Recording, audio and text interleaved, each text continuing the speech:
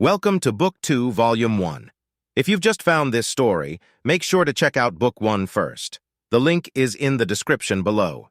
If you'd like to thank the author personally for bringing you one of the best science fiction stories of this generation, again, you can find a Ko-Fi link direct to the author's page in the description where you can buy them a coffee. Full transparency, the author receives a decent share of the ad revenue this story generates, so by listening, you're also helping to enable the author to continue to write this amazing story. There is a little swearing, and the book also touches on some adult themes, but it's all in keeping with the story. Thank you once again for listening, and please do let us know what you think in the comments. Now let's get on with the story. The prince stood before the map representing the principality's up-to-date political situation. He silently thanked his good fortune that nothing had changed in favor of Duke Draymore's faction despite that his own forces were also unchanged. With the territories of House Astor more or less held at bay and locked in a stalemate, he couldn't expect any help to come from there anytime soon.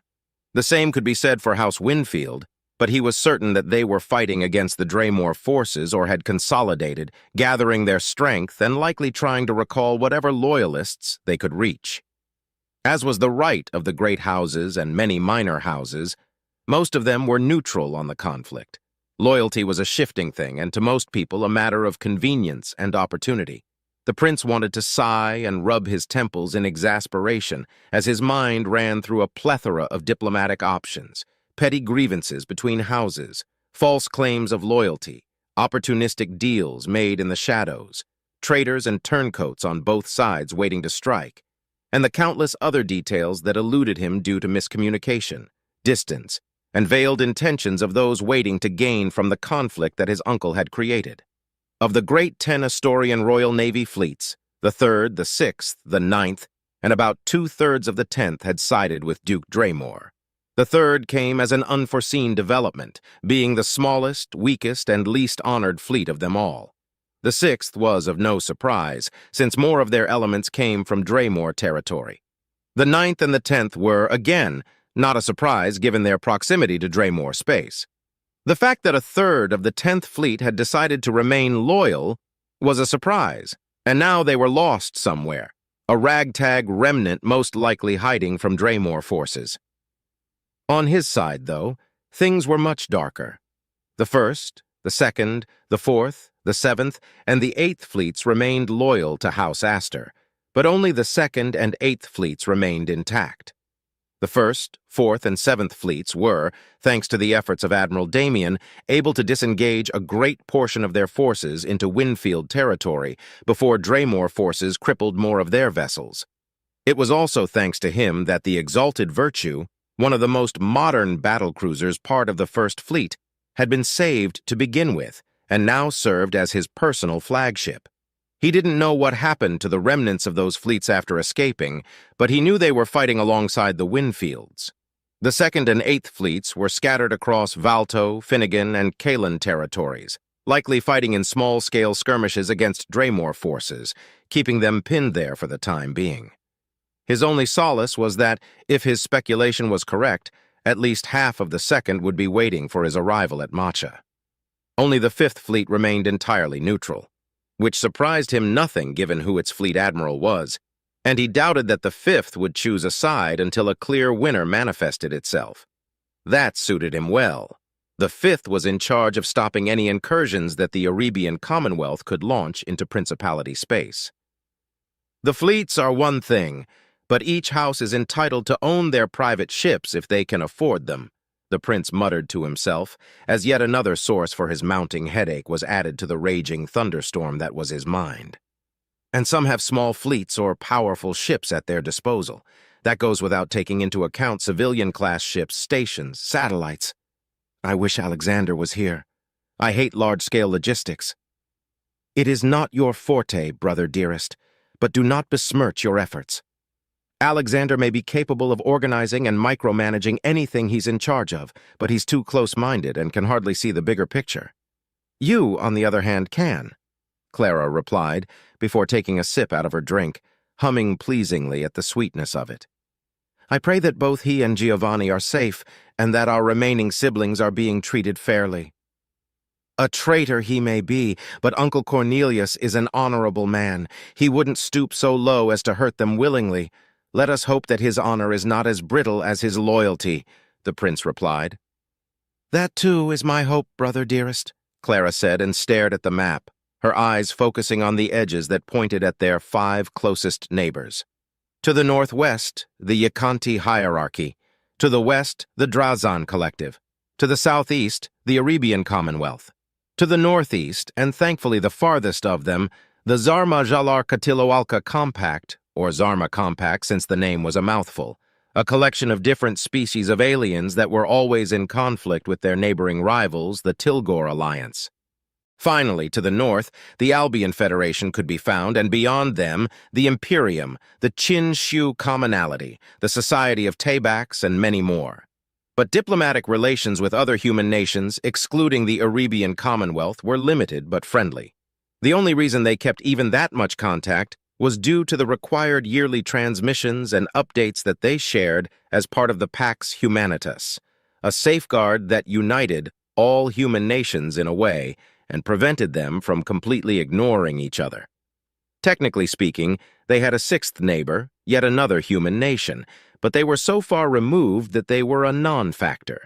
And just like the Arabian Commonwealth, the isolationist Diviners were not part of the Pax Humanitas. While not much was known about them, they were to the Principality what the Principality was to the vast majority of the other human nations in terms of power and technological advancement. Her eyes narrowed as she discarded dangers and focused on the 3 main threats that could take advantage of the chaos spreading across the Principality. We will surely see an increase in Drazan raiders, she said with disgust. The Yakanti hierarchy might see a chance to strike at us. I hope they stay their hand or that they are far too occupied dealing with their internal struggles for them to take interest in our moment of weakness. The prince nodded. Which leaves the Arabian Commonwealth as our ever-constant, persistent external threat. The 5th Fleet has always been more independent than the rest and focused on their duty. I would like to gain Timon's support, but I'd rather have him stay put. The last thing we need is the Arabians thinking they have an easy way into the Principality. Clara giggled at that. You've never told me the reason for your dislike of Fleet Admiral Timon Arnav. It began so suddenly, too. What changed, brother dearest? I detest the man, but I can't move against him, the prince replied, eyes narrowing. He's a narcissist and an egomaniac. Were it not for his many accolades and victories over Arabian pirates and his tactical genius, I would have ordered him beheaded as my first official order as prince, the blond man replied, sneering. He does not tolerate failure, and any offense, real or imagined, against him is dealt with swiftly and with deathly force. Clara was taken aback at her brother's reveal. She had thought it was something petty or some minor incident, not something so grave. Brother dearest, why was I not aware of his demeanor? I was not aware of it until father passed away and I inherited the throne, he replied. It is no secret that many nobles abuse their power, but some are much, much worse than others, and their criminal acts must be hidden within the data to protect their reputation or standing within both their respective houses and the military if they have a career in it. She was aware of that fact, of course. Commoners were so easy to abuse, and almost every time a noble would come unscathed from their actions. That her brother was willing to reveal that much without going into further details spoke volumes of the depravity of the famous, glory-hungry, and renowned Timon Arnav. I was going to suggest reaching out to him at some point, but given this new information, I'd rather keep him where he is. No doubt Uncle Cornelius has thought the same. The prince nodded. Too egregious to rely upon, too useful to eliminate. Let's move past that unsavory topic, brother dearest. Our focus must be set on the now for the moment, Clara said. Has Frederick revealed anything of value? Some names, all of them arrested or disposed of already. The QEC was disabled by some unknown means shortly after his capture. But we already know that the matching device was likely in possession of the now Fleet Admiral Cornelius Tigan. I doubt Fleet Admiral Carlos Valto yet lives. Damien will surely mourn the loss of his cousin. The prince paused for a moment. Another possibility is that someone within House Caiston had possession of it. Probably Andrew or Tamarin Caiston. His expression hardened. Frederick has proven to be remarkably resilient to interrogation. How he was able to conspire with Draymore loyalists still eludes us for the time being." The princess hummed deeply before speaking. "While I do not condone torture as a method for information extraction, perhaps it could, as Cynthia would describe, soften him up," Clara proposed, her expression darkening with grim resolve. "I'm certain Juliana would enjoy the chance to make that damnable traitor suffer within reason." The prince closed his eyes for a moment, then stared at his sister. "I've considered it, but I will not condone such methods just yet. House Anderson is officially neutral. I would not wish to push them to the Draymores' side. Frederick is one of their potential heirs and beloved within his house." "Fair," Clara replied, before taking another sip from her drink. "I wonder how much support he'll retain once his treachery is known." The prince remained silent for a few seconds before continuing. "The traitor threat has been culled. There will be a few remaining ones that will elude capture, but they will pose no more threat without their leader." "Let it be so, brother dearest," Clara replied. "Speaking of traitors and potential threats, why have you placed 20 Royal Marines under my command? That's nearly half of our remaining Royal Marines. I do not wish for you to remain unprotected. I have Cynthia at my side. At least take Milcades with you, brother dearest." The prince turned to face Clara fully and slowly walked over to her. Silently, he gently took hold of her right hand and caressed it while looking into her violet eyes with a soft smile on his face. "You stand above our siblings as my most beloved sister, Clara. I love you, sister dearest," he said, before gently inviting her to stand up. Once she did, he gave her a hug which she reciprocated. "I want you to be as safe as possible. Is it not my duty as your older brother to see to your well-being?" Clara ended the hug a few seconds later, and her lips were curled into a soft, tender smile. "You're too caring, brother dearest." "As if you're one to give me a lecture regarding caring for others, Clara," the prince retorted, making her sister blush slightly in embarrassment. Letting go of her, he turned his gaze to the map. "There is much to do, and I want to keep you as safe as possible. I wish I could send you away into a remote part of the principality where this conflict could not reach. Alas, I can't. Allow me to give you as much protection as I can provide." As her blush vanished, Clara let out a defeated sigh. "Very well, brother dearest. If it is your desire and command, then I won't object any further. Regardless, are you certain you want to depart from Redford? We barely have enough pilots to fill 2 wedges, half of our current fighter capacity. He'd be of more use to you." "You may be correct, Clara, but I need my other commanders more for what's to come. Vivian and Lukacs have handpicked one of their best subordinates to act as your logistical and intelligence experts for the time being. Milcades will have to act as your chief of security and marine commander. I adore Cynthia, but she can't be trusted to command anything larger than a strike force," he said with some mirth in his voice. Clara smiled too, when her brother picked fun at their dear friend's expense. "And Redford shall be the overall commander of my ship while I remain as captain in name only. Splendid. You, my dearest sister, will deal with everything else and be in charge of them all. I certainly hope you are ready for the role," the prince joked. "Speaking of your ship, why, in Julius's name, did you name it Noirnavio?" "Oh?" Clara's expression turned sly and foxy. "Brother dearest, I merely agreed to the name. Why, I wouldn't have been able to come up with a name for such an outstanding ship so quickly, although I approve of the naming convention. Oh no, it was not I who gave the ship its new name. That honor lies within our newly elevated Knight Banneret." The prince let out a long, profound sigh. You had every intention of ennobling him from the moment he achieved victory over ZTK 990, didn't you?" Clara smirked. "I had some reservations despite his display. What convinced me was his instrumental role in the battle. It was further cemented during a rather private moment we shared, and that I nor Cynthia will disclose, brother dearest." The prince raised an eyebrow. "Does he even know what renaming a captured prized vessel entails?" "Why would he? I'm certain that it'll be a rather splendid surprise when he finds that out," Clara replied, still smirking.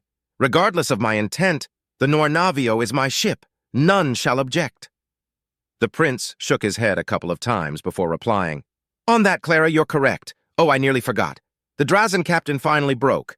Milcades was not gentle, but our initial suspicions were confirmed. These raiders, and several other fleets, are striking across the nearest incursion points and bordering systems. This fleet detected our warp jump signatures, and a stealth probe sent ahead provided all the information they needed. The Drazen took a gamble, and fortunately for us, they lost. Clara was relieved to hear that the Kastans, and by extension the Draymore forces, had not pushed the Drazen against them themselves. But she knew her brother well, and the tone he used ushered no respite. Instead, there was a cold feel to it. She quickly analyzed her brother's words once again and noticed the information that didn't match. How was it possible for several Drazen raiding fleets to strike across the Principality when the conflict had just started? The travel time alone from their usual cattle grounds outside Principality space would take them at least a month, without counting whatever meager forces were already inside the Principality launching their usual strikes. She frowned deeply. If they were not ushered by the traitors, then who did? Most likely whoever manufactured the black ships. They tipped off the Drazen raiders before the coup began, giving them enough time to travel in force and begin their assaults right when we were in complete disarray. Clara, the number of lives that will be lost thanks to them will be staggering. Without the fleets in their usual patrol routes and quick response stations, only in-system forces and house vessels will be left to defend those vulnerable territories. And we're powerless to send aid of any sort, Clara concluded bitterly. Many will blame House Astor for those assaults, and I'm certain many lesser and minor houses will be seduced by the Draymore traitors if they can defend their territories from Drazen incursions. It will make you look weak and incompetent. For the moment, yes, the prince agreed. Once we arrive at Macha, we will rebuild our strength and bring the fight to the traitors. This cannot devolve into a civil war. I won't let it, he said decidedly. And I shall do everything within my power to help you, brother dearest, Clara said reassuringly. I will miss you dearly, Clara. I will miss Redford and Cynthia, too, he chuckled. I will even miss Wyatt. I finally found a player that stands at my lackluster level, and I have to see him go. Promise me you that will stay safe once you depart? I promise nothing of the sort, brother dearest. I shall, however, make every effort to not endanger my life needlessly, Clara stated with a soft but firm smile. The siblings stared at each other for several seconds, then shared a final tight but short-lived hug before the princess left the room, leaving her brother alone with his thoughts. Again! Cynthia commanded firmly as she watched over the beaten, broken, panting, sweating mass of flesh that was once a man named Wyatt Staples. The pilot was on the ground, clutching his stomach as he panted raggedly on the ground. Mercy, please, Wyatt breathed out, managing not to choke on his words as he tried to retain a measure of dignity by rolling to the side, flipping himself over to lay on his back. A vast improvement from his previous fetal position as far as he was concerned. This woman is trying to kill me, he thought in a panic as his gaze focused on a pristine and serious Cynthia Winfield wearing her usual red armor. A week had passed since their departure from Woodshaft, and, good to his word, the jump point Uriel Hoax provided kept them away from any possible Kastan, Tigan, or Third Fleet forces. The Nornavio, with Commander Redford sitting at the captain's chair, served as the fleet's primary scout ship, and it was a marvel to see her in action. He had not given it much thought after his short-lived command of the wonderful ship, but it truly was a magnificent vessel. The AI that was destroyed during the capture was replaced, restoring the Nornavio's navigational and communicational capabilities. The crew of the ship was mostly made out of Woodshaft recruits, except for key leading roles such as Chief of Engineering, Master Technician, chefs, and logistical and intelligence experts. There were hand-picked Marines by Commander Juliana herself and plentiful auxilia forces, not to mention the mercenaries that Clara hired, general crew members, and the Akantes, which, funnily enough, all of them were technicians and mechanics. Jincho in particular was a rather vocal fellow at the best of times, but he was earnest in his craft, and he had to admit the Akante was the best damn technician he had ever seen. He was still not done with the fighter he'd wrecked, but it was already looking as good as any of the other Raptor fighters in the hangar. He had even seen Galt Tirome and a few of the other nobles he vouched for, and while he had yet to talk with the red-haired man, Cynthia told him that he and the rest of the bridge personnel had so far been instrumental in teaching others how to operate the Noir Navio correctly and how to access the ship's systems for maintenance and more. Surprisingly, no one seemed to mind their presence, and Jincho, above all, took in the knowledge and was as enraptured as he was with the deadly black ship. During that week, no major incidents had been produced. The woodshaft recruits recognized him, and some even were brave enough to praise his suicidal heroics.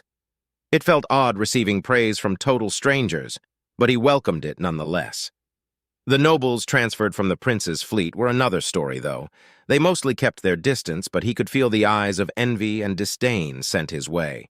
He didn't show it, of course, but damn it all, it felt good to not be ordered around by his betters for once.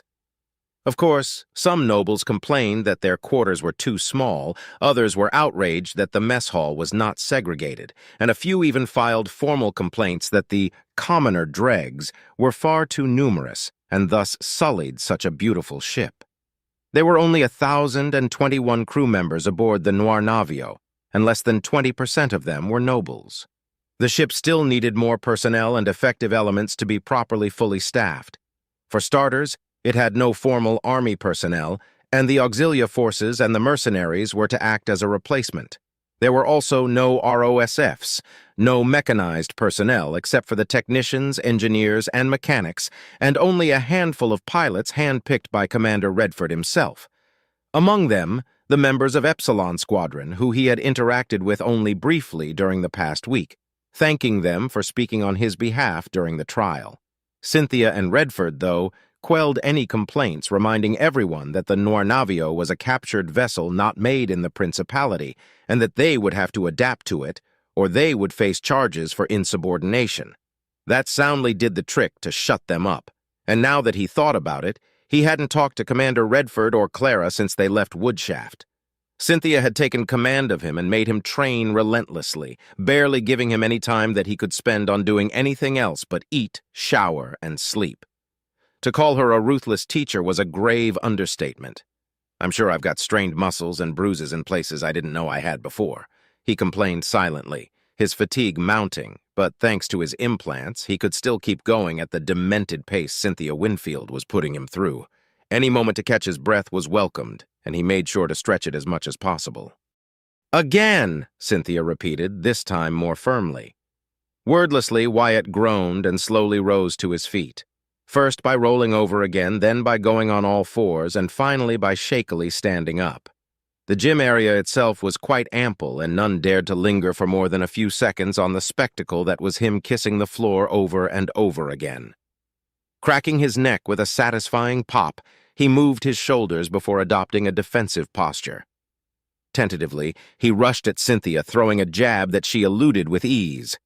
Immediately, he used his left heel as a pivot to shift to his right, before throwing a second jab that was, again, easily dodged.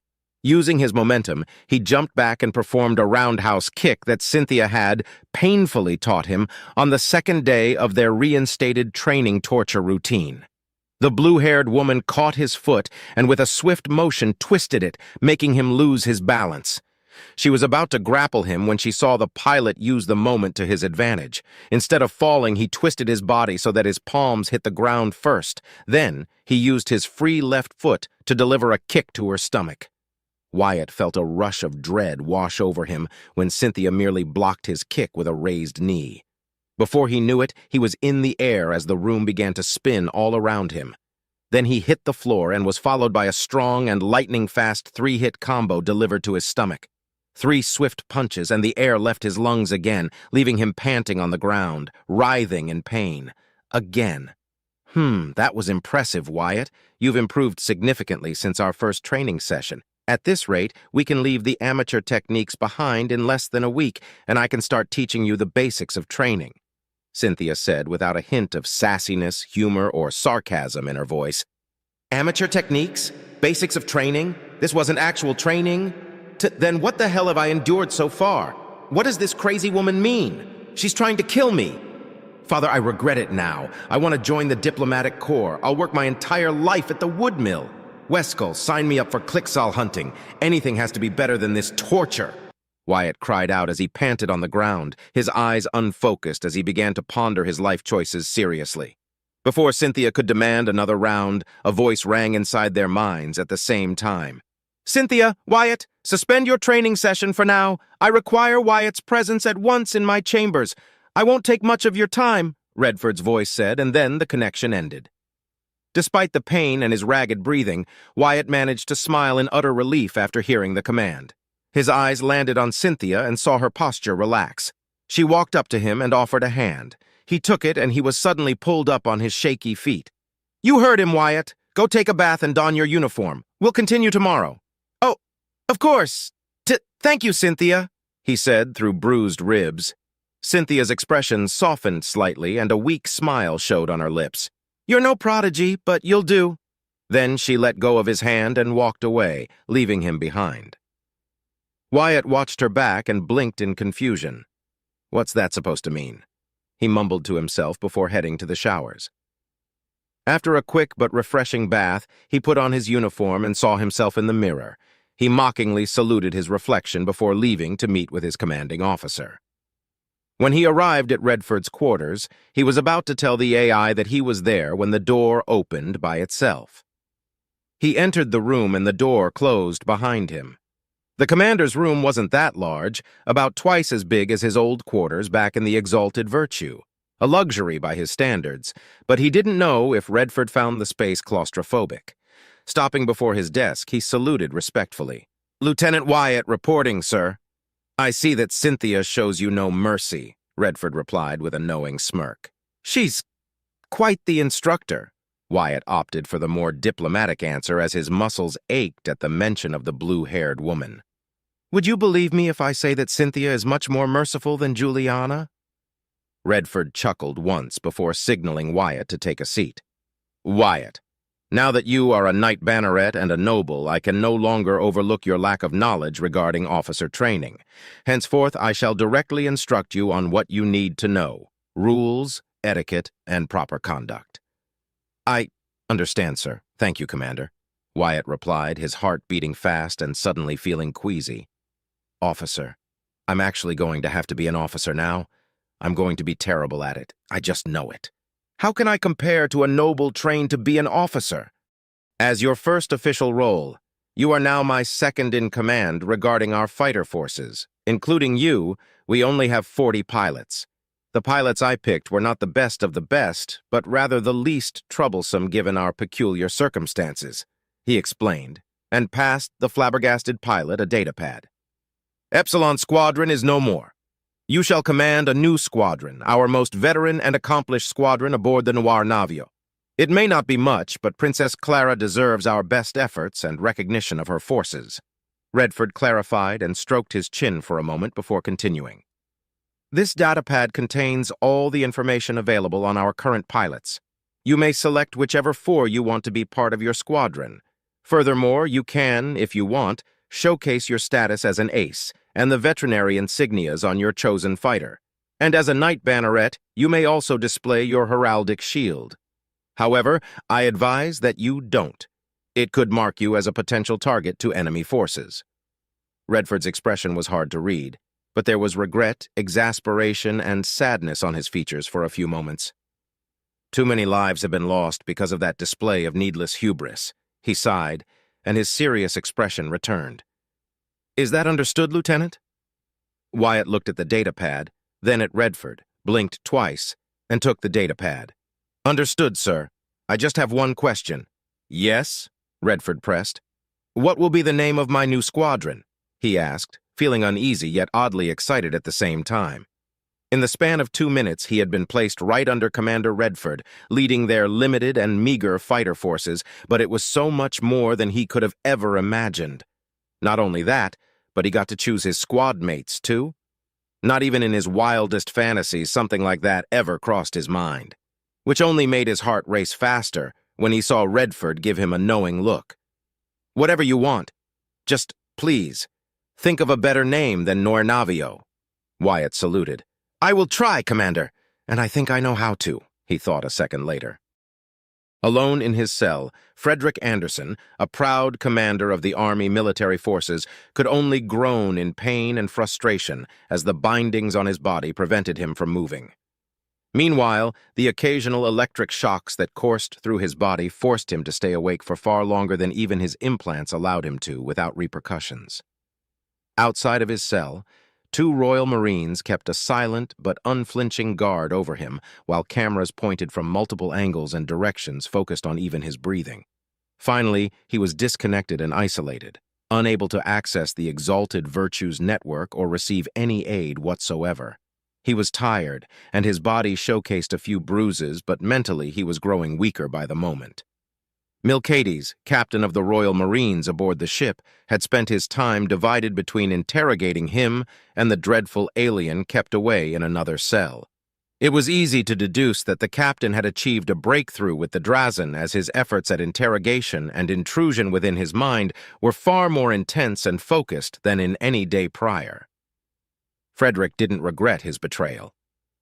House Anderson had been loyal to the Astors, and for what? To be overlooked and set aside in favor of their favorite servants and their damn Winfield dogs.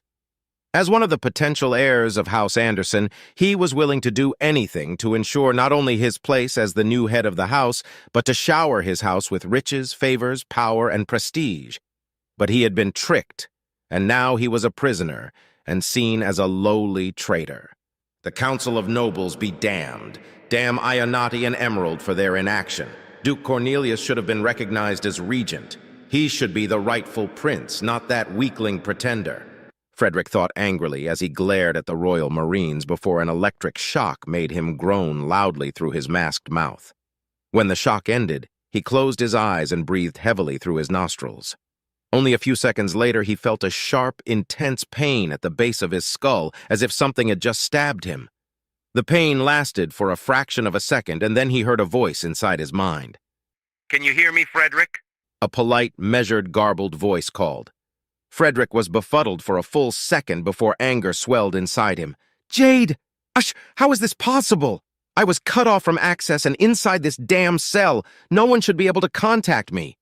To answer your question, it wasn't easy.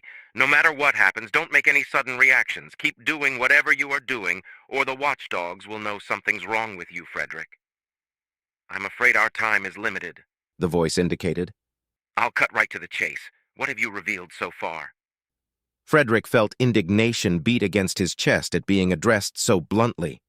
"You may have the favor of the Castons and that of Hadrian Tigan, but you are still beneath me, Jade. You're as false as your name, as false as the pretender that has claimed the principality's throne," he spat back angrily.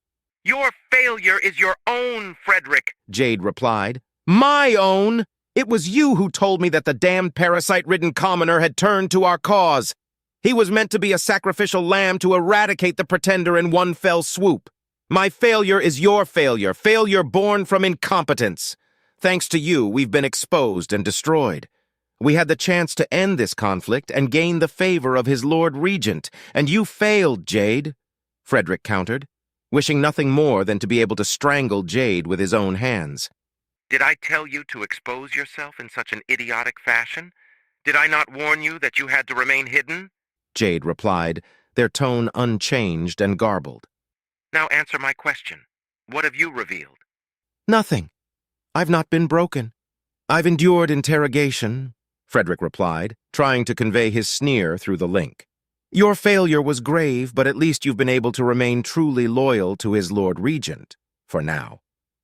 "How much longer until you crack or until they start torturing you?" Jade asked. Frederick wanted to scoff at that notion. "Even the pretender isn't that stupid. If I am tortured or worse, killed, then House Anderson's position would be compromised. The insult and outrage of having a potential heir damaged beyond what's acceptable for a noble of my stature would be felt. I am untouchable." "He wouldn't dare," he replied.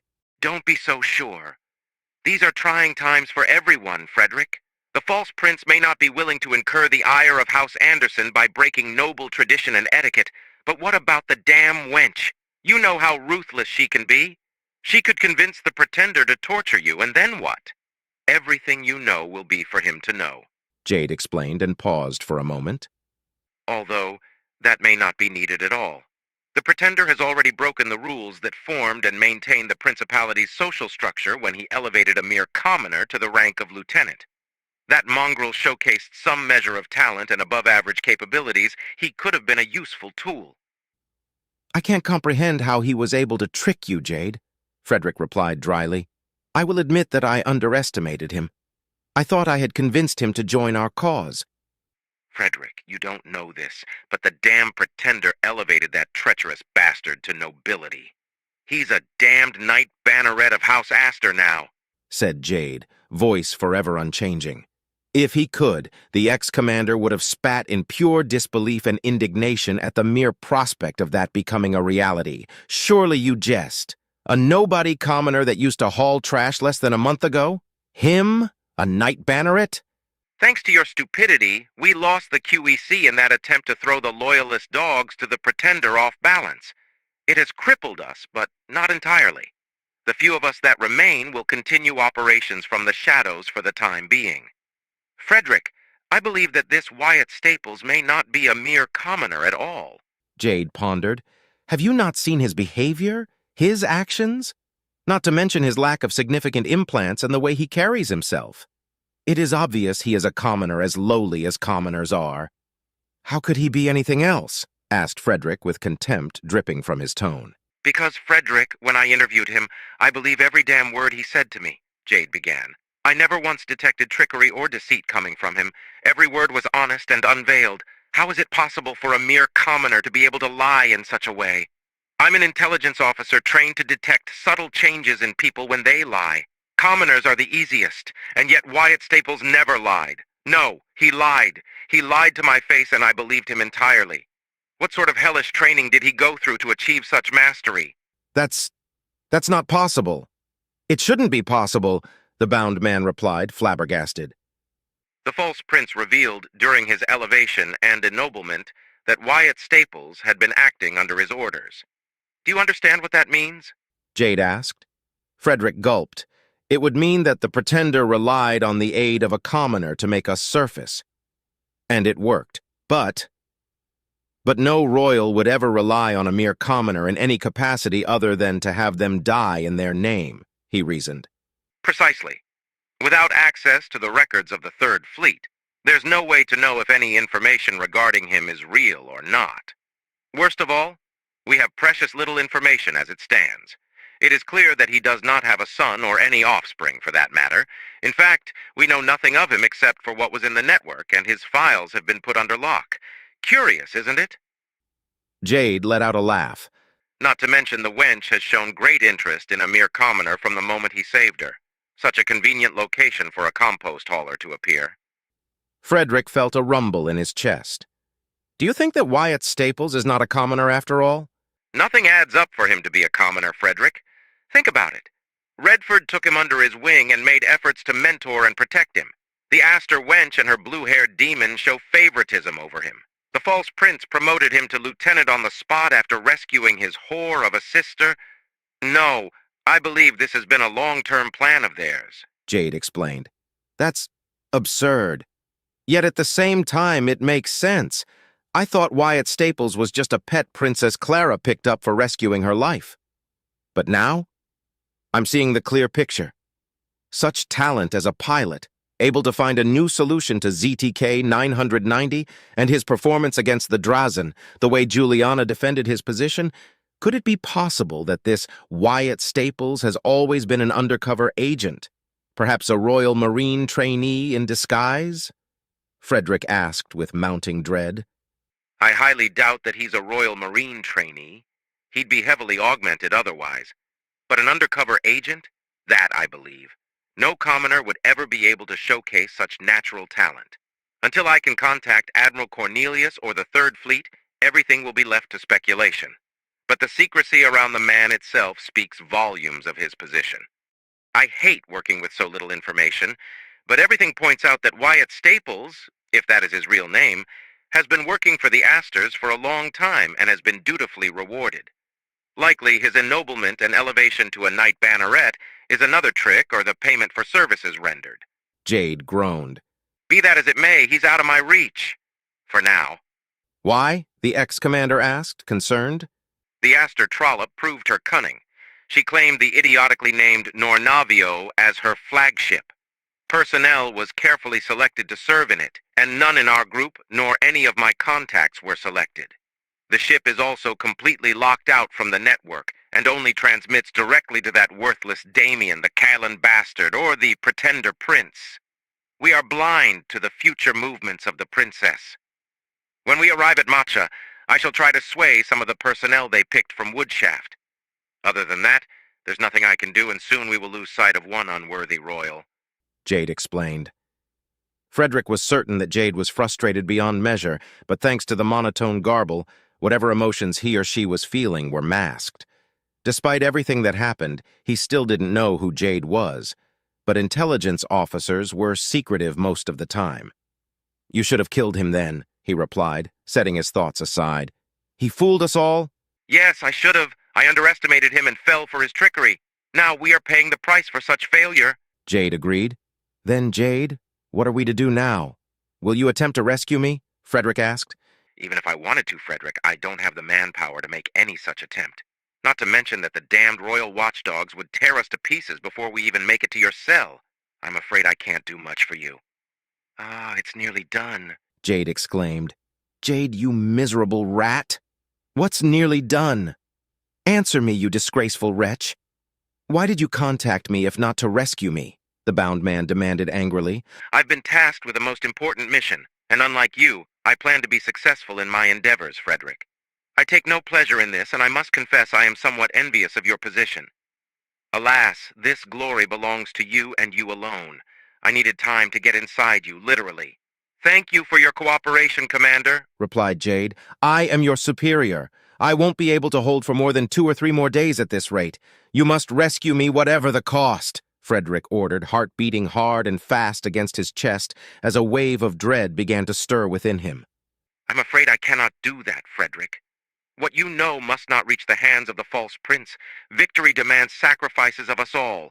Take heed and solace, for you shall make the Lord Regent proud and bring great honor upon House Anderson. Jade replied. "Sacrifice? Proud? Honor? What nonsense are you talking about? I'm Frederick Anderson, potential heir of House Anderson, son of Patrick Anderson. I demand that you free me from this confinement," he protested as he grew agitated. The Royal Marines watching him took notice of it and no doubt asked for orders. "Hurry, now!" I am terribly sorry, Frederick. Rescue is beyond my capabilities, but I can give you honor beyond measure. You shall be forever remembered as a great hero of the Principality. In the name of Lord Regent Cornelius Draymore, I thank you for your valiant sacrifice and your outstanding valor. Now die in service to his Lord Regent, and may your failures be forgotten," Jade stated, and the link died. Frederick screamed in outrage. His eyes widened as far as they could go when he felt a hot, searing sensation spread from the back of his head like the tendrils of a creeper vine wrapping around his cranium. Then, all thoughts left his mind, and Frederick Anderson died, without glory to his name, his body going limp as blood trickled out of every available orifice. Nornavio, Princess Clara's quarters. No matter how hard he tried to, Wyatt couldn't stop his lips from curling up into a small smile as his fingers and hands moved the knitting needles he was holding with familiar ease. There was no hurry to his motions as the strands of yarn were put together to form a pattern. As his hands moved, his gaze traveled to the 2 women he was accompanying. The quarters of his princess had once belonged to Samuel Cayston and had been overhauled and modified to fit the standards of a royal princess. Compared to her old quarters back in the Exalted Virtue, her new room was bigger, more elegant, and beautifully decorated with paintings, a few plants, and other pieces of furniture. And yet, the welcoming ambiance remained the same just by her presence alone. To his right, Clara was relaxed, her hands moving faster than his own, and with great expertise while humming some odd melody he didn't know.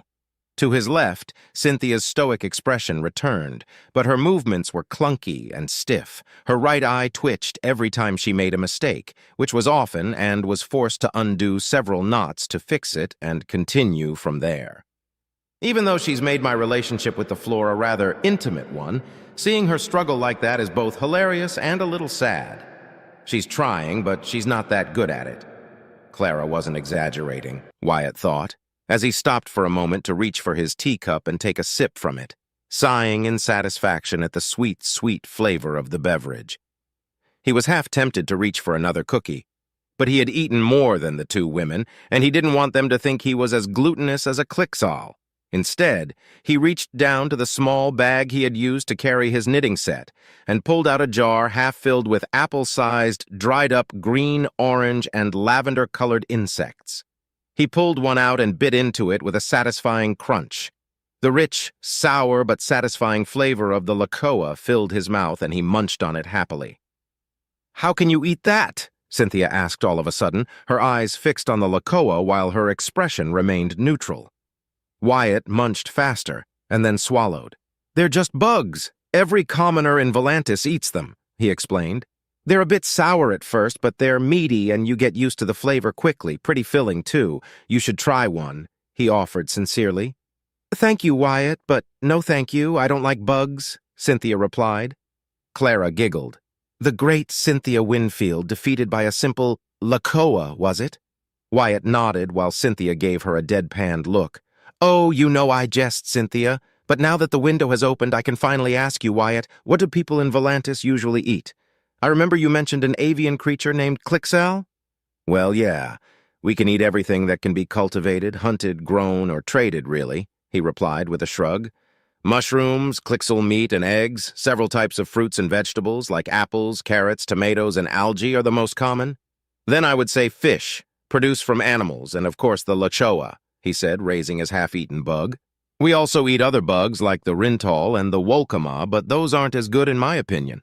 Oh, and smoked meats from various animals and bread," he explained before eating the rest of his lakoa and wiping his fingers on his handkerchief. "That sounds rather lackluster," Clara replied. "What about baked goods and spices?" "Almost everything that's imported are consumer goods and luxury items. For spices, we stick to what can be found on Volantis. I've heard stories about baked sweets, but until I was at the academy, I never saw one before. I never ate one, though. Exclusive to nobles, of course," he said without resentment, but his voice transmitted a longing that wasn't there before. "Had I known they were so delicious, I would have risked getting expelled for a sample." "There aren't sugary confections in your homeworld?" Cynthia asked, taken aback while Clara's expression was one of shock, as if someone had slapped her across the face. "The most powerful nobles have them," he replied without hesitation. "Don't misunderstand me. There are sweet things in Volantis, like the processed sap of certain trees and the byproducts certain insects make, like the lakoa. They burrow underground and form colonies, hunting down worms and other insects and eating mushrooms and roots. They produce a sweet green slime we call goonie, though comparing it to these baked goods is unfair," he finished with a chuckle while his hands continued to work. "Until I tasted them, I didn't know what sugar, chocolate, or grapes were," Clara declared. "Then again, I'm not sure if I could miss something I've never had." The princess hummed for a moment and set her tools on the table. "Wyatt, may I please have a lakoa?" "Clara," Cynthia muttered with barely concealed disgust. Wyatt raised an eyebrow in confusion before looking down at his jar, then at Clara earnest, expecting face. "They're crunchy and sour at first. Just keep chewing and you'll get used to the flavor, Clara." "Wyatt!" Cynthia exclaimed, now properly mortified as he offered the opened jar to her princess and watched as Clara pulled out a bug. Then, to her horror, she watched her best friend examine the bug with mild apprehension before opening her mouth. She then bit off the head of the lakoa, producing a loud crunch followed by audible munching. Wyatt grimaced when Clara's expression shifted to one of disgust, but she didn't spit out the lakoa. After a few seconds, her expression shifted from disgust to one of intrigue and then to one of mild satisfaction. The princess swallowed after chewing on it for half a minute, and he leaned forth, intrigued by her reactions. That wasn't at all what I was expecting," Clara confessed. "It tastes like dried meat mixed with raw almonds and the saltines of a pistachio. But the more I chewed on it, the better the flavor became. I wouldn't call it a delicacy, but it isn't terrible," she said before taking another bite. Cynthia visibly shuddered. "Your curiosity is a curse I must endure, Clara," she declared dryly while her friend gave her a very smug look. With another shudder, she set her knitting needles aside and extended a hand to Wyatt. "Oh, this will be fun to see," Wyatt thought with interest as he handed her the jar. Cynthia picked a LaChoa and looked at it disgustingly for several seconds until she took in a deep breath and ate half of it in a single go. The pilot had to bite his tongue to prevent himself from laughing when Cynthia's eyes went wide and the color left her face for several seconds. Regardless of her feelings, she began to chew, and much to his surprise, her disgust began to diminish, and soon her expression was one of curiosity and then surprise. He spoke up only after she swallowed. "Is everything okay, Cynthia?" "It is not bad," Cynthia confessed, her disgust well and truly removed. "I've eaten bugs before, and they were all disgusting in every sense of the word, smell, appearance, and taste, but this LaChoa is surprisingly good after the first moments, not to mention I detect an outstanding amount of protein value and other vitamins and trace minerals within it." "Wyatt, are these LaChoa hard to come by?" "Not at all," he replied, surprised by her analysis. "The only thing more abundant than the Clixol are the LaChoa. In fact, almost everything eats LaChoa, and they multiply fast and grow quickly. There are entire farms dedicated to LaChoa production, both the LaChoa themselves and their goonie. Easy to produce, highly nutritious, and abundant in numbers. An ideal source of food," Clara concluded after swallowing the last of her LaChoa. "Huh, I never thought of the LaChoa that way. Now that mention it, Clara, it makes sense why they're so easy to come by," Wyatt rationalized and chuckled to himself. "Uriel gifted me an entire load of dried LaChoa. I won't be able to eat them all myself. As enlightening as this experience has been, I don't think I will sample another LaChoa," Clara said gently. "It didn't taste bad, but I will not trade it for my usual meals and confections." Wyatt nodded. "They are an acquired taste," he admitted, and turned to Cynthia, who, to his surprise, ate the rest of her LaChoa without any issue whatsoever. "I thought you didn't like bugs." "I can make an exception for these LaChoa. Now that I have tasted them, I only see them as a source of nourishment. Their appearance is no longer a concern to me, but I will not partake in them regularly either," she said, looking away. "Like I said, they are an acquired taste. Not everyone likes them even back home. My little brother, Wham, loves them," Wyatt explained as both women picked their knitting tools once more. "Speaking of your family, Wyatt, I've been meaning to ask you about your naming conventions. What are the names of your mother and father?" Clara asked gently. Wyatt's lips curled up instantly. "My mom's name is Winona and my dad's name is Wirt. Winona and Wirt Staples. Winona, Wirt, Wham, Weskel, Wyatt," Cynthia enunciated. "Not to mention the names of your childhood friends and several others you've mentioned so far." She paused for a moment and gave Wyatt an apologetic look. "Forgive me if mentioning them made you uncomfortable, Wyatt." "They're dead, Cynthia. You didn't insult them or anything." "There's nothing to forgive," Wyatt replied sincerely. "I made my peace with their deaths a long time ago," Cynthia nodded once, offering the pilot a momentary earnest smile. Then he turned to Clara. "Is something the matter, Clara?" The princess shook her head once.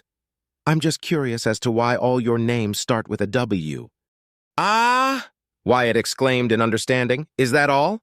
I guess it must be strange to others. In Volantis, the vast majority of commoner names start with a W. Around 2/3 of the commoner population when I left for the academy, and I doubt that number changed much." "Oh, so it's due to a cultural reason?" Clara asked with a gentle smile. "I guess. I never put much thought into it. Funnily enough, in contrast, nobles never have names starting with a W, since that's just for commoners. And while it doesn't happen often, when a high-ranking commoner buys a knight title, they almost always change their name if it starts with a W. Silly traditions and all that, I believe," Wyatt explained with humor in his voice. Clara and Cynthia exchanged a second long glance before the blue-haired woman continued.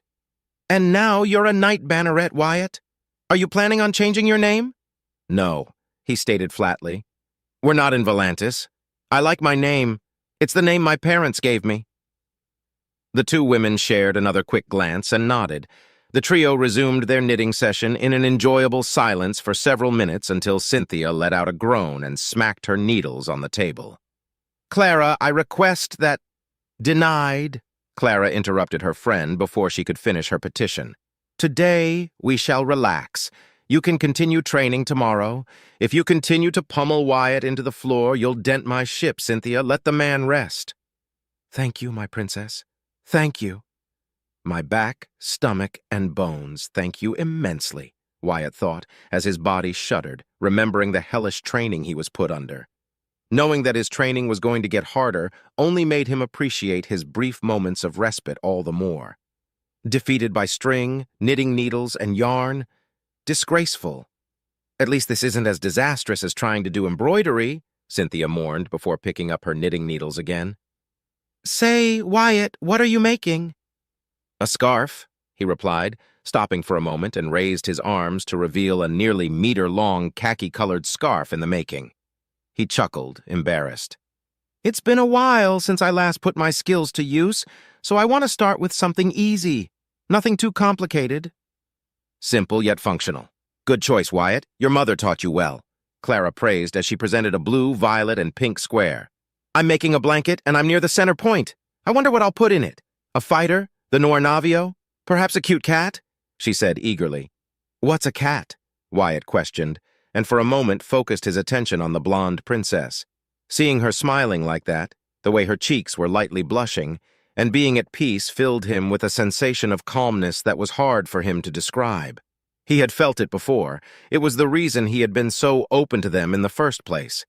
His gaze shifted to Cynthia, who was again struggling with her knitting, and he saw her flaws easily. But despite her obvious frustration, Clara didn't aid her friend. "May I help you?" he asked, and was surprised that the words left his mouth before he could think about it. However, Cynthia shook her head dismissingly. "Your offer is appreciated, Wyatt, but a lady must gain her courtly skills on her own. To receive more than a simple instruction from another lady disgraces oneself," Cynthia explained before being forced to undo another knot she made by mistake. Wyatt blinked, and his mind went blank for a moment. Why are nobles so obsessed with honor, glory, and all those useless things? Is it because of tradition or something? Does it work differently for noble ladies of higher stature? Or is it just because of pride? There's no shame in asking for help when you need it, he thought, and opened his mouth. But just when he was about to apologize, something Cynthia said clicked in his mind. "Cynthia, I'm not a lady." Everyone stopped and the room turned silent. Cynthia stopped and slowly turned to him as if she'd been sucker-punched. After several long moments, Cynthia tilted her head slightly. "You're correct. You're not a lady." She blinked quickly and shook her head a second later. "It matters not, Wyatt. The spirit of the tradition can't be so easily breached just because—" "Excellent," Clara proclaimed, suddenly interjecting. "Since Wyatt is a man, he can help you improve your knitting skills, Cynthia. Wyatt, as your princess, I command you to give knitting lessons to my bodyguard, Cynthia Winfield, at once. Isn't this just oh so wonderful? You're training each other now." There was a moment of silence before Wyatt let out a hearty chuckle. "I obey," Wyatt replied with a polite smile and looked over at Cynthia, asking her if it was all right. She met his gaze with her vibrant blue eyes and blinked once in approval, much to her shame and dismay. "Oh, and you're forbidden from replying with I obey ever again," Clara added. "I've never liked it, and I'm not about to have you say it whenever I issue a command now that you're a noble, Wyatt." Understand," Wyatt replied as cold sweat formed on his brow, but the moment passed quickly. Taking a deep breath, he turned to Cynthia at the same time Clara returned to her knitting. "So, what can I help you with, Cynthia?" "I don't know," she began. "I'm not adept at asking or receiving help. Can you offer me any advice whatsoever?" Wyatt hummed and tapped his chin with the tip of a needle. "Great. I don't know what to do. I've seen enough of her mistakes to know she's bad at it, but nothing that some practice can't help. She won't be great at it, but perhaps I can help her enjoy her time. But where to begin? What would Mom do in my place? Probably pinching her cheeks and telling her what to do isn't a good idea. Or is it? Telling a high-ranking noble what to do feels wrong, but maybe I can show her." Reaching a decision, he grabbed his seat and fully turned to face a puzzled Cynthia, while Clara glanced at them curiously. "Let's start with the basics. Follow the movements of my hands and fingers. I'll do it slowly, and when you feel confident to imitate me, do so," he offered nervously. "If that's okay with you, Cynthia?" As I am your teacher in the arena, you are my teacher here. I will follow your commands." "Sir Wyatt," she replied with a barely perceptible cheeky smirk. "In that case, let's begin," he replied gently. The following 20 or so minutes passed in relative silence as Cynthia paid close attention to Wyatt's movements, until she felt secure enough to imitate him. She fumbled several times, but whenever a mistake happened, it was easily spotted and eluded faster than the previous one. To her credit, he was only forced to interject and point out her mistakes 3 times, and soon she showed improvement, causing her mounting frustration to ebb away. As he was picking up the pace, Cynthia spoke up. "Wyatt, if I may know, have you picked a name for your squadron yet? For that matter, have you picked your squad mates?" "To be entirely honest, I haven't decided on a name yet. Selecting my squad mates is another issue entirely. The information surveys—" "Dossiers," Clara corrected. "Right. The dossiers on the pilots are substantial. I haven't read them all, but I already picked the old members of Epsilon to be my squad mates," Wyatt answered. "Don't lose track of your index fingers, Cynthia. Go down, cross the stream, pull up, twist, and repeat from the other side," he instructed softly. "So the problem is the 5th member," Cynthia continued, nonchalantly obeying his command. "I'll be responsible for their lives out there. I can't just pick anyone at random," Wyatt replied. "The last thing I want is a repeat of what glory-seeking fool of a Bacchus Reed caused. At least with Nultar, Gregor, and Leopold, I have seen what they can do during a battle. Granted, it's just one battle, but that's more than what a mere dossier can tell me." He let out a mirthless chuckle. "It's frustrating, confusing, and annoying." "Welcome to the world of command, Wyatt. That's why I prefer obeying orders over giving them," said the blue-haired woman with an understanding tone. "My words may not be of much value, but if your performance against the Drazen was any indication, then command may suit you." "Well, at least one of us has confidence in me not screwing up," Wyatt thought before replying with a dry, "Perhaps. That reminds me. Wyatt, have you given any thought to your heraldic shield design?" Cynthia asked. "Oh, shit, I totally forgot all about that." Wyatt put on his best nonchalant expression before answering. "I haven't had much time to think about it, Cynthia. Commander Redford gave me this task yesterday, and I have yet to finish it. Regardless, I fail to see the value of a heraldic shield. What am I to do with it?" Before Cynthia could reply, Clara froze, and her 2 companions turned to see her and watched as her expression darkened. "My brother sent me a message. The traitor Frederick Anderson is dead," Clara said, her voice as cold as a glacier's. "Exalted virtue, command bridge." "How is this possible?" the prince asked as Juliana and Lukacs stood a few steps behind him. "We're investigating, my prince," Lukacs replied, "but I'm afraid that we will find nothing. No transmissions were detected, no stealth fields were uncovered, and the footage remains unaltered." "Could it be possible that Frederick had a martyr device implanted within himself?" the prince asked, his eyes closed. As much as he proclaimed that the army was the only true branch of the military that knew what honor is, he hardly made an example of it. I doubt that Frederick Anderson, arrogant and self-serving as he was, would willingly sacrifice himself for a greater cause. "My Royal Marines reported that Frederick was agitated moments before his death. I'm certain he was murdered. His secrets silenced and knowledge lost, my prince," Juliana added, her eyes narrowed and burning with righteous fury. "Can nothing at all be recovered?" the prince asked. "His cerebral implants went haywire. His augmentations spiraled out of control in a way that destroyed them completely. His brain was liquefied inside his cranium, my liege," Lukacs explained. "There's nothing that can be retrieved. How this was done, I know not. It is the first time I've heard of such an execution method. It can't be easy to do, or whoever killed Frederick would have killed us before. There had to be certain conditions for this to be possible," Juliana reasoned. "What are your orders, my prince?" "Conceal this information. If news about Frederick's death reaches his house, then it may push them to side with Duke Draymore. Patrick Anderson will not be happy, and he will surely demand answers. Freeze his body. At the very least, we shall return his corpse to his family," the prince ordered. "Send Milcades to the Noir Navio. His services are no longer required here." "As you command, my prince," Lukacs replied. "Admiral, how long until we reach Macha?" the prince asked. "2 more jumps, your majesty. Damien replied from his seat. "The reports from Redford indicate what we suspected. Finnegan forces are focused on their borders and entry points. We have been largely undetected, and reports indicate that our arrival at the Felicity system will go without further delays. Our warp signatures have been picked up by patrol and civilian-grade ships, but they have avoided contacting us so far. Communication silence protocols are in effect and have proven effective." The aged admiral paused for a moment before continuing. "I can only conclude that the Caiston traitors and the Third Fleet renegades have no more of those black ships at their current disposal. More likely, they're preserving their strength for the battles to come." "That, or they are busy skirmishing against Finnegan forces," Juliana added. "My prince, if I may, aren't we being too paranoid? We're in friendly territory. You should announce your presence so that Amelia knows you are close." "I'd rather be labeled as paranoid over losing more ships and lives in a surprise assault," the prince replied.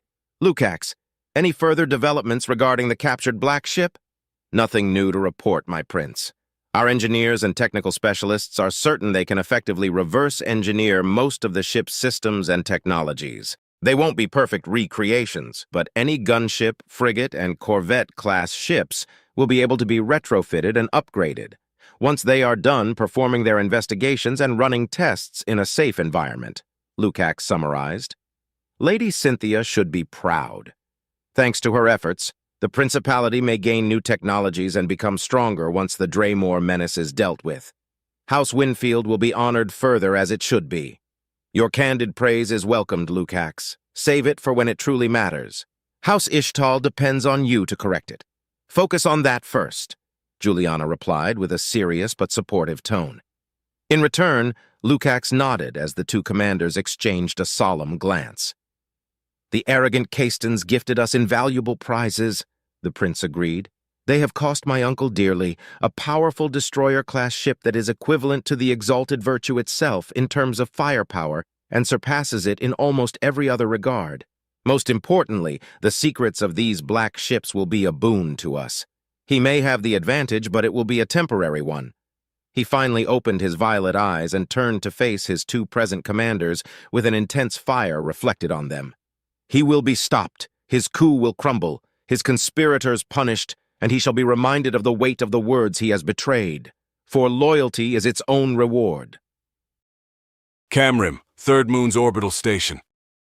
Duke Cornelius Draymore sat at the head of a large table as he silently observed the other members present. At his right side sat his daughter, Veronica, wearing her green suit of armor, proudly bearing the crest of their family. Her neck-long blonde hair was braided behind her. She was nearly as tall as he was, barely passing the 2-meter mark without her armor, and her intense green eyes shined with devotion and purpose. On the table sat several other figures, the heads or the direct representatives of the houses, both great and those minor houses strong enough to warrant enough independence to be of consideration, sat patiently for him to start their meeting. Some seats were empty, replaced by a monitor showcasing a representative from a house too far away to attend the meeting even through a dignitary. The most prominent houses present were House Ishtal, represented by Maurice Ishtal, their current head, House Tygan, represented by Hadrian Tygan, House Centaur, represented by their heiress-apparent Felicity Centaur, House Wunder, represented by the head's brother and advisor, Rodrigo Wunder, and, of course, his most loyal vassal, House Caiston, represented by Tamarin Caiston himself. The latter was a rather unexpected surprise, given that the gray-haired, tough-looking man rarely left his throne. Even during the secret and delicate years leading to his coup, Cornelius could count with the fingers of one hand the times he'd talked to Tamirin in person. The man, despite approaching 80 years of age, was in good health and showcased a savvy, quick mind. "Just how much have you spent on cyto-rejuvenation treatments?" Cornelius asked himself, as Hadrian and Tamirin, both marquises, shot glares at each other. It was no secret that their houses were ancient rivals, but now that House Tygan had sided with him, they were forced to tolerate each other, at least in his presence. "We've waited long enough," the Duke announced, breaking the silence. "Let the reunion begin." Veronica followed suit without missing a beat. "His Regal Majesty, Lord Regent Cornelius Draymore is present. Everyone bow your heads," she commanded fiercely and with intense conviction. As was tradition, every noble present straightened up and bowed their heads respectfully, officially acknowledging the Duke as their superior, awaiting his orders to proceed. "I thank you all for attending my call, those present and far away," he began with a soft, diplomatic tone. All the present rose their heads and turned their attention to him.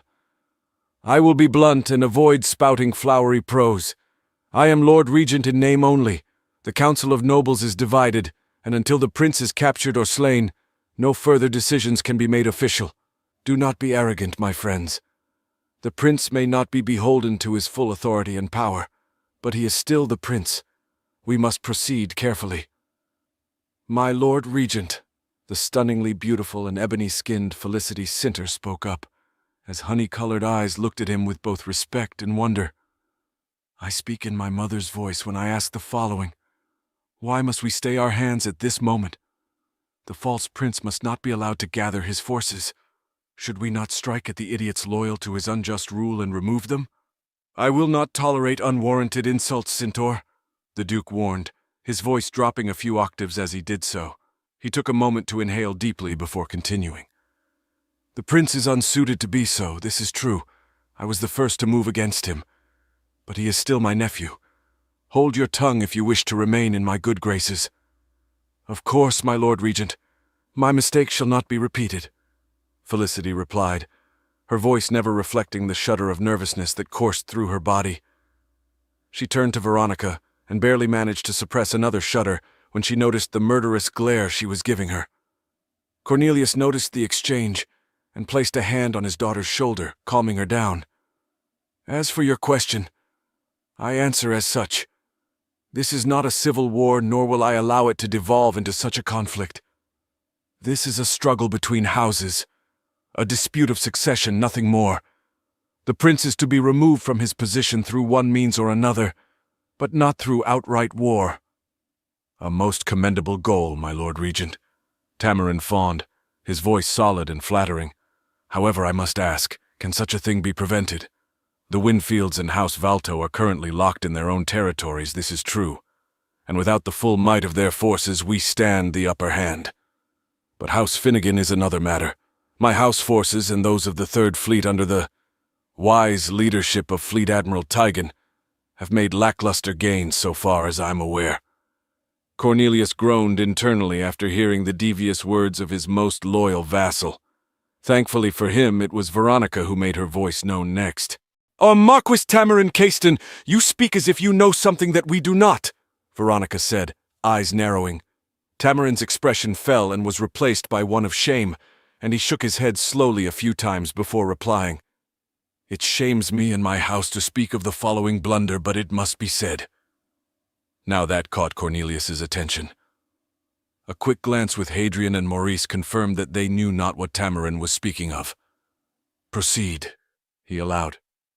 "It is with great shame and humility that I must inform you, your lordship, that my beloved nephew, Viscount Samuel Caiston, acted on his own accord," Tamarin began with masterfully honed prose.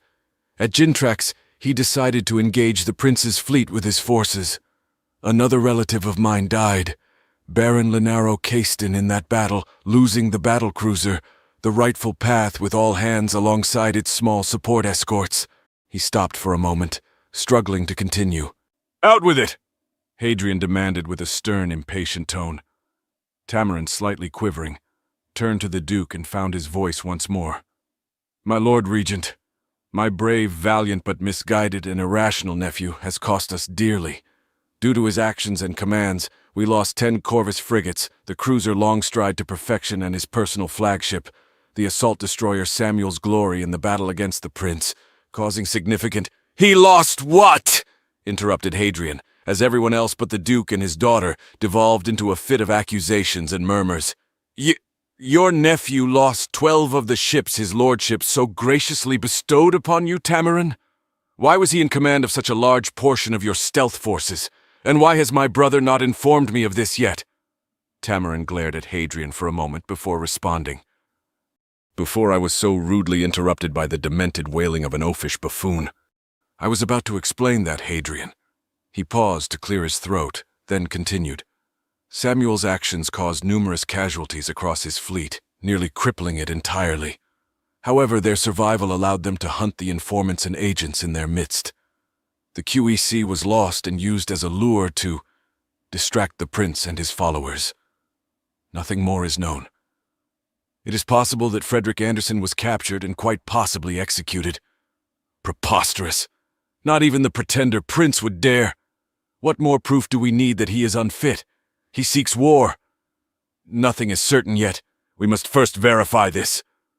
Jumping to conclusions blindly will do us no favors. Not acting is a worse option. While the room fell into chaos, Cornelius leaned back on his seat while Veronica stood ready to obey any command he could give her. After a minute of letting his conspirators and allies steadily increase the volume of their discussions, he made his presence known once more. Silence was his command, and everything came to a halt. I shall deal with that problem later and in private, Tamarin. Rodrigo, how are your house's efforts against the Colons performing? We have successfully put them in a stalemate, my Lord Regent. Rodrigo, a handsome, mature man with black hair, yellow eyes, and a striking black beard replied, his voice deep and booming. Elements from the 8th, 1st, 4th, and 7th Fleet have taken refuge within their territories, and we've received reports that at least a dozen of their worlds are experiencing revolts after our agents successfully herded commoners to cry out in your favor, your lordship. Similar success has been found on Valto territories, my Lord Regent. In fact, several lesser and a few insignificant minor houses have declared themselves in your favor, with a vast majority retaining neutrality. Only their most fervent and loyal vassals and banner leaders have sided with House Valto. In void combat, we've found some ships belonging to the renegade fleets, and we've kept them from gaining strength. The capture of the battlecruiser Purest Excellence was successful 2 days prior. House Centaur's guile and loyalty, Lord Regent, are at your service. You may expect nothing more than further success from us, my liege, Felicity boasted with a sultry, coquettish smile. Cornelius ignored her vulgar attempt at seduction and carried on with what truly mattered. What about House Winfield? He asked, though he already knew the answer to that one. Our infiltration attempts have been less than ideal, but we've managed to detect a rather alarming concentration of renegade Royal Navy ships across the systems we could enter without losing our probes or risking our stealth ships in pointless combat, Hadrian said, venomously glaring at Tamirin, who returned the glare in kind. Most alarmingly, we've detected 3 battleship signatures, but failed to identify them by name. Assaults across their border territories are ongoing, and while we are slowing them down, they are slowly consolidating their forces. If Leona and Benjamin Winfield manage to gather significant enough forces, their retaliatory strike could be devastating. Focus your efforts on House Winfield. We cannot allow them to come to my nephew's aid, the Duke declared. Are the academies in full operation across your territories? Everyone agreed shortly after. Good. I must reiterate that none of you dare to recruit directly from the academy. Recall your sons and daughters if you must, call upon your bannermen and banner leaders, and rely on your knights, but leave the academies alone. He paused for a moment to let the weight of his words sink in. Do not conscript any commoner forces or civilian ships. Hire mercenaries, make deals, and trade for more ships if you need them. It is imperative that we do not break with tradition. If we do so, then our position will be severely weakened. My nephew knows this, and I will not be the one to break it.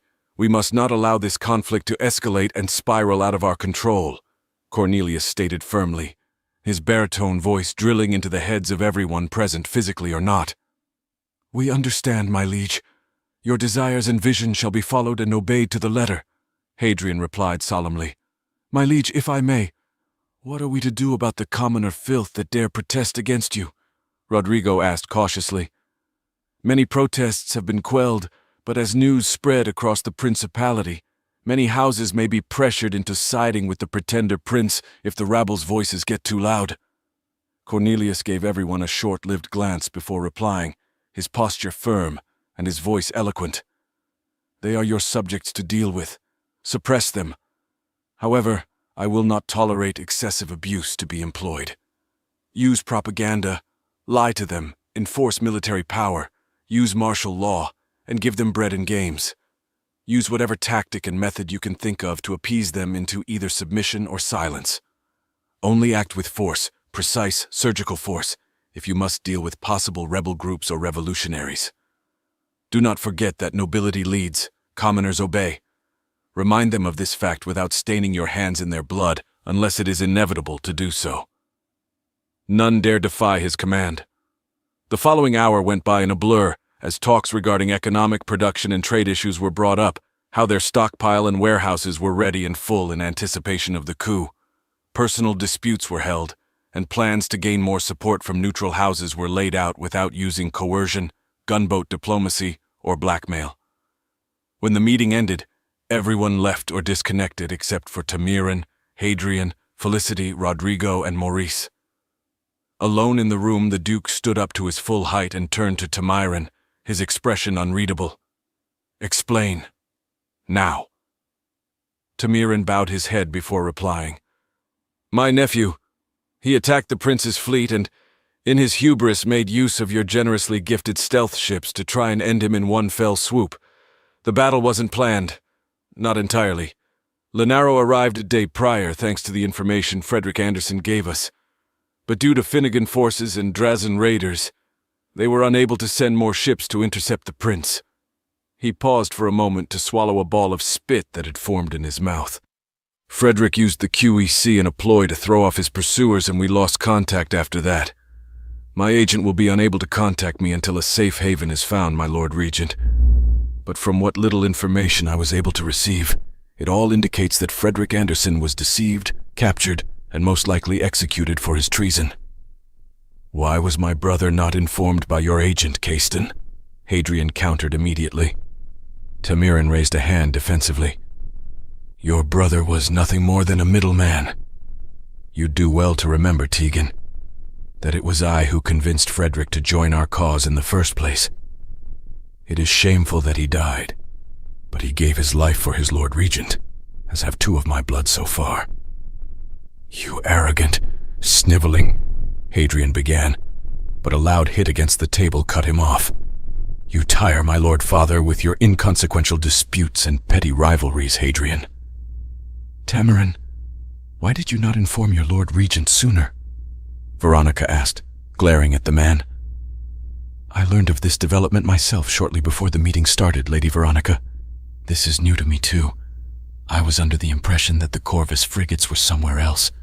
I do not know what possessed my nephew to act so recklessly, I must confess," Tamirin replied. "Only a fool would take what Tamirin says at face value. A warrior he is not, but his tongue is as deadly as any blade," Cornelius thought before opening his mouth. "The loss of those ships is regrettable, and put a further strain on the Third Fleet's operational capabilities against Finnegan forces. The cruiser and the destroyer, though, those are heftier losses that I can't ignore." His gaze focused on Tamirin. "Will your remaining forces suffice?" "My son Andrew has taken full command and will make them count, your lordship. House Caiston won't let you down again, my liege," Tamirin replied, bowing his head deeply in reverence and submission. The Duke ignored the head of House Caiston and turned to Maurice Ishtal. The man was nearly identical to Lukacs, sharing a strong jawline, smooth skin, and blonde silvery hair. But his hair was neck-length, whereas Lukacs's was shorter. "Maurice, has my brother Oscar replied to my request?" "He has, my liege. As per your instructions, I shall give it to you now." Maurice cleared his throat and spoke. His Majesty Duke Oscar Ionati of Vault replies, "No." He stopped and sighed tiredly. "Nothing else follows." "Traitor," Veronica hissed. "Why?" Cornelius asked softly as he turned his gaze to his daughter. "Your uncle owes me no allegiance, and I owe him none. I merely asked if he'd recognize me as Lord Regent. His answer is both deserved and predictable, but I still had to try. Every man is beholden to their choices and convictions, my dear Veronica. After all, I am a traitor to many with just reason. Fools, ignorant fools that do not see the magnificence of your rulership, father," Veronica cried back, her face showing distress. "Gabriel is a traitor, as is anyone who can't see your power and strength. Do not resent your brother for his decision to stand against me, Veronica. Love your brother. forgive him, understand him, and you shall stand above his clouded vision," he said, gently caressing the cheek of his daughter with a finger before turning to Felicity, his expression firm and resolute once more. "Felicity, has House Centaur done as I asked?" Felicity nodded. "It has begun, my liege.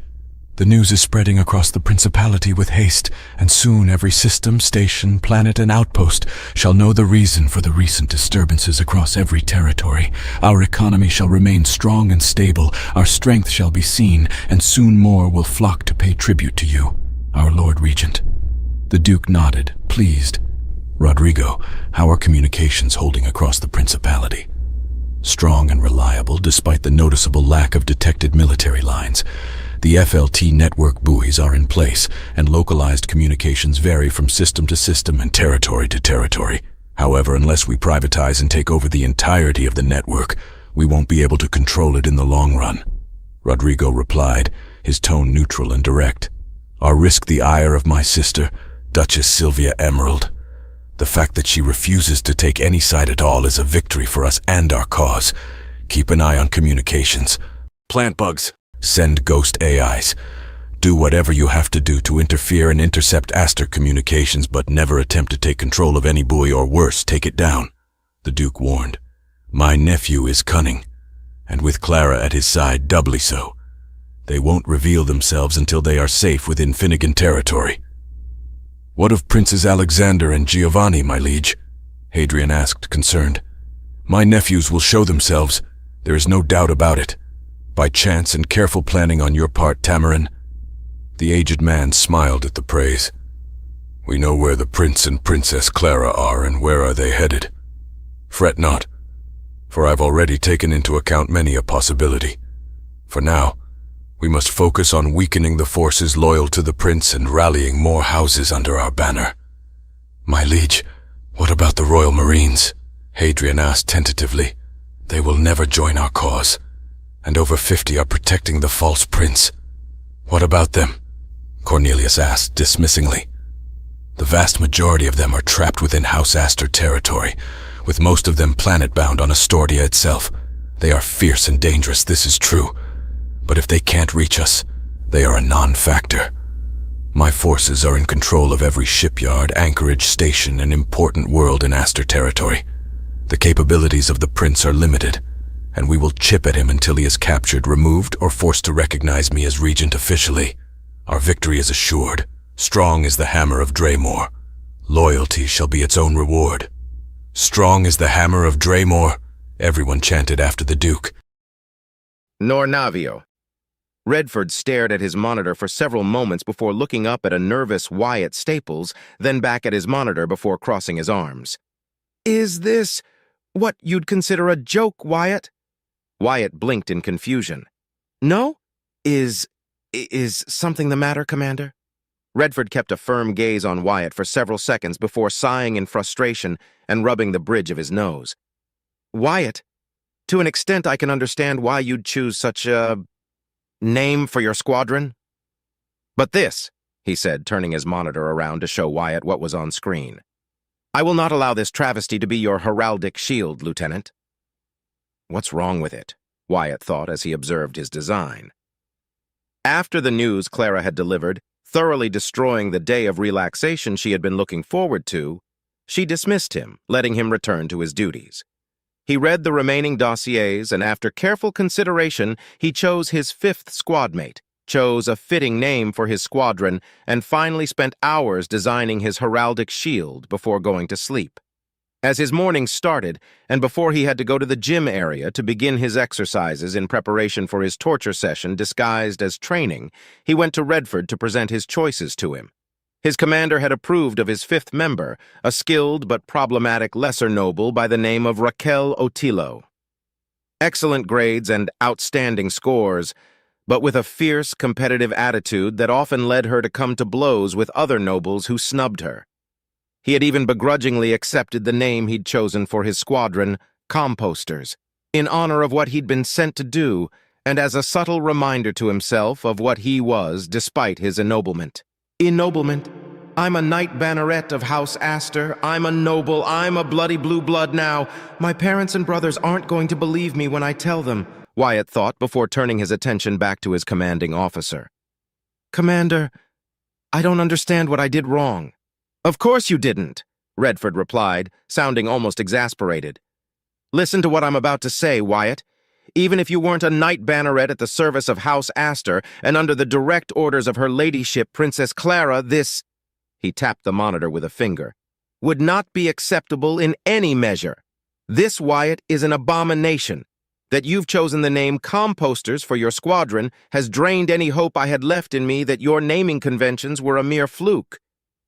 But now that I've seen this thing, I can only blame your ignorance. Wyatt remained silent, taking in everything Commander Redford Kalin was saying. His eyes moved to the screen once more and really focused on his heraldic shield, trying to find the source of Redford's disgust. There was a regular garbage hauler in the center of the simple heater shield he'd pick. The background was black, with several tiny white dots representing the stars in the night sky. On the top, a series of vines set ablaze could be found, running down the edges and cascading into burning engines, while beneath the hauler a dozen smaller fighters flew in random directions. Honestly, what's wrong with it? He asked himself again, failing to see anything that could offend the commander to such an extent. Turning his gaze back to Redford, his confusion only mounted. Your heraldic shield is a disgrace. I'm not saying this because you've broken a rule or because it is offensive, Wyatt, Redford began. To put it in terms you'll understand, it is simply too loud. Too loud? Wyatt asked, confused. There's too much in it. Nothing is stopping you or anyone from making a heraldic shield such as this one. In fact, several rising houses throughout history have started their stories making this same mistake, Wyatt. In your case, it is mere ignorance and a desire to cram as much of your values and what you hold dear in a single picture. Those words caused Wyatt's eyes to open widely, and his mind wandered back to his painting afternoons with Mr. Warlow. The old man loved to rant, but he was a good painter, and he happily taught him whenever he had time to come and visit him. He once had said something similar about a painting he was doing, mentioning that he'd put too much on it and that it lost all meaning because of it. Just because I know what all of that means doesn't mean others will... Redford nodded. Precisely. Many have made this mistake, thinking it would make them stand out from their peers. In truth, all these earn is ridicule. And for you, Lieutenant Wyatt Staples, this is far more important, for you will not showcase yourself and your nascent house, but you are to represent your princess and House Astor as a whole. Your deeds will reflect upon the honor, renown, and name of House Astor, and directly on that of Princess Clara. As such, your heraldic shield must be simple and easy to recognize and showcase your greatest features, a promise, your motto, or your greatest virtue. Redford's eyes flashed for a fraction of a second, and the screen shifted to showcase a type of shield that he vaguely recognized as a scutum. The background was red with a gold trim. There were 2 white strings or some sort of parchment, he wasn't sure, with the words "Ever Vigilant," "Ever Faithful" etched into them in golden letters. In the center of the shield itself, a black bird of some sort was on display with its wings open and 3 silver stars above it. This is my heraldic shield and the symbol of House Kalin at large. My ancestor designed it when he was elevated to nobility. At the time, it was a mere raven, standing instead of flying, with a single star and nothing more to show for it. As he and his descendants earned more accolades and achievements, the heraldic shield slowly changed into what it is today and what House Kalin represents. Do you understand, Wyatt? A heraldic shield is no small matter, less so for a man in your position. You must represent your benefactors, yourself, and the future generations of your house with dignity and pride from the start. I believe I understand, Commander, Wyatt replied. Truthfully, that was a half-lie. He understood the importance of it, but the weight of something he'd thought was simple and insignificant was only now crashing on him. It disturbed him to the core that something so meaningless to him could be so important now that Redford explained it to him in more detail. I don't care about my dignity or pride or honor, but I will not insult Clara either, he decided at that moment. Commander, how am I to make a good heraldic shield? Noble tradition prevents me from guiding your hand, for it is something you must decide yourself. But what I can do, I've already done. Reflect on my words, Wyatt Staples, and inform yourself. Investigate. Search within yourself. What do you wish everyone to know upon looking at your heraldic shield? What values do you want it to reflect? Redford asked in a serious but kind tone, his words filled with the wisdom of a man that, for a moment, reminded Wyatt of his father. What values indeed, Wyatt thought, and he pondered it deeply. For now, Wyatt, think on it. I'll give you until we reach Matcha to design a proper heraldic shield. I've informed Cynthia that you will be joining her later today. For now, report to the training chambers and practice with your newly formed squadron. Get to know each other better and refine yourselves. You can then decide if you wish to switch out members. The first rule any officer in a commanding position must learn is that the members of a squadron must work well together, or else disputes will arise and your performance will suffer because of it.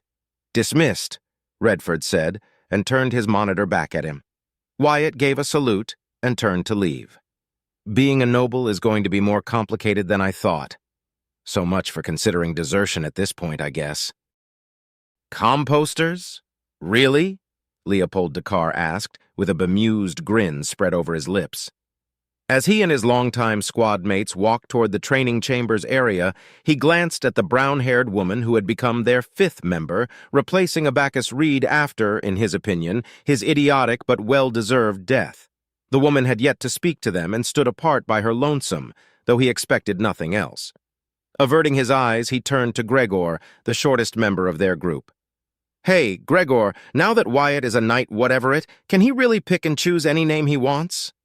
The name is unbecoming, Gregor Undodge commented, narrowing his eyes slightly. But Lieutenant Wyatt is in his right to name his squadron whatever he sees it. I'm relieved that he chose a simple name, he admitted. I'd rather not belong to a fighter squadron called the Reverence of Eternal Glory ever again. My first squadron leader died in the midst of calling out his identification during a fight against pirates. Such a shameful death. Nultar Olkara chuckled at that. I, for one, like the name. Fear the garbage man, he barked a laugh, gaining a few stares from passing crew members. Honestly, though, to think that the prince himself would elevate him to a knight. I almost couldn't believe what my eyes were seeing on the screen. Gregor nodded. Very few are those that are risen to the rank of Knight Banneret. I must confess I am rather envious of Lieutenant Wyatt's position and circumstance. Leopold let out a whimsical sigh as his cheeks blushed. I'd do anything to be under the direct command of the Princess and Lady Winfield. They're so beautiful, being near them would be payment enough. Gregor rolled his eyes while Nultar put an arm behind his neck. Easy there, commoner scum. You might get your eyes gouged out if you stare at them for too long. Nultar barked out a laugh.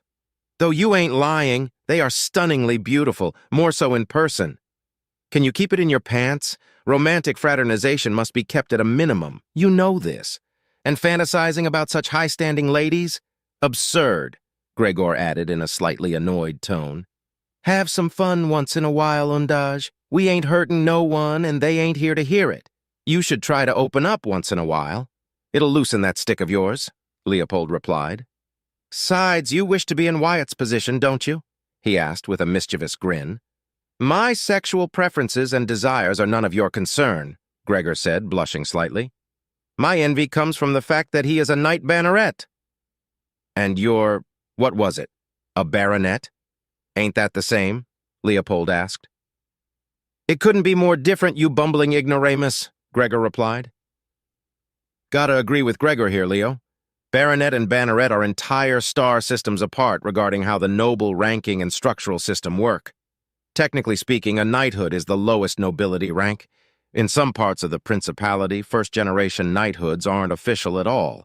It's only after the second generation that a proper house can be born, most of the time, Nultar explained. That goes out of the window when a Banneret ennoblement is involved. What makes it so darn special anyway? Leopold asked, and a gruff exhale caught their attention as Raquel Otilo hurried her pace to catch up to them. You truly don't know anything about the structure of nobility? She asked, her voice fierce yet elegant and slightly nasal, all with the tender touch of sandpaper on skin. "Hey, she talks," Leopold said, finishing with a chuckle and pointing a finger at himself. "Lady, I'm a commoner. All I learned about nobility is that blue blood pricks like Undaj over here are better than me, and I should always obey and all that dribble. So forgive my lack of knowledge." Gregor shook his head. "I'm terribly sorry, Lady Raquel. My companion is vociferously crude." Raquel groaned. "I understood that much after hearing him speak the first time, Undaj. I'm not stupid," said the pilot before focusing her attention back on Leopold. "Setting aside your ignorance and tongue, at least I can appreciate your attitude.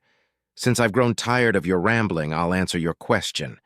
In the societal structure of nobility, Undaj outranks Staples. But in terms of importance and standing, Staples outmatches Undaj. Do you understand?" "Not really," Leopold replied. "So Wyatt is beneath Gregor here, but also stands above him at the same time? How does that even work?" Gregor hummed deeply. "It is a rather simple matter, Leopold. A knight banneret can only be elevated if at least one of two possible circumstances are met. The most common is if a high-standing member of a great house vouches for a commoner, pardoned exile, or lesser noble to receive such a title, and in return, two different royal houses give their favor and approval," he explained, raising a finger, then another. "The second is how Lieutenant Wyatt achieved his title, to perform outstanding service to a royal house and have a member of royalty vouch in his favor. Saving the life of Her Majesty Princess Clara would be enough to at least consider such an honor. His performance as a pilot in both simulations and actual battles showcases his talent and skill, and his aid in uncovering the traitors within the fleet firmly cemented his elevation." "I understand that, Gregor. What I want to know is what makes his title special." "You seem to want it for yourself, if you could," Leopold countered. "Can't say I blame Gregor for it.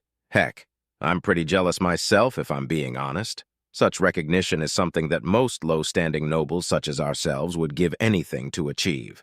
"Think about it this way, Leo," Noltar said, letting go of his friend. "Anyone can buy or earn a knight title if they can afford it or earn it through service to a house or another. But a banneret knighthood is no joke. Last time it happened was around 5 years ago, and most of those aren't all that special because, wouldn't you know it, a lot of nobles like to make deals under the table. Our dashing lieutenant, though, got his title and ennoblement through deeds that will be written in goddamned history.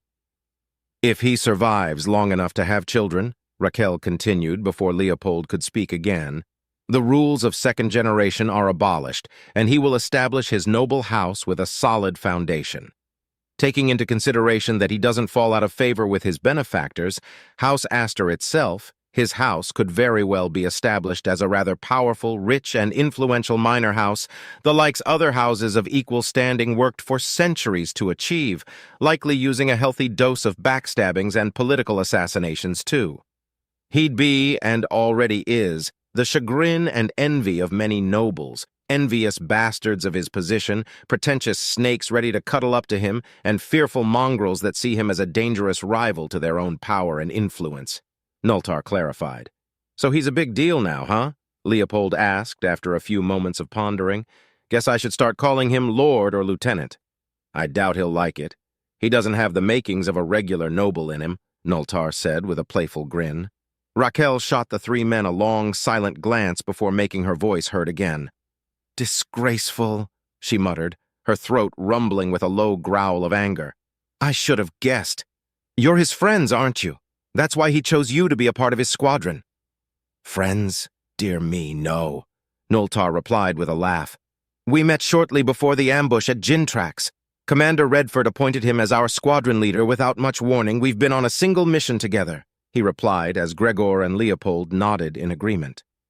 Raquel lost her hostile stance and was replaced by confusion. "But you speak so highly of him? I had hoped that he was a man of talent and skill, one who gained his title through merit and actions alone. I was disheartened when I assumed he chose you due to some sort of political reasons. Why would he mingle with the lowly 27th-in-line candidate of a lesser house, a fallen noble whose only merits are found in a cockpit, and the worthless scum that is this commoner?" Gregor asked pointedly. "I love you too, asshole," Leopold answered with a smirk, while Noltar chuckled. Yeah, what he said. Wyatt was a commoner like me not too long ago. We don't know him much, but from what's happened so far, I like the guy. Down to earth, cold and calculative, yet decisive and creative, and a fantastic pilot. I'm glad he chose us as his squad mates. He must have seen something in you too, Raquel, Noltar added. Don't know what, though. Can't be your looks. Staples doesn't strike me as the kind of guy that goes after a pretty face. My guess is that he picked us because we worked together well during the battle. Noltar, the Blue Blood, and I have been squad mates for quite a while now. We had 2 other members, but one died because he deserved it, and he was a bastard.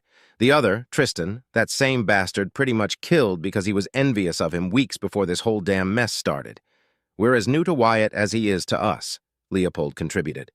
Nothing has been set in stone, Gregor added.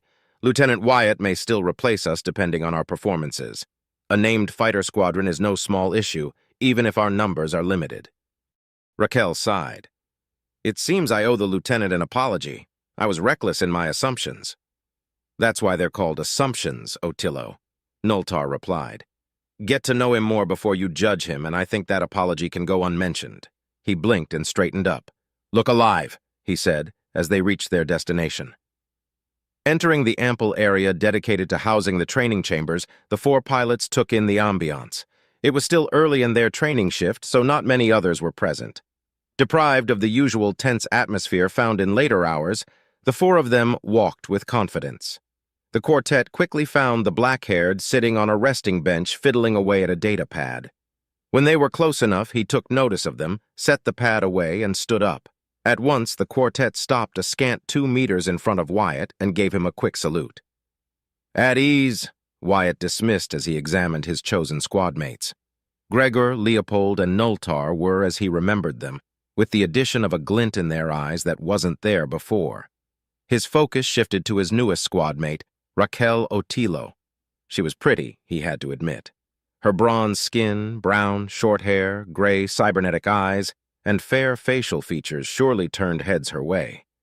She was slightly taller than him, perhaps by an inch or 2, and her build was sturdy, strong, but retaining a measure of flexibility.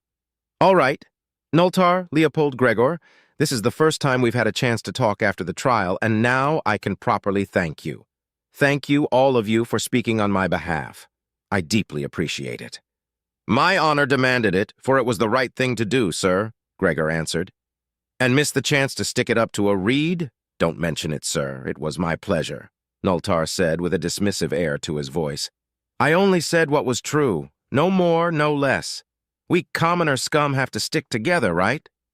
Leopold finished with a wink and a cocky smirk. Wyatt smiled internally as he raised a hand. I'm not a commoner anymore. It feels so wrong to say that still. He shook his head briefly. Raquel Otillo, I'd like to welcome you to the newly formed Composters Squadron. I shall be Composter 1.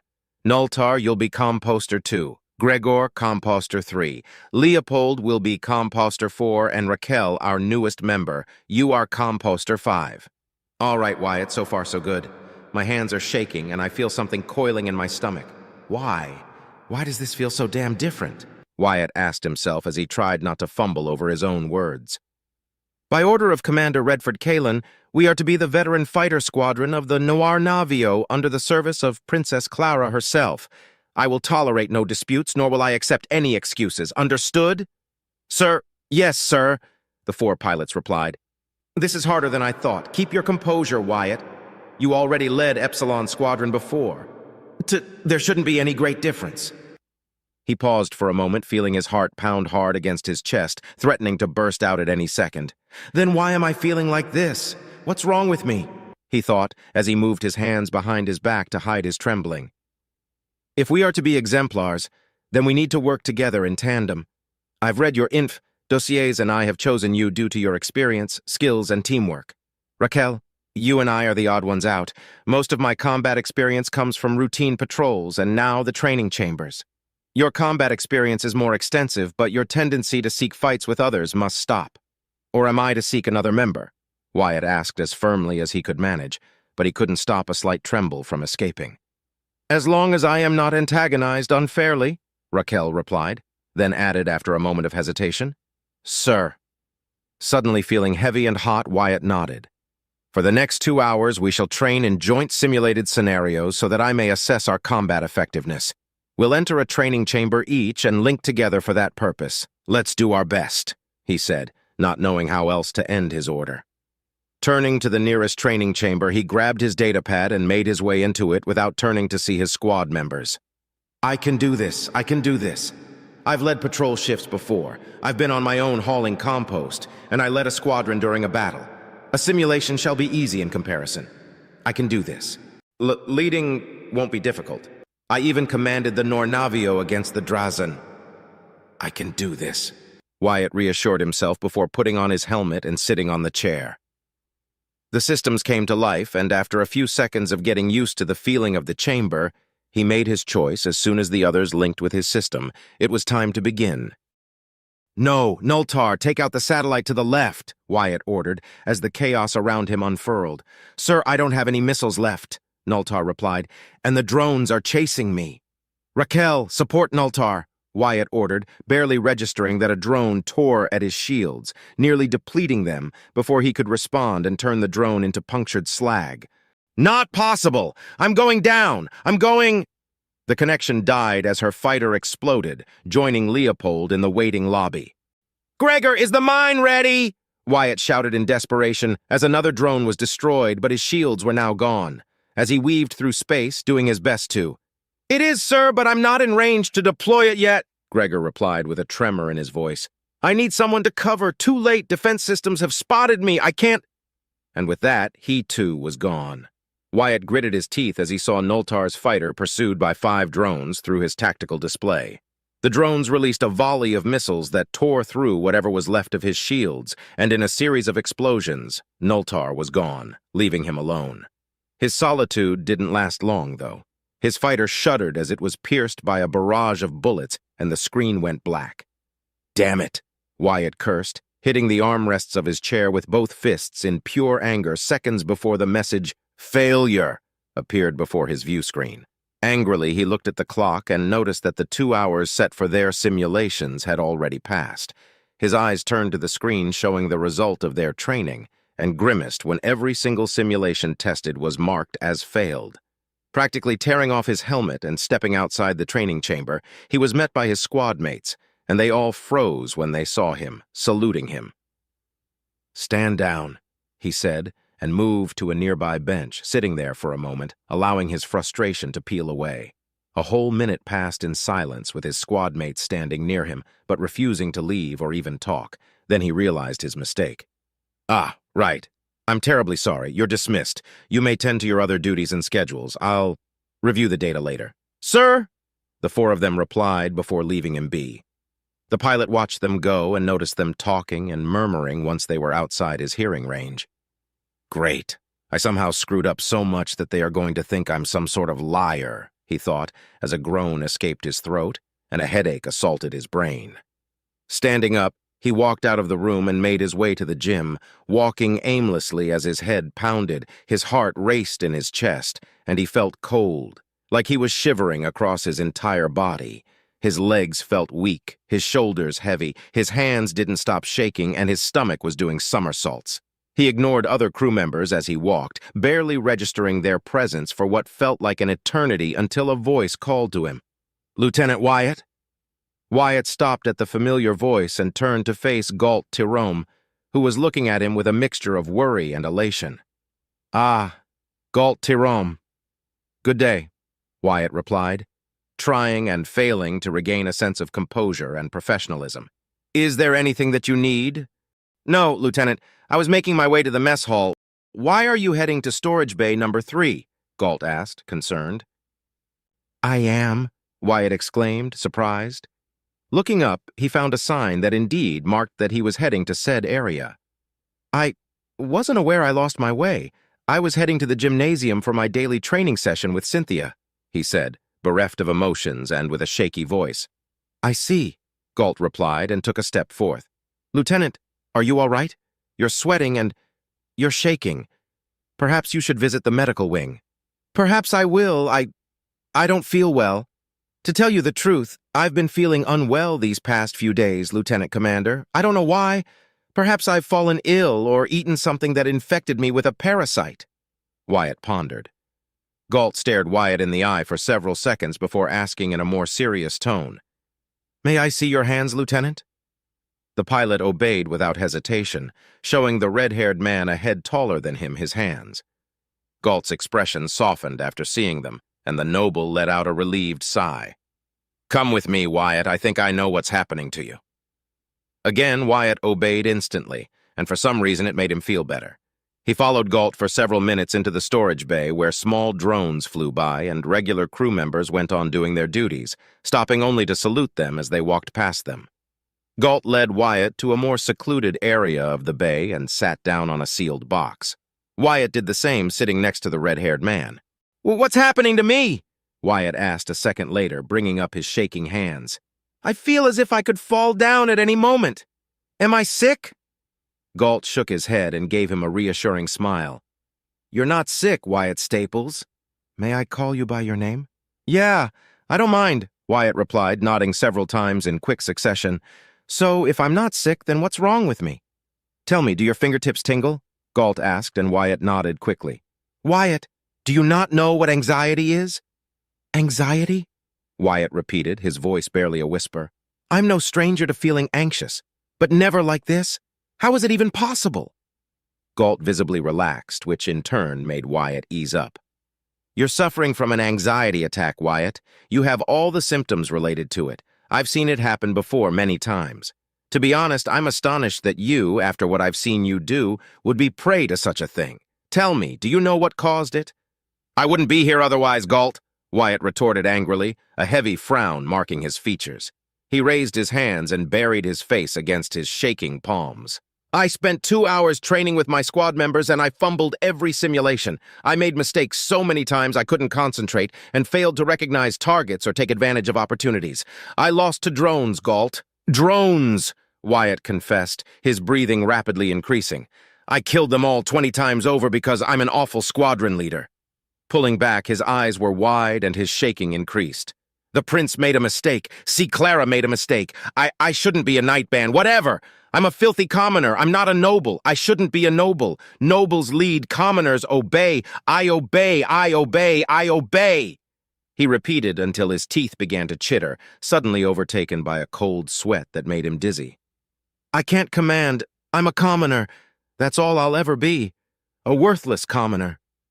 Galt listened, watching the black-haired man closely until he stopped talking. "Breathe in and exhale slowly, Wyatt," he said after several seconds of hearing Wyatt's ragged breathing. "Close your eyes and focus on breathing. Trust me, it helps." Wyatt obeyed, latching onto the given command like a man drowning trying to remain afloat. As he focused on breathing, Galt continued to talk. "After you killed After you killed Samuel Caiston, I thought you were a dangerous, unhinged, honorless individual," Galt said in a calm, tranquil tone. "After you revealed that you were a commoner, my perception of you shifted entirely. I and my companions were at your mercy, and you displayed both restraint and humbleness. Don't reply. Focus on breathing. Let me speak," he commanded, when Wyatt opened his eyes and turned to him. The pilot nodded and returned to what he was doing. "It wasn't until your inspiring valor and determination to fight against the Drazan Raider that I understood that you were a man of integrity and courage, Wyatt. And I made the fatal mistake of seeing you as a figure of legend, the likes the Principality has not seen in centuries, not even counting the lone wolves." Galt smiled widely, his expression softening. "Seeing you take command of the Noir Navio and the way you fought against those monsters, it has been the greatest feat of my life so far to have been able to aid you in that battle, Wyatt. You took command over an entire destroyer-class vessel and made use of it in ways I couldn't have imagined. You're different from all other captains, commodores, and commanders I've served under throughout my career. And your performance against the traitors? To see the prince himself declare you a knight banneret?" He shook his head. "Forgive me, Wyatt. I focused on your achievements and formed a version of you in my head that was entirely fantastical. I forgot that you are a mere human, just as I am." Wyatt listened intently to Galt's words, each sentence forcing down the awful sensations and feelings he was experiencing. I feared for your life, this is true. You spared my life and gave me a chance to see my daughter again. You risked your life not just for me, but for my surviving comrades and friends when you didn't have to, even going so far as to defy the orders given by Princess Clara herself. Samuel did his duty. You did yours. But your motives were entirely different. For that, Lieutenant, I thank you. I thank you for saving our lives." Galt paused for a moment to take a deep breath through his nose. "When I was younger, merely an ensign, a botched assault on pirates turned awry. We were boarded. I should have died that day. Instead, a commoner from the Auxilia sacrificed herself to save my life. I didn't know her. She didn't know me. She just performed her duty as what was expected of her. But I didn't see it like that. From my childhood, I was taught that the commoners were beneath us nobles, that our bloodlines, intellect, power, influence, and wealth were far superior, and thus commoners lived to serve us above all else. Nobles lead, commoners obey. A core tenet of the principality, is it not?" Galt let out a tired, sad laugh. "And here you are, a commoner, a refuse and compost hauler turned knight banneret." The red-haired man let out another chuckle. "Wyatt, you may not believe me, but nobles and commoners, we're not that different. We're humans, all of us. Regardless of our standing and our societal rules, we're human at the end of the day." Wyatt opened his eyes and his mouth went agape, wanting to protest, but his brain beat him to the punch. How many times had he sneered at prim, holier-than-thou nobles? How many times had he compared their skills against his own back at the academy? A noble could die as easily as a commoner, bleed like one, struggle like one even if their struggles were not the same. He closed his mouth and his racing heart began to slow down. The tingles faded, and his shaking hands slowly but surely came to a halt. "But I failed," the pilot countered. "I failed to lead them effectively." "Did you?" Galt asked, bemused. "From what I've learned, you didn't fail to lead Epsilon Squadron in battle. Nor did you fail to lead the Noir Navio in the battle against the Drazan. So what's different now? Is it because you're a noble?" What changed? Wyatt asked himself, as his headache became less and less prevalent, and he could feel his usual calm, collected mind return to normal. The change is that I'm a noble. But what does that really mean? Clara thinks I'm valuable. Redford is teaching me how to be a commander, giving me my own squadron to lead and oversee. I'm sure that means that he'll put more duties on me in time, which means he has a measure of trust in me now. The prince elevated me. He even came to see me in my cell personally. And Cynthia is training me, teaching me what she can. For whatever reason I can't see, but she does it anyway. I'm not worthless, am I? He asked himself, feeling that same wave of calm and relaxation he felt the first time he thought that it could be a possibility. Galt placed a hand on his shoulder and offered a reassuring smile. "It won't be easy. Command and leadership are difficult things to perform correctly, and everyone has their own way to do it.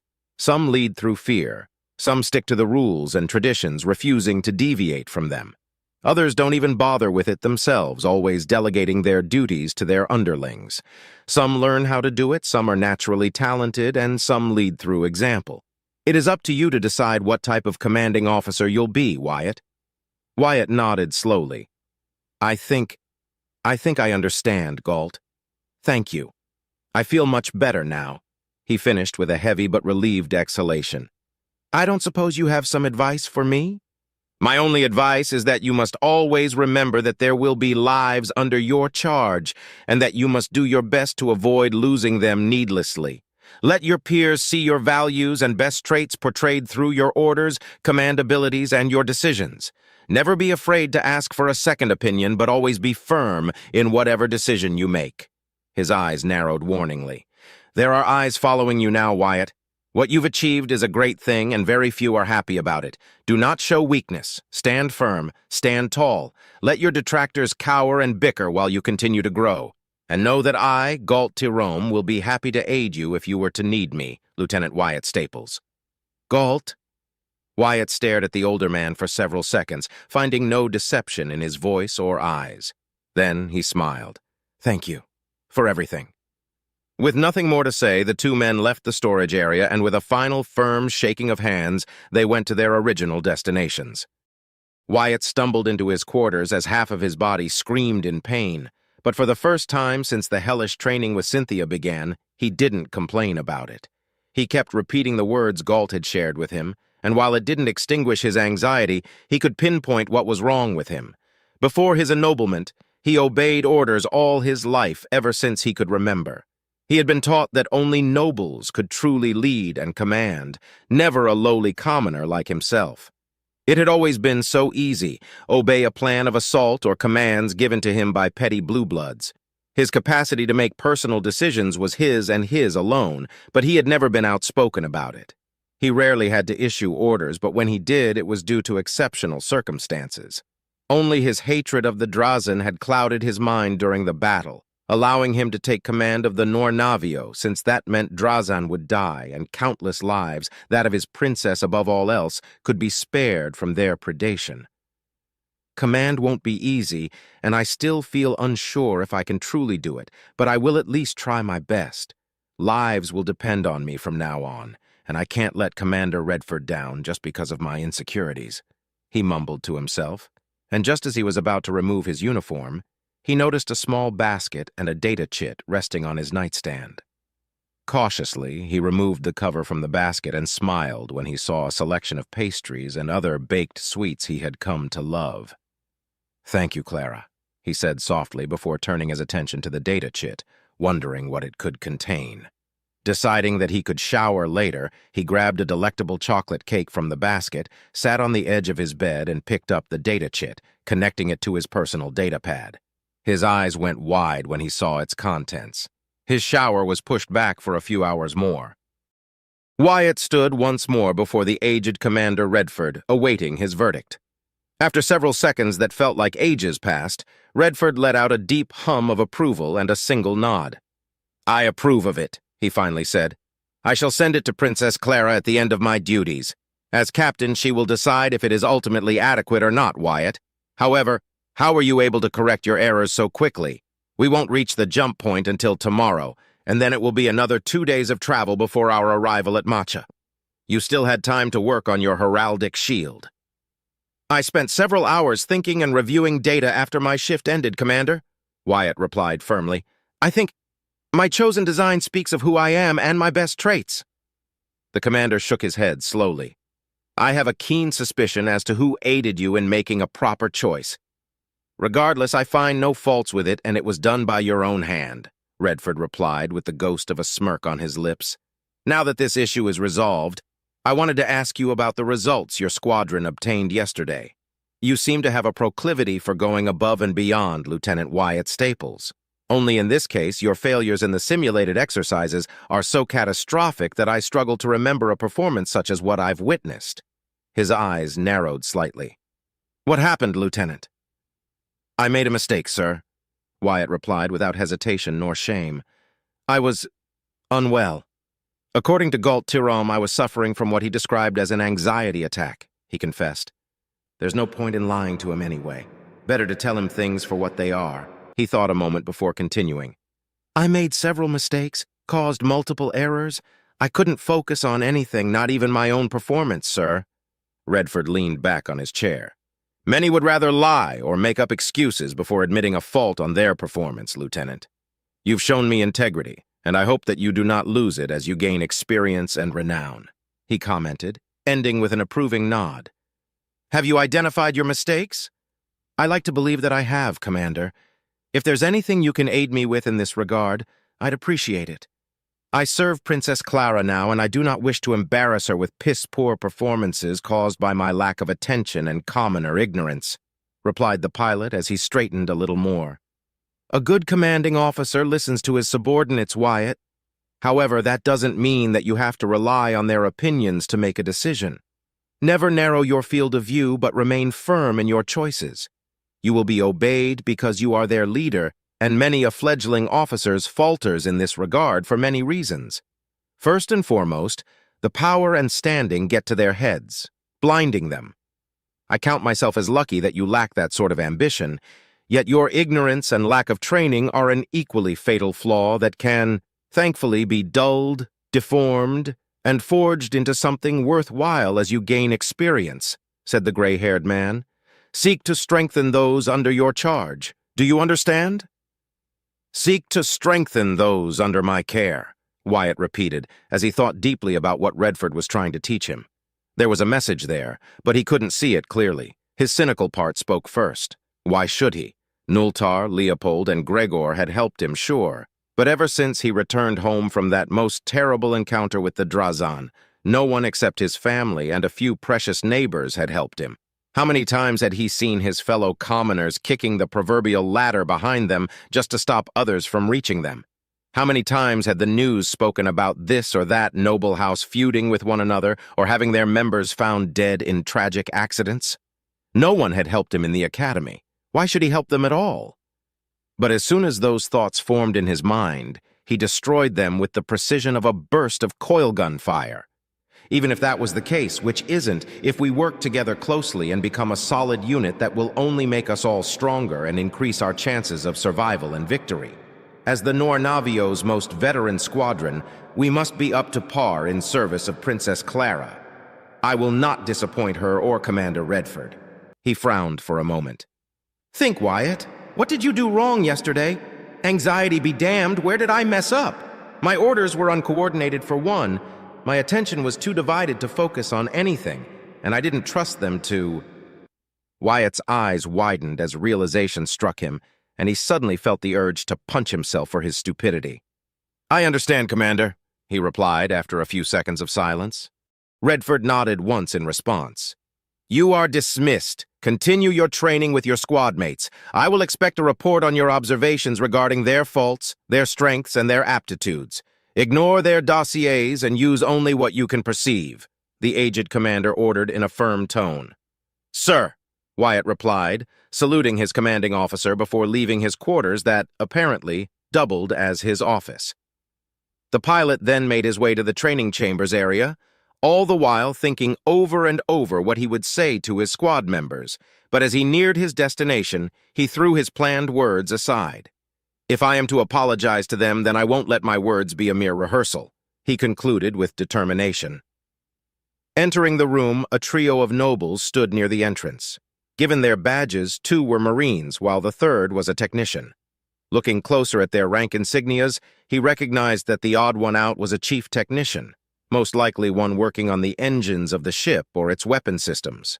The 2 Marines were more difficult to read, since he had little interaction with their branch of the Royal Navy, but he was certain that one was a first lieutenant. His instincts kicked in, and he stepped aside, giving them ample berth and slightly lowering his head in submission. Looks like a commoner will always be a commoner, no matter the laurels set on its head, the technician said, crossing her arms tightly against her uniform. Her companions snickered at her words but said nothing. For his part, Wyatt ignored her comment and focused on what mattered. Leaving the trio behind, he made his way to the same bench he had used the day prior, and was surprised when he found the members of his squadron already waiting for him, all 4 of them chatting idly, and yet to notice his presence.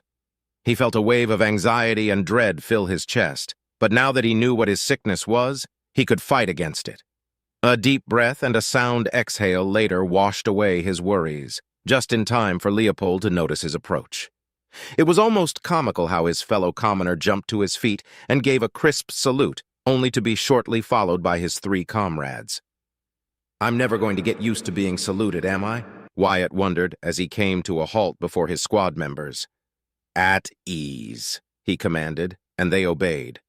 We will run through more simulations and work on our cohesion. Our performance yesterday was terrible, he said bluntly as Gregor and Raquel flinched at his words. And it was entirely my fault. Pardon? Nultar exclaimed after a second or two of stunned silence. Sir, you did nothing wrong. We couldn't adapt to your orders. We did our best and we failed, Leopold added. Those were simulations, so we can try again, sir. Wyatt raised a hand, silencing them and any further comment they may have. Let me speak and be honest with you all. Our performance yesterday was entirely my fault, he began, his expression serious, unflinching. He felt oddly at peace instead of agitated. Smiling internally, he continued. I was feeling unwell, more than unwell, in fact. Was a commoner not too long ago. I have been thrust into a position that was never intended for someone like me. Among you, I trust you will understand what I'm saying, Leopold. The scarred, black-haired pilot gave a solid nod. Yesterday, I was suffering from an anxiety attack that hindered me to the point that it made me ineffective. It resulted in our complete and total loss. Wyatt confessed without shame, and saw that Raquel was shocked. Gregor was aghast. Leopold seemed to realize something, and Noltar was initially shocked, but his expression shifted to one of approval a second later. However, that does not excuse my greatest fault. "Sir?" Raquel muttered, barely believing what she was hearing. The three longtime friends shared a quick, puzzled look. "My greatest mistake is that I did not trust you to take action yourselves," said Wyatt, ending with a frustrated sigh. "I never once allowed your skills to shine, and I tried to guide your fighters as if it was me in your cockpits, not you. For that, I apologize, and I assure you I will not make that mistake again," he finished by giving them a respectful salute. "If we are to be squadron, then we will need to trust each other and know our strengths and limitations." "Sir, please allow me," Gregor asked, and Wyatt nodded. "Sir, as our squadron leader and direct commanding officer, we are to obey your orders. It is you who will decide our actions." Wyatt frowned slightly at that. "And what did we achieve thanks to that? I was not sound of mind, but my error remains. I will listen to your opinions, and you shall obey my orders, but I will not try to guide your hands as if they were my own. If I did that, what would I want to lead a squadron at all when I could remain alone?" The four pilots before him didn't reply for several seconds until he straightened his posture. "If there are no further objections, let us commence." "Sir," was their unified reply. Wyatt flew past some debris, easily dodging it. A smile spread his face when two drones exploded after colliding with fragments of what had once been a spaceship in their pursuit. On his tactical display, he saw that Raquel, Leopold, and Nultar were equally engaged and had suffered minimal damage at worst. Meanwhile, Gregor was floating dead in space as his fighter slowly tumbled toward the satellite that the drones were protecting, camouflaging itself as more loose debris. His communication feed was silent, a sharp contrast to the day prior where the constant cries for orders, clarifications, and desperate cries for help broke his focus. Sinking further into the abyss of conflicting emotions he had been thrown into. Without that whirlpool clouding his mind, he could focus on what he knew to do best: piloting. A simulation wasn't the real thing, but it came close enough to trick his mind into giving his best. Above all else, he felt relaxed now that he avoided micromanaging his squad members' actions at every waking moment. He gave them orders to follow, but issued no further instructions on how they were to follow them, allowing them the chance to let their skills shine through. The first few simulations were a failure, but one that was intentional, allowing him to measure their level of independence, and quickly found that Gregor Undaj was the most inflexible of the group. He lacked imagination, initiative, and creativity, despite his notable skill during dogfights. On the flip side, he followed orders to the letter, and never once questioned his authority. Twice he ordered him to do nothing. Once he ordered him to act as a distraction, knowing he would die in the process, and once left him without orders. He obeyed without question, but in the last experiment, he was utterly lost. He, however, had an aversion to any underhanded tactics, but still obeyed any orders given. Hence why he had the slightly rotund man perform those same tactics more than the others. Raquel Otillo, much like her dossier indicated, was nearly the exact opposite of Gregor. She obeyed his commands, that much was certain, but she questioned his orders if she felt like her skills could be put to better use elsewhere. Her greatest strength came in the form of her quick maneuvers, her over-reliance on trickery, and her evasive skills. He liked that about her. However, she was brash and often overreached her objectives, always trying to be the one who scored the most kills. She was an active tactical mind and had the subtlety of one. He quickly learned that passive roles, such as scouting or running silent, were met with protests. Not to mention, she always volunteered to be the one to carry the most dangerous objective. He wasn't sure if her thirst for combat came from the need to be the best, or if she sought to shower herself in glory and honors. If it was the latter, then he'd have to seek a replacement. Seeing Leopold Dakar in action was a surprise. He half expected his fellow black-haired, brown-eyed commoner to share his same values in combat. Obey orders to your best capacity, do your best to achieve victory, and make use of your advantages as much as possible. But no. to his surprise, Leopold wasn't a good fighter. He had the skill to dodge, evade, and run away from danger on point. In fact, he'd be hard-pressed to match him in those areas, but in actual fighting, he wasn't good at all. He preferred to stay away and use his missiles and his tactical mind to fight and make ambushes. He was also more adept at scouting and running silent, preferring those low-risk assignments. But the role he shone in was as a support wing. Every time he was forced to be alone, he crumbled and preferred to flee or hide. But if he had one or more partners, he provided excellent support, confusing the enemy, taking out missiles, and so much more. In one of the simulations, Wyatt remembered that Leopold had been at his side the most during the battle against the Kayston forces, always ready to provide support.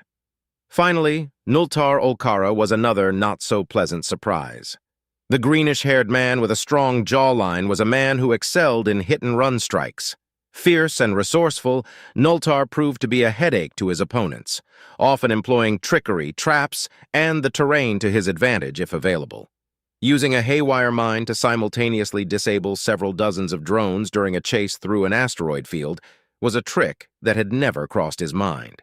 He made sure to remember and use it if the need arose.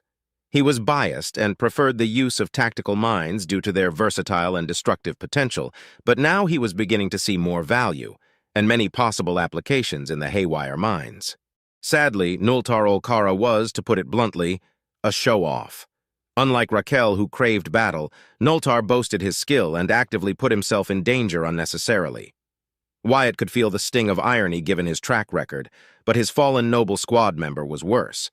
Sure, he put his life in danger constantly, but that was out of necessity, and he wasn't sure he'd survive his desperate ploy. Simulation or not, Nultar seemed more preoccupied with doing risky maneuvers, drawing attention to himself, and more than once he had sacrificed himself for the sake of the mission when it wasn't even necessary. Gregor is too straightforward and tries to follow some useless code of honor. Raquel enjoys the thrill of battle a bit too much and probably is a glory seeker, and has no problem voicing her opinions. I'll have to keep an eye on her, I think, Wyatt thought before turning 2 drones into scrap and launching a missile to take down a third that was giving chase to Leopold's fighter. Leopold is better in a supportive role and would rather avoid fighting if necessary. Is it cowardice or mere survival? Can't be the former, or else he wouldn't be here at all. Nultar is a wild card with a death wish if his actions are anything to go by. Wyatt's train of thought was interrupted when he noticed Gregor's fighter come to life, quickly adjusting its trajectory and then burning toward the satellite. The PD turrets of the satellite were quick to act, but it was too late regardless. Gregor peppered it with a quick burst, taking out its shields before 2 missiles finished the job. The simulation ended moments later, earning a solid victory, and a smile spread across his face. "It's not a perfect score by any means, but this time the failures were intentional," he said to himself, content that from the 20 varied simulations, 6 resulted in success. As he stepped out of his training chamber, his squad members were also doing the same and quickly rushed to stand before him. Clearing his throat, he focused on them. "Stand down. Our performance today was as it should have been yesterday. I'll review the data obtained for further analysis. Composters, you're dismissed." "Sir!" The 4 pilots said in unison in a much firmer tone than the previous day as they gave their leader a firm salute. As Wyatt watched them go, he gave out a deep mental sigh. Okay, I think I got what I needed out of them, so what am I supposed to do now? Gregor will be the easiest, but the others? What can I even do to help them improve? Wyatt questioned himself a moment before a voice came through his Ontoro implant. "Wyatt, this is Cynthia. Our training shall be postponed. Present yourself bearing your combat armor in 1 hour. We shall focus on something else today." "Combat armor?" he muttered after hearing the orders of the blue-haired woman. "My regular pilot armor isn't actual combat armor," he said, and a sinking feeling emerged from his stomach. He was unable to suppress a chuckle escaping his throat before he made his way back to his quarters. When he arrived, he wasn't entirely surprised to find a set of actual combat armor often used by officers, veteran Marines, and ROSF units lying on his bed. Much to his dismay, there was no basket in sight this time. "I should have saved some sweets yesterday," he commented as he closed his door and locked it. The set of armor wasn't anything like the sort of armor Commander Redford, Cynthia, or the Royal Marines wore, but it was still better than the regular standard-issue suits and armor enlisted commoners received, and even better than what low-ranking nobles could afford. Being a warrant officer at least ensured his equipment was slightly better, with his helmet being the best part of his previous armor. "How am I going to pay for this?" Wyatt murmured as he picked up the helmet and inspected it. Like the rest of the armor, it was largely dark gray-colored, with only his name tag, rank insignia, the banner of the Principality, and his badge denoting him as a pilot breaking the otherwise dullness of the armor. Putting it on took only a few minutes since he was not in a hurry and immediately felt the difference compared to his previous armor. The armor alone was significantly heavier as it provided more protection without sacrificing his mobility. He jumped a few times, testing it out, each stomp echoing in his room with a heavy, solid thud. Activating his helmet's HUD, he focused on the left side and found what he was looking for. His shield was disengaged, but it at least doubled the capacity of his previous armor. Not to mention that his new armor had a single dosage of biofoam and 2 combat stimulants. His stomach churned with discomfort as his treacherous thoughts assaulted him, but he managed to push back against them. "I'm a commoner no longer, but I'm not a damned blue blood either. I'm Wyatt Staples, pilot of the Royal Navy, loyal son of the Principality, and Knight Banneret of House Astor. Princess Clara shall not find me wanting, I hope," said the man as his sudden burst of bravado dwindled. Folding his uniform and storing it properly, he left his quarters and made his way to the gym where Cynthia was waiting for him. He would arrive early since he had nothing else to do in the meantime. Now that I think about it, I should go down the firing range and practice my shooting, too.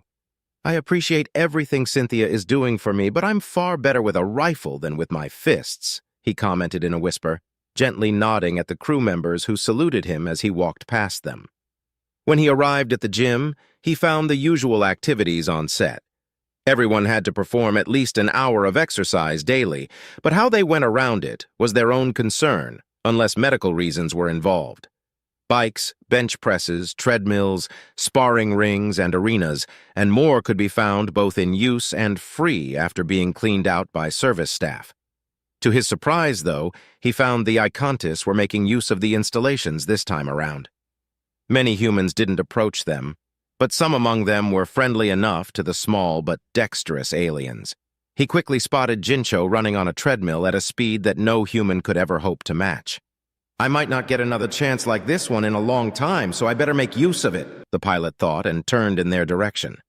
As he approached the Iconti, the others around him, humans included, stiffened and quickly turned to salute him. "At ease. No need for that when I'm not in service," Wyatt replied in a more mellow tone of voice while Jincho slowly decelerated. "Your name was Jincho, was it? And you're the worm brain that wrecked that beautiful fighter," Jincho replied in between panting breaths. It took him a couple of seconds to come to a complete halt, but when he did, he jumped down the treadmill, landing right in front of Wyatt. Crossing his arms, he looked up at the pilot with all 6 eyes. "Need something?" The chirping, guttural noises of the Iconti were like a backdrop when the rather lively translator all but plucked the noises the alien made and turned them into the Principality's official language. "Not really," Wyatt replied, letting his guard down and taking a seat on the nearby empty bench. His tone and actions seemed to relax the other Icontis and the 5 humans in their midst.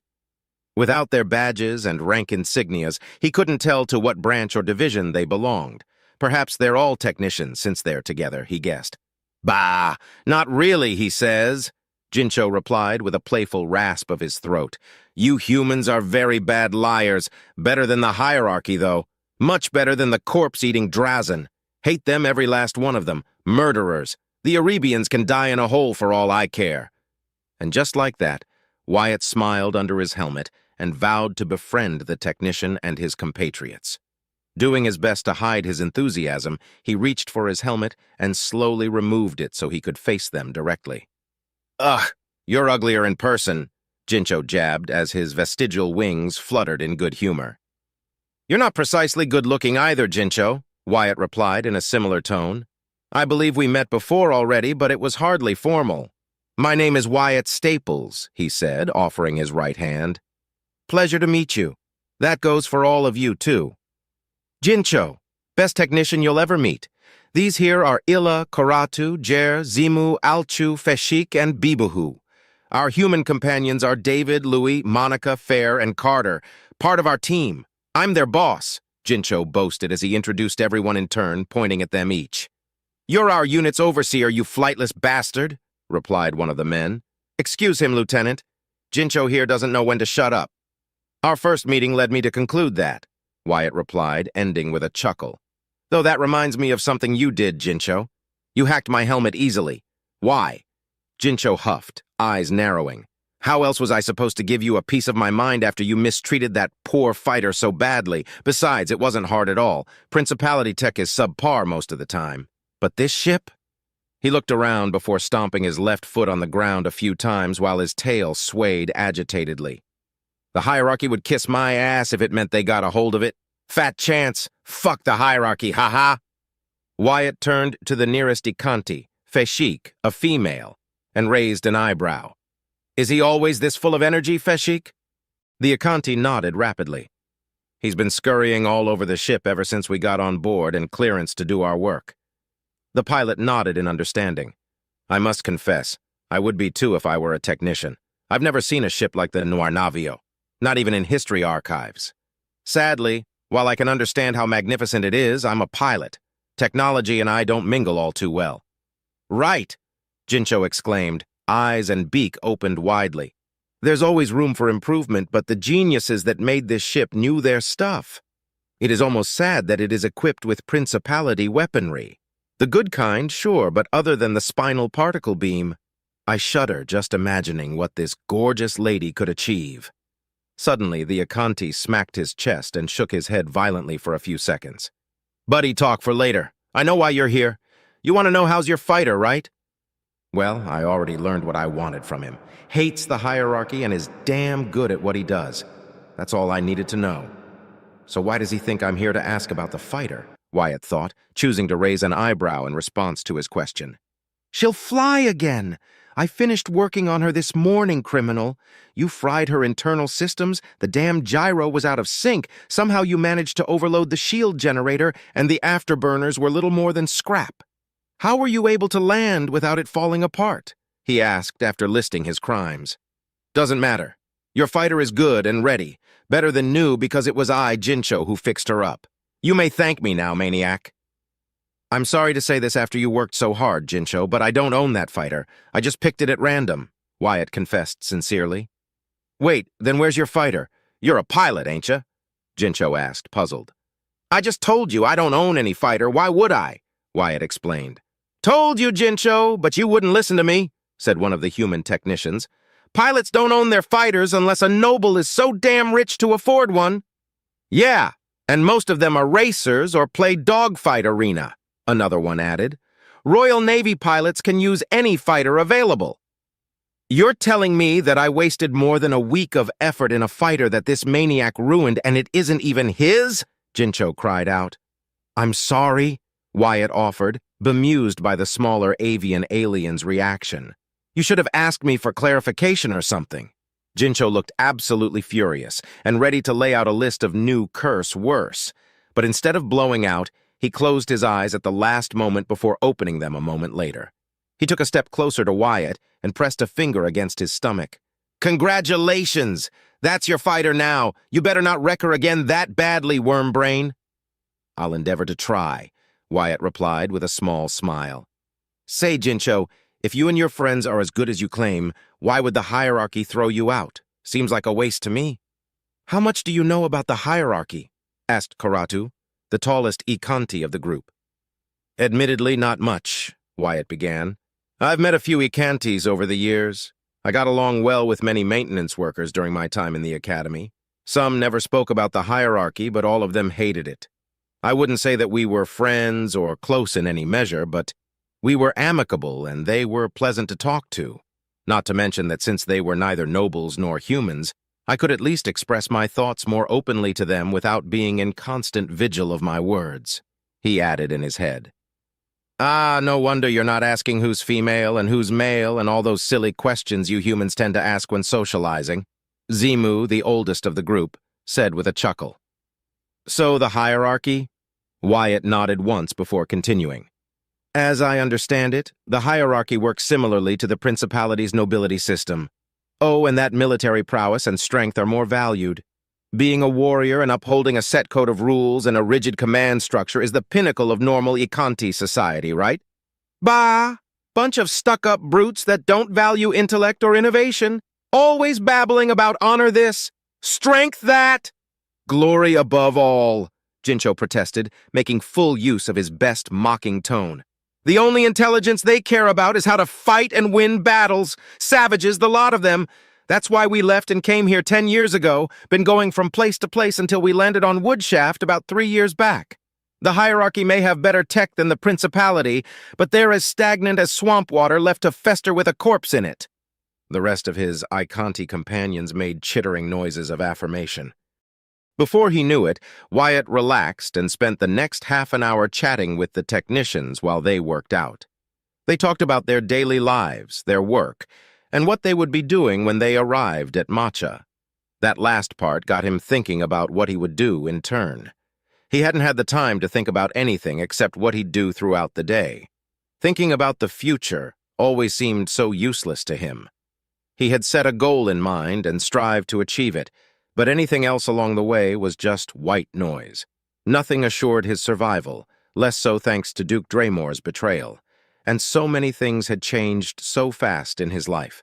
Now, the prospect of his future was abstract and even less tangible than it ever was when he was but a mere commoner. But the one thing that was clear in his mind was that he was going to send his family a message at the very least. Maybe even send them a video or a live call if he could afford it. He had nearly 30,000 credits saved up, and he deeply yearned to see their faces again after such a long time outside of his dreams and memories. He was in the middle of chatting with Feshik when he noticed Cynthia entering the gym, whilst 2 crewmen carried something following close behind her.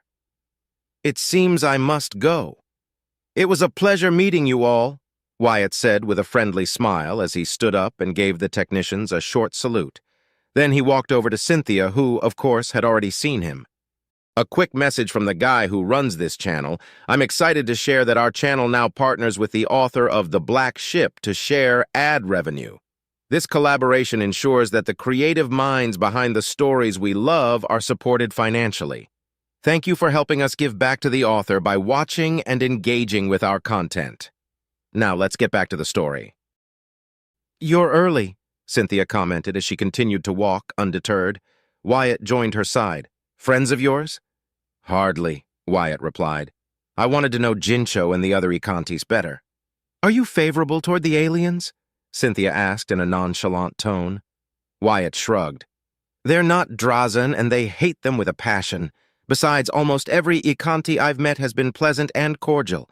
I see no reason to dislike them. Them? I agree. I am talking about the Ikantis in general. Do you know about the hierarchy? The blue-haired woman asked in that same tone. Enough to not like it and understand why they left. Wyatt paused for a moment and then turned his gaze to Cynthia. The principality and the hierarchy don't seem too different. Why are we hostile to each other at all when there are the Erebians and the Drazen out there? That, Wyatt, is a long and complicated answer that dates back several millennia and topics that, sadly, you do not have the clearance to know about. Be assured, however, that the hierarchy is much worse than what you believe it is, Cynthia replied, then turned to the 2 crewmen. We'll be taking this arena. Make sure none disturb us. Oh, of course, Lady Cynthia, one of the crewmen replied shakily. Cynthia grabbed the 2 small tubes the crewman had been carrying on a lavishly decorated red and golden pillow. With the press of a button, the 2 tubes extended out until they measured 2.5 meters in length. She grabbed one firmly while presenting the other to the black-haired pilot next to her. Blood left Wyatt's face while his eyes inspected the long, thick metal rod, and his imagination painted several scenarios for its use. None of them pretty. We're not going to practice using these poles, are we? He asked, his voice slightly shaky as the prospect of being beaten to a pulp by Cynthia with such a sturdy stick was incredibly unappealing. Fret not, Wyatt, for this is not combat practice, she said without an ounce of humor in her voice. She then hit the ground once with the pole and stood firm, turning to face the pilot in full. This is something far more important. You will master this performance before we arrive at Matcha. In a few hours, we shall jump to the Felicity system first and contact any Finnegan and Loyalist forces stationed there. Once we make landfall on Matcha, you shall stand alongside my princess. She's calling Clara by her title. She's being beyond serious with this, Wyatt thought, realizing the seriousness of the situation. Granted, he had no idea what sort of performance she was talking about, but he was sure he was about to discover it. Deciding that getting started was better for all involved, he put on his helmet and then hit the ground, doing his best to imitate Cynthia's stance. Understood, Lady Cynthia. I shall not bring shame to Princess Clara and House Astor." Pleased by his response, Cynthia nodded once. "Observe what I do, learn from it. Then follow my motions. It is imperative that you master this march in the short amount of time available to us, Wyatt. We have less than 3 days. "It shall be done," Wyatt replied, ready to do his best and go beyond that. How hard could learning a march be? "Noir Navio, command bridge." Princess Clara Astor sat on the captain's chair while Redford and Cynthia stood next to her. Instead of putting on a dress, she chose to wear her armor instead for their entry into the Felicity system. If she was being honest with herself, she was both elated and nervous in equal measure.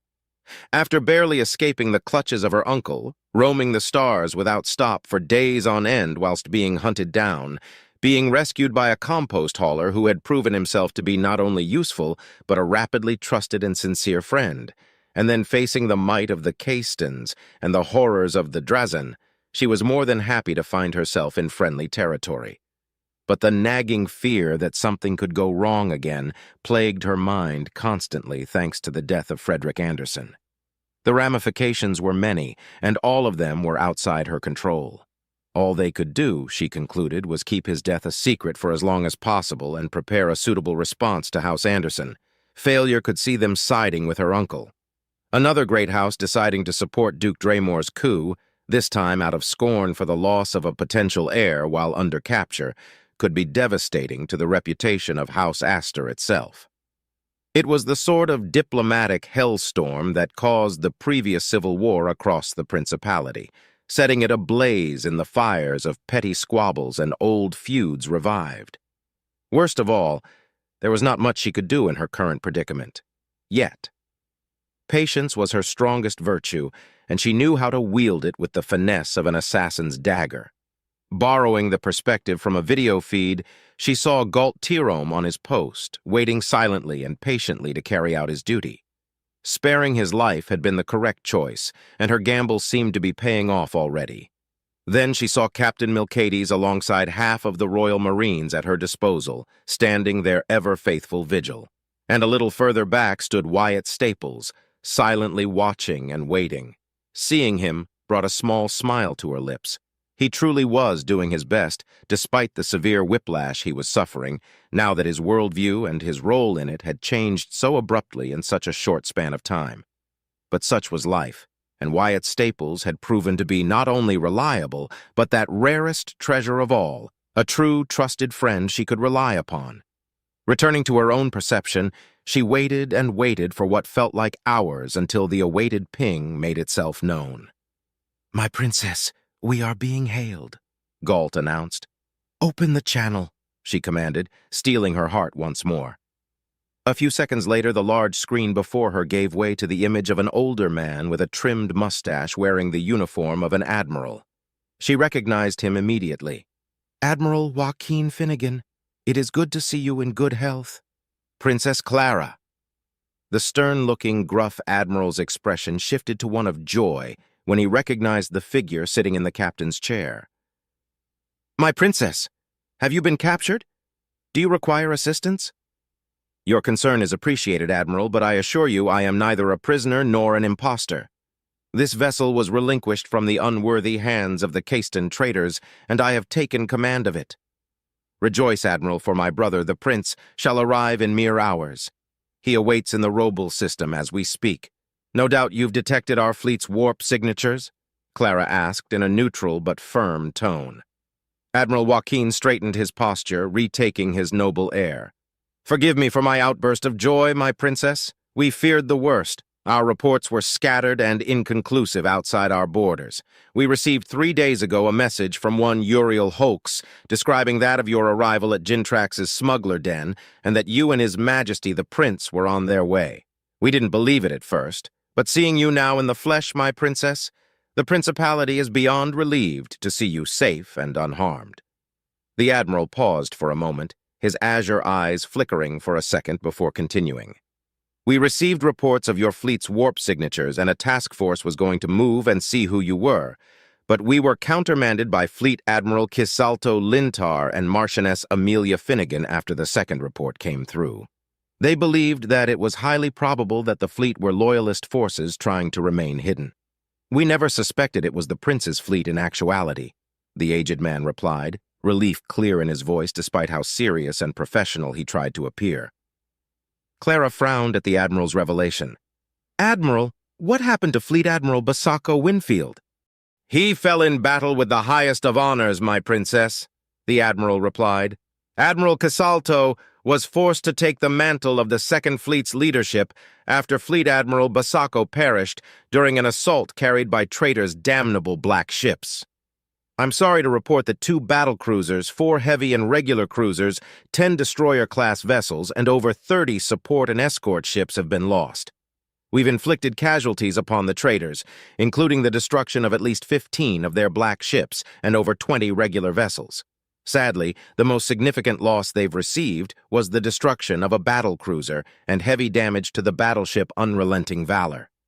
I see, Clara replied, taking in every word the Admiral had said. I will inform Juliana of her uncle's demise. Have the Caiston traitors moved against your forces? We're locked in a stalemate, my princess. Our forces are scattered and spread thin. The bulk of our forces are made up from Second Fleet elements under Fleet Admiral Kisalto Lintar. There are also stragglers from the 1st and 8th, with Rear Admiral Moreton Banta as the senior commanding officer of the 8th Elements and Vice Admiral Vashakati Reed under command of the 1st Elements. Several Royal Army elements have also remained loyal and are eager to engage the traitors, but we lack transport vessels. The precious few ships from the 4th and 7th Fleets present have joined Finnegan forces directly, while the majority of their forces are scattered across Calon, Valto, and Winfield territories, as far as our intelligence reports indicate, the Admiral explained. But now that news of the Prince's survival and arrival will spread across the Principality, we can start pushing back against the traitors and that Draymore bastard. Excuse my outburst, my princess. There is no need to apologize. My uncle is a traitor and deserves little consideration in these dire times that he instigated. Every death is on his hands and that of his supporters, Clara replied in a neutral, practiced tone. Inform Marchioness Amelia Finnegan of our imminent arrival. At once, Your Majesty. However, may I ask why are you on board a black ship, my princess? Even with our scanners, it was hard to pinpoint the origin of the vessel's warp signature, Joaquin asked, intrigued. Thanks to the efforts of my Royal Marines and Lady Cynthia Winfield, we were able to capture 2 black ships. The smaller, crippled frigate class is in possession of my brother, while this vessel, renamed Nornavio, has become my personal flagship, Clara replied quickly and firmly. Understood, Your Majesty. I shall report this to Marchioness Amelia immediately. I'll order a dozen escort ships to meet the Nornavio at the middle point. Will this suffice, my princess? The Admiral asked. It is more than enough. Thank you, Admiral Joaquin. I look forward to setting foot on Macha soon, Clara said, and with that, the connection ended. A second later, she stood up and Redford took her place. Maintain course and inform me of any significant developments, Commander. My princess, Redford replied, bowing his head slightly. Captain Milcades, you and your troops may return to your duties. Cynthia, Wyatt, come, Clara ordered, and made her way out of the bridge, closely followed by the red-armored woman and the black-haired pilot. They made their way back to her quarters undisturbed by any other crew members and entered. Once the doors closed, she let out a long, tired sigh and placed a hand on her neck. Without saying a word, Cynthia approached from behind and gently rubbed the back of her neck for several seconds until an audible pop was heard. Better? Very much so. I wish there was a way to prevent stress from building up, Clara said, her tone back to her more cheerful, lively self. Then she turned to Wyatt and offered him a gentle smile. "You know, you could stand closer to me the next time, Wyatt. You're under my direct service, are you not?" "I will remember that, Clara," Wyatt replied, feeling nervous. "But would that be all right? Compared to Cynthia, Commander Redford, and the Royal Marines, I'm left wanting," he said, barely managing to avoid saying he was nothing instead. "True, but I wish for you to stand at my side. I can't have my new star pilot and Knight Banneret on the sidelines now, can I?" Clara ended with a playful giggle before taking a seat at her tea table. "Tell me and be honest with me, Wyatt. How is your latest training going?" The pilot reached for his helmet and removed it. "It is agony," Wyatt answered in a heartbeat, which made the princess smirk at her blue-haired friend. For her part, Cynthia took off her helmet and gave him a sharp glare. "I'm following my princess's orders," he said, happy to get away with complaining a bit safely. "But Clara, is it really necessary for me to be a banner holder?" "Of course," Clara said, inviting him and Cynthia to sit down with a hand gesture. Her two friends took the invitation and joined her. "Once we arrive at Matcha, we'll wait for my brother's arrival. You, Wyatt, will be part of my escort. That is why you must learn how to do it properly." "Funny. Cynthia never mentioned anything about being part of your escort," Wyatt replied as he glanced at said woman. "It goes without saying," Cynthia replied with a hint of a smirk present on her lips. "Excuse me for my ignorance, but why is it so important? Is it like the parades House Arante organizes?" he asked curiously. "Not quite. This will not be a parade, but it certainly will be similar. This, my dear Wyatt, will be a rather simple royal procession." She paused for a moment to grab her chin between her index and thumb. "Marchioness Amelia would never let such an opportunity slip her fingers. I'm sure that after Joaquin delivers what had transpired, she'll do everything in her power to organize it on such short notice. It'll be fairly traditional, with my brother walking forth, flanked, and followed by his closest and most trusted advisors, followers, and allies. I will follow shortly after in much the same fashion. In comparison to my brother, only 4 banners shall join me. The banners of House Astor, House Winfield, the Royal Marines banner, and of course yours, my dear Wyatt."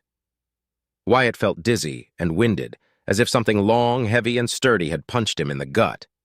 Only nobles were allowed to participate in the parades back on fire, while commoners cheered and admired it.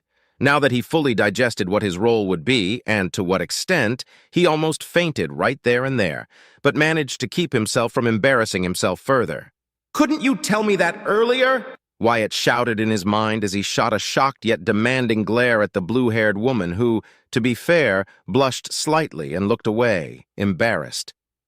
But I don't have a banner," was all he could stammer, but Clara, clearly having prepared for this revelation already, merely reached to her left and lifted a large sealed suitcase of sorts.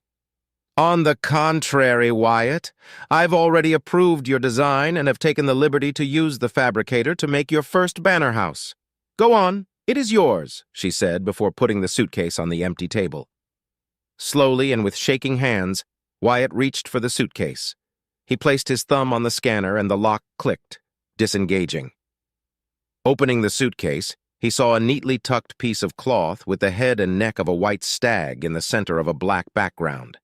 The stag had short antlers and a pair of extended wings sprouting from the sides, giving it a rather majestic appeal.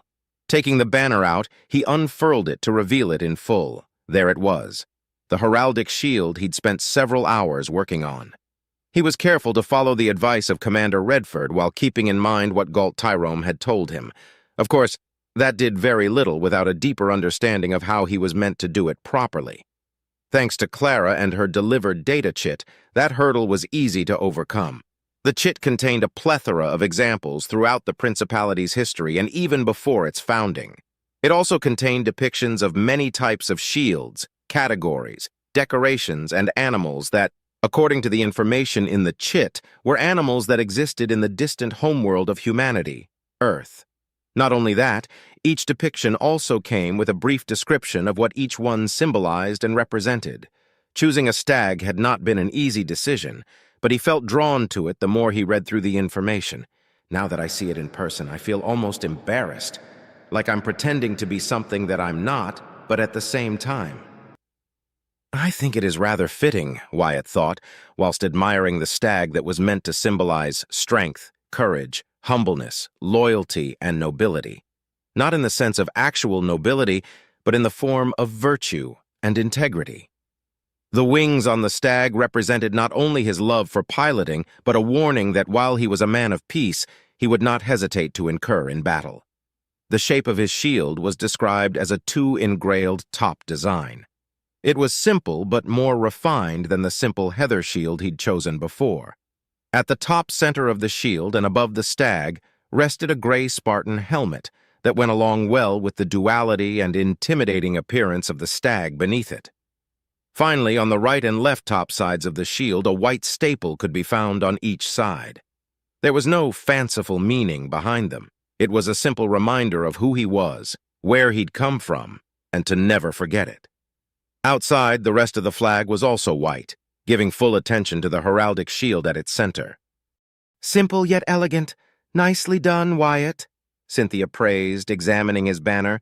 "I don't know what to say except, thank you, Clara. I don't know how, but I promise I'll pay you back someday for everything you've done for me. The chit, the armor, and now this banner. It couldn't be cheap." "Think nothing of the chit," Clara began. "It is nothing more than information already available to me. It cost me nothing to help you in that regard. The banner also cost me nothing. As captain of the Noir Navio, it is within my power to make use of the facilities as I wish. That armor is yours because you paid for it, Wyatt." Now it was Wyatt's turn to let out a laugh. "Clara, please, I'm not that stupid. I have no more than 30,000 credits to my name. Nowhere near enough to pay for such an armor, and I never made the purchase myself. I appreciate your generosity regardless, my princess." "Who said anything about generosity? I simply subtracted the amount from your account. Tell me, what was your salary as a warrant officer?" Clara asked, a cheeky smile forming on her lips. Cynthia shook her head but wasn't able to hide her small, playful smirk. "My salary was 800 credits a month," he answered, and his heart raced with anticipation. "Has my salary increased? As a lieutenant, your salary is now 4,000 credits a month. Furthermore, due to services rendered to the royal family and your outstanding courage, you've received a reward of 100,000 credits," Cynthia revealed, causing the pilot to sputter and mumble incoherently. "The armor you are wearing costs 50,000 credits and has already been subtracted." "That means I have over 70,000 credits at my disposal. I can afford to have a video call with my family for a few minutes," Wyatt thought with a triumphant smile spreading across his face. He was about to thank Clara for it, but the princess beat him to the punch. "Save your thanks for when they have meaning and merit, my dear Wyatt. This was nothing more than what was needed. Moreover, perhaps you should check your credit chit," Clara proposed, her smile widening whilst Cynthia passed him a data pad. Not bothering to question her motives, Wyatt took out his credit chit and inserted it into the data pad. He never bothered to check his account more than once or twice each month, if that. He accessed his personal account, and true as the daylight, there it was. 78,242 credits. But something was wrong. He blinked twice, set the datapad down, and rubbed his eyes before picking it back up. There was no mistaking it. There was a 0 next to the 7, followed by a comma and a 6 after it. 6 million cred, he muttered in disbelief before his body gave up and he leaned back on his seat, passing out. Clara let out a rather pleased sigh as she giddily clapped her hands together. "I rather enjoy when he does that." Cynthia shook her head again. "Your senseless teasing and peculiar brand of humor are going to end up killing him, Clara." "Shush you," Clara exclaimed, her cheeks blushing, but her smile never faltered. "Don't lie to me, Cynthia. I can see your smile." "I refuse to acknowledge that statement," Cynthia replied. "When he wakes up, you'll have to instruct him on how to employ his newfound wealth." "I've already taken that into account," the princess answered, leaning back in her seat to relax. Her gaze focused on the unconscious pilot for a moment, before moving past him and saw a small collection of fighter models resting inside an encased model rack. She loved every one of them and never traveled anywhere without them. It had been a small miracle that a handful of her collection had survived at all during their escape. But recently, a certain model had become her new, most precious possession. We should smile now that we can, Cynthia, for tomorrow is anything but certain. Volantis, fire outskirts. Weskel Staples ran as fast as his legs allowed him down the familiar path to his home.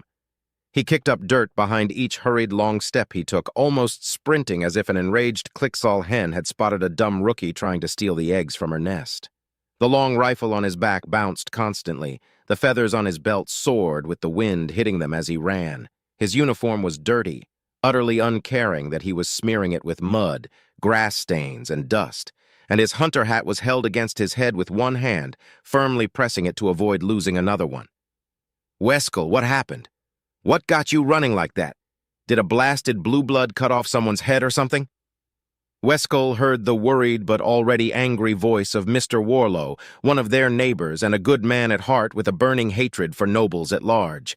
It was so typical for the old, cane-wielding man to assume that a noble was responsible for any altercation or scandal. To be fair, he was right most of the time in that regard.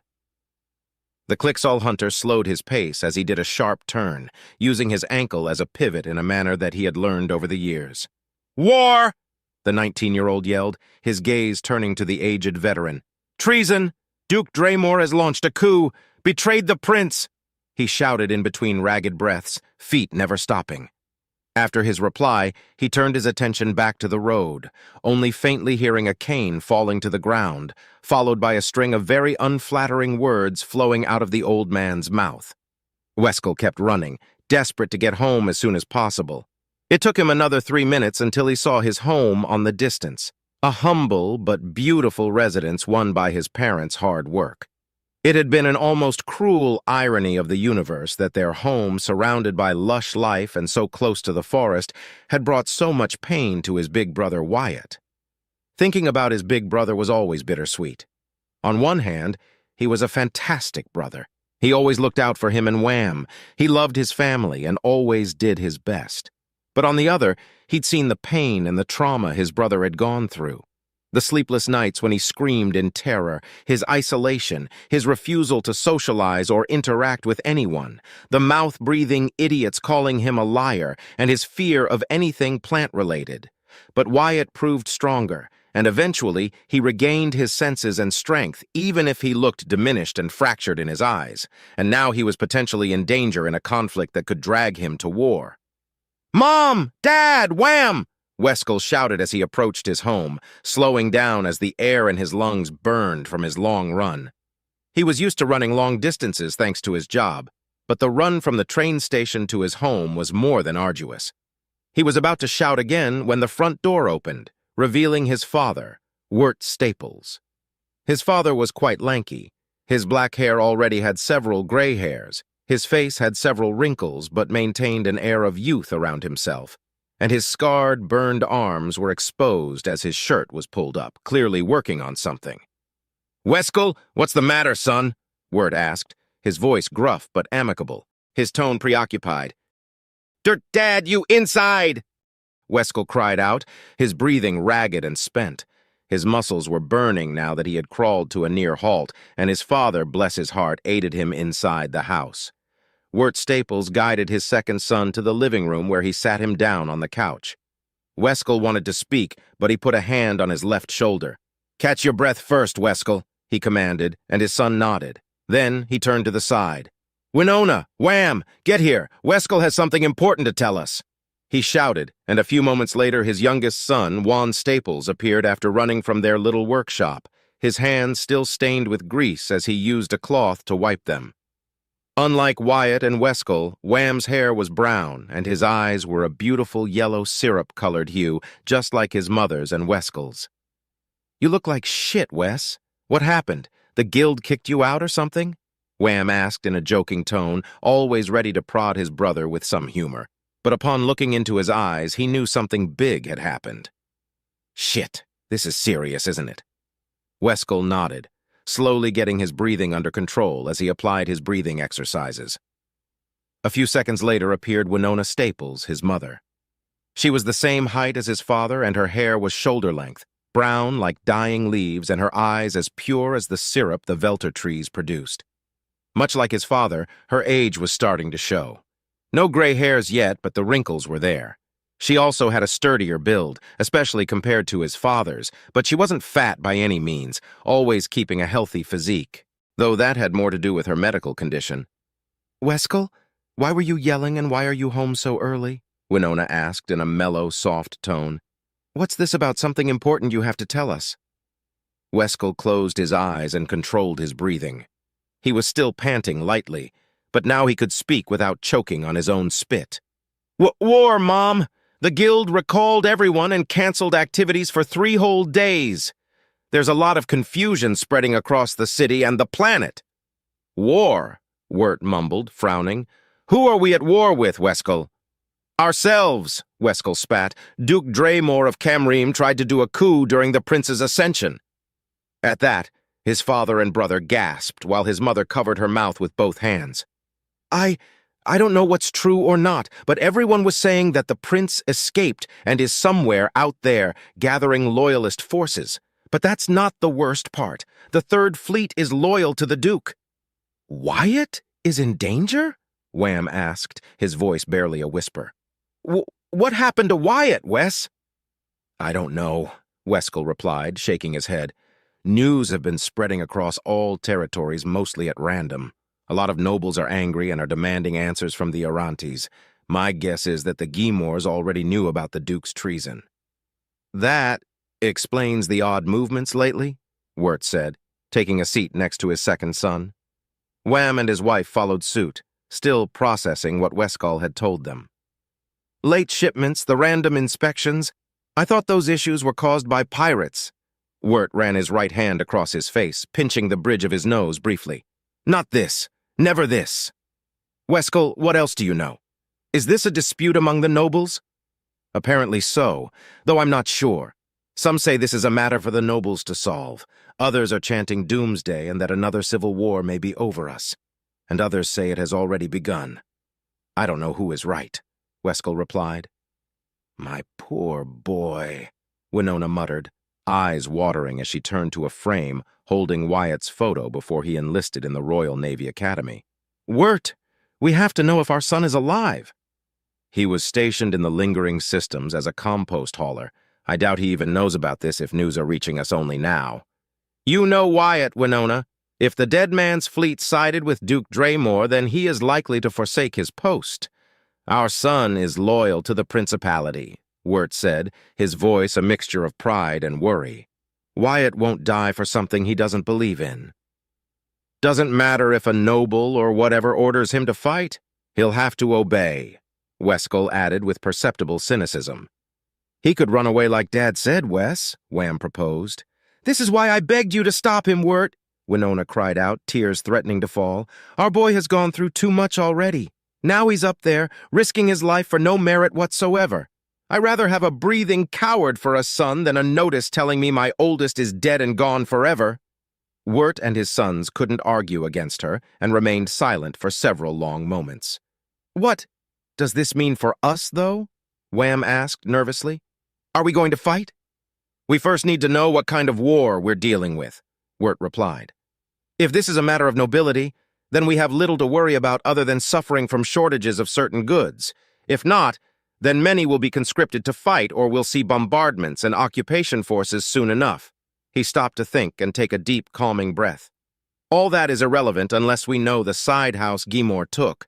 Loyal, traitor, or neutral." Everyone fell silent, even as Winona tried her best to wipe away the tears now streaking down her cheeks. As commoners, they knew they had no say in the decisions the noble houses above them would take. Sure, if enough of them protested against a singular topic, they could be heard, but on matters that involved the ruling of the principality itself, they were powerless to object or voice their opinions. 2 minutes of uncomfortable silence passed in the blink of an eye until an alarm got their attention, and they turned their attention to the singular video screen that adorned the living room. They didn't use it often, and it was there mostly to receive announcements, general broadcasts, and messages. For a split second, their hearts skipped a beat, fearing the worst. It wasn't until Weskel read the description displayed that he stood up in a hurry, a smile spreading across his face. "Video transmission from Wyatt Staples. Accept or decline." the synthetic voice asked as the pinging alarm continued to ring. Accept! Accept, you blasted machine! Weskel cried out, tossing his hat to the side and setting his long rifle on the ground. There was a moment of pure darkness on the screen before a set of dots appeared, one illuminating after the other until all 8 dots were shining white. Then Wyatt Staples appeared on screen, his nervous expression changing to one of pure elation when he saw his whole family was present.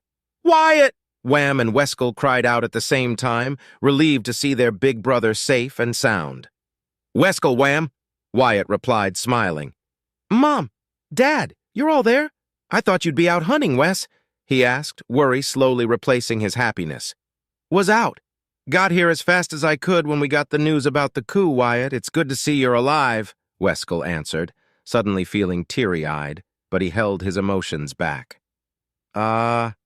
So you know about Duke Draymore's betrayal?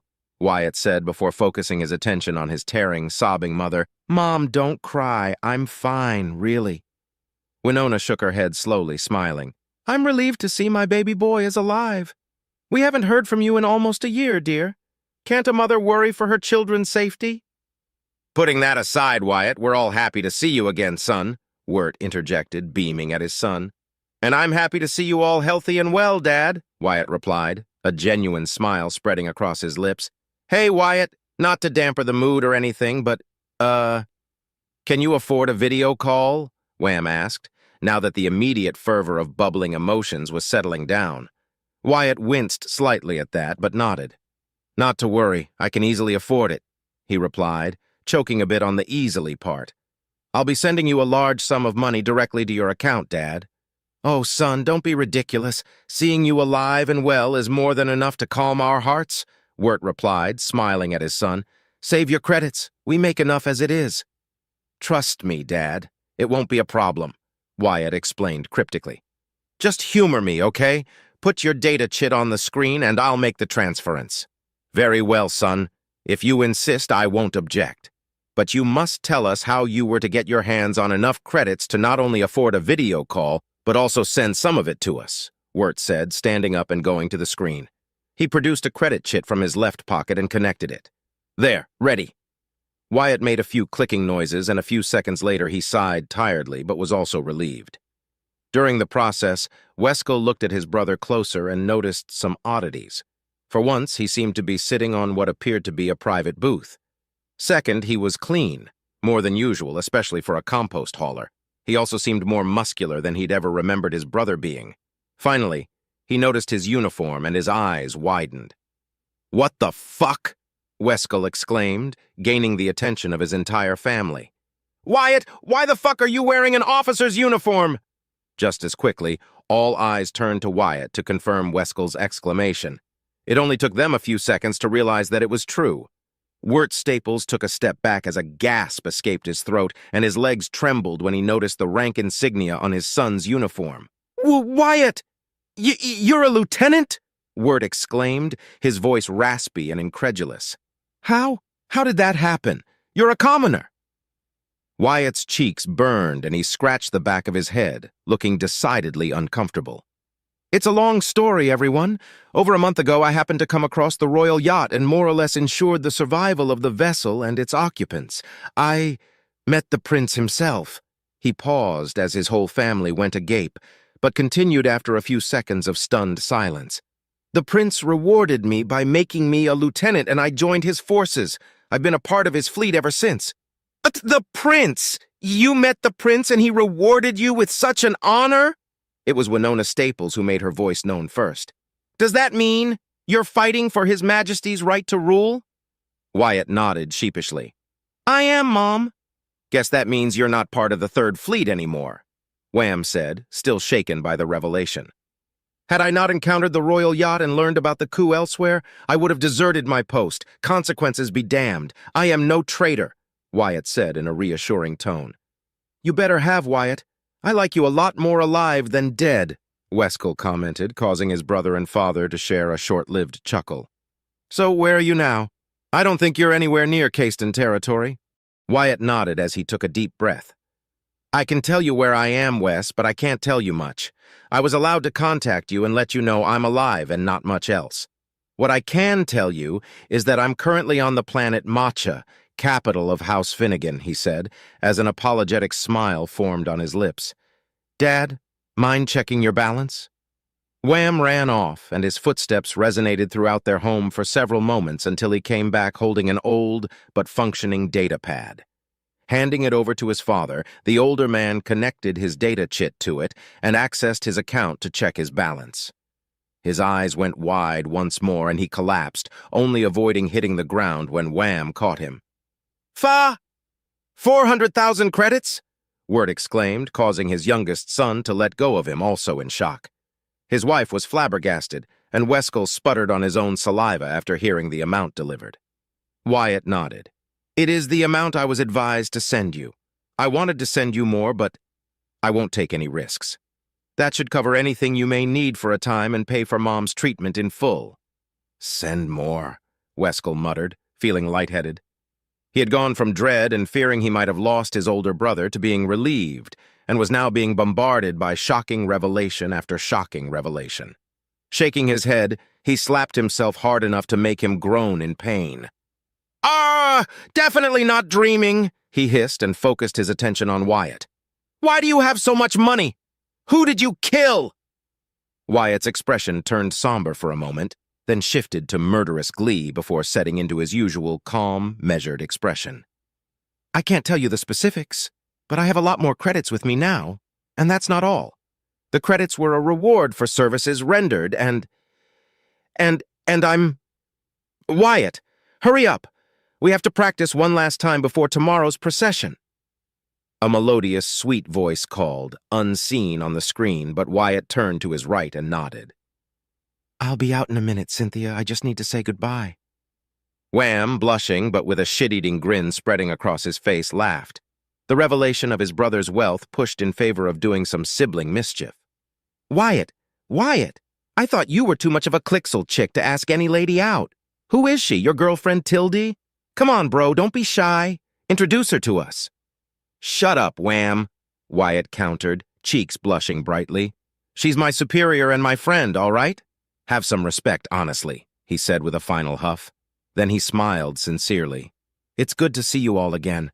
I don't know when I'll be able to call you again, but for now, stay safe, okay? House Gimor declared itself neutral, so you can rest easy.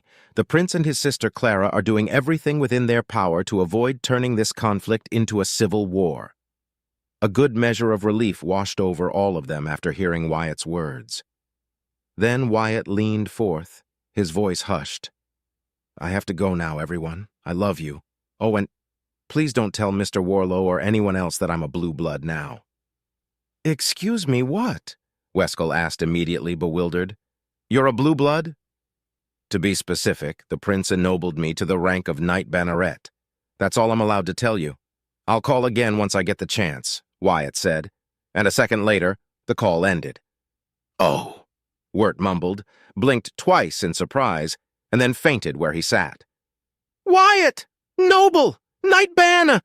Wham started, but fainted, joining his father's side a moment later. Wescal stared at the screen for several seconds, then leaned back on the couch, resting against it. Did Wyatt say he made a friend? He asked, before he too fainted, joining his brother and father. Only Winona Staples remained conscious, her shock slowly being replaced by a beaming expression of pure joy and pride. Stay safe, Wyatt, she said, her worries vanquished for the foreseeable future. She would have to make sure to keep Wyatt's new position in life a secret despite how much she wanted to yell to everyone who would listen that her oldest son had been recognized by the prince himself. Who could blame her? Her son had achieved something that was beyond the dreams and imagination of most people, commoners and nobles alike. She stood up and made her way to the kitchen to prepare herbal teas with bread and goonie.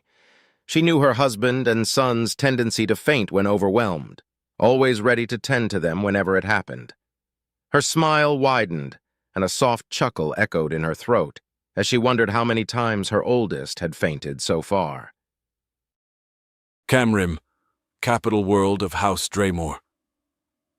Alone in his office, Duke Cornelius Draymore went through several reports and other plethora of official papers that had occupied him for the majority of his day. As he read through a report detailing a recent logistical issue, He felt his mind divided between paying attention and lamenting that his son Gabriel was as staunch in his belief as ever. "How I wish you could be at my side, Gabriel," he muttered softly before signing the paper and placing it on a much smaller pile to his right. Suddenly he froze as an internal request for an audience came through from Veronica. A thought later he gave his permission, and the doors opened while he took a professional stance behind his desk. In came his beautiful daughter, Veronica Draymore, a source of both pride and sorrow in his heart. She closed the door behind her, sealing them once more, and walked up to his desk before dropping to knee in full reverence. Cornelius resisted the urge to roll his eyes at her display and merely raised a hand in dismissal. "Veronica, you need not kneel nor bow before me. You're my precious daughter." Veronica shook her head, her blonde, braided hair swaying weakly. "I may be your daughter, Lord Father, but I am but your humble hammer. I pay my respects as it is intended and right," she replied with unquestionable conviction. "If that will make you happy," the Duke said, signaling her to stand up. Of course she obeyed instantly. "What troubles you, Veronica?" "My Lord Father, I come to inform you that House Ively is no more. The ruinous traitors conspired against your just rulership and planned to defect. I made sure that the heads of these traitors were departed from their ungrateful shoulders, their entire bloodline destroyed and laid to waste," Veronica stated, beaming with pride.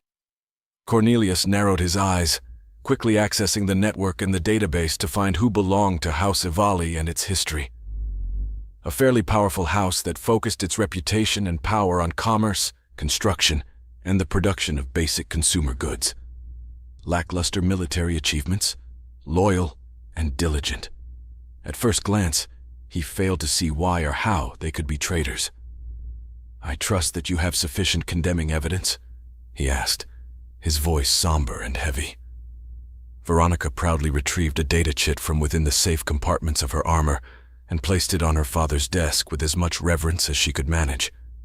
The behemoth of a man took the chit and connected it to his desk terminal. He connected to it and quickly absorbed the information in it, reading through it and analyzing it. The proof was substantial. He could grant that to his daughter.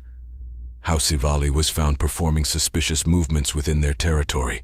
Many shipments and small vessels were gathering in the system called GUI, bordering Taigan territory, in what appeared to be an upcoming massive expedition. Not only that, but there was substantial evidence that House Ively was loyal to House Astor, not House Draymore. There were several confessions from captured family members who admitted to their treachery and had tried to instigate a major revolt across their territories in opposition to his claim as Lord Regent. Disconnecting from the network, Cornelius felt relief that his daughter had not acted purely on impulse alone. He had the suspicion that Felicity Centaur or Hadrian Taigan had a hand in the investigation. Veronica simply delivered the finishing merciless blow. Looking at her waiting daughter, he could see the devotion she bestowed upon him reflected in her green emerald eyes. "I must not stroke the flames of her ego too much, but I can't let her go unpraised for her deeds either," Cornelius thought, as the difficult decision was placed before him. "You've done me a great service, Veronica. You honor the hammer of Draymore with your just and measured vigilance," he praised, gifting her a fatherly smile. Veronica smiled proudly, almost shaking in happiness as she hit her chest with a fist and bowed her head ever so slightly. "Thank you, Lord Father. No treacherous fool shall stand in your way. You shall be recognized as Lord Regent, and then as the true prince the principality deserves, as it is your right." "Your faith and loyalty in our cause is inspiring, my daughter," Cornelius said, standing up. He then walked around his desk until he reached his daughter, embracing her gently. Veronica melted into the embrace, hugging him tightly. They hugged for several long, silent seconds until he spoke up. "I'm sorry, Veronica. I should have been a better father." "You are the best father in the entire principality, Dad," Veronica replied, her voice soft and tender, unlike her usual heavy and fervent tone. "Mom would stand at your side if she were to live." "Curious. Our son believes that you would spit on my grave while our daughter thinks you'd stand at my side. I know better, my Jasmine. You would be here for them, not me. Not in this situation. Not like this," Cornelius thought to himself before caressing his daughter's hair. I failed you as a father, Veronica. I failed you both. This is all I can do to compensate for it. Will you stand at my side?" Veronica broke the embrace and gave her father a reassuring nod. "Always, my lord father. Whatever your will is, I will carry it, no matter the consequences." "And that is what I fear the most," Cornelius thought, shame filling his heart. Just then the doors unsealed and Veronica was quick to act. She turned in a blur of motion, drawing her blade and activating it alongside her armor, ready to face any enemy that may come through that door. Instead, one of his many aides entered the room in a hurry. "You dare enter the same room that your Lord Regent is occupying without prior notice or warning?" Veronica half-shouted, demanding an explanation. The aide fell to his knees a few meters in front of her. I am so terribly sorry, my Lord Regent, my Lady Veronica, but I acted upon your orders, my liege," he said, excusing himself before presenting a simple blue ribbon with a white dot at each end. Cornelius understood immediately and placed a hand on her daughter's shoulder, calming her down. "Stand down, Veronica. He means us no danger and has carried my orders to the letter. I've been expecting this response for several days now." Veronica glared at the aide one last time before deactivating her armor and sword, sheathing it, and glancing at her father. "I was not aware of such orders, Lord Father." "There are dealings only concern my attention, Veronica. Do you understand?" he asked. Predictably, Veronica nodded. "Of course, my Lord Father. If it doesn't concern me, then that is your decision and I abide by it. What may I do for you now, my Lord Father?" "Return to your duties, Veronica. But next time contact me before deciding the fate of an entire house. Only I shall decide their ultimate fate," Cornelius said, as he took the ribbon from his aide, dismissing him with a wave of his hand. The aide was more than happy to obey as he rushed out of the office. "Of course, Lord Father, I shall carry your orders," Veronica replied, giving her father a salute before leaving his office. Once the doors were closed and sealed, Cornelius returned to his seat and cleared his throat. "Alpha Protocol, Starman, enabled. Authentication code, LGNK017BNH, codename INTI." As the final words escaped his lips, the entire room resonated as an energy field distorted the air and molecules in it, creating a true zone of silence outside the confined bubble around the Duke. His desk terminal glitched to life, sending out multiple errors and a scrambling static until the screen settled on a blue background with a singular white dot in the middle. "Duke Cornelius," a synthetic voice spoke. "Greetings," the Duke replied, his voice vibrating uncomfortably but nothing he couldn't endure. "Is there anything I can help you with?" "We should be asking that question, Cornelius. We may not have many eyes and ears in the Principality, but we are neither blind nor deaf, or mute for that matter. Our time is limited. Will you succeed?" The voice asked in a serious tone. "We knew that a clean victory was unlikely," Cornelius replied nonchalantly. "I have the upper hand, the numbers, the ships, and the forces necessary to uphold and honor our deal." "That's not an answer." Cornelius closed his eyes for a moment before his expression turned stood and firm. "Your contributions have been most useful, though some of my subjects fail to see their true potential. I've lost over 50 ships already, most of them being Corvus frigates. A substantial loss, but not entirely outside our expectations. We can't send you more ships, Cornelius. You'll have to manage with the resources at your disposal. One way or another, you must be recognized as the legitimate Lord Regent, be it through guile, ruthlessness, or bloodshed, we care not. Do not fail in your task, Cornelius. The future of the Principality is within your hands," the voice said as the screen began to distort again. "We'll be watching and waiting for your results, Cornelius." A second later, the screen went black. "Disengage Alpha Protocol, Starman," he said, and the uncomfortable bubble around him disappeared in an instant. Cornelius closed his eyes, took in a deep breath, and resumed his work. He had much, much more to do. Matcha, capital world of House Finnegan, Grand Palace. From the moment the planet named Matcha was visible to the naked eye, Wyatt felt astonished by it. In his mind, Volantis was more beautiful, but that was the biased opinion of his homeworld, no matter how ultimately insignificant it was. Matcha, on the other hand, was unlike any planet he'd seen before. There were at least a couple dozen different orbital stations around the planet, the smallest of which dwarfed Volantis's space station. Then there were the Lagrange shipyards and anchorages, where ships were produced and stationed for a myriad of reasons. But out of every technological wonder that was not the Noir Navio, seeing the orbital ring around the blue, gray, and yellow planet illuminated by the orange light of its local star was an awe-striking experience. The planet didn't have oceans. Rather, there were several large seas scattered across its surface, with plentiful mountain ranges and a wide collection of climates with crossing rivers and smaller lakes, giving the surface an exotic allure. There were everywhere near the seas, and sitting near the bases of mountain ranges, as in space a constant flow of civilian-grade ships docked and undocked from the stations, whilst shuttles did the same, towing all manner of goods. As Wyatt sat on the balcony staring up at the sky, faintly able to see the orbital ring, he felt his heart racing as the time ticked by, but his smile remained strong and vibrant. He had been able to see his family again and send them as much money as Clara had advised him to. That made him chuckle in both embarrassment and good humor. It wasn't the first time I'd fainted in front of them, but it was still rather embarrassing that they got to see me like that, Wyatt thought as he turned his gaze away from the sky and onto the scenery in front of him. The trees were lush but small. The grass, flowers, and plants that made up the immense garden of the palace were beautiful to behold, even if the grass was more orange rather than the green he was used to.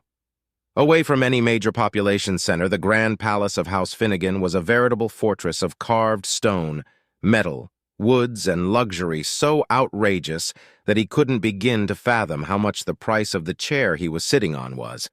At the thought of his family and financial inquiries, he turned his gaze to Clara as she continued to do something in front of a mirror while Cynthia stood behind her princess. Her red armor was polished to perfection, her long blue hair lush and sparkling, while her hands ran down Clara's blonde hair as she used a brush on it. Whatever Clara was doing seemed to be important as she stared at her reflection, smiled for a few seconds, then sighed, and used her hands to massage her cheeks, cheekbones, lips, and nose for a few seconds before trying again. "Nervous?" Clara suddenly asked without looking away from the mirror. "How does she do that? Does she have the visual field of a Yikanti?" Wyatt thought before straightening his posture. Clearing his throat, he answered, "Very." "Understandable," Clara replied without her usual playful tone. She paused for a moment, smiling at the mirror for several seconds before sighing in frustration once more. "You had very little time to practice, but Cynthia assures me you won't bring me any shame." A chill ran down his spine for a second before replying, "I can only promise to do my best, Clara." "I ask for no more than that," Clara answered. "Was your video call with your family enjoyable?" Wyatt's smile returned as he nodded once. "Yes, it was enjoyable, albeit short. I was lucky enough to see them all already gathered together." "Thank you, Clara, for allowing me to see them again," he said with deep respect for the princess. "I know you must be disappointed that your reunion was short-lived, Wyatt. However, it had to be done," Clara replied. Wyatt shook his head. "Not at all. Seeing them was more than enough. I even got to see Weskel, though that was because the news about the coup reached them. I followed your advice and orders, Clara. You know more than I do. Who am I to question you?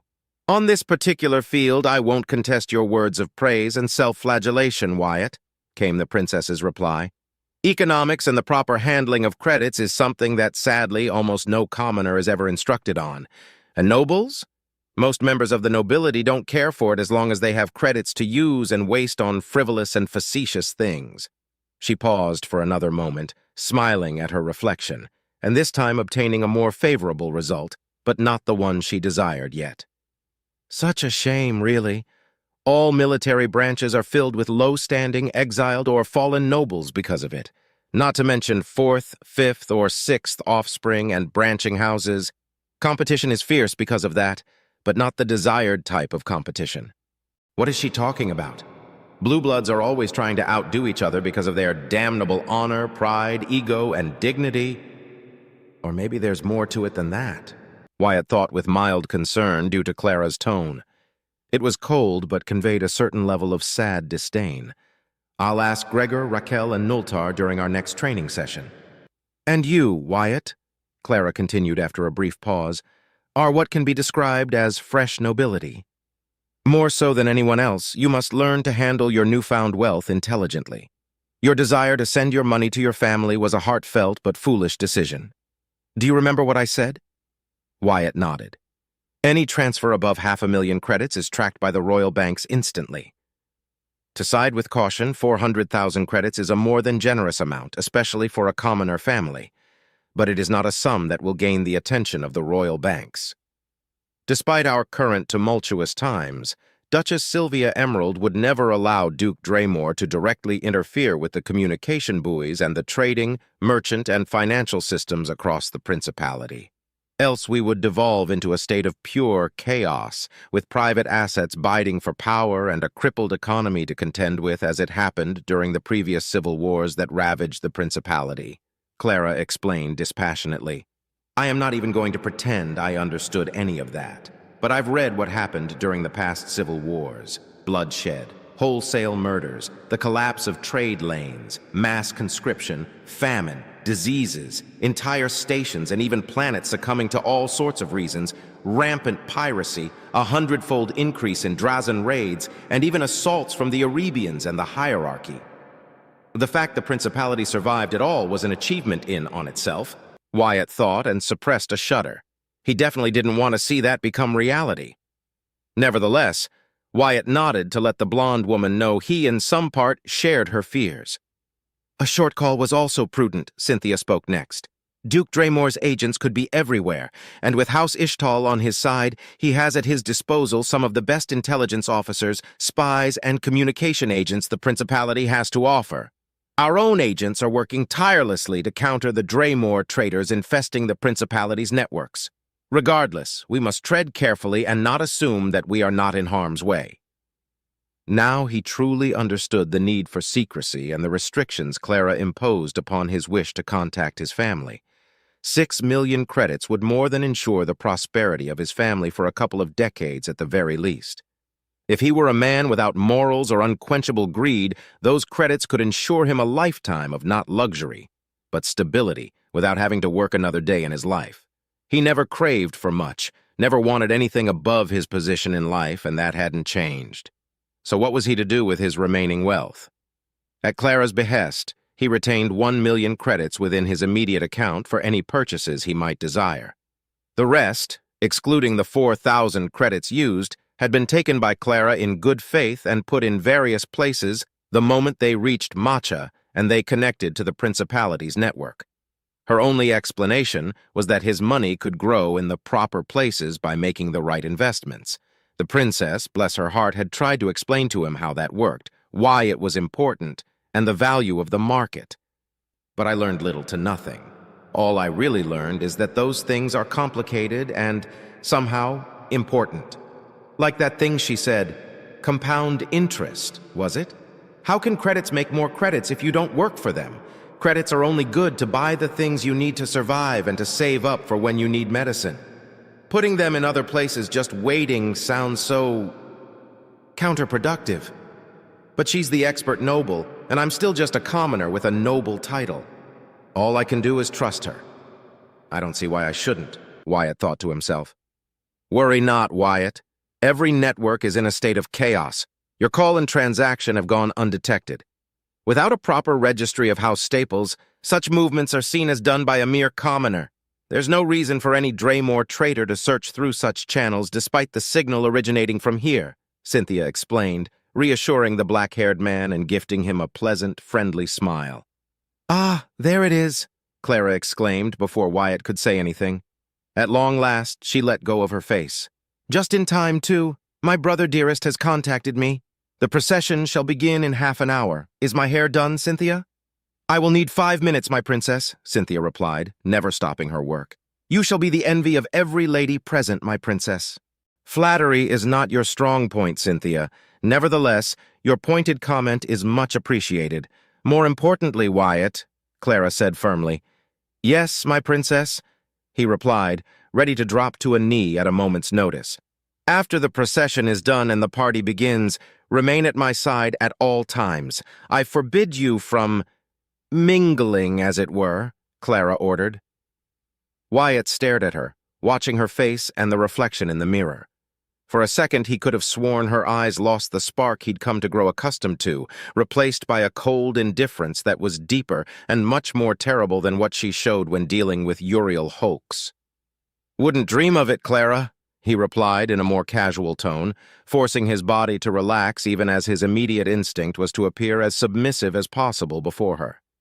Clara blinked, and the coldness in her eyes vanished, replaced by a more neutral and serious demeanor. "I do this for your own protection, Wyatt. You do not know proper protocol. Your house is unknown and new, unestablished yet, but as Knight Banneret of House Astor, your value is immense. Many less than reputable people would do anything to gain your nascent power and influence." Wyatt frowned, now that he understood perfectly. "And use me as a pawn in their games for power, influence, and whatnot, right?" "I am relieved that you understand their end goal, Wyatt. Your instincts are sharp, but there are those who will lie to your face, cover their words with the sweetest honey, and promise you unbelievable rewards. Masters of puppeteering and deception. Lending them an ear is to invite disaster for yourself." She paused and glanced at him. "I will not allow you to suffer such a fate, Wyatt. Not to mention that's only half of what you have to worry, Wyatt," Cynthia continued, her voice serious and direct, like when they first shared a conversation. "The most formidable and dangerous foes shall be the ladies present." "What?" Wyatt asked himself, as his brain did a double-take on what he'd just heard. "How can they be more dangerous?" he blurted out. "And adequately handsome and unmarried," the princess said, putting extra emphasis on that particular word. "Knight Banneret has appeared right before their eyes. What to do? Sit back and let others make the first approach? The shame, the disgrace. No, you will be sought after, my dear Wyatt. Unmarried ladies, and perhaps those already betrothed but seeking a better prospect, shall take their chance to gain your eye, attention, and, most certainly, your carnal candor for no other reason than to place themselves as high as possible within society," Clara explained. "It wouldn't matter if you were appealing to the eye or not in any case, Wyatt. They will come, and they will attempt to use their feminine guile to get what they desire. My princess, these ladies will fight among themselves for the chance to be the one who snares our star pilot and newest Knight Banneret of your house," Cynthia added. "It is fortunate that Wyatt Staples is not a man who seeks the warmth of a lady to comfort his bodily desires." "I'm not sure if she's serious or if she's mocking me," Wyatt thought, disturbed and taken aback by the turn in the conversation. "I suppose that love is not what they desire?" he asked with sarcasm.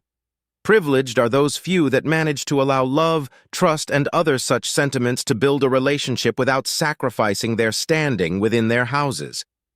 In the games of political power, influences, and personal standing, such silly things as love are anathema. They will lie, they will cheat, and they will use their beauty, their sweet-sounding words, and their bodies to gain what they desire. Do not let them win, Wyatt, no matter how succulent their fruits may be," declared the princess. "I understand," Wyatt replied as a shudder coursed through his body. He wasn't ignorant of loveless marriages or arranged ones. Not everyone could be as lucky as his parents, even among commoners, after all.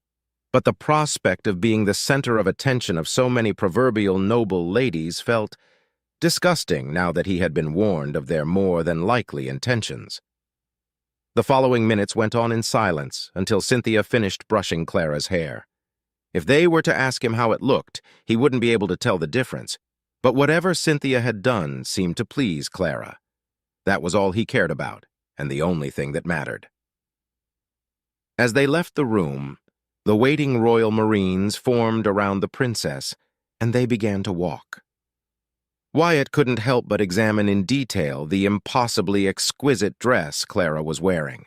It was of a soft aquamarine hue, with gold and purple trims and adornments etched into the fabric of the dress in patterns that were breathtaking in detail, and beauty depicting people dancing, birds flying, and precious orange, red, and yellow gemstones adorning her dress.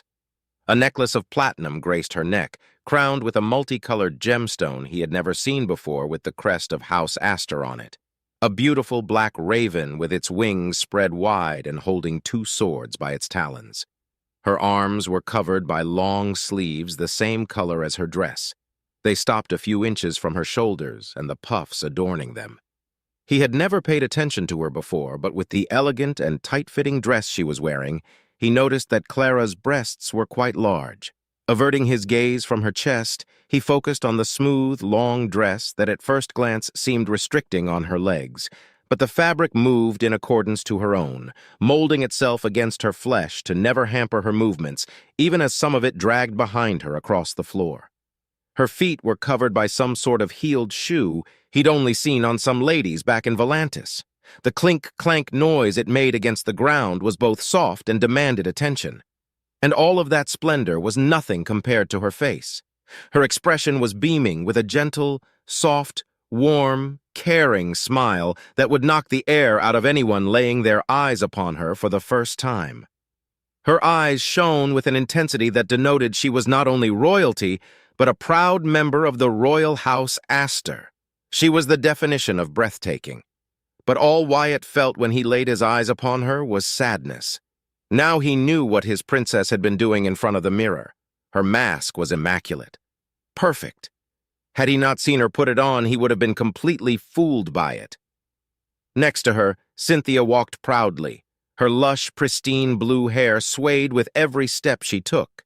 The only part of her usual armor that was missing was her sword, leaving her unarmed but not unprotected.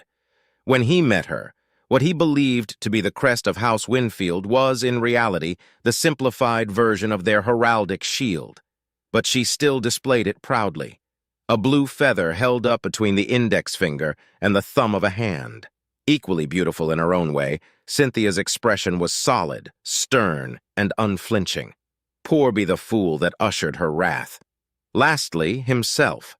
He was wearing his armor with the addition of a right purple-colored shoulder cape with gold trims and a single red pin keeping it locked to his armor. His armor was also polished to perfection, and the stag representing his heraldic shield was displayed on his chest. He could remove it later, but for now it was necessary. Tracing his gloved fingers across his chest, his nervousness returned, but nothing he couldn't control. They walked through empty hallways with nothing but the sound of footsteps and Clara's heels for company until two Royal Marines opened a set of doors revealing the Prince, Commander Redford, Commander Juliana, and the other commanders, plus several aides and other nobles. The men wore stylish uniforms or expensive-looking formal clothes with more garments and other accessories on them than actual clothes. The women were similar, though most of those present chose to wear a formal dress. Juliana, of course, wore her uniform. When the prince saw his sister, he stopped the conversation he was having with Marchioness Amelia Finnegan. She was a tall, mature woman with sand-colored skin and several freckles adorning her cheeks. Her eyes were golden, and her hair, black as the night, was long and pristine like obsidian. Other members of her house also surrounded the prince as he broke off to greet his sister. The siblings shared a short-lived but cordial hug. They spoke in whispers that he couldn't hear, and his attention turned to Redford and Juliana, who nodded at him approvingly. The veteran wore his uniform proudly. His chest was covered by medals and other marks of recognition and accolades, similarly to the rest of the high-standing nobles who chose to wear their uniforms instead of formal attire. You can cut the tension in the air with a knife, Wyatt thought as he lazily examined the room, until he recognized Salazar Reed alongside other nobles, the brown-haired man glaring at him silently with his gray, cybernetic eyes. In the absence of his uncle, Admiral Vashakati Reed, he'd be honored to carry his house's banner instead. Damn blue blood. Your brother died because he was a stupid, glory-seeking fool. I never wished for his death, Wyatt thought, matching his glare for a moment before looking away. The wait felt eternal as nobles conversed between themselves. The prince broke his conversation with Clara a minute or so after her entry, returning to the Marchioness's side without any fanfare. A few nobles, such as George Lintar, shot nasty glances at him. Others like William Hemtroke and Lukacs Ishtal ignored him for the most part, but the disdain in their eyes was absent, so that was good at least. Most nobles only spared him a curious glance before returning to their private talks. Finally, the waiting ended when the Marchioness excused herself and stepped out of the room, wearing her expensive yellow and cream-colored dress, while her entourage followed her closely out of the room. The talks died instantly. Everyone straightened themselves and gave themselves a last-moment check to ensure everything was in order. The prince, impassive and elegant as always, only wore a longer cape and jade-colored circlet on his head that made his already imposing figure stand out more and project his potent aura to a far greater extent. He shared a glance with Cynthia, then with Clara, and finally with him, before slowly making his way out of the doors at the other end of the room. Loud trumpets rang, followed by the elegant, sharp voice of the Marchioness, announcing the entrance and arrival of the prince himself. More music and trumpets cried out, welcoming his majesty. Behind him, several standards rose up, walking behind the prince in two files, leaving his majesty at the center of the formation. Each banner represented a house powerful enough to be recognized by the prince as loyal to his claim and cause. Among them stood one of Redford's aides, Juliana, and the other commanders, except Lukacs, who remained behind with the other aides. While the prince walked at an evenly pace, almost lethargic, the bearers marched in unison and with near-perfect synchronization, quickly outpacing the prince until they came to an abrupt halt at the end of a short staircase leading up to 3 thrones. One was occupied by Marchioness Amelia Finnegan. The other 2, particularly the one at the center and largest of the 3, remained empty, but not for long. The banner holders turned inward, hit the ground with the blunt bottom of the pole they were holding, and then inclined them ever so slightly, so that their banners hung freely as the prince walked beneath them. The prince never broke his pace, as countless onlookers and several camera drones recorded it from every possible viable angle. As the prince walked up the stairs, flower petals and exquisite feathers fell from the ceiling, and when he sat down on the center throne, a large banner with the crest of House Astor unfurled behind him. Amazing. Pointless, yet amazing, I have to admit. So this is a royal procession? Wyatt thought. A hand landed on his shoulder and his attention turned to face a Royal Marine. If he was correct, then it was none other than Captain Milcades. Before he could ask anything, Milcades offered him the pole he had been practicing with for the last 4 days, almost without respite. He gripped it and looked up to see his banner, his heraldic shield engraved on it. The surrealness of the situation struck him in full, and he felt dizzy. Shaking his head, he gripped his pole tightly and took a deep breath, putting on his best stoic, emotionless expression. He was nervous, that much was obvious, but there was nothing he could do now about it except clench his teeth and do his best. For them. Do it for them. For Clara. For Cynthia. I won't bring them any shame. I won't let my friends down, he thought, and something within broke. He could feel it. He felt it the moment it happened. They're my friends. Huh. Wyatt Staples? You're officially insane if you think a princess and a lady of House Winfield are your friends, but that's what I feel now. Maybe they won't die. Maybe having friends won't be a waste of time anymore. Maybe, he thought deeply before the trumpets rang and Clara commenced her walk. As soon as he watched Clara advance, his heart raced against his chest, beating so loudly he was sure everyone around him could hear it. The sensation was similar to piloting a fighter, and he embraced it with wholeheartedly. In front of him stood Cynthia, and to his left, Captain Milcades and Commander Redford stood proudly, ready to perform their duty without fail. They advanced as one, the drilling of Cynthia paying off as he maintained a steady, measured march with the other 3 banner holders. It didn't take long for them to march past Clara, who was walking with such grace and perfect balance that she seemed to slide across the red and silver carpet. The buzzing of the drones mixed with the music, trumpets, and applauses from the onlookers. All of them nobles, he noticed, were like background noise compared to the beating of his heart against his ears.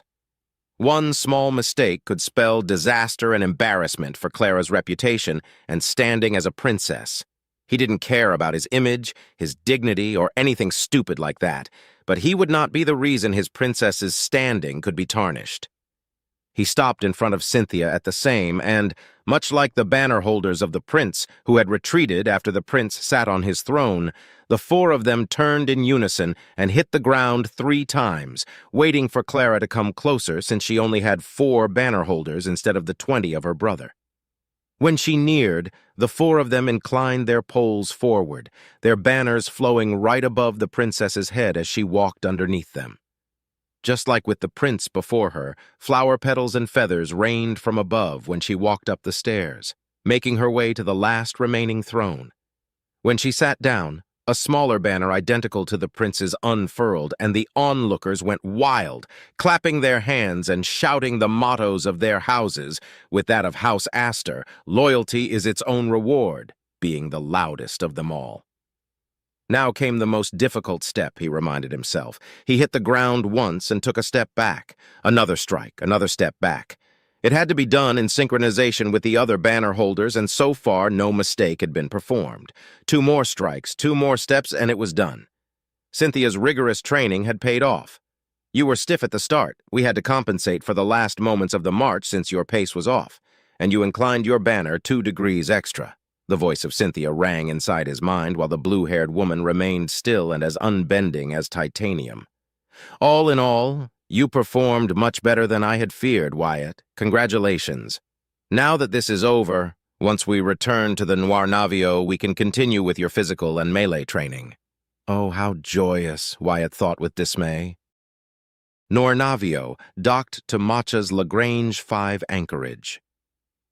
"I bet they're happily enjoying all sorts of exquisite foods and drinks down there," Leopold said, idly scratching his scar as he stared at Matcha off in the distance from the observation deck of the monumental anchorage station. Beside him, his teammates and several other personnel ate standard rations, gambled, drank, or chatted. "Do you not pay any attention whatsoever to what I say?" Gregor asked, before taking a sip from a flask he was holding. "Only when you say something half worthwhile, Blue Blood," Leopold replied with a small smirk. Gregor took another sip and Raquel took over. "Leopold, what makes you think they are preoccupied with eating good food and drinks?" "The party," Leopold replied. "Did you see Wyatt? Man, I couldn't have held to that thing if I'd tried with so many blue bloods around me." No offense, Raquel," he was quick to add.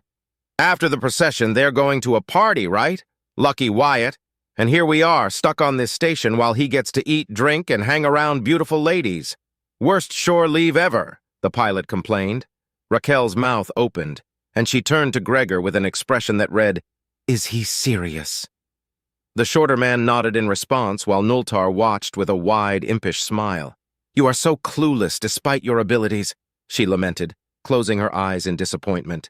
Leopold pointed a finger at himself. "Commoner, remember? So what? They're not down there preening their feathers and stuffing their faces like most nobles do?" Raquel reopened her eyes and asked, "Where were you born, Leopold?" "Rastuji, all the way from Ishtal territory," he said with no small amount of pride. "Too bad they sided with traitors, but hey, that gives me a good reason to kick Blue Blood some ass, eh?" "Rastuji. Ah, no wonder your views on nobility are so terrible. The decadent House Bitofo controls that planet, if I recall correctly." "That's them, all right. I swear they spend half the year throwing parties and eating everything that moves. I know other nobles aren't like those bastards, but come on," Leopold replied, ending with a chuckle. "And I've already told you that House Bitofo reviled even among other houses. It is their position and control of resources that has kept them in their position, not to mention their loyalty to House Ishtal as one of their banners, Leopold," Gregor added. "Contrary to your experiences, noble parties are anything but. A party that's not a party where you get to dance, sing, and drink until you forget how to walk." "Pfft, yeah, I believe you," Leopold replied in a joking tone, but at the silence of his 3 comrades, his expression turned more serious.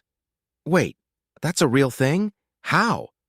"Because, Leo, noble parties, get-togethers, and other such wonderful opportunities to mingle are excuses to do what most nobles love doing more than anything, playing their silly little games of power, influence, and skullduggery," Nultar said, experience dripping from each word he spoke.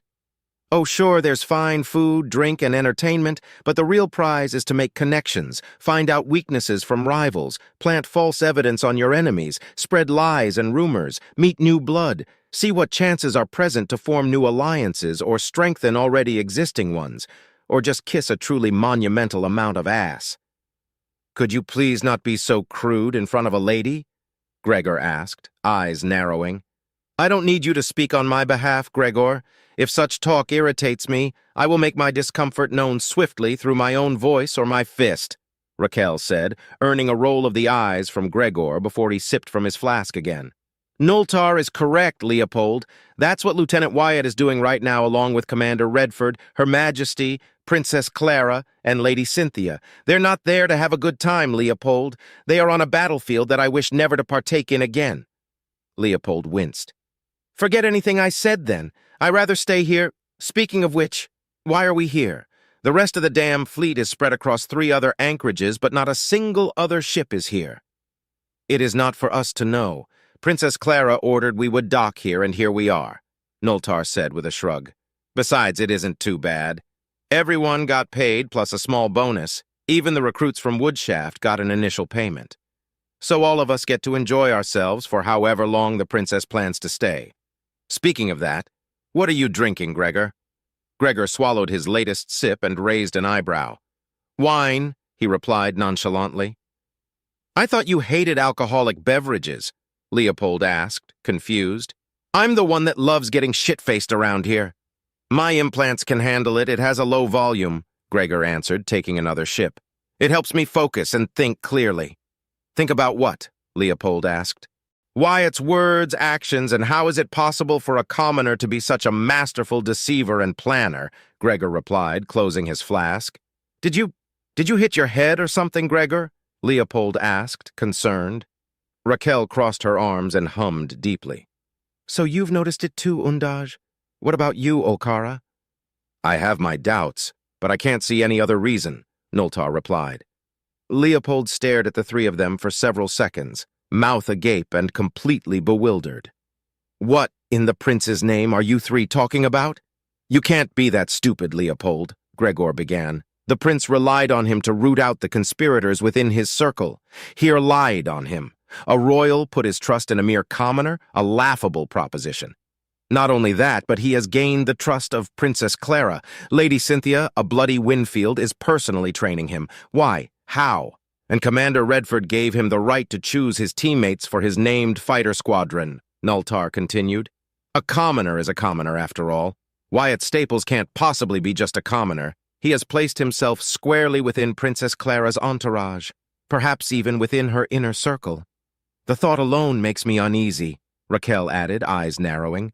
And his words during our second day of training, they sounded so sincere. I believed him. But it can't be true. It just can't. Leopold stared at his companions one at a time, waiting, praying, hoping to see them crack a smile, a smirk, anything. But as seconds passed, a choked, rasping groan of disbelief escaped his throat. Guys, Wyatt isn't some sort of mastermind, didn't you hear him? He fucked up, simple as. He was going through a damn panic attack. I know I talk a lot of shit about nobles and your privileged positions, but I don't know if I could have handled being elevated the way he was. You're simply naive, Leo, Gregor continued, lamenting the ignorance of his friend and teammate. The disastrous day prior and his apology were but a test. A ruse, if you will. He was testing us and our resolve. We passed. Barely, I fear. He's been testing our weaknesses and strengths, measuring us, to see if we are worth our standing. He has given us ample room to voice our opinions and doesn't belittle our failings. He's unlike other team leaders and officers I've served under. It is disconcerting how different he is, Raquel seconded, as Nultar nodded in agreement. Paradoxical, approachable, talented, and has the aptitudes of a great squadron leader, perhaps more. Yet he is humble and shows no interest in furthering his position and influence. Then again, he has the attention of the prince himself and the ear of Princess Clara. How much higher can you truly go than that? You 3, Leopold said, barking a laugh, have gone insane. Wyatt was a gosh darn compost hauler. He named his squadron composters for crying out loud. Yeah, he saved Princess Clara and he's done some pretty insane stuff, but that doesn't mean he's been planning all of this from the start. Do you honestly think that Wyatt Staples, the man that barked at the command of 3 blue bloods? Yeah, I was there when it happened. Would be this crazy mastermind all of a sudden?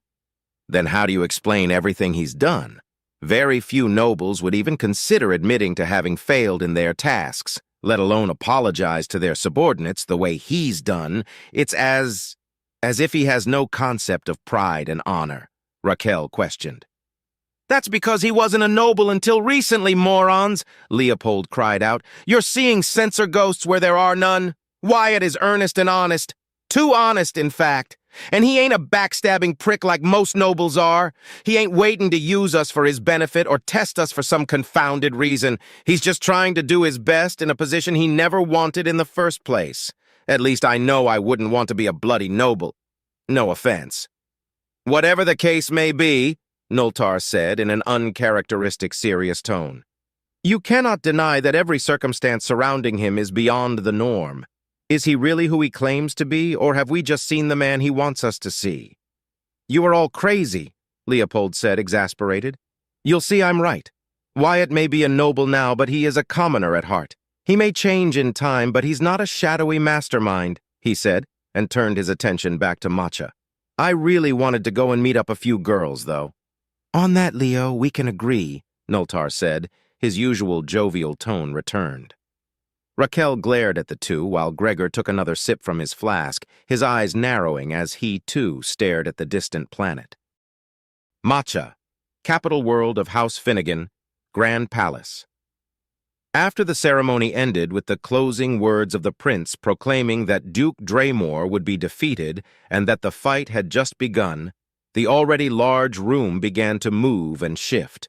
The walls opened up, pillars rose from the ground, and a horde of servants came through to place tables, chairs, cloths, and a plethora of utensils all over the expanding room, now easily 3 times as spacious. The prince rose once the servants were done, placing countless trays filled with foods he'd never seen before, exquisite dishes, extravagant drinks, and lavishly decorated plates, silverware, and glasses. He thanked Marchioness Amelia Finnegan, vowing to reward her loyalty once the conflict was over, and then the party began. As a commoner who had been neither rich nor poor, he'd been to a few parties before that fateful encounter with the Drazen.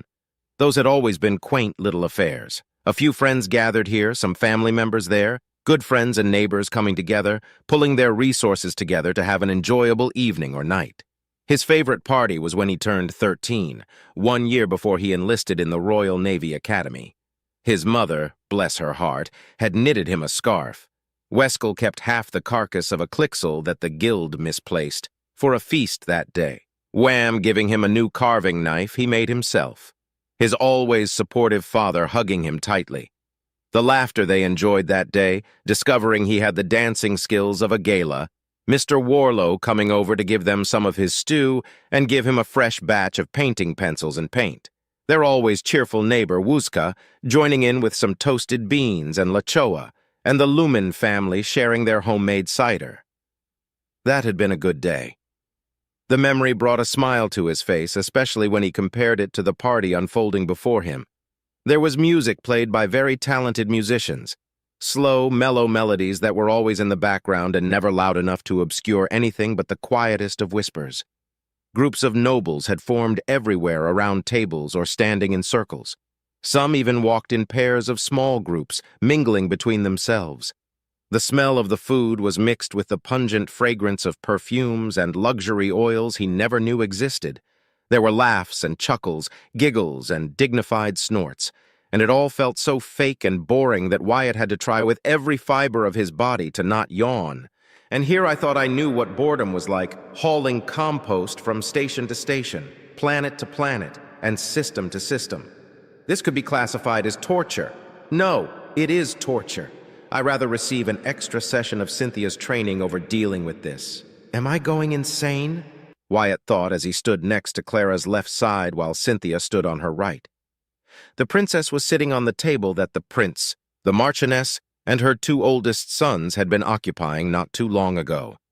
They had moved to mingle with the gathered noble groups, leaving Clara with 3 other members of House Finnegan to deal with.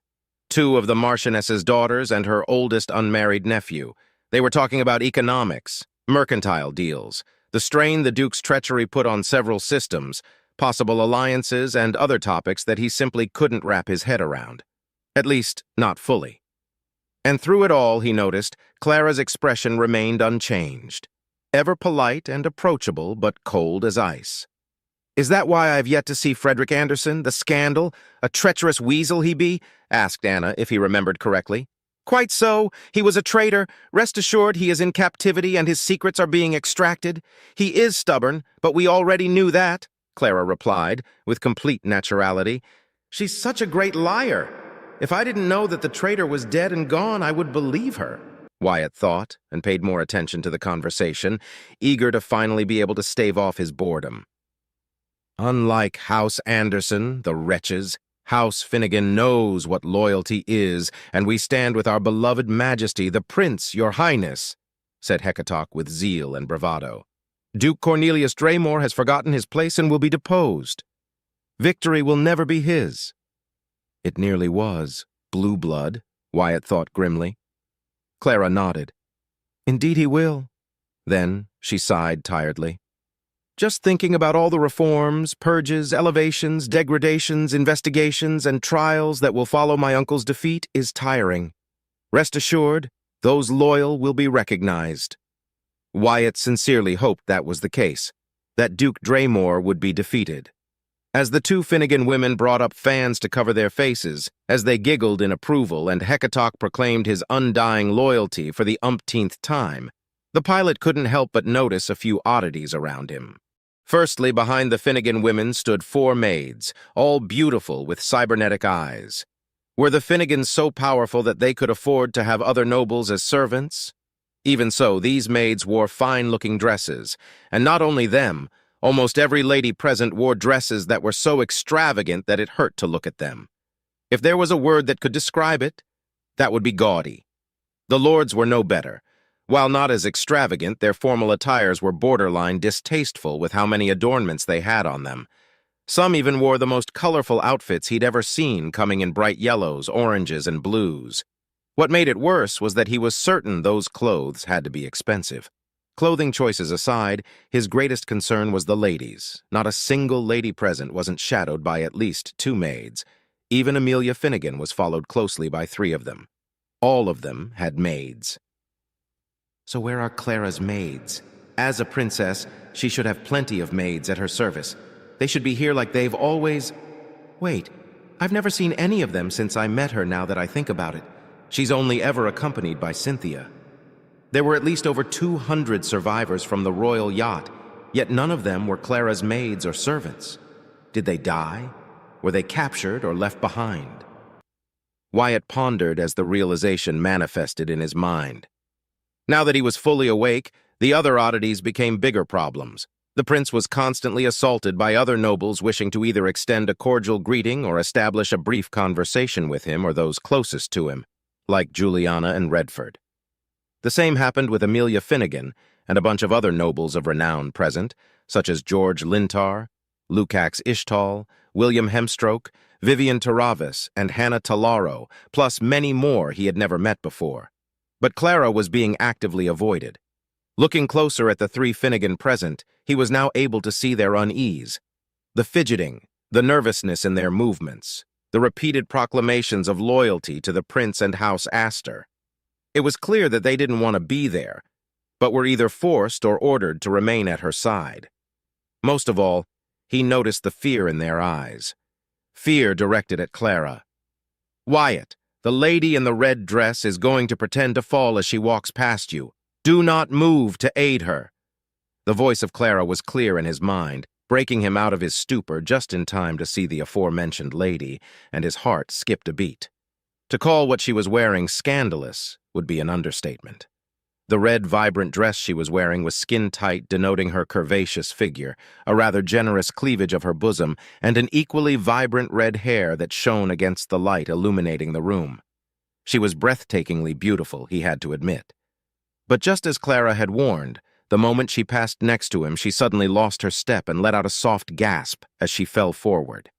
Wyatt's first instinct was to rush and prevent the red-haired woman from falling face first onto the ground, but obeying Clara's command, he forced himself to remain still as a statue, only his eyes following her as she fell. Before her balance was completely lost, she miraculously regained her footing and unfurled a fan, covering half her face behind it. My, how silly of me. It seems I must have tasted too much wine. Apologies, my princess. I did not wish to inconvenience you, the red-haired quickly apologized. Pay it no heed. Mind your drinks, though. A lady must not embarrass herself, Clara replied, her mask unwavering. Of course, of course. Excuse me, my princess, for I believe my brother is calling, she said, excusing herself as she quietly left, followed by 3 maids and swaying her hips a bit more than what was necessary. What in the world was that all about? Wyatt thought to himself, but quickly remembered the warning Clara and Cynthia had given him. As he focused on the red-haired woman, she made a turn a few tables over and moved her fan away, partially revealing her face, which was, unsurprisingly, showing the frustration someone showed when a plan was foiled. As delightful as your company is, Clara said, and his attention was back on her. I'm afraid I wish to take a stroll through the gardens. I shall come back before the feast begins. Do not worry, I have informed my brother already. Feast? All of the food here, and this isn't the feast yet? Wyatt thought as a void appeared in his stomach at the idea of so much being wasted. The food and drinks had barely been touched, and yet there was to be more. What sort of twisted joke of a nightmare was he going through? In a not-so-subtle hurry, the 3 Finnegans left the table, excusing themselves while Clara held out her hands. At the same time, he and Cynthia gently held her hand and helped her up to her feet. Wyatt moved the chair back, giving her ample room to walk, and silently followed her alongside Cynthia. As they walked, he noticed the frightened glances, the hostile yet chastened glares, and the way nobles subtly moved out of her way, afraid to come anywhere near her. As they exited the grand hall, the trip made their way to the garden outside where several other nobles were also making use of. The moment they saw them, however, they moved away, or hurriedly rushed back to the grand hall, muttering a weak your highness if they passed too close to them. Cynthia, stoic and unflinching as ever, never reacted while Clara replied with nods and polite waves of her hand to anyone brave enough to utter a word. It didn't take long for them to find a quiet place far removed from the music and nosy nobles. Sitting at the edge of a fountain, Clara let out a deep sigh and her mask finally fell off, revealing a tiredness that had been concealed for far too long. Insulting, honorless, misbegotten snakes, Cynthia finally made her voice known, deep and grumbling, acting as if we could not see them. My princess, you do not deserve such treatment. We both know they would never see me any other way, Cynthia, but your words are appreciated, my dearest friend, Clara replied before straining her neck to the side until a gentle pop was heard. Politics. So tiresome. That's what that party is all about? Wyatt asked, softly. I would hardly call that a party. Perhaps a banquet or a lavish social gathering could be a more apt descriptor, Clara replied, her voice sweeter but still retaining an edge to it. Behold, Sir Wyatt Staples, our allies, a wide collection of volatile, opportunistic men and women who would happily backstab each other for more influence and power. Such is the battlefield in which alliances are forged, bargains are made, deals are struck, and enemies are undone. But aren't they loyal to House Astor and the Prince? The Marchioness? Wyatt began, but Clara cut him off. Amelia Finnegan is many things, but purely loyal is not one of them. She's a chess master, a manipulator, a deal maker, an opportunistic woman who plays her cards one at a time and keeps the rest as a closely guarded secret. She can be trusted to act within her own interests and that of her house, but within reason and always in service of House Astor and the Principality. She's ambitious and thirsts for power, but not without reason or outside her capabilities. That makes her predictable in the short term, which in turn gives her reliable strength, a strong bargaining position, and immediate diplomatic power. Many strong minor houses outside their banner houses have already flocked behind House Finnegan, hoping some of that power trickles down to them, and it will, as long as they play their part, Cynthia added. More will follow and the influence will spread now that the prince has come to the light. She's a cunning woman, if nothing else. Wyatt winced at their tired tones. It seems I have much to learn about being a noble. Indeed, Clara agreed. You must know who can mingle with and who you can't, who may be important and who you can ignore, who you must respect and whom you must treat with derision. Are you looking to establish an alliance, or are you simply prospecting for deals to be made? Will you be betrayed? Will you be the betrayer? She sighed tiredly once more. It is even more difficult when you are not desired to be present in the first place. On that note, congratulations, Wyatt. You followed my orders to the letter. Many harpies and wanton wenches tried to approach you, but only one had the nerve to come close. Her attempt was even commendable and practical. She'll be dangerous to anyone dumb enough to fall for her, Cynthia announced, ending with a dark chuckle. Did you see them, Wyatt? Did you see the eyes set upon you like predators measuring the leap needed to catch their prey? Wyatt shook his head as he shifted on his feet a little, the cool air of the night proving to be refreshing. I didn't, actually. I was bored out of my mind for the most part. I caught a few glances and glares, but nothing else until the red-haired woman came along. What was that all about? A simple yet effective tactic. What sort of gentleman wouldn't try to aid a lady as she falls? Had you moved to aid her, she would have pressed herself onto you and tried to charm you with her beauty. She was indeed fetching. An easy proposition, Clara replied, moving her left hand back and forth in front of her. An introduction followed by a pointed remark on your physique, a subtle touch here, a clever, tasteful joke there, and the next thing you know, you are sharing a glass of wine sitting on a trap of her design. Wyatt frowned. Not after I saw the way she looked at you two, he remarked seriously. As you can imagine, I'm not the most sociable of people. You are the closest I've ever come to making friends since I was 7. He paused and looked back at the grand hall for a few seconds. Without your warning, Clara, I would have fallen for her tricks. But now that I know at least this much, I have no desire to get to know such women. Have you truly never tried to catch the eye of a fetching woman even when you were a commoner, Wyatt? Cynthia asked, eyebrow raised while Clara visibly relaxed her posture. Not really, he replied with a shrug. I've told you before, haven't I? I was planning to marry once I left the Royal Navy, and I got my pension and stipend assured. Truth be told, that was a maybe. The getting married and having kids part. Now that I'm a noble, I'm more inclined not to try too hard for that anymore. Do I have to marry? Is that like a law or something? It is entirely your decision, Wyatt. However, I would highly recommend waiting until this conflict is over to think about marriage and progeny. We could very well not survive, after all, said the princess. For now, let us focus on the issues at hand. Wyatt nodded. If that's the case, Clara, may I ask you something? Clara tilted her head slightly. Taking it for a yes, he continued. Why was everybody avoiding you? You're Princess Clara, an Aster. You should have been swarmed by suitors, unless you're married. Are you married? Come to think of it, how old are you? I am astonished at your lack of tact, Clara exclaimed, smiling and laughing for several moments while Cynthia face-palmed and slowly shook her head in disapproval. You do not ask a woman her age, Wyatt. Why not? It's just your age, Wyatt countered with a smirk. My cheeky, aren't you? Well, if you must truly know, my dear Wyatt, I am 23 years old and unmarried. She glanced at her best friend before leaning in. Cynthia is 22 and she's also unmarried. Clara! Exclaimed the now blushing blue-haired bodyguard. As for why we were avoided, Clara continued, ignoring her best friend's glare, that, I'm afraid, is something I cannot share with you in the open, Wyatt. I was planning to tell you in the future. Trust me on this. I could not, in good conscience, retain you at my side without you knowing my dark reputation within noble circles. Few are the houses that do not know of my deeds. Those who do not avoid me wish for my demise, she frowned. Clara the Reaper, they call me in hushed, wary voices, an insult earned and deserved.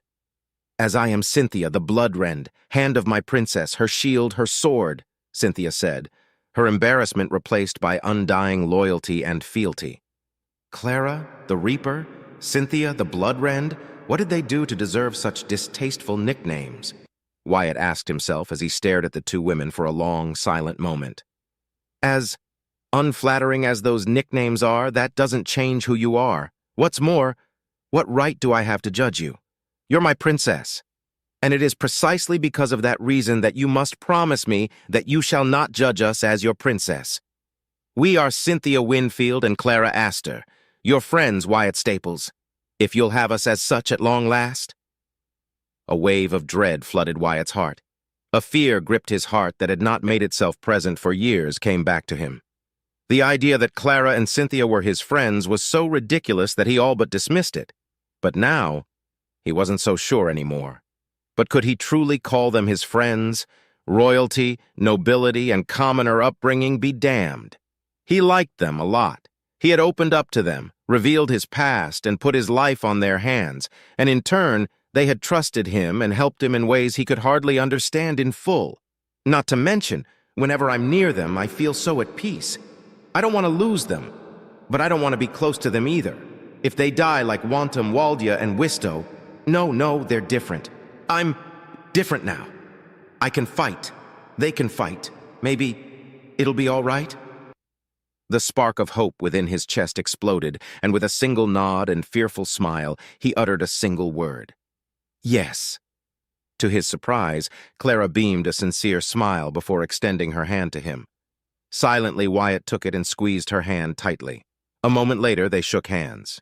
"Pleased to meet you, Clara Astor," he said, then turned to Cynthia, ending the exchange only to offer her his hand. She took it with an ample, proud, serene smile spread across her lips. "Cynthia Winfield."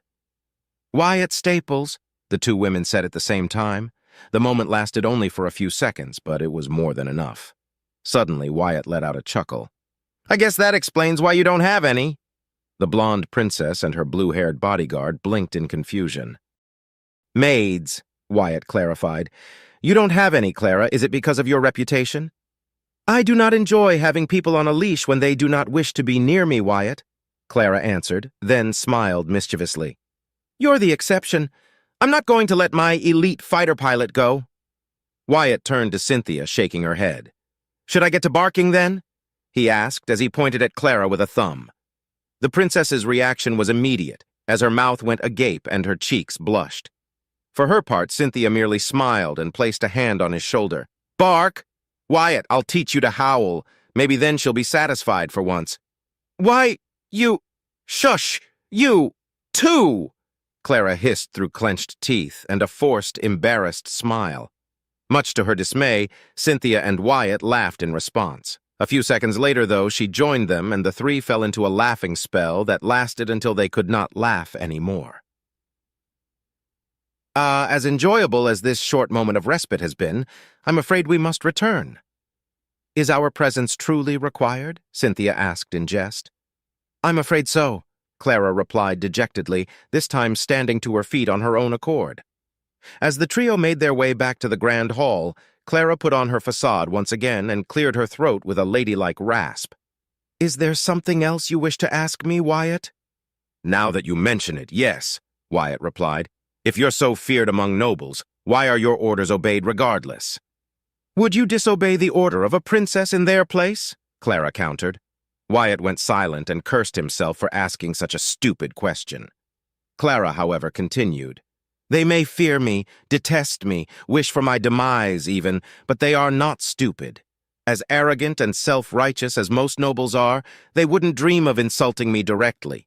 They could make excuses to avoid their duties and distance themselves from me, the cowardly ones. But those savvy enough would take the opportunity to gain my favor through deeds. It fits me well. Empty, hollow words and promises of loyalty are worthless when they can't be fulfilled through actions. If their loyalty is conditional, or they seek to gain something from it, I welcome it all the same." Clara paused for a moment, taking in a deep breath as the faint sound of music reached their ears. "As an Astor, Wyatt, I have power, reach, and wealth almost unparalleled. To gain my favor is to gain access to some of it, even if it is merely theoretical and in spirit. Furthermore, to stand in my good graces is to remain in my brother's line of interest. Now, apply that same logic to Cynthia, and now to yourself, my dear Wyatt. That's why she ordered me to remain at her side. Forget being a pawn in their schemes. I would just be a tool, a thing to be used in their favor and likely discarded when I'm no longer useful to them. All of it just to potentially whisper their words in Clara's ear, by using my mouth instead of their own," Wyatt concluded as fury manifested in his belly. He didn't care about being used. But the idea of being so stupid and ignorant as to be easily fooled by a damn blue blood just to get to Clara and Cynthia enraged him. Silently, he promised himself to never allow himself to get caught in such a trap for their sake. not his. As they re-entered the grand hall, a servant approached Wyatt from the left at a hurried pace. The man was holding a small pillow with a white gauntlet lying on top. "For you, Sir Wyatt Staples," the servant said, offering the gauntlet. Eyes narrowed and fire still raging inside him, Wyatt pushed the pillow away without a moment's hesitation. A second later, Cynthia grabbed his shoulder as she glared at the servant. Before he could ask what was happening, a gasp echoed all around them, and the music stopped. Next, Salazar Reed, proud Marine captain, stepped forth as his footsteps echoed in the growing silence around the grand hall. "I have offered the hand of peace, and it was rejected," he proclaimed, eyes set on the pilot. "As tradition dictates, it is my right to request a duel in light of the spurn performed against my family and house. Honor dictates that the untimely death of my younger brother, Abacus Reed, must be avenged in a duel against the one responsible for it." "Damnable snake," Cynthia snarled within Wyatt's mind. "Fret not, Wyatt, I shall take care of him. If it is a formal duel he wants, then that's what he'll get. I'll make sure he joins his idiot brother in a single strike." "Salazar Reed, may I ask what is the meaning of this unsightly outburst?" Clara asked, unfazed. "I believe you were forbidden from requesting a formal duel previously, yes? Or am I to assume you're so adamant in seeking your own death that you wish to accelerate it?" Clara asked, her sweet voice contrasting the venomous barbs of her sharp, deadly tongue. "This is no military matter anymore, Your Highness," Salazar replied. "This is a matter of nobility, pride, honor, and righting wrongs. I formally request a shot-and-fence duel since Sir Wyatt Staples refused my offer of peace. I am within my right to cleanse the stain to both my honor and that dealt to my house through his incompetent actions that led to the death of my brother in the field of battle." Wyatt stared at the brown-haired man before turning to him in full. "And if I refuse, then you shall be shamed as a coward. You, your name, your house, and your patron," Salazar replied, his face impassive and stoic. But Wyatt could see the smugness and the thirst for revenge in his eyes as clearly as the night sky. "Accept his duel, Wyatt. I'll inform you what a shot-and-fence duel entails. Clever of him." "I can almost respect that," Clara said in his mind, but her tone sent a shiver down his spine. Win or lose, he knew Salazar was going to pay for his trickery. Off in the distance, he could see the prince looking at the unfolding events with a neutral expression. But Juliana was visibly furious that one of her subordinates had dared to overstep her authority and orders in such a manner.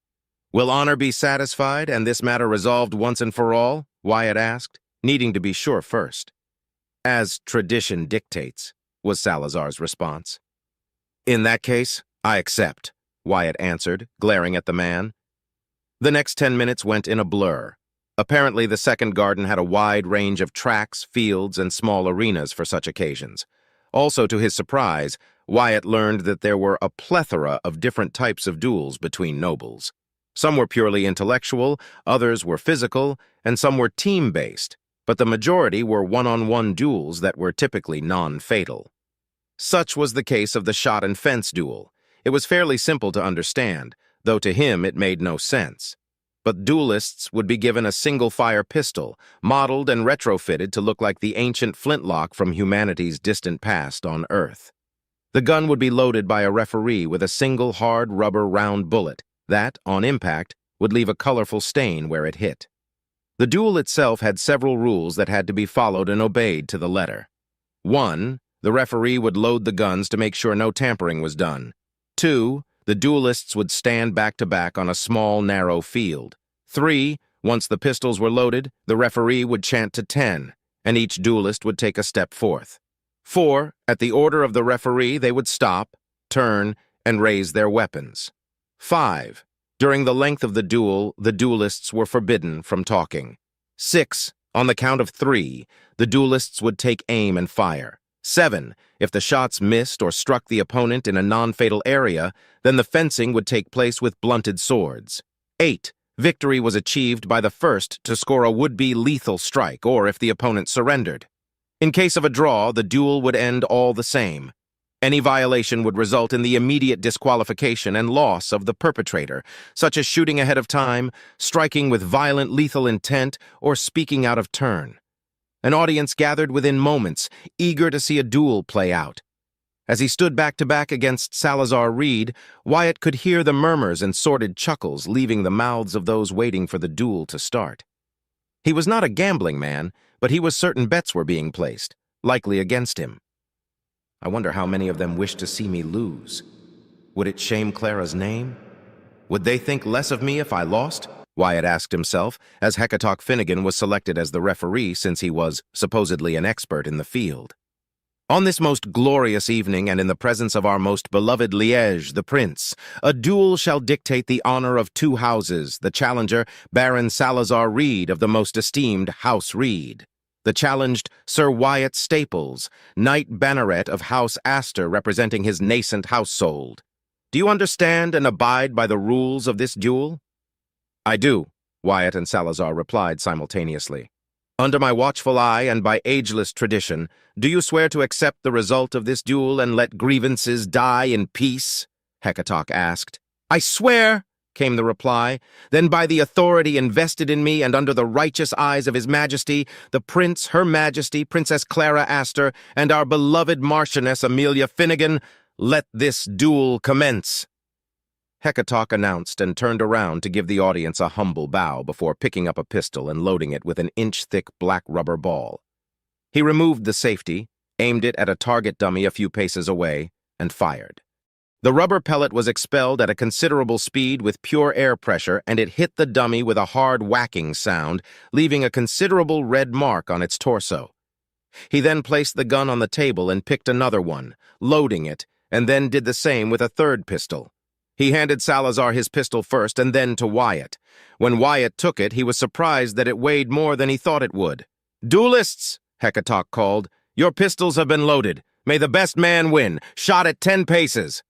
The pilot took a step every time Hecatock called out a number until he called out the last one. 10! Halt! Turn around, now! Finally, face to face, Wyatt could see Salazar's in full detail. While his expression was serious and focused, Salazar's was a pale comparison, barely able to contain his rage and desire to claim a victory he thought was owed to him. He wanted his life when he was a commoner, but now that he was a noble, humiliation was a worse fate in his delusional opinion. Raise your weapons! Wyatt obeyed diligently but cursed internally as the uneven weight of the pistol and its bloated design made it difficult to aim properly.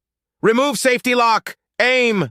Hecatock called and raised his right arm, holding it there to build up tension. On my mark! 3! Wyatt took in a deep breath. 2! His sight was focused on his target, taking aim as best he could with the bothersome pistol. 1! His entire body stiffened and his finger was set against the trigger. Fire! The command was given and the triggers were pulled. Salazar Reed was a good shot. He was not only a Marine but a high-ranking officer. But his thirst for revenge had made him sloppy, unconfused, and overconfident. How could he, a member of House Reed, lose to a man who had been a mere commoner no longer than a few weeks ago? His shot hit Wyatt, but instead of striking his heart, it struck his left shoulder, leaving a green stain on it. For his part, Wyatt winced at the impact of the rubber bullet. Even with his armor on, it hurt, and he was sure a bruise would form by the morning. But the pain was but a shadow compared to the joy he was experiencing at that precise moment. His face remained unchanged, refusing to show his emotions, but internally he was smiling with gratification.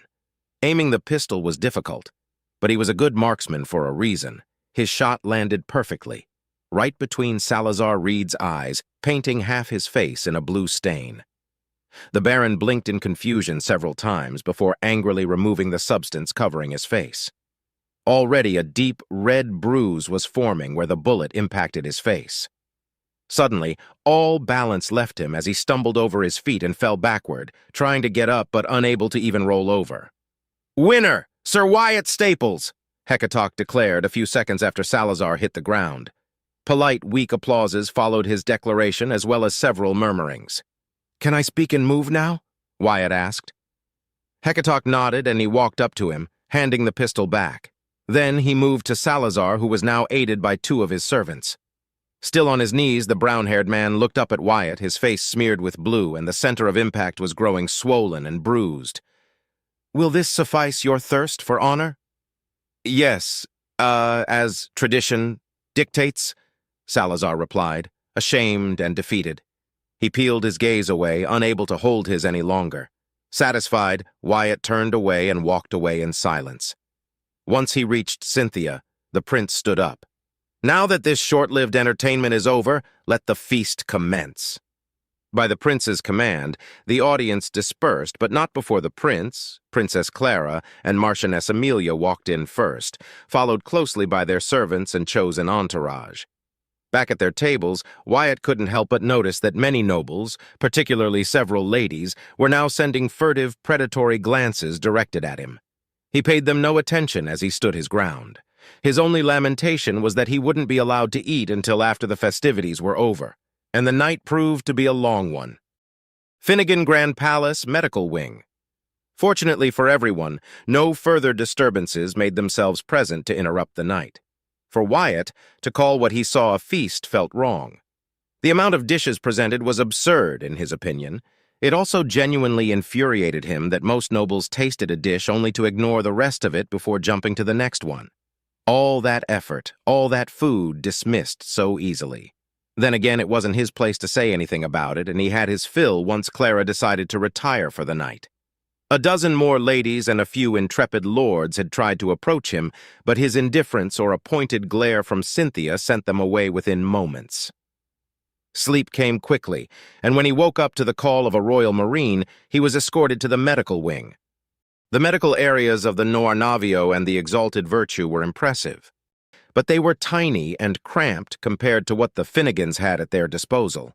To merely enter the area, they had to go through a sterilization chamber. Once inside, the air smelled like medicine and alcohol. The medics, nurses, physicians, and doctors were busy at work tending to patients, running physical tests, injecting inoculations, CRISPR, and preparing nobles for surgery. That's when he remembered that he was going to get 4 new implants, and he shuddered in discomfort within his armor. What is this? Have I discovered a weakness? Wyatt turned around to find Cynthia and her sister, Juliana, leaning against what appeared to be the registry. Cynthia, as always, wore her red armor, while Juliana wore her officer's uniform but without the medals she'd displayed last night. He bowed respectfully before replying. "Greetings, Commander Juliana." "Lady Cynthia," he said, and stepped closer while the Royal Marine stuck close to him, wearing his armor that looked similar to Cynthia's, just in black with purple stripes across it, and the crest of House Astor on his right shoulder, and the banner of the Royal Marines, a simple silver human skull with a raven standing on it emblazoned on his left. It occurred to him that he had never seen the Royal Marines wear their actual armor until now, probably in an attempt to keep themselves concealed. "So, are you afraid, Wyatt?" Juliana asked. "Very," Wyatt confessed without hesitation. "After my previous experience adapting to the Dulaxis, Kinator, and Ontoro implants, I'm not too enthused about these 4 new implants," he explained. "Oh, any reason in particular? Poor medical advice and treatment aside?" Juliana asked, remarking that he had been poorly informed after getting his first implants, which caused him more discomfort than necessary. "Truthfully, I do not like being in pain, nor do I enjoy causing it. I can withstand it, but I much prefer not to endure it. However, thanks to the implants I got, I was able to fight the Drazan and survive my wounds. If I have to experience more pain, then so be it." "But you aren't looking forward to it?" Cynthia asked, arms crossed. Wyatt nodded. "I've seen firsthand the amount of pain and damage you can withstand, Wyatt. If you can grow stronger, then what is going through some more pain? Trust me, you are about to experience an entirely different level of pain. Kill me. Kill me now. If you hate me so, just kill me," Wyatt thought with mounting dread, his face paling. Juliana chuckled deeply. "Be nice, Cynthia.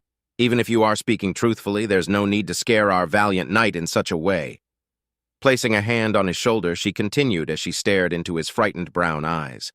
"Now in you go. You need to get a complete physical examination and a genetic sampling to make sure your new implants and enhancements won't be rejected. It's rare, but it can happen. Clara wouldn't forgive me if her private pilot died on the operating table, now would she? Inconveniences aside, I wonder how loud you'll scream, Wyatt. May I refuse to receive these implants? Wyatt asked in a last-ditch attempt to escape what was promising to be an excruciatingly painful experience. "What do you think?" Juliana replied with a predatory smile. "Loyalty is its own reward, Sir Staples."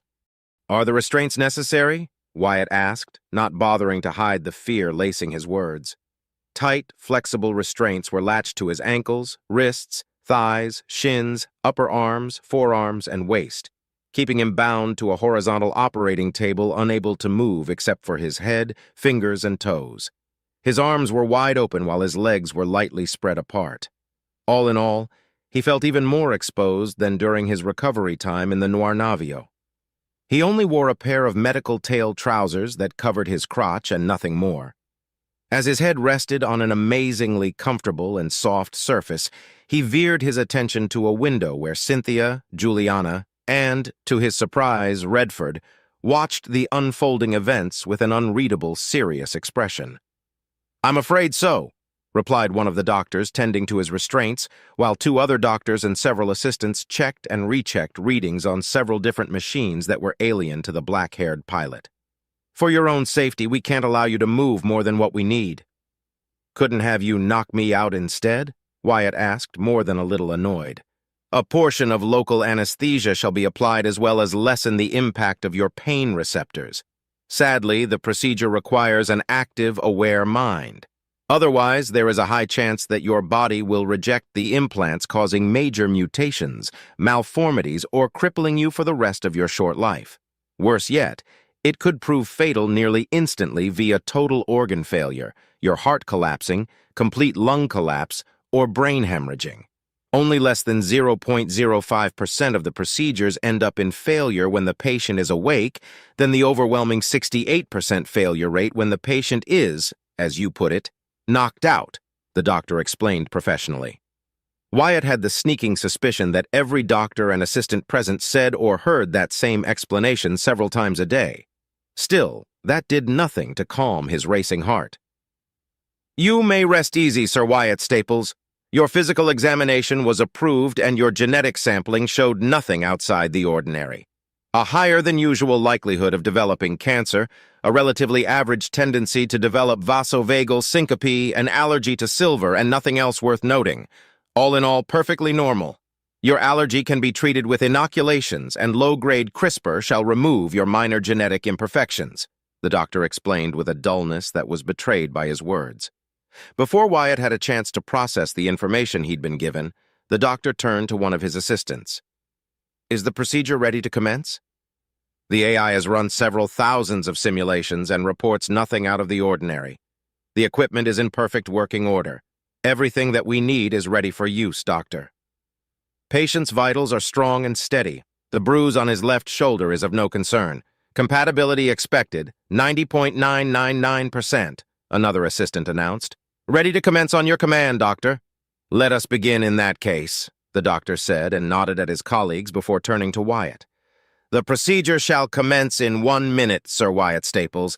Do not fret, your life is safe within our hands." "I very much would rather that not be the case," Wyatt screamed in his mind as he grew agitated. What implants are you going to pun in me?" he asked nervously. "From easiest to most difficult, Sir Wyatt. You shall first receive the secretor implant, followed shortly after by the trinumeter implants and its enhancing genetic tampering. Immediately after, you will receive the Tier 2 Weave-Thew implant. I must admit, if your physical condition was not as impressive as it is now, or had the kinetor and dulaxis shown any minor sign of rejection, I would have protested against you receiving any tier of the Weave-Thew implant.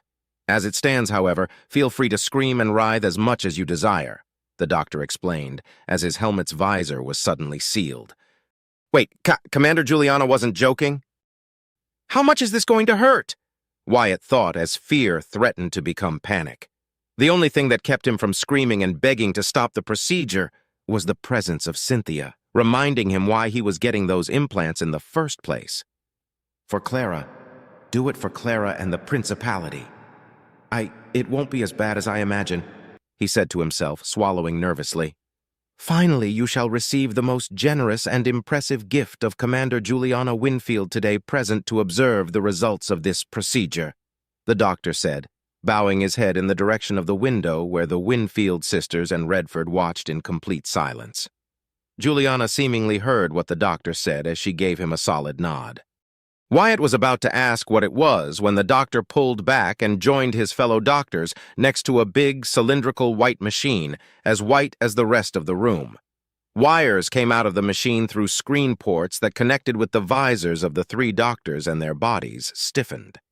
Much to his dismay, the equipment that had so far remained a mystery around him came to life, splitting open to reveal several robotic limbs and instruments, of which the vast majority ended in thin, gleaming needles.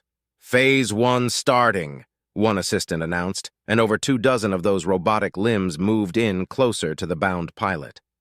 Wyatt closed his eyes and clenched his teeth a second before he felt the cold metal of the needles piercing his skin at various locations, though most of them, he noticed, focused on his chest, neck, and abdomen. He then felt a stinging pain as something was injected and his entire body clenched tightly. A few seconds later, he opened his eyes as the limbs moved back, discarding the used needle only to be replaced by a new one almost instantly. "Phase 1 completed. Awaiting permission to commence Phase 2, another assistant announced.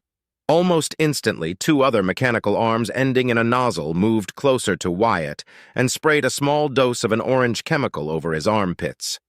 Unwilling to talk, Wyatt only observed the procedure take place and soon felt lighter than usual. His whole body started to tingle, but he could still wriggle his toes and move his fingers. The sensations were dull, though. "This doesn't feel anything like the procedure I went through before." In the exalted virtue, all they did was spray me, cut me up a little, seal it with biofoam, and apply a few injections before sending me away, thought the pilot, as he compared the two experiences, and further increasing his dislike toward the whole concept of getting implants and other enhancements, no matter how useful they ended up being in the end. "Phase 2 commencing," the assistant announced, and 4 limbs moved closer. 2 of them made a quick cut on his armpits, but no blood spilled out. A second later, a small centimeter-wide in diameter silver-colored pellet was introduced into his flesh, and his wounds were quickly sealed by an application of a quick-acting biofoam. "Secretor implant installed, awaiting permission to start Phase 3. "I wonder what does it do?" Wyatt pondered curiously, making a mental note to ask Cynthia later. Seconds passed, and all he could do was blink and wait for what was coming next. His wait came to an end when a dozen of those arms approached him yet again, but stopped a mere inch away from him. Then another set of limbs approached, 2 of which, he noticed, carried a sort of capsule with them and a larger syringe coupled with several hair-thin, wriggling tentacles. "Phase 3 commencing, first trinumeter phase underway," the assistant announced. A second later, Wyatt watched as 2 of the arms equipped with a scalpel approached his chest. He clenched his teeth as a stinging pain erupted in his mind. With quick, precise motions, a wide section across his left pectoral was cut open and pried open by 2 additional arms. The pain was intense, but nowhere near as terrible as he thought watching his skin and flesh being cut open and split apart. He groaned in pain, and his face contorted in response to one of the capsule-holding limbs approaching as the scalpels cut more until he was able to see his ribcage. Panic threatened to set in as vivid images from his past re-entered his mind. The mechanical limbs morphed before his very eyes, turning from metal and wires to the fleshy tentacles of the Drazen, eager to turn his body into their precious feed. His breathing was ragged, his teeth clenched as hard as he could manage, and he tried to move, but his bindings kept him in place while the sedatives sapped much of his strength away. The capsule-holding limbs suddenly moved forth, inserting the syringe between his exposed ribs, followed by the small, coiling tentacles. "Gah!" Wyatt gasped, mouth hanging open as he felt something grip his heart. It was an odd, terrifying sensation that chilled him to the bone. Then again, no one can truly be prepared to have something move around their chest and shove their beating heart out of the way. Moments later, he felt something wet but solid make contact with his heart, something fleshy, something warm. He let out a scream of pain as his heart skipped several beats, and he slammed the back of his head against the table, discovering why it was so comfortable and soft in the process. A long, glacially slow minute passed until the syringe retracted and his heart was released. The limbs were quick to act, sealing the wound with copious amounts of high-quality biofoam. Within moments, his gaping wound was gone, replaced by a barely perceptible scar that would end up disappearing in a few weeks.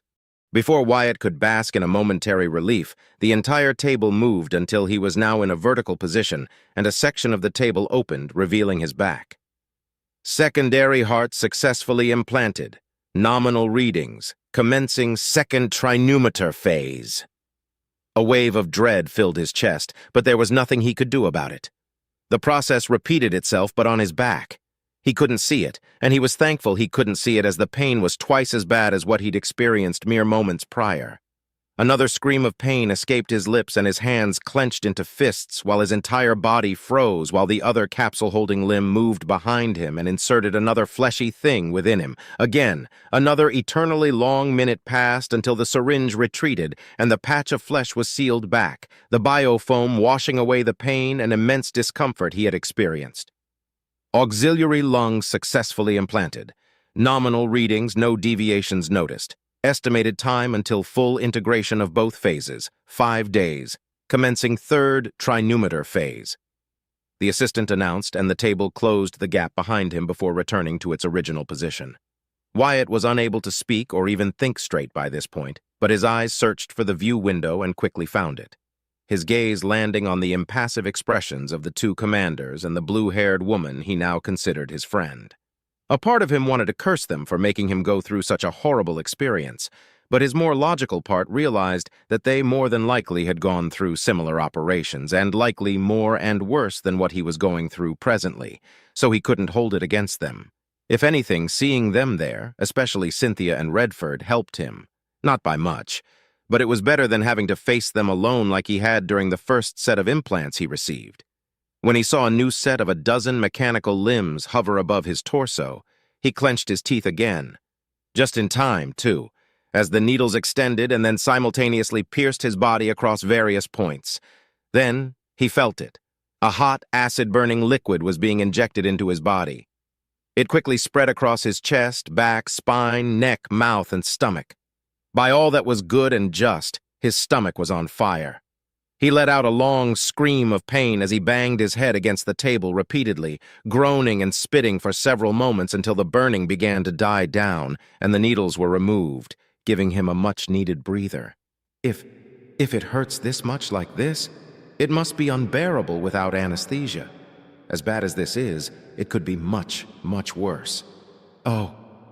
Oh no, Wyatt thought, his eyes going wide as a terrible sudden realization manifested itself at the forefront of his mind.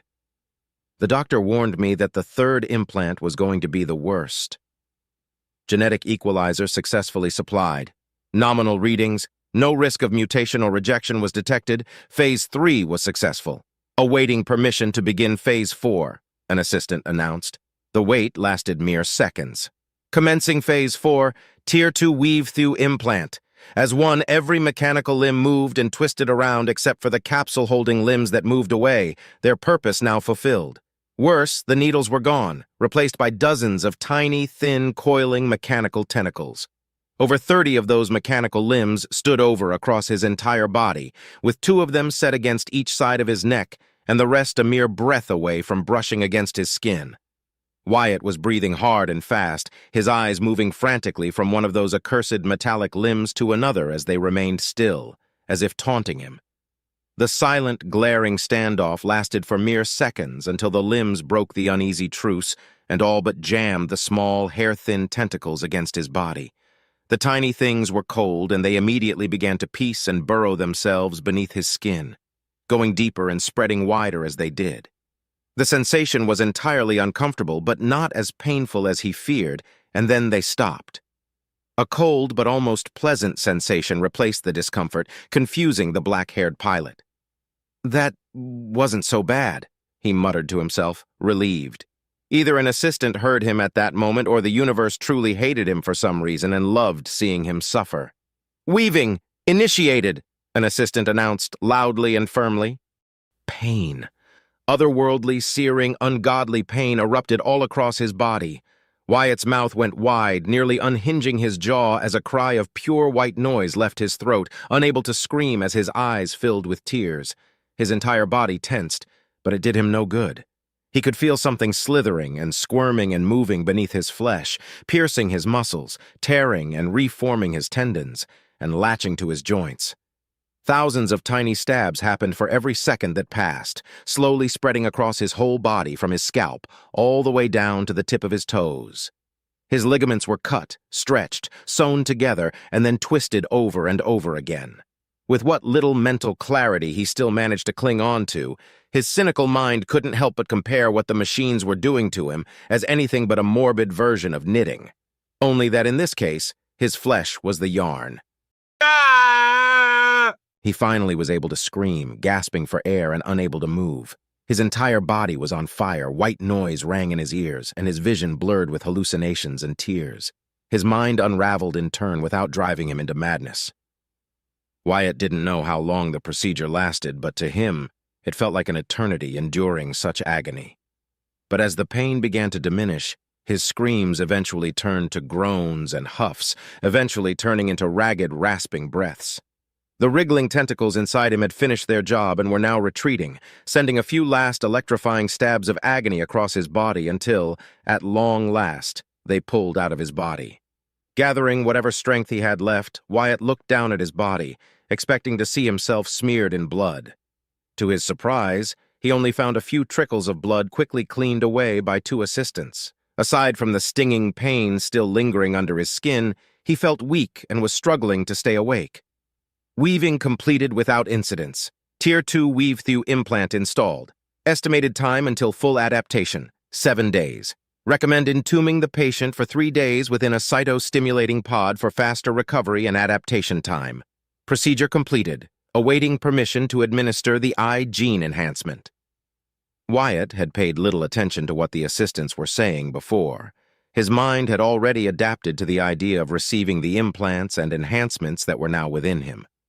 But whatever the gift from Juliana Winfield and House Winfield as a whole was, it never crossed his mind that it could be a full-on genetic tailoring enhancement.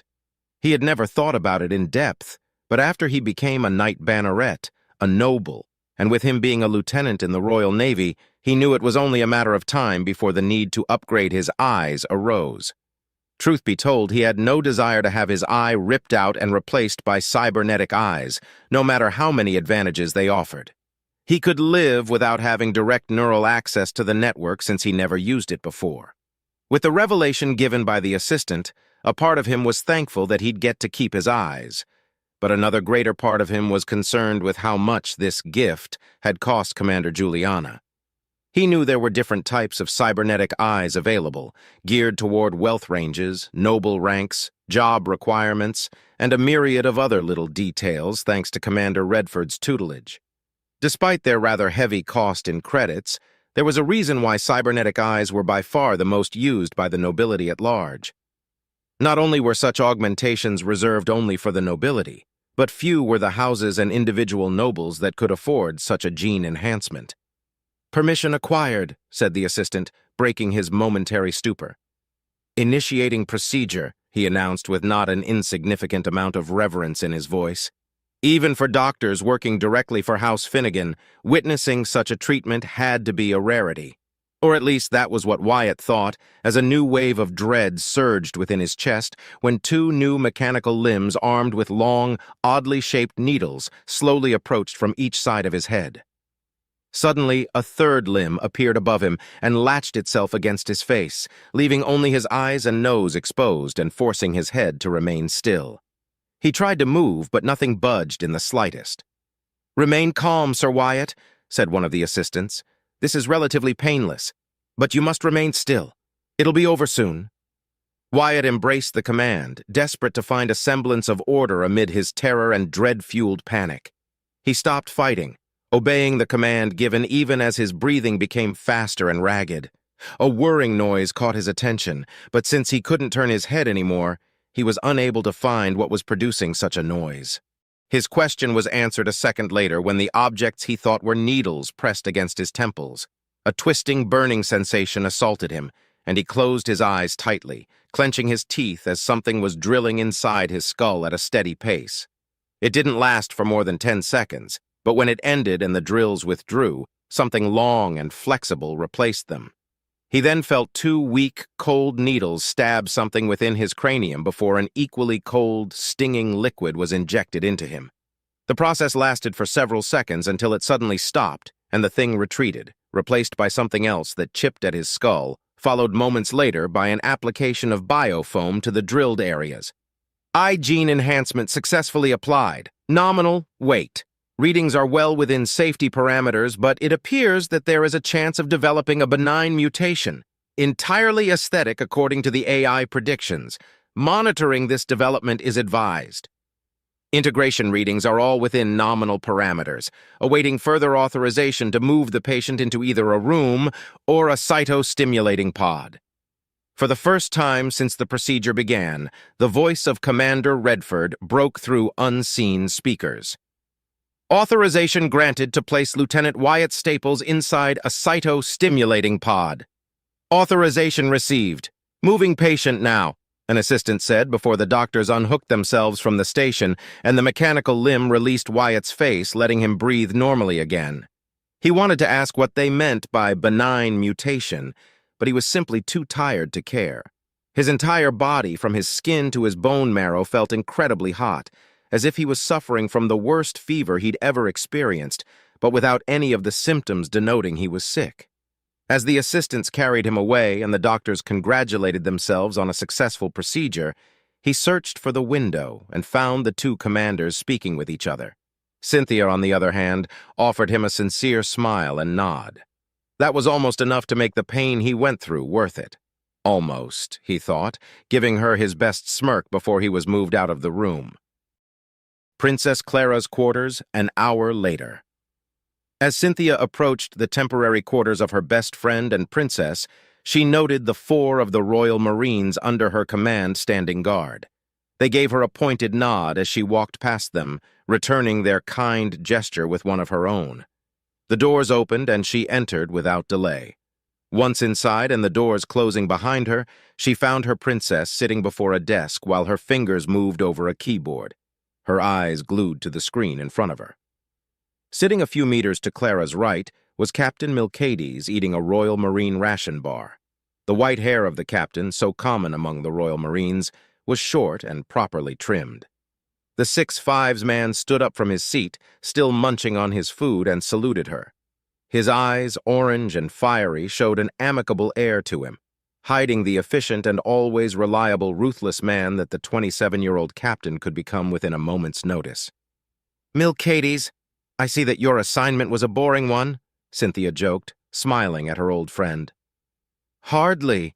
Ensuring the safety of our beloved princess while you're away is an honor, Cynthia," Milcades replied with a half-full mouth. Swallowing, he continued. "So, how did it go?" "He screamed more than I thought, but cried only when the weave-thew implant got going," Cynthia replied, crossing her arms. "All in all, he endured it better than I thought he would. Most people pass out during the weave-thew procedure. With his aversion toward pain into account, it is impressive." Milcades nodded. "I find it more impressive that he has not tried to escape your training, Cynthia. Heard that you were treating him like a rag doll." Cynthia smirked before elbowing her friend's side. "His melee capabilities leave much to be desired, this is true, but he learns quickly and adapts at a rate that leaves me baffled. After he recovers, I will be careful in measuring and guiding him through the adaptation process. After that, I shall see how well he does with a sword, but I hold no great expectations in that regard." "Looks to me that he's a marksman. Dueling pistols are so poorly designed it is criminal. And yet he managed to land a hit right between Salazar's eyes? I would love to see him in action with a proper rifle or gun." Milcades replied, then hummed deeply. "Perhaps I should give him some sniper training, or maybe test his capabilities as an infiltrator?" He pondered, glancing at Clara's back. "One step at a time, Milcades," Clara replied with her jovial, gentle tone. "While he recovers, I must finalize the details of our mission first. Cynthia, did everything go nicely? I would have assisted myself, but duty calls, more so in these tumultuous times." "There were no issues with the procedures or the implants except for the gene enhancement," Cynthia replied, frowning slightly. A minor chance for a benign mutation was registered. Other than that, it was a successful and ordinary process. A benign mutation? Clara asked, her fingers and attention never diverting from her task at hand. Cosmetic in nature. If it happens, it may slightly alter the original coloration of his eyes, Cynthia replied. My sister and Redford were betting on if it'll take or not. As long as Wyatt is in no harm, it'll be acceptable, Clara remarked. Speaking of your sister, Cynthia, has Juliana punished Salazar Reed? Not yet, but she plans to. She first seeks to talk with Vice Admiral Vashakati Reed about this incident. Although, I'm certain he shall be reaching her first. Salazar was thoroughly humiliated by Wyatt's victory, Cynthia said, frowning. Clever of him to ask for a non-lethal honor duel. More clever of him to use a peace gauntlet. Yes, Clara replied. It seems I will also need to teach Wyatt the finer points of nobility once he recovers. Was he sent to the cytostimulating pod? Redford gave his authorization, Cynthia replied while Milcades continued to eat in silence. Splendid, the princess said, and finally her fingers stopped, but her attention remained focused on the screen. Milcades, ensure that the Nornavio remains isolated and only the additional cargo and personnel I approve of are to be dispatched to it. I will not suffer any traitor or potential spy within my ship. At your command, Clara, Milcades replied in a solemn tone. We shall depart Matcha within a week. As much as it pains me to leave my brother dearest here, we have our roles to play.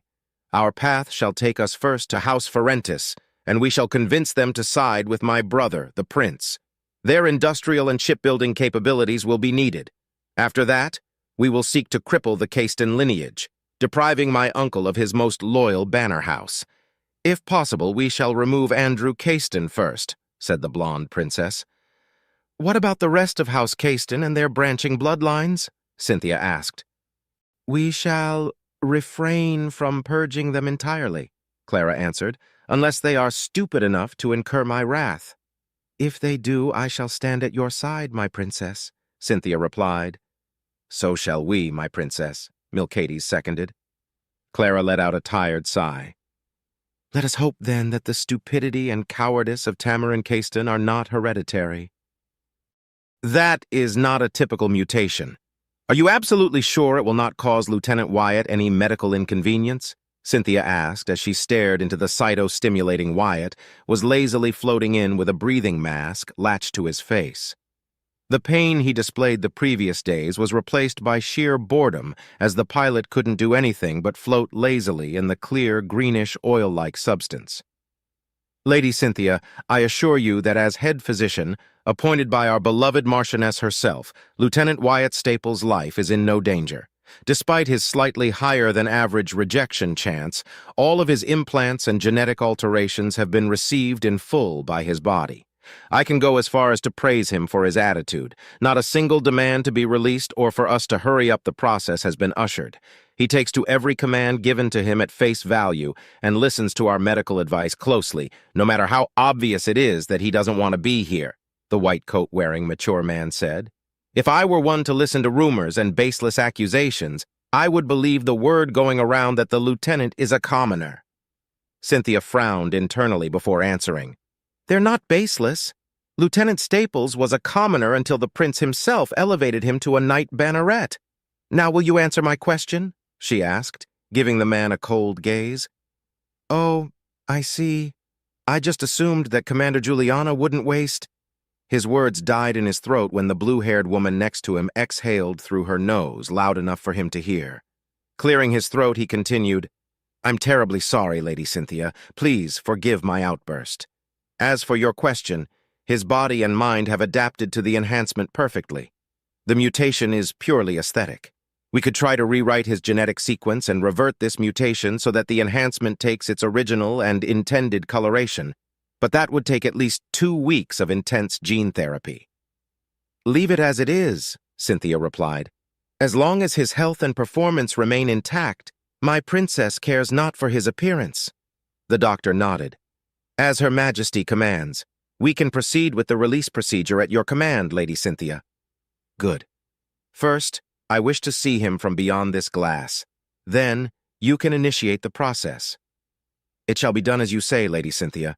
Please follow me," the doctor said, making his way to the door of the large room the medical staff had been using to monitor the progress of Wyatt's staples and at least 24 more patients going through similar procedures. When they exited, the doctor and the blue-haired bodyguard quickly walked up to Wyatt's pod, the man inside it visibly relaxing as he offered Cynthia a cordial smile. "Has he seen his eyes?" Cynthia asked. "Not yet. I thought it would be prudent to wait until Princess Clara made a final decision regarding that issue," the doctor replied. Cynthia replied stoically. Silently, the head physician began the process that would set the pilot free after 6 days of imprisonment. His gray eyes flickered for a moment, and blue lights illuminated the interior.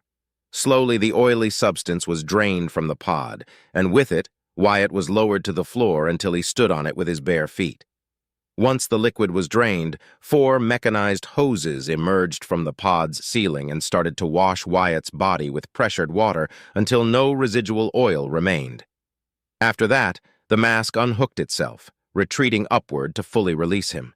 The pod opened and Wyatt took a tentative step forward, then another, and another until he was out of the pod and standing in front of the slightly taller woman he'd accepted as his friend. "Diagnostics completed," the head physician suddenly said. "The weave-through implant needed 1 more day to complete the integration process, but as long as you don't exert yourself for a minimum of 3 days, the process will be completed safely. Avoid any sort of heavy training, piloting, and lifting more than 30 kilos at any given moment," the doctor finished, his words sounding more like a command than medical advice. "I obey," Wyatt replied with a nod. "Good. Now head over to that dressing room, dry yourself, and wear your armor. Your clothes and armor are there waiting for you, Lieutenant," the head physician said, pointing to a private corridor. "Before you go, Lieutenant Wyatt, a question, if you will?" Cynthia asked, stopping her friend as he was about to turn about. "Yes, Lady Cynthia. How may I be of service?" Wyatt replied, lukewarm water still dripping from his body. "Do you perchance know if there is a history of heterochromia in your family?" she asked pointedly. Wyatt blinked and rubbed his chin for a moment. "My mother used to tell me that her grandfather from her father's side, my great-grandfather, had such a condition," he answered truthfully, but the way she asked him such a question made him suspect that something had happened to his eyes. Choosing to be polite, he abstained from asking her if that was the case.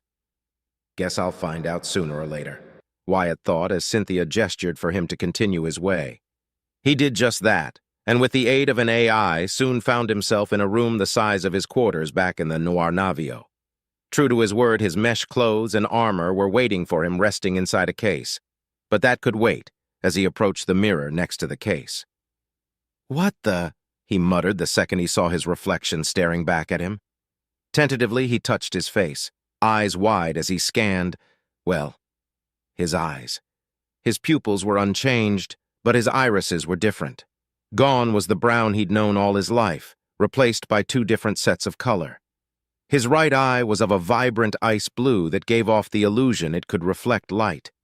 His left eye was familiar and alien at the same time, more so than his right. His left iris was now of an intense, deep hazel color that reminded him of his mother's eye color, but warmer. The hazel color was so deep that it bordered on being orange, but not quite so. For a moment, it made him remember autumn and the days-old fallen leaves ready to be crumpled underfoot.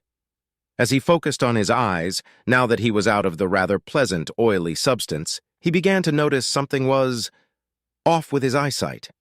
He didn't notice it before, but his vision was better than before receiving his new set of implants. His eyesight had always been good and never needed any sort of medical procedure or glasses. Being a pilot in space didn't require good eyesight, though. In the unfathomable distances of space eyeballing, it was hardly a desired option. But he was a good marksman, and the difference was more than notable. There were no black dots in his vision. Everything was so clear and had a sharpness to it that it was unreal. As he focused more intently, he suddenly felt as if his field of vision and his depth perception zoomed in, giving him an even clearer and more detailed view of his eyes to the point he was able to see each individual eyelash and count them with ease. Wyatt blinked and jumped, taken aback by the suddenness of it. "What did they do to me?" he asked. as he touched the spot on his chest where a scar should be after putting the secondary heart in him. But it was nowhere to be seen. Whatever the oily substance had done, it had taken weeks of healing and done it in less than one. Instinctively, he turned until his left side was exposed to the mirror, revealing the scar that proved his close encounter with the Drazan. He traced his fingers over it and frowned. Part of him was glad that it was still there, a permanent reminder etched into his body as much as it was to his soul. Equally so, he wondered if healing his scar would bring him joy, satisfaction, or sorrow. He wasn't brave enough to find the answer to that question, though. Examining the rest of his body, he couldn't see any real changes. The bruise on his left shoulder was gone, but other than that, the rest of his body was as it had always been. Deciding that he'd wasted enough time contemplating himself, he moved to dry himself using a towel. Then, he put on his mesh clothes, followed shortly by his armor. Once he was done, he picked up his helmet and locked it to his belt. 2 minutes later, he was out of the dressing room and joined Cynthia, who simply signaled him to follow her. Once they were out of the large room, they walked in silence through white, pristine corridors. Suddenly, Wyatt heard Cynthia's voice in his head. "Wyatt, put on your helmet and seal it. I'll do the same. I shall then open a private channel so we can talk without risk." The pilot didn't question her order and obeyed. After putting on his helmet, sealing it with a hiss of pressurized air, he received a ping signaling a private channel had been opened. "You don't look all that surprised about your eyes," Cynthia commented. "I was expecting you to be more off-put by it. Clara will be disappointed to hear it." Wyatt smiled slightly.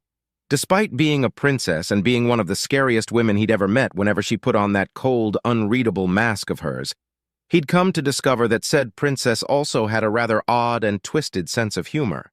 Something that Cynthia cherished about her friend, but also brought with it no small amount of embarrassing moments for the blue-haired woman over the years, no doubt. "For what it's worth, I was surprised when I saw them. Do you know how or why it happened?" Wyatt replied. "There was a chance for a small mutation, though I don't know if you were still fully aware when the assistants announced it during your surgical procedure," Cynthia began. Wyatt thought on that for a moment, and then the memory came to him. He had been far too tired to care about it after the butchery was over, and had simply forgotten about it. Not that he could talk or ask anything to the medics during his stay inside the pod. They never talked to him unless it was to ask him how he was feeling, to move, breathe, or do something in a certain way to run their tests. "I recall someone saying something about a benign mutation, but nothing else," Wyatt replied. "What's a benign mutation? Is it like tumors or something?" "Not quite. Not all mutations are dangerous or malign. Some are inconsequential or benign. In your case, though it is considered a benign mutation, it offers you no advantage whatsoever outside the aesthetic coloration of your eyes. According to the head physician, there was a recessive allele in your genome that became an active and dominant allele. This, as you may have guessed, is the reason why your eyes gained a heterochromic trait. However, the gene eye enhancement was also meant to rewrite your natural eye coloration and give you a dark shade of blue instead. The mutation that took place overwrote the gene enhancement's coloration and intensified it." Wyatt didn't understand the more technical parts of Cynthia's explanation, but he understood enough to figure out that his DNA and the gene enhancement clashed and mutated to make something else that wasn't intended to happen. "But this won't hurt me or hinder me from serving Clara and doing my duty to the prince and the principality?" he asked immediately after.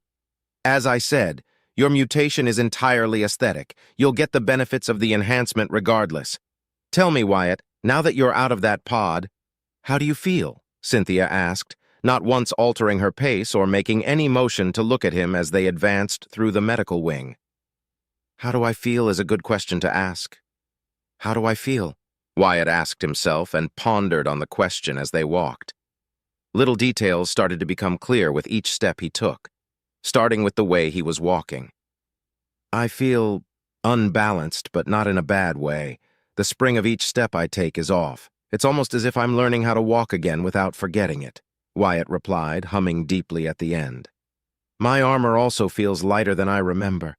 I myself feel lighter, but also heavier at the same time, if that makes any sense. Come to think about it, I can't really tell I'm breathing anymore. It's so smooth now. And my vision? Everything looks so much clearer than before. The fact that you've noticed your breathing process changing shows that you are far more aware of your body than most, Cynthia praised him. Most of your changes come from the Weave-Thew implant.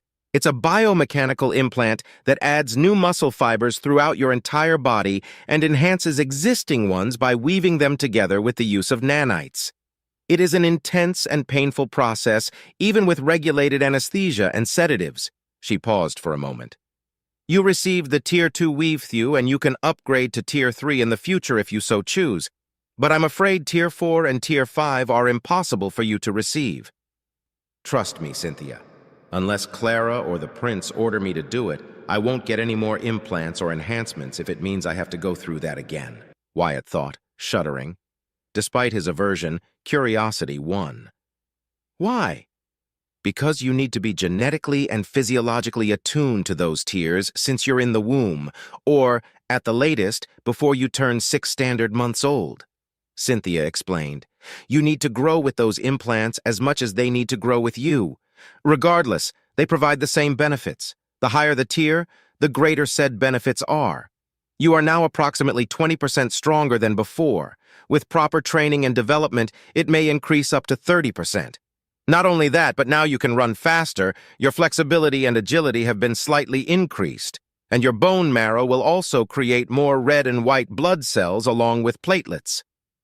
Furthermore, she continued as they moved to exit the medical wing entirely, it is intended to work in tandem with the Kinetor and Dulaxis implants, enhancing them in turn and complementing each other.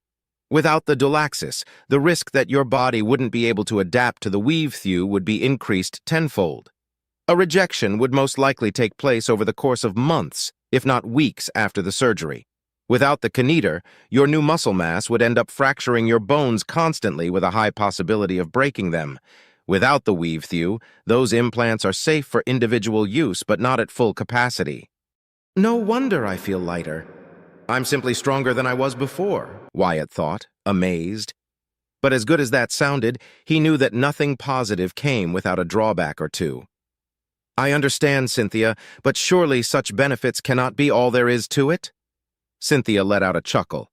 Keen as always, Wyatt. You're correct in your assumption.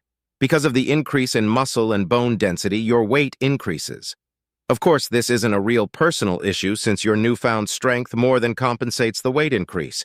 A fair trade given that you're now stronger, faster, and your bones are much more sturdier and harder to damage, wouldn't you agree? Another chuckle escaped her lips.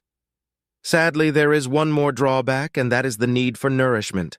Your body will demand more nutrients to function properly. So I get to eat more without being judged as a glutton? I fail to see this as a drawback, Cynthia, Wyatt replied in good humor. Given your ravenous appetite for sweets and desserts, I am not surprised you'd see it as a benefit, Cynthia replied almost dryly.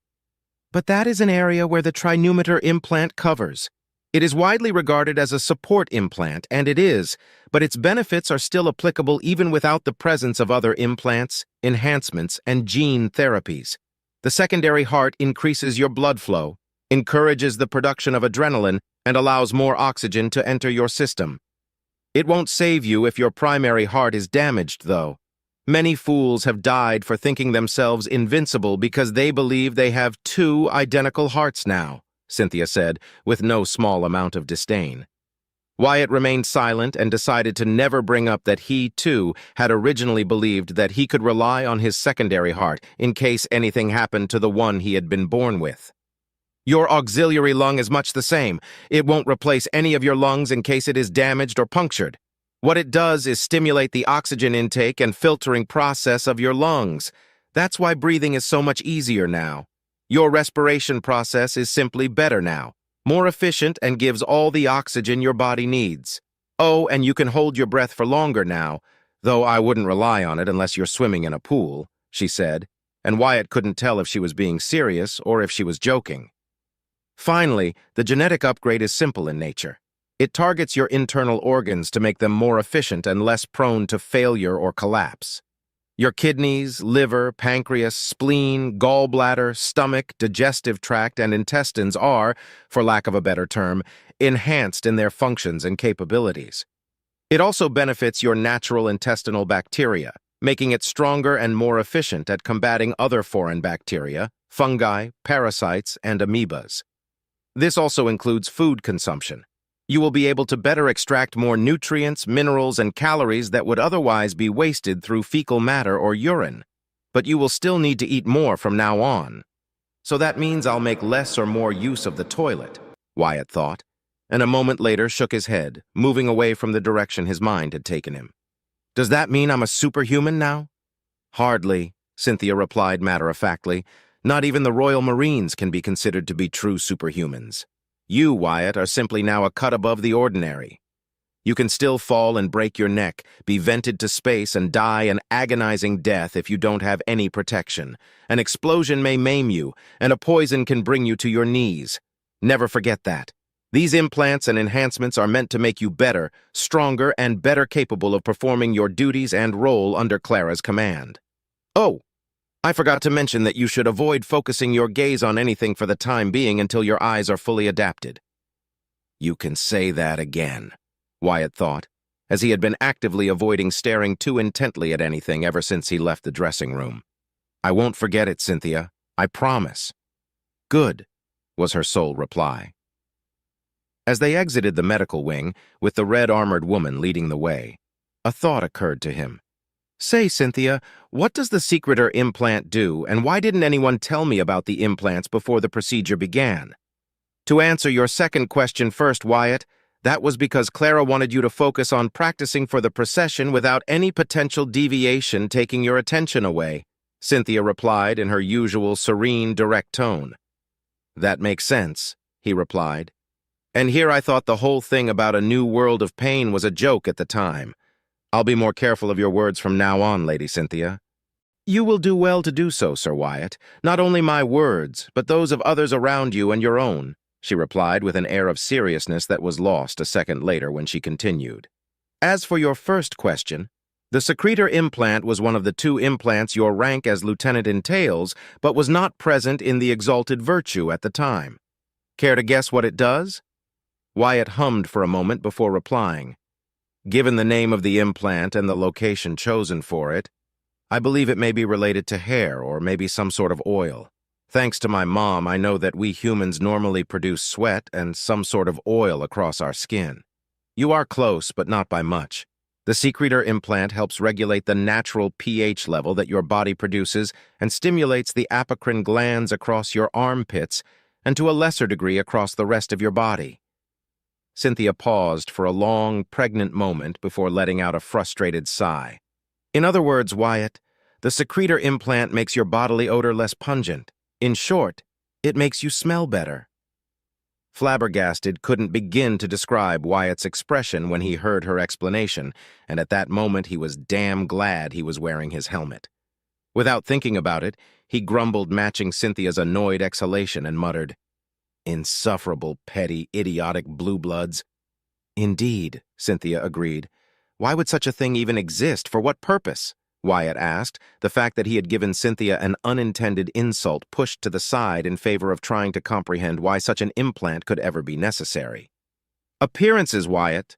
There are a plethora of similar implants and even some gene enhancements dedicated solely to the exterior aesthetic of a person. Hair color, skin patterns, fingernail composition and color, and even gene splicing in some planets, though they are rare. To most nobles, one's appearance can be tantamount to power, standing, influence, affluence, and prestige. Real, projected, or otherwise. It matters not, Cynthia answered. That or they are simply narcissistic and vain. More often than not, the second reason is the real answer. All color left Wyatt's face until he was as pale as snow as a dreadful realization manifested in his mind. Please tell me my eye colors won't make others think I'm like those vain blue bloods? Were you not a commoner not too long ago, Sir Wyatt? Yet here you are, already worried about what others will think about you. Perhaps you truly are cut out to be a blue blood, as you put it, Cynthia jested, finishing with a throaty laugh. Wyatt let out a pained groan before another realization hit him much, much harder than the first one. Whenever I call my family again, Wham is never going to let me live it down. What am I going to tell them about my eyes? The truth, Cynthia replied sincerely. The black-haired man grimaced. You're not wrong, but that doesn't help me at all, Cynthia. Matcha. Location unknown. Jade, as was his operative call name, casually sat in a darkened room with only the light of the monitor in front of him for illumination. He had managed to gain some free time for himself, and that meant he had a chance to carry on his mission without the prying eyes of disloyal mongrels set around him. He waited patiently for the screen to change, as he had been waiting for over 10 minutes. Suddenly, the screen went white for a few seconds before it went back to black, but with the symbol of House Caiston present. "You are late, Jade," the muffled voice of Andrew Caiston spoke first with accusation. "My apologies, Lord Andrew, but I could not reach you before this time. However, our time is limited, I'm afraid. I've managed to fool Finnegan's security protocols, but they won't remain handicapped for long," Jade answered. "If that is indeed the case, report your findings," Andrew ordered. "The false prince has arrived in Matcha. Fealty toward House Astor is high here. I tried to incite a protest among commoners as a test, but they were silenced and captured within a day. Amelia Finnegan may not be a warrior, but she's a fierce woman who does not tolerate dissent coming from those under her. A revolt is unlikely to be successful." Jade paused for a moment, but all he got in response was a hum from Andrew. Taking it as his signal, he continued. "I also report, much to our dismay, that the wretched wench, Clara the Reaper, has taken as her prize the vessel her blue-haired demoness captured shortly after our plan to dispose of the Pretender Prince was met with failure at the hands of a so-called commoner turned noble." Jade paused again. "This vessel you speak of, is it a destroyer class?" Andrew asked. "It is, my lord. It is the assault destroyer Samuel's Glory, now blasphemously renamed Nornavio by the blue-haired prostitute. When Lord Samuel's name was uttered during the phony trial, I knew there could be no mistake. Lord Samuel was murdered by the vile Winfield, and his body was dumped into space like so much garbage. I am terribly sorry for your loss, Lord Andrew. Save your sentimentalities for when they matter, Jade. All I require from you is that you perform your duty. As for my cousin's fate, I shall have a rather candid talk with my father, it would seem." "Anything else?" Andrew replied, cold and unmovable. It wasn't necessary, but Jade nodded. "The prince shall remain here in Matcha to oversee his gathered forces and prepare to move against his Lord Regent, Duke Cornelius Draymore. I have also, sadly, failed to infiltrate a single pawn or object inside the Nornavio. The wench keeps her prize sealed tight. Furthermore, she shall depart soon from the planet. To where, I cannot say. Most likely she will go into hiding or beseech the aid of Duke Ionati or Duchess Emerald. I wouldn't be so sure about that. Despite her reputation, Princess Clara is not a coward. Most likely she will try to gain supporters to rally behind her unworthy brother's banner. You speak true, Lord Andrew. Such a shame that Lord Tamiran lacks your keen intellect and vision. Before Andrew could retort his flattering words, he continued. The mockery of a royal procession has been replayed non-stop across Matcha and no doubt across most of Finnegan territory. I'm certain the footage will be released into the rest of the Principality tomorrow. As putrid as that display of arrogance is, there is one element that should warrant your attention, Lord Andrew. If this element is important enough for you to give a warning, then I demand to know more about it, Andrew commanded, his voice sounding more firm and authoritative than before. One of the banner holders accompanying the Astor trollop you will not recognize. His name is Wyatt Staples, apparently, and he is the man responsible for ensuring the survival of the harlot at large. He was also the man who tricked me and made us move against the prince under false pretense, causing the imprisonment and the death of Frederick Anderson, Jade answered. They dare execute Frederick Anderson? Do you have proof of it, Jade? Asked Andrew. I do, but I can't send a visual confirmation just yet, Lord Andrew. I will need more time for a better window of opportunity to open itself, replied the operative. Very well. Make haste. With definitive evidence of Frederick's unjust execution, House Anderson will be assured to join the Lord Regent's banner. Now, about this Wyatt Staples? Andrew asked, impassive. After being captured, the Pretender Prince ennobled the man, elevating him to the rank of Knight Banneret. However, I have many a doubt regarding him. During the battle led by another of your blood, Lord Llanero Caiston, he proved himself instrumental in the destruction of the stealth cruiser Longstride to perfection. After that, he once more showed uncanny ability when he single-handedly destroyed 30 Drazan fighters in the span of mere seconds. I've analyzed the footage and the scanner data personally, and it is authentic. Then, after the Drazan left the system, he managed to fool me and use our moment of ultimate victory against us. This man, this Wyatt Staples, cannot be a mere commoner. Such talent and skill cannot come from such a lowly place, Jade said, his voice laced with disdain. He claimed to be part of the Third Fleet. I recommend that his records are to be found and revised, Lord Andrew. Given what you've told me, I shall make the effort. This Wyatt Staples, whoever he is, could be a dangerous individual if left unchecked. Andrew hummed deeply. That is all I have to inform, Lord Andrew. I shall communicate with you as soon as possible. For the Principality, Jade chanted. For the Principality, Andrew replied, and the connection died a second later. Closing his computer, Jade stood up, ready to leave the damp, dark room. Who are you in reality, Wyatt Staples? Camrim, capital world of House Draymore. Gabriel Camrim continued to read his book while two servants set up his dining table with a fine cloth, silver cutlery, polished, elegant ceramic plates, and candles for ambiance. The bottle of wine they placed on the table rested inside a container filled with ice. A wide selection of freshly baked bread was also present, and 3 large dishes were covered by a metallic lid, keeping the food inside them warm. As always, the servants were silent, prohibited from uttering a single word in his presence. They worked quickly and diligently until they finished. Upon completion, they left as quickly as they entered, and they would be back only after he was done eating. Alone once more in his room, Gabriel closed his book, stood up from his comfy armchair, and made his way to the table. Truth be told, he was famished. Just as he was about to pull the chair, he stopped as something caught his eye. He waited for a second, but then continued with what he was doing and sat down. The blond, handsome man, the spitting image of his father when he was his age, grabbed the slightly damp but warm washing cloth and ran it over his hands, cleaning them.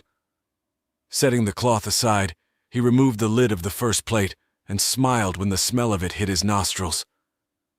Roasted duck, he muttered a second before the steam revealed that, indeed, a roasted duck was before him, cooked to perfection with an ample selection of steamed vegetables adorning it. Wasting no time, he grabbed a napkin and set it on his collar before grabbing a knife and a fork to cut a large piece of the duck's breast before placing it on his empty plate. Then he picked up the wine, uncorked it, and served himself a large glass of it before taking a long sip from it. Ah, far-bought vineyards. Peterson spoils me. Pleased with the flavor, he cut into his meal before taking in a mouthful of duck breast. He chewed slowly, savoring the citric flavor of the duck's skin before the meat made his taste buds dance. He ate slowly, deliberately until his first plate was finished. He took another sip from his wine, and just as he was reaching for a second serving, he sighed tiredly. "How much longer are you planning on staying cloaked, Veronica?" he asked softly. A second later, the very air across his table shifted as the refraction field around his sister disappeared. "How did you know I was here?"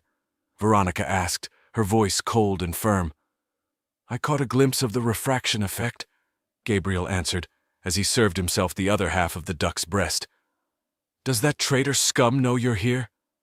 "You will show our Lord Father the respect he deserves, Gabriel," Veronica replied, eyes narrowing. Gabriel chuckled. "So he doesn't know. Not that it matters. Not to me, anyway. So why are you here, Veronica? I doubt it is because you miss your older brother." Veronica closed her eyes for a moment and took a deep, calming breath. "Father misses you, Gabriel. It pains his heart that you think of him as a traitor. Please, Gabriel, reconsider your stance. Why must you stand against your family?" "I'm surprised he has a heart at all, Veronica," Gabriel replied before taking in a mouthful of meat. After he swallowed, he continued. "He betrayed the memory of our mother. He has betrayed his nephew, our cousin, the prince. Any pain I can inflict upon him, I shall gleefully do so, for he deserves no love from me after his betrayal." Veronica crossed her arms, her intense green eyes set upon her brother while he continued to eat. "Look at you, Gabriel, groveling at the feet of the false prince, she began, but was interrupted when a flying knife bounced off her shield. As the knife clanged against the ground, her eyes were set on her brother's irate expression. "Don't you dare speak his name with that treacherous tongue of yours, Veronica. He is the prince, and nothing but the prince until either death or destiny takes the throne from him," Gabriel half shouted in pure fury. The siblings shared a glaring contest for several moments until he closed his eyes, sat down again, and took a large sip from his wine. Veronica smirked. "You've just proven my point, Gabriel. You're a blind follower of a man unworthy to be the prince in the first place. The Council of Nobles took years to recognize him as prince. In fact, they didn't. Now, did they? Just as our father was denied the title of Lord Regent, he was denied the full ascension and recognition as prince, didn't he? That may be the case, but it matters little. He had been the prince for over 3 years after our uncle's death. He has been the prince we deserve," Gabriel countered, opening his eyes. "I am loyal to the principality. I am loyal to the prince. I am loyal to my family, Veronica. You, on the other hand, know not what loyalty is." Veronica's expression twisted into an angry snarl as she pointed a damning finger at her brother. "You claim to know loyalty when it is you who doesn't know what true loyalty is. Our Lord Father is the only one who can lead the principality until he properly guides a true successor. The hammer of Draymore is strong, brother, but you are weak and petty. Mother would be ashamed of your attitude." Gabriel narrowed his eyes. "Perhaps. I know she wouldn't approve of the way I treat our traitor of a father. But if Mother would be ashamed of me, then she would be disgusted by you, Veronica. Your blind devotion and borderline fanaticism toward our father would sicken her." "This is getting us nowhere," Veronica huffed. "Repent, brother. Repent and beg for our father's forgiveness. You can still join his side and stand proud as you should next to his magnificence." "And if I don't? What will you do?" he asked in defiance. "Will you torture me? Kill me? No, of course you won't. You wouldn't risk earning our father's scorn. Not again, anyway." He let out a dark chuckle. "Or would you, I wonder?" Baring her teeth, Veronica slammed the table. "Father never scorned me, Gabriel. I made a mistake, but I've learned from my mistakes. Unlike you, I am no coward. I am Veronica Draymore, proud daughter of his lordship Duke Cornelius Draymore, the Hammer of Draymore, Lord Regent of the Principality." "He's not recognized as Lord Regent, though," Gabriel replied with a winning, smug smirk that caused his sister to fume in anger even more. "However, I agree that I am a coward. I am not a warrior. I'm a statesman, a bureaucrat. I like counting credits and organizing laws. But you're mistaken if you believe yourself as a warrior, Veronica. You're nothing more than a butcher, remember?" Instantly, he regretted letting his bravado and anger get the better of him. Veronica's expression darkened and her eyes grew cold. Then, after what felt like a short eternity, she looked away, ashamed and hurt. Gabriel stood up and slowly made his way to his sister until he was within arm's reach. Then he hugged her, and she returned the gesture. "I'm sorry. I was out of line with that last remark. I didn't want to hurt you, Veronica," Gabriel said softly. "I know," Veronica replied. "Please, Gabriel, reconsider. Father said to me that I shouldn't judge you as a traitor for refusing him. I try, brother, I try. See the light, Gabriel. Even you must know that our Lord Father is better suited to lead the principality, even if only as Lord Regent." "Perhaps so, Veronica," Gabriel replied, letting go of her, his expression solid as granite and equally unflinching. "I never doubted that our father was a great man, but his actions are that of a traitor. Only an Astor may rule the principality. He renounced his claim long ago. I'm sorry, truly I am, but I will not join him. Not now, not tomorrow, not ever. And when he falls and the prince stands victorious, I will do everything in my power to gain his mercy and at least ensure your safety." Veronica let out a long, pained sigh. "I see that trying to talk sense into you was futile, brother. Contrary to what you may believe, I do not hate you, Gabriel. I pity you. As our Lord Father's firstborn, you should be standing next to him, not me. I shall do whatever I can to fulfill our Lord Father's vision into reality, and I sincerely hope that you will join us when our victory is achieved. Enjoy your meal, Gabriel." With that, she walked away and soon was out of his room, leaving him alone once more. Gabriel returned to his seat, eyed the glass of wine, then reached for the bottle and drank from it until it was empty. "I wish I could get drunk," he muttered tiredly, the rest of his meal forgotten, his appetite lost. Matcha, capital world of House Finnegan, Grand Palace. Wyatt Staples sat across a table, his attention fixated on the chessboard as he struggled to decide which piece to move next. Across the table sat the prince wearing a placid smile, as he too focused on the match. Sitting on the sidelines as a spectator waited Cynthia Winfield, her expression serious and unreadable. The prince had summoned them an hour after leaving the medical wing, and while they were in the middle of preparing to leave Matcha upon Clara's command. Heeding his request, they answered his call only to find that the prince wished to have a chess match with Wyatt before saying his parting words. The pilot felt relieved that the prince's command was for him to enjoy something trivial, though he suspected it wasn't that entirely. After a respectful greeting on his part, the match began and they had said nothing since. So far he had taken 4 pawns, a knight, and a bishop from the prince, while his liege had only managed to secure both of his knights and 3 pawns. All in all, he was winning. Taking his black-checkered bishop, he moved it to the point that an opening had presented itself, endangering the prince's king. "Check," Wyatt announced. "Not for long," the prince replied before moving a pawn to block Wyatt's bishop. Rubbing his chin for a moment, Wyatt moved his queen, eating up another unprotected pawn. To his surprise, the prince then moved the left side rook and the king at the same time, putting them closer together in what could pass as a protective formation. "Is that allowed?" he asked suddenly, confused and surprised by the move. "Quite so. It is called castling. I quite like it, though it is not advised to rely on it too much," the prince answered with a playful smirk. "I wonder if I'll ever be able to use an en passant on you, Wyatt." "En passant? Is that another strange moving rule? Perhaps I should buy a rule book or something," Wyatt said in his mind before analyzing the board for long, silent moments. Frowning, he moved his right side rook to a position that threatened the prince's queen. Too late, he realized his mistake. The prince let out a throaty chuckle before moving his queen, eating the unprotected rook.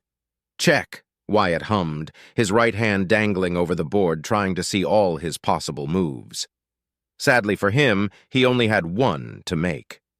Moving his white-checkered bishop, he put it in front of his king, protecting him. The prince, however, showed no mercy, and with the use of his remaining knight, made a move that ate a pawn and also positioned it ready to strike at his king. "Checkmate," the prince announced, smiling. Then he inhaled deeply and then exhaled slowly in complete satisfaction. "He's a marvelous player, isn't he, Cynthia?" "Seeing you two play hurts me mentally," Cynthia replied dryly. "Honestly, my prince, you should give up on your dreams of playing professionally. You are a lousy player." "I'm surprised that Wyatt, with his tactical acumen and outside-the-box thinking, matches your lackluster skill," the blue-haired woman ended with a playful grin. Wyatt sat there, speechless, as the color drained from his face. He had gotten used to the playful banter between Clara and Cynthia. They were longtime friends after all, but to hear Cynthia talk in such a way to the prince made his heart skip a beat out of sheer panic, which was only worsened when he heard the prince's reply. "Ha!" The prince barked a laugh that came from the deepest part of his belly. "It seems that your skill with the sword has not dulled, Cynthia. Your tongue is as sharp as your blade." Smirking, he turned his attention to the baffled Wyatt. "Is something the matter, Sir Wyatt Staples?" Wyatt shook his head in an effort to shake off his surprise. As he did so, the memory of his second meeting with the prince came to him. Oh, that's right. He did mention that Cynthia was a friend dear to him. If Clara and Cynthia are close, then it stands to reason that the prince and Cynthia share a similar bond, he reasoned, and his racing heart slowed down. "I was merely surprised, my prince.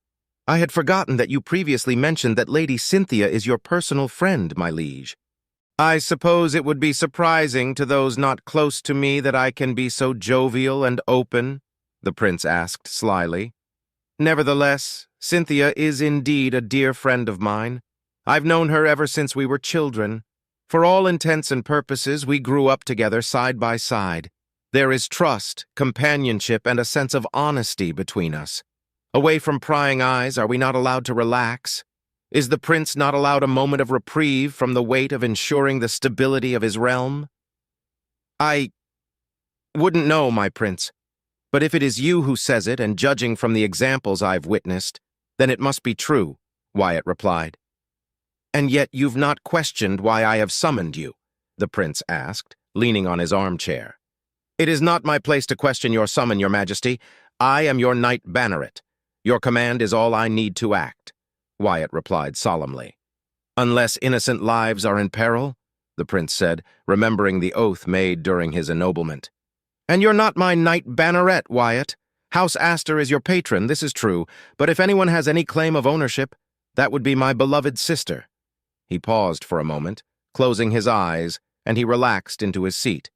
Which, coincidentally, is the reason why I have summoned you two before me.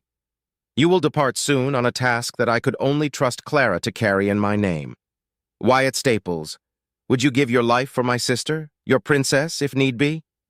Without hesitation, my prince, Wyatt replied instantly, his voice filled with honesty and conviction. More than my princess. Clara is my friend, and so is Cynthia. Their lives are more important than my own, this I know, but that doesn't matter to me on a personal level. To me, they are precious. I swear to you on everything that I hold dear, my prince, that no harm shall come their way for as long as I draw breath. To his right, Cynthia smiled while the prince nodded once in approval. Clara was right. You possess the soul of a true knight, a valiant warrior who fights for what is right regardless of actions and consequences to his well-being. You may not believe in honor, Wyatt Staples, but you are a man of honor, not the sort that comes with accolades and self-serving actions. Rather, your honor is your own, that unsurmountable force of will that has fascinated me with every action you've taken. The prince paused, eyes narrowing as he tilted his head slightly. I will not insult you, Sir Wyatt, by promising you rewards beyond imagination. You are not a man that can be bought with mere baubles or the temptation of power. A powerful strength and a dangerous weakness if exploited by your enemies. Do your duty to the best of your capabilities. This I ask not as the prince, but as a brother. Protect Clara, even if that means protecting her from herself. He turned his gaze to Cynthia. The blue-eyed woman nodded once. Then he continued. You've earned my trust in this regard, Wyatt Staples. Loyalty is its own reward. Loyalty is its own reward, ye prince, Wyatt replied. I shall do as you've requested of me. Good. Then you may leave. Clara already knows I've summoned you, so you will decide whether to share or not what I've told you with her. I shall remain here and coordinate our forces and strike out against the traitors within our capacity. A proper counter-assault shall take us months of preparation at the very least. Time is, for the moment, my uncle's ally. Fortunately for us, his window of action is becoming narrower with each passing day. Cynthia stood up a moment later, followed by Wyatt shortly after. The two bowed their heads respectfully before turning to leave the room.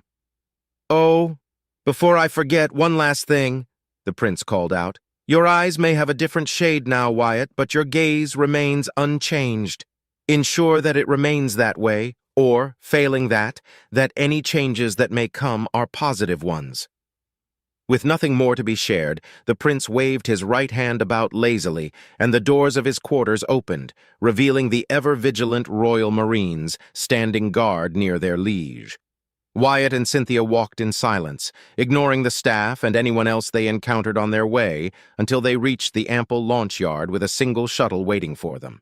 Next to it stood Princess Clara, now wearing her set of purple armor while Milcades flanked her holding an umbrella over her head. The two stopped in front of her and bowed their heads. "Let us depart," came her simple order. Milcades closed the umbrella and boarded the shuttle without uttering a word. Cynthia took his place next to her princess, and soon the three of them boarded the shuttle's cockpit.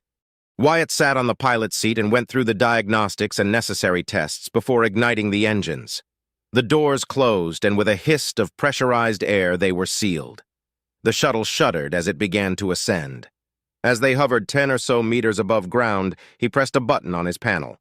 Control, this is Shuttle NTS-001 currently transporting Her Majesty Princess Clara, requesting permission to leave friendly airspace. Over. Wyatt spoke in his usual serious tone. We read you, Shuttle NTS-001. You have permission to leave. I repeat, you have permission to leave. For the Principality and our beloved Prince, may your journey be a safe one. Over. A professional voice called back. Understood. Copy that, Wyatt replied, letting go of the button. Glancing at his passengers, he found them sitting steady and latched on. After a quick inspection of the other passengers at the back, who to his surprise only consisted of Milcades himself, Wyatt ascended more and did so at an impressive speed. A minute later, the rumbling of the engines diminished considerably, and he could feel them more than he could hear them. The sensation of weightlessness assured him they were in orbit, and a quick inspection of his coordinates confirmed they were on their way to the orbital ring's transit checkpoint. Well, isn't this nostalgic? Clara suddenly spoke, breaking the silence. It reminds me of our first shuttle trip to Woodshaft, only this time the circumstances are not so dire. The black-haired man couldn't deny that she had a point. The shuttle was of standard design, identical in dimensions and proportions to the one they had used at that time. Remembering that time and everything that spiraled out of that seemingly unimportant voyage brought out a smile that he couldn't hide. Just please don't let Clara fly this time, Wyatt. We don't have the privacy or the time to indulge in such activities, said the blue-eyed woman as she crossed her arms. You should relax more often, Cynthia. It will do you well, Clara replied. That aside, I'm certain that my brother Dearest summoned you to have more than a friendly match, Wyatt? Given that the prince had granted him free rein on how to reply to her, Wyatt felt no need to withhold any information. Your brother, the prince, tasked me with the duty of protecting you, Clara. No matter what happens, know that I'll stand next to your and Cynthia's side. I'm at your service and disposal, my princess. Clara let out a soft whine mixed with a giggle. Brother Dearest worries too much about my safety. With me out of his shadow, his negotiations shall proceed smoothly, and he may focus more effort on finding the whereabouts of Alexander and Giovanni. Although I appreciate your loyalty and dedication, Wyatt, I rather not have you die for my sake, nor anyone else for that matter. If a sacrifice is needed, then let it be so. Only when there is no alternative, she said, her voice somber yet firm. Clapping her hands twice, her smile returned. Unsavory topics aside, there is much that we must do. I shall share with you the secret of our dark reputation once we are safe aboard the Noir Navio and heading toward our first objective, Wyatt. For now, know that our mission, with the blessing of my brother and acting upon his authority, consists of 3 objectives. The first is simple. Gather any relevant and important information regarding traitor movements, forces, and whatever other knowledge we may be able to acquire. Incendiary secrets are as effective, if not indeed more so, as blades or firearms can be. It is the other 2 objectives that require our attention the most. Firstly, House Ferentis has declared itself neutral, but they must not be allowed to neither remain neutral nor to declare themselves for my uncle's faction. House Ferentis is strong and borders both Caiston and Finnegan territories, but their strength does not come from military power. In fact, they believe that true power comes in the form of grain stalks and the weight of meat. Clara chuckled softly. They do have a point. I'll grant them that much. I am to strike a deal with House Ferentis, so that their vast agricultural go to the right bellies at a fair price or in our favor if at all possible. Wyatt nodded in approval. Volantis had never experienced a true famine, but there had been periods in which many stomachs growled for one reason or another. A fungi infection devastating vast amounts of Lakoa farms, Clixol numbers dropped dramatically one year or exploded in another, taxes and rival blocked cutting off trade for months at a time. A full stomach was crucial even during patrol routes. Secondly, this objective is much simpler in theory yet incredibly so more difficult in any theoretical execution. For you see, Wyatt, we are to engage with Caiston forces so that we may learn the location of Caiston Army and Navy officers regardless of rank. Once found, we are to eliminate them under either the rules of engagement or through formal duels. If at all possible, I would have Tamir and Caiston's head as a trophy. If not, then his son, Andrew Caiston, shall suffice. Again, Wyatt found himself nodding in approval. So that we may deprive Duke Draymore of one of his most loyal followers, Wyatt stated flatly. Precisely, my dear Wyatt. Precisely, Clara replied, her eyes cold and focused. I shall not stand idle while my uncle consolidates his forces further. The hammer of Draymore is strong, then I shall prove that it can also break. The shuttle approached the large anchorage station slowly without issue. Wyatt had been contacted by the station a few minutes ago, giving him a vector trail to their destination, the Noir Navio. Watching through the monitor's screen, the pilot couldn't help but feel awestruck again upon seeing the marvelous black ship. The hull was almost entirely dark, its surface reflecting the light from the station and the distant star rather dimly. He could still remember vividly what it felt like to command that vessel. It had been an otherworldly experience that was overshadowed by the pure pleasure he felt when the Drazen cruiser was destroyed. The spear-tip-shaped vessel was, again, marvelous to behold. Ever since capturing the ship and taking it away from Caiston hands, his time had been consumed by training, adapting, and more than he would have liked to spend in a medical bay one way or another. In fact, he was starting to grow a not-so-insignificant amount of distaste for medical procedures that kept him bound, though he understood their necessity. But now he could admire the ship more closely. The design was elegant and organic with no room for fanciful aesthetics. It was purely functional, though such simplicity made it beautiful to his eyes. The two short wings, compared to the length of the vessel, that is, that sprung near its rear, served no practical purpose other than to house more compartments, aiding the structural design of the ship that had allowed him to use its mobility in his favor during the battle against the Drazen. For a destroyer class, it was on the average size of one as it measured 1,832 meters in length, a kilometer in width if measured from wing to wing, and a mere 200 at the tip due to the demands of the spinal-mounted pulse beam. Similarly, in height, the situation repeated itself but nowhere near as pronounced with the ship 442 meters at its thickest, central point that housed within the powerful tri-reactor plasma core. Over the length of the vessel, the gradual smoothing was less evident and also ended on the tip, making a perfect 200-meter-in-diameter cylinder ready to spew its deadly charge. While some could see the ship as bulky or unappealing in design, he personally couldn't see a more perfect ship. Not only was it a technological marvel, especially when compared to the standards set in the Principality, but it was made to strike from the shadows with deadly force and sweep back into the hiding for another run. When I commanded it, I felt like I was one with the ship. It felt like when I'm inside the cockpit of a fighter, but more intense. I could almost feel it move with every command I issued, every turn, every acceleration and deceleration, the power when firing the pulse beam. Everything was so otherworldly. Is that what being a Commodore, Captain, and above feels like? To sit on that chair and be one with the ship? If so, then I envy Commander Redford and Admiral Damien, to be able to enjoy the vastness of space from that perspective all the time. Yes, I envy such a position, Wyatt thought to himself, smiling gently at the Noir Navio. Look at it, so pristine and black, like polished obsidian, a black shimmering pearl set against the blackness of space. Wyatt paused for a moment, and his smile faded slowly. You commanded it through Cynthia's clever use of a loophole in a dire situation, Wyatt. You killed Drazen, you saved people's lives, and Clara was safe. Let that be enough. To experience such a thing as a commoner is more than I ever could have hoped for. Let that be enough. Even if I'm not a commoner anymore, that doesn't change what I am, he thought, content with the resolution even if it wasn't satisfying.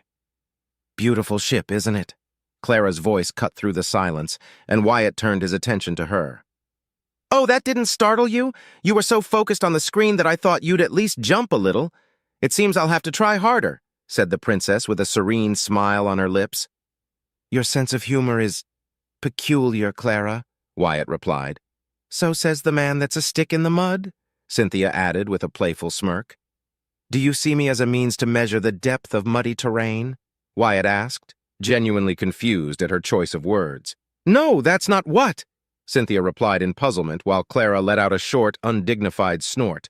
No, Wyatt, a stick in the mud is a phrase used to describe a person with a dull or boorish personality. Wyatt shrugged. Weskel would agree with you. He always said that I didn't know how to have fun. Be that as it may, Wyatt, what were you pondering about so intently? Clara asked with interest. Wyatt turned to the screen before replying. I was just admiring the Nornavio. I've caught glimpses of it, but I never had the chance to observe it in detail. It has also occurred to me that I've only traveled between 3 different decks.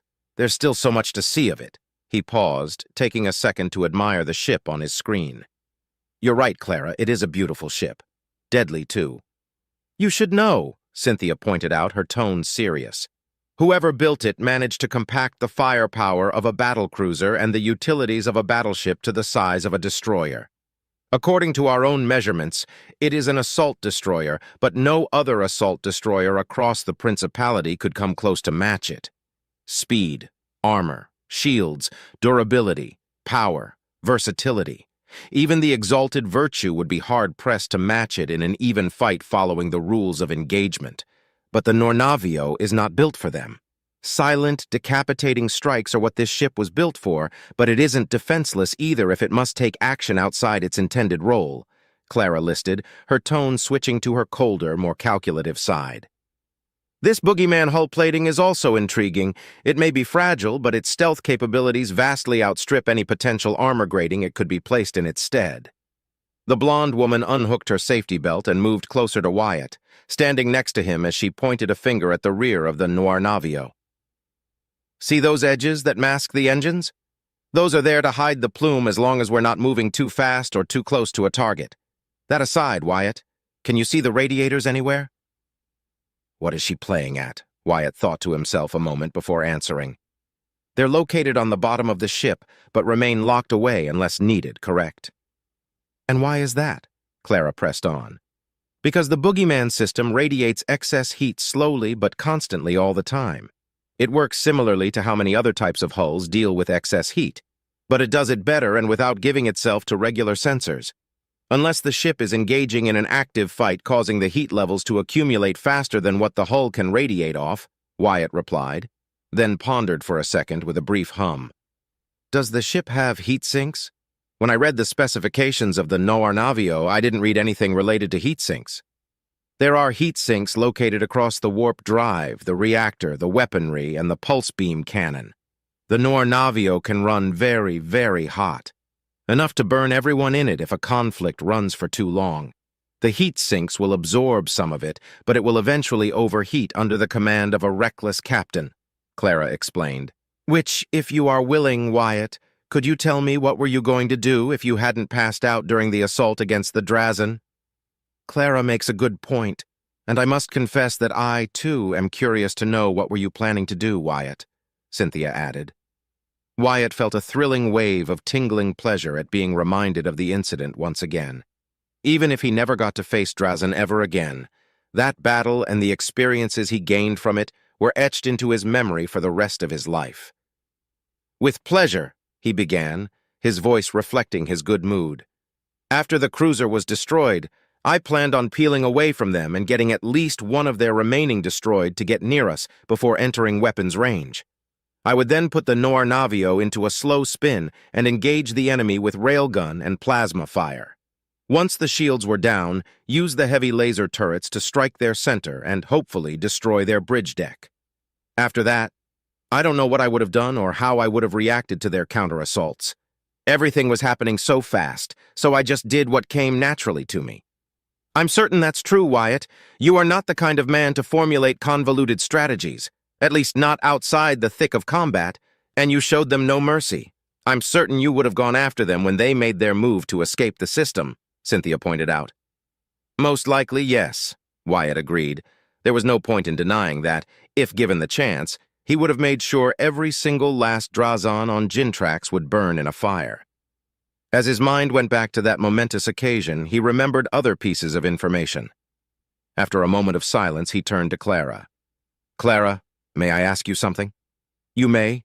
I've been thinking about it after I got my implant since I didn't have much else to do. Since we were heading to Finnegan territory, why did you barter for Uriel Hoax's ships? Facing another Caiston force was a possibility, but even so, highly unlikely. His Majesty the Prince, your brother, now has access to greater forces. Was it part of your plan? Will the destroyers and freighters you gained form part of your fleet? He asked, and was confused when Clara let out an amused giggle before placing a hand on his shoulder. "My dear Wyatt, those ships were never my goal. Woodshaft was the prize I was after. The personnel we gathered up along the way was part of what I was striving to achieve. Frankly, I am still disappointed that I have no real fighting ground and boarding forces. In their favor, though, the leader of the mercenaries under my command, one Commander Francesco Arcadi, is a rather enthusiastic and competent man. I'm sure his forces will prove their worth." The princess replied, and Wyatt smiled internally, noting the not-so-enthusiastic tone behind the otherwise encouraging words of the blonde, purple-eyed woman. "Then, if Woodshaft was your goal, why deal for the ships at all? Diplomacy and negotiations are dangerous battlefields, Wyatt. I did not lie to Uriel when I said I could have easily replaced him. Had he shown incompetence or overt greed, I would have ordered his execution. But Uriel Hoax is an intelligent and competent man. The ships bartered will be used as refitted transports and be integrated into the forces of the fleets present as logistical and support ships. Deities know we need capable ships to press against my uncle's forces," Clara explained, pausing for a moment, her eyes gleaming with intent before continuing. "You see, Wyatt, my goal was to achieve Woodshaft primarily as a distraction. The station is vast and a strategic position for both House Finnegan and Caiston. Now that they are not a mere smuggler den but a commercial hub under the recognition of House Astor, the only way for House Caiston to reclaim it for themselves will be through a large military force or with the use of Third Fleet elements. But Cornelius Tigan won't be able to spare his forces whilst in conflict with Finnegan and other loyalist forces." Letting go of his shoulder, she returned to her seat as they approached their destination. "And while Woodshaft stands, we have eyes inside Caiston territory and a potential staging point for our forces if need be." Did she plan all of it from the start? Wyatt thought as a shudder of fear and not a small amount of respect and admiration flowed through him. Making future plans was decidedly not one of his strengths, but Clara was capable of formulating a dozen different plans with laughable ease. "Is she a genius because she's an Astor, or is it her natural talent?" he asked himself, not sure which answer was more terrifying. Sad as it was, the Drazen assault cemented Uriel Hoax's opinion and gained us his appreciation, if not his loyalty, Cynthia added pragmatically. "Tragically," Wyatt replied, agreeing with the blue-haired woman. "Say, Wyatt, aren't you curious about what happened to Salazar Reed?" Cynthia asked with a knowing tone. "Not really," the pilot replied without hesitation. "Unless his name is Serhan Gimor, I don't hold grudges without merit. What he did was no different from what I expect from petulant blue bloods." "What he did was almost worthy of praise were it not for his intended goals," Clara exclaimed, and a cold laugh escaped her lips. "Using his knowledge against you, he sent you a peace gauntlet hoping you'd reject the gesture. Since he couldn't kill you for your crime, he opted to show he was better than you." Her lips curled into a smirk. "Sadly for him, he fell short of his own expectations and ended up humiliated in turn." Vice Admiral Vashakati Reed was not pleased with the actions of his nephew, Cynthia continued with a smirk. "He didn't send a formal apology. He has to save face somehow for the sake of his house, but he stripped Salazar from his noble title, reducing him to a mere knight with no authority within his house. He was lucky he wasn't exiled for his actions and his defeat. To make matters worse for him, my sister was not gentle either." Wyatt winced at the sadistic tone Cynthia's tone took during that last sentence. He didn't know Commander Juliana anywhere near as well as Cynthia, but he knew she was a woman of unquestionable loyalty and valued it above all else. "What did she do to him?" he asked as his curiosity won. "After receiving 20 public lashings, she demoted him from captain to sergeant. Marine ranks work in a different system than Royal Navy ones, but effectively, he won't be able to command anything but auxilia forces ever again. His reputation has been ruined, his standing crushed, and those close to him have abandoned him. In a rather cruel decision even by the standards set by my sister, she has transferred him to the Noir Navio." "Isn't that dangerous?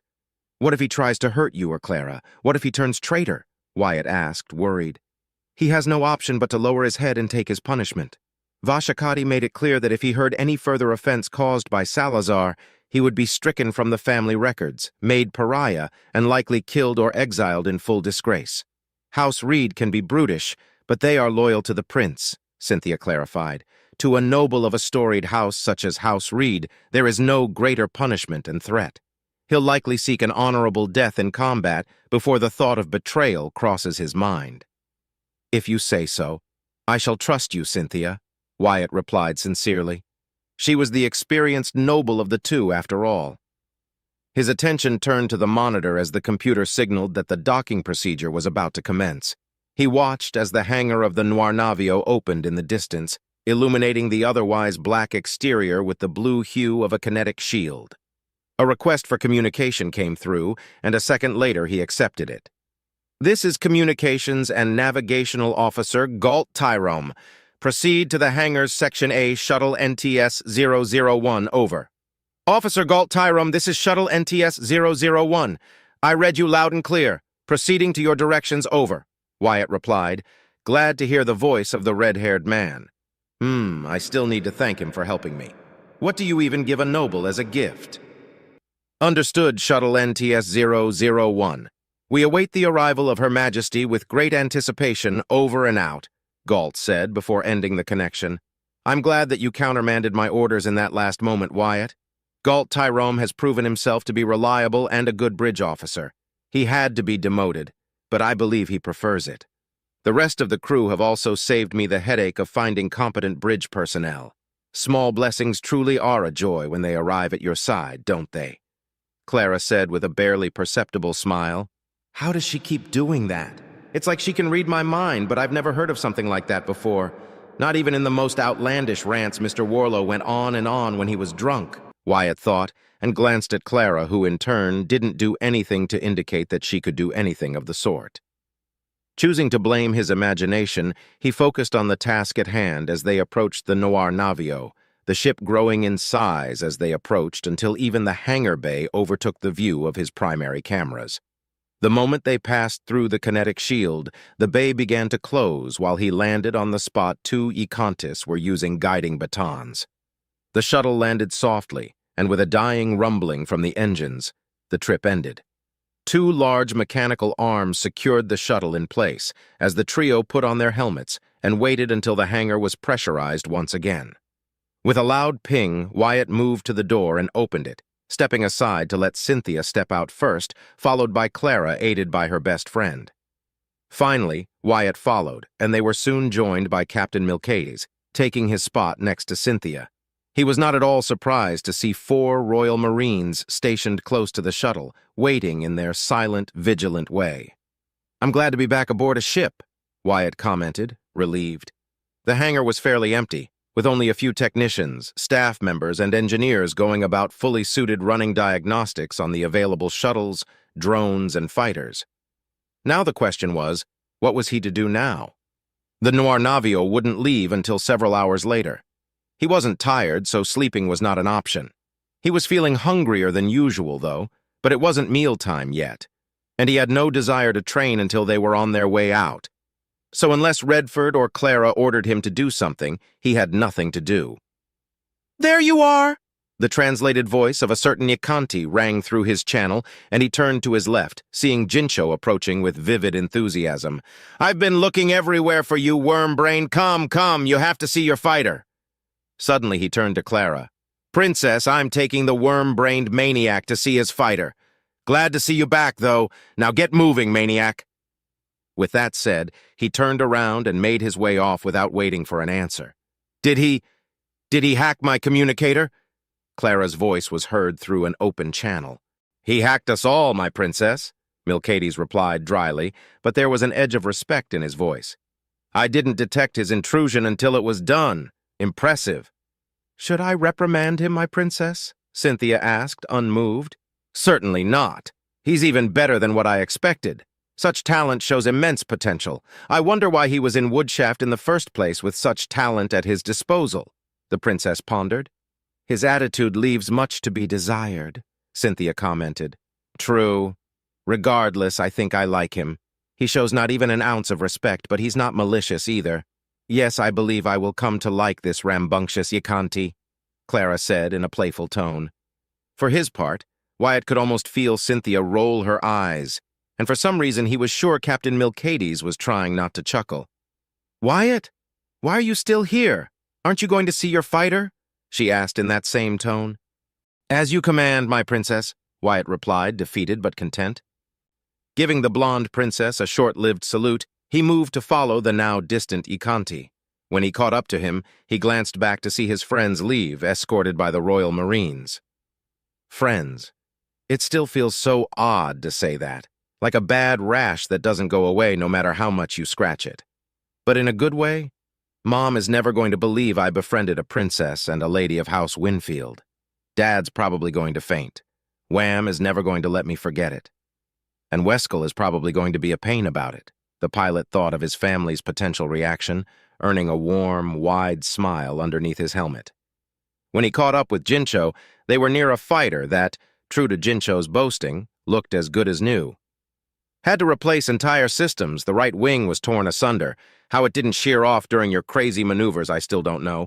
Electrical was blown. You somehow managed to turn your heat sinks into scrap, but everything else was working, Jincho said as he nodded in approval and his tail swayed contently behind him.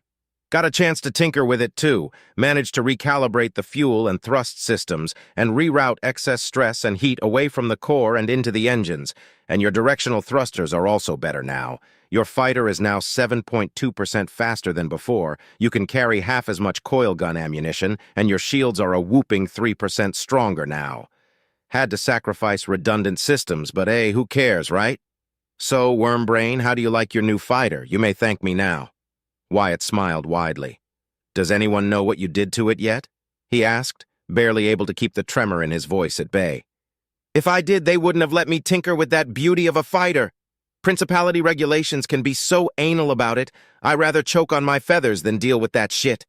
But you, Wormbrain, you know your stuff. I can't see your eyes, but I know you like what you see, eh? Fighting fair is for losers and soon-to-be corpses, Jincho said, extremely proud of himself. More than ever before, Wyatt decided he would stay in Jincho's good graces. Dropping to a knee, he bowed before the surprised Ikanti. Thank you, Master Technician Jincho. I am most impressed and grateful for your work, he said solemnly, putting as much theatrics into his praise as possible. Jincho shuddered, and if it were not for the suit, his feathers and fur would be standing at attention at the compliment. Ha! See, you ungrateful bastards! A little recognition and praise go a long way to get what I can give, Jincho shouted as he threw a fist in the air. Clara has to know this. I'm certain she'll be happy, Wyatt thought. Wyatt landed on the ground with a resounding thud, his face pressed against the mat while he heaved for breath. Above him, Cynthia stood waiting for him to get to his feet. Again, Cynthia said, her tone unflinching as always during their training sessions. The now heterochromatic-eyed pilot groaned as he obeyed the command of the blue-haired woman. Shaking his head, he adopted a low-guard stance with his fists in front of him. Cynthia raised an eyebrow in response. Brute force has never worked before, she pointed out plainly. I know, Wyatt replied, and a chuckle caught his attention. Peering to the right, he found none other than Nultar Olkara as he wiped the sweat from his brow. He gave him a friendly wave as he watched from a safe distance what had become a regular scene for anyone visiting the gymnasium to admire. Namely speaking, watch Cynthia Winfield beat him down relentlessly over and over again. Though, as much as it pained him to admit, he could now see a purpose to the torture she called a training. They had just left Finnegan territory after 2 weeks of silent, rapid travel. The Nornavio showcased her speed, cutting off several days now that she was alone. Over the course of those 2 weeks, he had come back to his routine, and while his squad mates were surprised by his new eye colors, it didn't cause any altercations.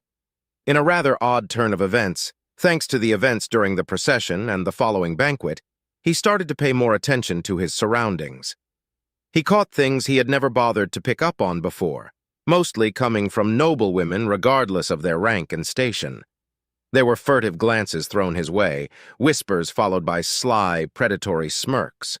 The way they would sway their hips as they sauntered whenever he was close. The necessary adjust to their uniforms, especially across their most prominent feminine features. All in an attempt to gain his attention somehow.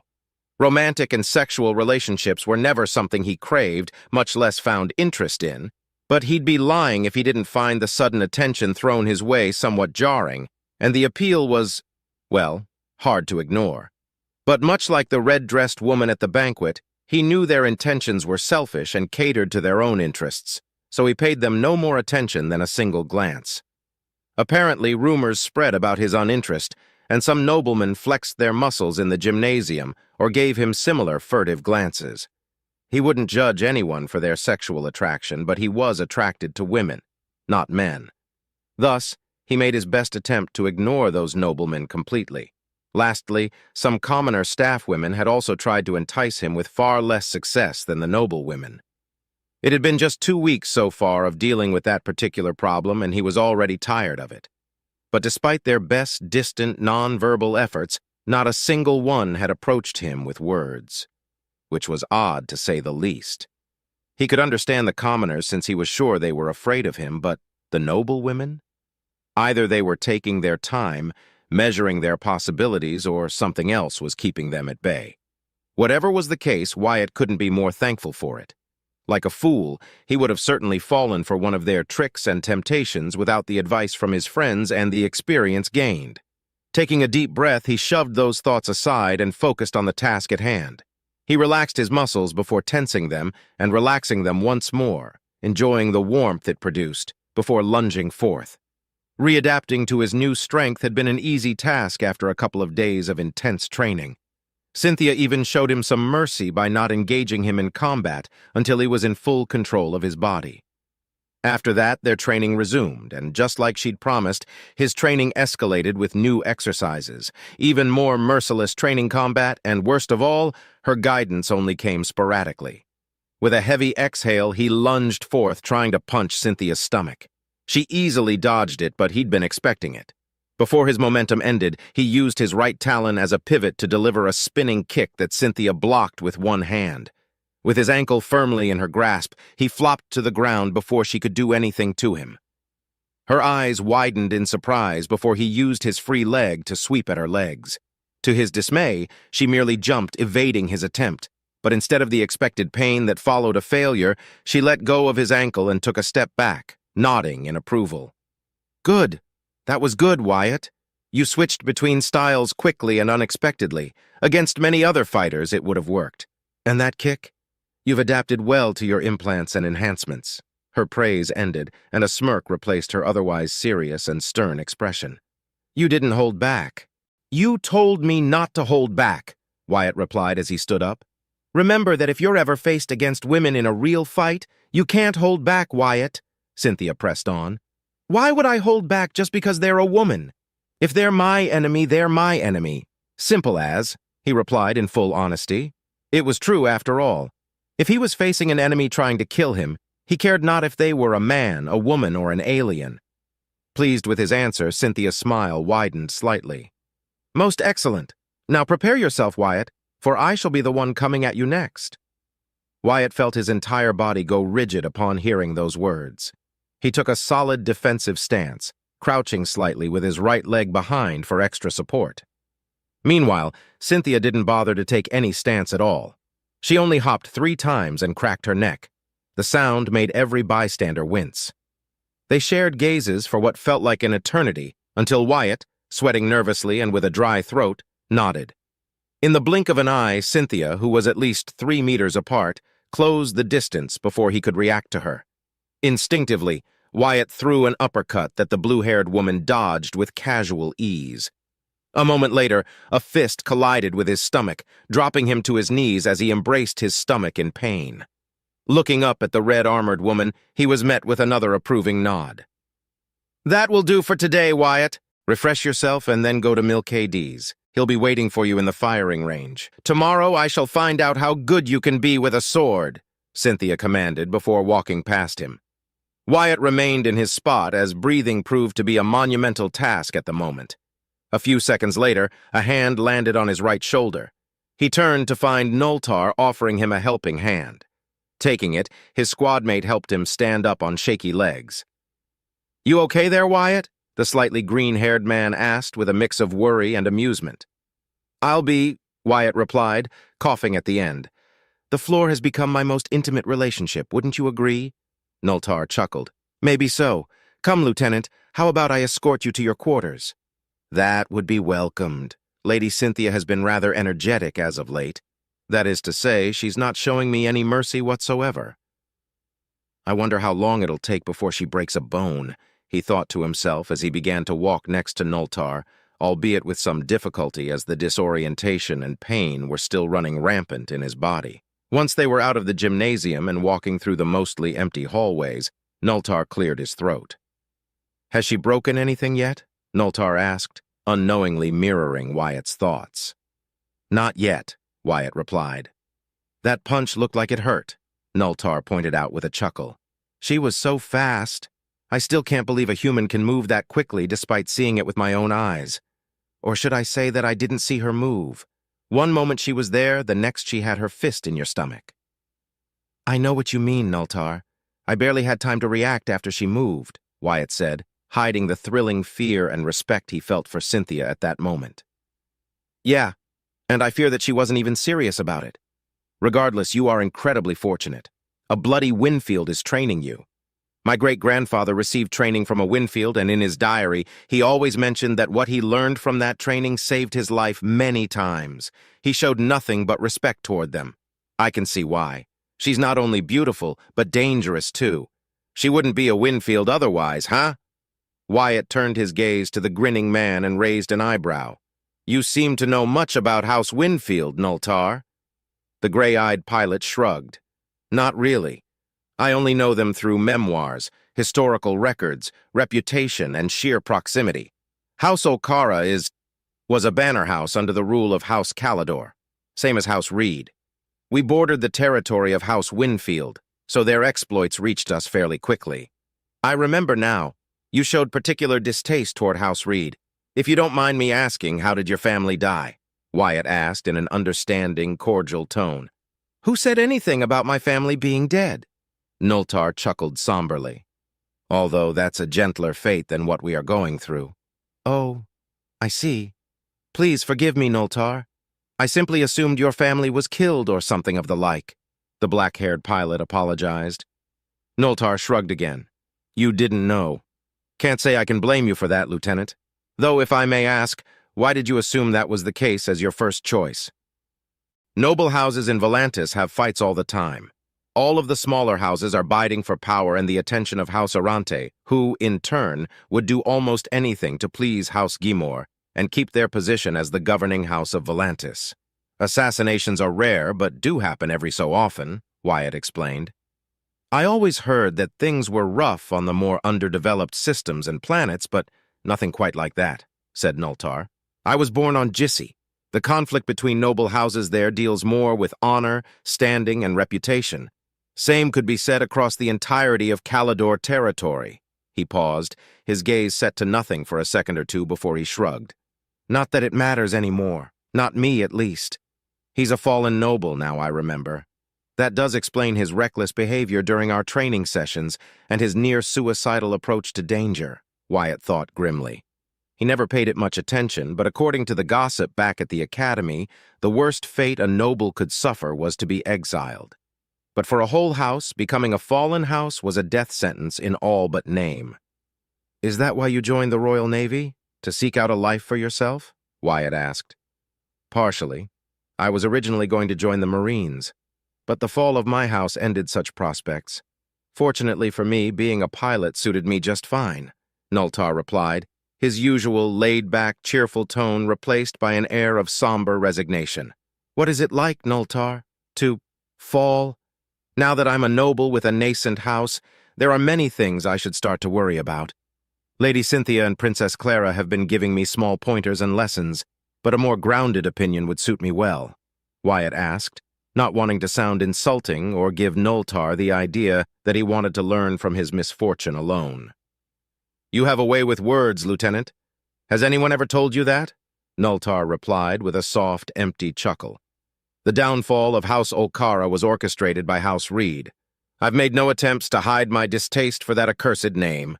He paused for a moment before offering his squad leader a polite, sincere smile. "That reminds me, Lieutenant. I think my eyes have been playing tricks on me, but I swear I've seen Salazar Reed a couple of times in passing. Do you know anything about it? That is, if you can tell me at all." Wyatt pondered for a moment before answering. First, tell me what House Reed did to yours, and I'll consider telling you. Of course, he planned on telling him regardless. The situation wasn't the same, but he could sympathize to an extent with his most veteran squad mate. There's nothing much to tell, Lieutenant. Despite our houses sharing a minor house status, House Reed is far more powerful, wealthy, and influential. House Olcara made the grave mistake of overreaching, and an immensely lucrative business deal carried by my father took a significant amount of credits away from Reed coffers, moving them to our own. House Reed took it as an insult, and they began to move against us. This all happened when I was just a child. By the time they were done with us, every commercial deal and position of importance we had was taken away from us in disgrace and shame. As a result, every partner and loyal friend we had abandoned us. We were no longer invited to events, parties, or meetings. We were made to be pariahs. And by the time I entered the academy, House Olcara had fallen, Nultar explained with a neutral, detached tone. Don't misunderstand me, though, Wyatt. My family is hardly struggling. We have credits, lands, and properties. But being cut off from social gatherings of importance and blocked from making worthwhile, significant deals, be they industrial, agricultural, social, commercial, or whatever else, is a death sentence. House Olcara will continue to exist for a generation or two more, maybe 3. But not a single proposal of marriage or union will come our way, nor will it be accepted. House Olcara is dead, and only something extraordinary could undo the damage House Reed did to us, Nultar said sternly. Do you hate House Reed? Wyatt asked, now understanding Nultar's fatalistic tendencies. Of course I do, but not for the reason you may think, Nultar replied.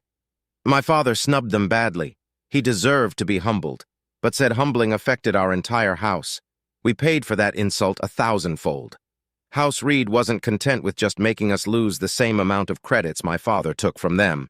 We lost our reputation, made to look like incompetent fools, cheats, and dishonest backstabbers in broad daylight. No, they were in their right to act against my entire family and house. It is the disproportionate response for which I hate them. If a Reed dies, I won't shed any tears. If they suffer, I will laugh. I have nothing left to lose as it is. I see. Thank you, Nultar. Now, would you like to know why Salazar is here? Wyatt asked with a mischievous smirk. Just like that, the melancholic aura surrounding Nultar evaporated and his smile returned. By the time they reached his quarters, Wyatt finished his tale. From Salazar's attempt to humiliate him in front of everyone, the duel, the result of said duel, to which Nultar laughed for an entire minute until he cried, and then his punishment.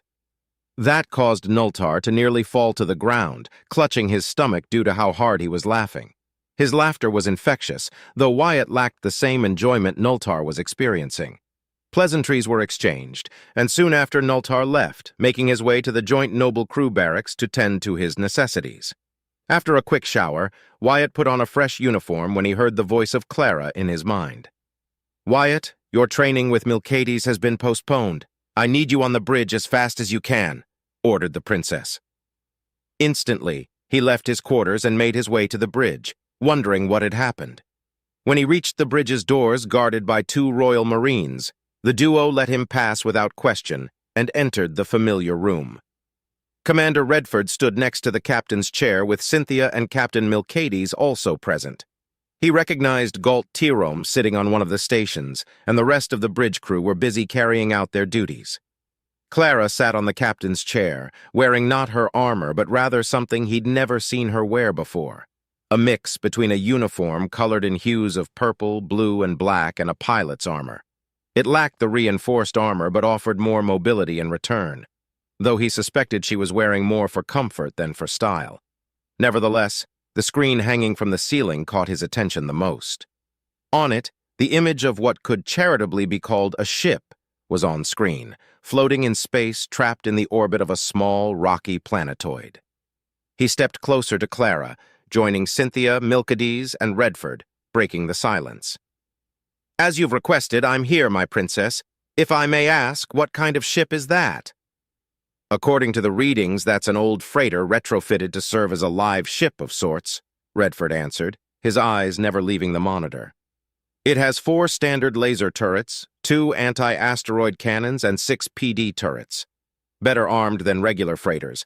The heat signatures indicate that the ship is powered, but its reactor is at minimum capacity. Wyatt didn't need more information to arrive at the conclusion everyone else had already achieved. He was looking at a pirate vessel. "Galt?" Clara asked, her tone firm. "Processing the information, my princess. We're not picking any signals coming from or being received by the ship. They're completely silent," Galt replied. "So they're not acting as a relay station or planning to make an assault? Relevant information about the system?" Clara asked, eyes narrowing. "Aside from mining operations on the asteroid belts, the icy planets with their water harvesting, and the helium harvester on the system's single-gas giant, nothing of worth can be found here, my princess," replied the red-haired man a second later. "If I may be so bold to say, perhaps these pirates are performing repairs?" "I agree with his observation, my princess. A lone pirate ship wouldn't be able to do much on its own even here," Redford added. "Unless, of course, this pirate scum is desperate enough to strike by its lonesome." "The question remains, what are we to do with it?" Clara said, ending with a deep hum. "I need your opinions on what is to be done. Redford?" "Destroy them. Let it stain the principality no longer," came the veteran's reply, short but brutal. "Cynthia?" "Capture their leader. Find out what he knows." A simple reply, and to the point, was ushered by the blue-haired woman. "Captain Milcades?" "We should send a boarding team, my princess. We must know why they are here and their intentions. For all we know, this could be the staging point for an assault by a large pirate group or, worse, an entire syndicate." The stoic, cold, and firm voice of Captain Milcades came next. "Wyatt?" Wyatt was taken aback for a moment at the mention of his name, but the surprise passed quickly as he gave his answer, short and decisive. "Blow them up." "Galt? My princess?" Galt asked, confused and surprised at the mention of his name. "I have no right to give you any sort of advice, my princess." "Save your delusional pleasantries, Galt. Your princess and captain has requested your input. Now give it to me. Your prior experience dealing with pirates may prove useful," Clara ordered, without even looking at the red-haired man. The entire bridge felt tense for a few seconds until Galt swallowed and gave his answer. "We have the element of surprise, my princess. Destroying them would be as easy as deploying a boarding action. Boarding them to learn their intentions sounds to be the more reasonable option." Clara didn't say anything for what felt like ages after Galt gave his input. Finally, she spoke with a heavy, commanding tone that made everyone understand her orders would be carried out without fail. "Board the ship. Capture their leaders alive and unharmed. Wyatt, I want your squadron to move in and plant a haywire mine to disable them. Captain Milcades, I need you and 2 other Royal Marines to oversee and command our boarding forces. I'll dispatch Francesco Arcadi and some of his forces as well." "Understood, my princess," Milcades replied, turning to leave and carry out his orders without question. "As you command, my princess," Wyatt said shortly after. "Are we to join the boarding forces?" "No. After you disable the ship, I want you and your squadron to remain vigilant and explore the planetoid's surface in search of a base of operations," Clara replied in that same tone. "My princess," Wyatt repeated, and gave a salute before leaving to carry out his orders. Unless the pirates were somehow preparing a trap, he wouldn't see any real combat at all. That suited him just fine. Pirate Retrofitted Freighter. Milcades, Royal Marine Captain, watched through a live video feed as the pirate freighter lost the few lights it had across its hull as the haywire mine did its work. It had been decided that the boarding parties wouldn't use their precious few boarding pods. They could repair them thanks to the abundance of supplies and the fabricator the Noir Navio was equipped with. But Princess Clara decided that they would instead use shuttles and board the ship through its cargo bays. With any luck, the sudden loss of power would indicate the pirates to suit up, as a boarding action was likely to happen soon. That meant more prisoners to interrogate. If not, no one would miss a pirate. In his visor's tactical feed, he watched Wyatt Staples' squadron, the Composters, move away from the vessel and down to the planetoid looking for a hidden pirate base. Meanwhile, the 3 shuttles carrying several Marines and their auxilia forces, plus the mercenaries, moved as one quickly through space, approaching the now crippled freighter. The shuttles decelerated and landed on the freighter's hull after a few minutes. The doors opened and the boarding forces moved out carefully, their magnetic boots keeping them grounded to the ship's hull. Their targeted cargo bay was punctured by a hull-cutting laser drone. A 5-meter diameter metal circle was launched into space, followed by the trapped atmosphere inside the cargo bay, expelling trash and boxes into open space, but no bodies. When the flow finally stopped, he and his 2 fellow Royal Marines were the first to invade the pirate vessel, weapons at the ready. To his surprise, the cargo bay was devoid of people. "Move in," he ordered at the same time he and his companions rushed to where the bridge was located, hoping to capture the pirate leader there. Behind him, several dozen auxilia forces entered the ship first, then followed by their marine leaders. The mercenaries, led by their self-proclaimed commander Francesco Arcadi, also followed suit and moved to carry out their orders, heading in the opposite direction. The gaping entry hole was quickly sealed by auxilia forces using sealing foam moments before doors were breached and pressurization occurred. Once it stopped, Milcades continued on his way and did not take long to find the first signs of resistance. Measuring his enemy took only a moment, and he felt disgust toward them. Calling their equipment lackluster would be generous. Most of it was patched, refitted, and repaired so many times it was a wonder it still worked at all. And their weaponry? Even by pirate standards, they were little more than glorified, poorly patched-together stolen weapons that would jam half the time. However, what truly disgusted him was that the pirates he was facing couldn't be past 16. Were their superiors so cowardly that they would their young first? The pirates opened fire, but most of their weapons either stopped working after a few shots, or they ran out of ammunition after just a few seconds of sustained fire. Following his orders, instead of killing them, he knocked them out just so he could interrogate them later. His companions followed suit, unharmed. As they moved towards the bridge, the same scene repeated itself over and over, with adolescents, most of them barely 16 or 15 years old, being the bulk of the stubborn defenders trying to get them off their rusty, barely functional ship. Few were those past 18, and fewer still were the odd kids no older than 12 joining the defenders. After the 6th encounter, and now ready to storm the bridge, Milcades knew something was terribly wrong with the ship. With a low-yield breaching charge, the worn bulkhead keeping the bridge locked away was destroyed. Milcades moved in expecting to be immediately shot at, but instead found a trio of adults protecting. "Captain Milcades, we have a bit of a situation here," came the voice of Francesco, gruff and with a notable bass to it. "I'm aware. We've captured the bridge. Do not kill the prisoners if you can. Secure the rest of the vessel," Milcades ordered through his comms before addressing the group of pirates in front of him. "Surrender." With no other options at their disposal, the 3 leaders kneeled and put their hands behind their heads. His princess would have many questions, he was certain of it. Although the first official mission of the composters had been underwhelming, Wyatt was thankful that no danger lurked anywhere near the pirate vessel.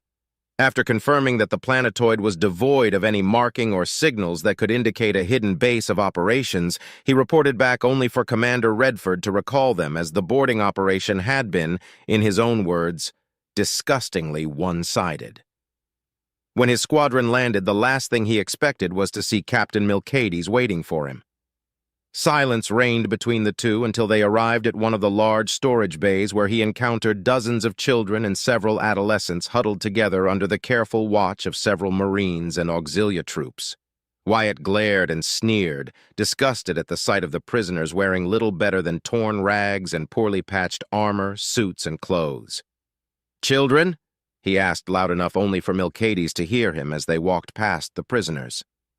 The freighter was full of children and adolescents. Very few can even qualify as adults, and the adults are being interrogated by Princess Clara herself, Milcades replied, stoic and direct. "That doesn't make sense. Even for pirates, sending out a bunch of children with barely any supervision sounds like madness," the pilot asked, as he once again glared at the prisoners. Their eyes reflected fear and hatred toward the men and women guarding them. "My thoughts exactly," Milcades agreed. "Their databases were empty. All we have is a jump log. They've been traveling for a month. Their starting jump point is from a system called Zint at the edges of Renshine territory. They stopped here to undergo emergency repairs. Their warp drive only had enough fuel to do another jump and were getting desperate." Wyatt frowned, regretting choosing to blow up the vessel without a second thought. So they were escaping from something? We don't know. Come, Wyatt Staples, our princess waits for us, Milcades said and continued to guide Wyatt to the other side of the storage area. Behind stacked boxes, he found Commander Redford, Cynthia, and Clara standing before 3 kneeling adults, 2 men and 1 woman, with illegal cybernetic augmentations visible through their gray eyes, a mechanical jaw, and the woman that had replaced her legs with cybernetic ones. All 3 of them were visibly afraid, but their hatred toward the nobles in front of them was greater. Curiously, he noticed that, despite their blatant disrespect, Cynthia didn't appear ready to take their heads. "We are here, my princess," Milcades announced as he took Cynthia's left side, and Wyatt stood close to Clara, filling the gap provided by Redford. Clara nodded once, and Wyatt felt a now familiar shiver run down his spine when he felt the cold, calculative, near-emotionless aura surrounding the princess. "I will ask again. Tell us who you are and why you are here. Do not test my clemency." Wyatt heard the man with the metal jaw growl like the rabid, unwashed animal that he was before he noticed something about their peculiar spot of interrogation. A quick glance to his left revealed that while they were hidden from prying eyes, their angle allowed them to see the other prisoners. They were also far away enough that only shouting at the top of their lungs would let anyone else hear their conversation. His attention shifted back to the 3 adults when he heard one of them spit at Clara. Reacting on instinct, he raised his right hand fast enough to block the spittle from impacting Clara's face. "Try to do something like that again and I'll order the death of one of your children. Do not test me further," Clara said once Wyatt lowered his arm. "You're going to kill us anyway, Aster bitch. We're not telling you anything," the woman barked back. "And yet you surrendered to my forces," Clara pointed out. "I fail to see the logic behind your pointless defiance and bravado." The man who had spit at her answered, "We thought you were normal Navy shit-stains, not a bunch of lapdogs led by one of you fucking tyrants. Would have blown the ship to pieces otherwise." The second man with the metal jaw snapped a bite at the princess, his metallic teeth producing an uncomfortable noise. "We'll die free, away from the clutches of the principality." "Strong words coming from a pirate," Redford replied as he stared at the pirates with nothing but loathing. It was as if the mere existence of the kneeling trio was an insult to his eyes. "Answer the princess. Who are you and why were you using a rust bucket with barely any fuel left?" "Fuck you, noble trash," the metal jaw man replied. "Why must you test me so?" Clara asked, eyes narrowing. "Captain Milcades is an excellent interrogator, but hardly a gentle one. Do you wish to discover what he, a Royal Marine captain, is capable of doing to you to make you talk?" The 3 prisoners flinched at the proposition, but said nothing. "Answer my questions, and I will see to it that you will be imprisoned fairly and your crew properly tended to." Before the prisoners could argue back, she pressed on with a firmer voice. "Do not force my hand. Cooperate and you won't be harmed. None of you." "How many of us did you kill already when you boarded our ship, bitch?" the spitman asked, glaring death upon the princess. "A loyal dog of the principality can't be trusted. A noble only speaks lies. An Aster only drools poison. When someone doesn't want to live wearing the collar you have fashioned for us since birth, you kill them. Take your lies and choke on them." "This is getting us nowhere, my princess," Cynthia finally made her voice known. "These impudent beasts must be taught a lesson in obedience. Allow me to be their teacher." "Very well," Clara said, eyes cold and emotionless. "Decapitate 5 of their children, 5 more every time they refuse to answer me." "Demon!" the woman cried out as the 2 men fumed in anger. "You're no one to use the lives of others like so much trash." "I'm Clara Aster, second princess of the Astorian Principality. Nothing is beyond my reach," she said, nodding at Cynthia, who then unsheathed her sword and began to walk over to the young prisoners. She only made it 2 steps before the metal jaw man exclaimed, "Wait!" and Clara raised a hand, stopping her bodyguard mid-step. "Yes?" The man looked at his companions for several long, silent seconds until they dropped their heads in defeat. Will you spare the babies?" "Babies? Did they bring babies with them? Forget desperation. Whatever happened to them left them no other choice." Did a rival pirate gang or a syndicate try to destroy them? Wyatt thought, surprised by the new information, and his glare softened. As I've promised, they will not be harmed. As long as you answer my questions, Clara remarked, and waited for 3 seconds before continuing. Speak. We're part of the Dominator Syndicate. A little over a month ago, we got attacked by Drazen raiders. We fought back, but they were too strong. Caught us by surprise. Before the boss's ship was destroyed, we took everything we could and fled, scattering in several directions. We don't know who else made it out, but our ship, as you can see, was chosen to carry out as many children, adolescents, and babies as we could before our home could be overrun, the man confessed. Drazen, Wyatt hissed the word with hatred. Do you believe that will garner you any sympathy from us? Redford asked. Drazen raiders attack anyone they expect to win against, a monster killing another monster. In my opinion, that makes the duties carried by the Royal Navy easier, pirate scum. Damn dog, the woman cried out. You heartless animal. I wonder where you got your eyes from, Redford countered, glaring death upon the woman. Did you at least wait until the one you stole them from died? Enough, Redford, Clara ordered, and the older man obeyed, though he didn't stop glaring at the bound prisoners. Where were you attacked? In the Ostenmark system, the metal jaw man replied. So you had no plans of attacking weak stations for supplies? What were you trying to achieve with these teens and children? Clara asked. The Spitman tried to kill the princess with his glare alone as he replied. We were going to attack the stations here, take any fuel and equipment they had and jump to the Hastrung system. There's a pirate den there, hidden. We hope to get refuge there, away from the Drazen and away from you, principality whores. I wonder how many innocent people you'd happily kill to get those resources, Wyatt asked, mirroring the snide remark the Spitman had made previously, whatever sympathy he gained for them when they mentioned the Drazen was gone after their revelation. Fuck you, Aster Lapdog, the Spitman replied before returning his attention to the princess. As for you, that's all we know. You can torture us if you want, but there's nothing more we can tell you, tyrant. Cynthia's eyes glowed for a moment, and the next 6 Marines guarding the other prisoners made their way to them, saluting once they were a few meters away from their princess. Take them away, put them in the brig, lock them up, and bring them a meal, Clara ordered. She closed her eyes for a moment, and suddenly several staff members pushing grav carts entered the storage room. As the 3 adults were dragged away by the Marines, the woman cried out, What will you do to our babies? They are being inoculated, treated, and fed. That's all you need to know. My promise shall be kept, Clara replied, turning away from the trio. Redford, Wyatt, a moment if you will. Wyatt and Redford obeyed while Milcades and Cynthia followed closely, giving them ample room to talk in peace. Is this about the pirates? Wyatt asked without an ounce of shame or regret in his tone. Indeed, Redford, I can understand your hatred, but you, Wyatt? She asked as they approached the children and teenagers who were being handed out fresh rations. They took it from the hands of the staff members and ate it greedily, but not one of them thanked them for it. Clara, they're pirates, Wyatt replied as if that answered everything while glaring at the prisoners gorging themselves on the food provided to them. You're wasting your mercy on them. Give me 5 minutes and I'll put a bullet in their heads and throw them out to space myself. Clara frowned but didn't admonish him for his answer. Where does this hatred come from, Wyatt?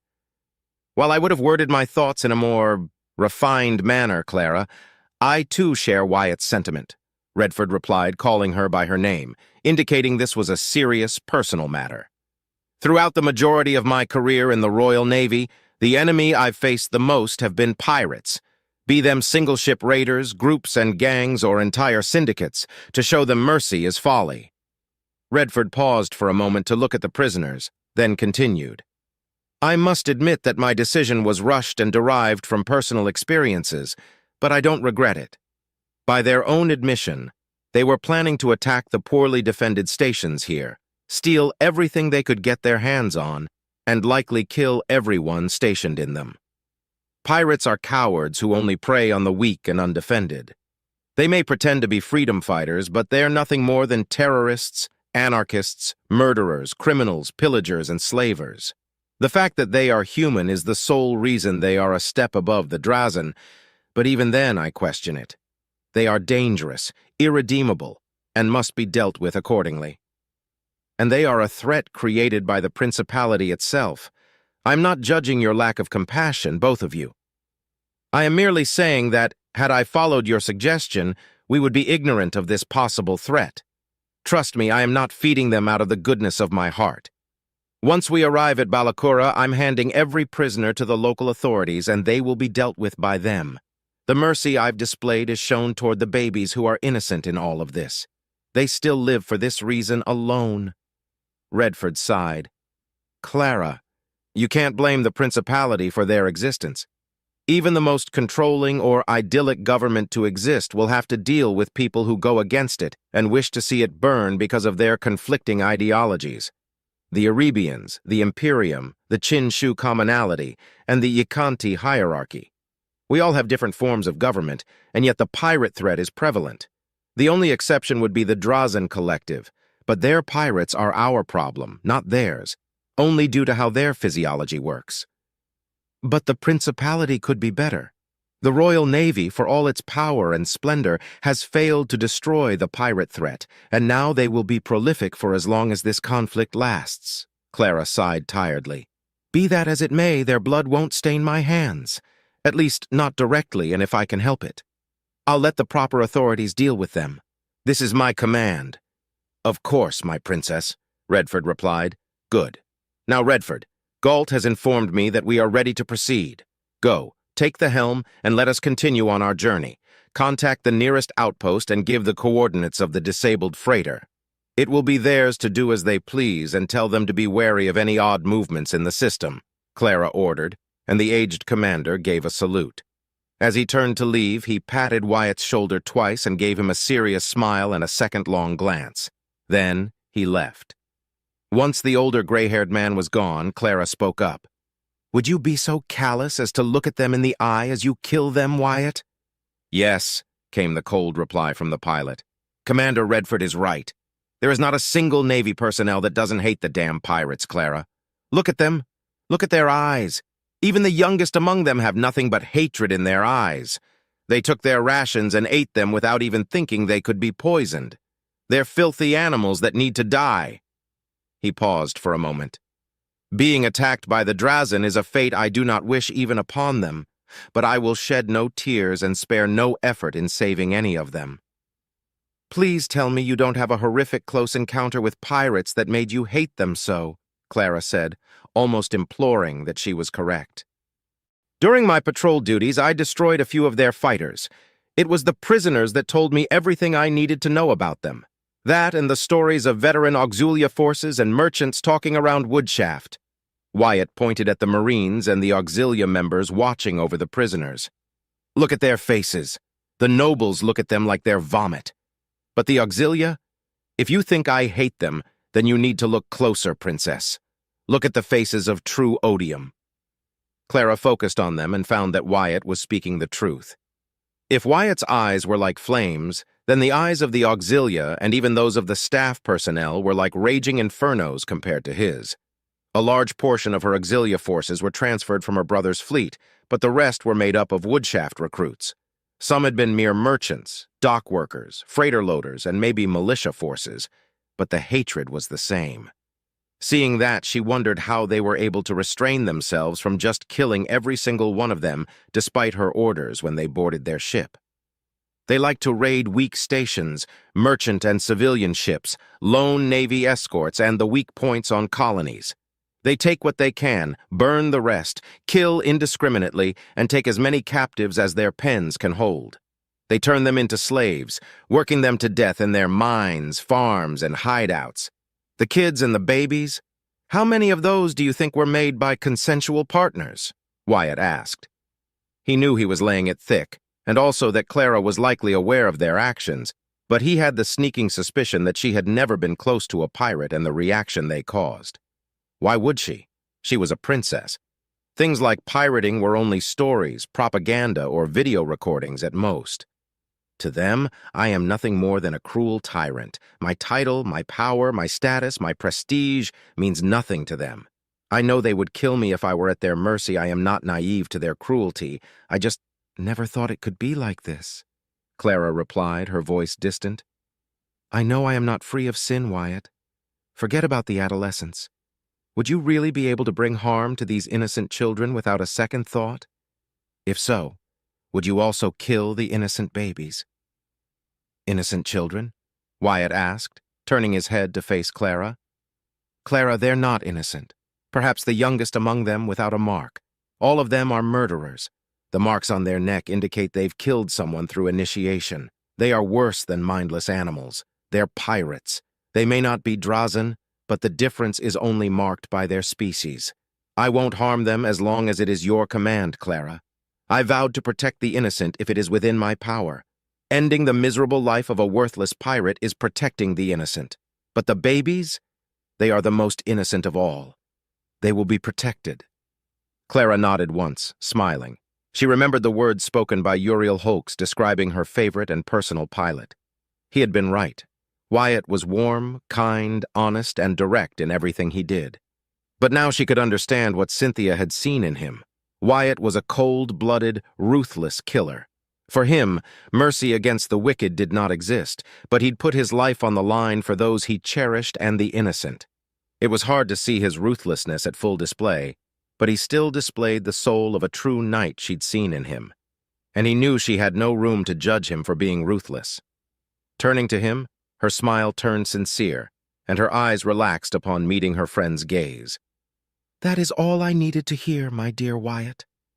Would you have done it? Carry out your threats? Wyatt asked, also relaxed and curious. She turned to the prisoners once more, but her tone did not change. I do not make idly threats, Wyatt. As you say, they are pirates, and lessons must be learned through force if necessary. I rather not use it if it can be avoided. My actions will not be blinded by reckless emotion. Not again. My princess, Milcady spoke after a few moments of silence. Perhaps we should look into the Drazen menace? They may just be pirates, but allowing the Drazen to gain a foothold could bring dire consequences if left unchecked. I have thought the same, Milcades. However, our duty calls first, and thus House Ferentis awaits. After we secure their cooperation, then my gaze can turn to their threat and decide our next course of action. Return to your duties, the princess explained. If so, since we were interrupted earlier, may I take Wyatt to the firing range? I wish to see his skill with guns myself, Milcades proposed. You may. Wyatt, go with Milcades, Clara ordered, and then moved to leave with Cynthia close to her. Once the two men were alone, Milcades tapped Wyatt's shoulder. Follow me, Lieutenant. Wyatt obeyed and followed the stoic captain. After a few minutes of walking, they reached an elevator leading to a different deck. Then the captain started talking. Heard that Cynthia is going to start training you on using an energy sword. I wish you good luck, Wyatt Staples. Cynthia is quite proficient in that field. I figured that much myself, Wyatt replied as the blender of motion that was Cynthia Winfield passed through his mind again. That memory etched into his memory firmly. Out of curiosity, how good of a marksman do you consider yourself to be? Decent enough, I suppose, Wyatt replied. I've always scored high on my target practice tests. Milcades hummed deeply. We shall see. What weaponry are you most comfortable using? Long, middle, close? As long as I can shoot it, I'm good. Oh, except shotguns. For some reason, I've never used them well. Sometimes they escaped from my grasp, hit myself with the butt, or the recoil made me lose my stance, Wyatt confessed without shame. Milcades didn't reply and didn't speak for the rest of the way until they made it to the rather spacious firing range. It was divided into 10 separate rows. Each one was several meters long with a hanging target dummy at the end of it, featuring a full-sized standing human. There were only 4 rows occupied by Marines, who paid them little mind as they were focused on their practice. Put on your helmet, Milcades ordered, and Wyatt obeyed. Opening a communication channel, he continued. Let's try the standard combat rifle. Pick one. Wyatt turned around to find a huge selection of weapons ranging from handguns, SMGs, rifles of various kinds, shotguns, and even a few laser guns. Picking up a battle rifle, he checked it, grabbed a magazine, and took the nearest row next to Milcades. Taking a familiar stance, He aligned the scope to his target and fired, hitting the dummy in the head, followed by the echoing clang of the bullet hitting its metal target. When Milcades didn't say anything, he kept shooting until his clip was empty. Not a single shot was a miss, and all but 2 of his 30 shots hit the dummy's face, the other 2 hitting its chest. "Now use an SMG middle range," Milcades said, his tone portraying his stoicism. With the press of a button, the target moved closer.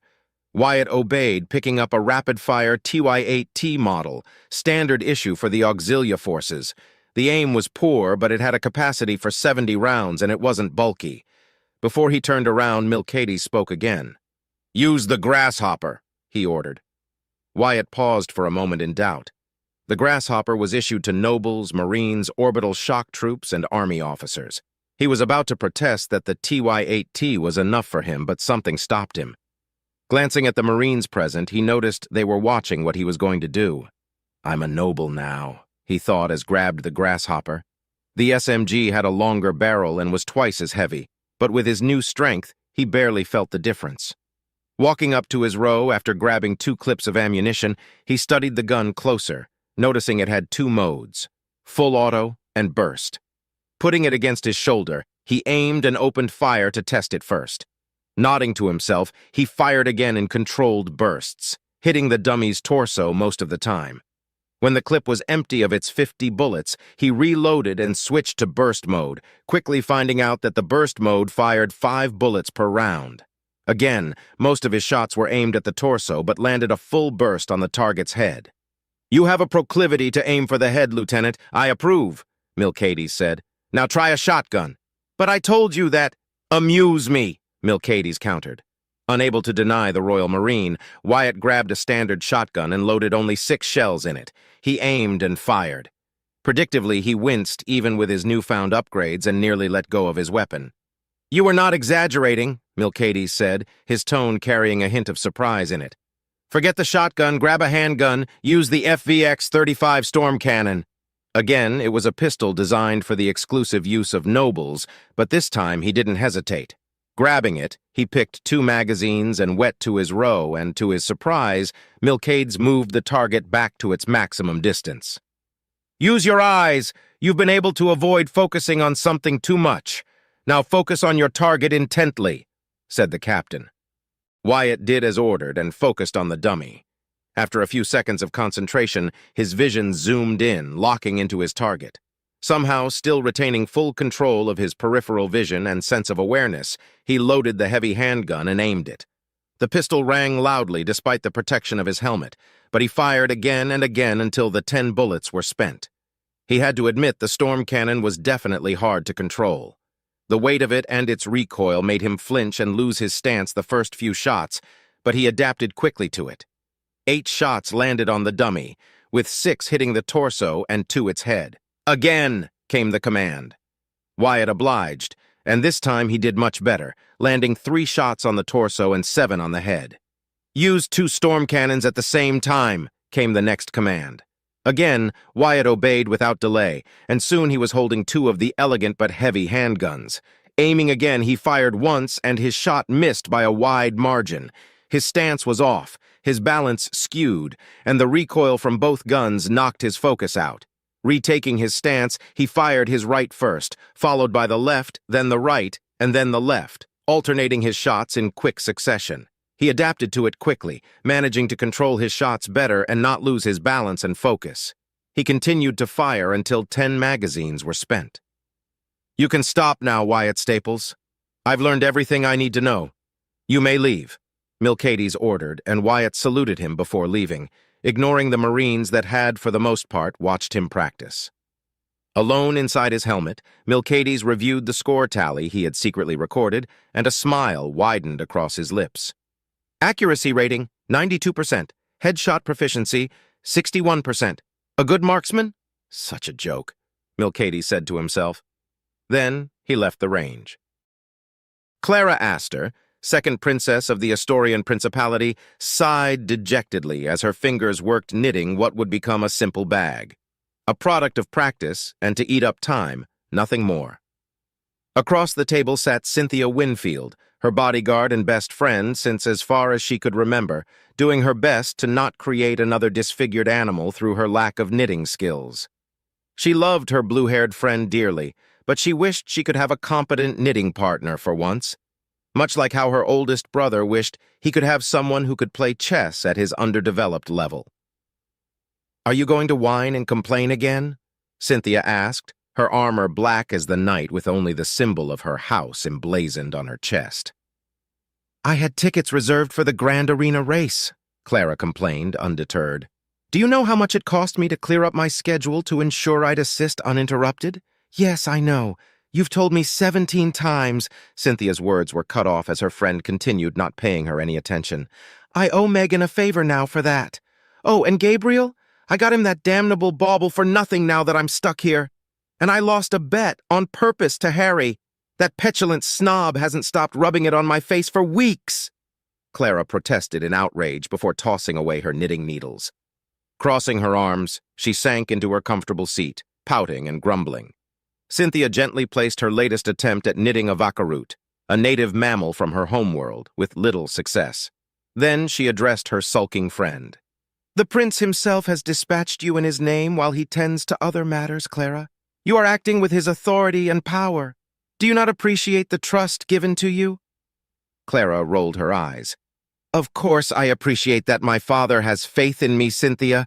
But why couldn't he send a representative, a diplomat, or Megan for once? Or Alexander?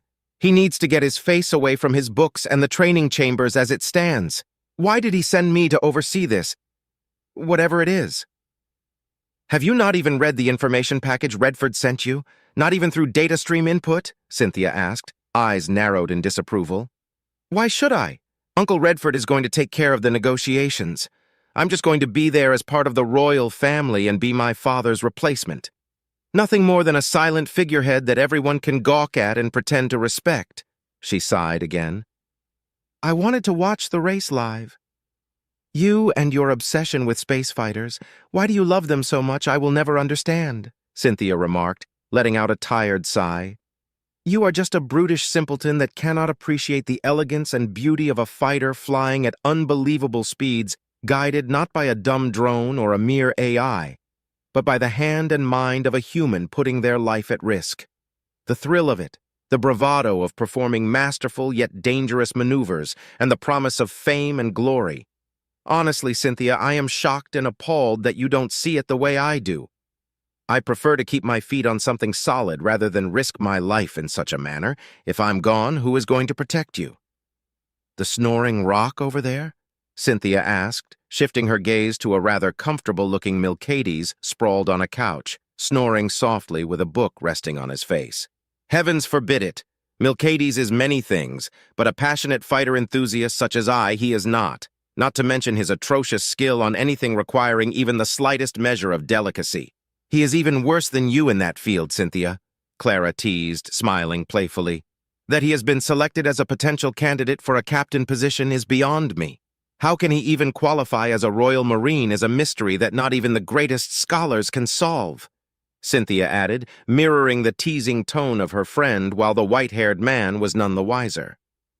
A moment of silence followed before the two broke out into a fit of laughter that lasted for several seconds until the blue-haired teenager crossed her arms and her eyes met the purple eyes of her best friend.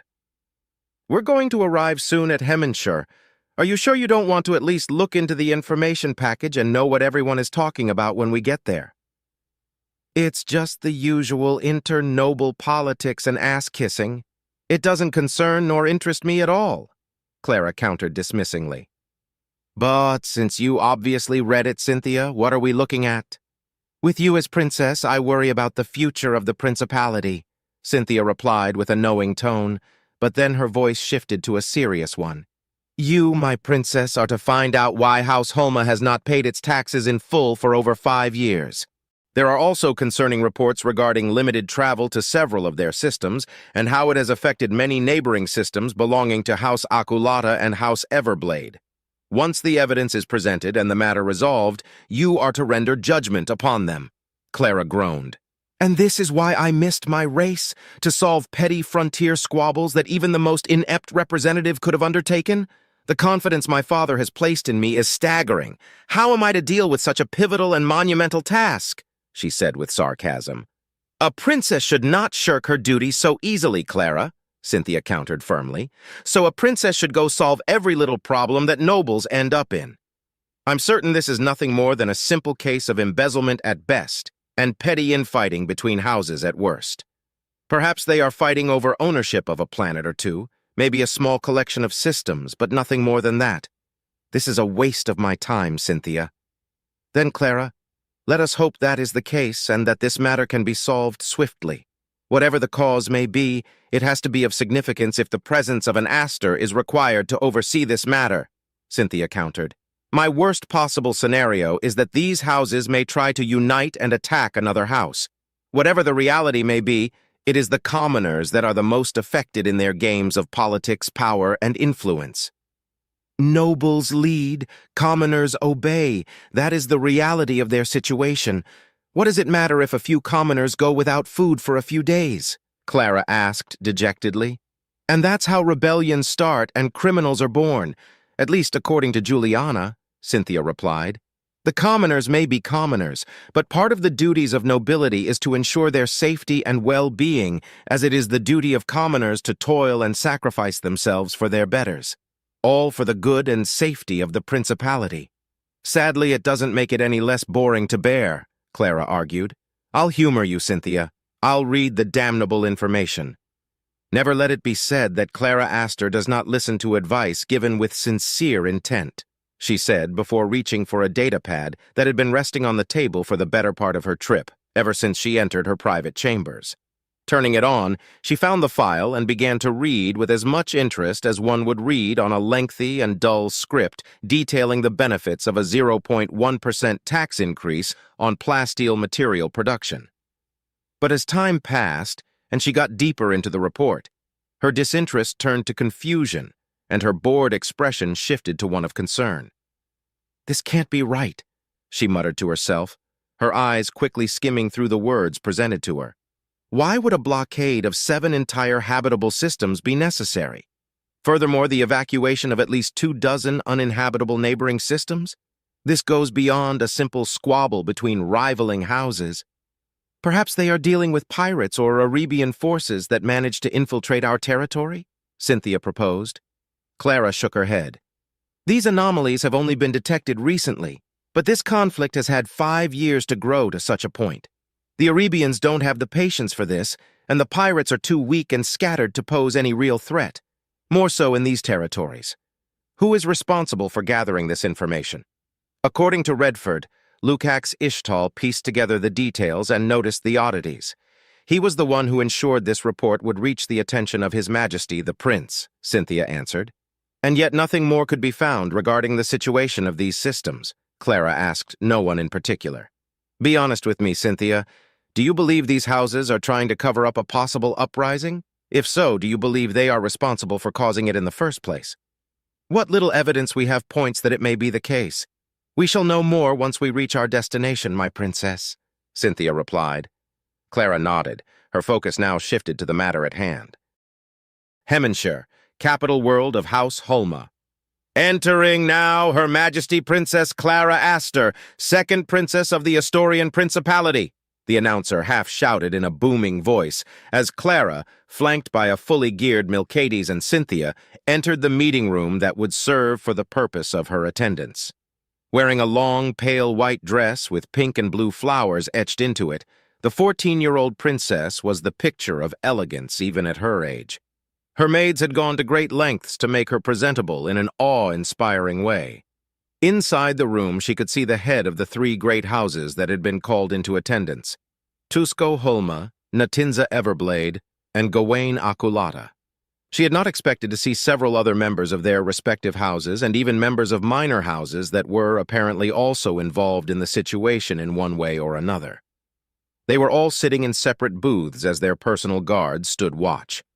On the other side of the room sat Commander Redford Kalen, with 6 Royal Marines already in formation, maintaining their silent vigil. They all rose to their feet when she entered the room and only sat down after she sat next to Redford on a slightly elevated throne, a reminder of her position of authority. Her nervousness was visible, her heart was racing, and she was afraid she was going to make a fool of herself. Every lesson learned about etiquette and royal protocol left her mind before the judging gazes of the nobles examining her intently. Still, she found her lacking courage and opened her mouth to speak. I, Clara Astor, shall bear witness to these proceedings. Under the authority of my father, the prince, I will tolerate no falsehood spoken, and my judgment shall be just, she announced, with a slightly shaky voice, but it seemed to be enough to satisfy everyone present. Congratulating herself for it, she turned to the man who was like family to her uncle in all but blood, and nodded. The strong older man stood up once more, his graying hair indicating his age and experience. Looking about the room, he frowned. I do not see any representative from House Vintha. Are they delayed? My apologies, Commander Redford, but they will not be joining us. Their representative, Heir Apparent Itogl Vintha, left hours before your arrival. Some crisis within his house has called his attention elsewhere. I see. This will be noted and recorded, Redford said and turned to Milcades. Words were exchanged through a link, and the man left the room wordlessly a few seconds later. Clearing his throat, the commander continued. Be that as it may, we cannot wait for someone who will not be joining us. Let us commence this inquiry. His voice was firm and confident, carrying the weight of a man who had the experience and strength to make his presence known and who would not tolerate any disrespect. You stand suspected of withholding taxes, monetary and material, for an extended period of time. The fact that you've given what you can but have failed to meet the required quotas has spared you the suspicion of high treason, yet you stand accused of corruption, embezzlement, and negligence. How do the accused houses of Everblade, Akulata, and Hulma respond? As one, the three heads of the family stood up and replied at the same time with a solid, not guilty. What followed were 3 long hours of dull accusations and attacks between the present houses, blaming each other for their collective misfortune and putting the blame on their enemies. Whatever little evidence was presented was insubstantial, situational, and ultimately proved nothing. In any other situation, Clara would be hard-pressed to remain awake or even put the minimum amount of interest in the proceedings, but in this case, her suspicion grew with each minute that passed. The squabbling was exactly like what she predicted it would be, pointing fingers and no one willing to take the blame, evading to answer the real questions for as long as possible, and building a narrative that favored each of them. But something about it feels wrong. It's almost as if they are reading from a script I cannot see. There are no unexpected outbursts of rage. It is like watching a theater play where all the actors know their roles and are trying to put on the best convincing act they can muster, Clara thought, as yet another rant from Tusko Hulma was escaping his throat, promising to hurt her ears with his irritating voice. Choosing to cut him off, she stood up and the room fell silent for several seconds. My princess? Redford asked in a tone that to anyone else was merely respectful, but Clara and Cynthia could detect the concern in it. I tire of your empty words that guide us nowhere. My father, the prince, entrusted me with his authority to uncover what is happening in the systems you have blockaded. I have no interest in knowing your woes or in solving your disputes. Her frown deepened. Speak truthfully now. Why are those systems blockaded, and why did you see fit to evacuate neighboring systems? My princess, Gawain Akulata, the vivid image of an indulgent noble, began. Perhaps you are far too young to comprehend the delicate proceedings of nobility. You demand that we answer, but we've been answering those questions from the start. Do not take me for a mere child despite my age, Akulata, Clara snapped back, and Cynthia took a step forward. The sight of a black-armored young girl only 13 years old taking a menacing stance would be comical under any other circumstance, were it anyone else but a Winfield who made such a display. I can see the play you are orchestrating, and frankly, I applaud your acting talents. Perhaps entertaining performances is your true calling. She insulted with a clear and firm voice, her nervousness gone. You dare accuse us, the heads of our houses, of lying to you, your majesty? We, proud sons and daughters of the principality and loyal vassals of our liege, the prince? Natinza Everblade countered, her beautiful long black hair gleaming unnaturally. Clara faltered for a moment, but only for a single breath before she replied to the brazen provocation. I question not what is plainly seen. Now answer me. Why have those systems with valuable habitable worlds that fall under your protection and care being ignored and blocked? Your tithes have suffered because of it. Why? What is the reason for your apparent complacency? The room remained silent as she studied every noble in the room. Some were nervous now, shifting uncomfortably, while others met her gaze with iron determination. "Your princess is awaiting an answer!" Cynthia barked the command, making all flinch at the volume she used and the power behind each word. "My princess, I assure you, you have nothing to worry about. The unjust blockade set by House Everblade was set in motion after House Akulata failed to deliver on its promises. My house has been striving to end this conflict, even if we have involved ourselves too deeply in what was a conflict of no importance. It is as you say, Your Majesty. These matters fall upon our houses and that of our vassals and banner houses to solve. We were at the cusp of solving this matter before the intervention of House Astor was required," Tusco Holma replied carefully and eloquently. "House Everblade is more than prepared to make up for the missed tithes in due time with the expected interests," claimed Natinza Everblade with the poise of a high and mighty noble. "That goes triple for House Akulata, my princess. Let us handle our problems and be out of your hands. Why must you sully yourself with a conflict that is beneath someone of your status?" said the obese Gawain Akulata, his tone sweet and his words tempting like the finest of wine. For a moment Clara considered their offer. She could easily declare them innocent and give them time to solve their problems and be on her merry way back home. With any luck, she may be able to clear her schedule in time before the Grand Squadron tournament takes place. Gawain spoke truthfully. Their petty squabbles were beneath her, and she cared not for their struggles. But again, something felt wrong. They had sided with her without reproach. They had groveled in all but actions to adulate her, tempting her to end the already lengthy and boring trial. Then why was she unsure to end it and let them handle the problem? They claimed they were close to solving it as it was. "No!" The word came out of her lips on its own, and her posture became like the unflinching hull of a starship. "You will not have your way. Not while I remain here to listen. Answer me. Why was the blockade needed? Has a rebellion sprung due to your poor management, and in your desperation you decided to contain it using your house vessels instead of calling forth the Royal Navy? What are you hiding from me? Answer me, for I demand it in the name of Astor."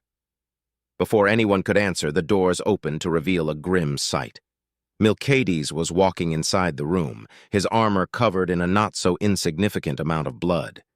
He carried with him a small box as he approached an emotionless Redford that stood slowly and expectantly. Clara didn't know what was happening, but 2 of the 6 Royal Marines rushed to the doors, securing them. A second later, the room sealed itself, turning into a safe room. The guards of the noble houses tensed and raised their weapons, not knowing what was happening. The nobles themselves were now panicking. But why? So many questions ran through her mind at the same time. Why was Milcades covered in blood? Why had he left in the first place? What was it that she didn't know? Had her beloved uncle kept something away from her? Why were the nobles looking with fear-filled eyes at the box Milcades was carrying? Looking at her right, though she couldn't see her face, she could tell that Cynthia was as confused as she was. "Itagol Vinthe is dead," Milcades said as he handed the box over to Redford. "He and his entire entourage were slain. I was able to recover it before it was destroyed. It is not what you feared, Commander Redford. It is much, much worse." Clara stiffened at the tone her friend had used. There was so much vitriol and hatred in his words that she couldn't comprehend what had caused the usually relaxed and easygoing Milcades to change so drastically. She couldn't see his eyes thanks to his helmet, but when he turned to the gathered nobles, she felt his burning glare with the intensity of a burning star. "Kill them!" Gawain ordered, but his guards stood dumbfounded at his command. Even his fellow househeads looked at him in puzzled horror. "Kill them all before they doom us all!" "Do you expect to win against 7 Royal Marines, a veteran commander, and the greatest Winfield bodyguard?" Redford asked, his face devoid of emotion. "To those that stand down, you shall be pardoned, as long as the evidence does not incriminate you. Die or surrender. What is your choice?" The guards shared glances even as other nobles, their masters, ordered them to fight and protect them. The tension lasted for no more than 10 seconds before the first rifle hit the floor, followed by another and another, until every guard, all 28 of them, had chosen surrender over certain death at the hands of the Royal Marines. Perhaps against one of them they could prevail, 2 if they were lucky, but 7? Not a chance. That, and they were loyal to their houses first and the principality second, but it was increasingly obvious that something was afoot. "Wise choice," Redford said, and after his eyes glowed for a few seconds, the several screens that had so far remained powerless came to life, showing to everyone what the black box contained. Clara's eyes went wide and she stumbled back into her throne when the first images appeared. Images of burning cities, abandoned streets, and overwhelming devastation filled her vision. The sheer scale of destruction was impossible to ignore. Entire districts left in ruin, bodies left unburied due to the sheer number of casualties.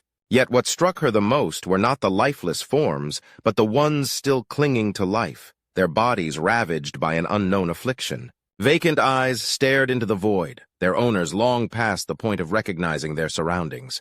Their bodies bore the marks of suffering, discolored patches of skin, festering sores, and an eerie greenish fluid oozing from open wounds. Clara shuddered at the thought of the stench that must have accompanied such sights, a sickening blend of decay and sickness. Some bore the scars of partial recovery, their skin marred by darkened blotches, as if mocking their brief survival. As if the sheer number of afflicted wasn't horrifying enough, there were images of guards and soldiers in full protective gear taking drastic measures. Those beyond saving were met with swift and unyielding force. Be it by energy weapons or fire, the afflicted were neutralized in vast numbers, yet the images never ceased. More and more appeared, an endless tide of suffering.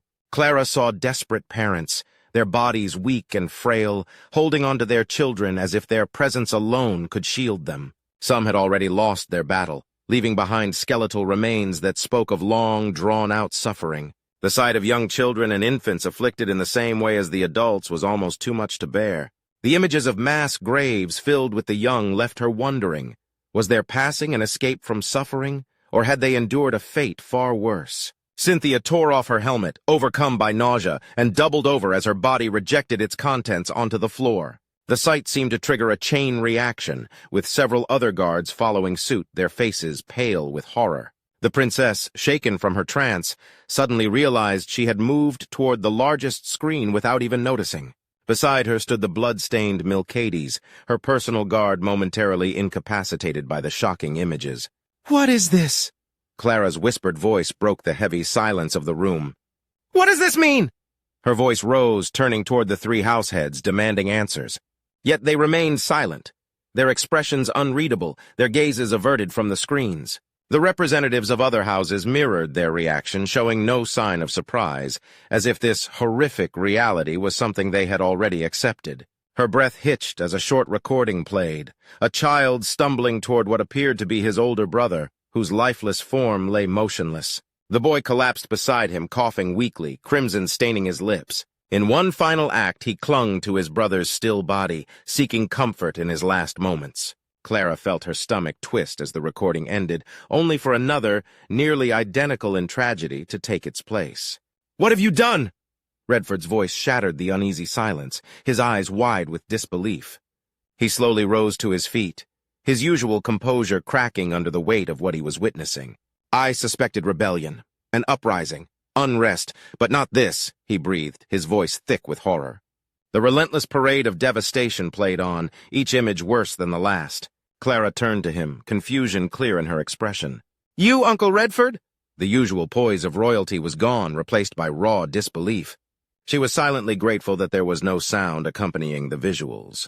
She could only imagine the cries of agony, the desperate pleas for mercy, the suffering that must have echoed through those ruined streets. Perhaps in some way that silence was a small mercy. Redford met her gaze for several long seconds before speaking again. "Before we were sent to handle this situation," he began, hesitating on the word, "I spoke with your father, the prince, about the possibility of an insurrection. I believed that houses Hulma, Everblade, and Akolata were attempting to contain a rebellion on their own," he said, casting a sharp glare at the gathered househeads. The nobles, recognizing the shift in atmosphere, wisely held their tongues, their guards no longer standing at their sides. Clara turned to the nobles, searching for any sign of remorse or regret. She found none. Instead, their expressions held only frustration, annoyance even, as if the course of events had simply been an inconvenience to them. She swallowed thickly and turned her gaze back to the screen, only to immediately avert it from the sight of flames consuming entire residential districts. Focusing on Redford, she steadied herself and found her voice once more. "If a rebellion was suspected, why did the Royal Navy not act sooner?" she asked, her voice barely concealing the tremor of emotion beneath it. The sheer scale of suffering before her demanded an answer, but she was beginning to fear that none would be enough to justify what she had seen. If you chose not to listen to the last chapter, here is a much less descriptive summary. Clara's eyes were overwhelmed by distressing images of devastation and suffering. She saw scenes of people afflicted by a mysterious illness, with guards in hazmat suits eliminating the infected. Parents tried to protect their children who were also affected. As the scenes played, many in the room, including Cynthia, were visibly disturbed. Clara, standing near the largest screen, demanded an explanation from the noble heads, who remained silent. Redford admitted he had expected a rebellion, but not this unimaginable horror. Clara questioned why the Royal Navy hadn't acted sooner if a rebellion was suspected. Now, let's continue with the next part of the story. "We only suspected it. We had no solid evidence, and everything pointed more to be a conflict between houses," Redford replied. "If something must be praised about what they've done, then it is their containment of information and the manipulation of events to disguise their real intentions for something trivial. That is, until House Vinthe, or rather, the now-deceased Itogl Vintha, couldn't contain his guilt anymore and was ready to reveal the truth. He contacted Lukacs Ishtal and delivered him pieces of information that led us to conclude that a petty squabble was unlikely." The veteran commander sneered at the screen for a few seconds before continuing, every noble present glaring at him while Clara tried to comprehend everything he was revealing. "By the time Lukacs discovered the blockades, my fear that houses Akulata, Hulma, and Everblade were preparing to try and strike a successionist coup was laid to rest, replaced by the fear of a commoner revolt snatching those systems away from their control grew. I knew I had to see this matter personally and discover the truth." Clara's head was spinning and she felt dazed, but Milcades placed a hand on her left shoulder, preventing her from tipping to the side. Latching onto his arm for support, her gaze set on the man she loved as family. "Why? What was the point of putting such theatrics? Why didn't you tell me anything, Uncle? Why was I sent here in the first place? If what you feared was true, shouldn't my father be present?" Redford sighed deeply. "My princess, His Majesty, the prince had other more crucial matters to attend to. He thought that, if a rebellion was at play, then the experience gained through witnessing the proceedings and letting you voice your judgment under his authority would do you tremendous good. Sadly, my princess, this is far, far beyond what even I could have conjured in my cruelest imaginary scenarios." He paused for a moment and his expression softened. "I chose not to tell you the truth of my mission and intentions, due to your inexperience, Clara." In other words, I'm incompetent, Clara thought, reading through the lines and the unspoken soft insult her uncle had labeled upon her. She should have been angry and outraged at the slight of her honor and dignity, but was he wrong? When had she done anything through her own initiative that wasn't a move to satisfy her own interests? She fulfilled her lessons and learned them well, but hardly put them to practice. I really am an incompetent fool, aren't I? "Please, Lord Kalen, listen to us," Tusco Hulma pleaded, finally breaking the silence he and his fellow nobles held. "We are loyal to the prince and the principality. What we did, it had to be done. There was no other option." "Silence, you curs!" Cynthia, now recovered, stepped forth angrily, a sword gripped tightly in her left hand. "You attacked the second princess of the Astorian Principality, and yet you claim loyalty? You are already traitors for that act alone. My princess, give the command and their heads shall roll." "What does a child know about life?" Gawain Akulata retorted angrily. "Had you been in our place, you would have done the same to preserve your standing and the honor of your houses." He turned to Redford, pointing a finger. "Have our houses not paid more than what the tithe dictates in past years?" Coffers and bank accounts were fattened by our labor and prosperity.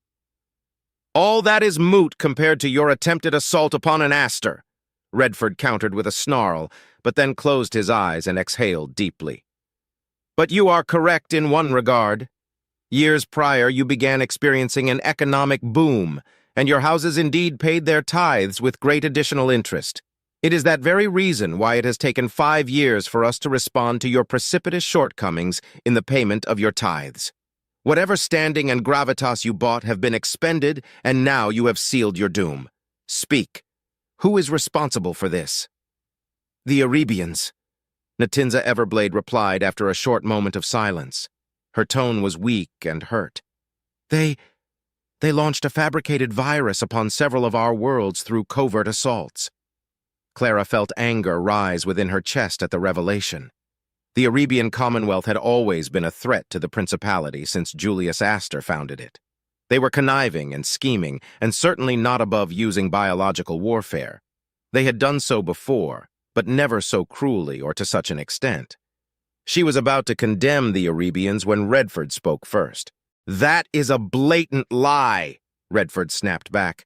The Fifth Fleet has not reported any unusual movements from the Arabians. No infiltration attempts, no covert operations, no pirate incursions coming from their space. I will admit that the possibility stands for some agents to slip past our intelligence forces, but why would they attack low-tech worlds from across the Principality? That aside, I doubt that even the Arabians could unleash something so terrible upon anyone. Tell us the truth.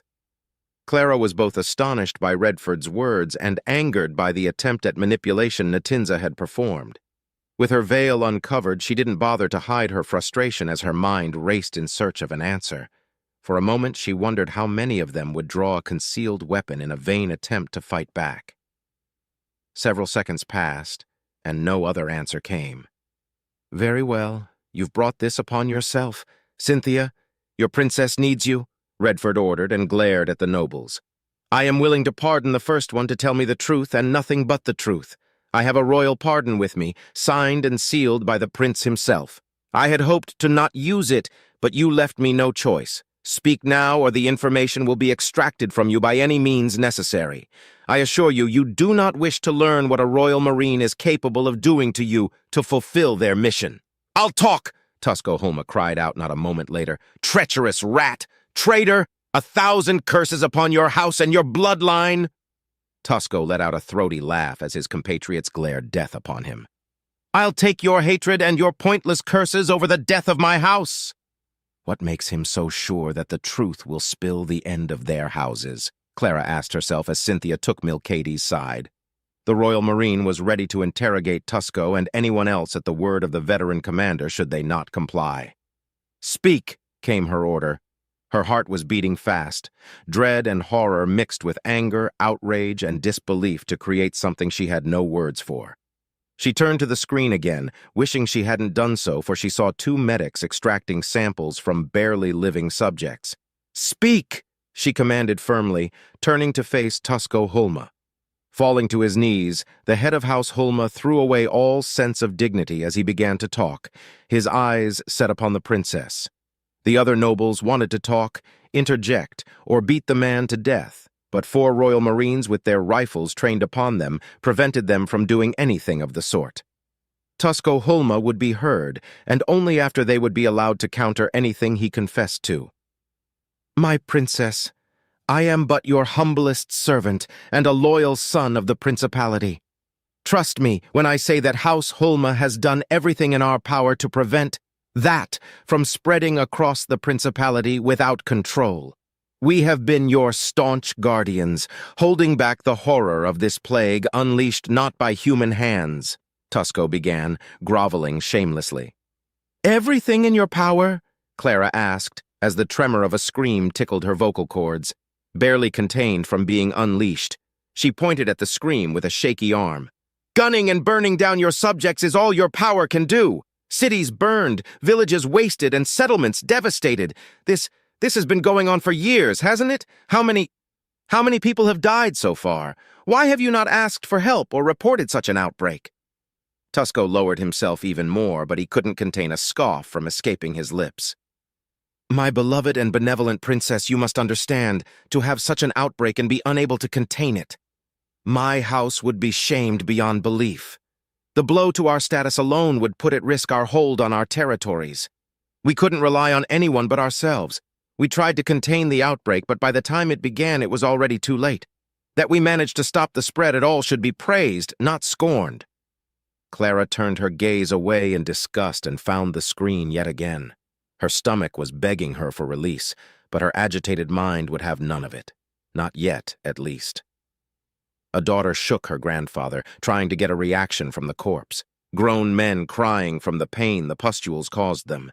People begging for death and even kneeling before the hazmat-wearing soldiers, more than willing to let their agony end swiftly. A mother strangling her baby to save it from such a fate. "How did this happen?" she asked again. "You said this plague was not made by human hands. Who attacked us?" "The Drazen, the Yakanti, another alien power. We are not sure, but my medics have determined that the plague is—" "Don't try to shift the blame for your negligence, Tusco," Gawain interjected, his face red with rage. "It was your house's ventures that blinded us with profit, acclaim, and affluence. If my house is to be doomed to irrelevance and chastisement, then I'll ensure your house will be dragged alongside ours," he exclaimed and pointed a finger at the Hulma head. That treacherous, opportunistic mongrel found a great mineral deposit in Hagstall, the world where this madness began.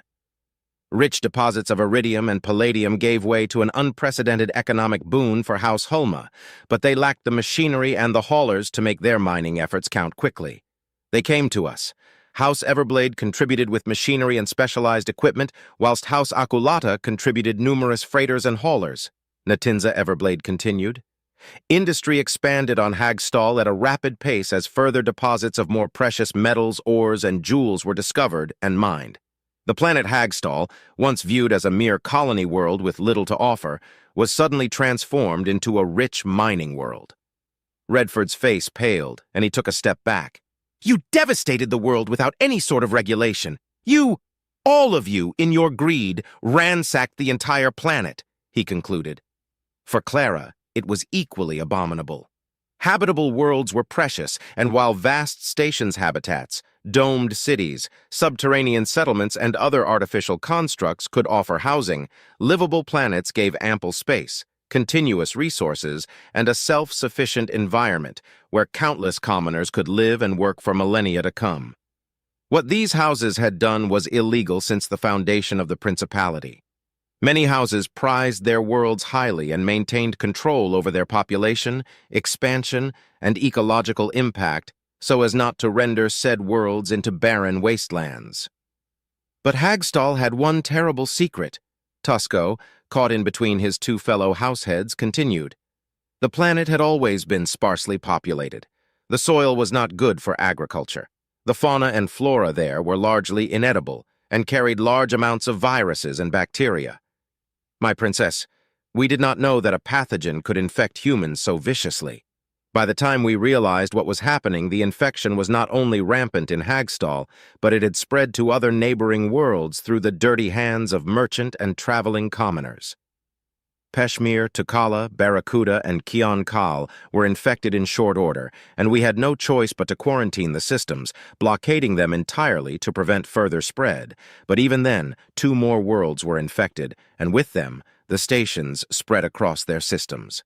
Fortunately, the leading houses of said worlds, here present, managed to evacuate the planets before the infection grew out of control, Natinza said, smiling back at her entourage and banner houses.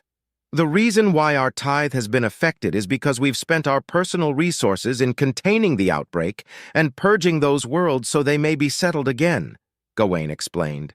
Clemency, your majesty, I implore you. I wasn't thinking when I made that order. I would never dare raise a hand against House Astor. Clara didn't hear his plea. Instead, her attention had shifted again to the screen and the parade of gruesome, grotesque death on display. Since the black box arrived in Redford's hands, it had not stopped showing dozens upon dozens of different images, video footage, and recordings of the tragedy. As she stared at the screen, a noise erupted from the speakers. It was garbled and barely audible, but everyone heard the unknown voice. It is a nightmare. I lost my state, my villa, and my vineyard in Keon Kal, all thanks to this wretched plague. You've been studying it since the first cases began on Hagstall, yes? People are dying in droves, and you worry about your damn state? That was the voice of the late Itagal Vintha. Yes, yes, a tragedy. Now what can you tell me about this plague? I've only seen images and recordings. Is it truly that bad? That you ask such a question? Never mind. In short, yes, it is that bad. It is as if the horrid smallpox was reborn on Hagstall to assail humanity once again. Smallpox? What's that? When humanity was bound on Earth, there were many plagues, diseases, and sickness that assailed our species, but none was as terrible and recurrent as the dreaded smallpox. If you were unlucky enough to contract it, then you could end up disfigured, blind, infertile, or just die from it. Not one civilization on old Earth was spared from its wrath, and the death toll could not be counted. Gruesome, the voice countered with disinterest. So how do we treat this plague? It has been 4 years since the outbreak began, and 7 since the first cases were detected? A disease like that doesn't happen without intent, right? Did the Arabians or some rebels create it? Nature created it thanks to our unbound greed and stupidity. What happened in Hagstall was a horror story made reality. The planet was already exceptionally virulent, but otherwise mostly harmless to humans. But evolution is an uncaring mother, after all, and the cruelest artist there is. I still don't know how it happened. But this plague, stupidly named Hagstall sickness, is an abomination of nature that jumped not only the species barrier but entire evolutionary trees. If spite was a disease, this would be it. What can be done then? Again, the voice asked with disinterest. How long before we can develop a cure? If we don't hurry and get production back in line, we'll be visited by a representative of House Astor asking why our tithes have not met the minimum amount for the 5th consecutive year. And I would rather not face such an inquiry. Not to mention that I would really like to recover my villa at the very least. A moment of silence passed, and then he spoke again. Why not just torch the infected? I may not be a scientist or biologist, but I know that infections can't survive fire. We may be out of options other than that, but I'm astonished by your boundless empathy, Itagal said with thick sarcasm. The problem lies in the long incubation period of the disease, 90 days. For 90 days, a human can be a carrier before the symptoms start manifesting. So far, it has proven to be 90% fatal, and the survivors wish for death. Prince, forgive us, but we must act quickly, or it could spread across the principality, or worse, beyond. Surely a medicine or something of the sort is being produced. I refuse to believe a mere virus can beat our medical technology in the long run. Perhaps not, but the virus mutates at a staggering pace. By the time we have a vaccine ready, it is useless for mass production and application. So far, we've managed to reduce the fatality rate to 50%, but it is not enough. This tiny monster can transfer through contact, fluids, water, and air, and we helped create it. With that, the recording ended. You fled and left your subjects to die? Clara's question cut through the silence like a hot knife through butter. Huh? Tusco muttered stupidly. My princess, we had no other choice. The reputation and honor of our houses were in danger. If we fell, who could contain this outbreak? He reasoned. We may not earn your gratitude, your majesty, but I can assure you that the tithe will be paid soon. Everything owed shall be accounted for. We just need more time to cleanse the infected worlds and gather a new working force. Our mistake was to push too many commoners at once and extend their working hours to maximize our resource output. It shall not be repeated. Upon House Hulma's name, I swear to you, we shan't fail his venerable and most benevolent majesty, the prince. Clara's jaw opened, trying to formulate a word, any word to reply to his statement, but none came out. Her heart was racing hard and fast. She could hear it pumping against her ears, and the fire in her belly was now an inferno. You think I care about mere credits? She shouted, finding her voice amidst the turmoil inside her heart. All the nobles present looked confused by her question. They couldn't comprehend why she would care about anything else. You destroyed a world, sparked the spread of an unknown plague, kept it a secret for years upon years, and you betrayed your subjects, fleeing like cowards while they died like that, she screamed, pointing at the screen. How can you talk about profits and honor and the legacy of your houses when people are dying and the principality is at risk for something you caused? How many people have died so far? How many? Silence reigned for what felt like an eternity, and only the ragged breathing of the princess pierced through until Tusco answered. "Your Majesty, why do you care?" he asked, genuinely puzzled. "They're just commoners. Their lives are expendable and of little value. They can be replaced. Our noble and royal blood cannot. They don't matter as long as those truly deserving prosper. Nobles lead, commoners obey. That is the imperative of the principality. What does it matter if a few commoners die for their betters?" Clara's eyes widened, and the world around her became white noise. Tusco Hulma had spat at her face her own words without him knowing it. Why did she care? She had never cared about the commoners before. They were just there, like always, ready to serve the principality and the nobles above them. She was of royal blood. She was an Astor, a princess. Better, beautiful, wealthier, educated. They were all beneath her. To get a glance from her was a privilege. "How many have died?" she asked softly. "According to our last estimations, 5.7 billion commoners. Among the casualties are also included at least 100 lesser houses and 2 minor houses that refused to evacuate," Natinza replied solemnly. "A tragedy that so much noble blood was lost." Clara stared with her vibrant purple eyes at the nobles and saw herself reflected in them. Her heart was racing, her muscles ached, her lungs burned, and her senses were in complete disarray. That day, Clara Astor discovered what hatred felt like. "Kill them," she whispered. "Clara?" Redford asked, having heard the command of the girls he loved as a niece. But when she turned to face him, he took a step back in shock. She was crying. Her expression was twisted and furious, and her fists were clenched, her royal blood dripping onto the floor. "Kill them! Kill them all!" Clara cried out.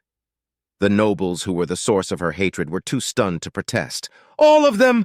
The ones here, their families, their branching bloodlines, from the oldest to the youngest. I want them all dead." "Clara, please, calm." Redford tried to contain the fury of the raging princess, but it was for naught. With a motion of her hand, she ordered him to remain silent, and so he did out of instinct and training. "In my name and under the authority bestowed upon me by my father, the Prince, I, Clara Astor, hereby order the immediate death of every member of House Hulma, House Everblade, House Aculata, and their associated vassal and banner houses. I hereby declare a purge of these houses and declare them sworn traitors and enemies of the Astorian Principality. My order is to be carried out immediately." "You can't do that," Gawain protested. "You are but a mere child. You have no author." His words died in his throat as his head was divorced from his neck. "Father!" a voice cried out. Defend yourselves or die! But please, I don't want to die!" "Mercy! Mercy!" The gathered nobles began to cry out. Some, the boldest among them, charged at the Royal Marines only to be cut down with laughable ease. Those who begged for mercy or were too busy soiling their pants were slaughtered without remorse one by the hands and sword of the young Cynthia Winfield. Even the guards found no mercy in her blue, cold eyes. While Cynthia butchered the rest of the nobles present and the screams of pain and supplications for clemency died out one by one, Clara stared down at a shaking, crying Tusco. "We'll fix your mistake," she declared in no uncertain terms. "For all the lives you squandered, for all the mere commoners—" She spat the words, hating them with the same intensity she hated the man trembling in fear before her. "You recklessly abandoned and purposefully left to die, I shall ensure the legacy of your house prevails throughout the ages. While the rest shall be expunged and their records erased, your house shall live in infamy forevermore. From now on, this plague shall be known as the Hulma smallpox," she said, and then grabbed the man's throat. "Long may it be remembered," she said, and with a powerful push that her otherwise frail frame should not have, she sent Tusco Hulma back a few meters, only for him to be decapitated by her bodyguard, who was now drenched in blood. Her black armor couldn't be seen under the gore and viscera that marked her gruesome task. The room fell into silence again, and Clara stared at the screen for several minutes, taking in every detail until it finally ended, with a simple message from Itagal Vinta saying he was sorry for being a coward and hoping the information reached Commander Redford Kalen's hands in time before he was killed. In the end, Itagal died, but his message and the evidence were conveyed. With a heavy sigh, Clara turned to Redford, feeling beyond drained emotionally, physically, and psychologically. But she was not done yet. Find every last member of their houses, all of them. Not one shall be spared. Send assassination orders throughout their territories. Anyone sheltering survivors shall also be executed. Put bounties on their heads. Ensure every single last one of them is dead. I don't care if they're babies or still in the womb. None shall be pardoned. Not a single one. Oh, and make sure every other neighboring house knows what happened here. I will not allow another travesty like this one to happen if I can prevent it. Am I understood, Commander? Yes, my princess, Redford replied, for he had nothing else to say. Then, as if someone had flipped a switch, Clara fell to her knees and began to cry. The commander approached calmly and kneeled down, embracing her. Her arms wrapped around his neck, and she cried into his shoulder. She cried and cried until she lost consciousness. But not once did she regret her decision, and she vowed she'd become a princess worthy of the principality, not just another petulant noble. Noir Navio, Clara's quarters, 1 hour before departure from the Lagrange 5 anchorage. And that, my dear Wyatt, is the reason why I am so hated and despised. Why I am known as Clara the Reaper and my dear Cynthia is the Blood Rend. Clara finished her story and sipped from her juice. She preferred tea, but juice, no matter what type, always relaxed her for some strange reason. Across her table sat Wyatt Staples, who was, to her surprise, showing not a single ounce of disgust or derision directed at her. I see, was his reply before he too drank generously from his glass of juice. I never heard about anything like that happening. It was decided that the major incident would be sealed away. Efforts have been made to reclaim those systems, but to this day, the planets Tukala and Barracuda are quarantined. There are still survivors, and they are being hunted down. The Hulma smallpox is insidious, and one could be forgiven for thinking it was tailor-made to be extremely lethal to humans. The survivors are carriers for life, much to our dismay, and easy to propagate and spread. A full extermination of this terrible disease is the only viable solution at hand. Hagstall was bombarded with antimatter warheads. The risk of something like the Hulma smallpox being born there was too great to even consider resettlement at some point. In the end, 6 billion people died of it. 6 billion, she said with contempt and closed her eyes. Clara, I don't understand why and Cynthia are hated. You killing those nobles seemed to me like justice for all the lives they ended through their actions, Wyatt said. Wyatt, Clara extinguished 3 great houses and 18 minor houses with but a command. In less than 2 weeks, every last member of those houses were dead. Some even turned into pirates. Rather, they tried to. But nobles aren't loved by pirates, and they finished those that tried to escape, Cynthia replied before taking a large gulp from her glass. The other houses cared not for the charges. They only saw a royal purging the nobles who had displeased her and her bodyguard who carried out her orders. After that, I immersed myself in my studies more than ever. I saw the error of my ways. I was once a stupid, self-centered blue blood. I like to believe I'm no longer that foolish girl. Do you know what nobles lead, commoners obey truly means, Wyatt? Clara asked, curious to hear the sincere but mundane answer of her endearing friend. Wyatt thought for a moment before giving his answer. It means that nobles know what's best and that we commoners should listen? Clara giggled upon hearing his answer, and Cynthia chuckled. No, Wyatt, far from it. It is something that most nobles have forgotten or twisted to fit their needs. Then what does it mean? Wyatt asked, confused. That's something I like so much about you, Wyatt. You are honest and sincere, straightforward in everything you do, and yet, at the same time, you can be deceiving, and very few could tell the difference. Even for me, it's hard to read you correctly, Clara thought, amused. It means that nobles should do what's best for everyone, and in turn, commoners are to support those decisions. Everyone can interpret it differently. Personally, I see it as a symbiotic relationship. Commoners work as the backbone of the principality and support their noble leaders. In contrast, nobles should support and provide for the commoners, guiding and utilizing the resources gathered for a greater purpose. Pfft! Wyatt choked on his juice as he tried not to laugh in her face. Sorry. Is my view truly that outlandish? Clara asked with a cheeky smirk. From my experience, yes.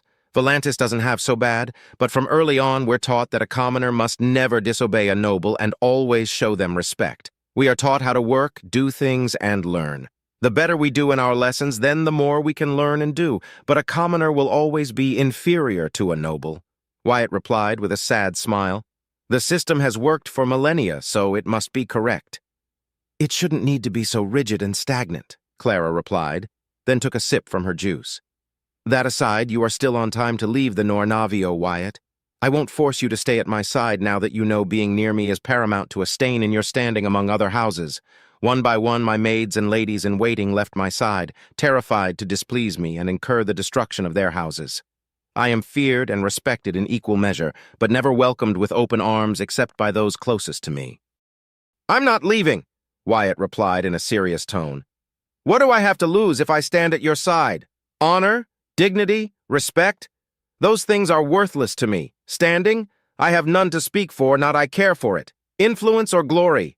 Again, worthless to me.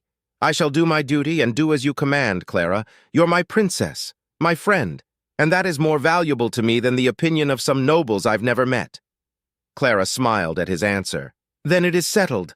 Oh, I will have to order the chefs to bake more sweets just for you. Wyatt returned the smile. Now that I do care about. And thus, every pastry in the principality is in peril. Fear the glutton duo, Cynthia jested. Wyatt let out a laugh while Clara blushed. Shush you. Not mad that we're housing damned pirates? We're even feeding that scum. The complaining voice woke Leopold Dakar from his slumber as he struggled to not simply cover his face and get a few more minutes of blessed sleep. The worst part about waking up was not the waking up part, but shaking off the dizziness and sluggishness that followed. He groaned as another voice joined the first. Yeah, no one is happy about it. But the princess ordered that they wouldn't be touched and we must obey. Even the damn blue bloods are following her orders, said the second feminine voice. Makes you wonder, ain't it? Why would she keep some damn pirates alive at all? A third voice asked. It is not our place to question a noble, let alone a royal. The princess must have her reasons, and I, for one, won't question it, a fourth voice added. What about you, Dakar? The first voice asked. Groaning again, Leopold opened his eyes, yawned, and sat at the edge of his bunk. Looking at his four roommates, he took a moment to let another yaw, wincing at his bad breath before smacking his lips together. Lazily, he looked around the rather ample, by principality standards, commoner quarters the Nornavio was equipped with.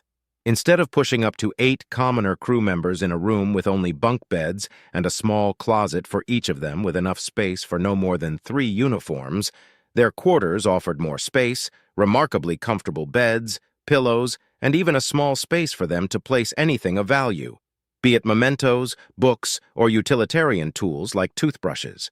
The room itself was always at a comfortable temperature, much like the rest of the ship.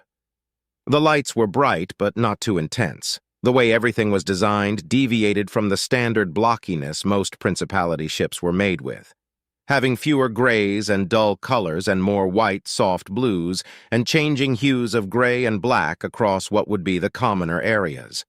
All in all, Leopold liked the upgrades and the extra space. Turning to face his roommates, who were waiting to hear his opinion, he shrugged. The princess has to have a good reason to keep him around. That's all we should care about. We're commoners. We don't have a say in the decisions our superiors make, he answered, and while 2 agreed with him, the other 2 groaned. And here I thought bumping elbows with nobles would get you to hear more about their plans, one complained. Hey, Leopold, how does it feel to, be part of an elite force? One of the women asked, her tone curious and intrigued. Elite, Leopold chuckled. The only thing that makes us elite is a squadron name and nothing more. We've done nothing to truly earn the title, though we've been practicing constantly in the training chambers. Come on, Dakar. You never speak about your day-to-day with us, and we're all curious. You're a commoner among blue bloods. What, do you serve them drinks or something? Are you there out of pity? The first one said with a hostile grin. Instead of taking the bait, Leopold simply shrugged again before replying. He didn't even know the names of his roommates. They worked on different areas, and he only ever saw them at the start and end of a shift. Most of his time was spent training, wasting time watching his entertainment videos, or spending time with his teammates. He only used his bunk to sleep and nothing more. If I am there out of pity, then that is new to me. Wyatt Staples picked me to be a part of the composters, so go ask him, Leopold finished with a smirk.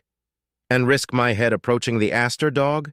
No, thank you, the man replied, earning a nod from the woman to his left whilst the other two seemed to share the sentiment but weren't as vocal about it. Now that was new to the pilot. Astor dog? He asked, confused. You gave the lieutenant that nickname? What else am I to describe a dog but for a dog? The man countered. The people we picked up on Woodshaft call him the Woodshaft Ace or just the Ace, but we know what he truly is. Leopold crossed his arms and frowned. He wasn't angry by any means, but he was genuinely curious. He had heard a few rumors and curses here and there, but nothing so direct before regarding the now heterochromatic-eyed leader. And what is he? Isn't it obvious? He's a damn blue blood through and through. From the moment he arrived at the Exalted Virtue, he was promoted to lieutenant despite being a commoner like us. Likely story. I heard that he's an undercover agent of the Astors, and everything he's done is nothing but show. I heard that he's a failed Royal Marine. I mean, he just happened to save the princess and then receive the protection of the prince himself? I saw the competition. He beat one of the unwinnable simulations. Who does that? Not a mere commoner, that much I know. Samantha tried to flirt with him despite I told her not to get near him. She said he showed no interest in her. I mean, she's a commoner, but come on, she's very pretty. And what he did in Woodshaft against the Drazen fighters. Insanity. I don't know any pilot that could pull such moves except for maybe gold aces like Commander Redford. And that's a maybe. Do you really think he could be a lone wolf in disguise? They're rare as can be. Doubt it. Lone wolves are well known and showy. You know, boastful. This Wyatt Staples, if that's even his real name, came out of nowhere, and he sure doesn't seem the type to stand out much. I bet he's the bastard son of Commander Redford, or maybe he's like a long-lost Astor. His eyes changed after we left Matcha. I bet his eyes were always like that, and he was using contacts or some sort of genetic alteration for a time just to pass for a commoner. While his roommates shared and countered their theories on who and what Wyatt was, he could only listen in dumbfounded silence until, unable to contain it anymore, he broke into a fit of laughter that shut his companions up. He laughed until his belly hurt, trying and failing multiple times to tell his conspiratorial roommates how wrong they were, until finally he managed to get himself under control enough to form coherent words. You're all crazy, he pointed out, wiping away a tear while rubbing his bare stomach, still hurting from laughing so hard. Is everyone around me crazy? Wyatt Staples is none of those things. What makes you say that so certainly? What do you know, Dakar? Asked the second woman. For one, I know that Wyatt Staples was just a commoner who was in the right place at the right time and was the right man for the job. Call it fate or coincidence, I don't care. But he truly saved Princess Clara by chance and was rewarded for it. Anyone else would have received the same reward that turned him into a lieutenant in his place, Leopold said, smiling. You can't possibly believe that, Leopold, the second man countered. Everything that he's received, his standing with the princess herself and the prince publicly making him a knight banneret, no commoner could strive for such heights. He's right, Dakar, not to mention that Cynthia Winfield, the Bloodrend, is training him for some reason. He's surely got plenty of implants in him already. Many nobles are miffed about that, the first woman added. From what I've seen, he's not just a mere commoner, Leopold replied and raised a hand before his roommates could interject. But that doesn't mean he's some sort of secret soldier or anything of the sort. He's a very skilled pilot, and his attitude is hard to describe. But he's certainly not a blue blood in disguise. He's just talented in what he does, and the princess seems to like him for who he is. Hogwash. I call hogwash, the first man protested. Now that you mention it, I've heard that he gets regularly invited to the princess's quarters, the second woman said, her cheeks suddenly taking a light shade of red. Do you know anything about that? Leopold shook his head. Not even a little. Though I'm sure that whatever they do is not related to how that sort of summons goes. Another crafty theory of yours, Dakar? Not a theory. Facts. Leopold smiled and raised a finger. Not once has Wyatt exuded that I had a good time aura about him. A shame. If I were in his place, I'd at least try to flirt with such beautiful women, Tildy. You are a beast in heat, Dakar, the same woman said, blushing harder, but Leopold merely shrugged. Just telling the truth. Their reputation be damned. If Wyatt seems to be comfortable around them, then they can't be that bad, said the pilot before stretching out his arms and standing up. But enough chatter. Since we're all up, we should take a bath and prepare for our shifts. I still think you're wrong, Dakar. You're still stuck here with us, the rest of the rabble, while he is living a high-end life, the first man said with disdain. Leopold internally glared at the man, recognizing that his disdain was born from envy. The group of 5 walked out of their quarters, making their way to the communal showers. Quickly arriving, they entered, and 2 staff members handed them a dry towel and a basket containing their ration of unisoap. As much as he enjoyed the feminine figure and the pleasures of the flesh, Leopold had long since lost that interest in the communal showers. Something about being naked around a few dozen men and women to do something as vital and mundane as taking a shower sapped any sense of eroticism out of the experience. As the hot water cleaned his body and he used his unisoap to wash his hair and body with it, he couldn't stop his mind from wandering off. He was aware that many, if not most, of the commoners that had been transferred from the prince's fleet harbored resentment towards his leader. He counted himself among the few who saw Wyatt Staples for the talented pilot he was, but he could also understand how and why his fellow commoners felt the way they did. Envy and jealousy. Why was he the fortunate one? Why him and not any of them? What made Wyatt Staples so special? Those were the questions that ran through the minds of many commoners who looked upon Wyatt's success with gritted teeth and clenched fists, as if they wouldn't shove the ladder behind them and lord themselves over the rest in their achieved glory. It was hypocrisy on their part, to want something others had achieved. But that was just part of a commoner's reality. To desire for more knowing your place was at the bottom. To look down with disdain if you managed to gain something of significance, letting everyone know you were better than everyone else, that you deserved to stand over them. But Wyatt hadn't done that. Not once. Not a single time. He had yet to treat him like a lesser just because he was a noble now. He never ordered staff or crew members around. He never flaunted his position. He never boasted. Never lorded himself over his fellow commoners like so many new nobles tended to do. He was in his full right to do so. He was not only a noble, but one closely linked to the royal family now and serving directly under Princess Clara. He had the power to do just about anything he wanted, and most likely get away with it. But he had not displayed any of those tendencies. On the contrary, he was humble, openly honest, and took accountability for his actions and mistakes. His roommates were right. There was something special about Wyatt Staples. But as a smile spread across his face, Leopold was certain that what made the lieutenant so special was his character, convictions, and personality. Something tells me that serving under him will be entertaining. With any luck, I won't get shoved to the side. Noir Navio's brig. What more do you want from us, Astor? The Spitman asked as he looked up from within the cell he was sharing with his companions. Clara Astor stood in front of the cell whilst wearing her comfortable mixed armor uniform.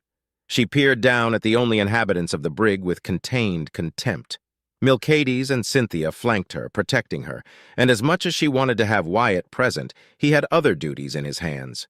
She was not afraid that the straightforward pilot she'd come to truly embrace as one of her few counted friends would think ill of her due to her reputation.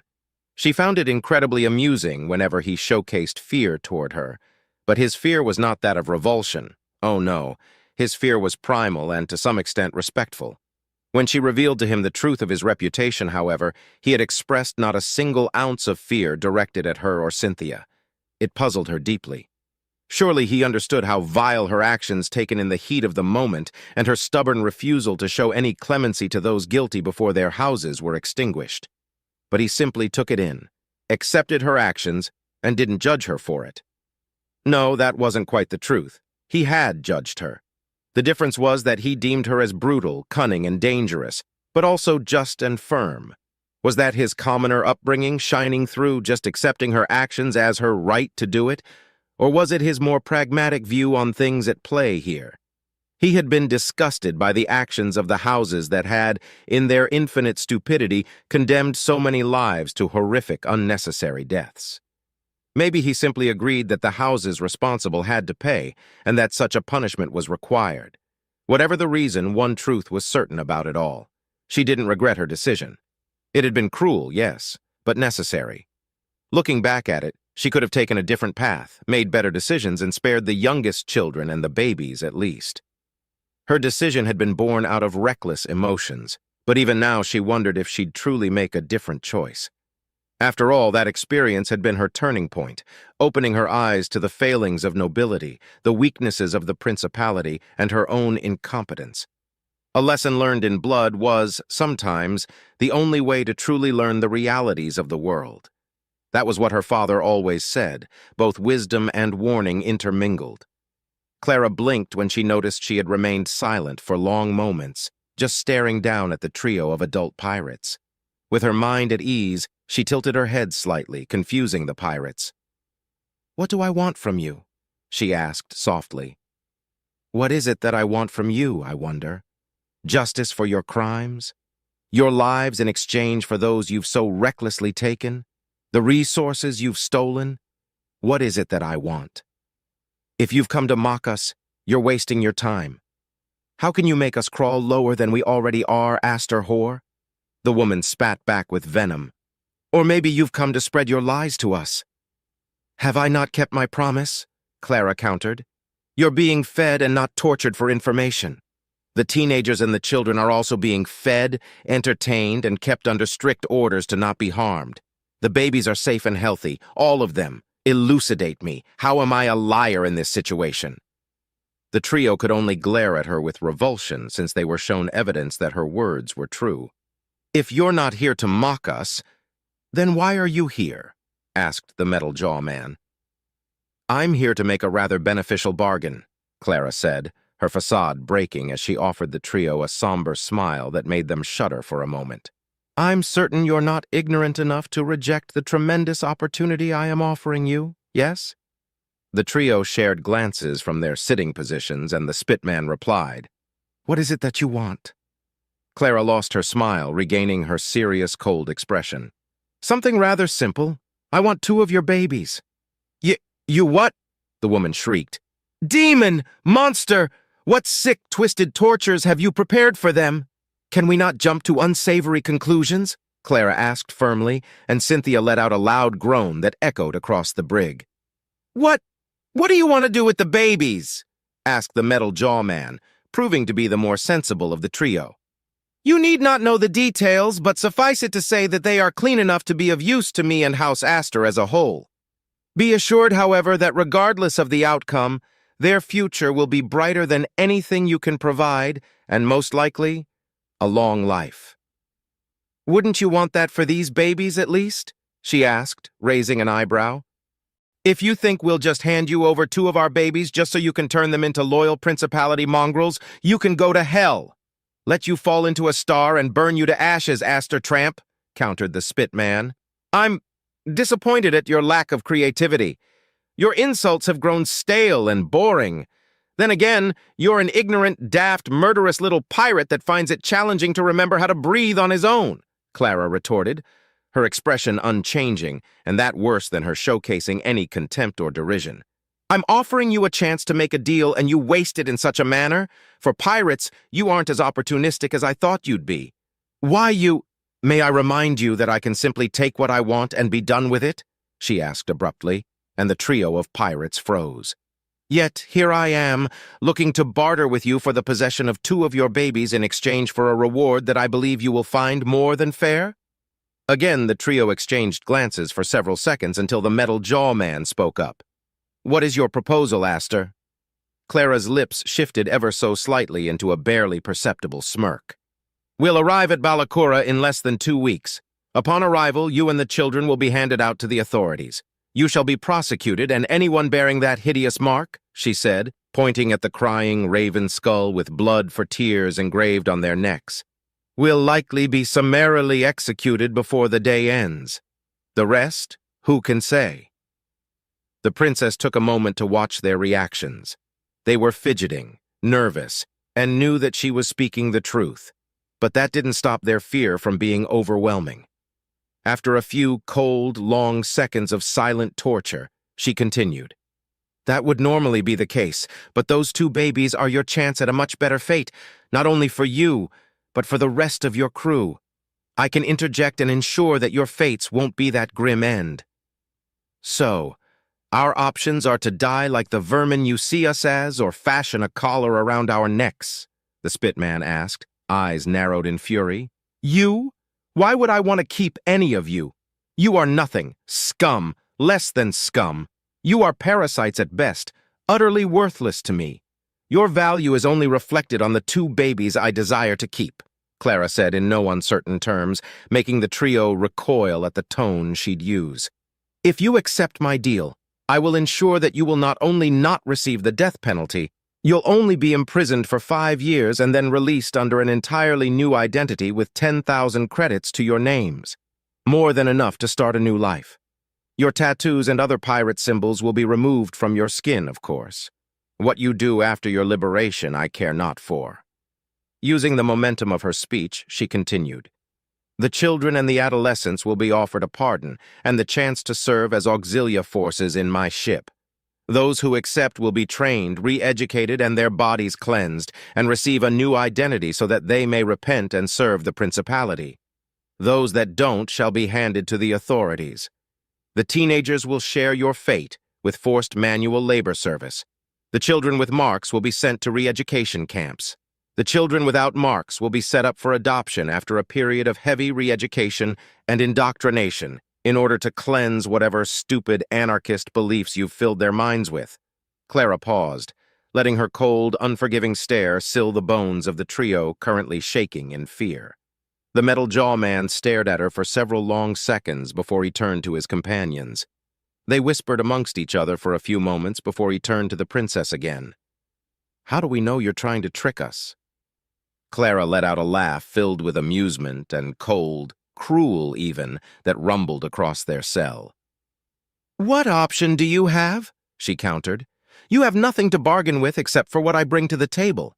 Am I lying? Am I telling the truth? This is a risk you'll have to take. Choose quickly, for my patience is a finite resource and you are exhausting it rapidly." "Fuck. We're fucked, aren't we?" the woman asked out loud, letting out an empty chuckle. "Quite so," Clara confirmed. "Your answer?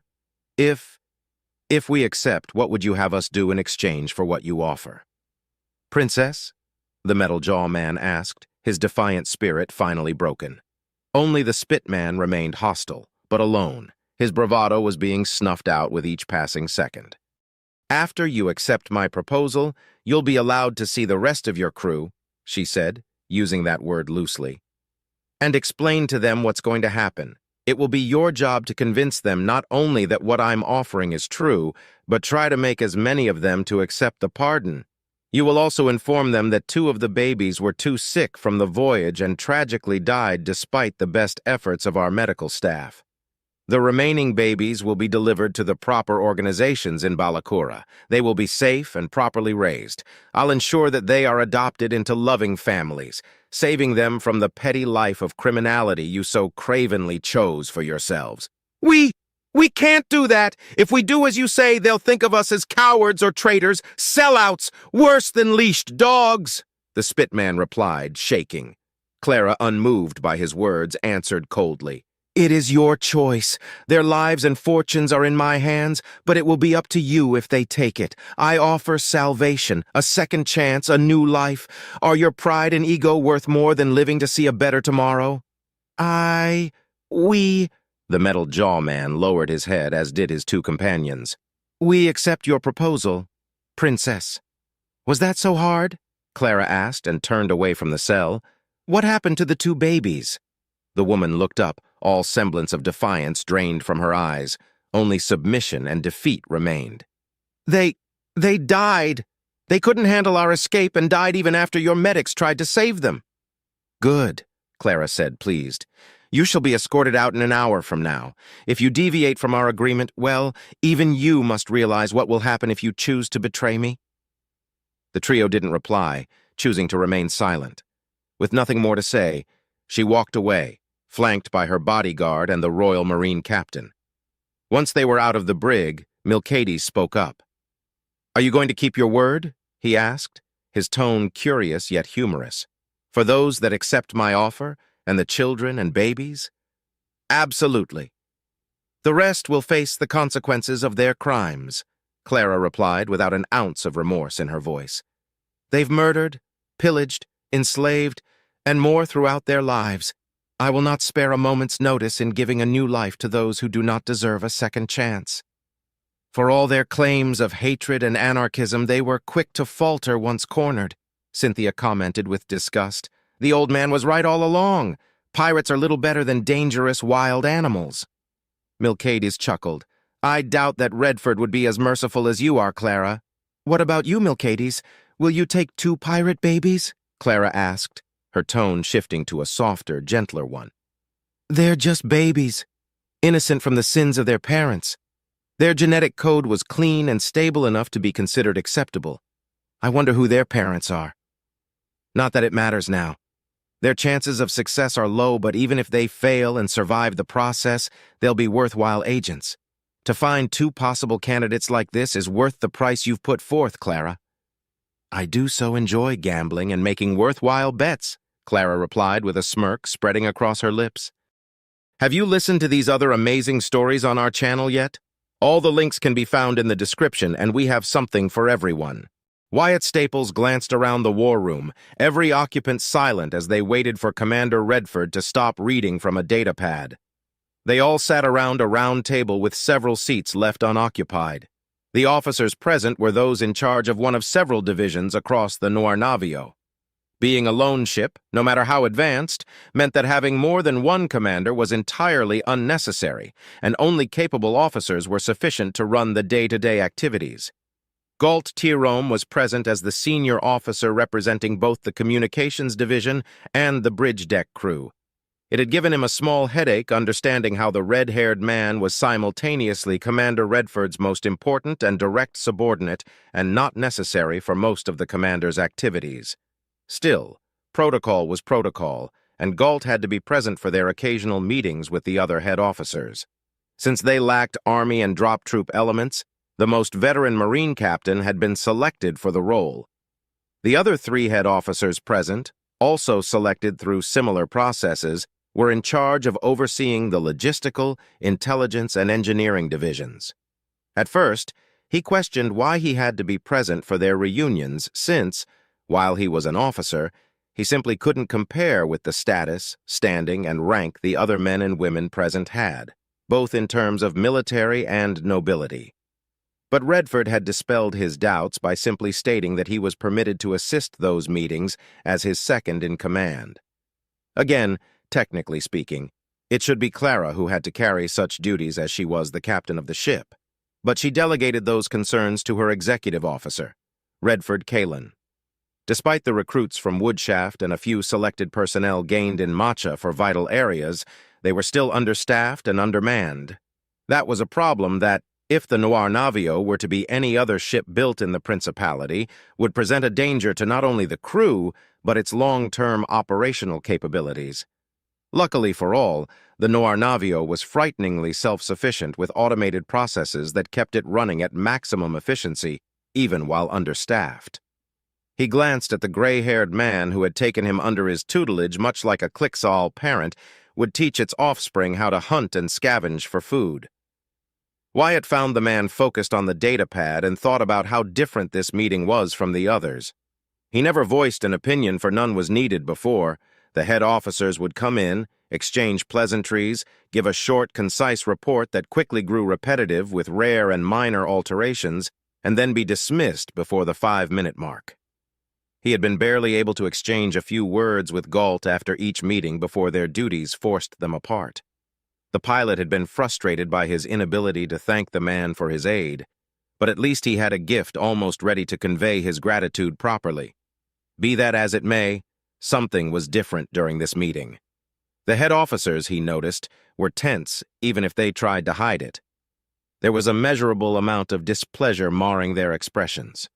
Though, if I have to be honest, it's not hard to guess what's got them so visibly agitated, Wyatt reasoned a few seconds before the commander set his datapad down and his cybernetic eyes analyzed each of the 6 officers filling a seat around the table. If you have something to say, then voice your concerns. You are not children waiting for my permission to speak, Redford said in the same tone a father would speak to a troublesome child. Taking the initiative, the older, tall, and muscular Fabian Deschire, acting head officer of the Marine Division, was the first to speak.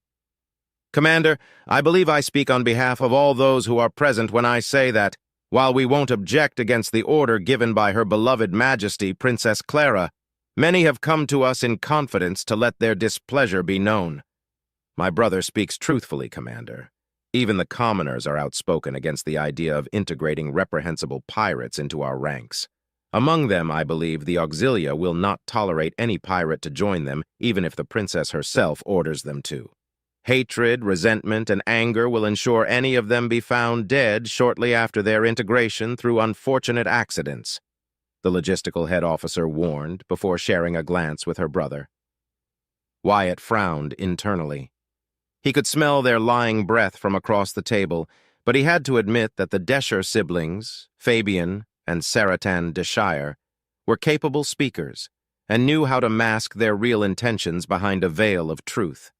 It was not a secret that after it was announced that some of the captured pirates would be pardoned and integrated into the Noir Navio's personnel, many had been outraged at Clara's decision. He, too, had been initially displeased and had every intention of asking the blonde woman what her purpose was. However, the more he thought about it and pushed aside his personal feelings, he hoped the potential glimpse of opportunity he was imagining was not a mere illusion set before him. The siblings, both very attractive, sharing cybernetic eyes and pale blonde hair, were using said outrage in their favor, but their claims were obvious lies. No matter how much the Auxilia, staff members, general crew members, and other commoner personnel barked and protested against a royal, an Aster at that, they would obey in the end, even if begrudgingly. No commoner would risk angering a royal and, more importantly, their hard-earned place in the military for a simple discontent. Judging by Redford's unmoving expression, the aged commander thought the same. Let the commoners be outspoken, and those that act against the order given by their princess shall be punished accordingly. Her command is immutable, and it shall be carried out without fail, Redford replied, and turned his attention to Lupin Lusanto, head officer of the engineering division. His eyes were vibrant and red, like scarlet marbles, while his brown hair adorned his trimmed head. Everything about the tall, lanky man screamed how superior he was compared to everyone else, starting with his immaculate uniform, sharp features, and the perfumed aroma that followed him everywhere. Has this malcontent reached your division, Lupin? Indeed it has, Commander, Lupin replied with a nasal but elegant voice. Although I must add it has not been as pronounced as in other divisions. My personnel only care about performing their duties and nothing more, boasted the prim and proper man. Sabraska? Redford asked, turning to the woman with a purple hue that shone across the length of her long, otherwise black hair. Her gray, synthetic eyes portrayed an edge of humor that she did not bother to hide. The staff and the crew whine about it, but they know their place. It is the nobles who voice the largest protest but will not move against an order given by Her Majesty, replied Sabraska Kaspars, Lieutenant Commodore and head officer of the logistical division recommended by Vivan Tiravis herself. However, I must voice my concern over the fact that the pirates have split into 3 factions after their leaders delivered upon them the princess's deal. They are quarreling amongst each other, and a brawl is likely to spark at any given moment. Animals, all of them, unable to contain their savage nature and spit upon the mercy bestowed upon them by our beloved princess, Lupin, technician-in-chief, added, his tone showing a measured disdain. Wyatt contained the urge to roll his eyes. Being a commoner, he was no stranger to the ancient art of showing submission and, as Weskel would put it, kissing ass. But even in that field, the nobility showcased an entirely different level of mastery that amused him.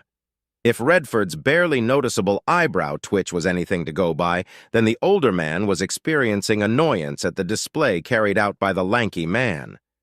Be that as it may, Sabraska has brought up a valid concern. We can't split them apart. That'll only dissuade those who may be redeemable from seeing the value in what Her Majesty is offering them and turn them back to their misguided, twisted ideals, Redford reasoned, and crossed his arms before turning his gaze to Wyatt. Lieutenant Staples, you've been pensive this entire time. Do you have anything to add? Wyatt stiffened slightly at being suddenly thrust into the center of attention. What is Commander Redford planning? The pilot asked himself as he exchanged a short-lived glance with his commanding officer. Questioning his motives would solve nothing, so instead he thought about the dilemma at hand, slightly tilting his head as he pinched his chin. But the question was, what could he even add to the conversation? The problem to solve was the pirates themselves. The Auxilia and pretty much everyone else hated them with justified passion. He saw them as criminals except for the babies and the unmarked children.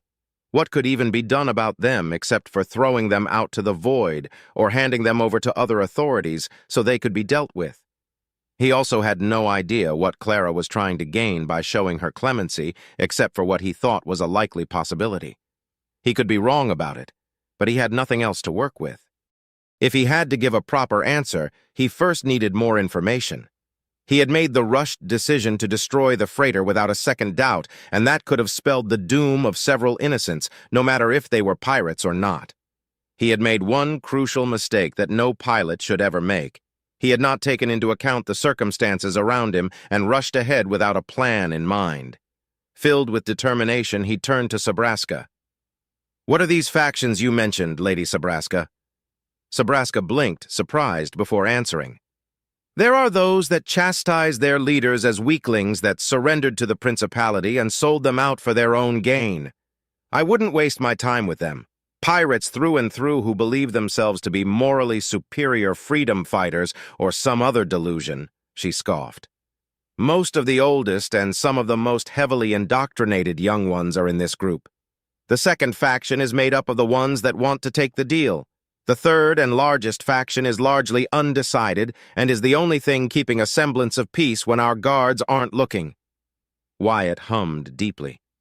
"Thank you, Lady Sabraska," he replied politely, and with a tinge of submission, slightly bowing his head in the process. Internally, he wanted to kick himself for doing so, but he couldn't help it. During their occasional get-togethers, Clara had taken it upon herself to teach him tidbits about mannerisms that would be useful to him now that he was a noble.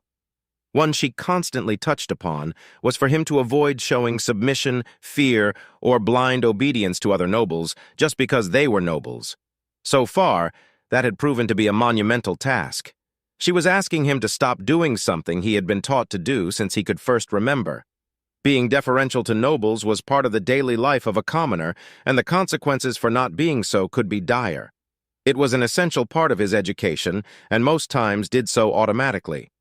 Being disrespectful or confrontational was not a wise move to make, and his diligence had spared him from many a punishment, and he could always complain and curse at the nobles in his mind and in private. But now things were different, and he had to change fundamental things about himself in order to adapt to his new reality. Shaking those thoughts aside, he turned to the Desher siblings. "Lord and Lady Desher, how likely would it be for the pirates that accept the clemency offered by our princess to die at the hands of the Auxilia, the Marines, or belligerent crew members?" Fabian turned to his sister, his eyes glowing faintly for a few seconds before Saratin replied. "Lieutenant, are you insinuating that Marines, proud members of noble houses all, would do something so dishonorable?"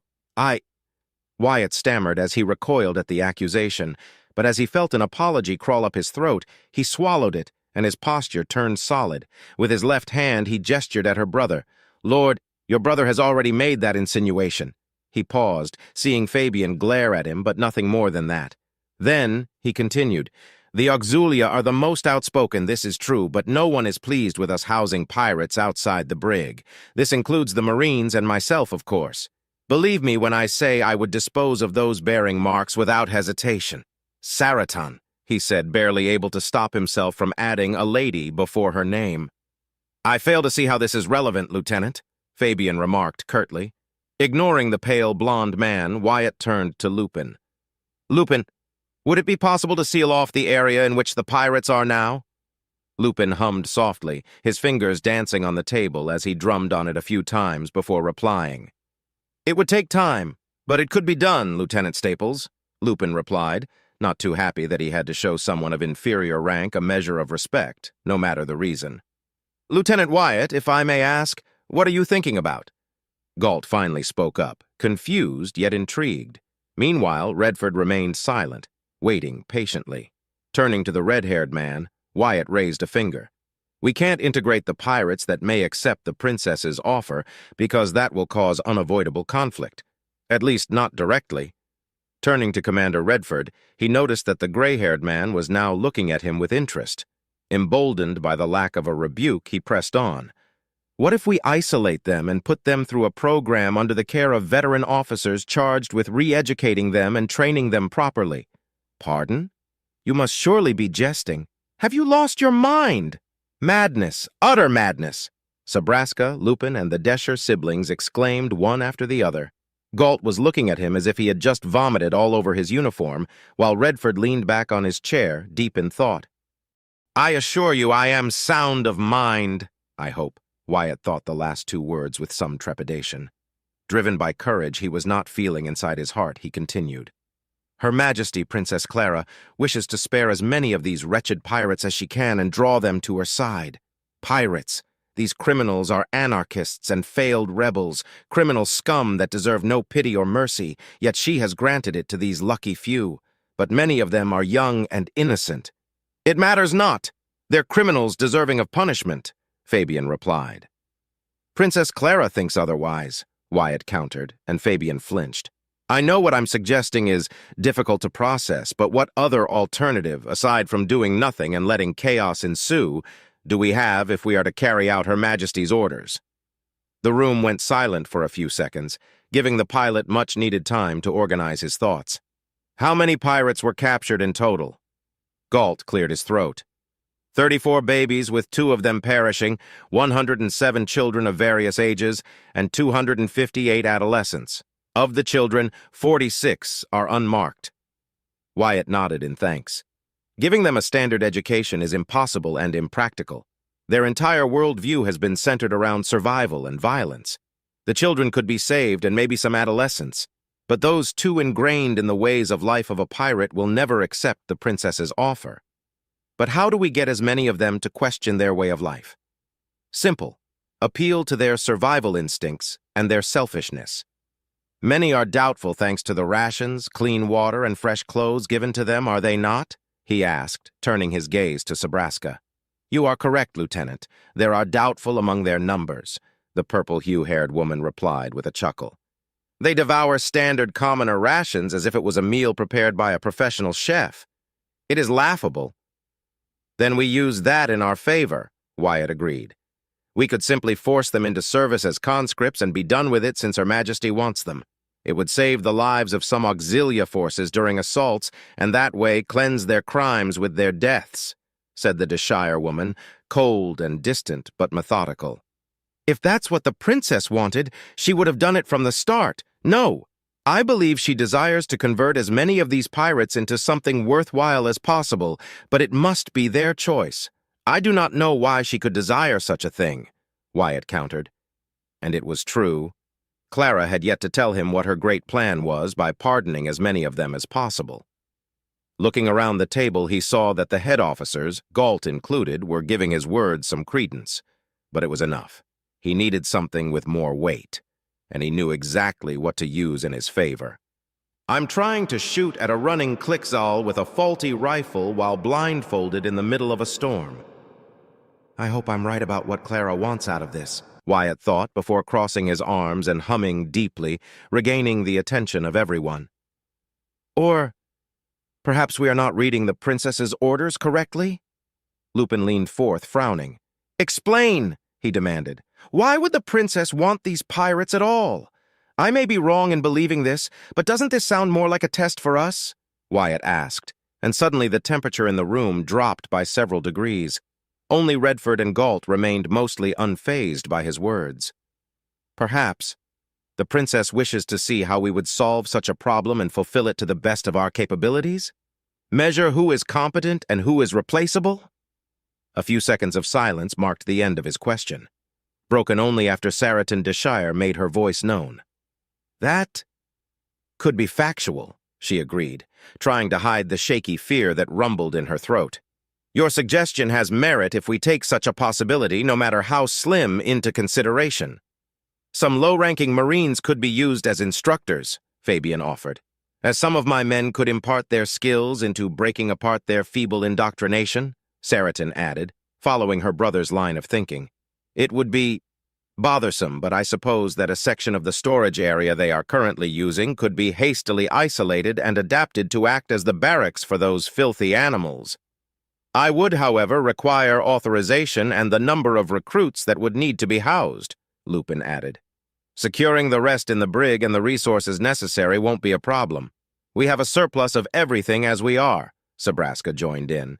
Before we jump into any decisions, tell me, Lieutenant Staples, why do you believe spending so much effort on mere pirates is sound, more so when you are basing your decisions on assumptions? Redford's voice cut through like a plasma cutter through a flimsy steel door. Forgive me for being so bold, Commander, but I simply cannot think of any other possible reason as to why Her Majesty would want to keep these pirates not only alive, but seek to integrate those that can be given a chance to serve the Principality, Wyatt replied, pausing for a moment to swallow a ball of nerves that had formed inside his throat. Most of all, aren't they useful? Useful? Redford questioned, raising an eyebrow. At best, those that accept and are then trained to be semi-reliable combatants could develop a sense of belonging, or see what being a pirate really means. At worst, they could be shoved to join the mercenaries and be of use in some capacity. Who knows? Perhaps there could be one or two among them who can surprise us and show skills in other fields like technology, logistical support, or even as pilots. A far-fetched possibility, but one that holds merit, Redford agreed tentatively. It is true that conflict is inevitable, so minimizing the damage should be among our top priorities. However, these redeemed pirates could never be fully trusted to join the Auxilia. They would become their own unit, one under the purview of the princess or one of her closest confidants. Now it was Wyatt's turn to feel a sudden chill run down his spine after hearing Redford's words. Does anyone have anything else to add? No one replied. If so, you are dismissed. Lieutenant Staples, Ensign Tyrone, you are to remain here, Redford commanded. The rest of the head officers were quick to leave the war room, leaving only 3 men inside it. Once alone, the aged commander rubbed his temples before letting out a long, hearty chuckle. Nicely done, Wyatt. You keep surprising me at every turn, both good and bad. What? Wyatt thought, confused. What is he talking about? Excuse me, Commander, but I fail to understand what I've done to receive your praise. Redford's lips curled into a soft, tiny smile before replying. You truly do not realize what you've done, do you? I wouldn't be asking otherwise, don't you think so, Commander? Wyatt thought with mild annoyance, though his expression remained puzzled. Wyatt, are you certain you've never received proper training as an officer? Galt asked, looking at him worriedly. Commoner, Wyatt replied with a frown as he pointed at himself. My training has only come so far with the lessons Commander Redford has given me. I'm struggling to memorize the chain of command and learn the rules of engagement and etiquette among officers and superiors, he answered and turned to the still smiling Redford. Commander, please, what have I done? Simply put, Wyatt, you've successfully done exactly what the princess wanted to achieve, Redford answered. He did? I did? Galt and Wyatt asked at the same time, slack-jawed. Quite so, Redford said, losing his smile. My head officers are good at what they do, but they are, at the end of the day, set on their ways. Unimaginative, caring more about their status and quick solutions, not the right ones. You aren't as stiff as the others, Galt, but you can improve. Wyatt, you may lack the years of training spent at the academy and the honing through long, dull service that others have, but you hold an innate ability to think, solve puzzles, and search for alternatives. You demonstrated such talent shortly after we met when you deduced that the Third Fleet had joined Duke Draymore. Galt Tyrome's eyes widened slightly as he stared at the young pilot, while said pilot looked flabbergasted. Every achievement after that and your dismal learning rate on how an officer should be and act has led me to conclude that I cannot train you as a conventional officer. You are a man of decisive action, but also one who can look into the smaller picture and extrapolate the bigger one whilst, simultaneously, thinking outside the box. I've come to detest this word as of late, but there is no other way to describe you as anything other than paradoxical. Now that I know how I can train you, expect our lessons to truly begin, Redford exclaimed with a glint in his eye. That is... I'll be honored, Commander, Wyatt replied, his mind reeling as he tried to process everything the older pilot was telling him. If I can serve Clara, the Principality, and perform my duty better, I shall do anything to make it possible, he proclaimed without measuring his words. Redford gave him a solid nod of approval. As you've correctly deduced, Clara wants to save as many of the pirates as possible and turn them into something worthwhile. The youngest children will be instructed and guided to discover any potential talents they may possess. But those over 12 shall be inducted into their own combat unit, mostly for support operations.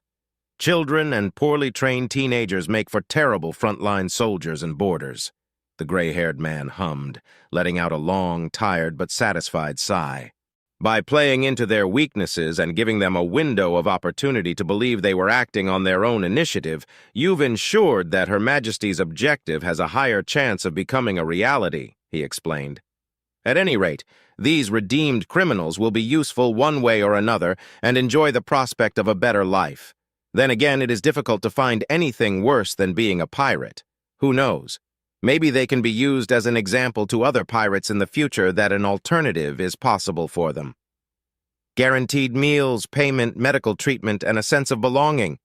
I wonder how many will stick to their anarchistic ideals when faced with such opportunities, Galt asked no one, then looked at Wyatt with a sense of admiration. You truly are a man of honor, mercy, and many surprises, Wyatt Staples. I can't tell them. I can't tell them that I was just following a hunch, not after receiving their praises like that. No, I have to tell them. I won't lie to them, Wyatt thought, and just as he was about to speak out, a familiar voice called in his mind. Wyatt, come to my quarters. I need your help, urgently. Whatever shame and sense of guilt he felt was gone in an instant as he stood up, startling the two men at the suddenness of his action. He saluted and stammered a quick "The princess summons me," before leaving as fast as his legs could take him. Redford crossed his arms and turned to Galt. Before you are dismissed, Galt, once the unit is formed, you'll be in charge of overseeing its development. Galt did a double-take. Commander, certainly there are those more qualified. There are, but the princess is in short supply of those she can trust. This shall be my own test to measure your gratitude and loyalty, Galt Tyrone. Work with the other head officers and ensure nothing goes awry. I shall give you further instructions at a later date. For now, you're dismissed, Redford commanded. Galt stood up and gave the older man a salute, but didn't turn to leave just yet. Sir, if I may, can I ask why Lieutenant Wyatt is not the one chosen to perform this task? Even if he could handle more than what he already can, I would not consider him to be a prime candidate for such a position, Redford replied puzzlingly. Dismissed. Galt saluted once more and then left the war room, leaving the aged commander alone with his thoughts. Have you listened to these other amazing stories on our channel yet? All the links can be found in the description, and we have something for everyone. Your posture is atrocious. Your grip lacking. Wyatt, are you trying to fail on purpose? If so, you are a master at deception, for even I am left stunned at your terrible performance, Cynthia commented as she paced around the sweating pilot holding a sword precariously in his hands. It was a regular plasma sword used by the Marines, but no matter how many times she instructed him in the proper ways to hold it, what posture to take, and how to make a basic swing, Wyatt failed spectacularly at every turn. I told you, Wyatt protested, groaning as his arms ached from swinging the, thankfully, deactivated sword over his head to hit a training dummy with a strong but amateurish strike. I'm not good with melee weapons. The sword itself weighed 3 kilos and had a sharp edge that ran alongside the pristine silver-colored blade. The hilt was big, necessary since it housed the power source to activate the deadly plasmic effect that superheated the sword's edges to the point that very little could withstand a single swing from the deadly weapon. Flashbacks of his early days in the academy trying out weapons to gauge his potential in other areas passed before his eyes, and how he nearly decapitated an instructor with a plasma sword that had slipped from his hands. That went without remembering the many bruises he gained when trying to wield other weapons, such as knives, daggers, and a mace on one occasion. After that near-fatal incident, he had been all but barred from ever touching a melee weapon ever again. Somehow, his next swing missed, and he ended up losing his balance and nearly stumbled forth to crash against the dummy. The sword clanged against the floor as he released a frustrated and tired exhalation. "Have you learned nothing these past weeks?" Cynthia asked, as she looked on with disappointment at the poor display the pilot had showcased ever since their training evolved. "I've learned that I should not be allowed to wield these weapons," he protested, showing his frustration as he angrily tossed the sword to the ground. "I'm not a close-quarter combatant." He also wanted to shout that her trying to train him with a sword was pointless, that she was wasting her time, but he bit his tongue at the end.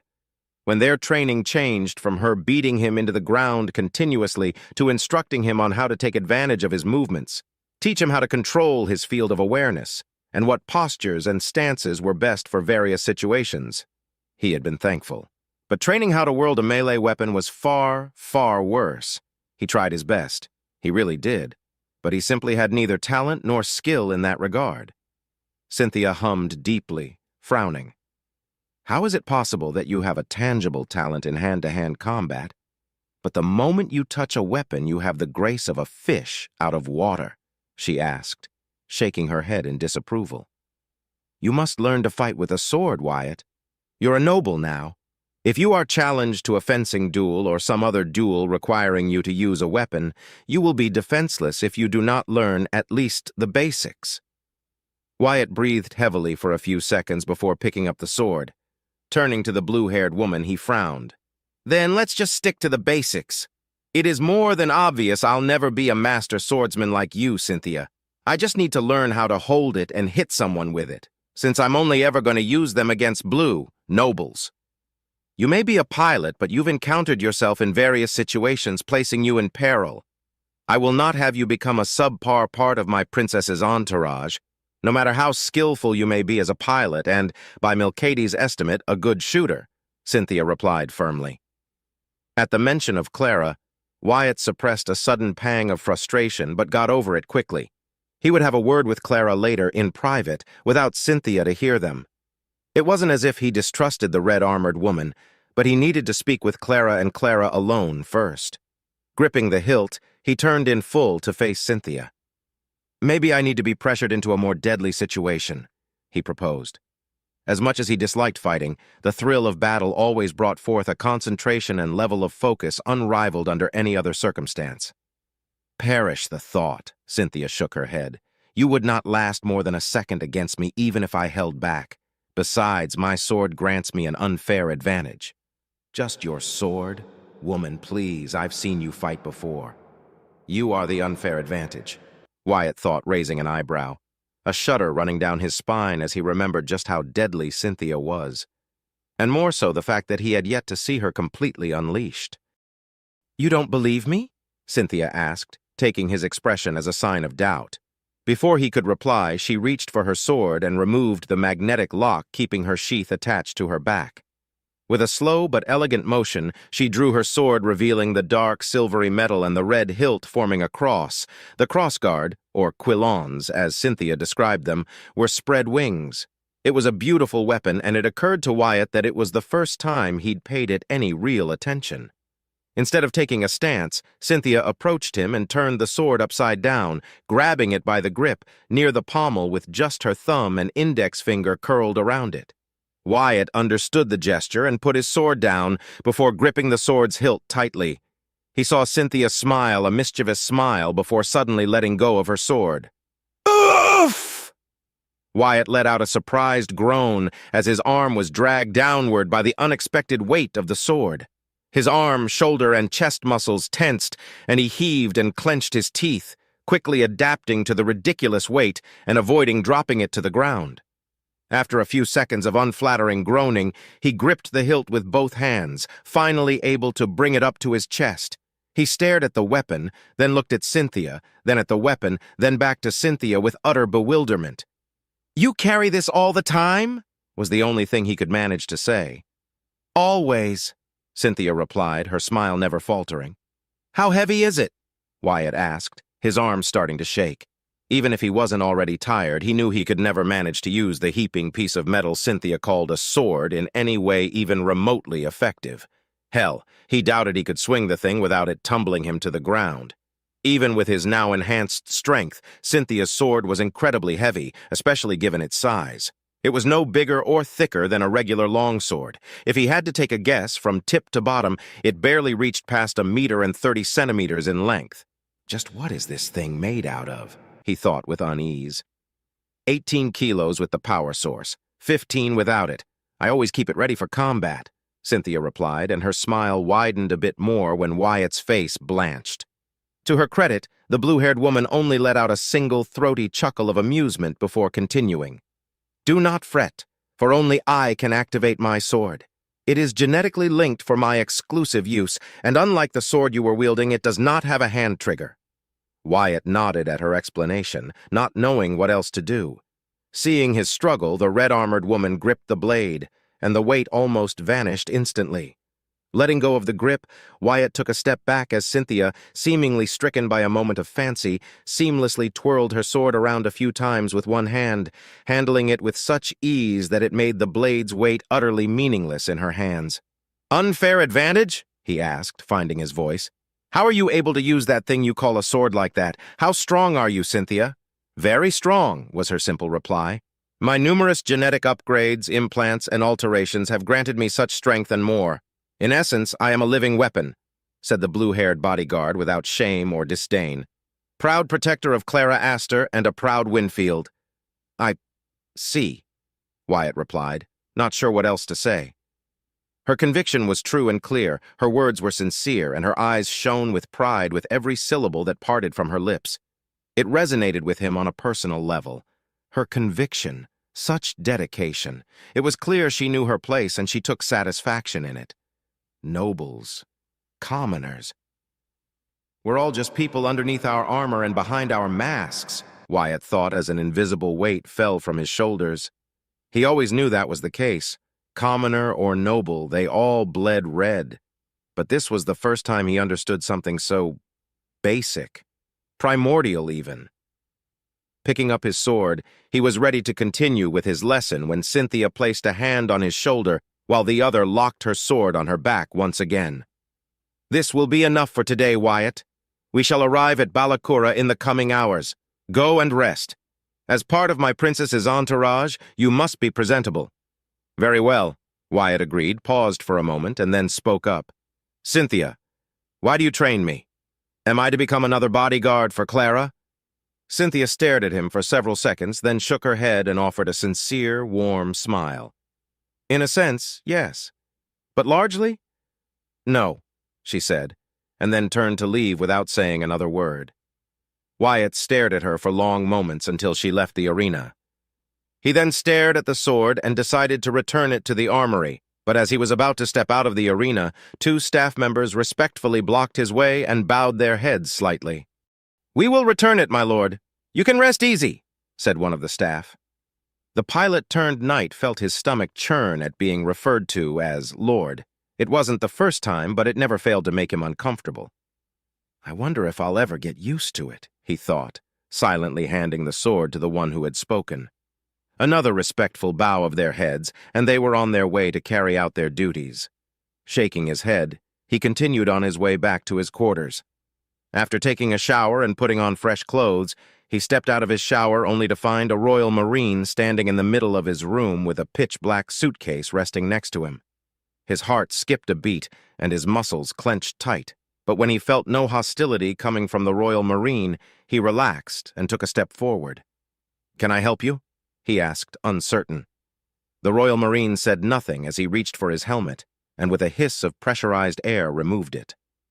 It occurred to him that he'd never seen any Royal Marine without their helmets on, and was surprised when he saw the white hair and the fiery orange eyes set on the rather handsome man before him. He had never seen his face before, but the name left his mouth all the same.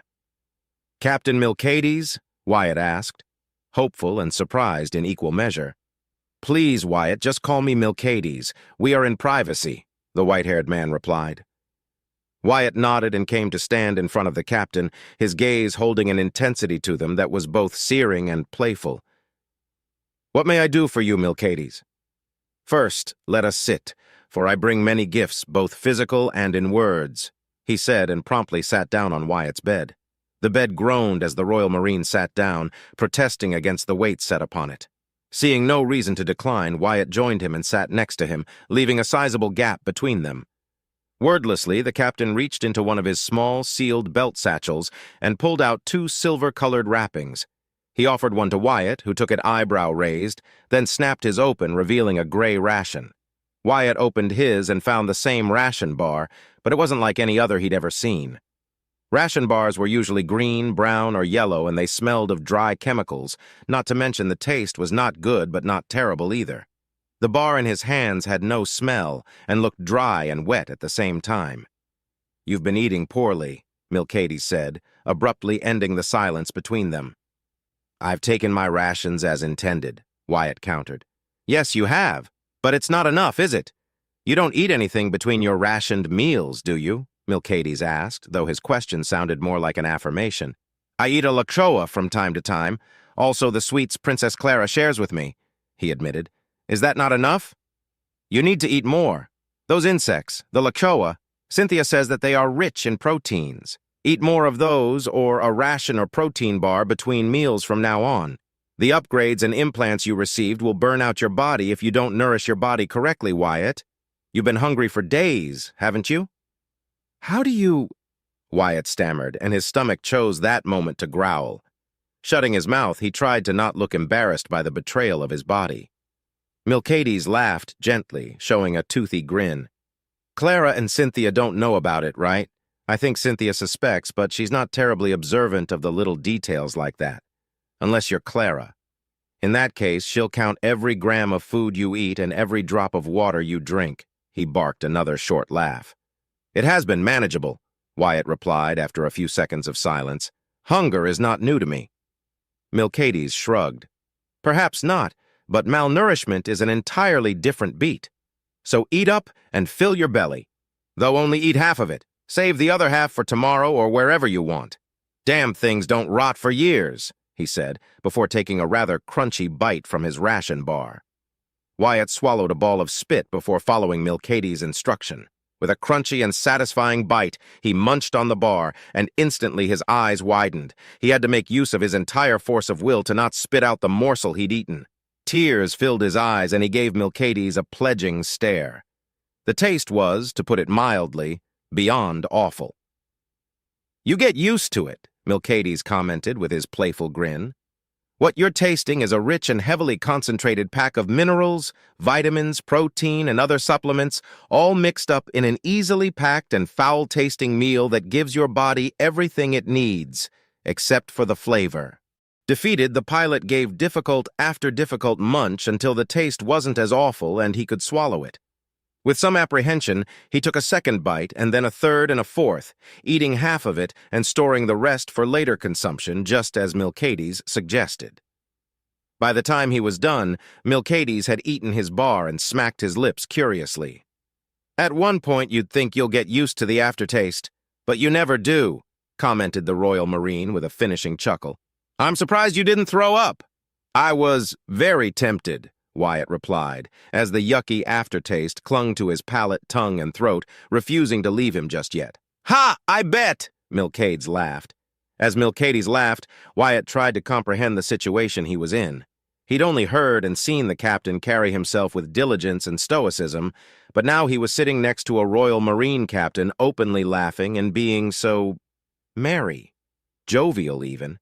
It was unsettling in a positive sense, as he felt no tension between the two of them. "Thank you, Milcades. I'll take your advice to heart," Wyatt replied once the white-haired man stopped laughing. "Make sure that you do. Clara would be saddened if her favorite pilot is not eating properly and becomes feeble. He chuckled and waved a hand dismissingly. Speaking of weakness, Wyatt, I've observed your training regime with Cynthia outside our own shooting practices, and I must say she is a tough teacher, but you are an adept student. Albeit, and do forgive me for being crass, you are a complete idiot. Pardon? Wyatt asked, taken aback by the insult that carried no ill will behind it. How am I being an idiot? You, Milcades continued, pointing a finger at the pilot as his eyes were fixated on him. Only do what she's telling you to do, with almost no flair of your own into the mix. A shame, I must say. Those glimpses of brilliance are obscured by blind obedience. You're one to talk about blind obedience, but you're not wrong either, Wyatt thought, frowning. I don't understand what you mean by that. I've only followed the instructions Cynthia has given me. Precisely. Cynthia is rigid, methodical, and relentless. Once she has a target, there is no force in the principality that's capable of stopping her. For a Royal Marine and other Aster agents, that sort of training works fine. But on you, it is almost sad to witness, Milcades explained. Cynthia is not a bad teacher, Wyatt said, jumping to the defense of his friend. Oh, she most certainly is not. But while she can teach you is vast and useful, you are not well suited to learn it how she expects you to learn it. Milcades brought up his left hand crumpled into a fist while his right was open. She's a rock. You're paper. The more she grinds on you, the more torn up you'll become. But everything she's teaching me is for Clara's sake. I need to be strong and capable in order to stand next to her. I can take a beating if that's all it takes to become what Clara needs me to be, Wyatt countered. And that right there is the problem. Clara doesn't want you to be just another bodyguard, Wyatt. Trust me, I've known her since she was a child, and what she needs the most is you for who you are. She needs a true friend like Cynthia is, but different than her. She needs not another loyal dog, but a loyal friend. There's a difference, my friend. I wouldn't know about friends, Milcades, Wyatt said, his gaze distant for a moment. But then why train me at all if Clara doesn't desire me to become a guardian of hers? I'm a knight banneret of House Aster. Isn't that what I'm supposed to be? Milcades shrugged. On paper, yes. In practice, it depends. Regardless of anything, you're willing to protect her, don't you? Yes, he replied immediately. Despite what he wished to discuss with her, he would protect her with all of his ability, with his life if need be. She was an Aster, the princess he served under, but most importantly, his friend. He would do the same for Cynthia, even if she didn't need any protection he could offer. Milcades' lips curled into a wide smile. Then take Cynthia's training and apply your best attributes to it. Be Wyatt Staples. She's a rock, a mountain, rigid, unmoving.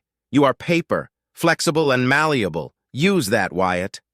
I will try, Milcades, Wyatt replied, showcasing a smile of his own. The oddly jovial spirit of the captain was not only infectious but welcome. He had expected the man to be a brooding and unfeeling killing machine. He was pleasantly proven wrong and showed that Royal Marines, for all their reputation, stories, and deeds, were just human like the rest of them. Dangerous, powerful, and the best warriors the Principality could produce, but undeniably human. Clapping his hands, Milcades stood up and placed the suitcase on the bed. I ask for nothing more, Wyatt. My gift of words has ended, now come the other gifts, he exclaimed with fanfare before unlocking the suitcase to reveal 2 identical black handguns resting inside the suitcase. Wyatt stared at the beautiful handguns, the magazines resting at the edges of the suitcase, and his heraldic shield engraved on their barrels. Captivated by the sleek but efficient design of the handguns, he reached for one and took it out of its protective casing, testing its weight. It was heavy, but lighter than the storm cannon. It also fitted his hand, although it was clear the grip was meant to be held whilst using his armor for optimal results.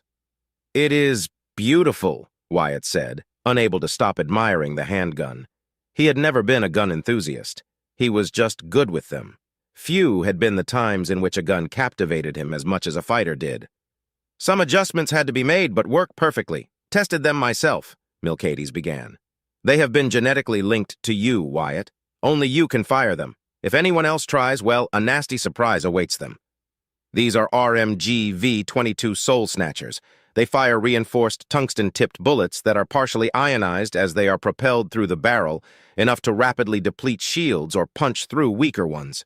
The bullets are also armor-piercing and have an effective range of 50 meters, though the further the target is, the less effective the shield-breaking charge will be. You can choose to activate or deactivate the shield-breaking charge at will, but due to its modifications, it can only hold enough charge for 30 shots. Each magazine holds 25 bullets, and you can restock them freely here in the Nornavio. RMG, Royal Marine grade.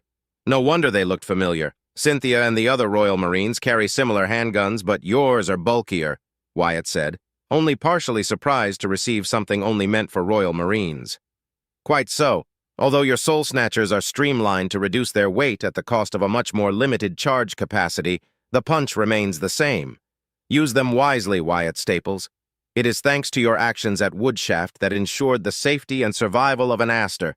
On behalf of the Royal Marines, we give unto you a show of our appreciation.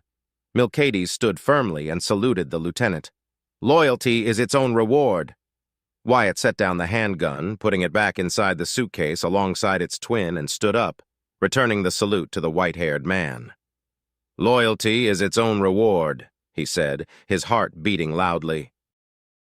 Starting today, I'll be releasing new chapters of The Black Ship a few hours before their YouTube premiere. If you're one of my Patreon supporters, you'll get exclusive early access to watch the latest episodes on Patreon first. So instead of waiting for the usual release time, you can enjoy the episode early. Nornavio Bridge.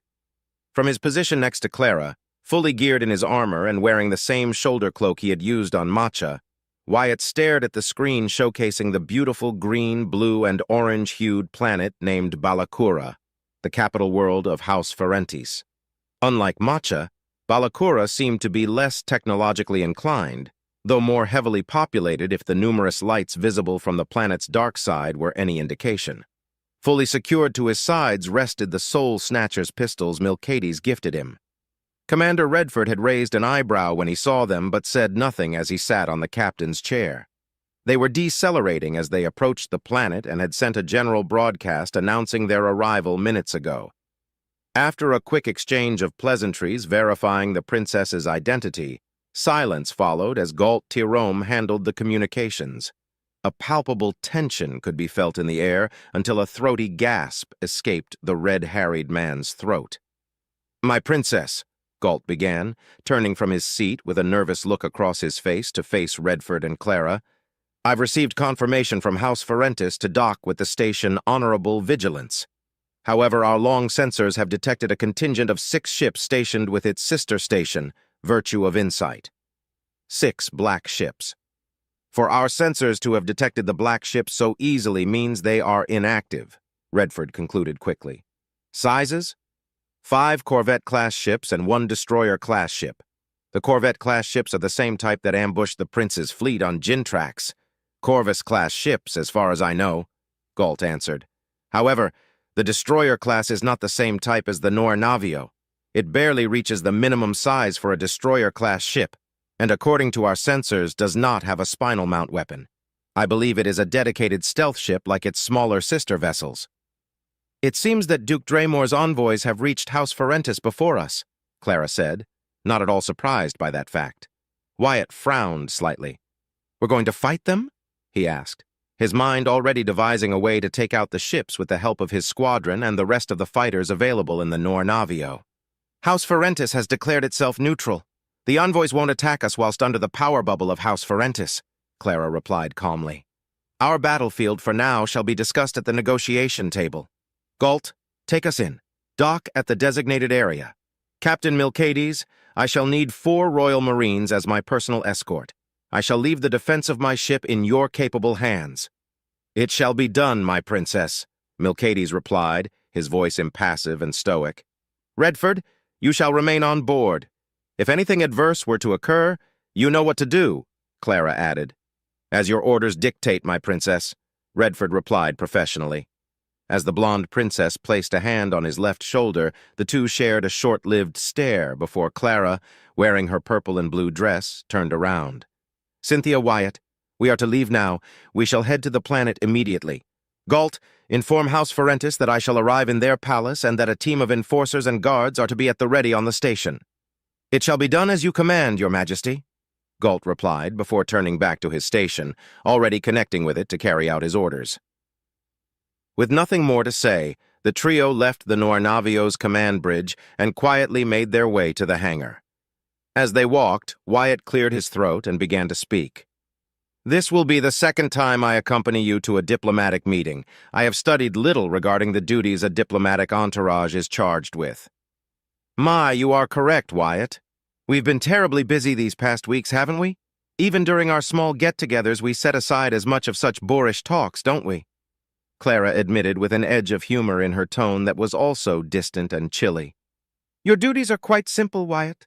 Protect me, of course, look strong and mean while I talk, answer only to any questions I allow you to answer, and interject on my behalf if a topic is beyond my knowledge or if my honor is insulted. Do keep in mind, however, that unlike our meeting with Uriel Holks, violence is not an option at our disposal unless House Ferentis commits taboo and ends up breaking the ancient laws of hospitality, neutrality, and proper conduct. I assume those are bad? Asked the pilot, half cursing the many and, in his opinion, stupid rules nobles insisted on sticking to, and half puzzled as to what breaking those laws would actually entail. Allow me to set an example that you may understand, Cynthia answered. Imagine your family is feuding with another family for whatever reason. This reason is enough for the two families to fight, and most likely despise one another. Other families are aware of this dispute, and some support you whilst others support your rival family. However, the majority stand on the sidelines, neutral to the conflict.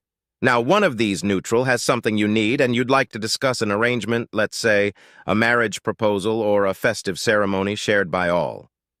Wyatt listened carefully and pictured such a scenario in his head. It wasn't uncommon for commoner families to fight over petty things, although other reasons were far more serious, like a crime committed or personal disputes that threatened the livelihood of a family member. His own family had had a short-lived feud with another family that he couldn't remember the name of because of him a year or so after his encounter with the Drazen. This family accepted to listen to your proposal, Cynthia continued, and thus welcomed you into their home as a guest. Isn't it a simple courtesy to treat your guests with cordiality and a measure of respect? She asked, turning her head only slightly to glance at her pilot friend with her peripheral vision. Now imagine that this family suddenly attacks you or insults you to the point of verbal and physical altercation for no other reason than they wish to gain favor with your rivals whilst under the pretense of amicability and hospitality. Wouldn't you agree that retaliation is more than justified against such betrayal? How is that any different, that setting an ambush? Wyatt asked himself for a moment, but then really thought about the situation at play. If he and his family were in such a position, could they really carry out such a tactic just to gain an advantage? His family wouldn't, although he would do it without hesitation if it was done in a battle. But that isn't a battle. Would I be willing to do such a thing to someone who isn't my enemy? To accept them into my home under the lie of offering my hospitality just to stab them in the back for a potential gain? Wyatt asked himself, and while he could see the value in such a tactic, he couldn't see himself carrying it, not outside combat. The idea of doing something so inhumane, cruel, and despicable left a bad taste in his mouth. And if I am on the receiving end of such a tactic, what then? I trusted these people to stay under their roof to have a discussion, and now my family and I have been betrayed, possibly killed. If I survive such a thing, what would I do? Go on a bloody rampage? Seek revenge, throwing the advice of my father to the ground? What would be allowed to be carried out against these deceivers? Would I be justified to do anything and everything to them in retaliation? Wyatt pondered heavily, and the more he thought about it, the more he understood the position House Ferentis found itself in. On one hand, if they didn't want anything with Clara, they could have denied them docking or said something against her presence when they entered the system 2 days prior. That meant they were willing to hear her out as neutral parties. On the other hand, if they welcomed Clara to the table and as their guest, what could be the consequences of carrying out such a tactic? If they failed, there was no telling what Clara would do in retaliation. If they succeeded, then what would the prince do once he learned that his most beloved sibling perished under such circumstances? Would House Ferentis truly risk doing something like that at all? After all, they could refuse her proposal and remain neutral. In contrast, would they pass up the chance to negotiate in favorable terms with a princess of the principality? Risks and opportunities are often mistaken for one another and wear the same dress in the face of even the most experienced, Clara said abruptly, her tone firm. Immediate risks are prominent, but those unseen and long-lasting are far more pervasive. Only a house with nothing to lose and all to gain would become such betrayal, uncaring of risks, devoid of sanity. The ill repute and the mark of distrust would be their damnation even in victory. Who could trust such loathsome creatures if they are willing to murder their guests? Wyatt let out a long, tired sigh. The more he delved into the world of nobility, knowing their plays, rules, games, and laws, written and in spirit, the more he loathed having become one. Being a commoner was much more simple. Then again, with the power and rank of nobility came many perks. Monetary perks were his greatest interest so far. Although, Clara makes a good point. It'd be stupid to break these rules without a good reason. I wonder if the Draymore envoys would be willing to try something against Clara. If they do, then I won't be lacking targets for live practice, he thought, gently patting his left handgun. Since House Ferentis won't dare to try anything idiotic, that leaves the traitors. Indeed. However, these same rules apply to them in neutral territory. Fighting in Caiston and Finnegan was expected and ongoing since they have declared their loyalties. In neutral territory, we are enemies only at the diplomacy and negotiations table. At least, of course, on paper, declared the purple-eyed woman with a mirthless chuckle escaping her throat at the end. The rest of their walk was uneventful and silent. When they arrived at the hangar, the 4 Royal Marines Clara had solicited were already waiting for her. Redford had also formed up 3 squadrons to act as the shuttle's escort, but not a single member of the composters was among the selected pilots. The heterochromatic-eyed man wondered why his teammates were set aside at first, but quickly thought about it, and putting himself in the commander's position, he too wouldn't want to reveal his best pilots for something as trivial as a simple escort mission. Less so when the enemies were likely watching his movements. Better to save your best weapons for as long as possible and strike only when necessary, the pilot thought, as he reflected on the situation. After boarding their shuttle and leaving the Noirnavio behind so it could dock in peace, Wyatt followed the path that the Ferentis navigators gave him. From his sensors represented on the tactical screen, he could see the space around the planet was busy with activity. Several dozens of ships flew peacefully, either packed full of resources going out to an unknown destination or coming to load their storage areas. There were also many gunships and other small military vessels bearing the emblem of House Ferentis, a stalk of grain growing amidst what looked to be a factory, serving as their local defense space force and peacekeeping units. As they approached and the planet became bigger and bigger, 1, then 2, and then 4 gunships came close to the shuttle, their weapons powered down and joined the fighters as an escort, a symbol that House Ferentis welcomed the arrival of the princess. How peculiar! Wyatt glanced at Clara and stared at her smile. It was a new smile. Neither cold, pensive, playful, or calculative. He couldn't quite describe it. It was as if her smile reflected a victory in a battle that had not even happened yet. "What is?" he asked tentatively. 4 gunship escorts. Their welcoming gesture is a great assurance, Clara explained cryptically. The pilot looked past the princess, finding Cynthia's impassive expression. There would be no further explanation of what Clara was talking about. Before they could reach high orbit, their fighter escorts flew back to the Noirnavio, breaking off and letting the gunships accompany them down to the planet's surface.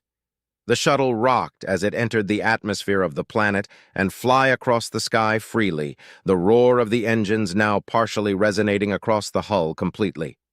Having no interest in seeing the surface through the cameras or slowing down to admire the splendor Balakura had to offer, Wyatt flew the shuttle straight for the Grand Palace and seat of power of House Ferentis. Just as the Grand Palace came to view a few minutes later, the gunship escorts broke off, returning to their original duties. Moments later, Wyatt answered a ping. Shuttle NTS-001, this is Head Navigator and Head Aero Transit Controller Udo Colio. Land on the given coordinates. House Ferentis welcomes Her Royal Majesty Princess Clara Astor with utmost respect and joy. Copy that.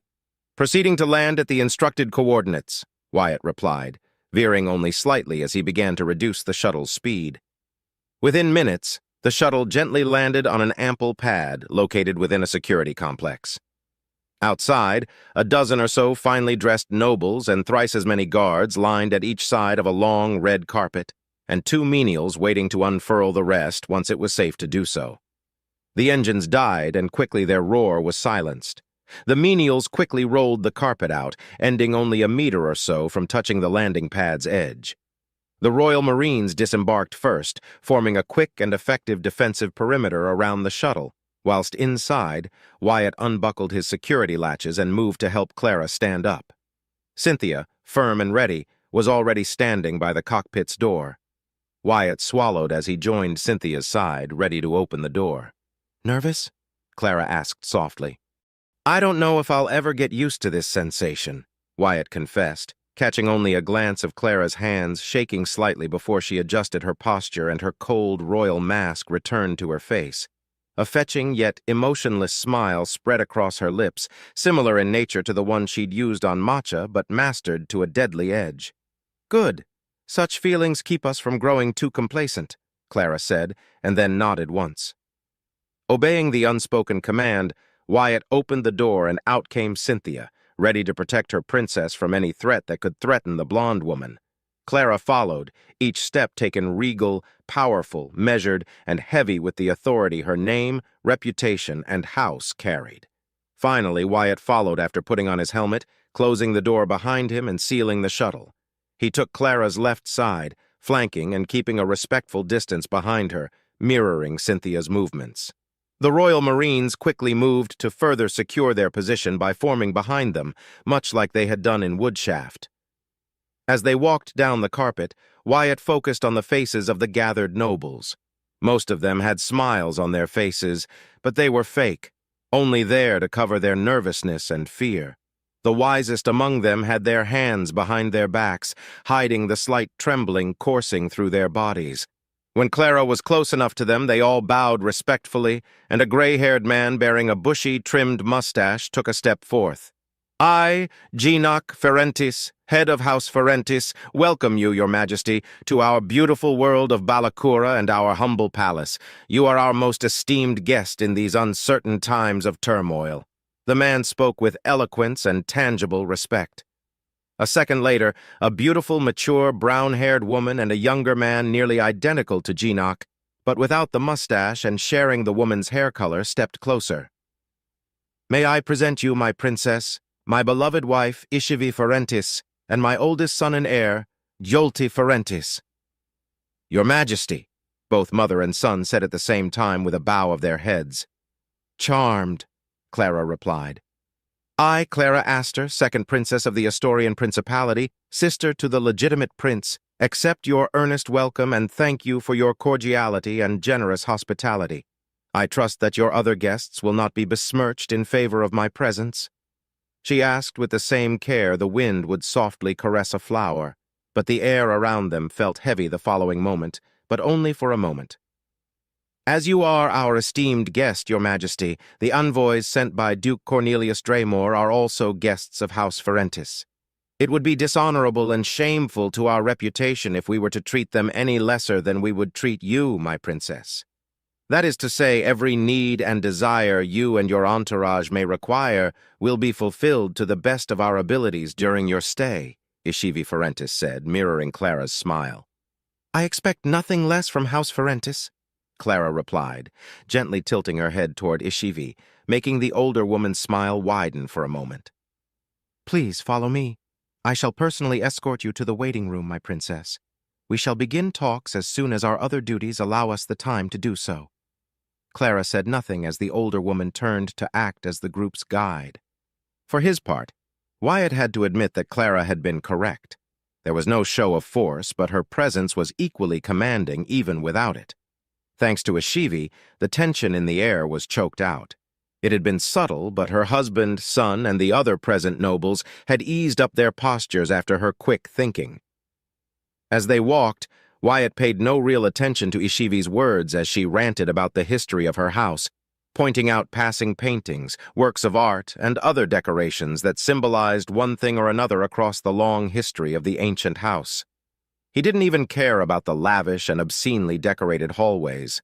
He'd seen enough of it in Matcha already, and his wonderment regarding the apparent shallow displays of wealth and power nobles seemed to enjoy had died out quickly. No, his focus was set on his duty and task at hand, protecting Clara from all threats. That was the only thing that mattered.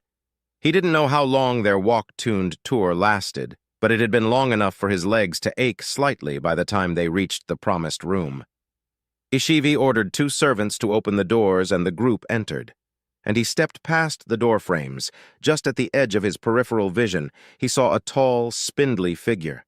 He saw 2 vines tipped with claws. He saw the grotesque brown and pliable flesh. He saw a figure that he could never forget, forever burned into the depths of his mind. Wyatt's body moved on its own, shoving Clara out of the way with all his strength, not giving a damn if she fell to the ground as long as he could put himself in between her and a Drazen. His left hand quickly drew a pistol. His senses were in full gear. His heart beat hard against his ears and his muscles tensed instinctively as he bellowed a shout of pure, unfiltered hatred. But his rage was not mindless. It was focused and hot, sharp and deadly. Free from other thoughts, he fired 3 shots that landed on the bulbous section of the Drazen, where its true head and brain resided. He was about to shout for everyone to scatter when several hands grabbed him, keeping him from moving. His breathing was hard and fast, and for an instant wondered if they had fallen for a trap, his eyes never leaving the unmoving Drazen. He blinked twice, confusion replacing his hatred as he saw, indeed, a Drazen with 3 holes in its head, but it refused to fall down dead. Actually, it didn't move at all. A second later, he also noticed that there was no blood to be seen. Only dust created by destroyed stone and marble. His heart slowly stopped its frantic beating, and he could hear voices again, not just the beating of his heart and white noise. "Meaning of this?" the voice of a panicked Ishivi demanded, having moved several steps away. Looking around, Wyatt noticed that the 4 Royal Marines were holding him in place.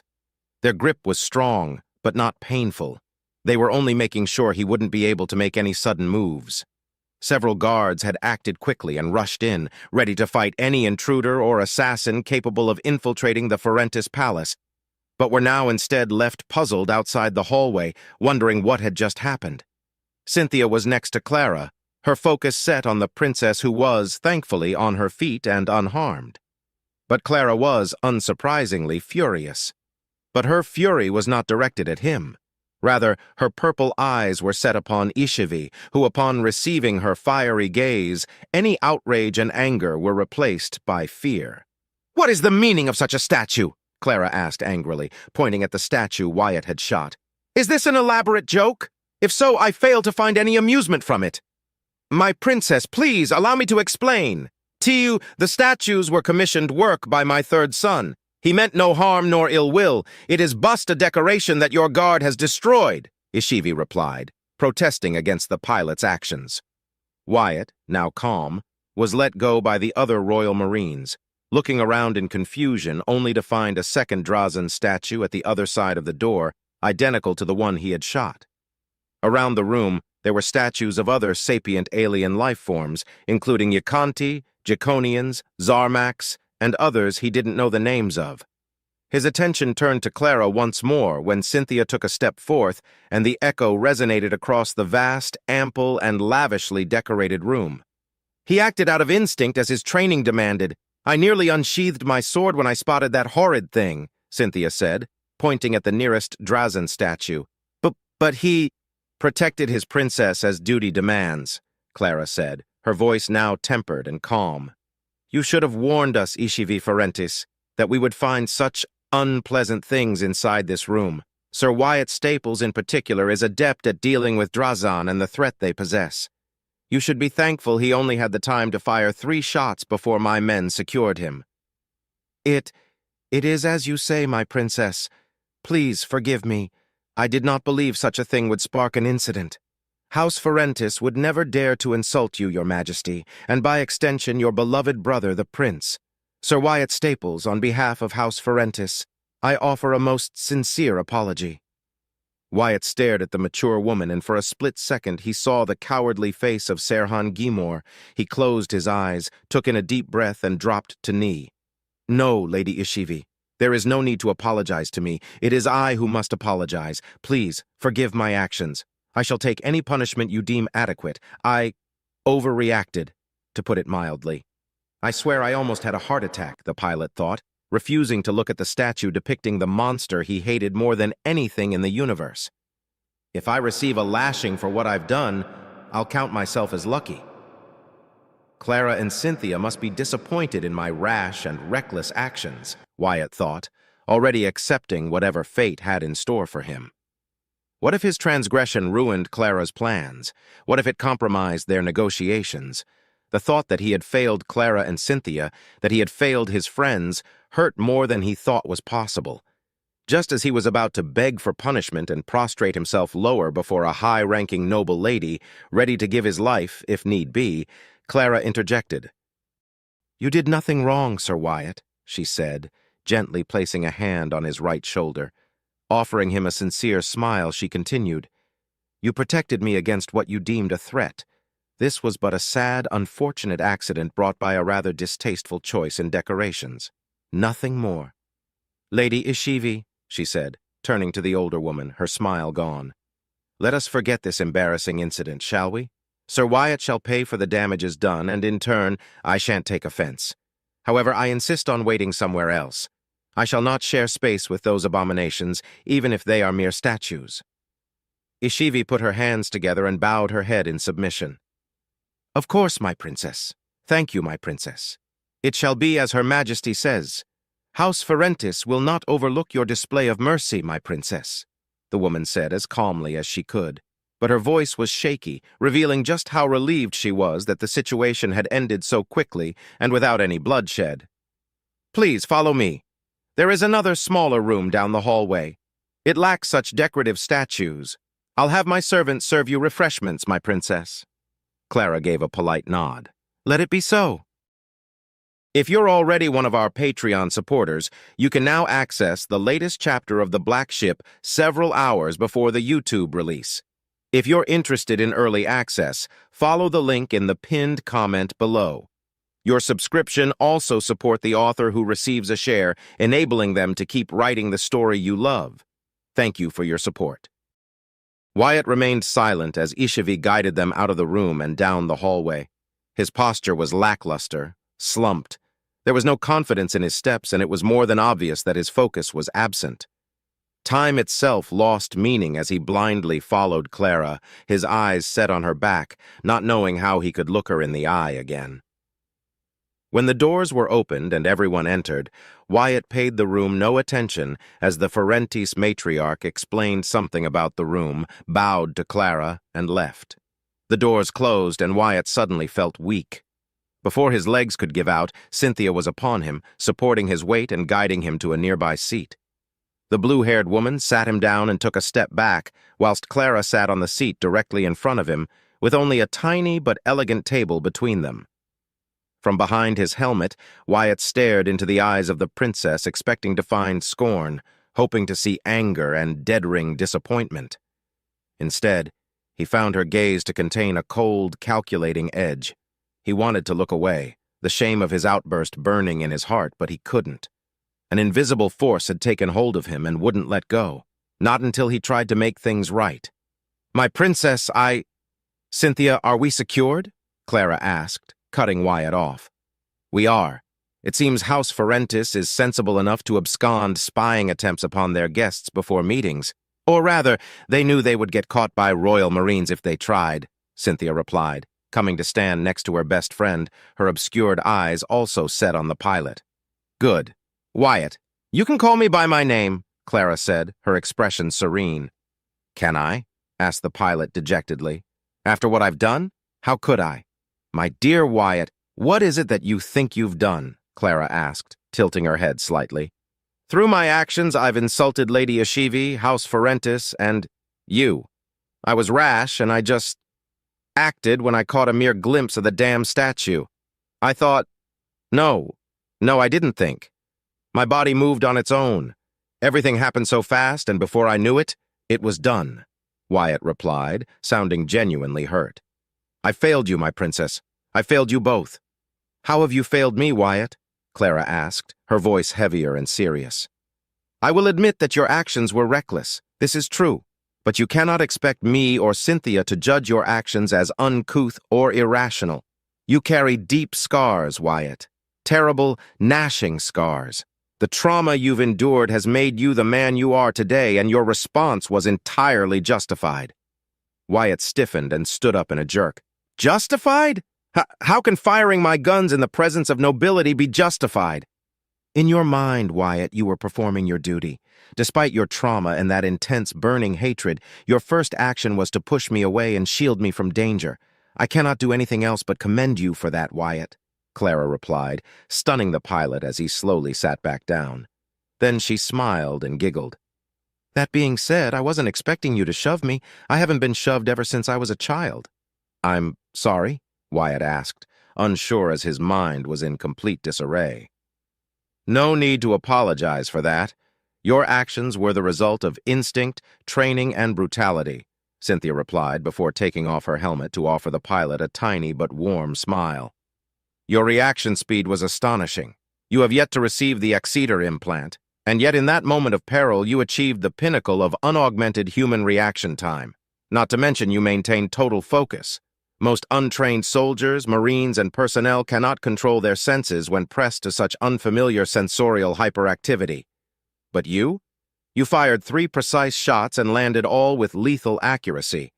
If not for the circumstances that brought you to such limits, I would praise such a display, she said, letting out a soft chuckle.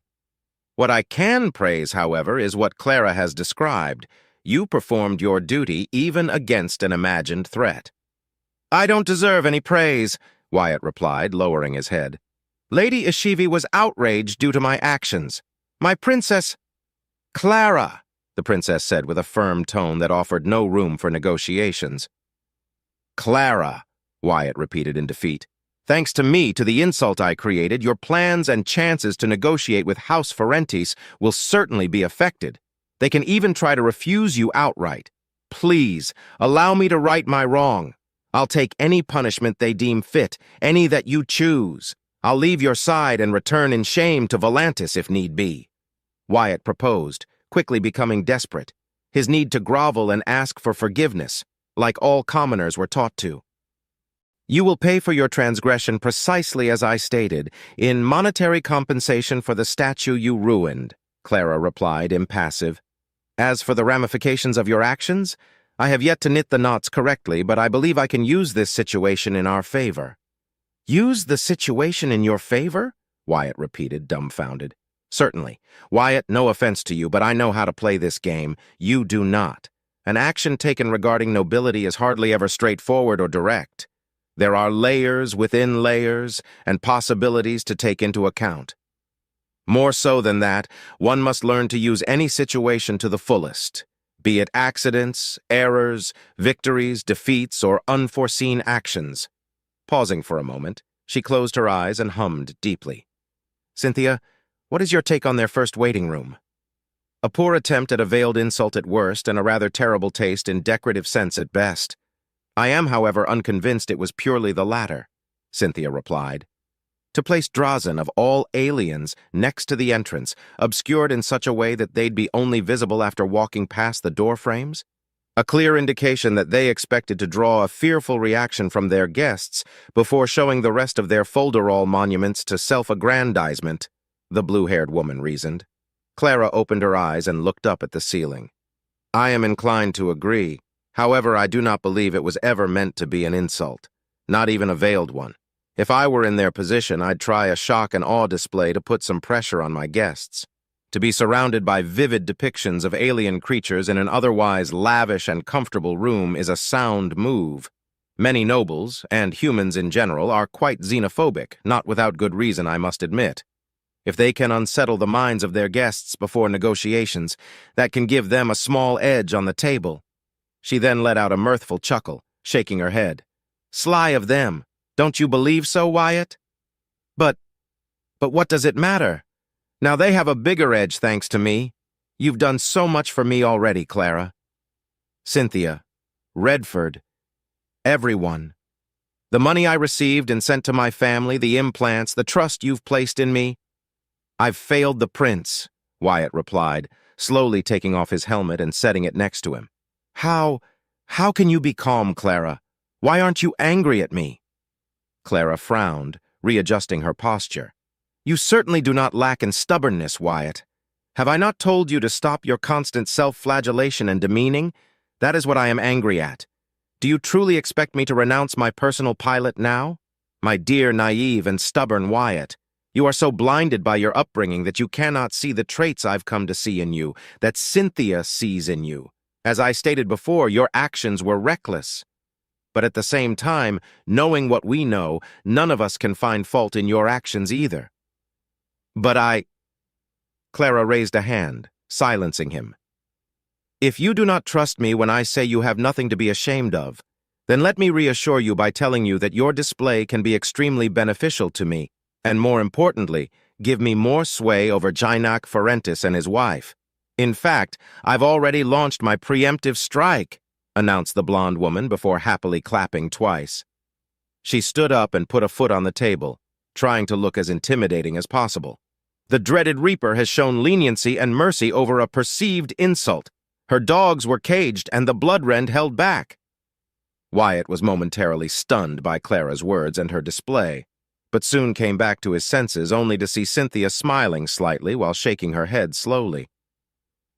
I thought you hated those nicknames, he asked, not sure what else to say. His mind was awash in an internal conflict. On one side, he wanted nothing more than to receive his just punishment, but on the other, he wanted to believe everything Clara and Cynthia were telling him. Oh, how he wanted to believe them. To know that while stupid and reckless of him, he had proven himself useful. Cynthia had praised him and Clara had pointed out his actions. They are my friends. I would rather die first than let the Drazen, or anything else for that matter, harm them if I can stop it, thought the pilot as the turmoil inside him began to dwindle little by little.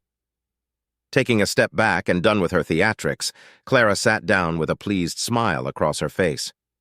However, I'm not the only one who can benefit from this incident, Wyatt. You too shall benefit from it. Wyatt frowned slightly. Weave a perceived power and carefully concealed deceit around yourself. That's what you told me, he said, his tone as firm as he could manage, his desire to speak to her in private resurfacing and giving him much-needed direction as the situation contrasted with what had happened days prior. Clara blinked twice before answering. Wyatt, is there something you wish to tell me? The black-haired man gazed into the purple eyes of the princess and then nodded. Clara, I'm not the most sociable of people, and maybe I'm being a fool or ungrateful, but yes, I need to tell you something. Do you wish for us to be in private? Is this something between knight and princess or between friends? Clara asked, concerned. That made Wyatt pause for a moment. Neither? Both? He asked, unsure. He had not had a personal conversation with anyone for as long as he could remember who wasn't part of his family or his neighbors. Even with the events that had led him to interact with so many high-ranking nobles, two of them royalty as a matter of fact, he was no expert by any means. Could he really trust Clara if they were completely alone? The heterochromatic-eyed man stopped his line of thought as a single word crossed his mind. Trust, he muttered, gaining the attention of both women.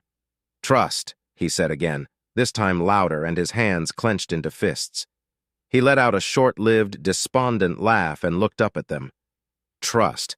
I'm good at obeying orders. But trust. I'm not good at giving people trust unless I think it's worth it. You are different. I wanted to speak to you in private, Clara. However, that would mean I don't trust Cynthia. And I do trust you, he confessed, staring at the blue-haired woman for a short moment. If what I'm about to say brings me damnation, then it is more than justified and earned. I highly doubt anything you have to say can ever achieve such a fate, Wyatt. You are a rather simple man. You've demonstrated it to us several times already, Cynthia replied, crossing her arms and gifting him a warm, friendly smile. Next to her, Clara gave a simple nod of agreement. Wyatt inhaled deeply. In that case, Clara, remember when you summoned me urgently some time ago, pulling me away from the meeting I was having with Commander Redford and the other head officers? I remember.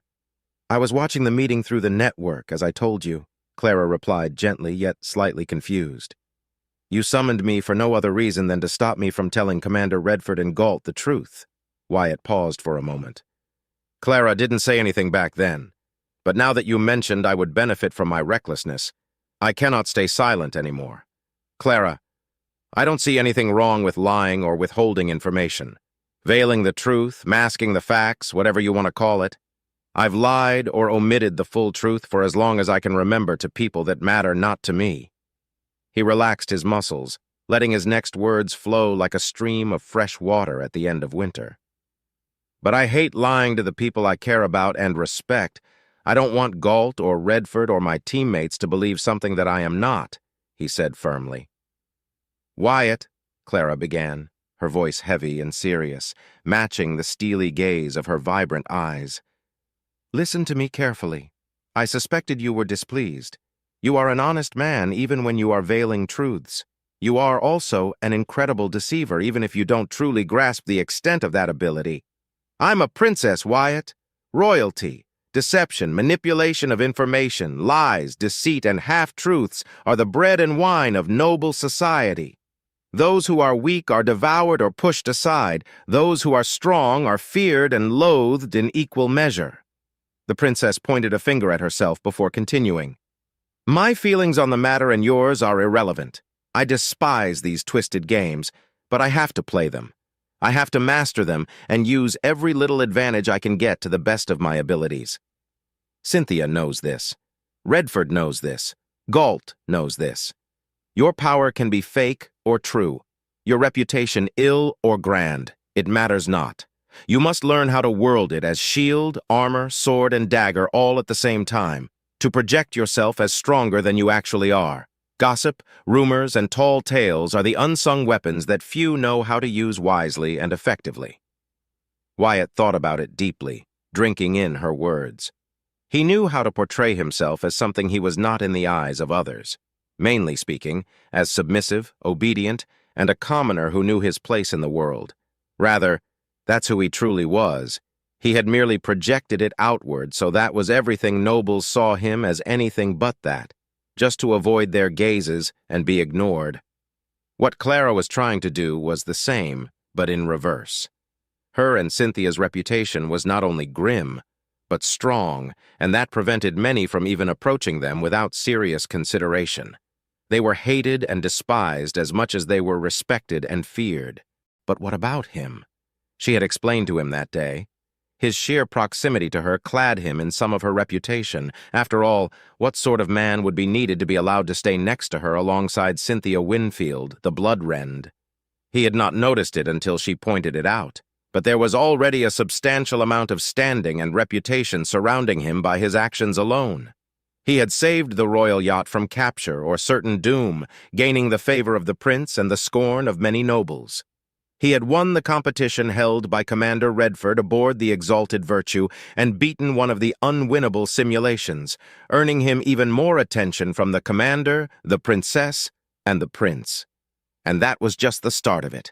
The battle at Gintrax, the destruction of a stealth cruiser, his almost senseless assault against the Drazan fighters, the command of the Noir Navio, his role in expunging the traitors from the fleet. It was all connected, like it or not. After all, the traitors targeted him due to his increasing fame. Their downfall was, in part, delivered by his hand. The prince rewarded him publicly with ennoblement. The prince himself had confided in him to protect his beloved sister. He had not truly understood it when she explained it first, but now Wyatt realized that he couldn't just be commoner Wyatt Staples anymore. When did everything get so complicated? I was never trained for any of this. I just want to be Wyatt Staples, not whatever shadowy version people are conjuring in their heads. I don't have the luxury to choose anymore, do I? Wyatt thought grimly.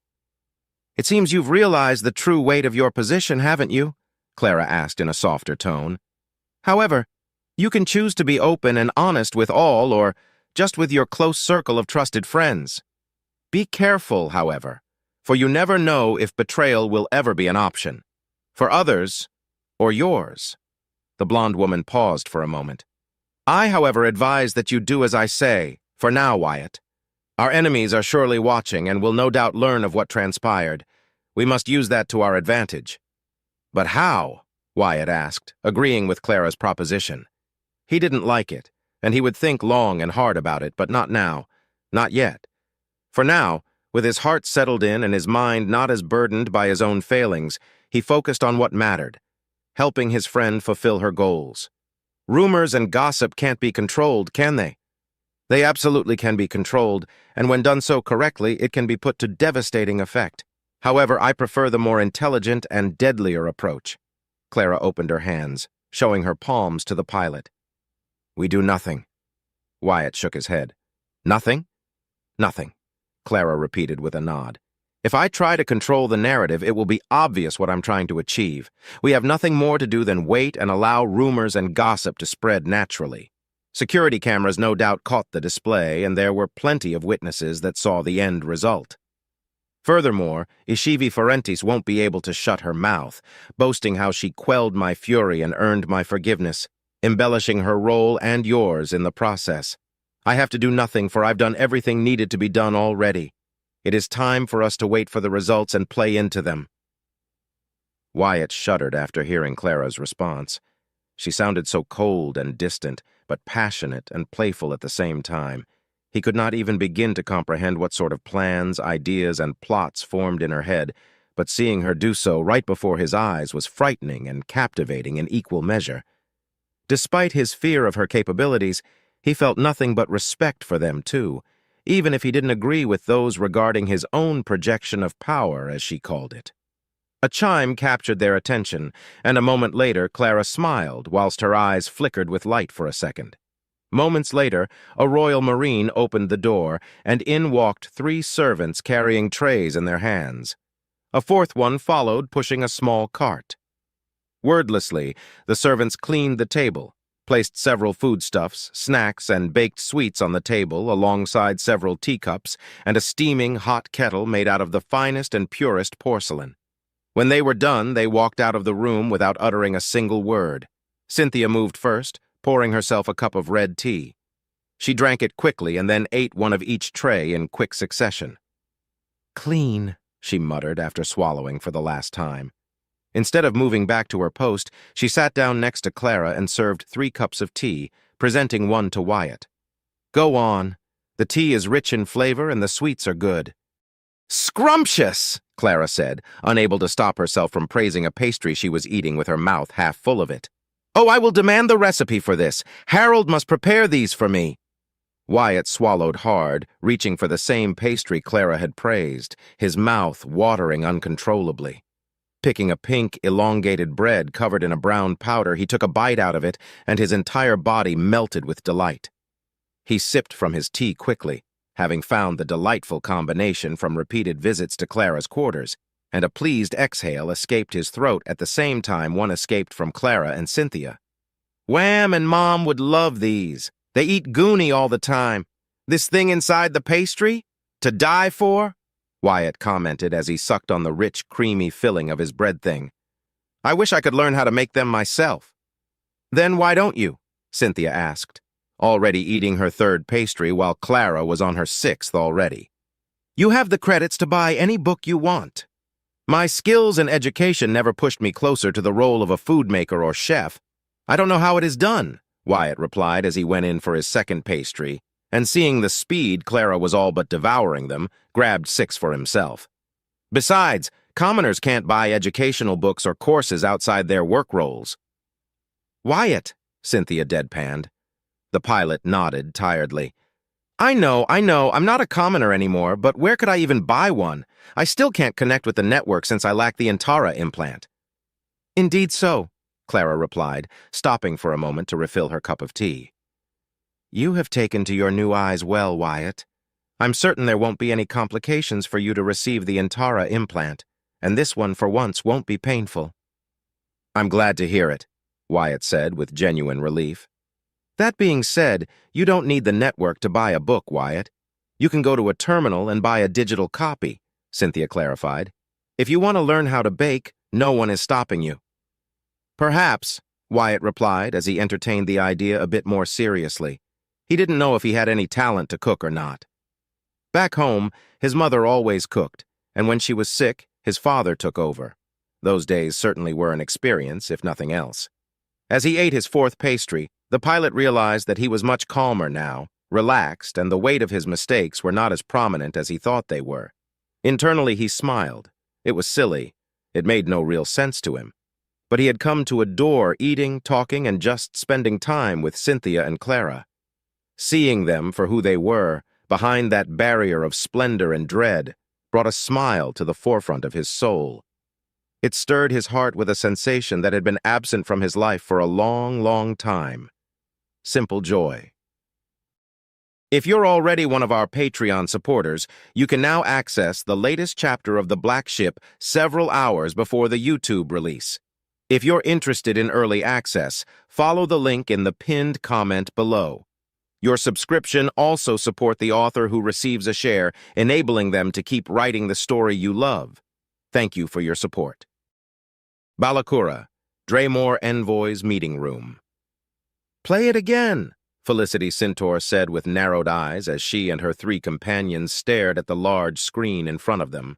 She twirled a glass of wine around using her left hand while her right gently tapped against the armrest of her seat.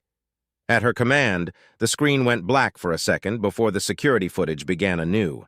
On the screen, it showed the infamous and dreaded Clara Astor, known throughout all nobility circles as the Reaper, flanked by her deadly bodyguard, Cynthia Winfield, the Bloodrend, and the unknown figure that had appeared out of nowhere. They knew little about him, besides what information the intelligence operative named Jade had managed to impart upon them.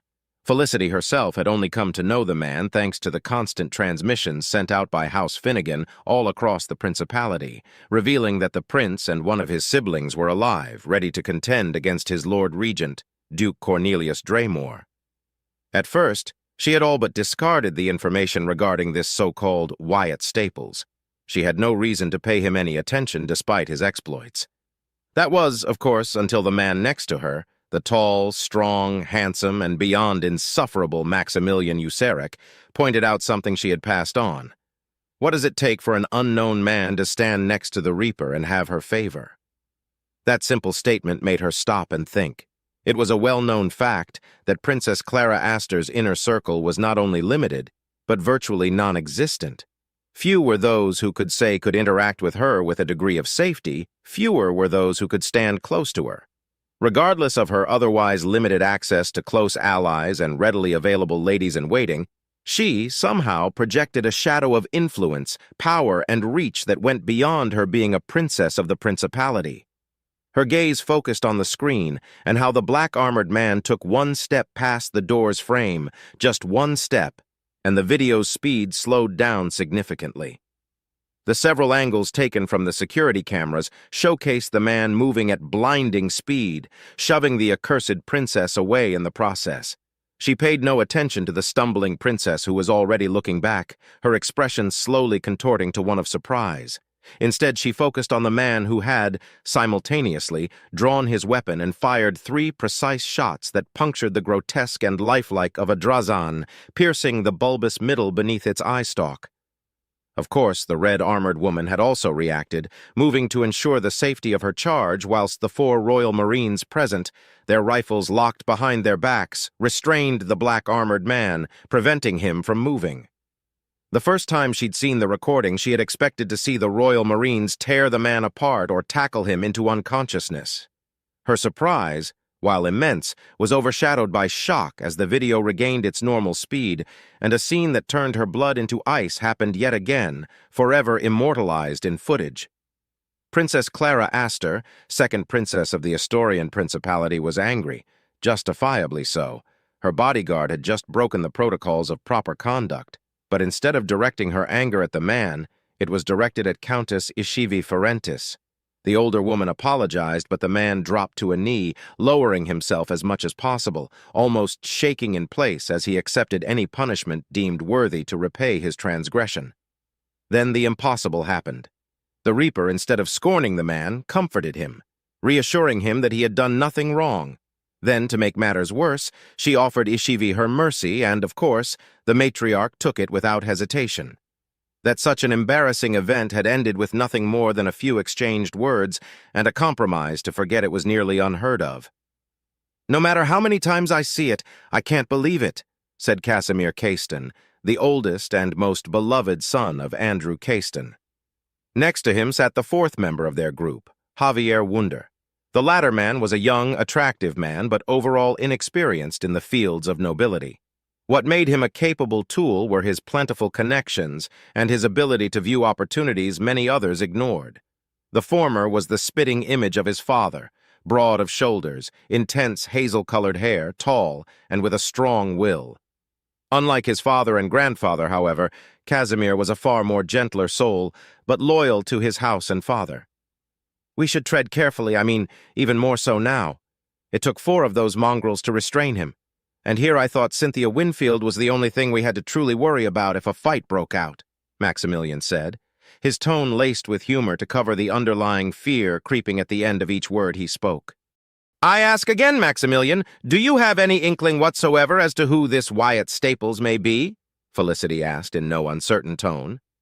"And I reply once more, I do not know," replied the muscular, lavishly armored man.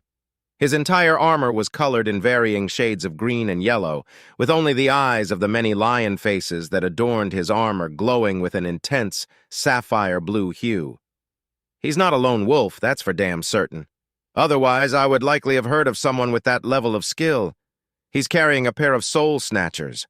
I wonder who he had to kill to earn the right to carry Royal Marine-grade weaponry." Felicity ignored the man, turning to Javier. "No response from the Third Fleet records yet?" "None yet," replied the soft-spoken man. "If he truly was part of the Third Fleet at any capacity and joined the Astor Loyalists, then I suspect those records have been expunged. It is unlikely that I am wrong in this regard, but I hope I am. It would make the task of tracking his history a lot easier. Then again, a pilot with such skills wasted as a mere garbage hauler?" he asked, letting the unspoken accusation drift in the air. "He will be troublesome. The princess has not incorporated anyone into her inner circle for years. Then this man appears out of nowhere after allegedly saving her life and is now proudly standing under her direct command. One must wonder how long this ruse was in the works. Could he be an Astor agent or a failed Royal Marine?" Casimir added.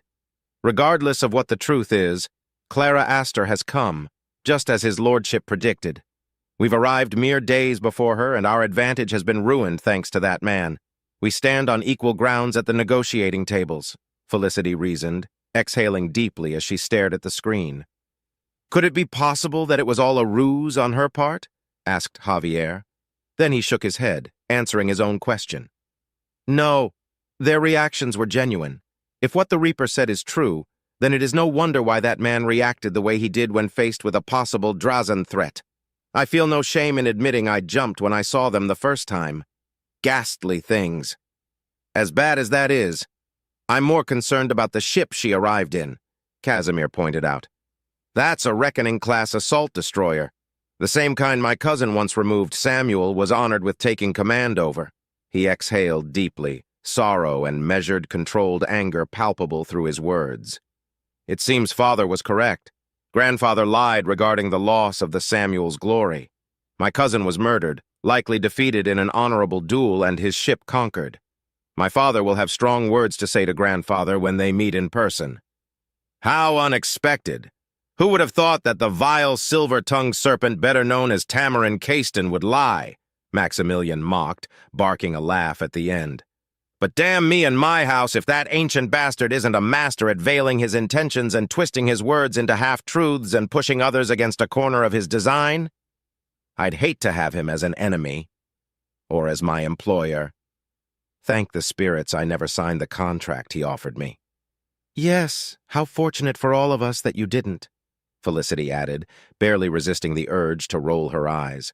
She disliked Maximilian on a personal level, brutish, self-centered, and undeniably full of himself. But he was a lone wolf, and he was worth every damn credit and privilege her house paid to keep his talents at the service of House Centaur. Intra-house affairs aside, this means that the false prince has one of our ships under his command. Perhaps more if the ambush at Jintrax was even more disastrous than we feared. The potential risk of having their secrets stolen is far too great to ignore.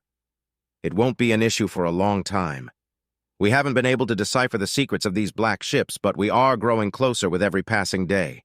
House Finnegan will not be able to outcompete us no matter how much the Marchioness cries about it, declared the silver-haired man. But we shouldn't be complacent about it either, countered Casimir.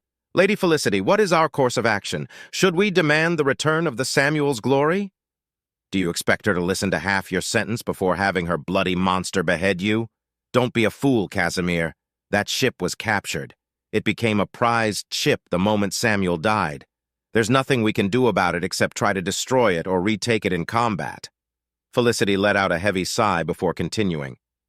And before you suggest infiltrating their ship or planting explosives to cripple it, Maximilian, we are in neutral territory. Any hostile action taken by either side will only hurt us more than it would benefit us. Then what are we to do? Maximilian asked, arms crossed and an eyebrow raised. We make the first move, Javier replied, gaining their attention. The outburst of this Wyatt Staples is unbecoming and showcases a great vulnerability surrounding the Reaper. If he is an Aster agent, then he should have been trained to not react in such a manner. He could be a liability, a chink in the otherwise impenetrable armor of that wretched being. There's no need to be insulting without merit, Casimir reprimanded, but stroked the edges of his mouth with his right thumb and index finger slowly. However, you bring a good point. Their reactions were true and natural. Princess Clara's response was peculiar, unexpected. If I were to guess, this man has a long and lasting history involving the Drazen, as she revealed to Ishivi. Perhaps he was recalled from his duties and has always been a close confidant of Her Majesty? Silence fell between the four of them for long moments until Felicity spoke up once more. It is a shame Veronica couldn't come with us. Mayhaps she'd know who this man is. Be that as it may, we must move forth and secure either the loyalty or neutrality of House Ferentis. Javier, your words speak truth and point at a possibility for us to exploit, or rather, an opening for me to use. The ebony-skinned woman stood up, and with an elegant motion, she made her long black hair dance for a few seconds. You're not going to try and seduce him, right? Asked Maximilian, with an edge of amusement in his voice. As easy as that task would be, Felicity replied with absolute confidence and not a small dose of arrogance, I need only to make him feel comfortable and he'll tell me everything I need to know without him realizing it. The Reaper is strong, smart, deceptive, and dangerous. But her pretentiousness is a great weakness that I can exploit thanks to this strange bodyguard of hers. Now, if you'll excuse me, gentlemen, the will of his lordship shall be done. The trio of men watched the fetching Felicity Centaur leave the room, flanked by 2 Marines and followed closely by 3 of her maids. Once they were alone, Maximilian let out a chuckle. Word of advice? Never underestimate a woman like her. You'll come to regret it otherwise. Casimir and Javier could only nod in silent agreement. Balakura, Ferentis Grand Palace. Wyatt considered himself a patient man for the most part, but his patience had been tested in more ways than one. After having had his fill of the delicious food and baked goods provided to them by the Ferentis servants, the waiting game began. His mind was more at peace, safe in the knowledge that while reckless, neither Cynthia nor Clara judged him for his actions in an ill manner. But as time went by, he began to grow anxious at first, and then annoyed until at long last, Geenock Ferentis, alongside his wife, Ishivi, and half a dozen other nobles entered the room. There was a polite but short-lived exchange of words, only for Geenock to say the meeting would be held the day after. To his surprise, Clara accepted it for what it was, and even Cynthia remained calm and collected. As they walked through a beautiful garden, Wyatt let out a groan escape his throat. Is something the matter, Wyatt? Clara asked. 4 hours. They made us wait for 4 hours, only to exchange some pleasantries and leave, he replied, eyes narrowed behind his helmet. I don't suppose that was an insult, was it? Clara's lips curled into a gentle smile. Not at all. I'm surprised we only had to wait 4 hours. Usually, these diplomatic talks take place over the course of several days. First, it starts with a greeting and fashionable lateness to showcase the power and standing of the host house. Second, pleasantries are exchanged, and usually there are short reunions and social gatherings in order to rest and be amazed by the wealth and splendor of our generous hosts. Thirdly, depending on the nature of what is to be discussed, reaching an agreement after reviewing and countering all points could take anywhere between 1 week to a month. Wyatt nearly stopped after hearing her answer. And Dad wanted me to join the diplomatic corps? My princess, if I may, what even is the point of wasting so much time? He asked, genuinely puzzled. Long-standing tradition, was her immediate answer. It also serves as a buffer time for everyone to get a better understanding of what the other involved parties are after if more than 2 sides are present. Current events are playing in our favor, and it is the main reason why my first objective was to come here as quickly as possible. Geenock knows a decision must be reached soon, and he's aiming to keep the stronger hand on the table at the cost of sidestepping traditions. A brilliant move on his part, too. In these uncertain times, such actions can be forgiven and overlooked. I will never understand the hedge maze that is blue blood posturing and scheming. It was bad enough watching from afar as a commoner, but looking from the inside? How could anyone enjoy these many rules and stupid traditions? He asked himself only for Clara to stifle a giggle a second later. Believe me, Wyatt, the majority of nobles are raised to deal with such things from a young age. Some are simply more adept than others, whether they like it or not, Clara added, coming to a halt suddenly before turning to her left. Wyatt followed her gaze and found a small group walking down the crossroad path. The pilot quickly made out the leading figure was a noble lady of incredible beauty, with long black hair, a curvaceous figure that her long silvery dress accentuated and contrasted nicely against her ebony skin. Her eyes were warm and piercing, honey-colored, masking a trap of promised sweetness behind them. The way she sauntered her hips with every careful step she took held no intention other than to proclaim her presence. "Ah, Princess Clara Astor, Your Majesty," the woman said once she was close enough, stopping at a respectful distance from the princess's entourage. The dark-haired woman bowed ever so slightly, showcasing submission. "It is an honor to be in your presence. It is a shame that circumstances had brought us to opposing ends of the negotiating table." The black-haired man tensed for a moment, but then relaxed, following Cynthia's example. "Ah, you must be Viscountess Felicity Cintor. A pleasure to meet you at long last. I've heard many tales surrounding your exploits. All of them positive, I assure you," Clara replied, her tone matching that of the black-haired woman. "I must agree with you, Lady Felicity. It is a shame that such ignoble circumstances have brought us to conflict where none was needed." "Such are the struggles of power and the weight of the throne, is it not?"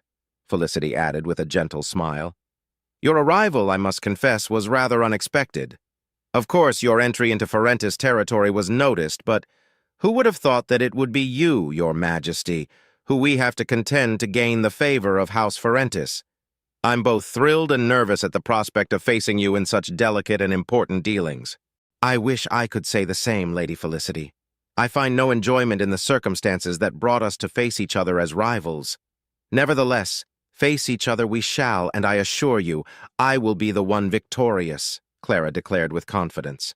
"However, such trifle things are best reserved for the table, not the gardens. Out of cordiality, is my uncle in good health?" "His Lord Regent is strong and sound. Lady Veronica and Lord Gabriel are also in good health. This will please you to hear, no doubt," Felicity replied, unflinching. Clara let out a short-lived but relieved sigh. "That is indeed good to hear. It soothes my heart to know my cousins and uncle have not to worry about the clutches of sickness and disease strangling their necks." "Quite so, Princess. We were relieved to see the Prince, and yourself, of course, safe and sound during the ceremony held by Marchioness Amelia Finnegan. Contrary to what you may believe, his lordship does not wish to bring harm to his nephew, the Prince," declared the woman with a friendly smile. "It is regrettable that conflict arose at all." "Regrettable," Clara concurred. "So many lives and ships have been lost already. The longer this conflict lasts, the weaker the principality will become. I would ask you to talk sense into my uncle, but we both know that is a Sisyphean endeavor." as it would be making the prince understand he is not suitable to be the prince, and that the principality requires a strong, firm leadership until he or another more capable man or woman is ready to become the prince, Felicity remarked with a longing sigh. As it is, as it were, fate is a fickle thing. May this conflict end soon, Your Majesty. May it end soon, Clara agreed, her expression never faltering. I'm terribly sorry to cut our conversation short, but I feel terribly tired and in need of rest. Wyatt, I shall retire to my quarters. Accompany Lady Felicity as a sign of my goodwill until she dismisses you or I call for you. Treat her as you would treat me and do enjoy the gardens.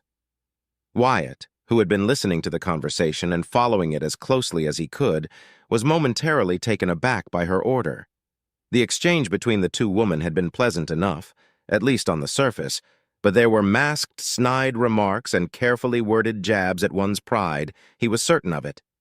Some were more blatant than others, but the conversation was anything but amicable at the end of things. And now Clara had just ordered him to act as an additional escort to the woman? What was he supposed to say to that? He looked at Felicity for a moment, and bereft of any other options, saluted. As you command, my princess, Wyatt replied, unsure what was Clara's goal. He joined the Marine on the left as he watched Clara, Cynthia, and their escort of Royal Marines continue their walk. He expected to hear another command in his mind, but none came. Sighing internally, he focused on the task at hand. Maybe this is my punishment? If so, I fail to see a lesson to be learned by serving as an escort for a traitor, thought the pilot as Felicity resumed her pace.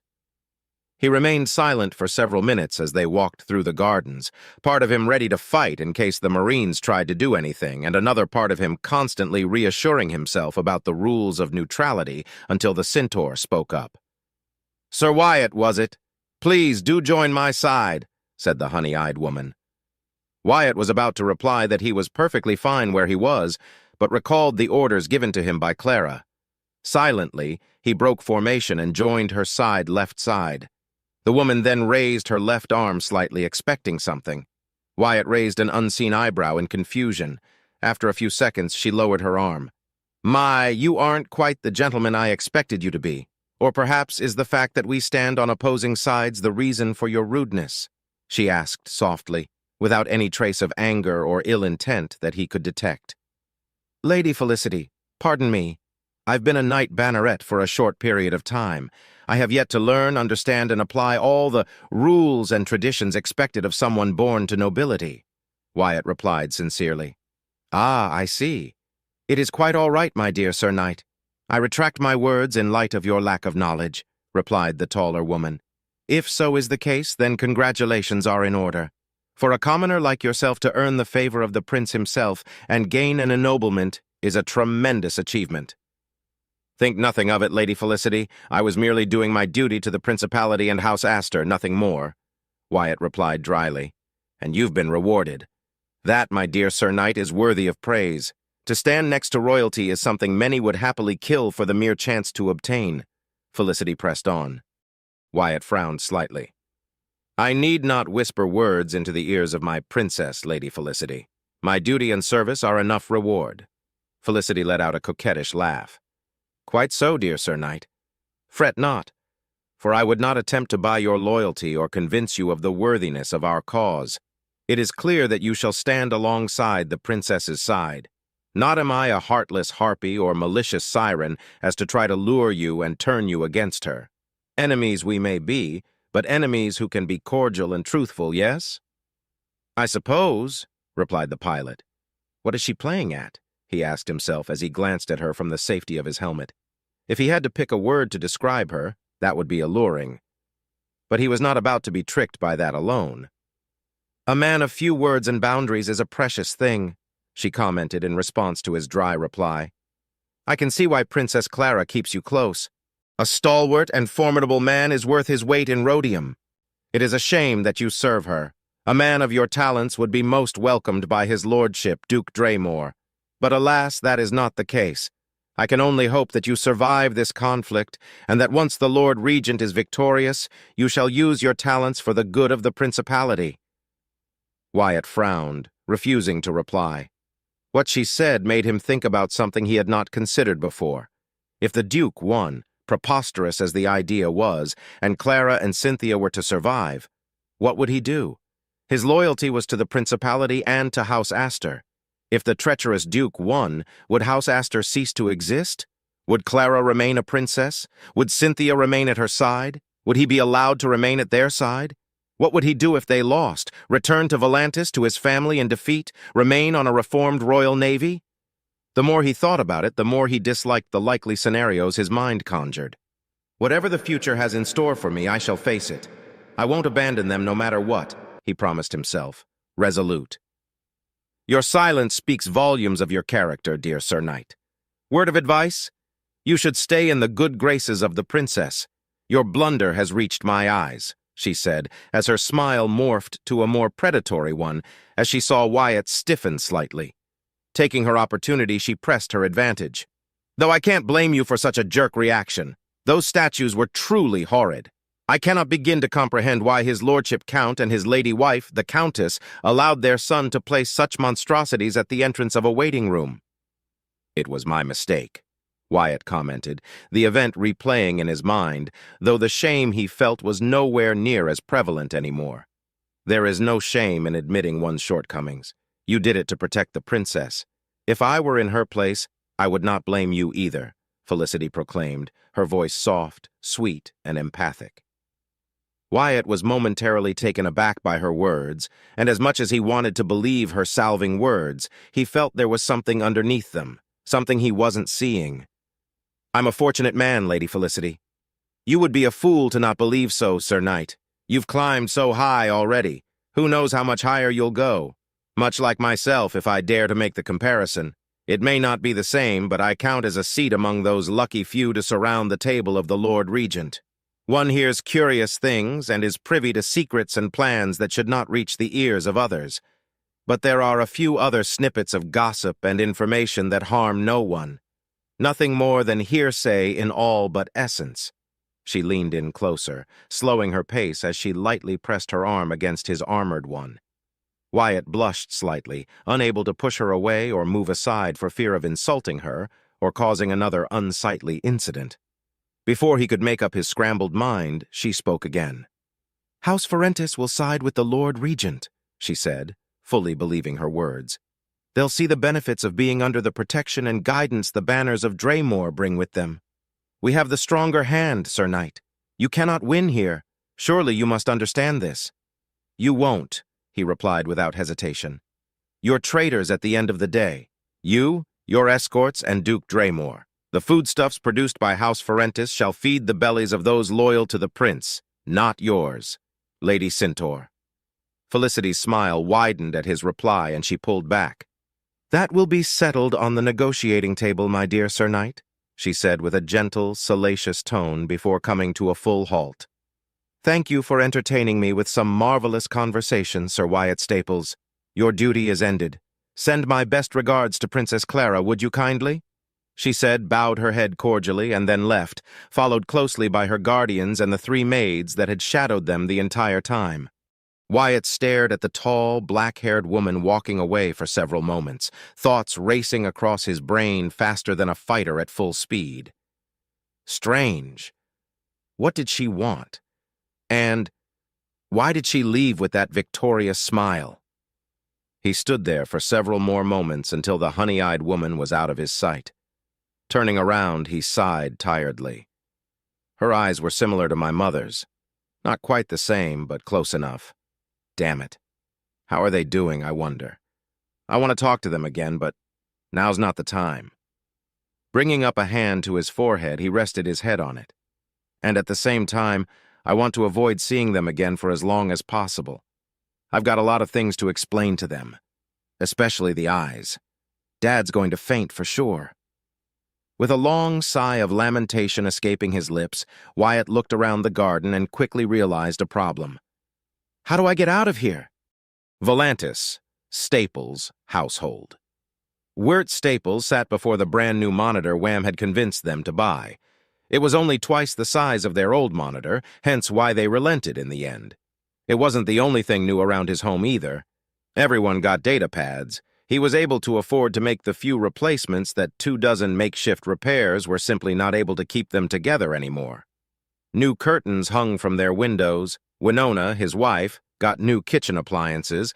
A second-hand but well-maintained sofa rested in their living room, a soft new bed that helped with her back pains, and several tools that needed replacement in his garage workshop. His wife, bless her heart and thoughtfulness, had all but drilled into their minds that the absurdly vast amount of credits their oldest son had sent them was to remain safely locked away in his account. She only allowed interior and necessary things to be bought or replaced, and outright forbade them from even thinking about buying new clothes, footwear, or anything non-essential. As much as she wanted to shout to everyone who would listen that her firstborn son had become a noble, she knew better than to draw unnecessary attention to themselves. He recalled how he had to plead with her to buy all the medicine and treatments she needed to treat her condition, and he only won because Wyatt specifically sent them the money to treat her.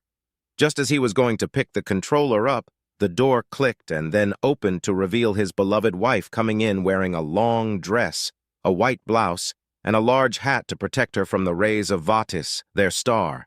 A large, heavy-looking bag dangled from her hands. He stood up and walked to meet his wife, sharing a smile once they were mere inches apart and then closing to unite their lips in a kiss. It only lasted a few seconds before they broke apart and his wife let out a tired sigh. "Long day?"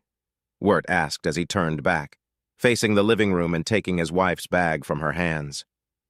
"Not really," Winona replied, following her husband slowly. "The medicine works, and my back didn't hurt at all." She paused for a moment, turning to the monitor's screen only to sigh a moment later. "Wyatt should be storing his credits for his future." "Dear, we've barely made a dent in what he sent us, and he said he had more.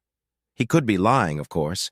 You can't tell when that boy is lying or telling you the truth, but I don't think he'd lie about that," Wirt replied, setting the bag on the floor next to the sofa before turning to help his wife sit down. Once she was seated, he joined her side, retaking his claimed spot. "Now why don't you tell me what got you so flustered?" "Everything, Wirt," Winona replied, leaning back. "Our son is out there risking his life for what? So that blue bloods can keep their asses firmly planted on cushy thrones? Our son, Winona, is out there fighting for the prince and the principality. He's out there protecting us and doing his darndest to prevent a civil war from happening," Wirt replied, softly caressing his wife's hands. Winona nodded slowly. "At least I can rest easy knowing that this mess is a succession dispute." "Everyone is so scared, Wirt. Everyone that came for this week's lesson only talked about the price increase on many goods, how the orbital traffic diminished, and some even talked about pirate assaults happening across neighboring systems. Wirt, I'm scared. For us, for our sons, for Wyatt. I haven't heard from my sister. And I haven't heard anything from my siblings either," Wirt mumbled. "I hope they're okay. Working on water harvesting stations and asteroid mining outposts isn't safe if there are pirates lurking about." "At least my sister is on a planet," Winona added. "What about you? I thought you were going to be out until tomorrow." "Work was canceled when I arrived," Wirt replied, frowning. "The shipment didn't come, and we finished all the backlog projects we had scheduled. Only the maintenance guys were called in," he chuckled. "Gives me more time to tinker around and fix stuff. I actually finished fixing Sikaro's fridge before you arrived." Winona leaned in, placing a quick kiss on her husband's left cheek. "And your idea of relaxing was watching the ceremony procession again?" "Can you blame me?" Wirt replied with a snort. "Our son, our Wyatt, is there, standing tall and proud, holding a banner like a true nobleman.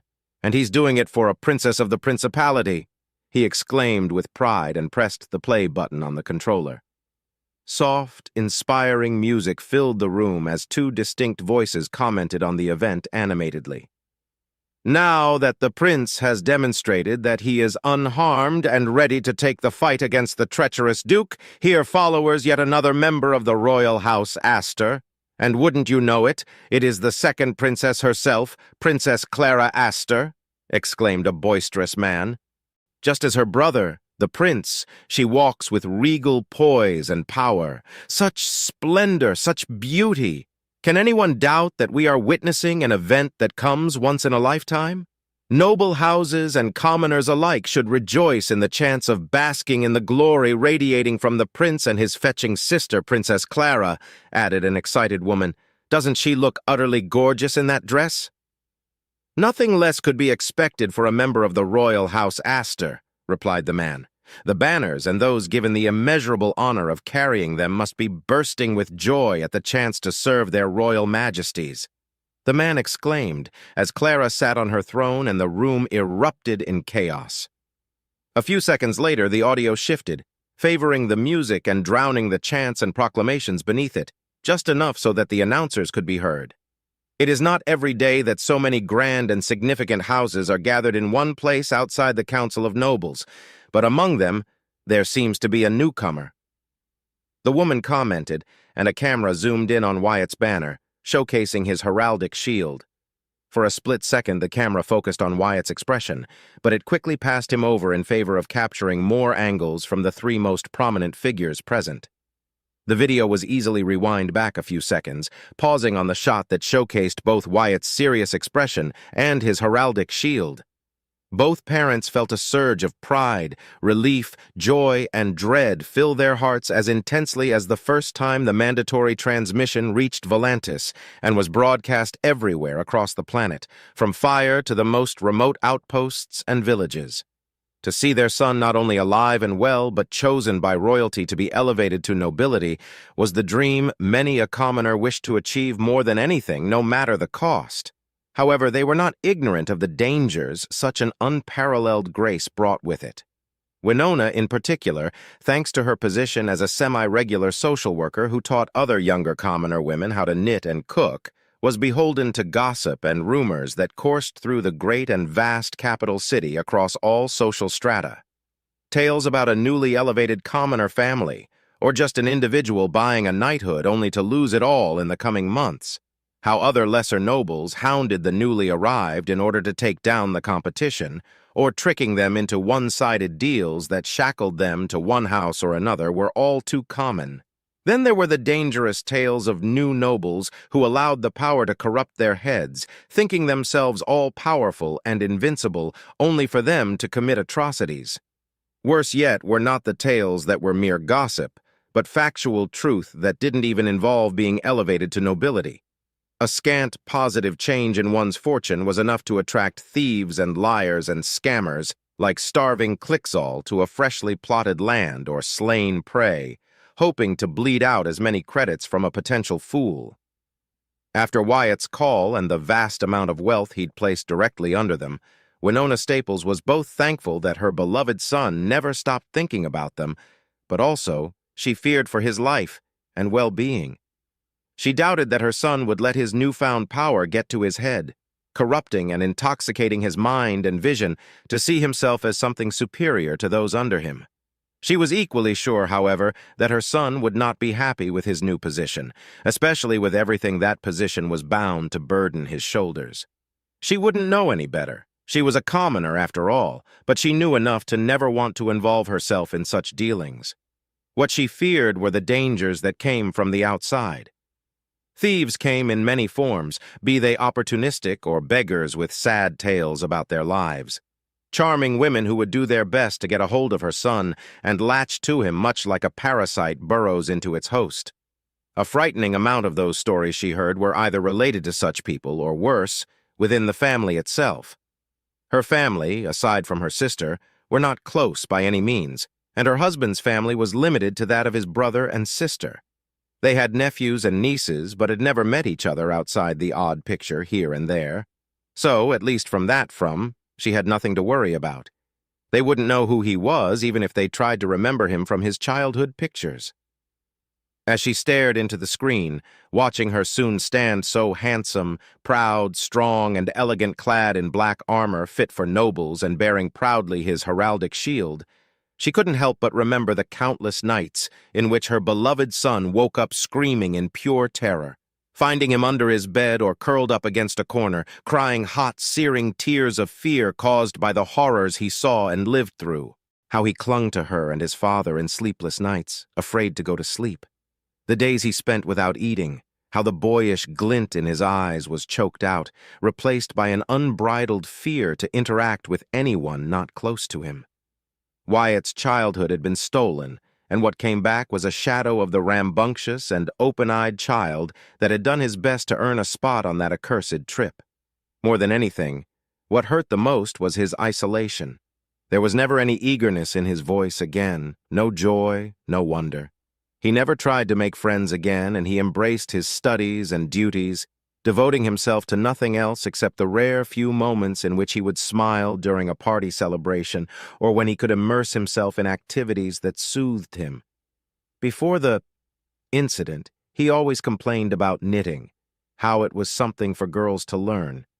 After he returned, he never complained again, but knitting made him smile, and the fear in his eyes would be gone, at least for a few hours. The old Warlow taught him how to paint, which reignited his imagination. Moreover, after all the therapists and doctors that failed to help him, he helped himself, crawled out of the abyss he was in, and continued forth. He never told her so, but she was certain the only reason he sought to work at the nearby woodmill was because he needed it to some capacity.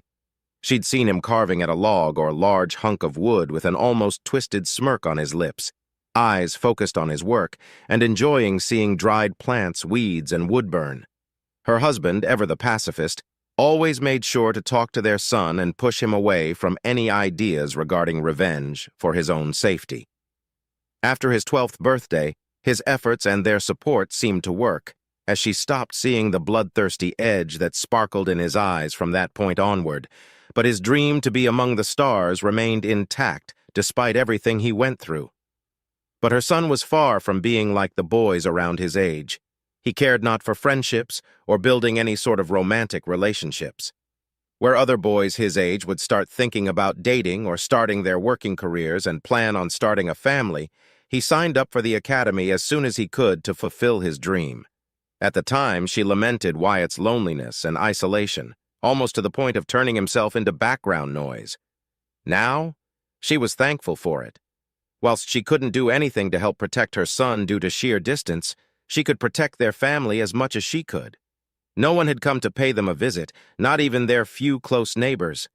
They haven't seen Wyatt since he left, and while he hadn't changed much, he was no longer the teenager that left for the academy all those years ago. And if their neighbors hadn't recognized him, then it was unlikely that anyone working at the wood mill, his old teachers, classmates, and doctors would. As long as they kept their mouths shut and avoided drawing attention to themselves, no one would ever figure out that her firstborn had risen to such heights. "Isn't he just the most handsome man you've ever seen?" she asked, her voice breaking past her lips as she teared up a little, a happy, soft smile spreading across her cheeks the more she stared at her son. "He inherited my charming looks," boasted Wirt with a knowing smirk, eyes beaming with pride. Winona let out a hearty chuckle, wiping away the few tears that had formed. "Then I can rest easy. No noblewoman will be interested in his rustic appeal," she joked. "Bah," Wirt countered, waving his right hand around. "Other than the prince, there is no better suitor in that grand hall." "Wyatt would disagree with you, dear," Winona countered, squeezing her husband's hand gently. Wirt nodded. "That he would. But he wouldn't change our opinions. We're his parents. It's our job to see him as the best man there is, only matched by his brothers," he chuckled. "Wham has been focusing on his work a lot more lately, too. That kid is gifted. He'll make an excellent handyman and repairman that even the Orantes will call upon. I just know it. And our dear Westcall will become the greatest hunter on the planet. Who knows? Maybe he'll be invited to a parade or a dinner in the future once he gains his 20th feather." Winona joined in, imagining the potential great future their other two sons could reach. Suddenly, a series of knocks called to their door, breaking the couple's peaceful moment. Wirt stood up, placing a hand on his wife's shoulder before moving to the door. Peering through the peephole, he let out a surprised gasp before opening the door to reveal an elderly man holding a cane. "Warlow?" Wirt asked as he stepped aside, letting the older man walk into his house. "Sorry for the unexpected visit," the man excused himself, his voice gruff and ancient, revealing every year that he carried on his slightly arching back. "Winona," he greeted before looking around the house with interest. "The kids ain't home, right?" Plied as her husband closed the door, and then moved to guide the old man to the one-person sofa chair. "Wham is out working, and Westcull is 4 sectors away, dealing with a sudden clixel boom in that region." "Thank you, Wirt," Warlow said as he sat down, setting his cane aside and twisting his neck until it cracked. The old man sighed in relief before continuing. "New video screen?" he asked, pointing at the thing. It was only then that the couple realized the mistake they had made. Wyatt was still showcased on the screen, revealing the truth they had been guarding so much. Wirt almost lunged for the controller, but a throaty, raspy laugh from the old man with hair so pale it was almost silvery stopped them, his brown eyes sparkling with humor rarely found in the otherwise serious and sour-faced man. "No point in turning it off now. My eyes may be old, but I can see just fine." "So Wyatt's a blue blood now, eh?" Warlow stated, smiling. Winona and Wirt exchanged a long glance before Wirt joined his wife on the sofa once more. They held hands and nodded at the same time. "Yes, Wyatt's a noble now, Warlow." Winona leaned forth, frowning. "You're not going to judge our boy for it or hate him because of it now, are you? Because if that's the case, you should leave before I say things I rather not, Warlow." "Can't say I approve," the old man confessed with a shrug. "But who am I to judge him? I never kept secret that I hate the damn blue bloods. Gods and deities above know I spent too much time around them when I was part of the Royal Navy. Pricks and ass-kissers, always barking and growling like animals for the chance to hold just a little more power and influence over the rest, always seeking glorious combats and easy victories," he exclaimed angrily before spitting to accentuate his words. "Then, if you're not here to chastise him, why come at all?" Wirt asked, confused. "Just wanted to make sure I wasn't seeing things," Warlow replied, his expression turning somber. "Poor kid. I sure hope he knows what he's doing, or that he's got someone giving him a hand.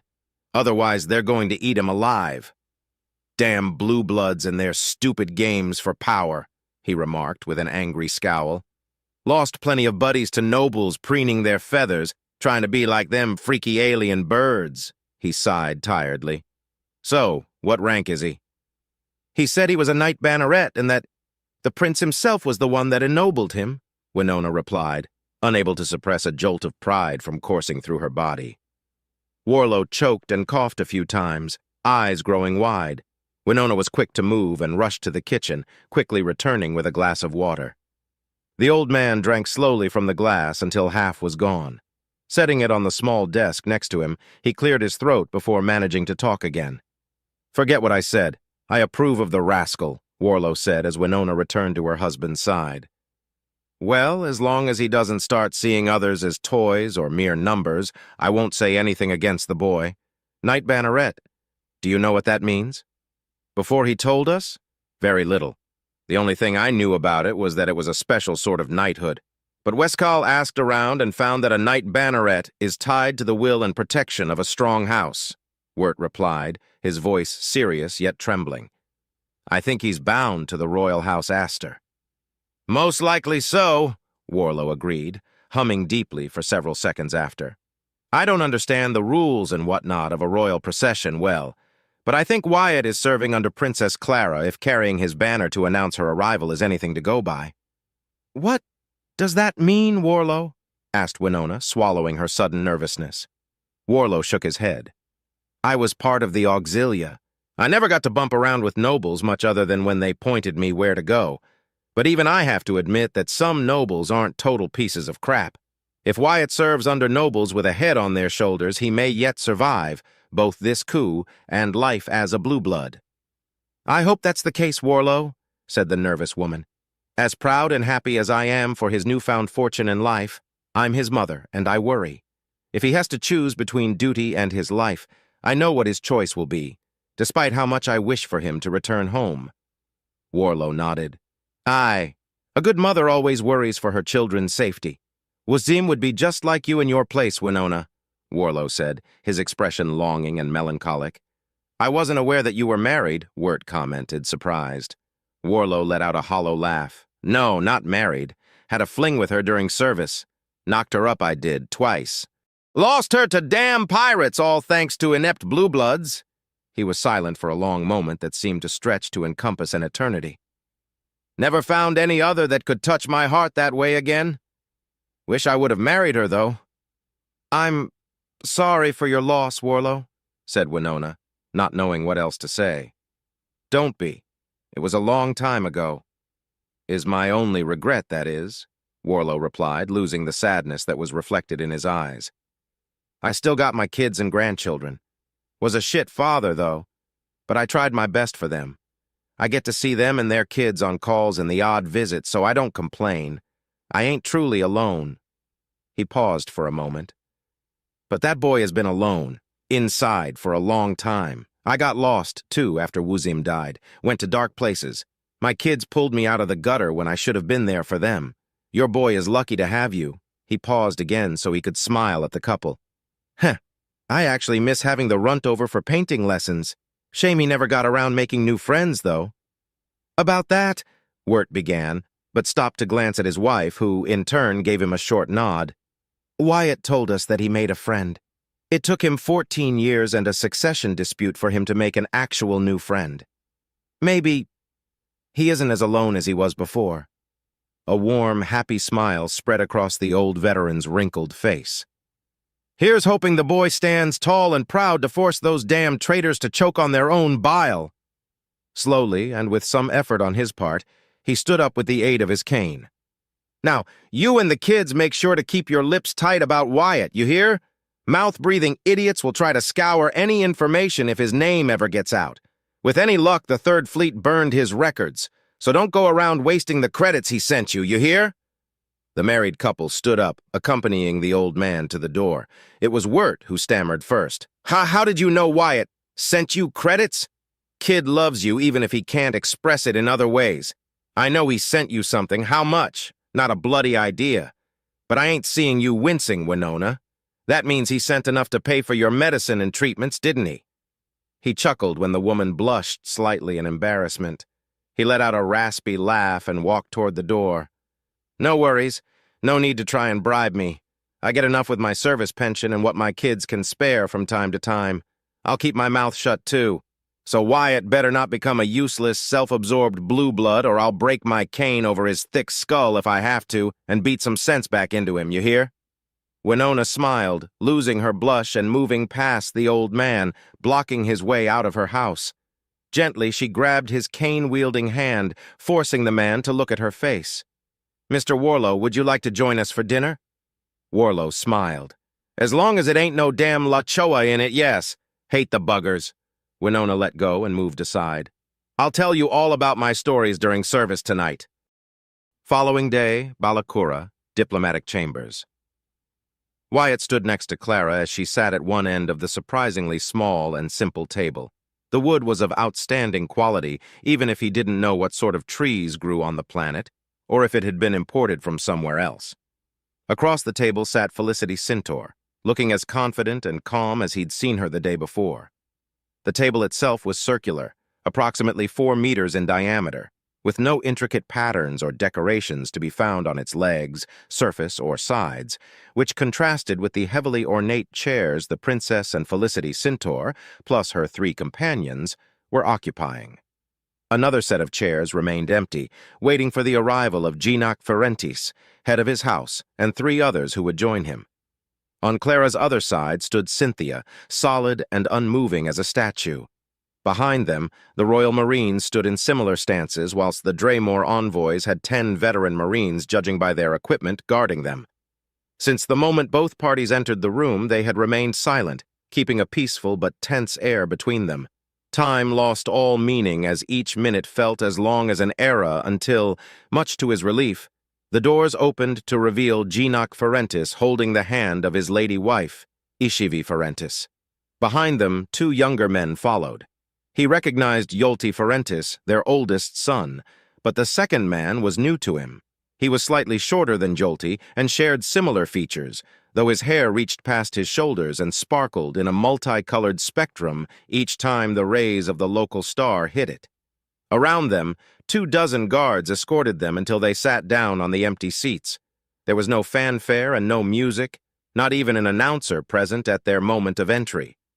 Wyatt raised an eyebrow in surprise as another minute-long silence strangled the room. It ended when Geenock placed a metallic cylinder on the table and inhaled deeply. Today, marked as Unis 17, 4156 Standard Astorian Principality Calendar and September 21st, 26702 Standard Terran Calendar, shall be noted to start cordial diplomatic talks with the envoys from His Lordship, Duke Cornelius Draymore of Camrim, and the envoys of His Most Beloved Majesty the Prince. Representing the former stands Viscountess Felicity Cintor. Upon hearing the introduction, the dark-haired woman stood up for a few moments, bowed her head at Geenock, and sat down. Representing the latter stands Princess Clara Astor. Much like Felicity before her, Clara stood up and repeated the same motions with elegant precision. I, Geenock Ferentis, head of House Ferentis, welcome you to this ancient table of debate. Let its simplicity humble your words and cool your humors. May that which is to be spoken be true and measured, for we all sit as equals around this most auspicious table. May those who break the peace this table command, and the written law that was written in blood by the great and mighty Julius Astor, know his wrath, and be forever marked as outcasts and duplicitous villains, unworthy of the very air they breathe. I solemnly swear to abide and honor the ancient tradition and subject myself to the will of the law, said Felicity and Clara at the same time, their voices ringing with sing-song splendor. Wyatt felt a jolt course through his body. Whatever he had witnessed happening was leagues above what he had witnessed on Woodshaft. There was no hesitation, no trembling, and no indications that Clara was anything but focused on the task at hand. His posture became firmer, the full weight of the situation more than apparent.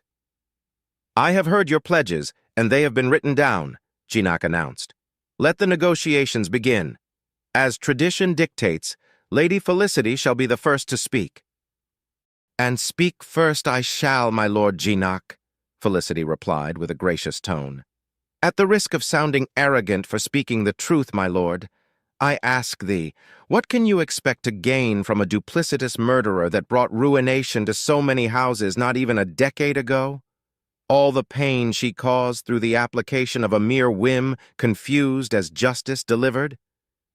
Wyatt was stunned at the bluntness of the black-haired woman was using. He glanced at Cynthia, expecting to find her clenching her fists or barely being able to contain her rage. To his surprise, though, she remained calm and collected. While he couldn't see Clara's expression, her body language showcased a demure yet unshakable posture. Why put your trust in such a devious woman, royal or not, in these tumultuous times? The black-haired woman's tone never faltered, always showcasing a measured politeness that, puzzlingly, was never betrayed by her harsh words. His Lord Regent, Duke Cornelius Draymore, wishes to impose order and stability that could not be gained from such a weak prince. He wishes not to depose his nephew, but to guide the principality with his firm, steady, and powerful hand until a true prince may take the throne.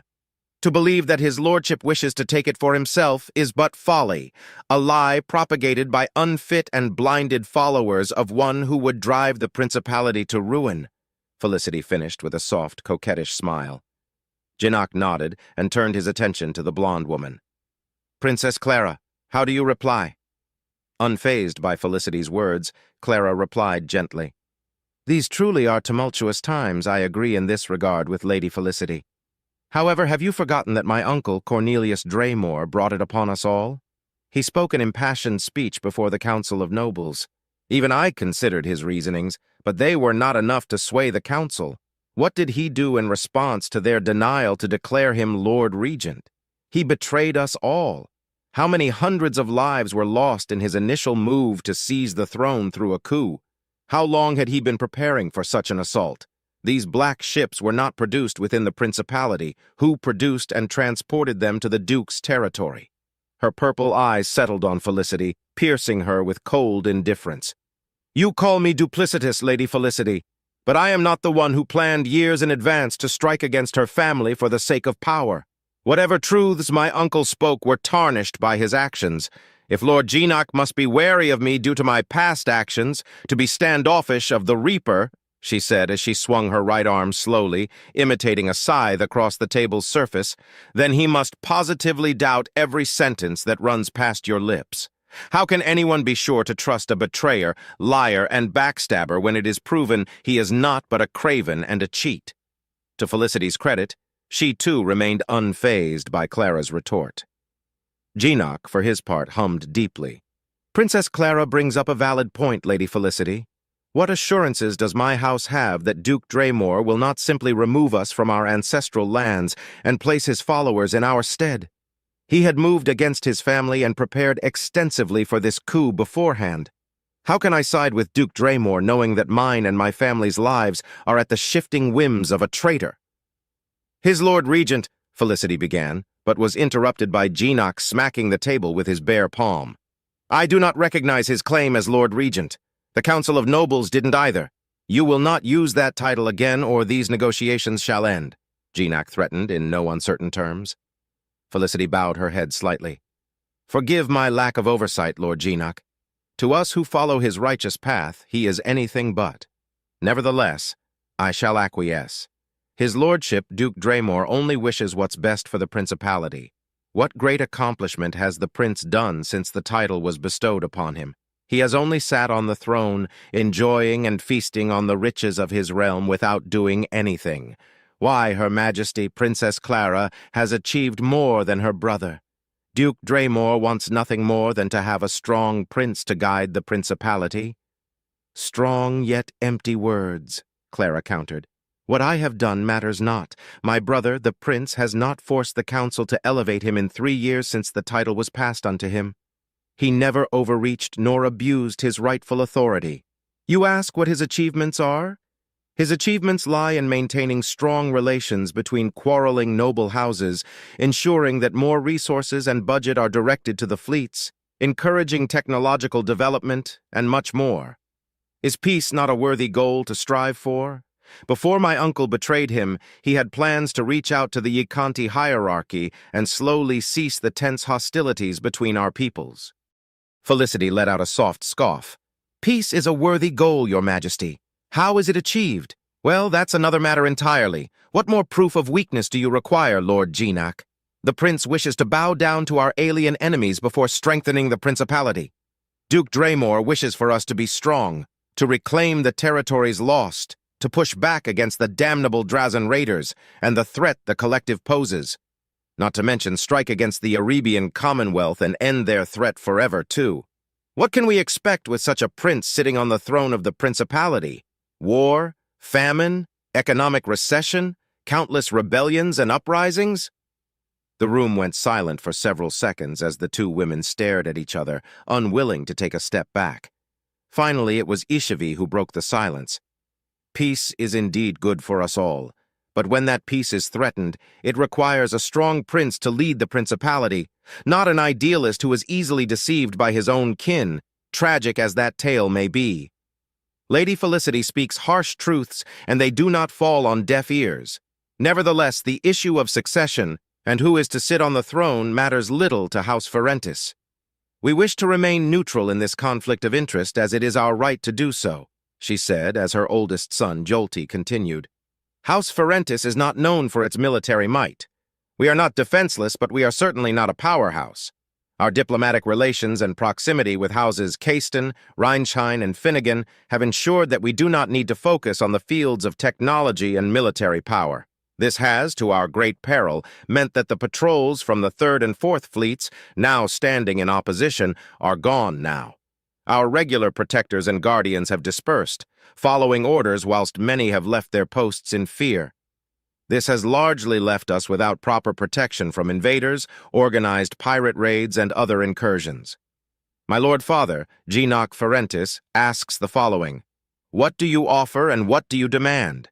Princess Clara, you shall speak first. Thank you, Lord Jolty, Clara began.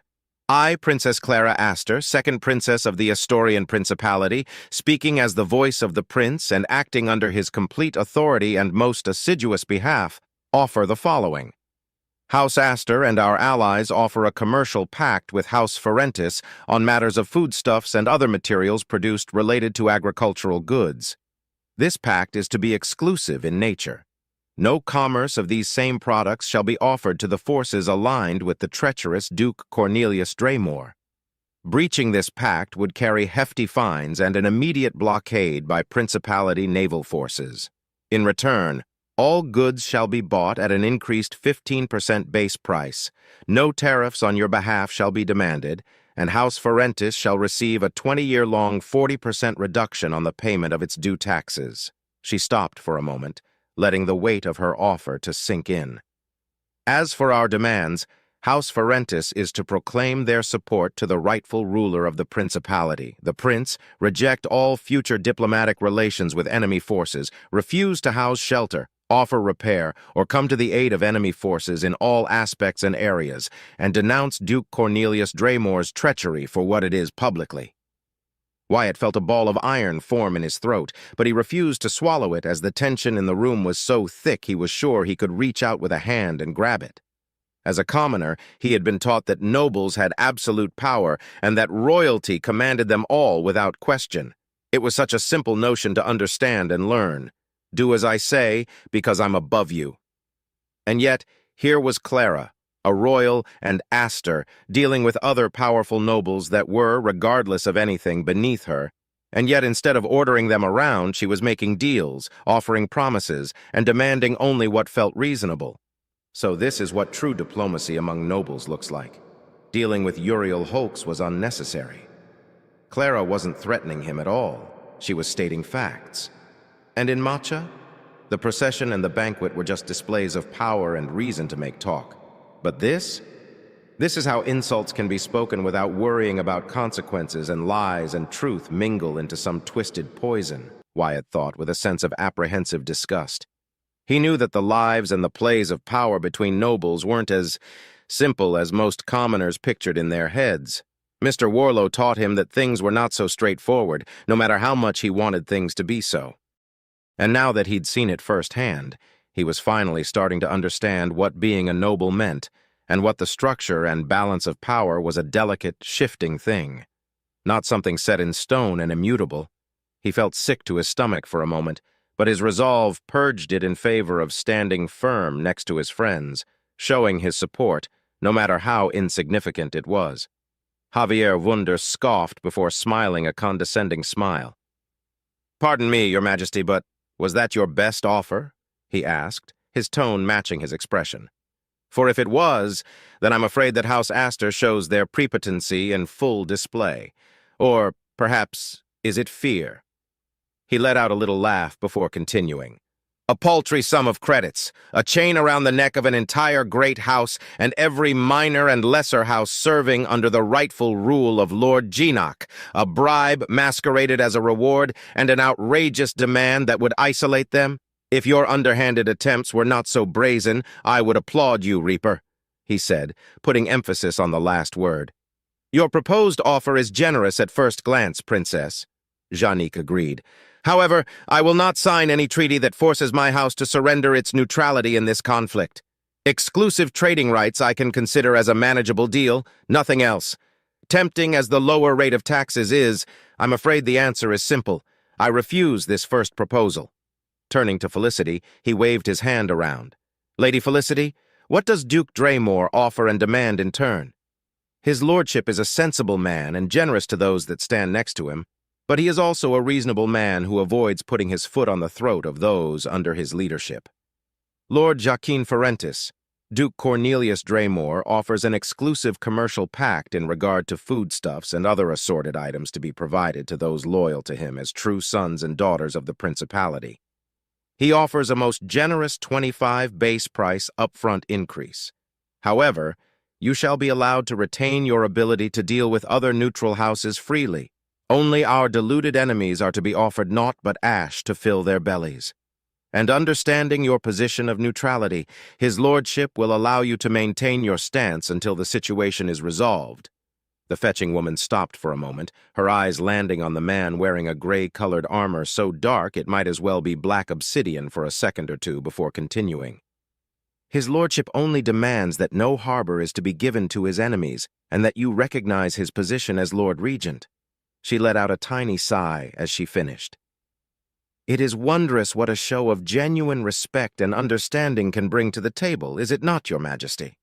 Clara didn't reply. She merely kept her regal posture, unbending and ever-focused. Your offer has merit, Lady Felicity. However, I, nor any member of House Ferentis for that matter, shall recognize Duke Draymore as Lord Regent. The prince stands, this is a fact. His Majesty was going to be fully elevated by the Council of Nobles, which the Duke disrupted, and, as a child throwing a tantrum, moved to gain what he believed was rightfully his by force. Tell me, do the councillors yet live, his captured nieces and nephews? Do you expect me to support a man that by all intents and purposes is a traitor? Geenock asked, frowning. The councillors are alive and well. They are welcomed guests of his lordship, of course. So are their majesties Princes Caldro and Leon and their sisters, Princesses Megan and Ruby, Casimir replied proudly. So they are prisoners, Clara commented offhandedly. They are his lordship's guests, not prisoners. They are not being flogged or tortured for information. I assure you, your majesty, they are well tended and in perfect health. And even if they were prisoners, we are not like you and your followers, who delight in the use of brute force and any means necessary to extract information out of your prisoners, Felicity huffed. Unlike certain people, we are not animals. We are civilized and above such cruelty. Even with my helmet on, I can smell the shit that's coming out of her mouth, Wyatt thought, frowning.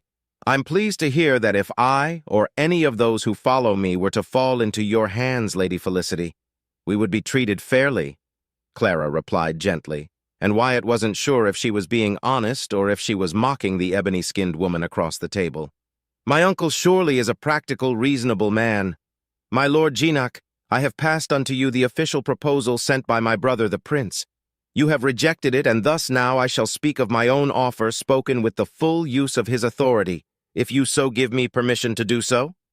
Geenock made a motion with his hand a second later.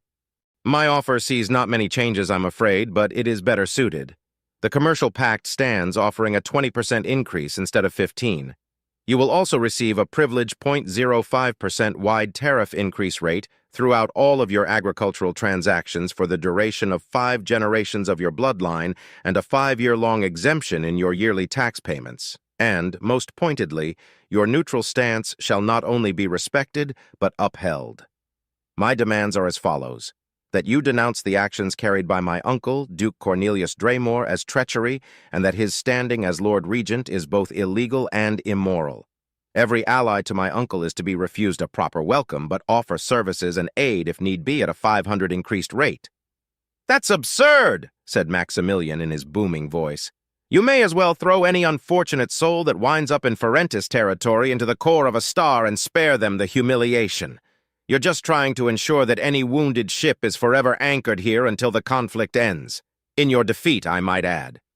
Ah, you must be the acclaimed Maximilian Usurek.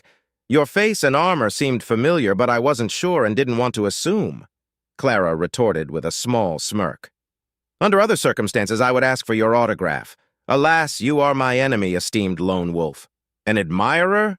I'm almost honored, your majesty. Well, a fan is a fan, that's what I say. Who am I to deny you the grand opportunity of meeting me? Princess, enemies we may be, but only in the field of battle.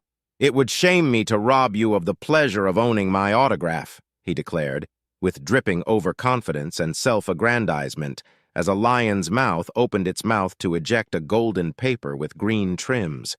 He took it, and after placing it on the table, he pointed his left index finger at the paper. A red laser erupted from the tip, the paper crackling but not bending or burning upon contact, and he quickly scribbled something on it. When he was done, he slid the paper at Clara, crossing the distance with ease. The honor is all yours, Princess, he said, putting on his best toothy grin. Clara took the piece of paper with genuine glee and nonchalantly stored it within her dress. He's a lone wolf? Wyatt asked himself, surprised. He'd only read and seen a few lone wolves through videos or pictures, mostly in lectures. He knew lone wolves by reputation, all of them deadly and highly skilled men and women. In fact, most of his knowledge came from the man who was considered the first lone wolf, Luminor Tintar, a supremely skilled fighter pilot, a deadly warrior, an intelligence agent without equal, and a man credited with thousands of kills in his long, proud career that was the stuff of legend. He wasn't much for visual entertainment, but he enjoyed the movies made around the legendary lone wolf.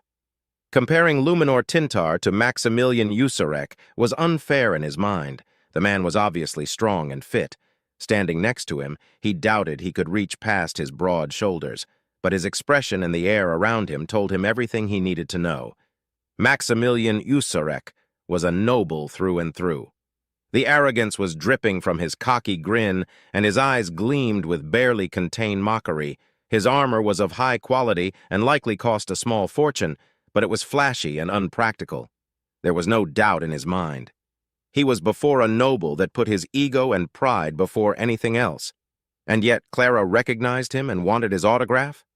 Aren't lone wolves supposed to be incredibly talented warriors capable of going anywhere and do almost anything? He asked himself, his disappointment giving way to curiosity and wariness. As if reading his mind, which no longer surprised him that much anymore, Clara spoke up. "Thank you kindly, Lord Maximilian. To be honest, I covet the autographs of the lone wolves that have caught my attention. You are most certainly among those few. Call it a silly whim of mine," confessed the princess, a soft giggle escaping her lips at the end. "I followed your career until you retired a few years back. A true shame. You were a most fantastic racer and dogfighter." "Aren't we all?" Maximilian replied with a laugh. "My reasons for my retirement are my own, princess." "But of course," Clara replied. "It is saddening that you are our enemy, Lord Maximilian. I would have bought your services if possible. Your talents would be surely welcomed." Maximilian laughed again. "I'm sorry to say, Princess, that I would have rejected your offer. I do like my head attached to my shoulders," he said, not bothering to hide his insult. "Besides, you got her with you," he pointed at Cynthia. Then he pointed at Wyatt. "And you also got that one. You make a habit of keeping dangerous pets around. And unlike them, I am not a pet you can tame, Princess." "Duly noted," the blonde woman replied. Turning to Geenock, she continued, "Do forgive my lapse in courtesy, Lord Geenock, but I believe we needed a small break to refresh our minds and hold back our tongues. As much as I would like to continue tomorrow, my Lord Geenock, I do not have the luxury of wasting your time, or that of his lordship, for very long. Fret not, for I, too, speak with the authority of his lordship." She waited a moment for dramatic effect, then pressed on. "His lordship seeks no quarrel with House Ferentis. Therefore, the demand to be recognized as Lord Regent shall be dropped. In addition, the base price exclusivity shall be raised to 32%, and a formal pact of neutrality and non-aggression shall be signed." "Will this entail that Third Fleet patrols are to be dispatched once more through their usual routes?" asked Yolti. "Unfortunately, no. His lordship requires all available warships loyal to him to aid him in this conflict. Only those who support him directly and recognize his claim as Lord Regent are to be considered with the protection the Hammer of Draymore brings," Javier replied.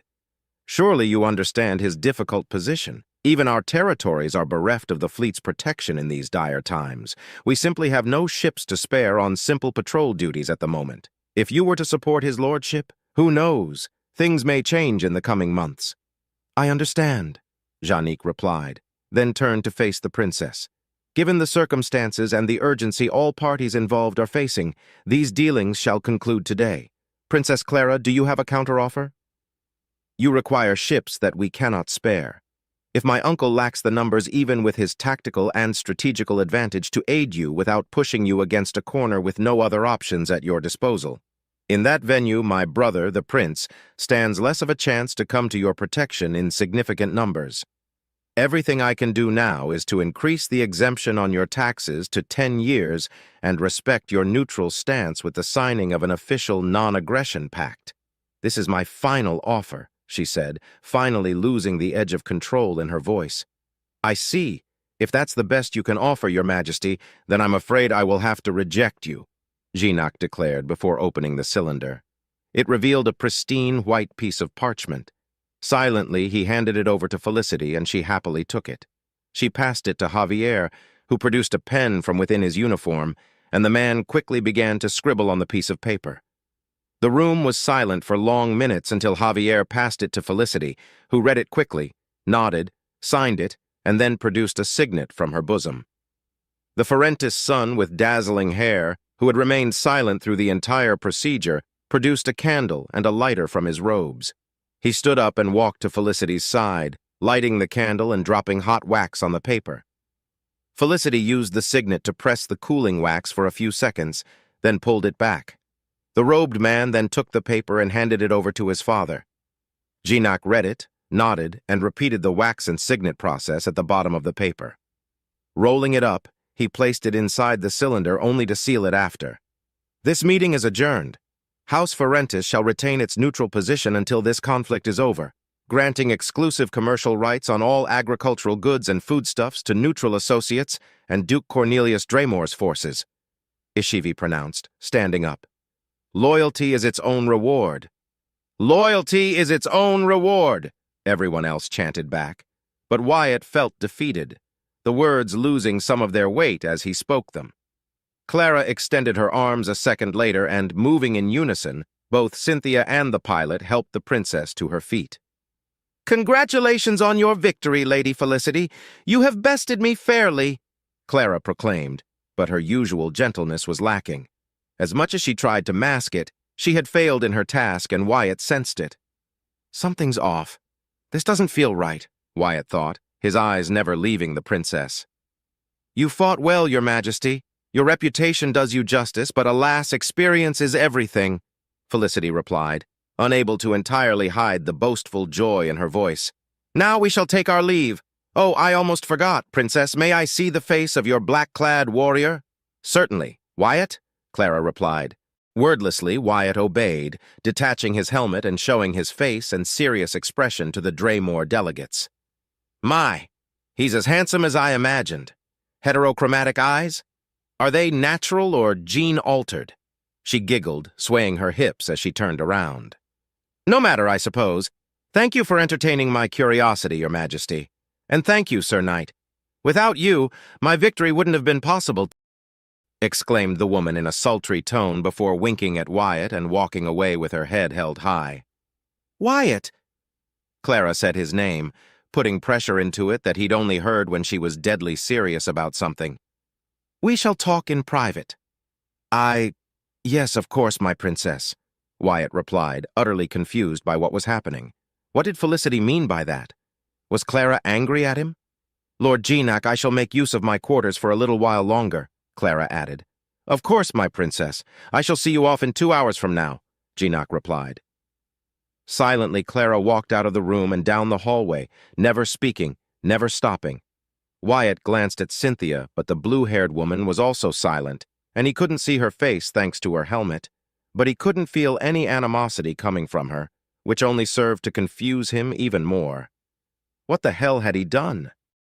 Wyatt followed the princess through the lavish hallways in complete silence until the group reached her quarters. 2 Royal Marines remained outside, guarding the entrance, while the other 2 entered alongside them. They moved to a corner of the room, each standing still as a statue. Before he could ask Clara what was wrong, the princess turned to face him with a cold, serious expression and piercing purple eyes that reflected a void emptier than space. Then, as a shudder traveled down his spine, she stepped forward with a finger pointing at him. Just as she opened her mouth, Cynthia made her voice known first. That's enough, Clara, Cynthia said, removing her helmet to reveal an unamused expression plastered on her face. Wyatt recognized the unapproving stare of the blue-haired woman. He'd only seen her doing it whenever the princess was planning to enjoy her eccentric version of fun to some capacity. This was proven to be the case when Clara's expression dropped and she pouted for a brief second before crossing her arms. Releasing a sigh, the princess spoke up, her eyes and tone returning to her usual friendly attitude. You are no fun, Cynthia. And I told you I wasn't going to let you torment Wyatt for your sick amusement, Clara, Cynthia replied deadpan. Setting that harlot upon him was enough and all I would tolerate. Clara gasped, hurt. Torment! Cut your lying tongue. I would not invite such unpleasant thoughts to even enter my mind just for my amusement. She defended herself, and Cynthia, completely unfazed and unconvinced by her words, merely raised an eyebrow in response. I was only going to poke long enough until he squirmed a little. Nothing wrong with that. Cynthia sighed tiredly and pinched the bridge of her nose. Clara. Don't you Clara me, Cynthia. I'm your princess. Respect me, Clara countered with a light blush spread across her cheeks. You're also my friend and in private, that takes precedence. Will you stop this charade already, or must I do so myself? Cynthia asked with a tiny smirk on her lips. The battle was won. You can be so boorish, you know? Clara let out a defeated sigh and then turned to a very puzzled Wyatt. Come, sit. I'll explain everything now that a certain blue-haired demon has ruined my fun. Don't worry, I was only planning to poke a few times, she said, turning to the chairs and the table a few meters to their right.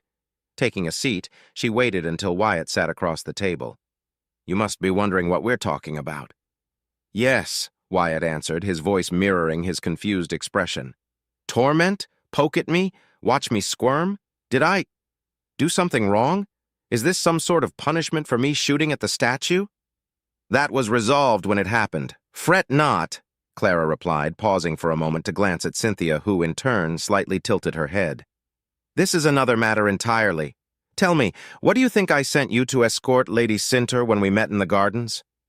Feeling relieved, his uneasiness dwindled as his mind got to work on the possibilities. After a few seconds of hard thinking, only one option seemed feasible to him. Was it a gesture of friendliness? Clara nodded softly. In a sense, yes. As opposing forces, conflict would be inevitable were it not for the laws of neutrality that force us to stay our hands. Do you recall what I told you as we arrived? Wyatt nodded. This also extends to diplomatic and casual interaction. As her superior in rank and standing, sending a member of my party to join hers briefly is a sign of respect, a simple act that can convey many messages. She paused for a moment, her expression shifting to one of seriousness, barely containing her need to smile. Of course, this has many meanings. Should have I sent Cynthia, she wouldn't have uttered a single word to her, and she would have thought that I considered a dangerous threat. A Royal Marine would show my contempt, and in a similar venue, she would have believed herself to be a threat to my plans, and also paint me as insecure. The blonde princess's lips widened into a playful smirk. But what sort of message would be read by others if a recently elevated noble, a knight banneret with a puzzling connection to House Astor, is sent instead? A knight that, due to his actions, besmirched the honor of his charge? An amused and almost condescending giggle escaped her throat a moment later. A woman such a facility centaur would see my gesture as a carefully veiled insult. To send such an inexperienced man as a show of good grace? She'd think I see her as beneath me, nothing more than a pebble I can kick as I walk. But, at the same time, she'd see an opportunity to gain any information about this mysterious man that came out of nowhere. Wyatt nodded, understanding her words but failing to comprehend how such a simple venture could be perceived differently depending on just one factor or another. But the more she explained her line of thinking, the more he saw the sense in them. He wasn't skilled in her field, but he knew his own perfectly. Imagining correlations between being in battle and what she was describing made it easier for him to process. In the roughest way possible, it was similar to luring enemy fighters out. Every movement mattered and counted toward victory or death. His eyes widened and Clara smiled widely as realization struck him.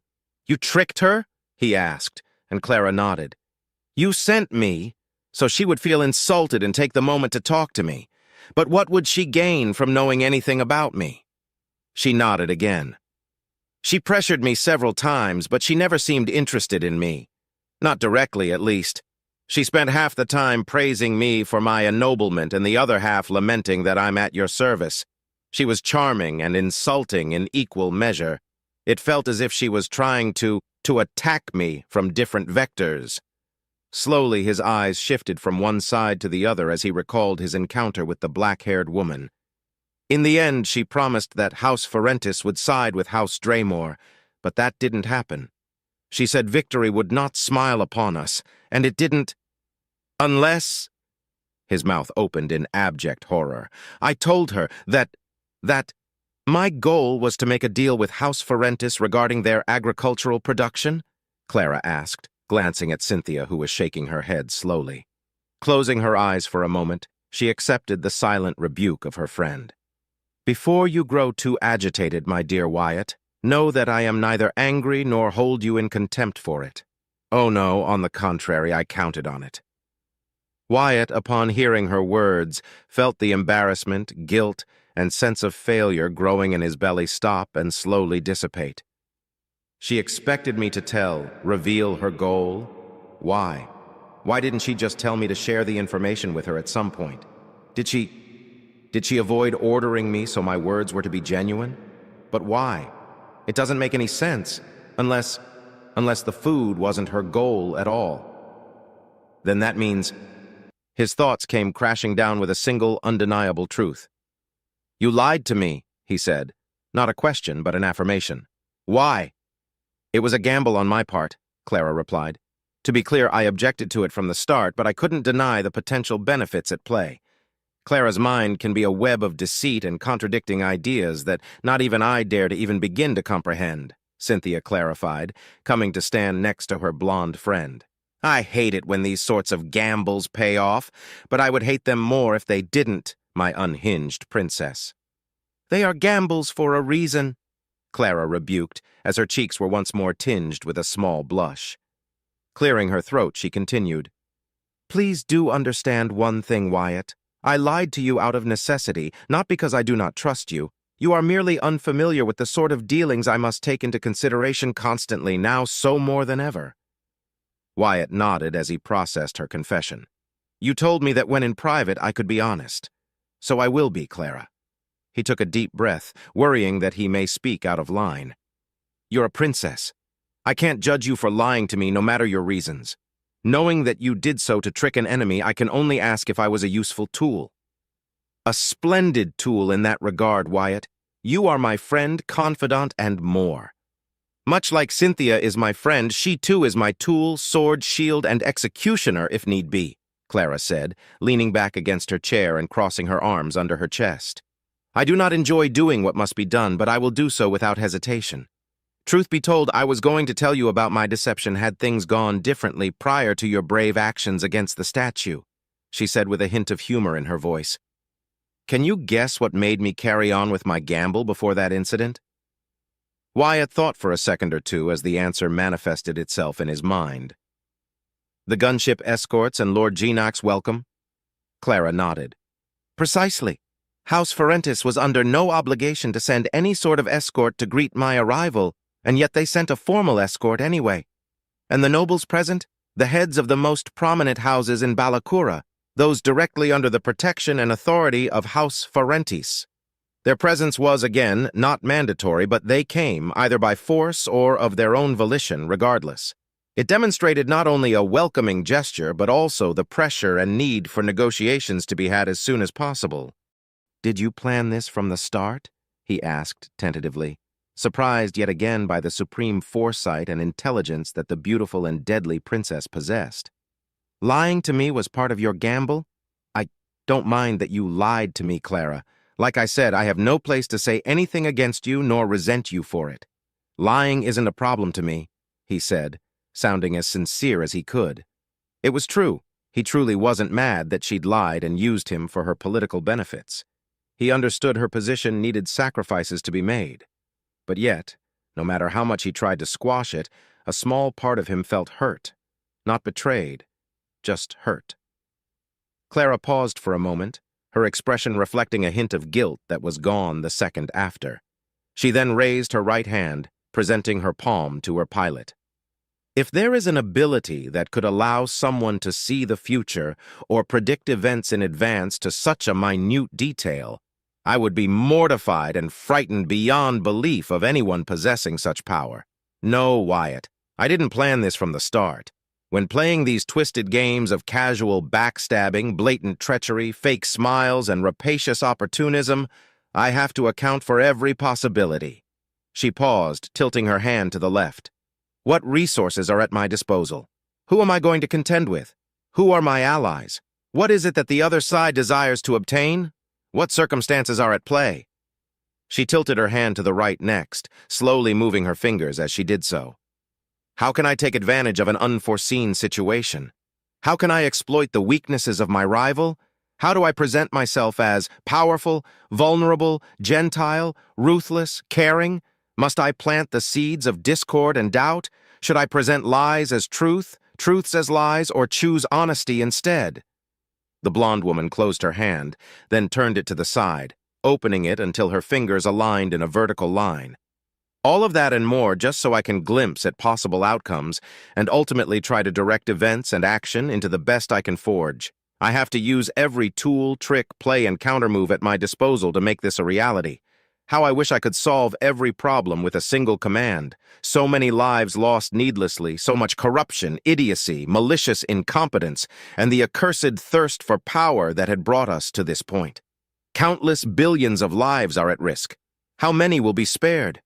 If my actions can save but a single more life, then I shall sleep knowing I did everything in my power to make the best decision. That is a level of pressure I wouldn't wish upon anyone, Wyatt thought, and glanced at his blue-haired friend, seeing the pain and understanding in her eyes. How many times had Cynthia seen her friend struggling or second-guessing herself? Just how many lives were upon her shoulders to carry and worry about? Clara wasn't a monster, but she could become one if something forced her to turn into one. What made him respect and now care for her was how she genuinely cared for others and how she detested the very concept of abusing her power. She wasn't like other blue bloods. Wyatt felt pity, empathy, and the urge to reach out and grab her hand, to show her that he stood by her side, always, regardless of anything. He would protect her and, if need be, carry out the mission that the prince himself entrusted him with. For a brief moment, their eyes met, and Wyatt could feel those amethyst-colored eyes pierce into his soul. Her hand slightly moved forward again, but stopped before advancing a single inch. "Forgive me, Wyatt. When I'm passionate about something, I rant and ramble mindlessly," Clara apologized. Wyatt crossed his arms and replied, "Aren't friends meant to hear the woes of their friends?" Both women blinked in surprise for a moment, then a smile returned to their faces. "So, you can't see the future, which means you have to adjust your plans at every turn?" "Precisely. Your reaction to the statue is something I never considered could happen. I simply seized the moment to let gossip and rumor mill go their course so it worked in your favor whilst, simultaneously, I gave Lady HFY an accolade in the form of taming my fury." A mirthful giggle ran past her lips. "But most importantly, it ensured that the Draymore envoys would take notice of you and force our paths to cross. I initially thought about being the one approaching the envoys, in this case Lady Felicity, but that changed to them approaching me instead," replied the princess. "And that ended up with me telling them about the food. All of that because of a gamble in your plans?" Wyatt asked, raising an eyebrow. "It worked, did it not?" Clara answered. "Regardless of that, the negotiations wouldn't have changed much, but by giving them an objective to follow, it made things so much easier for me." "I don't understand why you let them win, though," Wyatt said, resting his hands on the table. "They took the food from House Ferentis for themselves. Their supply lines will be secured inside their territory, and they could strike at the prince's forces easier." Cynthia let out a surprised laugh. "You understand logistics?" "Compost hauler," he said, pointing at himself. "Also a commoner. I don't know how the big trade networks work, but my brother Weskal has to go on hunting expeditions that can last for weeks. Getting good supplies is vital. That goes the same for wood on the wood mill. A healthy line of supplies and huge stockpiles are always a good thing," Wyatt said, then stopped, frowned, and a thought crossed his mind. "Clara, why did you come to Ferentis territory in the first place? This succession war has been active for, what, a few months at most? Stockpiles on stations and planets should be high." "Positioning, Wyatt," she said and raised a finger. "House Ferentis is bordered by Houses Renshine, Caiston, and Finnegan. House Rheinshine is also neutral, but their fealty falls more in line with House Ionati. House Ferentis, however, has a long and controversial history of flimsy vows of fidelity to any royal house, and instead maintaining a stance of neutrality in almost every conflict. Why, House Ferentis was one of the few houses that came virtually unscathed during the last civil war. Commendable, she praised sincerely. Gaining the support of their house, or at least locking their main line of production from falling onto others, is a sound strategy. "One that the traitors now possess," he said in an almost mournful tone. "What have they truly gained?" Clara asked. "Overpriced foodstuffs and related products?" forcing our travel time to be longer due to a lack of easy resupply on warships without proper escort and supply ships. The enforcement of a neutrality pact that will ensure no conflict occurs within their territory? These things are worthless to me. Felicity Centaur can pat herself on the back for her apparent victory all she wants. By the time she realizes her mistake, it will be too late to change it. She hummed deeply and tapped on her chin a few times. I do wonder what sort of shadow deals they made with House Ferentis, but I will not pry in such dealings. Wyatt was stunned for a moment, then he smiled a toothy grin. Oh, he could definitely understand sacrificing worthless things of no value to him for something of true significance. He lost his grin, however, when he heard Clara mention shadow deals. Shadow deals? He asked, curious. Agreements and whatnot made under the table without the other party's knowledge, Cynthia replied nonchalantly. Most of the time, a deal made at the negotiating table is just a show of formalities, as the true agreements have been made days in advance. Then what was the point of the negotiations? Wyatt asked, shocked.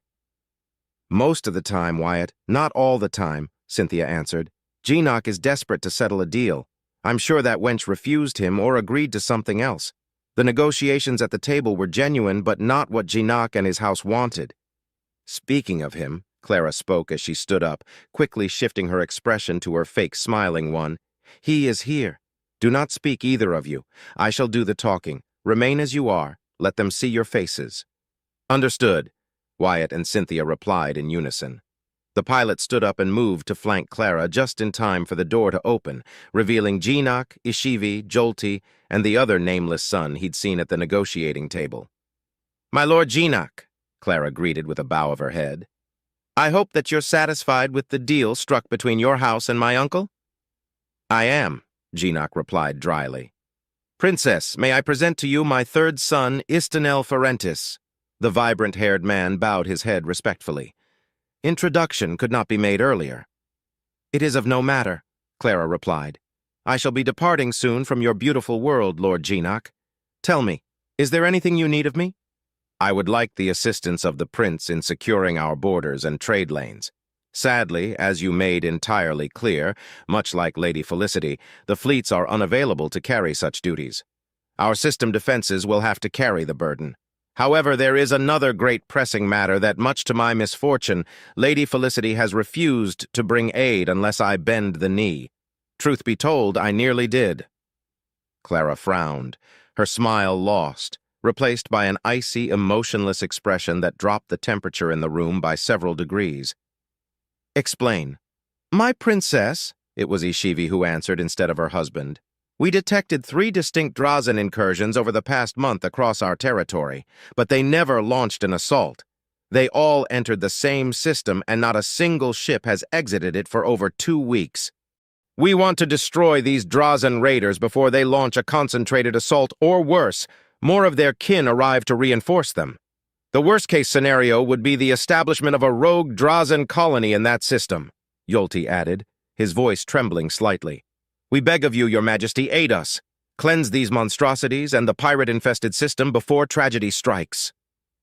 Pirate-infested system? Are you saying that this system is a fallen one? Asked the princess. 30 years ago, the Hastrung system suffered a massive uprising led by a rebel that successfully took not just the planet, Hago, but the entire system. House Ferentis has tried to retake the system several times, but failed each time. My father died 10 years ago when he tried to retake it, Geenock answered, fists shaking. Now it's infested with Drazan. I will not shed tears for the pirate and rebel scum, but we cannot allow the raiders to take hold of the system. Every neighboring system would suffer their raids for years to come otherwise. That is a dire predicament, Clara replied before walking around the table until she was right in front of the now nervous head of the house. You said Lady Centaur refused to aid you unless you bent the knee. Why didn't you? I do not wish to throw my house into needless conflict. We're farmers and builders, not warriors. House Ferentis and the millions of lives under our care would be at great peril if we choose a side recklessly, Geenock replied. Internally, Wyatt was fuming at the thought of so many Drazen gathered in one place, ready to conquer a system and massacre who knows how many innocents. His boiling anger was further elevated by Geenock's reasoning. He could read between the lines. Despite the danger of the Drazan, he still wanted to remain neutral, but at the same time receive help without offering anything. Jinak's face was slowly morphing into that of Serhan Gimor, and only the knowledge that the man was definitely not the coward, damnable parasite stopped him from even showcasing contempt across his stoic, emotionless expression. Glancing at the blue-haired woman, he found that whilst she remained stoic and unflinching, she was slicing and carving the cowardly, slimy noble with her glare alone. Since you wish to retain your neutrality and yet receive aid in turn, I should leave you now and never return, condemning you as cowards unworthy of your thrones, titles, riches, and positions. However, you are in luck, for my brother, the prince, requires something far more significant than your feeble loyalty, Clara remarked with poison. The ink and the parchment will bind you instead of righteousness. At my disposal, I have a mighty, powerful ship that will cleanse the Hastrung system from the Drazen invaders. Not only that, but if we are able to do so, the system and everything within it, salvage, outposts, and the habitable planet itself, shall be yours for the taking. Jinak fell to one knee, followed by his wife and sons. My princess, what is it that you require of my house? If you wish so, I shall tear the treatment signed with House Draymore. There is no need for it. I shan't insult my uncle in such a way, traitor or not. What I want is something far more precious. I want exclusive access to all anchorages and shipyards across your territory. The prince demands that your industry and shipbuilding prowess are put into his service, at value market.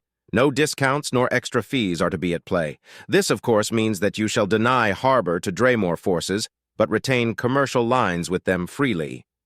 Jolty stood up, confused. My princess, House Ferentis doesn't produce warships bigger than the smallest frigates at most. Freighters, haulers, mining ships, boring ships, and other civilian-grade ships are what we produce. Did I say I want what you produce?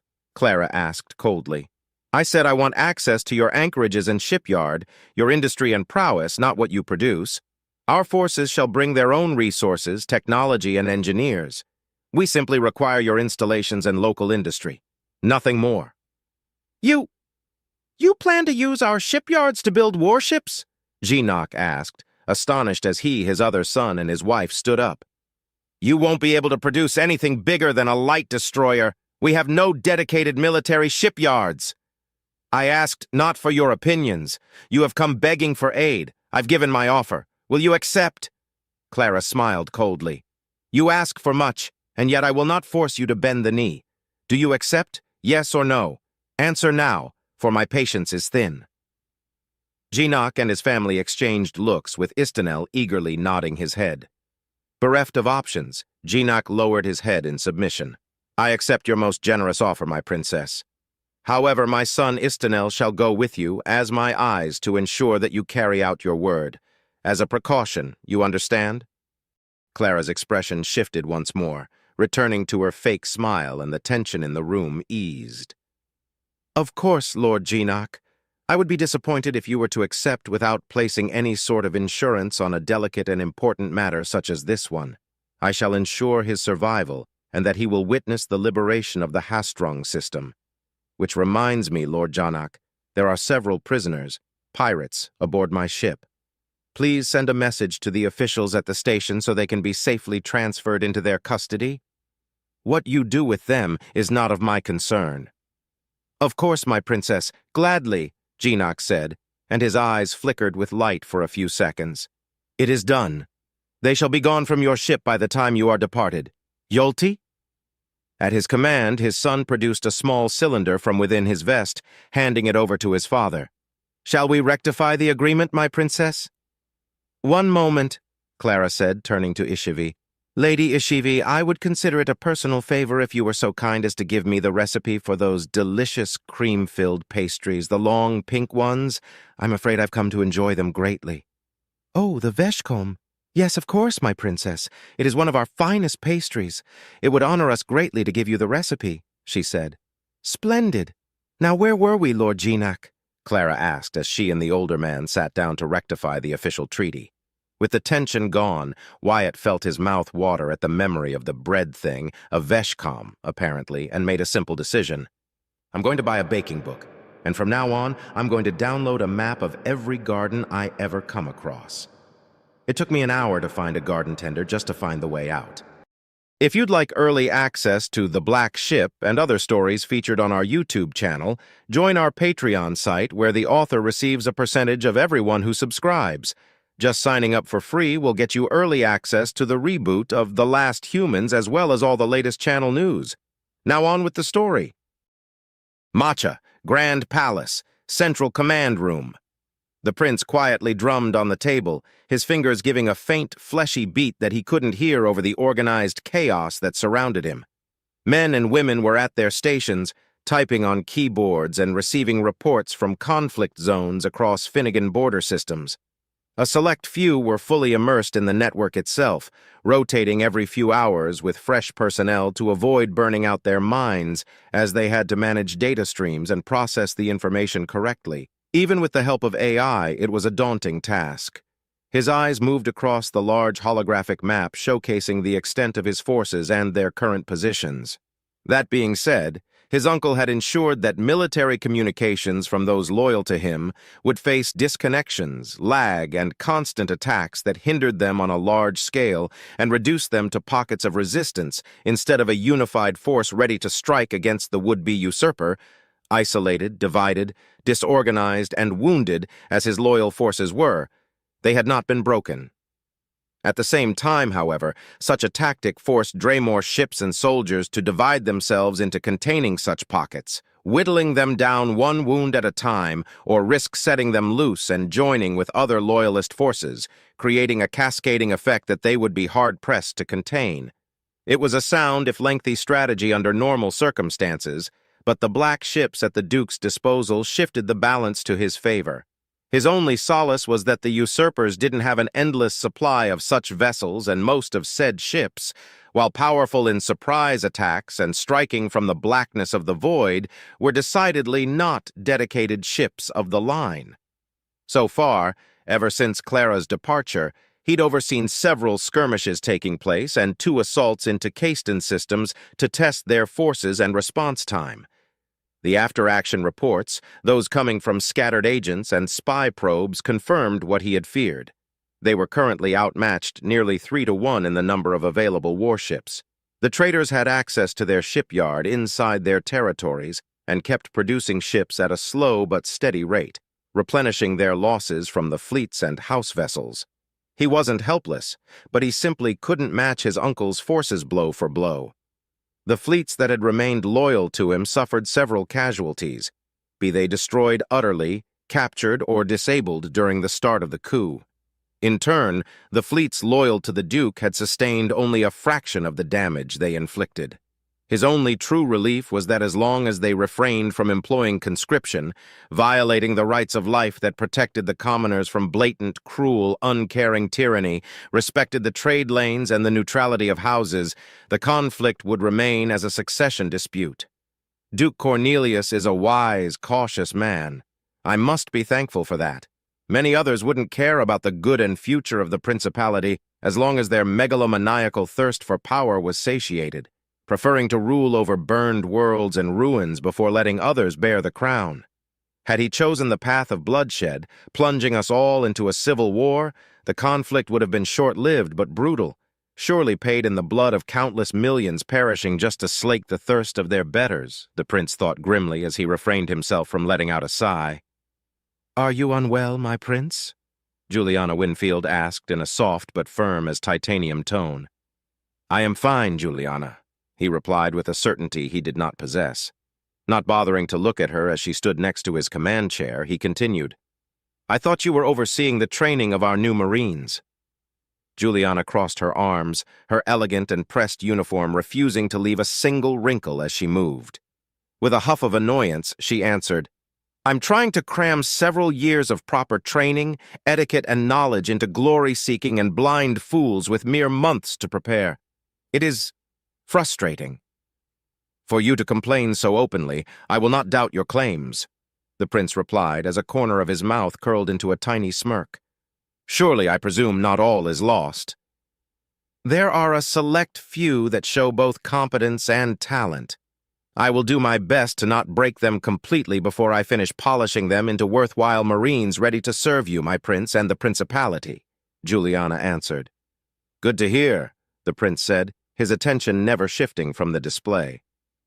A couple of minutes passed by at a glacial pace until the prince, defeated, exhaled through his nose tiredly.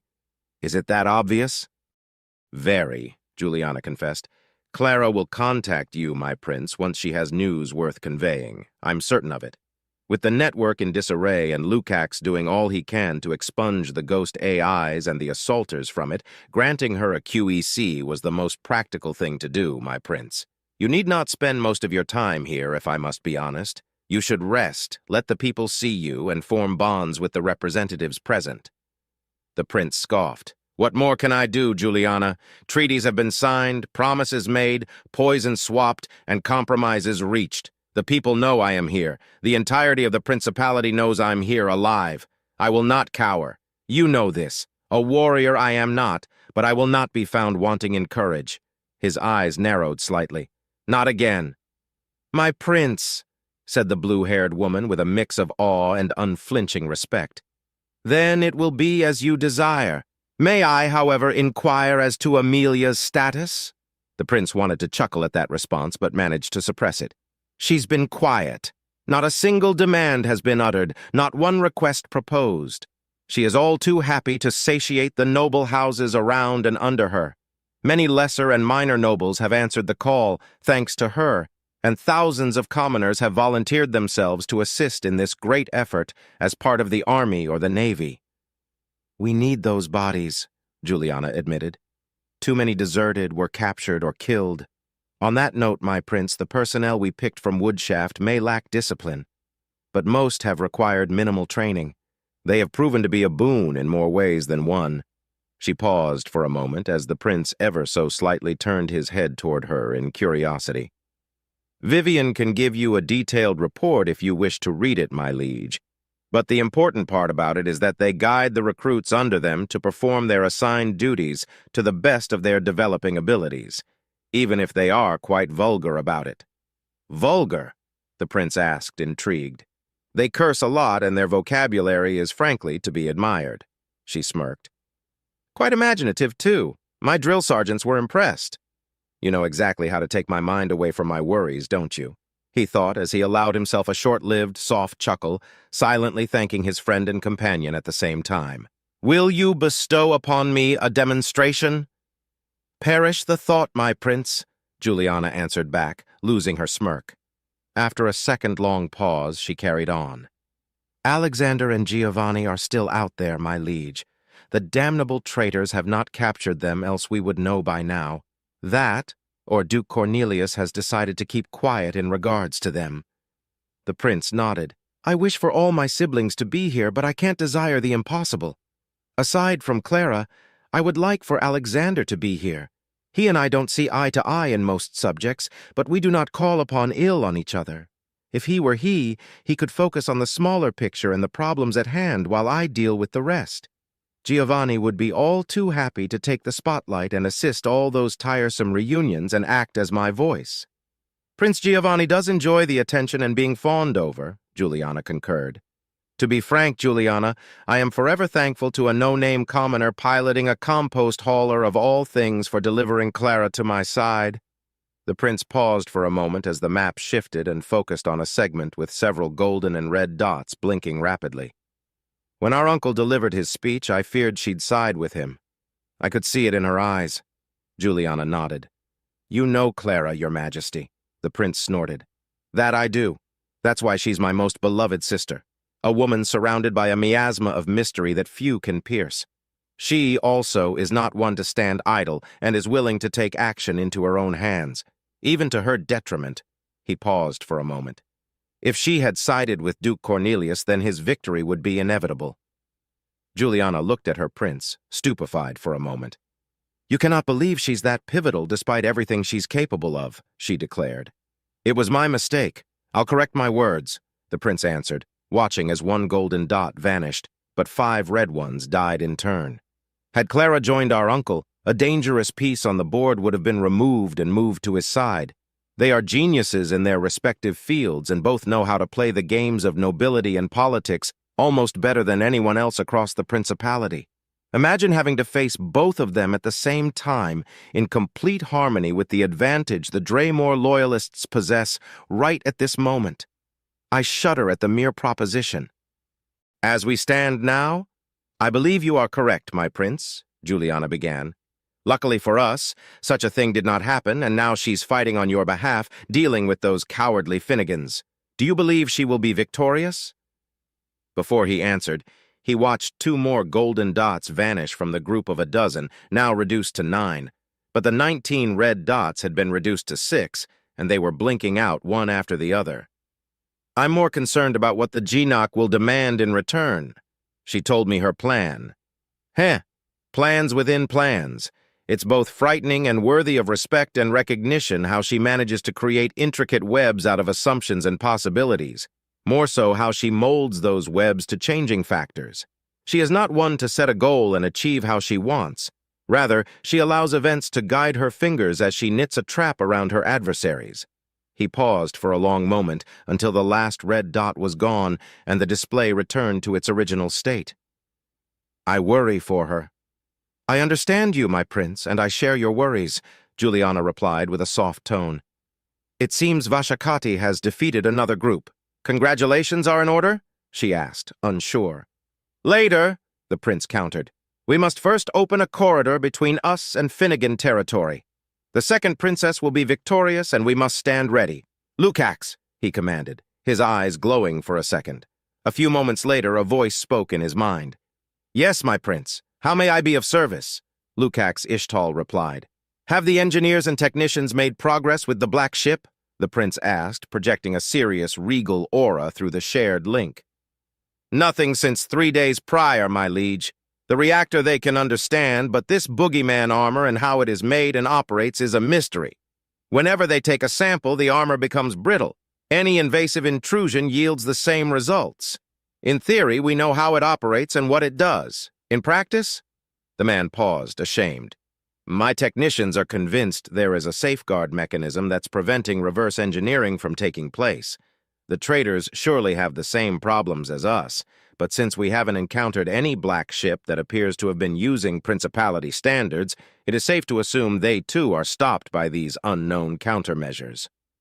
Prioritize research on the black ship after the network is secured across Finnegan space, the prince ordered. My liege. Then the link died. I pity him greatly. My prince? Juliana asked. Lukacs, House Ishtal sided with my uncle, yet he remained loyal. His case is not unique, but I pity him regardless, the prince answered. I shall incorporate him into my inner circle once this conflict is over if we survive it. He's a talented man, intelligent, loyal, and dutiful. Yes, I shall reward him handsomely. Agreed, Your Majesty. Since you brought up pitiful things, my liege, have you considered that perhaps Lord Gabriel and Lady Veronica stand against their treacherous father? Veronica would never even think about betraying her father. A sempitern would grace the principality with their presence before Veronica even conjured the shadowed whisper of the idea of betrayal against her father. But Gabriel? He paused for a moment. My cousin is not as single-minded as Veronica, and certainly he's not nearly as zealous as she is. If he stands against his father, then I hope he is not treated unkindly. Another long silence passed between them, broken only by the background noise of steady work. Suddenly, the holographic display began to glitch out and every screen went dark. Juliana unsheathed her sword, activating it as 10 Royal Marines suddenly materialized around the prince, their distortion fields disengaging. The prince stood, looking around at the chaos. Some people screamed in pain, others fell to the ground in a fit of painful seizures, the consequence of being abruptly disconnected from the network. The phenomenon lasted for several seconds until everything seemed to return to normal. Before anyone could gather the courage to verify any station, the holographic map died out and then projected a bound, bloody, and broken Frederick Anderson. Before the man stood the prince, Clara, and Redford. Every screen came back to life displaying the same scenario, taken from the perspective of a security camera. "Shut the transmission down!" Juliana cried out, awakening many from their stunned stupor. Rushing to their consoles, personnel tried to access their consoles, but no command obeyed them. "We can't! We're locked out of the system! It's widespread across the whole network!" one shouted. "Locate the source immediately!" countered the Winfield. "It's no use!" another shouted, using a portable locator. "The signal is coming from everywhere and nowhere at the same time. It's within the network itself. Who is responsible for something like this?" Juliana asked angrily, unable to do anything about it. Looking at her left, she watched 2 Royal Marines connecting to a terminal. Hoping against hope, she waited with bated breath until one of the Royal Marines turned to her and shook their head.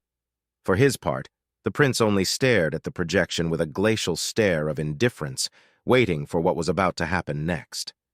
His wait only lasted half a minute as the still images began to move and voices were heard.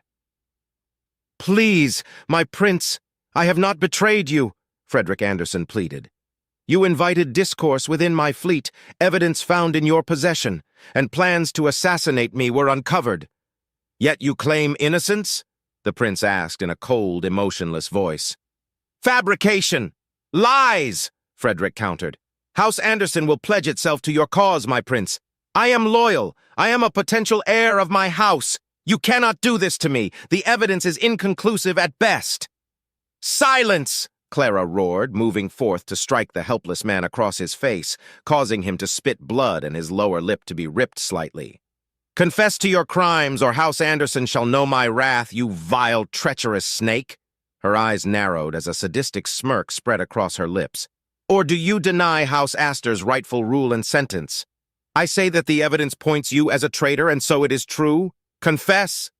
"I'm a loyal son of the Principality," Frederick pleaded, gritting his teeth. "I have been nothing but loyal." "I tire of this drivel," the prince said, turning his back to Frederick. "Redford, end him. Know that you shall die as the scum you are, and that your house shall pay the price in due time, Frederick. We shall find your conspirators and end them too." "My prince, no, I am loyal. My house is loyal. You can't do this to me. To us," Frederick pleaded as Redford silently unholstered an odd-looking rifle from his back. It was mostly rectangular, bulky, and was aesthetically ugly. The old man squeezed the trigger, and a reeving echo was heard at the same time the barrel of the rifle changed from a grotesque, opaque, silvery color to bright orange. "My prince!" "I'm the prince. I can do as I please. Nobles lead, commoners follow. To royalty such as I, even nobility is nothing more than commoner stock," the prince said as Frederick twitched in pain, foam forming at the mouth as blood vessels popped inside his eyes and scarlet blood trickled down his cheeks and out his ears. Within moments, Frederick Anderson was dead, his gray matter liquefied inside his skull by a high-yield microwave rifle. "Shall we toss his body out, brother dearest?"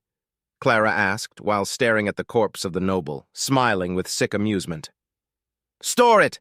We will need it for when we meet the rest of his treacherous house," the prince ordered, then hummed. "Noble houses fall, others rise. Who shall rise in their stead? I can't." The transmission suddenly glitched out, and everything went black for several seconds. Then power returned, and everything returned to normal. "My prince!"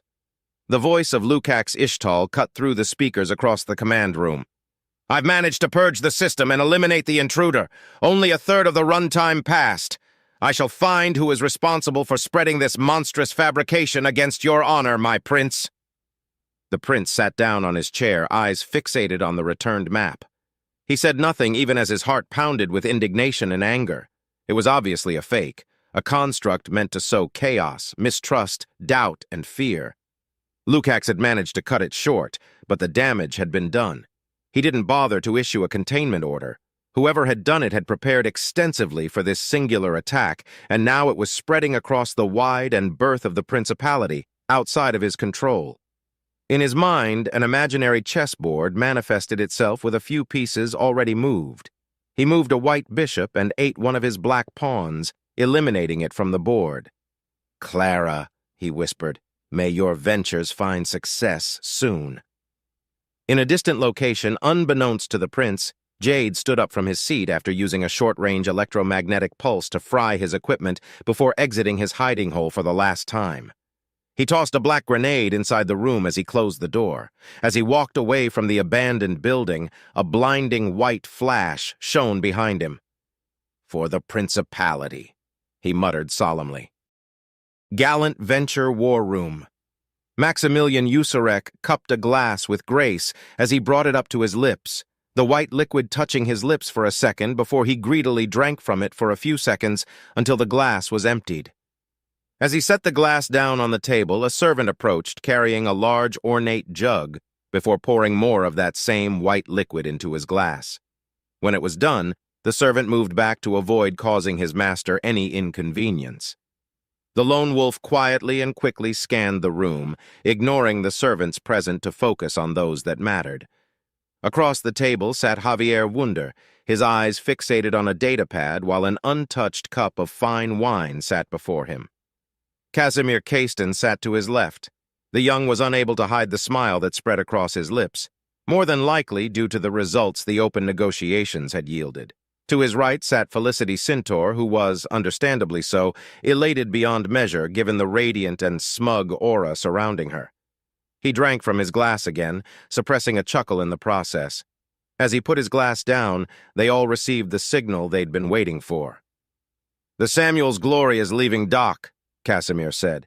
"Right on the expected time. It seems that Genak was unable to conjure the support he needed." "I wouldn't be so sure just yet," Javier countered. "Let us wait and see their heading before we take action." Silently, everyone agreed as the center of the table split open to reveal several projectors that quickly displayed a holographic representation of the system. Quickly zooming to Balakura and its immediate area of influence, the stations and themselves, represented by a group of 6 green dots, were immediately identified. Similarly, the captured Samuel's Glory also appeared, represented by a single purple dot. Javier pressed a single finger on his datapad, and the large screen in the room came to life, showing the nearly pitch-black hull of the Samuel's Glory slowly rotating as it moved away from the station. After what felt like an eternity of waiting, the ship's engines came to life, showcasing a faint light, pushing it forth to its new destination.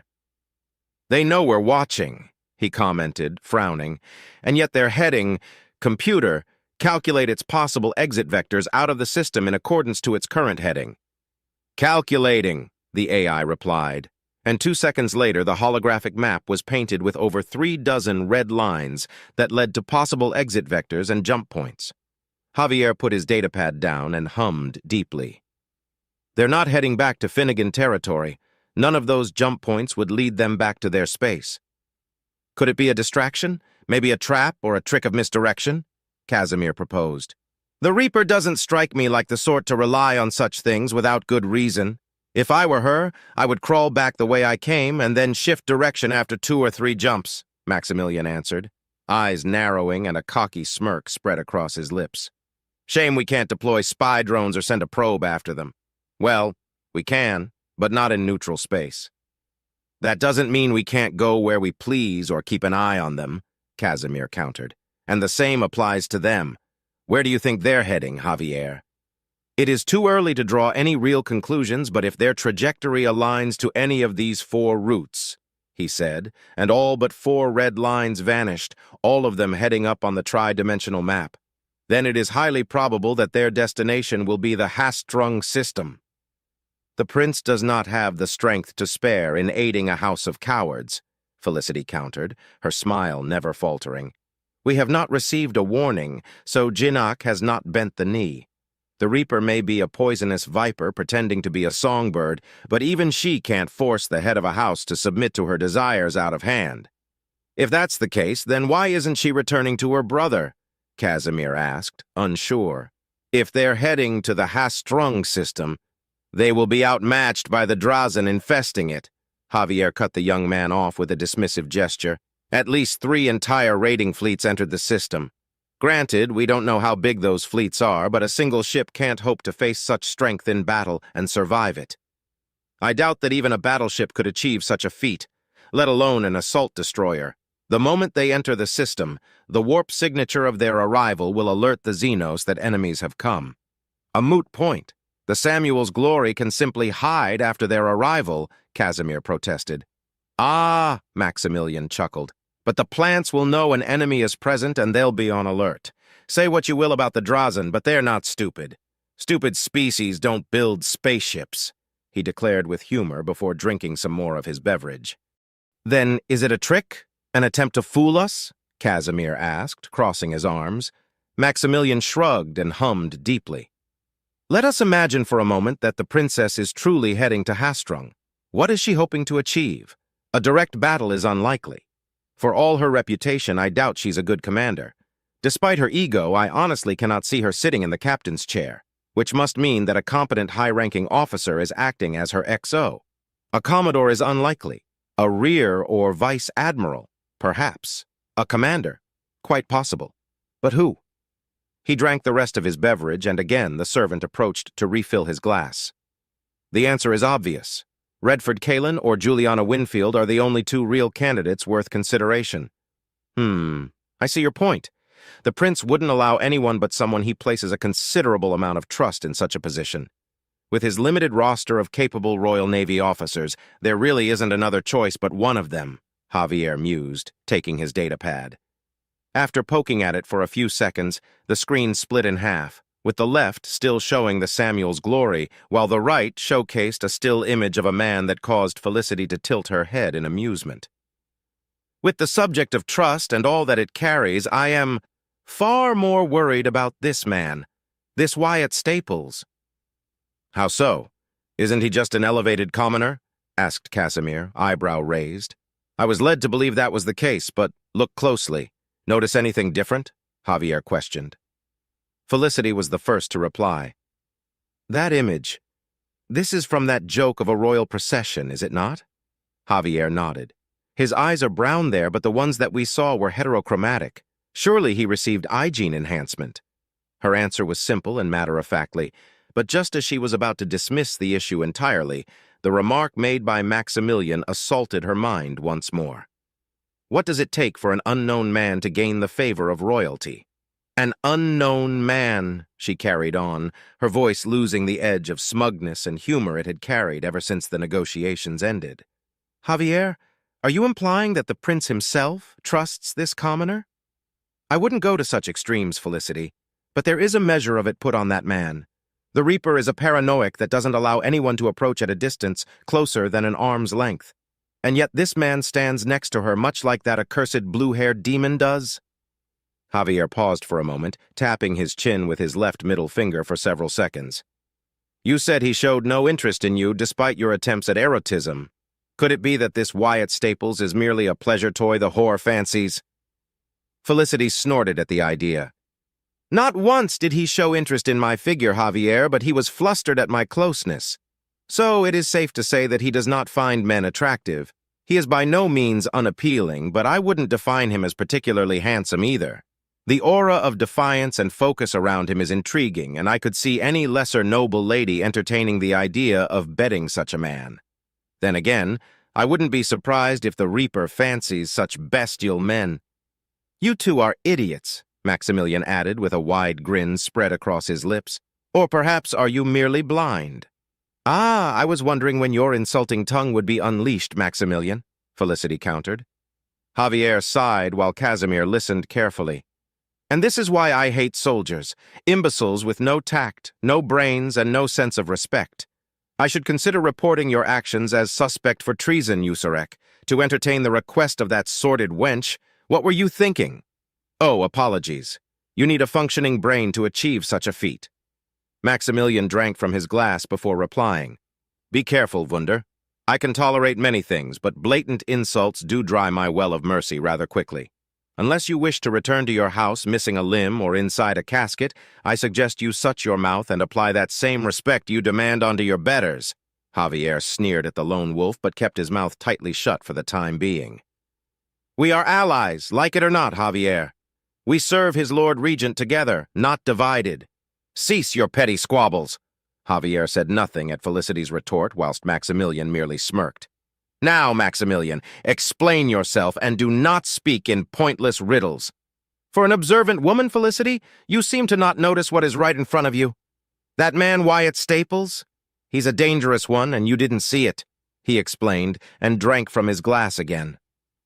I believe his shameful debacle, whilst impressive, was already proof enough of that, Javier retorted. Have you ever killed someone?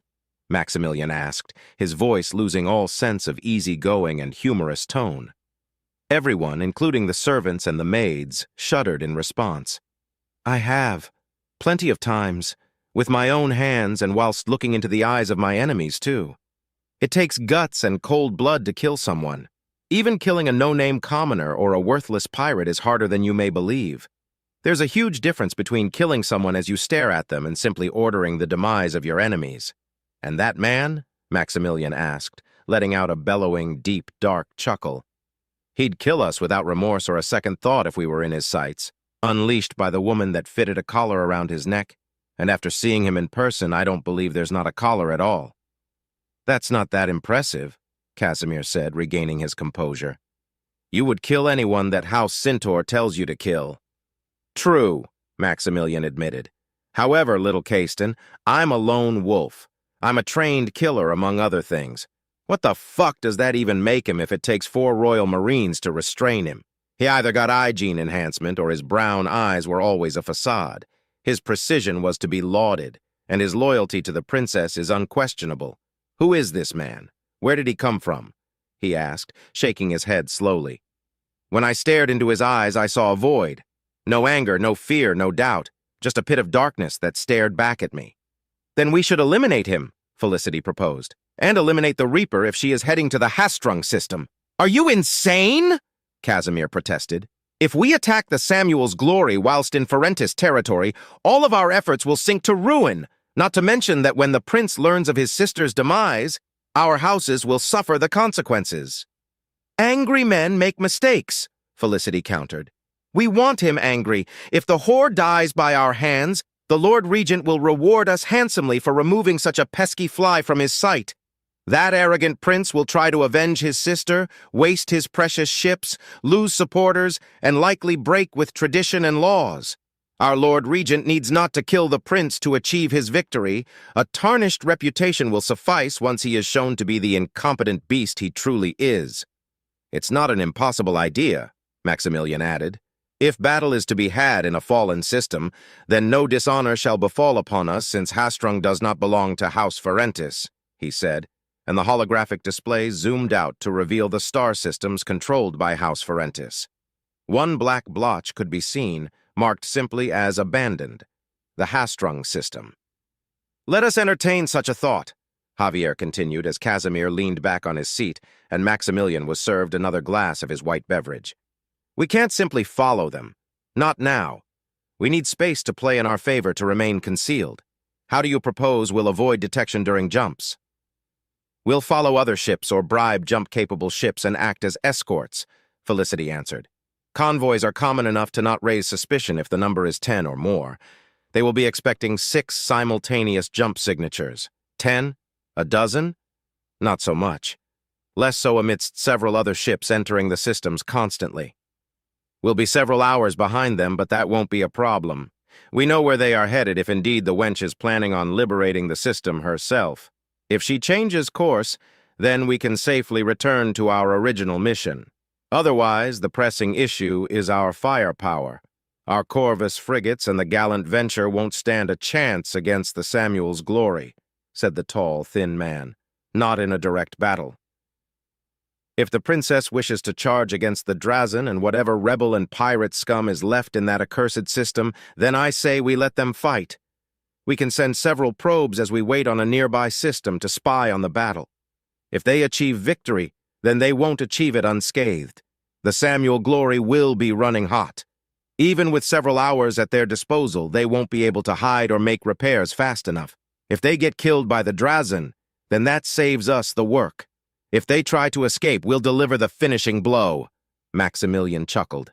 Our best-case scenario is if they achieve total victory or if they leave the invaders crippled whilst they are severely wounded themselves. We can enter the system, destroy the remnants, and claim 2 victories, the death of the Reaper and the favor of House Ferentis. Wait. Instead of destroying the ship, perhaps we can recapture it. Take prisoners? I need to know what happened to Samuel. His parents, my uncle and aunt, and the rest of my cousins deserve to know what became of him, Casimir proposed. I'd rather not take such chances in person, Maximilian replied. I can perhaps stand up against a Royal Marine if I'm careful, but the blood rend. I will not put my life at risk for your sake, little Caiston. Casimir opened his mouth, but clearly thought better than to argue against the lone wolf. Closing his mouth, he gave a solemn nod. Suddenly, Felicity stood up, and her maid stood at attention. "Lady Felicity, our course of action has been decided. We shall not waste this opportunity. If their goal is not the liberation of that fallen system, then we lose nothing, for we have already won," answered the black-haired woman. "As potentially dangerous as Wyatt Staples may be, his idiocy, incompetence, and frank honesty have cost the Reaper dearly. I have defeated her. Without Ferentis supply lines, their mobility shall be hampered, and we gain another angle of attack to strike against the prince and those loyal to him. We failed in gaining the support of House Ferentis," Casimir pointed out. "What real choice does Geenock and his line of cowards have? They will barter their most precious and abundant resources to us. Other neutral houses may buy their resources yet, but the exorbitant price they will demand from House Astor will be a net benefit for us. Every road before shall guide us to our victory. The Reaper has lost. I won. I defeated her. She's not infallible," she said, and began to make her way out of the room with long, slow steps, drinking in her own victory. "Now I will retire. I must rest. Javier, inform Captain Ciro of our decision and prepare for our departure."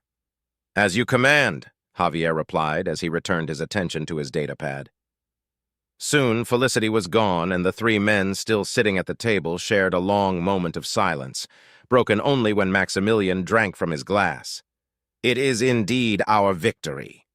"Pardon?" Casimir asked curiously. "It is as Felicity said. We cornered that wretched animal into a corner and left her with no room to maneuver. Our victory was deserved and planned, yet hard fought. We were ready to counter her regardless, but the blunder from her simpleton gave us some precious information we required," he grumbled, tapping on his datapad. Not content with that, the Reaper insulted Felicity, openly. It was her mistake to place any amount of trust in a lowly, inbred commoner. If he survives whatever torturous punishment his idiocy cost the princess, I care not for it. Her barely contained fury was most certainly a death sentence anyway, he finished with a deep, pensive hum instead of gloating some more. His eyes narrowed, ignoring the expecting Casimir. The Caiston sighed a few seconds later upon realizing Javier had shifted his focus somewhere else. His eyes turned to Maximilian, who was impossibly being served yet another glass of his strange white beverage. "What are you drinking? You've been drinking it ever since we came back. How are you not drunk or mildly inebriated yet?" He paused for a moment, as if recalling several short memories at once. "Come to think of it, I've never seen you drink anything other than that, water or tea."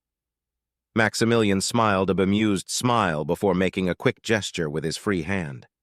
Instantly, another of his servants approached Casimir, put down a fresh glass before him, and filled it with the white substance. The lone wolf watched in silence, wondering what the young Caiston would do. Casimir stared at the offered glass, then at Maximilian, then at the glass again. Pushing his suspicion aside, he grabbed the pleasantly cold glass, brought it up to his mouth, sniffed it, and then took a sip from it. Rather impolitely, he smacked his lips and ran his tongue across them, surprised. He took a second, longer sip and audibly gulped the beverage down his throat. "It's sweet," said the young man in disbelief. "You will find not a single drop of alcohol in this drink," Maximilian answered. "This is nothing more than a refreshing drink produced in my homeworld. Nobles and commoners alike drink it, although this quality is reserved for the nobility, of course," he said with a little chortle. "It's delicious," Casimir admitted, drinking half his glass before continuing.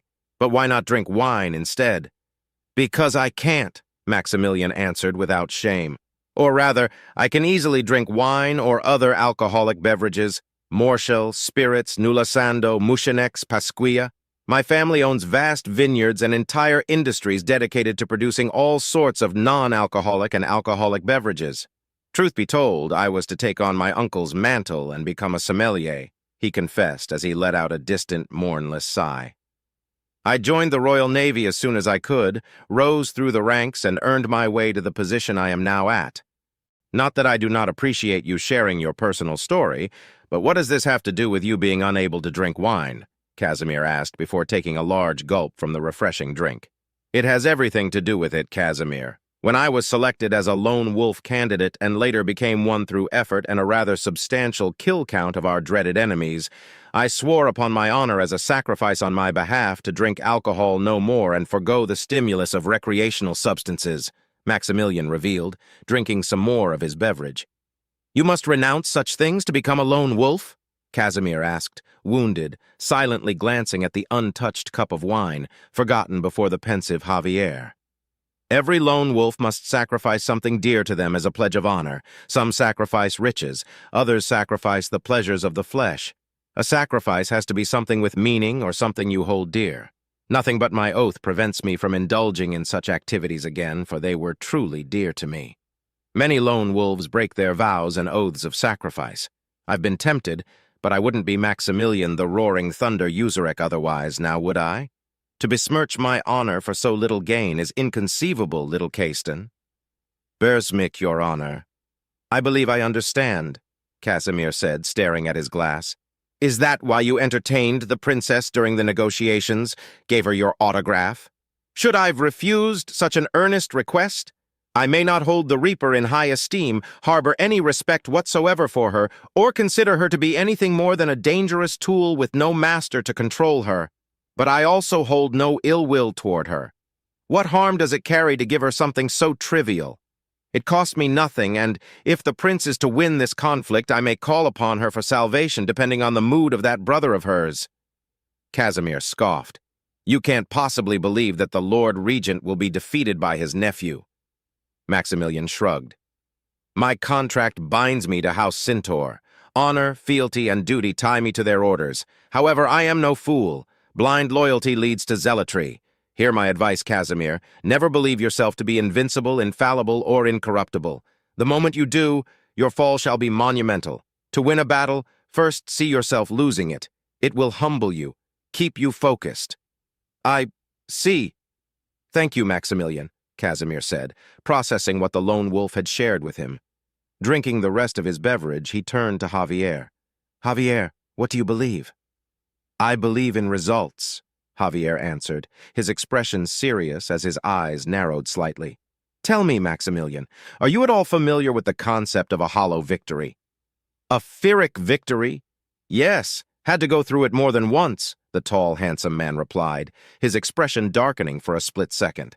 No, not a Pyrrhic victory. A Pyrrhic victory is still a victory, perhaps not worth it, but a victory nonetheless, Javier countered. A hollow victory is when you achieve a victory, regardless of how hard the battle was to achieve it, but it leaves you unfulfilled. A victory that does not appear to be won despite you've clearly won and achieved what you wished to achieve. He paused for a moment. Simply put, a victory that is hollow. Can't say I know what that feels like, Maximilian replied, raising an eyebrow. Why do you ask? Because that is how I'm feeling right now. We won, didn't we? We defeated the Reaper, deprived her of what she wanted, all but forced her into an act of desperation and near suicidal intent to liberate a system from the tentacles of those horrid Xenos. Felicity is right. This is our victory. His eyes turned to the map, following the purple dot as it slowly moved along the lines of one of the possible highlighted trajectories. So why do I feel hollow? No answer was found that day. No Arnavio. War room. The air in the room was tense and hot. Nobody present had the courage to speak up after the princess finished explaining where her next destination was and what she wished to achieve. I was there when it happened, but hearing it from her mouth again makes me uneasy. Regardless, I don't really care that much if it ends with thousands of more Drazen dead, Wyatt thought, as a rush of adrenaline and anticipation coursed through his body.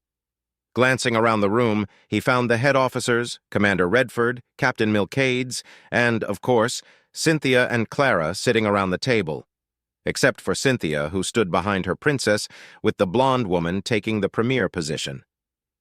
Speak freely, she said, breaking the minute-long silence. Voice your concerns and allow your propositions to fly freely. Her voice was welcoming and friendly, but weighed down by authority and power. My princess, Galt Tirome made his voice known after a moment's hesitation. What you wish to achieve is simply impossible, he said with palpable trepidation. Fret not, Galt Tirome. I am not versed in the ways of war and bloodshed. I'd prefer to have honesty come from those with experience. Is it an issue of troops, firepower, resources at our disposal? Clara asked sincerely yet firmly. Clearing her throat, Sabraska Kaspars followed in Galt's example. My princess, in terms of resources and equipment, we have nothing to worry about.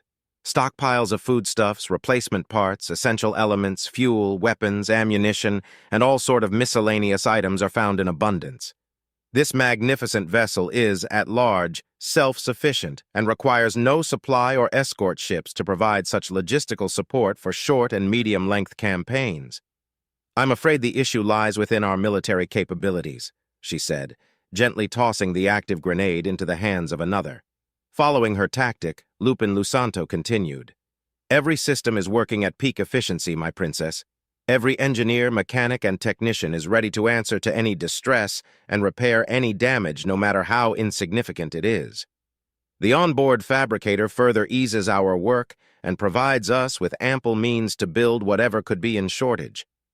Aside from competent crewmen and discipline, much to our dismay, the red-eyed man finished with a haughty huff of lamentation.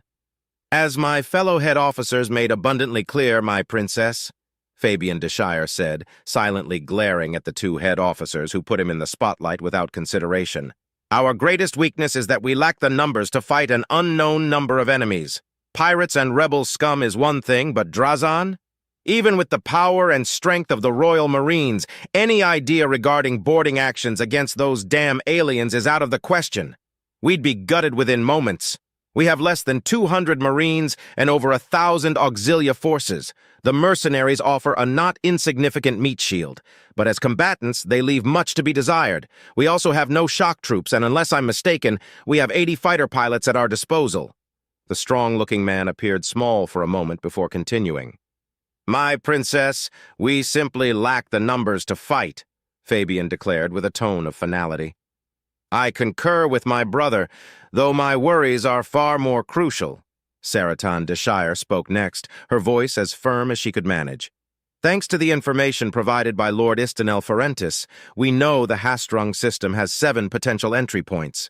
As she explained her point, a small projector hanging above the table manifested a holographic rendition of the Hastrung system and the 7 nearest star systems to it.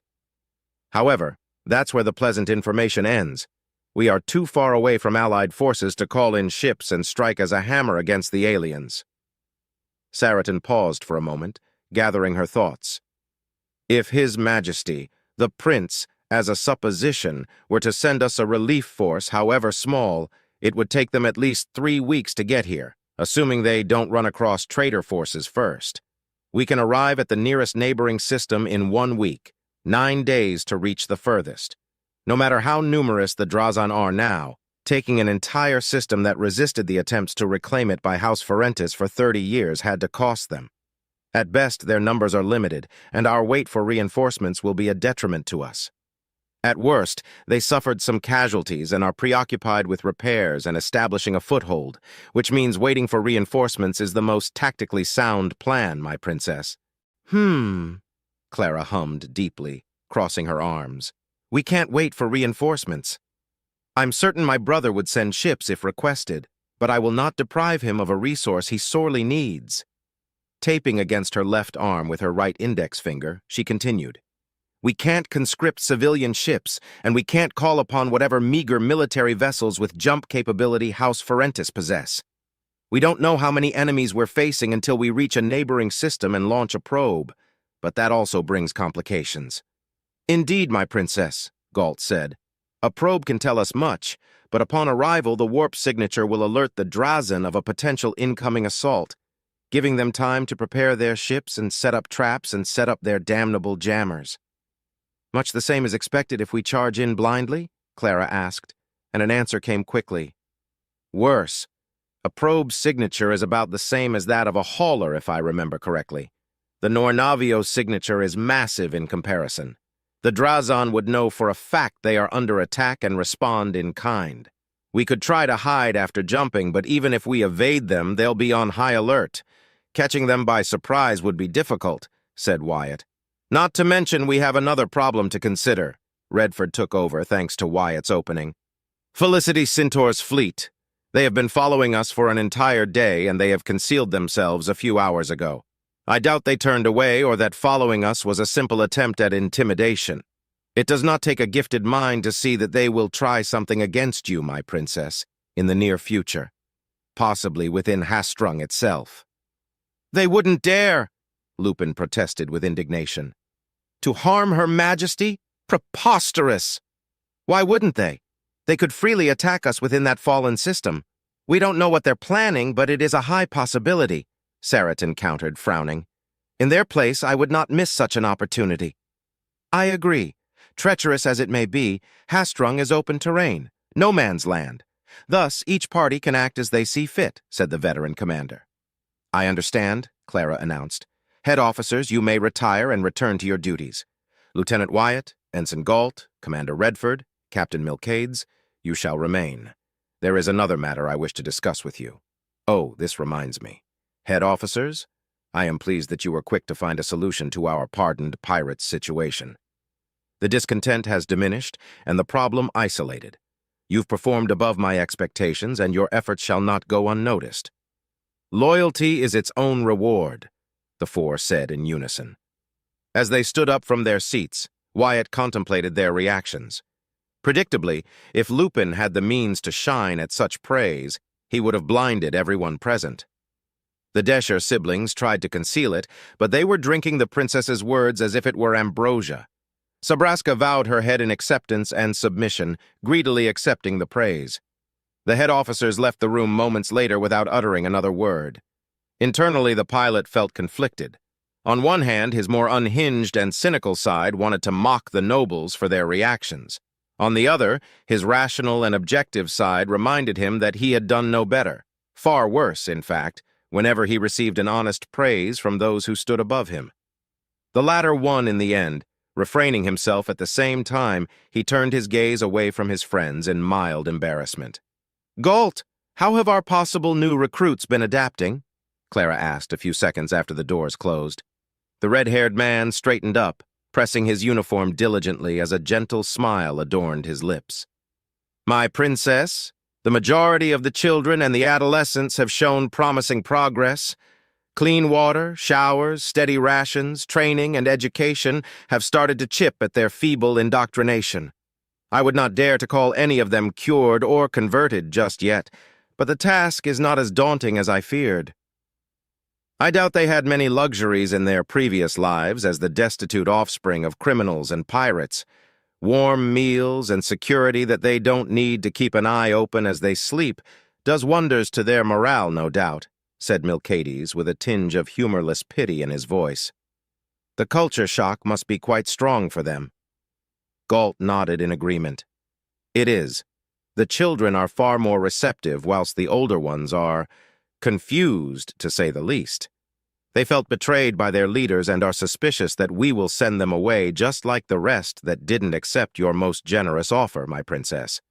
In fact, knowing they were taken away whilst they remained behind has made them more welcoming to their education. It warms my heart to hear that, Galt, Clara replied, smiling softly for a moment. I have left them in your care, Galt, but I have not revised any lessons or topics regarding their potential education. Pray tell, what have you been teaching them? Nothing relevant, my princess. Their education mostly consists of breaking away from their indoctrination without painting the principality as something to be glorified. As per Commander Redford's instructions, I've avoided replacing one indoctrination for another. I'm striving for them to reach the conclusion that being a pirate is detrimental to their well-being, and not at all the freedom their predecessors spewed all on their own. Aside from that, the head officers have lent me some of their men to aid me in planning their lessons. The children enjoy the intellectually stimulating games. I fear they had little chance for such activities before. The oldest, in turn, are more difficult to guide, but Salazar Reed is a surprisingly capable instructor, if uncaring most of the time. Indeed? Clara replied, bemused. What about you, Galt? You have a personal history dealing with pirates. My personal feelings are irrelevant, my princess. You have tasked me with this and put your trust in me to have it done. I will not fail you. He paused for a moment as the icy stare of two violet eyes pierced his soul. On a personal note, I was unsure if I could perform to your expectations, my princess. I do not consider pirates to be nothing more than parasites and dangerous criminals that blight the principality with their miserable existence. They consume and pillage and bring naught but carnage wherever they can reach. But these are children. Some are innocent, some aren't. I don't know what your end goal is, your majesty, and I need not know. My only care is to carry my duties to the best of my capabilities. Clara nodded approvingly. I ask for nothing more, she said, and closed her eyes for several seconds. When she opened them again, she continued. Galt, answer this question as an officer and warrior.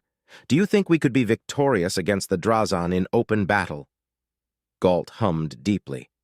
The Noir Navio is a formidable ship.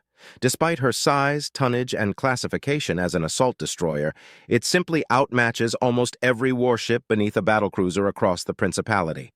When it was under the command of Samuel Caiston, it was clear the power behind it, but he never tested her full capabilities. The closest to a true display of her power that has been achieved was seen during the battle at Gintrax.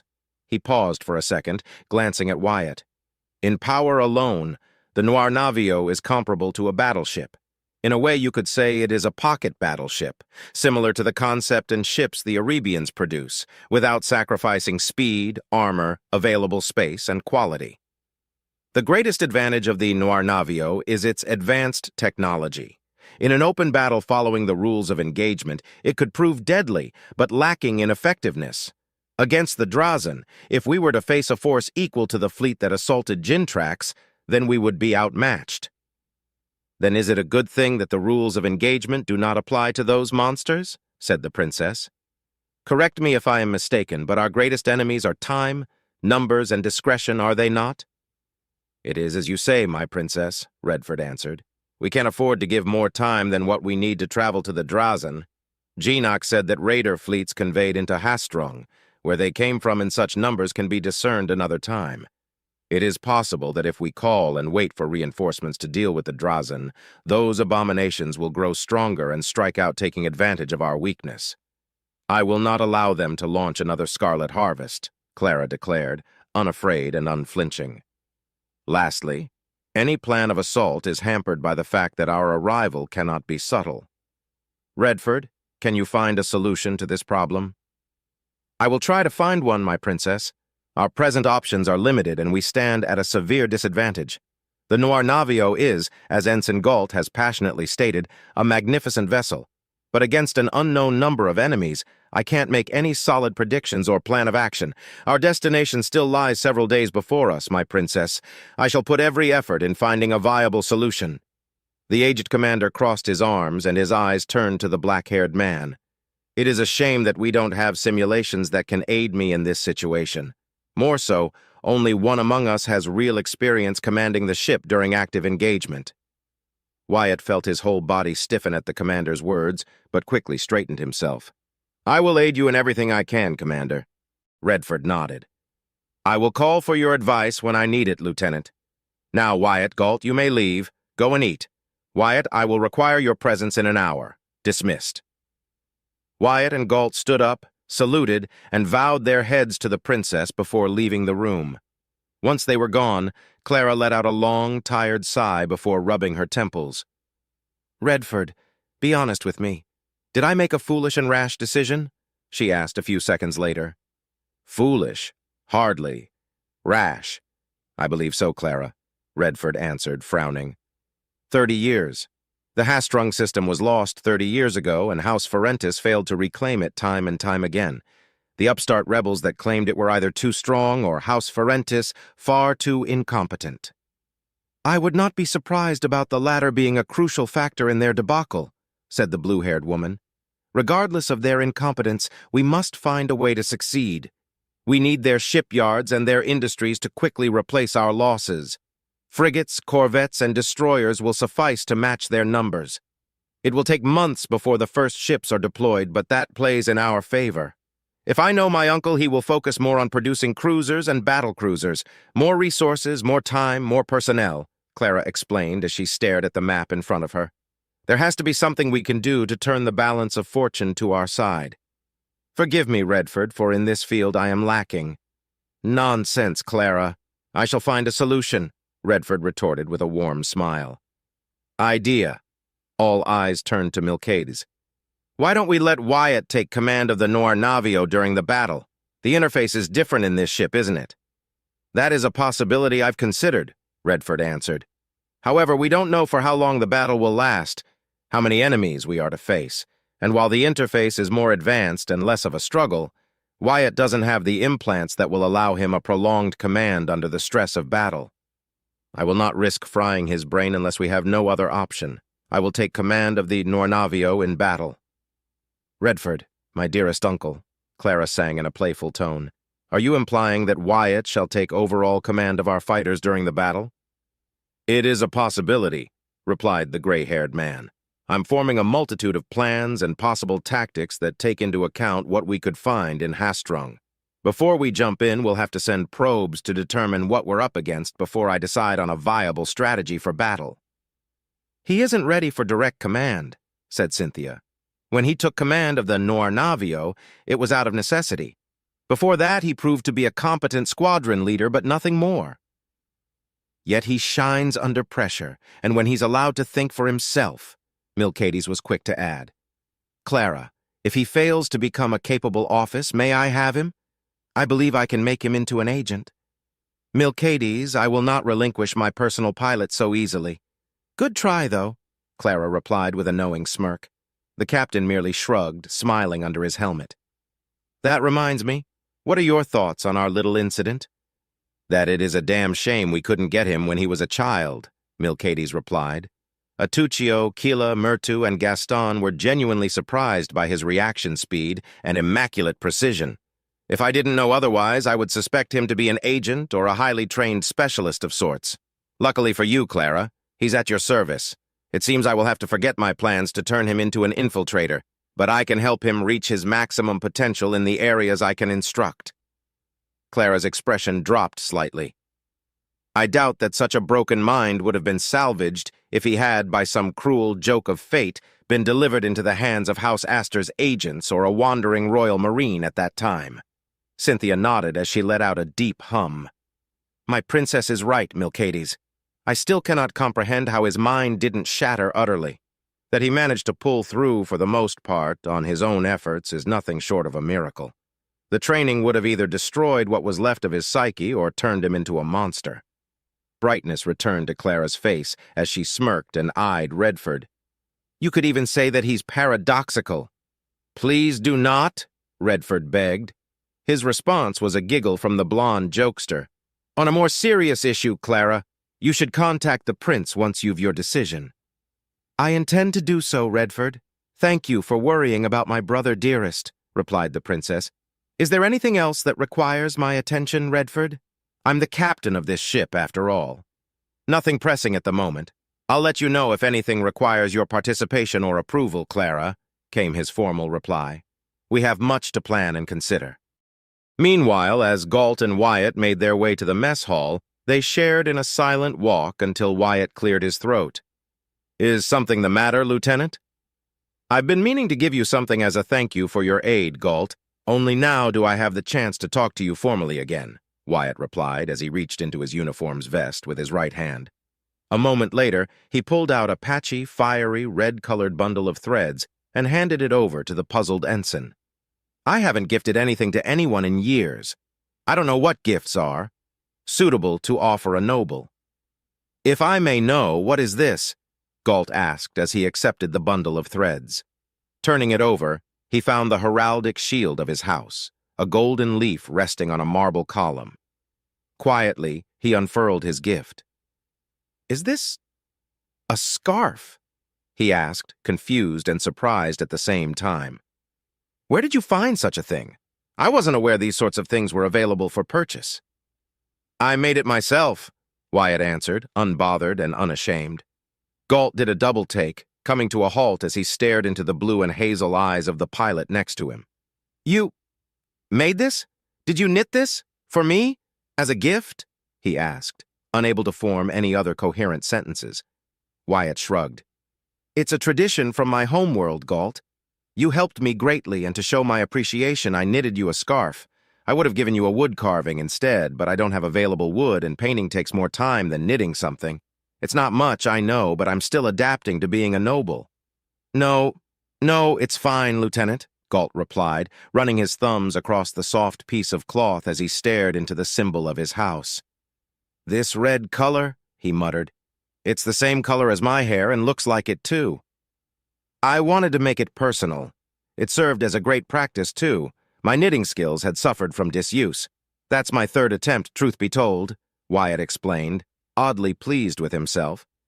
If it is not appropriate, then I shall give you something else. Galt smiled, showing his teeth as bemusement, surprise, confusion, and gratefulness all coalesced across his face. To gift something you made yourself to another is not common. Not unheard of, just not common. But Wyatt, why? Before the pilot could reply, he continued. I owe you my life. Were it not for you, I and my surviving comrades would be dead. I owe you a greater debt. Wyatt shook his head. What debt? I told you already, Galt. You were unarmed and surrendered. I don't like killing the innocent, traitors or not. Besides, you helped me twice already. There's nothing to be owed. Galt let out a chuckle, gripping his scarf tighter. You truly are a man of honor, Wyatt. It was Wyatt's turn to chuckle now. Hardly, was his single reply. Galt stared into his eyes for long moments, then nodded. Perhaps so, or more likely, I just don't know what honor really is. Another chuckle escaped from his throat as he carefully folded the scarf and tucked it inside his uniform. For what is worth, Wyatt, I accept your gift. Would it be okay if I share it with my daughter? Wyatt nodded. It's yours now. Do with it as you please, Galt. In that case, I shall. If you ever need anything of me, Wyatt, please just ask and I will support you in however measure I can, Galt replied as the two resumed their walk. Actually, I need some advice, Wyatt confessed. I was planning to ask Commander Redford later, but I believe you can help me with this issue I'm facing. Galt, how do I become a good officer? How is a good question, Lieutenant Wyatt. Like I said during our previous talk, it is entirely up to you how to achieve it. Rather, there is a structure to it, and some follow it to the letter. Being dogmatic and strict has its uses, but so is being approachable and practical. There are rules you must obey, but always remember this. The most crucial aspect of a good officer is the ability to inspire, motivate, and encourage those under your charge to achieve their duties and complete your mission, Galt answered. Great, and how do I do that? Every commanding officer before Commander Redford was uncaring at best and a petulant blue blood at worst. How am I supposed to be a good officer otherwise?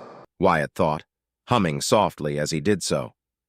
Throughout my entire career, Lieutenant, I can assure you this.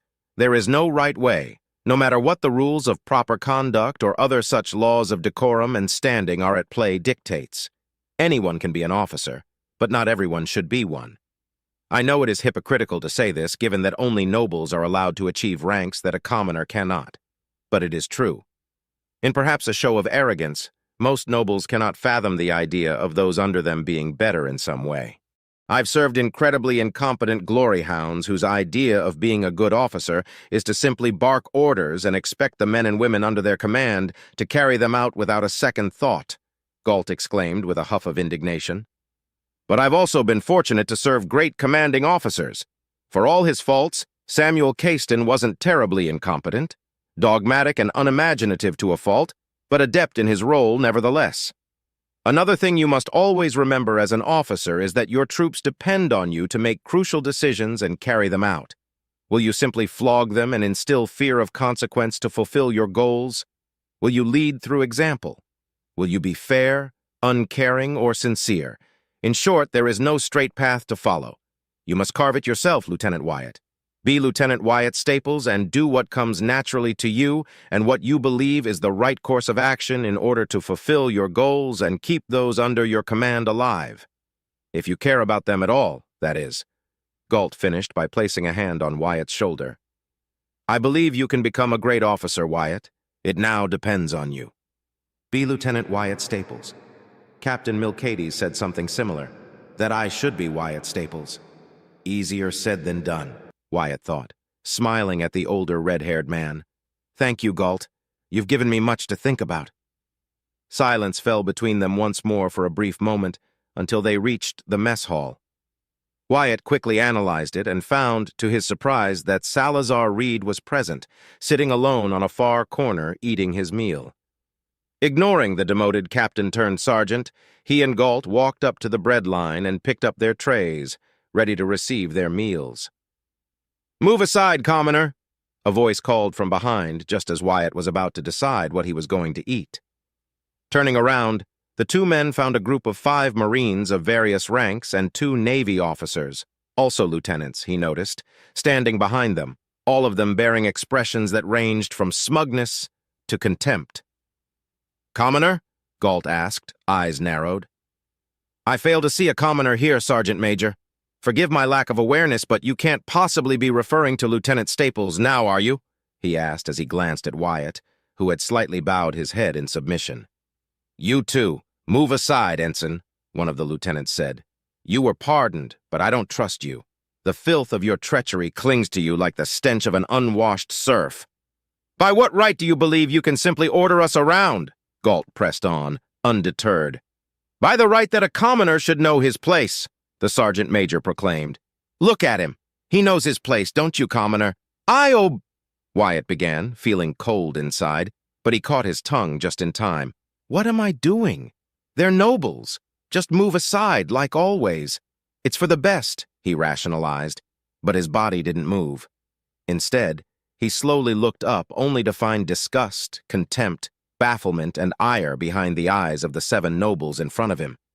But there was something else in their eyes. He could see it. Was it envy? Apprehension? Fear? He couldn't quite tell, but as he looked into their eyes, the unsurmountable gap that divided commoners and nobles in his mind was not as big nor as wide as it had been not too long ago. "No," he said in a firm voice, despite the cold gripping his heart, threatening to tear it apart if he continued. He didn't care.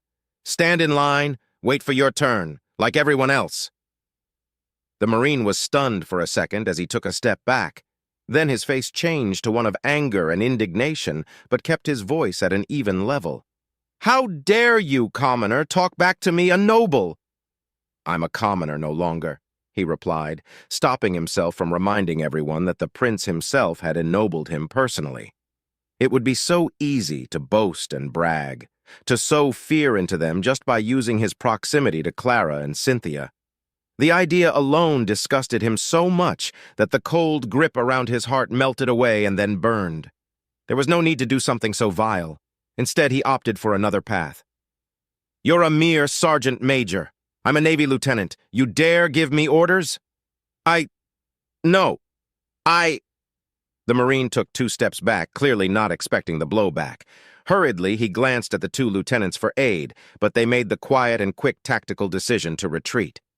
This isn't over, "Lieutenant Staples to you, Sergeant Major," Waite interjected. "I do not know what grievances you hold against me, but if you wish to settle our difference, a duel will suffice."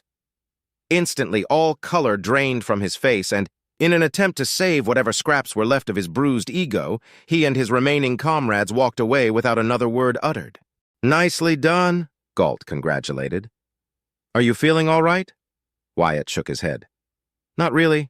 I feel hungry and tired, but also fulfilled." Letting out a strained sigh, he turned to Galt. "Let's eat and forget about this." Galt nodded solemnly. "As you command, Lieutenant." "Do you have any idea what you've done, Salazar?" The ex-captain rubbed his bruised face. The impact of the rubber bullet had left a lasting mark that would remain for a couple of days more. Worse was the powdered paint. Easy to clean off armor and clothes, but it stuck to skin like a predatory parasite, which meant he had to bear the mark of his inglorious defeat in more ways than one. He didn't rebuke his wife's justified anger. He had no right to do so after his loss. "That's clear, Tuzia," he replied, looking into his wife's fiery gray eyes, her otherwise stunning features marred by an angry scowl and pursed lips. "I brought shame upon our house's name." "Shame?" Tuzia asked softly, flabbergasted for a moment after hearing her husband's reply. "Shame! Salazar, you repeatedly humiliated House Reed. Vashakati is beyond displeased. And Vasurt? He wanted your head. It was only through Vashakati's intervention that you're still alive. He convinced his brother to let him decide your punishment himself. Salazar lowered his head in shame. He wanted to be angry. He wanted to rage and shout, but the experience had left him drained in more ways than one. Then I shall accept my punishment with the scraps of dignity I have left, Tuzia. You better be ready to grovel and beg for mercy, Salazar, Tuzia remarked angrily. How could you? During the banquet to celebrate and honor His Majesty the Prince? All for what? That idiot brother of yours? Salazar frowned slightly. Leave Abacus out of this, Tuzia. How can I, when his death was the catalyst that pushed you to seek blind vengeance? Tuzia argued back.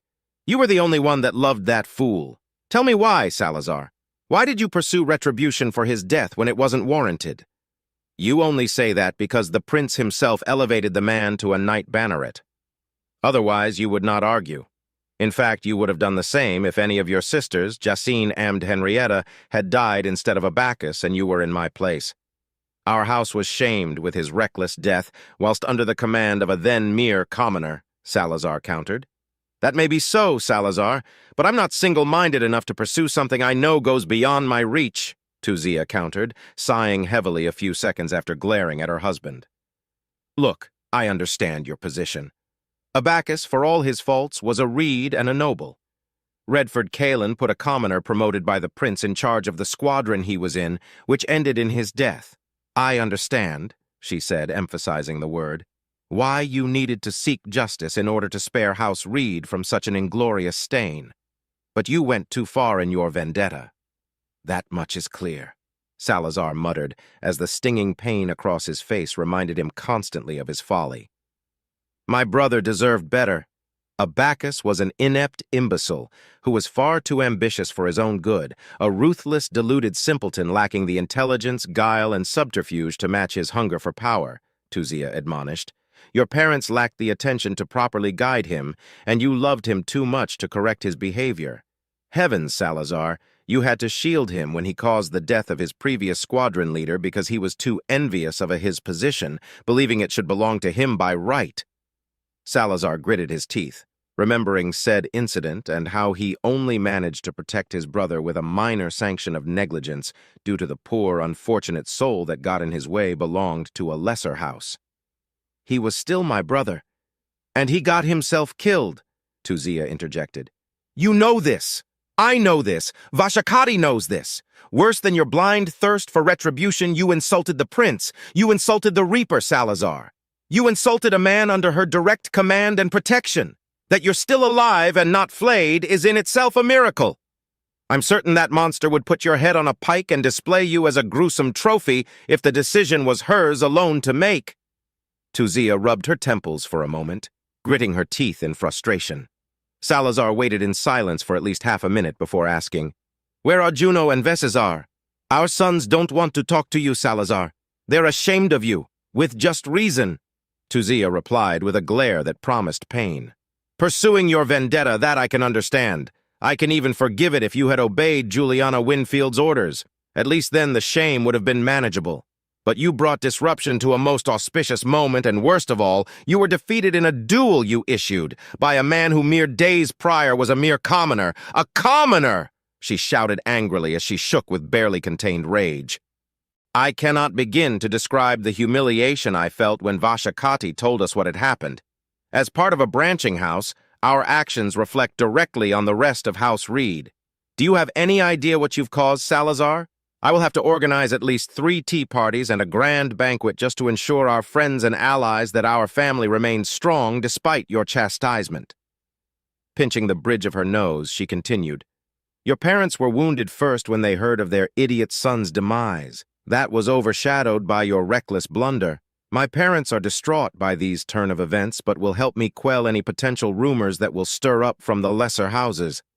Salazar listened in silence, taking in the verbal beating his wife delivered upon him. He couldn't blame her. After the rage subsided and the reality of his situation and actions sunk in, he knew he had made a serious mistake.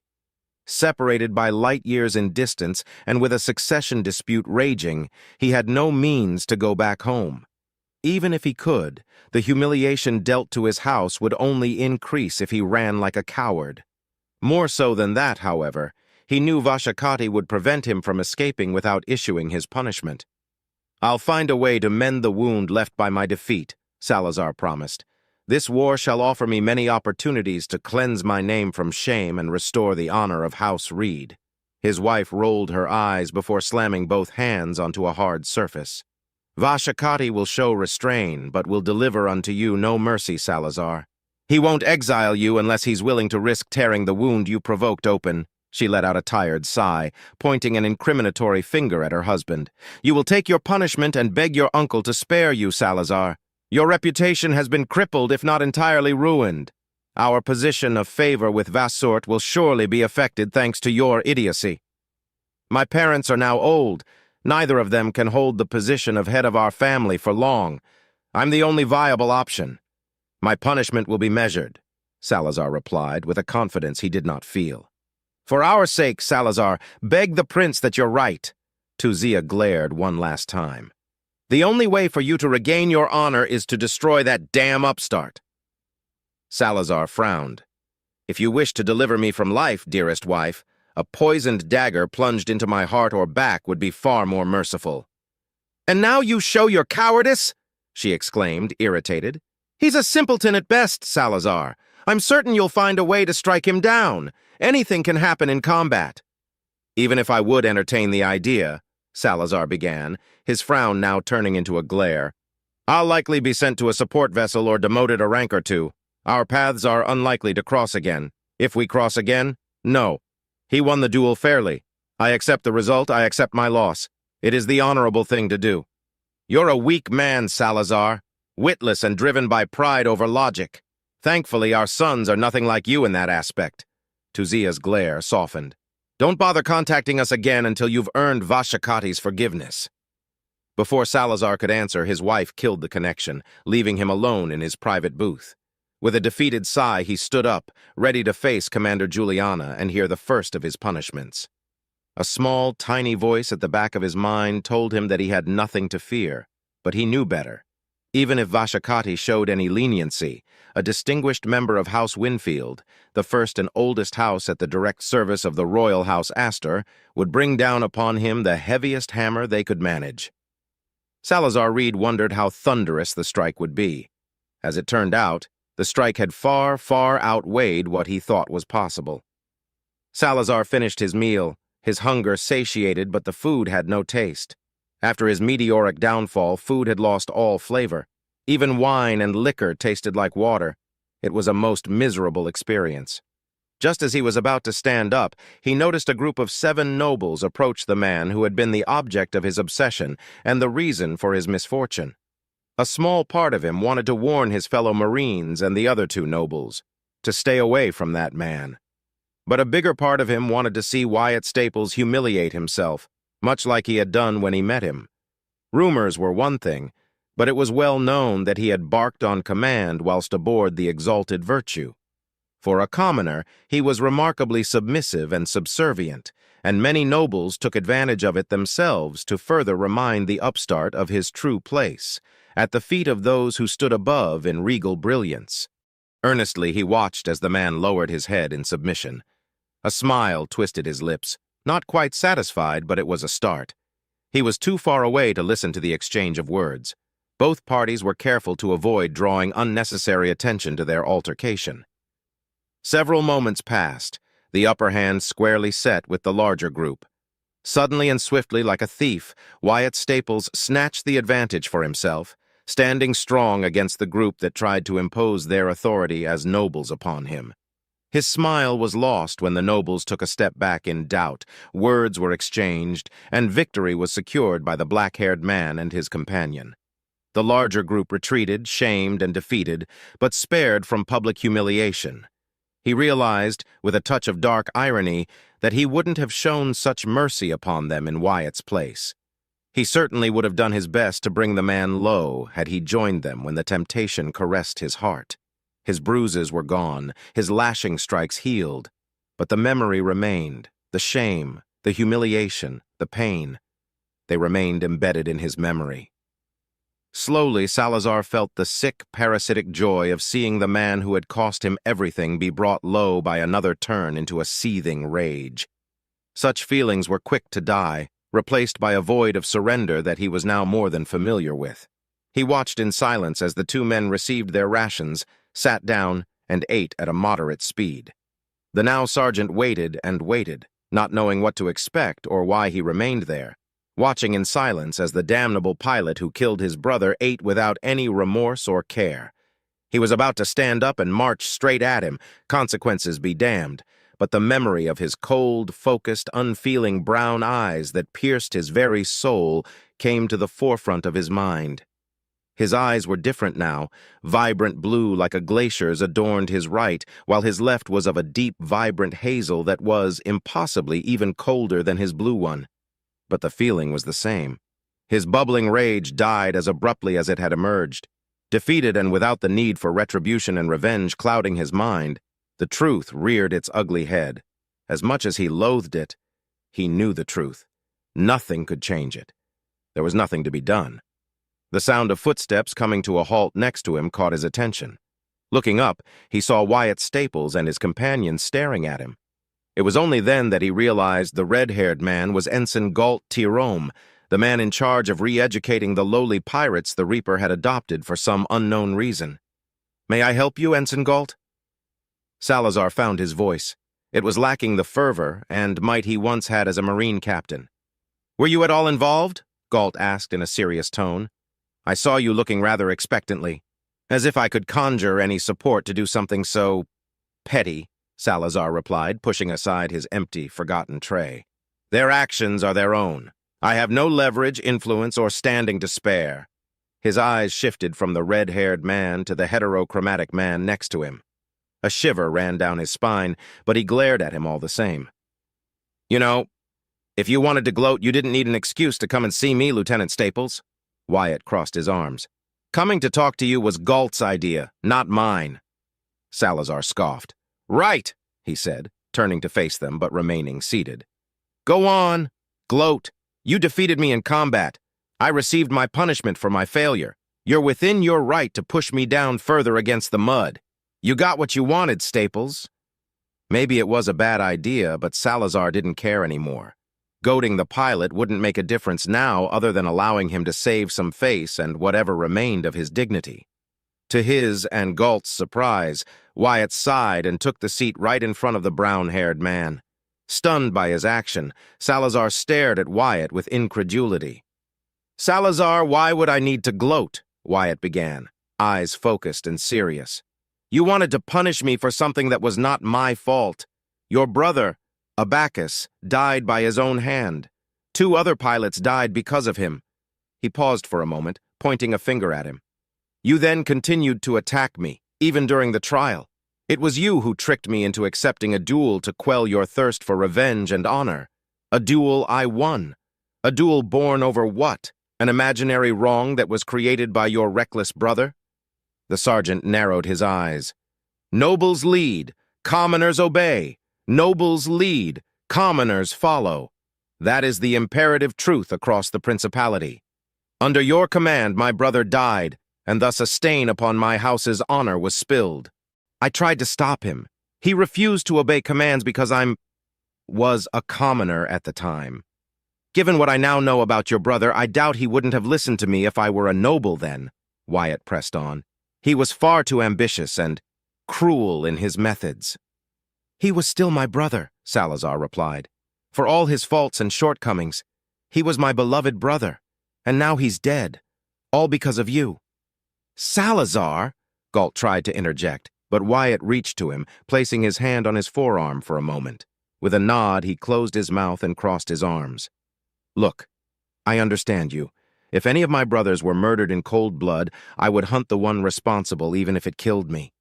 I can understand your feelings, Salazar. But you can't blame anyone but your brother for his own death.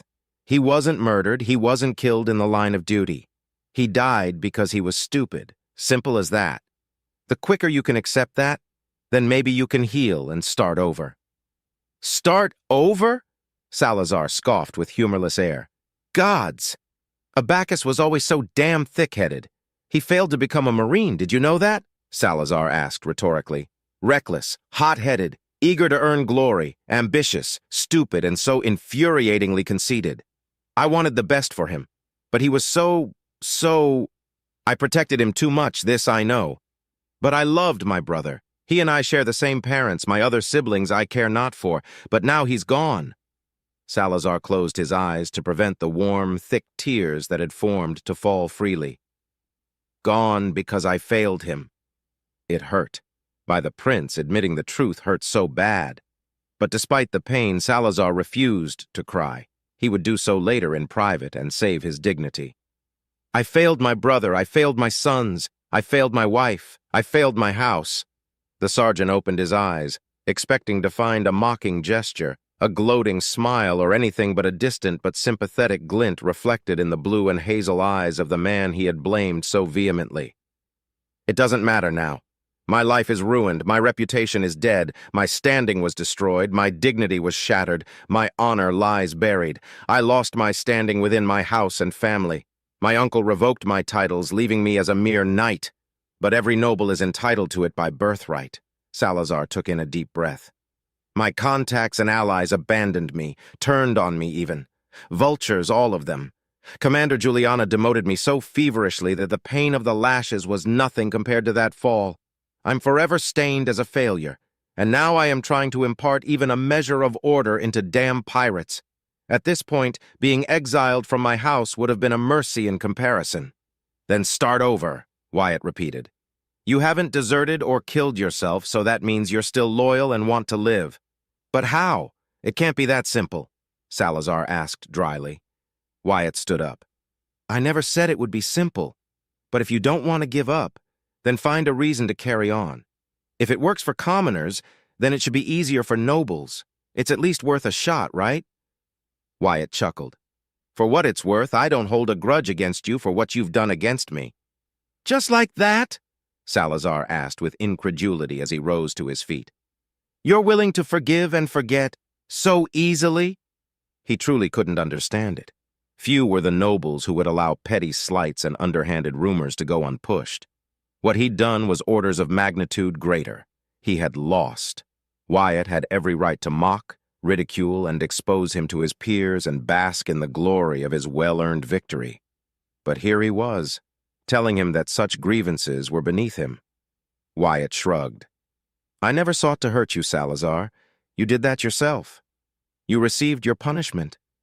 I don't know if it was just or not, nor do I care if it was. It is not my place to say. If I were you, I'd look for alternatives. Find a path that works for you, Salazar. Showcase your loyalty and listen to those around you. That's what I would do in your place, Wyatt said, eyes widening slightly. Look for alternatives. Find a path that works for you. Find a path. Those around you. He mumbled for a few seconds, his eyes darting around for several seconds until, with a nod, he turned around. Galt, forgive me. I have an idea that I need to test out, Wyatt said before abruptly darting out in a hurry. Salazar turned to Galt, confused. Sir?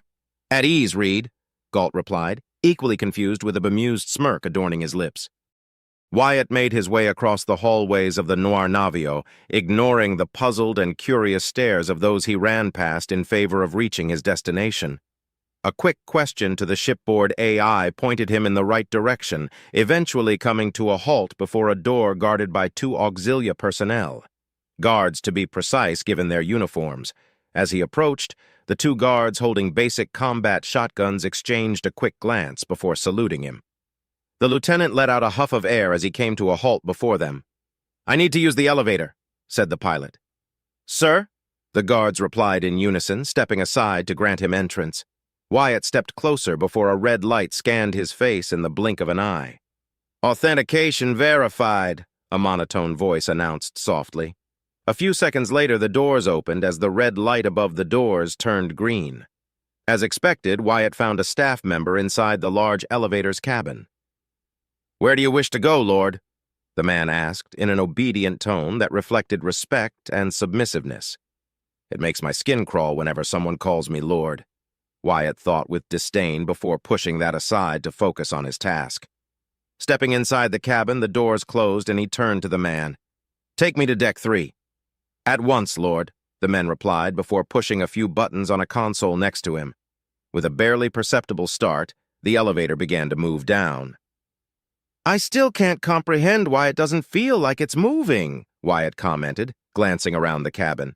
He'd rarely used elevators back in the academy, or when inside any given station he'd been assigned to in the past, but the experience was the same. A jerk of motion followed by either a sense of added weight or floatiness, depending if you were going up or down. Forgive me, Lord, for I do not understand it either. I'm merely an attendant and general operator, the man apologized a moment later. I wasn't blaming you, and please, you don't need to call me Lord all the time. My rank is enough. I would prefer that, Wyatt said sincerely.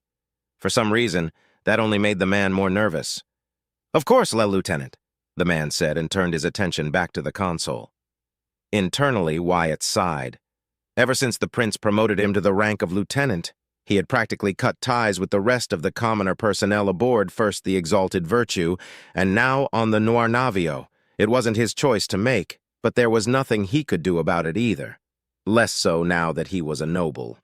His life had been completely flipped over, and while he was starting to find his footing again, it wasn't an easy process by any means. Although he would be hard-pressed to deny he enjoyed some of the perks that came with his rank and now his position as a knight banneret. Better food, a comfortable bed, a private shower, and more than 2 uniforms. But most of all, and despite the hurdles along the way, he enjoyed the time he spent with Cynthia and Clara, be it at their service or in private. The thought of his friends made his lips curl into a tiny smile a few moments before he felt that same, barely perceptible motion that indicated the elevator had come to a halt.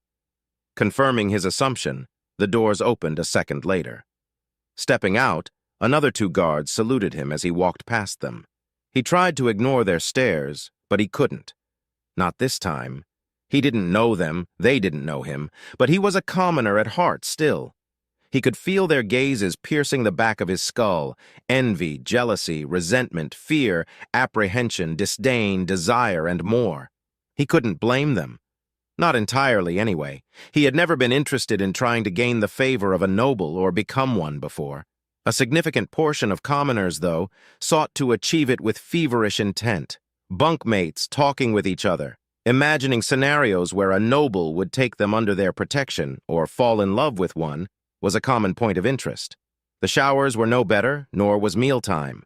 Half the time, it seemed, was spent in doing their work, and the other half trying to gain favor in one way or another, skill, looks, abilities, submissiveness, and more. Usually, though, commoners preferred one of 2 routes: sexual favors or showering a noble with praise and acclaim. The former was simply pointless in his opinion. If a noble wished to engage in such things with a commoner, an order was all it took.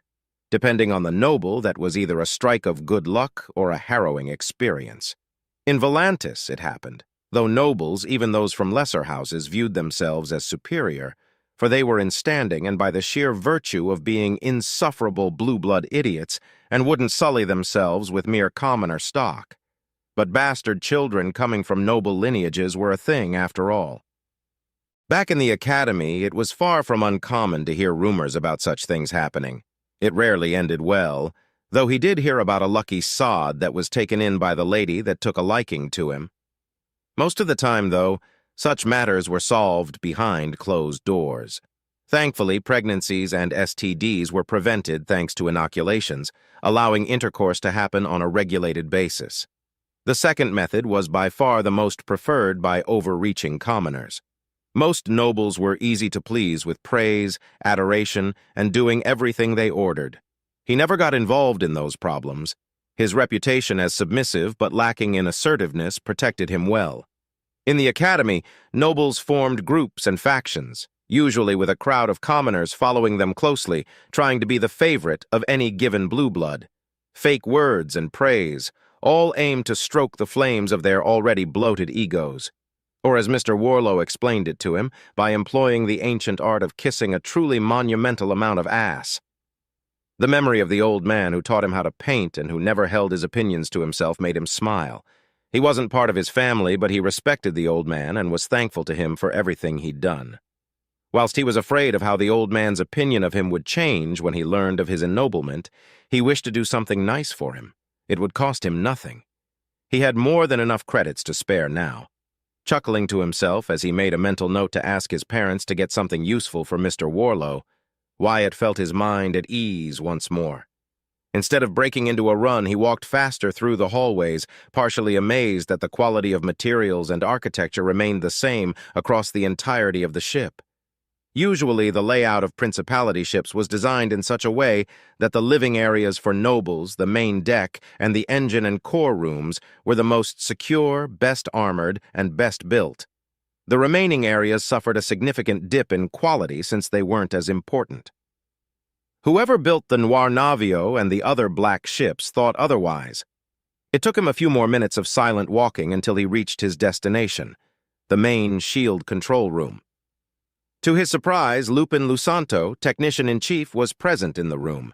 He was flanked by 3 assistants while a dozen technicians and 4 engineers carried on their duties. Only the 2 guards posted outside the room greeted him with a salute. Apparently, that was enough for the red-eyed man to notice his arrival. Giving the datapad he was reading to one of his assistants, the man approached him. "Lieutenant Staples, I was not informed that you were coming," he said with a posh tone. "Is there anything I can help you with? I assure you everything is working at peak efficiency. Her Majesty will not find my efforts wanting." Wyatt resisted the urge to raise an eyebrow, managing in turn to raise his left hand apologetically. "I'm not here under any sort of official business or command given to me by either Her Majesty or Commander Redford, Technician-in-Chief. I'm here in search of Jincho. The AI told me he was currently operating in this area." "Ah, yes, one of the Akanti," Lupin said, crossing his arms. "Since you are here for, I presume, personal matters, may I ask why is it that you need him? Has he done something to offend you?" "Nothing like that," Wyatt was quick to reply. "There's something I wish to ask him, but if he's unavailable, I can come back later." "Nonsense, Lieutenant.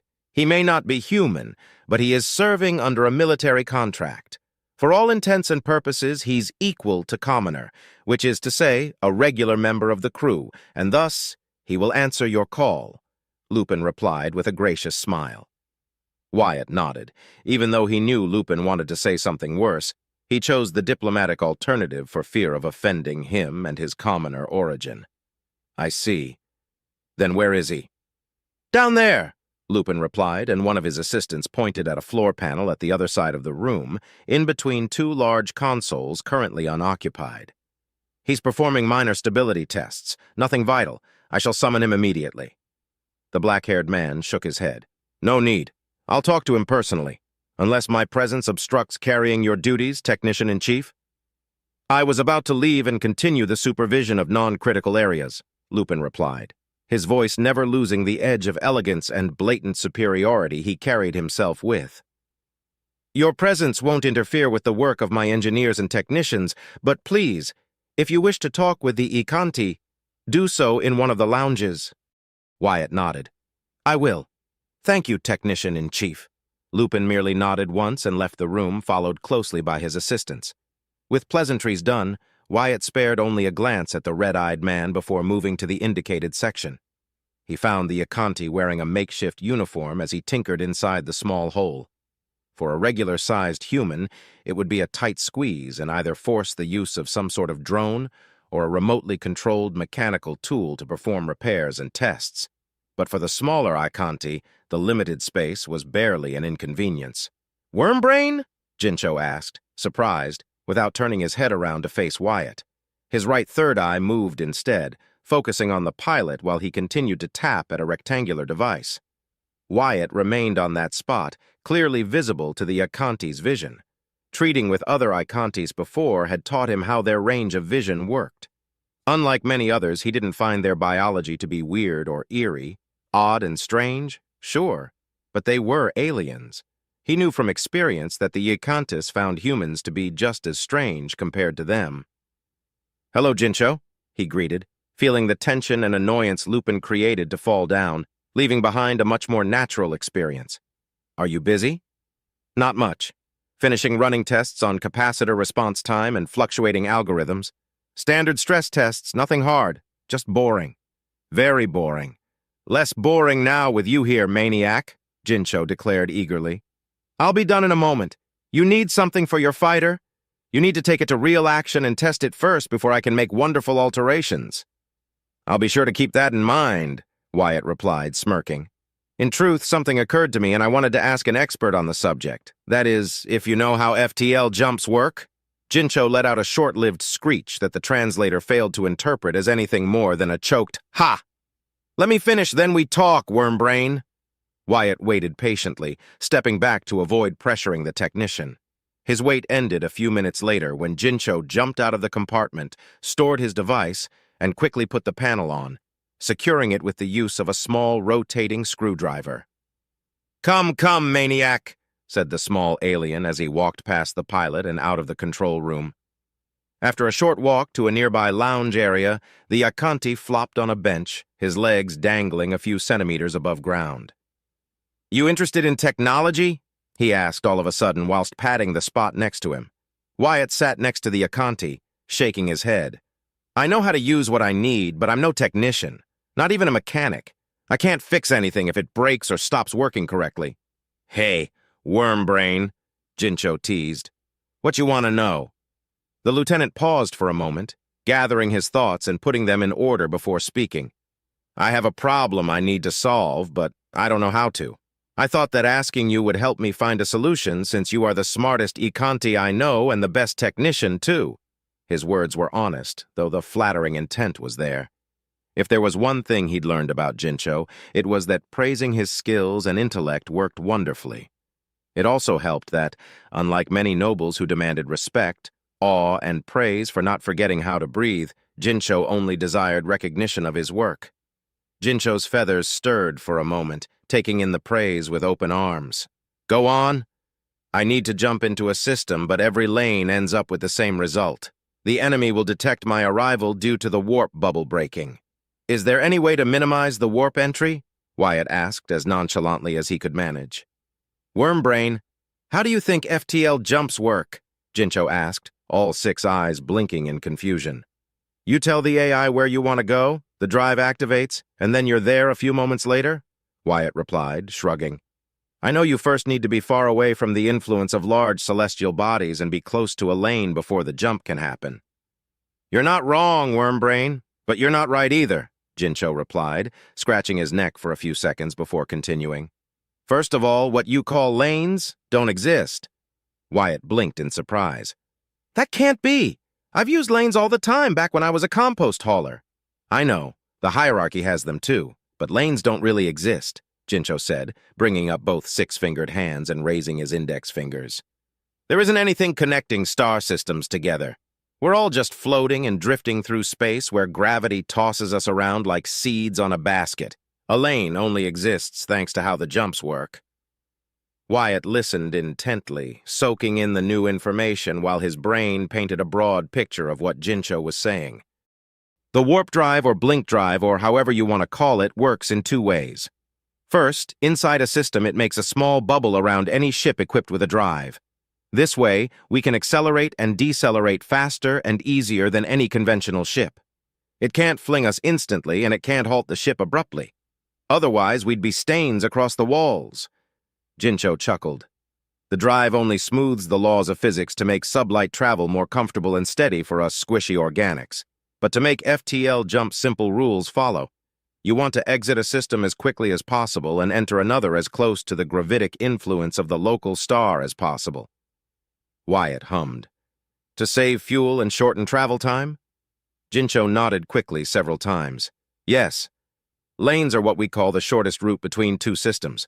But jump points don't exist either. Everywhere outside the gravitic influence of a star and other large bodies like dense rocky planets and gas giants can be a jump point and an exit point. FTL jumps are tricky. The Akanti moved his fingers closer together. When making a jump, you're not twisting space-time, Wormbrain. You're opening a tunnel to a hyperluminical dimensional space where the laws of our universe can be ignored for a brief moment. That's what allows FTL jumps to be possible, but how to do it is the hard part. Tearing open space is the easy part? Wyatt asked, incredulous. Tearing open space? Gods, no. I said that the drives don't twist space-time. Nothing can travel faster than light due to relativity and time dilation. A tear would just create micro-black holes and end up with the ship exploding or worse. "Pay attention, worm brain!" Jincho exclaimed, shaking his head. "Sorry, I'm not an engineer or a technician," Wyatt excused himself. "I know. Not many can be as smart as me," Jincho proclaimed without arrogance but full of pride. "Where was I? Ah, yes, the jumps. See, Maniac, to make jumps you can't just look at the place you want to go and hop around like a fish out of water. You have to take time dilation and the speed of light into consideration. Just look outside the window. The stars in the sky you're seeing are far, far away. They may not be even there anymore. To make a proper jump, you need to consider distance, movement, space-time dilation, and the amount of power the drive is going to use before you set the coordinates for the exit point." I can barely understand what he's saying, but it sounds as if a jump can be as short or as long as I want in open space, Wyatt reasoned, crossing his arms. "In that case, entering a system can be done from any direction." "Precisely, Wormbrain. In the space between stars, only distance and gravitic influence how far you can go.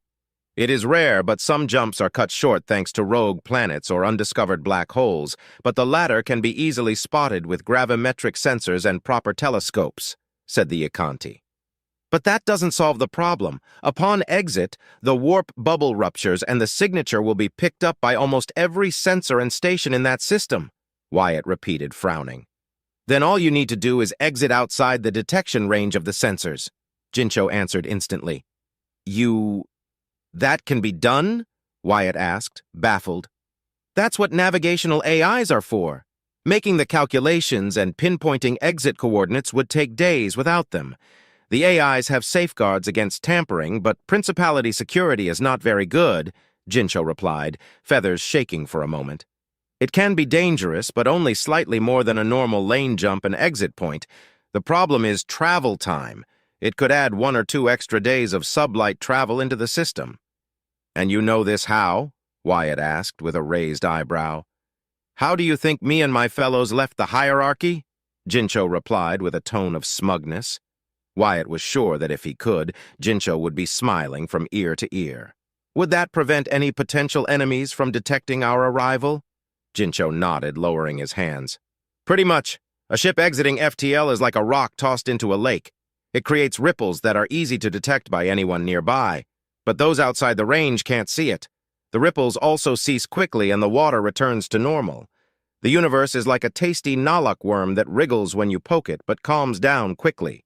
You won't be detected unless there's a deep space station nearby."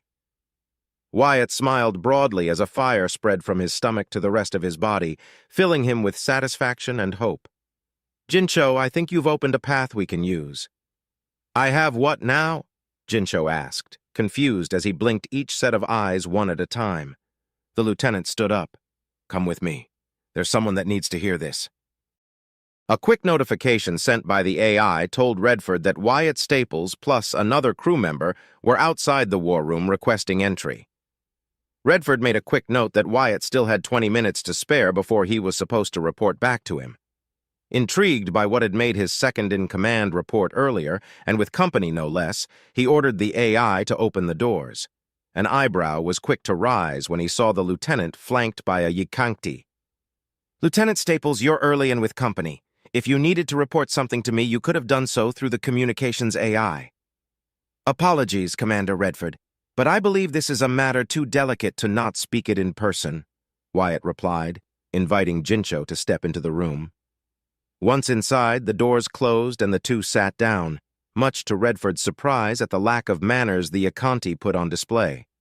It took him a moment after to realize that the Ikanti in question was the rambunctious Jincho. Stifling a sigh, he turned to Wyatt. "I believe this must be important?" he asked seriously. "It related to our upcoming campaign, Commander," Wyatt replied, leaving no room for doubt. The aged commander's eyes widened for a moment, then he leaned back on his seat. "Explain." "I believe Jincho should be the one explaining it. I barely understood it myself," Wyatt replied before pinching his chin for a couple of seconds. "Actually, Commander Redford, would it be possible for the princess to be present too? I believe she'll need to hear this." Redford stared at Wyatt with a blank expression for several moments in utter incredulity before letting out a heavy sigh. You want to summon a princess at your behest? Wyatt nodded. She needs to hear this eventually. Why not now? Came his simple reply. Wyatt Staples, you will be the death of me. Redford shook his head but couldn't stop a small smile from forming across his lips, closing his eyes for a few seconds. She will be here shortly. Wyatt, how much does he know? Nothing. I presented the issue as a personal problem, Commander, replied the pilot. Am I missing something important? Jincho asked, unafraid and more than a little excited. What you are about to hear cannot leave this room, Technician Jincho, Redford declared in a serious tone.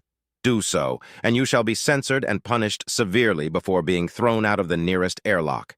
Am I understood? Crystal, Jincho replied, giddily. No need to worry, Commander. I can keep my beak shut tightly, most of the time. For your sake, make that be all the time, or I shall shut it permanently myself, Redford warned, but the Akanti seemed unfazed by the threat of violence. A few minutes of uncomfortable silence later, the door opened to allow Clara entry into the room, followed closely by Cynthia. You desperately need the Dacus implant, Wyatt. Your incapability to connect to any network is proving to be detrimental to two-way communications. Clara jested in good humor as her eyes landed on Jincho, who in turn waved a friendly hand at her. Giggling at the gesture, she imitated it. Jincho is your name, if I recall? The little rascal that hacked our communicators, Cynthia added, staring silently at the alien. Jincho stared Cynthia back for several seconds, then turned to Wyatt. She wants to eat me. Wyatt had to bite down his tongue to stop him from snorting a laugh.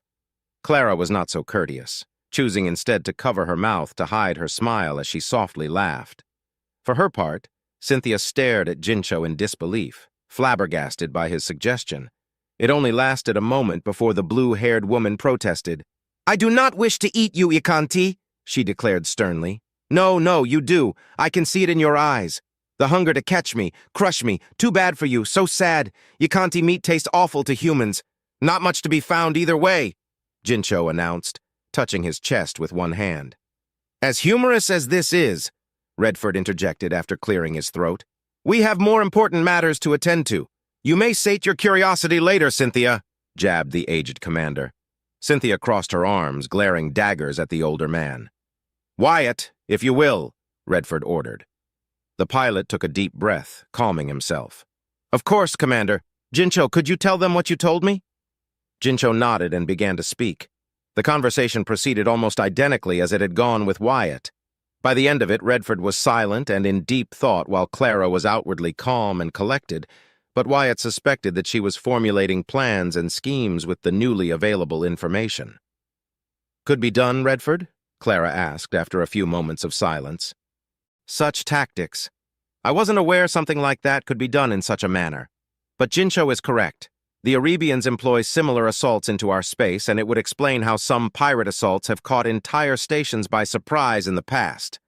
Bringing up the map and the systems surrounding Hastrung, he crossed his arms. Our pursuers will expect us to launch our assault from Kaltashi, Benstrung, or Jilo.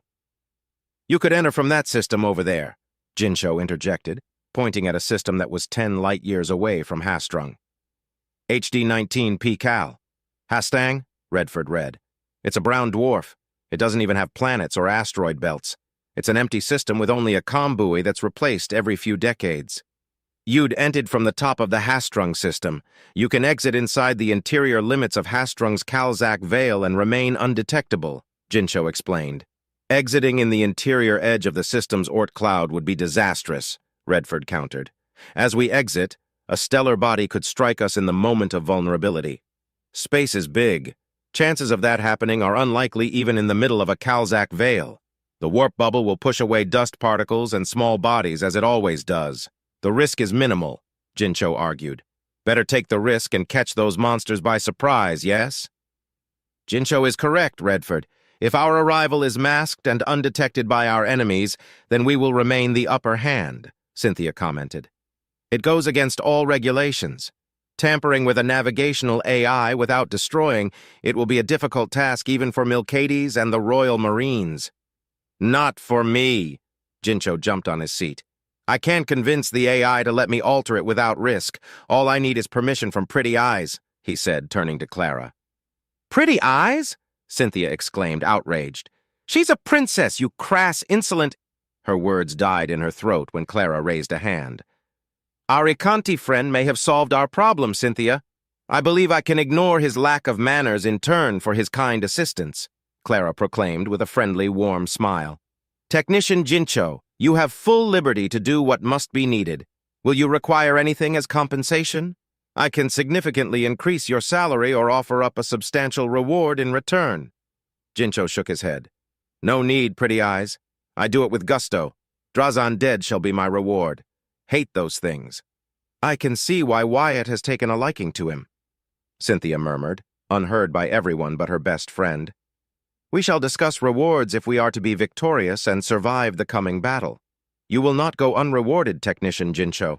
Wyatt, I congratulate you for your forward thinking. When we were blinded, you found a solution. Pray to tell what inspired you to make such a move, Clara asked as Cynthia helped her up. An encounter with Salazar Reed. Not to worry, it was a peaceful discussion. It opened my eyes, truth be told, to search for another path. We faced a problem we couldn't solve, so I decided to ask someone who might, Wyatt replied, smiling at Jincho, who was adoring being the center of attention. Well done, Lieutenant, Redford commented. Wyatt, I will require your attendance after your duty shift is done. Celebrations are in order, and I wish to spend time doing something productive with my hands, Clara commanded. Of course, my princess, Wyatt replied, bowing his head slightly. Moments later, his friends left the room, leaving him with Jincho and Redford, but not for long. Technician Jincho, you may return to your duties. I've already authorized a serving of double rations and 2 extra hours of sleep for you as a preliminary reward, said the commander. You can begin your work on the navigational AI after we leave this system. Understood, Commander. I'll be ready, Jincho saluted before jumping down. Oh, be sure to save telemetry data and video recordings when you put the hurt on the bloody Drazan maniac. Gotta see what else I can improve, declared the avian alien before exiting the room. I repeat, well done, Wyatt. You saved me and Clara much-needed time. She needs time to think and relax after the news we received not too long ago, Redford declared, letting out a frustrated sigh. What happened, sir? Wyatt asked, worried. Someone infiltrated Finnegan Networks and uploaded a video intending to damn and smear the prince's reputation. It frames him as the one responsible for ending the miserable life of Frederick Anderson. Luckily for us, we were able to prevent the video from spreading inside our network, and Lukács Ishtal managed to stop the transmission a third of the way into its runtime, but the damage was done. More than ever, failure is not an option for us. Tell me what I have to do, Commander, Wyatt answered, stoic and serious. Clara needs a friend at her side besides Cynthia and Milcades right now. You will be dismissed for the rest of the day and tomorrow after we're done here. But first, I need you to tell me something. He leaned forth. Tell me everything you can remember about your experience commanding the Nornavio. Every detail, no matter how insignificant. Wyatt nodded. Gladly, Commander. Gallant venture, Bridge. Their movements make no sense, Javier. They are playing us for fools and wasting our time, making us chase them before turning away elsewhere, Casimir Caiston complained as he watched the tactical screen before him. They haven't bothered to conceal their movements for days. That alone reveals that the Reaper knows she's been followed, Casimir, Javier replied, arms crossed, his vision focused on the same screen hanging from the ceiling. But I concur with your observation. The princess's movements make no sense to me. Where is she heading? If she plans to assault Hastrung, the more logical jumping points would be found on the Kaltashi, Benstrung, and Gilo systems, but she's ignored the routes leading to any of them and is instead moving toward Ulkara given her current course. Why? He asked, slightly glancing at the quiet and serious Maximilian Usarek. The tall, muscular, armored man seemed to notice his second long glance easily as his next words made his skin shiver. She's going to enter through another system, that much is obvious, Wonder, Maximilian said, eyes narrowing. What you fail to understand is that you're not dealing with Clara Astor anymore. The one commanding that ship is the one calling the shots now. I would not have expected the infamous second princess to relinquish command so easily. It seems we underestimate here. She knows her limitations and is allowing her second-in-command to guide their blade in a dance she has no experience in, he smirked. I commend her. Truly I do. It seems she's not entirely guided by ego and the need to claim glory for herself. That is all well and good, Maximilian, but it does not answer why they are headed that way or why they haven't tried to hide their movements, Casimir countered. And even if she hadn't relinquished command, which we can only speculate that's the case, any seasoned captain or above would look for the best jump points. Not whatever they're doing, the brown-haired man argued. How certain are we that they plan to assault Hastrung? The Samuel's Glory may be a powerful ship, but it is just one ship, and Samuel never tested it in combat. What is she hoping to achieve? What else? The only thing she can do now, perform a futile attempt at gaining something from Jinak, said the black-haired woman calmly, sitting in front of a small table. Putting down the fine porcelain cup she was drinking from moments prior, her eyes turned to Casimir. Her back has been set against a corner. The prince has been revealed to be nothing more than a tyrant as bloodthirsty as that wretched sister of his. Casimir scoffed in response. That you believe that fabrication as true is beneath you, Felicity. Does it matter if it is real or not? Frederick Anderson is dead. That slippery bastard was right all along. Damn Tamirin to hell, but he knows how to play. This mysterious agent of his has proven to be useful for our cause. I doubt House Anderson will tolerate the unjust execution of their heir apparent.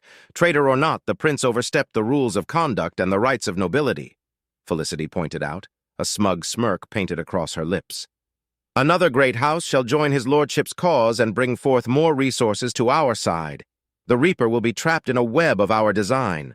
Another victory over her shall soon be within my grasp. I wouldn't count another victory so easily, Felicity, Javier warned. You speak truthfully in regard to the Reaper's position, but a cornered beast is more dangerous when it fights for its life. Defeating her at the negotiating table was one thing, but I still worry. Even if she's victorious against the Drazen invaders, gaining the favor of House Ferentis would not undo our agreement without Jinak damaging the reputation, standing, and honor of his house for generations to come. She's desperate. How many times must I repeat the obvious? Felicity retorted. Be that as it may, unless she truly intends to liberate Hastrung and destroy the Drazen invaders, we stand no chance against the Samuel's Glory. If victory is to come, then we must strike when the princess is wounded after the battle, said Casimir. My Lady Felicity, the captain said all of a sudden, gaining everyone's attention, we have a problem. Look. The tactical display shifted slightly to the present trail of the Samuel's Glory. Immediately, the problem was laid bare for all to see.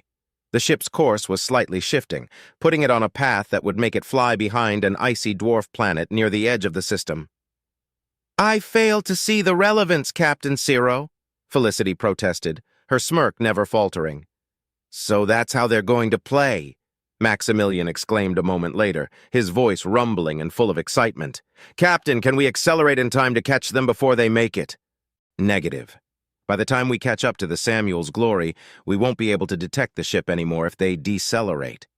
If they reach the edge of the system before we can detect them again, we won't be able to locate them again unless they announce their presence, as they have done so until now, the captain replied, sounding frustrated and apologetic. My sincerest apologies, my Lady Felicity. It seems we have been tricked. It matters not, Felicity replied, unbothered. So what if the beheading prostitute hides? We know where they are heading. It matters little what pitiful tricks she employs against us. We can send a probe into Hastrung from any neighboring system at our leisure. I caution you to not allow complacency to cloud your vision, Felicity, Maximilian said as a smile spread across his lips. Rest assured, this is not a trick performed by the princess. Among fighter pilots, hiding behind cover to lose a pursuer or lay a counterattack is a common tactic. Redford Vorpalstrike Kalon is the one commanding that ship. Now I know who my enemy truly is. Are you certain? Felicity asked, her tone shifting to one of total seriousness. There is no doubt in my mind, Maximilian answered. Juliana Winfield would have been a suitable trophy, but Redford Kalon? His lordship will be most pleased to hear of his capture, Javier said, already weaving the ramifications in his mind when Casimir interjected. Or demise. It wouldn't surprise me if he decided to sacrifice the ship to avoid any potential capture, reasoned the young Caiston. He wouldn't dare to do so with the princess on board. House Kalon has close ties with House Astor similar to those of House Valto and House Winfield, said Maximilian. We can't decide whether capture or destruction is preferable until the battle rages in that accursed fallen system. He paused for a moment before turning to Felicity. Escape and avoiding battle is also an option, Felicity. We can simply allow the Reaper to move as she pleases, and for us to return as our instructions indicate. I will not allow such an opportunity to slip us by. If that bloodthirsty monster decides to attack the Drazen, no. When she attacks, we will be ready. I won't engage her blindly. Only if our victory can be assured will I risk battle after the Drazen sufficiently pummel them into a feasible submission, proclaimed the ebony-skinned woman. That's assuming the princess won't decide to run away if the Drazen are present in force, Casimir countered. They will stay and fight, little Caiston. It is as Felicity says. The Reaper has been cornered and is out of options if she wishes to gain some measure of support from House Ferentis. It won't render the signed deal useless, but their outspoken voice favoring the prince would be troublesome for us, and more so for your house. Your long-lasting rivalry with House Finnegan could easily escalate in danger if House Ferentis gives them any sort of support whatsoever, said the proud lone wolf, causing Casimir to wince at the prospect. In that case, Felicity, what are we to do? Should we attempt to follow them? Javier asked, concerned. No, that would be a foolish endeavor. Captain Ciro, inform the fleet we shall head to the Kaltashi system. That's the shortest jump lane heading to Hastrung, and will likely have plenty of defensive satellites and patrol ships due to the Drazan incursions. From there, we shall wait. Maximilian, I shall leave the decision to send probes at the appropriate time to you.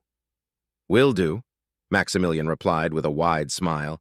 It is a shame I won't be able to face Redford Kalin in a dogfight. I've always wondered what the Vorpal strike was truly capable of. There are few gold aces across the Principality, and most of them are lone wolves. You sound like you admire him, Casimir commented. I do. Were it not for this conflict, I would have never thought of encountering Redford Kalin on the opposite side of a battlefield, Maximilian added. At the same time, the Samuel's glory began to disappear behind the dwarf planet. Within moments, the signal was lost, and Captain Ciro conveyed Felicity's orders to the rest of the fleet. I almost feel pity. She lost at the table. She'll either flee like a coward or fight to the death against the plants only for us to grab victory in turn. It showcases their desperation. Javier frowned and glanced at Felicity, who, smug as always, took a sip from her tea. But something was different now.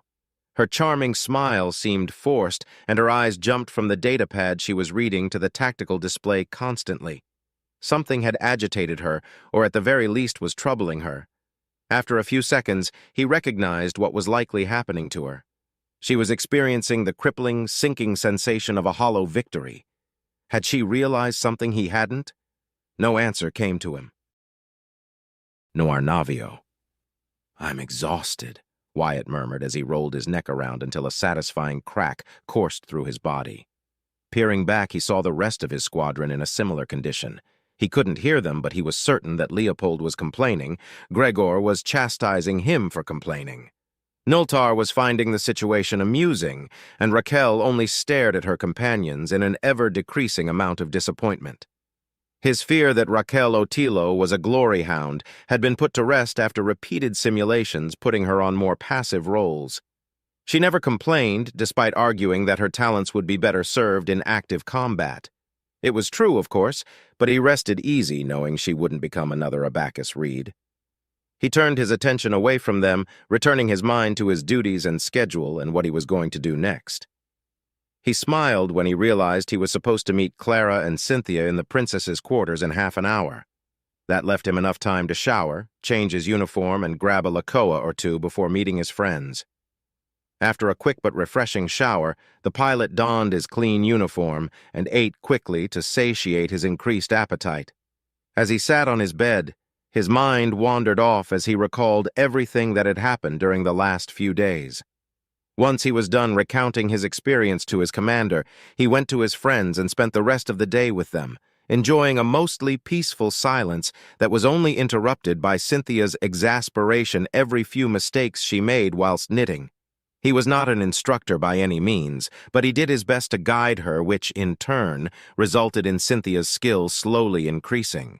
As Clara put it, she no longer produced deformed abominations, graduating to mere abominations. Cynthia blushed, but took it in stride because it meant the blonde princess laughed. It stung to see her like that, an expression without perfected masks that showcased her distress and worry. Redford was correct. Clara needed friends at her side until she could process the problem the way she knew how. He wanted to curse when she showed him the video, intercepted before the rest of the crew could see it. That the prince could be framed in such a way. He didn't have the words to describe his disgust.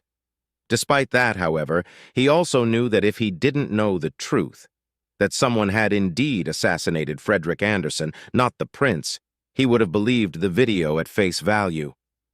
At that moment, he wondered again what would have happened that day that now seemed so distant if he had chosen to ignore the royal favor's plight and kept to his original orders.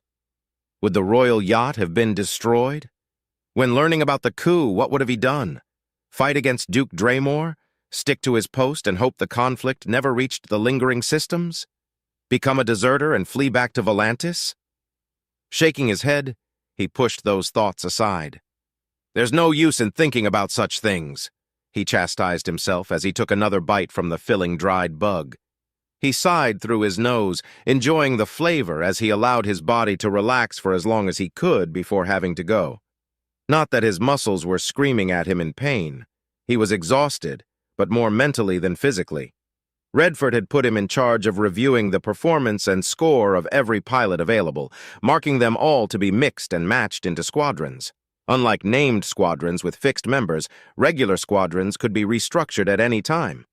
And Commander Redford had put him up to that task. Target practice with Milcades went smoothly as always, now having to spend at least half an hour honing his shooting skills following the instructions of the easygoing white-haired man. Much to his joy, Cynthia had suspended their mock battles, replacing them with more regular exercises and something she described as meditation. He failed to grasp the use of it, but he did as instructed, though he'd rather do anything else but sit on his ass or lay on the floor splayed, focusing on breathing with nothing but his mind and silence to keep him company. In his opinion, it was dull, boring, and reminded him of his long days piloting a cargo hauler. But if Cynthia Say had helped him, then he'd do it. Then he spent time training with his squadron. They had yet to enter into a true simulated open-space battle, but their coordination was more than satisfactory. He rarely had to issue a command to counter or direct them anymore. After that, he'd be either helping the commander with his duties, spending time with his friend in private, or checking on Jincho. Hiyakanti, true to his word, managed to reconfigure the navigational AI to suit the plan everyone had agreed upon. It took him 3 days, not because it was difficult, but because he needed to be careful. Destroying or shutting an AI, he explained, was easy. But removing the restrictions and safety limitations without damaging it was a lengthy, time-consuming process even for him. Now the Noir Navio would be able to enter the Hastrung system at the inner edge of its Oort cloud.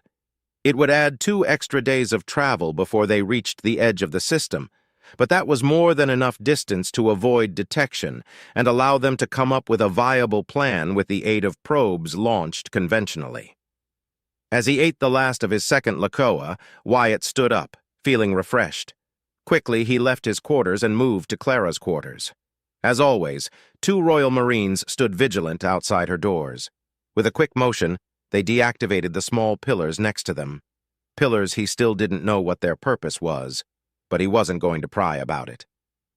The doors opened a moment later, and he walked into the familiar room where, oddly enough, Cynthia was sitting while Clara brushed her long, luscious blue hair.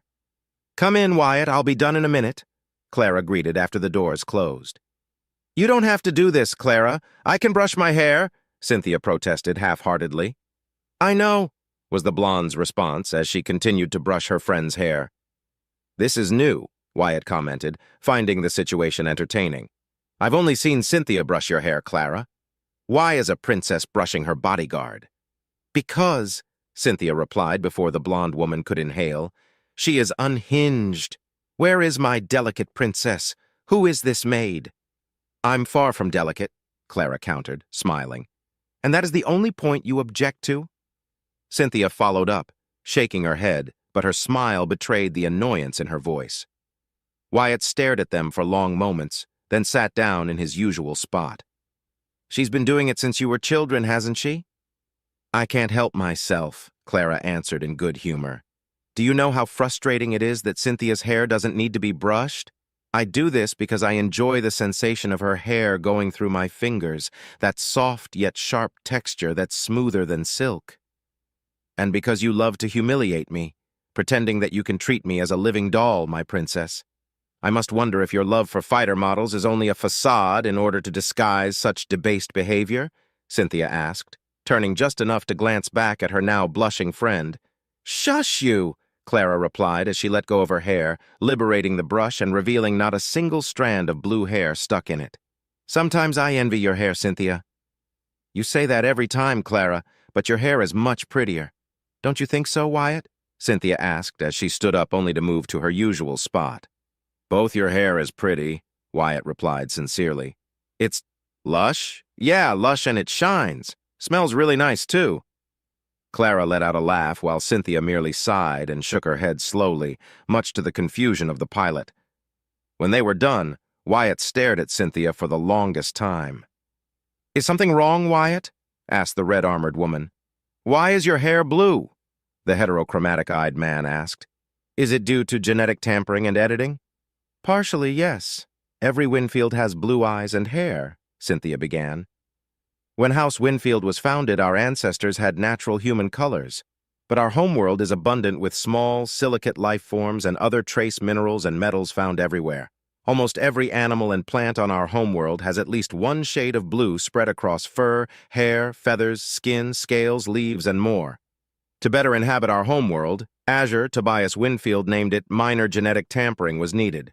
Over time, the tampering wasn't needed anymore. Evolution adapted our bodies to the changes quickly, and now everyone native for more than 6 generations on Azure is naturally born with blue pigments across their hair or with blue eyes. "That's amazing," Wyatt exclaimed. "I can't wrap my head around it." Cynthia offered him a small, friendly smile. "Most of our enemies and allies refer to us as blue-haired demons or simply as Aster attack dogs. They're not entirely wrong. We serve House Aster dutifully and to the best of our capabilities, most of which are, as you no doubt suspect, found in martial and military prowess." "I recall Uriel Hoax's initial insults," Wyatt answered, returning the gesture in kind to his blue-haired friend. "You're proud of those nicknames?" Cynthia nodded, glancing at a smiling Clara. "Very. They use them as insults, but every Winfield is proud of our heritage, duty, and role. To us, those insults are praises and marks of our deserved reputation." "House Winfield must be big," Wyatt commented. Cynthia nodded again. "House Winfield has over a dozen branching houses, each numbering members in the hundreds. Out of all my siblings, I'm the youngest, the last daughter of Leona and Benjamin Winfield." "How many siblings do you have, Cynthia?" "I know Juliana is your big sister," asked the black-haired man. "I have 7 siblings," Cynthia replied nonchalantly. "7?" Wyatt repeated, surprised, but a piece of information quickly clicked in his mind. Turning to Clara, he asked, "Clara, did you say you also had 7 siblings?" The princess nodded. 8 Winfields? For 8 Aster Royals?" "No, not at all," Clara answered with a poised giggle. "The numbers are a mere coincidence, Wyatt. Every Aster prince and princess is defended by a prominent bodyguard, this is true, but said bodyguard can come from House Winfield, Kaelin, Valto, or have a royal marine placed into such a role. I was lucky enough to have Cynthia assigned to me since before my conception," she said, reaching out to squeeze her friend's armored hand for a brief moment, both women sharing a smile that spoke of a union and friendship that ran deeper than anyone could imagine. Wyatt felt a warmth spread across his chest after witnessing the display of trust and affection. It reminded him of his relationship with his brothers. Wham admired him for reasons he honestly couldn't comprehend. He wasn't particularly exceptional in any field, but he loved his youngest brother with all his heart. Westcall was similar to him in attitude and personality, but he was more vivid and eager, unafraid to showcase his talents and pursue his goals. He was brought out of his thoughts by Clara suddenly getting up, much to the confusion of her bodyguard and personal pilot. She pulled the drawer on a nightstand only to take a datapad from it. She all but ran back to them, but instead of sitting in her usual spot again, she sat next to him. Before he could excuse himself and move to the side, the datapad came to life and the image presented on it short-circuited his brain. "She's gorgeous," he exclaimed, unable to control himself as he stared into the picture. He felt his heart skip a beat at the sheer, absurd beauty of the woman he was seeing. Her hair was blonde and long, silky, shining, and moved more like water to a seemingly invisible wind. Her violet eyes sparkled with pure, radiant charisma. Her smile was coy and playful at the same time. Her skin was like amber and pure as milk, faultless and fair beyond compare. And her dress, if it could even be described as such given how much skin she exposed, hugged her body that had to be sculpted by the best artists the Principality had to offer. The only word that came to mind that could properly describe the beautiful woman was definitely breathtaking. There was simply no other way to describe her. "And that's the reaction everyone has when they first see my sister, the first Princess Megan Astor," Clara said with a tired but understanding tone. "I see that not even you are immune to her outstanding beauty, my dear Wyatt." "Your sister," he muttered, shaking his head and managing to rein in his emotions back. With the first shock gone, he could focus on her features, and yes, he could see the more than obvious resemblance the sisters shared. Then, he realized what he had done and said. More importantly, he remembered he was sitting next to a princess. His first reaction was to apologize for his insolence and scoot away from Clara, but when he saw the way she was looking at her sister's picture, he remained seated and instead let out a chuckle. He'd seen that look before many times. "You don't get along with your big sister? Megan is many things. A spoiled princess as spoiled can be. She's vain and petty and puts too much effort into maintaining that stunning beauty of hers. But she's also kind and honest, and she's always there for all of us. And I miss her," Clara let out a throaty cry. "I miss Megan, and Ruby and Leon and Giovanni and Alexander and Caldro. Megan would never allow me to forget that I've admitted I miss Caldro." "You miss your siblings.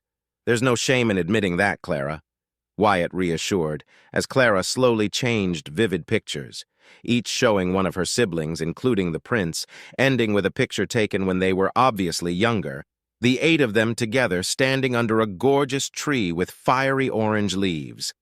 They stared into the picture for what felt like ages, until Clara turned off the datapad.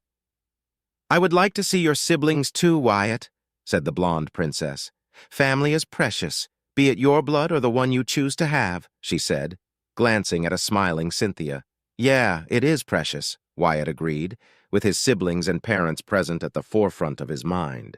"We must all do our part to stop Duke Draymore and his madness." "I agree, we have—" "Excuse me." Clara stopped, and her expression quickly morphed back into the vision of a perfectly calm, stoic princess. She moved away from him and went back to her seat. Cynthia's expression turned stoic and cold, standing up and moving behind her friend. A single gaze into her eyes told him everything he needed to know. His expression turned cold, emotionless a second before the doors opened to reveal someone he hadn't seen since their departure from Balakura. "Istanel Ferentis," Clara greeted with practiced charm. "To what reason do I owe the honor of your visit?" If you haven't already done so, click on subscribe now and turn on notifications to get alerts when the next episode of The Black Ship is out. Now, on with the story. "Your Majesty, allow me to thank you for accepting my request for an audience," Istanel said after bowing deeply. Much to Wyatt's surprise, Istanel wasn't merely posturing or showing submission, he was being genuinely cordial and respectful. Still, he eyed the man closely as he moved to an upright position. Clara and Cynthia, however, were less than amused. "You are here to represent your Lord Father, Sir Istanel.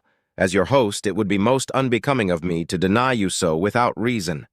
I'm surprised you haven't done so earlier. Ever since you boarded my ship, you have not left your quarters except to wander about aimlessly. If I were one to fear being double-crossed by Lord Genak, I would suspect you to be a spy, trying to steal the secrets held within my ship, Clara replied in her icy, measured tone. Perish the thought, Istenel replied with a placid, practiced smile. I'm hardly interested in technology, and I do not have the skills to indulge myself in subterfuge. My exploration was merely scholarly in nature and to satiate my curiosity. The man approached the trio, standing tall, proud, and unafraid. With a gesture from Clara's hand, Istenel sat down on an available couch, while Cynthia quickly presented him with a warm cup of tea and a tray of pastries. My thanks, Your Majesty. You are by far much more amicable than I feared, and, do forgive me for saying this, much more open-minded than I expected. For royalty to consider owning aliens, more so a dutiful and dignified daughter of House Astor, is such a welcome turn of events that I simply must applaud your forward thinking. No offense has been spoken, but do enlighten me, Istenel, for I was unaware that I owned the Icontis serving in my ship. A contract was offered and signed. Nothing more, Clara replied, her voice projecting an added weight to each spoken word. Semantics in all essence, Your Majesty, Istenel replied, smirking before taking a bite out of a small cake and washing it down with a sip of tea. They are beautiful examples of their species, but they are aliens. This is an undeniable truth. Thus, beneath humanity. Thus, their value hardly can be compared to that of a mere commoner. Clara remained silent and still for several seconds until she reached for a cookie, eating half of it slowly, her eyes fixated on her elegant guest. Our opinions differ, but you aren't entirely incorrect. They are useful on this, I agree, but this by no means that I own them. Then let not our contrary opinions dictate disharmony between us, Istenel was quick to reply. That said, my praise remains. Unlike many others, we both see the value and worth aliens bring to humanity. We, you and I specifically, wouldn't be here if the humanity from old Earth hadn't seen such potential and wonder to explore the cosmos, to further humanity beyond limitations and expand our seeds across the stars. Not all aliens are worthwhile, but there are those that we can learn from aplenty.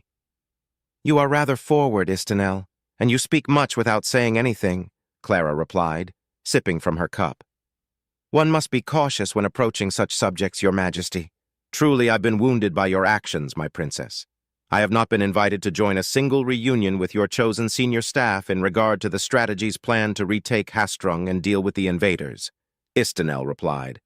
I was not aware that you were a tactical advisor or a strategist, Istenel, but even if you were, I would not have extended an invitation. You are here as an observer, so your Lord Father may be satisfied with the deal struck. Your opinion is of no use nor interest to me in such delicate matters, Clara countered coldly and firmly. Istenel smirked, nodding in approval. Ah, now I understand. Yes, my expertise lies in other fields. Fighting for life and limb, for honor and glory is such a foolish undertaking. Let those with no intelligence or talent for the finer things in life risk their lives in pointless struggles and conflict, he proclaimed, before taking another bite out of his cake. We few are more civilized and deserving of our status. A true blue blood through and through, Wyatt thought with revulsion and contempt, as each declaration made by the long-haired man only decreased his already low opinion of him. If there was one thing that he had to admit, though, was the fact that Istenel wasn't afraid of Clara, at all. There was no posturing when he addressed her, no fear of speaking out of turn, and he wasn't stiff as if expecting to be struck at any moment. Was it overconfidence, or was it something else at play? Isn't that interesting? What is your field of expertise, Istenel? Asked the princess. I'm a xenobiologist, Your Majesty. I specialize in the study and understanding of sapient and sophont alien species. Exotic alien species are hard to come by, and I assure you that my understanding of Yikanti and Drazen is unmatched. Why, even the ever-elusive Kolgadon and the distant Jaconian fall within the depths of my knowledge, Istenel boasted. That is why I am offended, my princess. I may not be able to provide strategic ideas or plans of attack, but my knowledge regarding the Drazen is unmatched. Fascinating organisms, all things considered. Truly magnificent. Fascinating? Wyatt spoke as a fire erupted inside his belly, eyes narrowing as he pierced Istenel with his glare. Magnificent! The Drazen are monsters, every single one of them. What could be so fascinating about them? Wyatt! Clara spoke, her tone firm but understanding. Wyatt closed his eyes and turned to her, bowing his head in submission for a brief moment. Forgive my companion's outburst, Istenel. He is rather animated whenever the Drazen is a topic of conversation. That is clear, Istenel replied, smiling widely. Your display was utterly breathtaking. Your shots were precise. A real Drazen would have perished on the spot, Sir Wyatt Staples. Under other circumstances, my fury would have been great. I commissioned the creation of those statues to a talented sculptor and were incredibly expensive. Many make the mistake of aiming for their top eye stalks, but you? You went for the kill in a fraction of a second. Are you perchance a hunter? Istenel asked, then quickly shocked his head. Forgive me. I did not mean to pry. As part of Princess Clara's entourage, your skills must remain a secret. But by your tone and abrupt interjection, I gather that you must know how to, at the very least, deal with the Drazen? Wyatt stared at the man for a long moment before a voice rang inside his head. Speak freely, but mind your temper. Do not openly insult him, was Clara's command. Taking a deep breath, the fire inside him turned to smoldering embers, hot but manageable. Yes, I am familiar with the Drazen, Lord Istenel. Whilst I doubt your familiarity comes from a point of scholarly and intellectual interest, your knowledge is palpable and admirable. Speaking of admirable actions, Sir Wyatt, allow me to congratulate you on your most deserved ennoblement, Istenel said sincerely. Mere moments ago, you showcased your apathy toward commoners, Istenel. I do not sense mockery coming from your words. This is a rather unexpected turn of events, said Clara, mildly intrigued. The prince himself has deemed you worthy of joining the nobility, not through bribe or gifts, but through loyal service. Who am I to argue against his decision? The shackles of a commoner life have been lifted. You stand among those truly deserving of being called human. Unlike the servile, unintelligent, feces-throwing monkeys humanity evolved from, and that commoners seem to love so much to the point of imitating their behavior, Istenel explained with disdain, but lacking any malicious intent. It was never my goal to be rewarded by our liege in such a way, Wyatt replied. But you were rewarded indeed. That's all that should matter. Every fool who feels threatened by your ascension should be ashamed of themselves. I, for one, welcome you with open arms, Sir Wyatt. May your exploits be great and your deeds properly rewarded, Istenel acclaimed before taking another sip of tea. I only seek to serve so this conflict may end quickly. Loyalty is its own reward, Wyatt replied firmly, and loyalty can be rewarding. Never forget that, Sir Wyatt. As much as I hate to agree with this haughty blue blood, he's right about that, thought the pilot.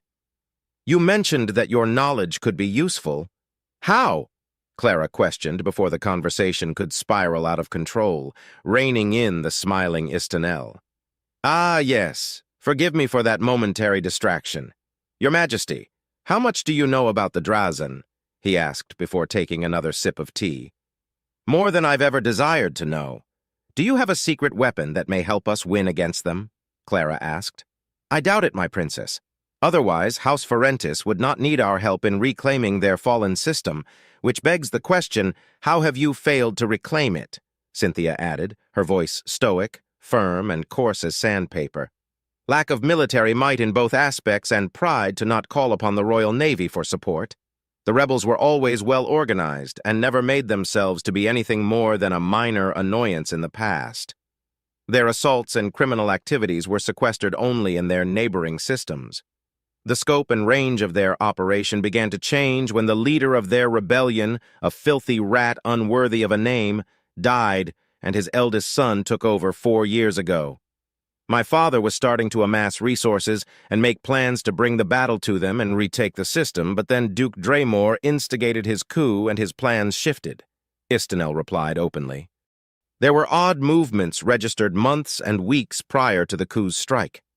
Drazen signatures were detected, pirate and smuggling activity increased tenfold, several civilian ships were captured, and stations were raided. They were preparing for something.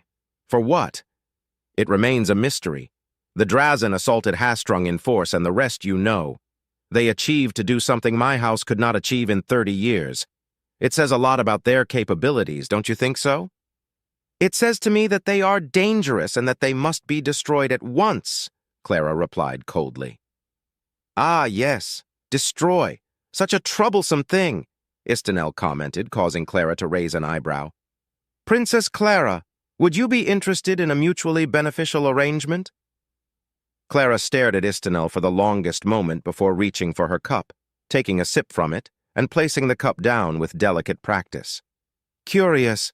If this were to be of imperative importance, Lord Geenock would have mentioned it back in Balakura, yet here you are with a proposition that was not spoken before until now. This means that you do not speak with the authority of your father, Istinel. What could you possibly offer? Taking another sip from her tea, finishing it, she placed it down only for Cynthia to refill her cup with a fresh, hot pouring. You are also different from others. Do you not fear me? Istinel smirked, tilting his head and running a hand across his long, lavish, shimmering hair. Why should I fear you, Clara? At the use of her name, Cynthia stiffened, glaring blue, icy dagger at the insolent noble. Should I fear the princess, or should I fear the Reaper? Should I fear Sir Wyatt, or should I fear the blue-haired demon better known as the Blood-Rend? A chuckle left Istinel's mouth as it rumbled in his throat. Rest assured, Princess, I do not fear you whatsoever. Clara smiled back at him, coy and playful, but also defiant. Oh, that's incredibly brave, Istinel. Few are those that can claim such a thing. Fewer still those who can carry the weight of that claim. Istinel leaned back in his seat. There is no ulterior motive nor mystery behind my lack of fear, Your Majesty. Why should I fear you? I've done nothing that could possibly earn your wrath. And those rumors of bloodthirst? Ridiculous. You are a princess and a proud member of House Astor. If you wanted to spill blood and mount heads on pikes, all you had to do was order it so and it would be done. You're no monster without reason. I may not agree with your reasoning for sentencing so many noble lives, ending their precious bloodlines and their houses, but I do not stand against it either. How reassuring it is to hear that there are those who can see reality, Clara replied with a chuckle, her voice shifting to a more friendly and warm tone. In light of your honesty and my lifted spirits, I will entertain your proposition. Istinel lowered his head before replying. My princess, we know not what we'll be facing in Hastrung, and I'm not arrogant enough to assume you will fight regardless against overwhelming odds. If a battle is to be had, I would like for your forces to capture at least 100 Drazan alive, and if at all possible, up to 1,000 or more. My funds are vast, and I can pay handsomely for each captured Drazan. They are, of course, to be sedated or constrained until they can be handed over to me safely back on Balakura. Wyatt heard Istinel's proposition in utter bafflement, and was too stunned to react until he was done. Even Cynthia had her mouth agape in shock, while Clara stared at the noble the same way one would stare at a particularly ugly stain on the floor. He wanted to shout at the man for such an idiotic and beyond stupid proposition, but Clara's order was present in his mind, and he just barely managed to contain the urge to go and help Istinel eat his food on account of taking a few of his teeth. Luckily for him, Clara regained her composure soon after. Are you testing me, Istinel, or is this merely a joke? I assure you, Princess, it is neither. I wish to acquire living specimens for my studies and personal uses, Istinel answered. You see, the Drazan are incredible life forms. Even with my resources at hand, getting a hold of living Drazan is almost impossible. They don't sell their kind out for anything, as they are communal and fiercely protective of one another. The collective is far away, and entering their territory is a death sentence. The raiders are the only viable source of gathering information, fresh samples, and subjects to conduct studies and experiments upon. Capturing them, however, is a different story. Why would you want to willingly invite those monsters into your homeworld? Wyatt asked with a heavy tone. Invite? Hardly. As much as I'd like to converse with a Drazan scholar, their xenophobia and supremacist views are well documented. No, I wish to experiment on them. See if my theories and the investigations I've read are true or falsehood. My aim is to write a guide and a book portraying such a magnificent species. With a smile, he turned to Wyatt. Were you aware that the Drazan we know today started as 3 different species? A type of small reptile, a carnivorous plant, and a fungi? Their relationship was one of mutualism. The plant attracted prey with its sweet, potent smells. The fungi protected it from rival plants and the reptile from small insects and parasites. Over time, and as evolution continued on their homeworld, the three species slowly merged into one being, with the plant species evolving, adapting, and in the end gaining traits and aspects from the other two until, a few million years ago, the ancestors of the Drazan we know today emerged on their homeworld. I couldn't care less about this pointless history lesson. What does it matter if it doesn't help us kill more Drazan? Wyatt protested in his mind as he glared with fiery intensity at the delusional noble. I know what you're thinking. What is the purpose of such knowledge? The answer is simple. To battle something, you need to understand it. I seek to understand the Drazan, how their bodies truly work, and develop a means to better contain them. If possible, I'd like to test my theory and see if their extreme xenophobia is a learned cultural trait or an evolutionary one. Their aversion to harming others of their species, working together almost seamlessly, and their strong unity are other aspects I wish to catalog and study. Therefore, I need a large population of living, unharmed Drazan. I would keep them in a secluded zoological laboratory, of course. Who knows? Perhaps we humans could learn a thing or two about the Drazan. Their complete abhorrence to the idea of harming other Drazan is one such trait I wish to emulate. Imagine if the risk of rebellion could be eradicated, replaced not with cruel obedience, but a biological key preventing commoners from trying to harm each other and, most importantly, their betters. That is what you wish to achieve? Clara asked, unshaken. I don't know if it can be possible, Your Majesty. That is why I need Drazan. The more I learn about them, the more possibilities for new discoveries and implementations could be discovered. As a scholar and a man of science, I cannot allow this opportunity to go to waste. Surely even you, Sir Wyatt, must appreciate the search for knowledge, Istenel replied, smiling. The only thing I wish to discover about the Drazan is if they can scream when they burn, the pilot replied dryly. Incidentally, yes, they do scream if they are burned. Unsurprisingly, they do not like fire, yet need it as much as we do in a technological aspect. They're not as flammable as humans are, but they will burn all the same. They communicate through visual means using their top stalk in complex patterns and arrays of color that go outside our normal visual spectrum, so they don't have vocal cords. They have no need for them, but they can feel pain. If the pain is intense enough, they let out a most unpleasant wail. Wyatt smiled involuntarily at the confirmation of one of his deepest desires. Even in the academy, information about the Drazan was sketchy at best, but he learned it well through his own investigation during his few visits to Woodshaft in the past. Few were those that survived an encounter against the Drazan, after all.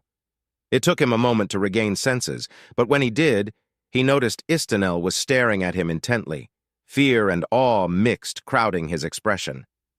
I apologize for my outburst, Lord, said the black-haired man, his expression returning to a stoic one. My, what an interesting reaction. I was caught off guard by it. Now I fully understand why you didn't linger on your duty. Commendable and quite impressive, Sir Wyatt, Istenel remarked a few seconds later, impressed. You've got yourself a most peculiar individual to serve you, my princess. No wonder you've incorporated him into your inner circle. He is quite useful and surprising in many fields, Istenel, Clara replied with care. Alas, Istenel, I'm afraid whatever knowledge you possess is useless to me. I seek to destroy the Drazan. No boarding actions have been planned. We simply do not have the numbers to carry such an operation without great risk. Istenel nodded. I understand, Your Majesty. However, things change in the heat of battle. Why, we don't even have solid information regarding the enemy. But what I can tell you freely is that the Drazan, no matter how strong their raiding fleets were, couldn't have gone unscathed against the rebels infesting Hastrung. Their defenses were formidable, with numerous defensive satellites, outposts, and according to the intelligence reports, 4 heavily armed stations and dozens of refitted ships. I was aware. Your father shared such information before our departure, Clara replied. Then it seems my bargaining power has been spent. A shame. Alas, do keep my proposal in mind, Princess. If the situation is to shift and the possibility of capture opens, you have a lucrative option at your disposal, not to mention my personal favor. I may not be an heir apparent, but my support can be incredibly useful in these tumultuous times. Finishing his tea, he stood up, bowed politely, and turned to leave. Thank you for granting me such a lovely audience, my princess. I desire your prompt victory as much as you do. Farewell." With that, Istanel Ferentis left the room without fanfare. Seconds after he was gone, Clara let out a heavy sigh. "That was something," she proclaimed before greedily eating 2 cookies and drinking the full cup in a single go. "Cynthia? His proposal is sensible. I personally wouldn't give it any further thought, but it may be something to be considered," the bodyguard replied before refilling her friend's empty cup. "I doubt he has more credits than any of you have," Wyatt offered his opinion. Cynthia shook her head. "Forget any monetary recompense, Wyatt. His support would prove invaluable. He is beloved by Yeshivi, and his influence is heavy. Why else would Geenock allow him to place his horrid sculptures in such an important place? A doted son can be dangerous, but as far as I can tell, he'd be a useful tool." "I'm far more surprised that he spoke truthfully the entire time. Not a single lie or attempt at deception left his lips," Clara hummed. "It is a strange sensation to not be feared by a member of a powerful house. Yes, he could prove to be a useful tool, maybe even an ally." Her eyes narrowed slightly. "But what he asks for—" "You're not considering granting his request, are you?" Wyatt asked hurriedly. "I don't have the luxury to decide that just yet, Wyatt. His arguments weren't compelling, his goals and intentions less so, but his assured support in addition to Geenock's compromise? It is a tempting offer. All I can say is that unless the opportunity presents itself, any attempts at boarding Drazan ships will not be considered," replied the princess. Wyatt crossed his arms and pinched his chin for a few moments, deep in thought. On one side, he loathed the idea of taking Drazan as prisoners. To him, that was a kindness not a single one of them deserved. On the other hand, though, seeing so many of them gathered in one place was not a common sight. If Drazan high-ranking officers could be captured and interrogated for their information, that could aid them greatly. "I made the mistake of rushing to a conclusion without considering other options before. They were only pirates, but there were many innocent children and babies aboard. This isn't the same, but if we can prevent future Drazan assaults or know what their plans are, that should end up in more dead Drazan and more lives saved in the long run." The prospect of burning, screaming, dying Drazan fueled him nicely. No matter how they died, as long as they burned, he'd be more than happy to do anything in his power to achieve that goal. If that meant capturing some of them alive, then that was a price he was more than willing to pay. He was snapped out of his deep thinking when Clara clapped her hands twice. Turning to her, he found her smiling warmly. "Let us put this moment behind us and focus on something far more productive?" asked the blonde princess. Wyatt smiled. He could worry about the Drazan later.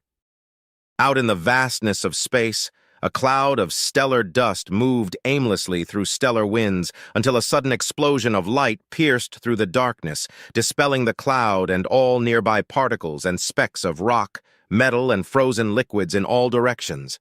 A large bubble distorted the space around it for a fraction of a second before it ruptured, returning the space it had disturbed to normal, as if it had never happened. Instead of a bubble, a large vessel now occupied its place. "Jump successful, exit drift within expected parameters, no large stellar bodies detected in our vicinity," Galt Tirome said, unable to hide the relief in his voice, and sighed, thankful the jump had been a success, a sentiment shared across the rest of the Noir Navio. "Ready to launch probes at your behest, Commander Redford." Sitting on the captain's chair, Redford Callan was linked to the ship itself. He took a moment to drink in the experience once more. No matter how many times he connected with the ship, the experience was always surreal. He had commanded ships before, of course, but the experience was never so vivid. In truth, he didn't need his implants to connect with the ship, much like Wyatt had done on Gintrax, but they made it so much easier. Not only that, the systems of the ship streamlined the processes needed, lessening the burden on his mind. A commanding officer could only last a few hours connected to any regular Principality ship before the strain became dangerous. With the Noir Navio, the same length of time was barely a noticeable burden on his mind. At the same time, the sensation of being one with the ship was magnified tenfold. In truth, he still couldn't comprehend how his chosen second-in-command had managed to do what he did in the first place. He could only speculate that his injuries and intense, deadly focus had prevented his mind from being overloaded up until the strain and his wounds were too much for him to fight against. Only 3 seconds had passed for him, his experience to the diminished perception of time after decades of loyal service shining through. "Launch the probes!" came his order, as at the same time the engines came to life and the Noarnavio began to move steadily into the system. The hangar opened, and 5 Raptor fighter-sized cylindrical objects were ejected into space. Moments later, the hangar closed, and 5 plumes of light pushed the probes further ahead of the Noarnavio. The probes were little more than a propulsion engine attached to a powerful sensor array and a data-exchanging device. The plumes began to move apart from each other quickly, and soon after they were lost across the boundless space, undetectable by sheer virtue of their size and the vastness of the void. "Probes launched, Commander. Their signals are strong and steady," Galt informed. "Maintain connection at intervals," ordered Redford. Diving deep within the ship's systems, Redford quickly checked all systems. Everything was nominal. The core was operating under specifications, the shields were sitting at a stable 30% power, the boogeyman outer hull was working perfectly, the heat sinks were empty, and the excess heat was below normal parameters. The crew had been informed and were doing extra rounds, ensuring everything was in order and accounted for. Supplies, body armor, escape pods, weapons, ammunition, for handheld weapons and for the ship's weaponry, triple-check security stations, and a myriad of other tests and checks that fell upon the duties of his head officers. But the tension was palpable across the entirety of the ship. He couldn't blame any of them for feeling anxious when he was experiencing the same. Fighting against the Drazen was always a tricky business. They never fought unless they believed victory would be theirs, preferring to strike against weak, isolated, or remote zones where aid was unlikely to come soon. Fighting them in a fortified area had never occurred before, as most assaults against the murderous aliens were launched against lonely ships or through successful ambushes. The rules of engagement didn't apply to the Drazen, but several stubborn and arrogant commanding officers insisted on fighting with honor rather than with intelligence. Most of them were dead, their ships and crews lost with them thanks to their poor tactical choices. There was also the issue of the traitors. He had managed to lose them, but that was a double-edged sword that played in their favor too. Clara was certain they were doing more than just following them, a sentiment he shared with the woman he loved as a niece. There were no assurances on what Felicity Centaur would do, but he doubted that she would fight them in the open. His mind was divided between believing the traitors would simply flee now that their mark had eluded them and an attack of opportunity. The Redford from his youth would have believed the first option as the only viable solution. Now, he knew better. Were he in Felicity's position, he'd try to take down a wounded enemy or catch him by surprise. He only hoped that Felicity's actions would not disturb the Drazen too much. For now, he disconnected from the chair and stood up, leaving the navigational AI to follow the course set in motion. There was nothing more to do, only the wait remained. The calm before the storm had arrived with a thunderous clap of silence. Noarnavio, War Room. "What are we seeing, Redford?" Clara asked as she stared at the holographic display of the Hastrung system that the probes provided a little over a day after their initial launch. Without a warp signature to announce their arrival, the probes had not been detected by the enemy, giving them a significant upper hand. Wyatt looked at the map intently. The Hastrung system was surprisingly small, with an orange dwarf main sequence star, 7 rocky planets, 2 gas giants, and a dense asteroid belt. The largest gas giant had rings, whilst the second, and much smaller than the first, was the last large body in the system, excluding rogue planetoids.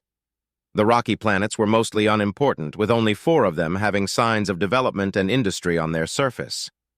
The 4th planet, a vibrant and lush planet, was habitable and the main point of interest.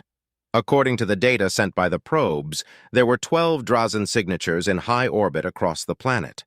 There were 8 destroyer-class ships and 3 cruiser-class ships, with 2 more destroyer-class ships patrolling a zone near the usual lane that connected Hastrung to the neighboring system, Kaltashi. It was the last signal that concerned everyone present, him included. If the signal was to be believed, the monstrosity was at least 12 kilometers in length, 3 in diameter, and defended by half the ships set around it. Looking around the room, he found nothing but uncertainty. "That, my princess, is something I've never thought I'd come to see with my own eyes. It's a Drazen cattle ship, a veritable moving station for all intents and purposes," explained Redford with narrowed eyes. "That thing alone can house hundreds of thousands of Drazen, and their cattle." "The shape is familiar," Cynthia mentioned. "It looks like a O'Neill habitat, but smaller." Redford nodded. "You are correct in your assumption, Cynthia. It is the Drazen version of an O'Neill habitat, scaled down to be mobile. If their jammers were active, we wouldn't be able to see it." "Is it armed?" asked Saratan de Shire. "According to the probe's sensors, it is equipped with several PD turrets, anti-asteroid kinetic projectile launchers, and what appears to be hangar bays. The number of fighters and bombers that thing could house, including gunships and maybe even frigate-class ships and drones, is terrifying to consider," Redford answered. "And we're supposed to take it down?" asked Sabraska Kaspars with incredulity. "If we strike blindly, we would be easily destroyed. The cattle ship's defenses are staggering, but it is virtually worthless in the offensive. The Drazen have positioned themselves in a defensive perimeter around the cattle ship and that shipyard," Redford pointed out. "It seems that the rebels and pirates didn't make things easy for the Drazen. 2 of the destroyers are heavily damaged, and the cruiser docked with the shipyard seems to lack shields." He hummed deeply, and with a thought, the map moved closer to the 7th rocky planet and the first gas giant. But something is wrong. The debris fields showcase signs of battle, but aside from 2 Drazen destroyer carcasses, the amount of destruction would suggest the Drazen should have suffered considerably more losses. "You're right, Commander," Galt agreed, crossing his arms. "I've seen similar results before when dealing with pirates. Syndicates and other pirate groups often join forces for an assault. Problems arise when it's time to divide the winnings. Betrayal is the order of the day and a far too common practice among rivals. Position yourself in an advantageous position amid your enemy and fire before they can respond." "But wouldn't such a dishonorable tactic imply that the Drazen and these lowly rebels were working together to some capacity?" Fabian de Shire asked in disgust. Galt nodded. "It is the most viable explanation. That station was almost as big as Woodshaft, and it was turned asunder. The other station is missing, which means it was destroyed utterly, or the cores were overloaded to deny the Drazen an easy victory. There are smaller debris fields scattered across the system, likely what remains of the defensive satellites and outposts." "What of the 2 destroyers?" Lupin Lusanto asked. "Why have they broken away from the rest?" "My guess is that at some point a probe was sent from Kaltashi, and its arrival alerted the Drazen. See how the ships maintain a safe distance from any possible entry point?" Redford asked as the map moved to show the 2 destroyers in patrol. "They'll be able to intercept any small-scale assault by themselves, or reunite with the rest of the fleet if the enemy force is large enough, escaping without suffering any damage." "Honorless abominations," said Fabian with disdain. "Victory doesn't care about honor," Wyatt commented, earning a short-lived glare from the Dacier siblings. He didn't notice it as his attention was fixed on the map. "Commander Redford, is victory an option?" "Defeat is likely if we move thoughtlessly," the commander replied, crossing his arms and humming deeply. "Our greatest asset remains our ability to remain hidden. Thanks to technician Jincho, we arrived in secrecy. If we face them head-on, we will be destroyed. Divide and conquer," muttered the aged commander. Wyatt observed the map in more detail, focusing on the debris field, the planets, and their positioning relative to the Noir Navios as it approached the edges of the system. It would take several hours before their arrival in the system, giving them a significant advantage. How to use it was the problem. "Redford, how many cattle can that ship house?" Clara asked with a coldness that sent a shiver down the spine of everyone present. "A few million at least, my princess," Redford answered without hesitation. "They're above the planet that once proudly bore the name Bastanel." "Are they trying to restock their cattle?" asked the princess. "More than likely. Drazen aren't picky with their feed. Raiders simply have a preference for the flesh of other sapients," Wyatt replied, eyes narrowed. "They want to have as much cattle as possible. I think the Drazen are trying to turn the planet into a giant farm after giving themselves a feast. Tens of millions, probably hundreds of millions of humans ripe for the taking. How many more Drazen will come and establish a foothold while we murder each other? Wyatt is correct. Against such terrible odds, we can't stand down. We must fight and end this nightmare before it begins. Redford, you have my absolute permission to do what is necessary. But do not destroy the cattle ship unless you absolutely can't find a way to disable or cripple it. Do everything in your power to preserve it. The souls aboard that ship must be saved. Understood? Clara commanded with unflinching, profound authority that left no room for discussion. Redford bowed his head. I shall do my best, Your Majesty. Turning to Wyatt, he continued, Wyatt, you will be in charge of our wing. The command of our fighters is yours. Under other circumstances, the weight placed upon his shoulders would have made him tremble with doubt and sick to his stomach at the idea of a lowly commoner leading such a force. But these were not other circumstances. Wyatt saluted and said with undying determination, As you command, sir. Our first course of action is to peel at least one of their ship away from the main force. We either destroy or cripple the vessel before allowing our stealth system to hide us from their sensors. Their scanners and jammers will be troublesome. But if we move and strike against one or two ships at a time, victory can be ours, Redford explained, as the dozens of plans and strategies he'd formed beforehand swirled in his mind now with solid information to pitch them again. Some were discarded, others modified, and new ones took shape as he analyzed his possibilities. There, he muttered after a few moments of contemplation, and the map zoomed to the first gas giant, more specifically to the debris field that once was a large station. More probes 2 and 4 closer to that location. Then trigger an overload, Lusanto. Sir? Lupin asked, confused. Do so. That shall be our first move. The Drazen are bound to send a ship or two to investigate. Wyatt, once we pass the exterior gas giant's orbit, deploy all fighters. You know what to do next, but remember you are in full liberty and command. Do as you must. Wyatt smiled. Understood, Commander. As Redford began to issue other instructions, Wyatt focused on the map and the red dots that marked the Drazen ships. Die, die, die, all of you die, die in a fire, he chanted internally with righteous hatred. There was no turning back now. Wyatt sat quietly in the cockpit as he and the rest of the pilots, both those transferred from the Prince's fleet and those they picked up on Matcha, drifted through space at a steady pace. The wing was divided into its 4 wedges, all of them scattered at a reasonable distance to avoid detection due to their combined mass.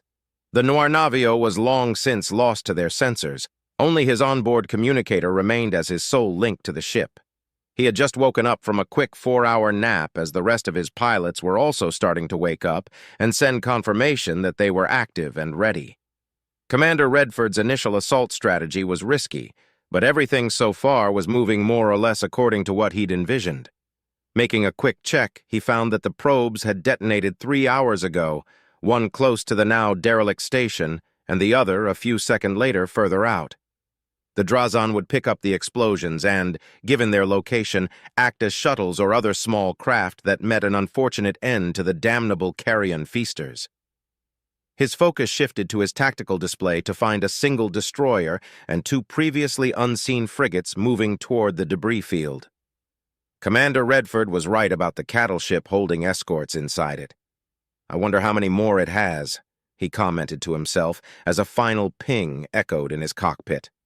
Now that all of his pilots were awake, he opened a link between the wedge leaders. This is Composter 1, all systems nominal. This is Alpha 1, sir. My wedge is ready. Beta 1 reporting in, no issues detected. Gamma 1 here, Composter 1, eager and ready to fight. Nodding once, Wyatt looked down at himself and a smile crept in. At Cynthia's insistence, he had opted to integrate his heraldic shield on his chest. It wasn't a matter of honor, but rather a personal reminder of what he was fighting for and against. His smile faded a second later, wanting to focus on the task at hand. Opening a link to every fighter, he continued, Everyone, this is Lieutenant Wyatt Staples. You know what we're facing, so I'll keep this short. I don't want heroics or unnecessary sacrifices being made. We have our orders and we will follow them. Leave any glory-seeking for another day. Or in other words, for the blue bloods among us, don't act like selfish, entitled, arrogant idiots and maybe you'll live another day, he said, and continued in his mind with a much more colorful language. A series of acknowledgments followed from squadron and wedge leaders a second later. Killing the Link, he reviewed his fighter again just to kill some time. Thanks to Jincho, he had more coilgun ammunition than any other fighter. His systems felt smoother to control, and with the added speed and the marked improvement to the dampeners, if he'd pull the same trick at Jintrax, he'd still be wounded, but nowhere near as bad as that time. He had no plans on doing it unless he had no other option. Content, and still several minutes away from their first destination, he leaned back on his seat, breathing in the stale oxygen with a sense of satisfaction. So much had changed in his life that was completely outside his control, but at that moment, despite the coming battle, he felt at ease. It feels so good to be inside a cockpit again. I don't have to worry about political games or fearing I'll insult someone I shouldn't. It's just me, space, and flying in its vastness, he said in a soft, low tone.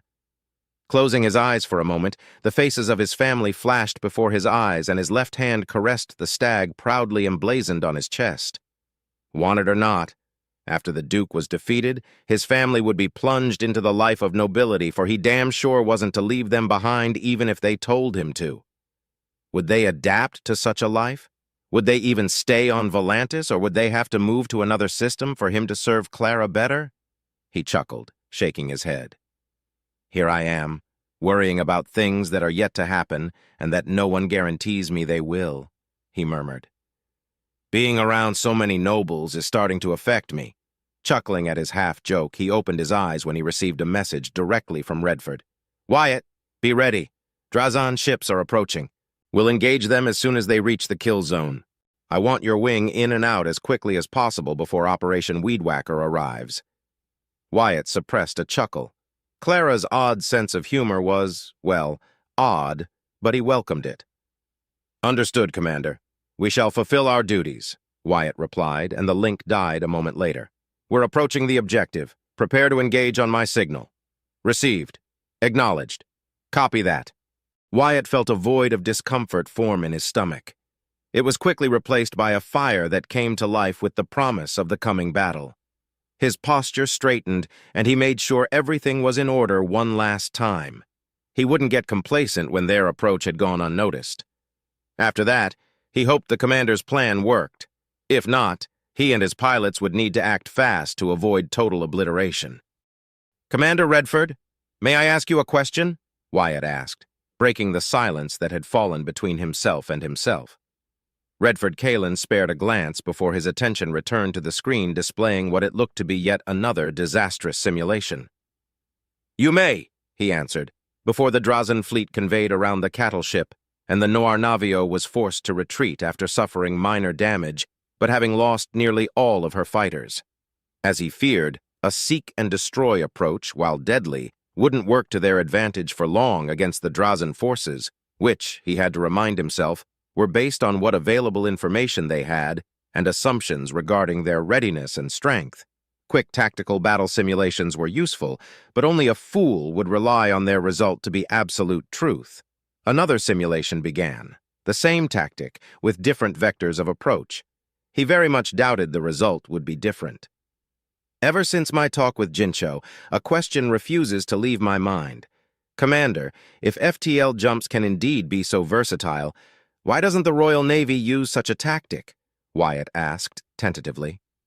Not one lesson in the academy ever touched the subject, and I never thought it could be possible. I always believed that the lanes between systems were the only real jumping points. It is something only high-ranking officers and nobles are allowed to know? If so, I apologize for my intrusion. Redford looked away from the screen, not bothering to watch the result he knew was going to deliver. His eyes rested on the younger man who had delivered an unexpected salvation all those months ago for several seconds before answering. I was aware of the fact that any point outside the gravitic influence of large stellar bodies could be used to jump away and into a system. Remember our first encounter?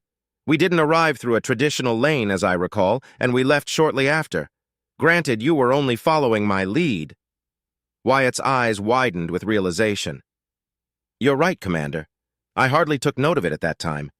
We were close enough to a jump lane that I didn't think any of it. Our meeting was chaotic, Redford agreed. This simultaneously responds and evades your question, Wyatt. Yes, there are certain military secrets that fall within my knowledge and privilege to know. I'm afraid, however, that Jincho has slumped me quite thoroughly. I wasn't aware that such a thing was possible to achieve.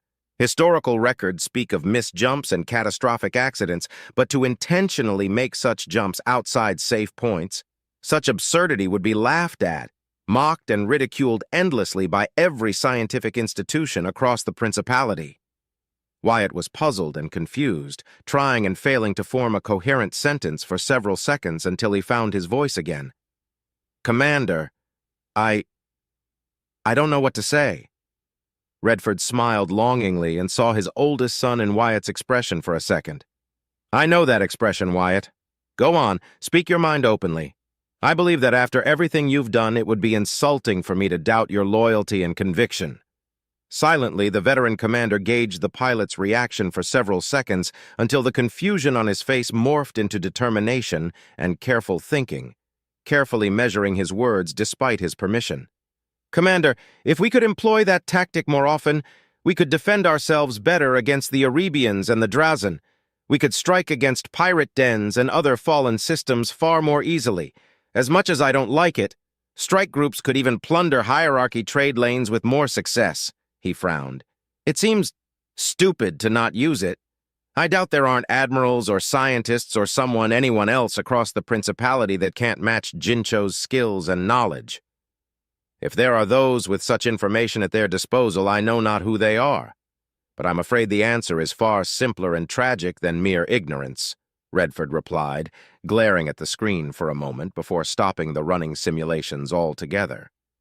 It is no secret that the Astorian Principality is considered a backwater for all of our honor, glory, splendor, riches, and technological advancement. His expression darkened for a moment as memories flooded his mind before taking a deep breath to calm himself. We're the second weakest human nation that is part of the Pax Humanitas, Wyatt. The sole reason we have not been overrun by the Drazen, conquered by the hierarchy, or absorbed into the Commonwealth is because of the Pax. The Principality is weak, Wyatt Staples, said the commander, uttering the words his old friend said so many years ago in brighter days. To his surprise, the lieutenant didn't flinch or gasp, aghast at his confession. Instead, he nodded sympathetically. A chuckle rumbled in his throat. Loyal, yet not blinded to the realities of the world around you. It is a shame you were born a commoner, Wyatt, with proper education and guidance from a young age. He shook his head. No, it is life that molds us. There's a high chance that you would have been just another petulant, self-absorbed, glory-seeking fool had you been born a noble. On that, Commander, I agree with you completely, Wyatt replied, offering a sincere smile. I know the Principality is far from the greatest human nation, but it is my home and I am loyal to the Prince. Little else matters. The Principality has survived for millennia. Surely it must be doing something right, he said with uncertainty. If only things were as simple as that, Redford replied defeatedly. The Principality has become stagnant, set in its ways, Wyatt. We honor tradition, value petty things, put too much importance on status, and most glorify their position in life given not by merit, but by chance. The Royal Navy, for example, has not updated its doctrines for over 800 years. 800 years of dust collected on a book that everyone can read and predict. Do not misunderstand me. Solid, functioning doctrines are set in stone for a reason, but we are hardly flexible. There is no innovation, no imagination. His gaze locked with Wyatt. And you have plenty of both, Wyatt. Fortunately, I, too, am an avid learner. Commander? Wyatt questioned, put on the defensive by the older man's praise. Redford smirked. In case you've forgotten, Wyatt, I'm the commander of the fighter division.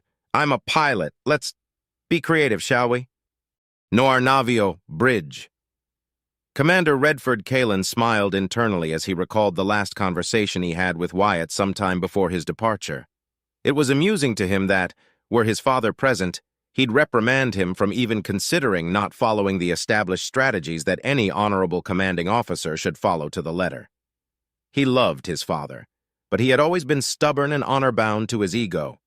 With frustration, he could imagine George Lintar and his father forming a fast friendship over shared values. Yet there he was, commanding a stealth ship, ready to strike an unhonorable blow against his enemies. For once, in a long, long time, he didn't care about anything else but carrying out his battle plans and, perhaps more crucially, adapt to the often unpredictable flow of battle.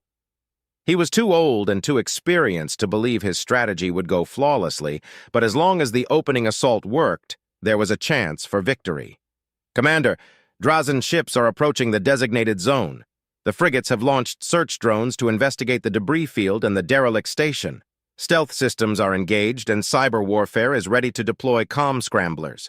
Railguns are at half charge, missile pods are loaded and ready to execute fast reloading procedures, our heavy laser turrets are undocked. Uncharged, plasma cannons and the pulse beam remain inactive, and the torpedo tubes are loaded," Galt Tirome informed, his voice solid, showcasing his experience and discipline. "Understood," Redford replied, gripping the armrests tightly, his senses divided between his body and the entire ship at the same time. He didn't need to command anyone to adjust direction or focus to any of the many external cameras. He just needed to think it for his command to be issued and for the ship to reply accordingly with careful guidance from the AIs, his bridge officers, and the other decks and wings. Such a command was issued, and he could feel the entire ship shudder for a millisecond. "Attention to all personnel! Attention to all personnel! Hear this! Hear this! Man your battle stations! Man your battle stations! Engagement imminent!" A synthetic, emotionless voice chanted throughout the ship as all personnel moved to their designated areas. "Update on Operation Weed Whacker," ordered Redford while watching the Drazen destroyer, that claw-shaped, ugly thing, approaching steadily. The frigates, also claw-shaped but smaller, were further along the predicted vector. In part, he was frustrated. He hoped to lure out at least 2 destroyers, maybe one of their cruisers, but a single destroyer and 2 frigates were still an acceptable prize. The railguns adjusted their angle to his demand with deadly precision as the familiar itch of battle set in his mind. "Operation Weed Whacker is approaching steadily, sir. Our wing is almost upon their objectives. 20 seconds until contact," Galt replied, eyes glued to the screens of his station, while the rest of his old comrades performed their duties to the fullest of their capabilities to maintain the clear, smooth cohesion across the entire ship. Sparing a moment, he focused on Clara's quarters, knowing the princess was there and viewing the battle take place from there. As much as he'd tried to convince her to go into the secure vault, she refused. She couldn't be on the bridge. It would put her life needlessly in peril, so her quarters were the compromise they settled on. The moment passed and his focus was turned fully to the task at hand. With a single thought, the railguns powered up in just a couple of seconds. Simultaneously, 4 railgun shots were fired and a barrage of missiles were launched from their pods in 3 quick, deadly waves. 2 seconds later, 2 torpedoes left their tubes, slowly veering off and changing course away from the destroyer and its escorts. 10 seconds later, Redford watched as the Drazen ships took notice of the missiles heading their way and the torpedoes heading in another direction, but before they could scramble, the 2 frigates were punctured by 2 railgun shots each. The Drazen had been expecting to find the source of the detonations among the debris field and had prepared to be flanked by any surviving rebel or pirate forces. They never considered a strike could come from above them. One of the frigates exploded immediately, the railgun shot piercing its core utterly. The other, though wounded, was still functioning. The destroyer, unable to detect the hidden aggressor, did the only thing it could at that moment: use its PD turrets against the coming swarm of missiles. The comm scramblers came into effect, creating a bubble that would heavily hinder any attempt at communication with the rest of their fleet. Redford aimed quickly and fired all railguns at the destroyer that was desperately trying to escape. Several missiles were intercepted by its PD turrets, either destroyed or detonated, but over half of them struck against its shields, making them flare with intensity. Suddenly, 2 greater impacts eroded its shields, blinking them out of existence only for 2 additional railgun strikes to hit in full, piercing its hull as if it were paper. The commander focused on the destroyer, imagining the devastation created inside by hyper-accelerated, dense metal rods. In fact, he didn't have to imagine it. He could see it. The ship's atmosphere was venting into space, sucking and squeezing out unfortunate Drazan through the holes left by the rod. But it wasn't dead yet. With another thought, the railguns fired again, each shot aimed at different targets. Seconds later, 3 shots pierced the destroyer yet again, one of them hitting its engines wholesale. The destroyer powered down as it began to drift, joining the rest of the debris field. The 4th shot had been directed at the limping, surviving frigate, hitting it in its center. The frigate also powered down a moment later before colliding with what had once been a freighter. The impact tore both ships apart, adding their twisted metal to the graveyard floating in space. Redford changed course, maintaining speed. The railguns were still active, but slowly returned to half charge. Satisfied with his work, his main objective was to remain hidden and use the shadow of the 7th planet to avoid being detected by scanners. It was nowhere near a victory, but it had been a good opening strike. "Operation Weed Whacker is in effect," Galt announced. "Our wing is—" "Oh, dear heavens. What is it, Galt?" Redford asked. "Commander, the fighters carried out their orders and confirmed success, but they are now being pursued by over 400 Drazan fighters and 4 frigates. The cattle ship had them deployed before." "Curses!" Galt shouted angrily. "Jammers! The Drazan have deployed their jammers. I lost contact with Composter Wing, Commander." "It is nothing we didn't expect. We'll approach quickly but silently. They don't know what enemy they're facing yet," said Redford. "But our pilots, sir?" Galt questioned. "We didn't expect such a rapid response from the Drazan." "We can't do anything for them now. We proceed as planned. We'll link up with them near the 5th planet," Redford said, earning a nod from Galt. Silently, he hoped Wyatt would surprise him to some capacity. Simultaneously, he was erasing his strategy from his mind. With those jammers in place, Operation Weed Whacker's results would be unknown to him. He hoped the operation had achieved a measure of success. Moments earlier. "Everyone ready! 20 seconds until contact! Operation Weed Whacker is right behind us. Remember, we go in, hit these bastards hard, and go out," Wyatt ordered, fire burning deep inside his belly. A smile spread across his lips as the thrill of battle ran through his veins. Nothing else mattered at that moment. Only his orders. Only his objective. Only victory. The passage of time slowed down to a crawl, each second stretching itself into ages of suspense until the expected mark was reached. As if a switch had been flipped, time began to move in fast motion just when all 80 fighters accelerated in unison. Across his tactical screen, Wyatt saw Gamma Wedge move to one of the damaged destroyers whilst Beta Wedge moved to the other. Meanwhile, Alpha Wedge and Omega Wedge, his wedge, moved to the cruiser. Their formations closed in and their sudden appearance took the Drazan by complete surprise. None of their PD turrets were active. There were no mines or any enemy fighters or gunships to worry about. As one, all fighters launched one of their Hawk missiles, all of them directed at the shipyard, striking it in different locations and blowing off sections randomly. Then, as they performed a quick flyby across their objectives, they released their cargo, haywire mines. The mines attached themselves to the hulls before the entire wing turned down and away from the damaged ships. In the distance, clearly visible through his external cameras, Wyatt saw the massive cattle ship. Just in time, too, as 100 little lights came to life a few thousand kilometers above it. To his dismay, he saw the cattle ship's defenses open fire at once, but despite taking out nearly 2 scores of those lights, the rest impacted across the ship's potent shields. The explosions were tiny in comparison, but their goal wasn't to take the shields down. They only needed to clutter their sensors before the second wave arrived. This time, 24 powerful explosions that only a tactical mind could create made their shields flicker, just enough for the third and final wave to arrive. Unarmed missiles with haywire mines locked to them impacted the cattle ship's hull, detonating instantly. The visible lights flickered and then died out as power died across its interior, frying systems and, with luck, disabling its reactors. The damage to the ship itself had been minimal, but it was now a large piece of metal floating in space. A second later, now at a safe distance, the haywire mines they planted went off. The cruiser and one of the destroyers suffered the same fate as the cattle ship. But the other destroyer had been so heavily mauled that, instead of crippling it, several explosions could be detected and seen before it tore itself up into dozens of lifeless fragments. That made him smile widely, hoping there were many Drazan in it as it died. "Alert! Alert! Missile lock detected!" the AI warned him, pulling him out of his trance.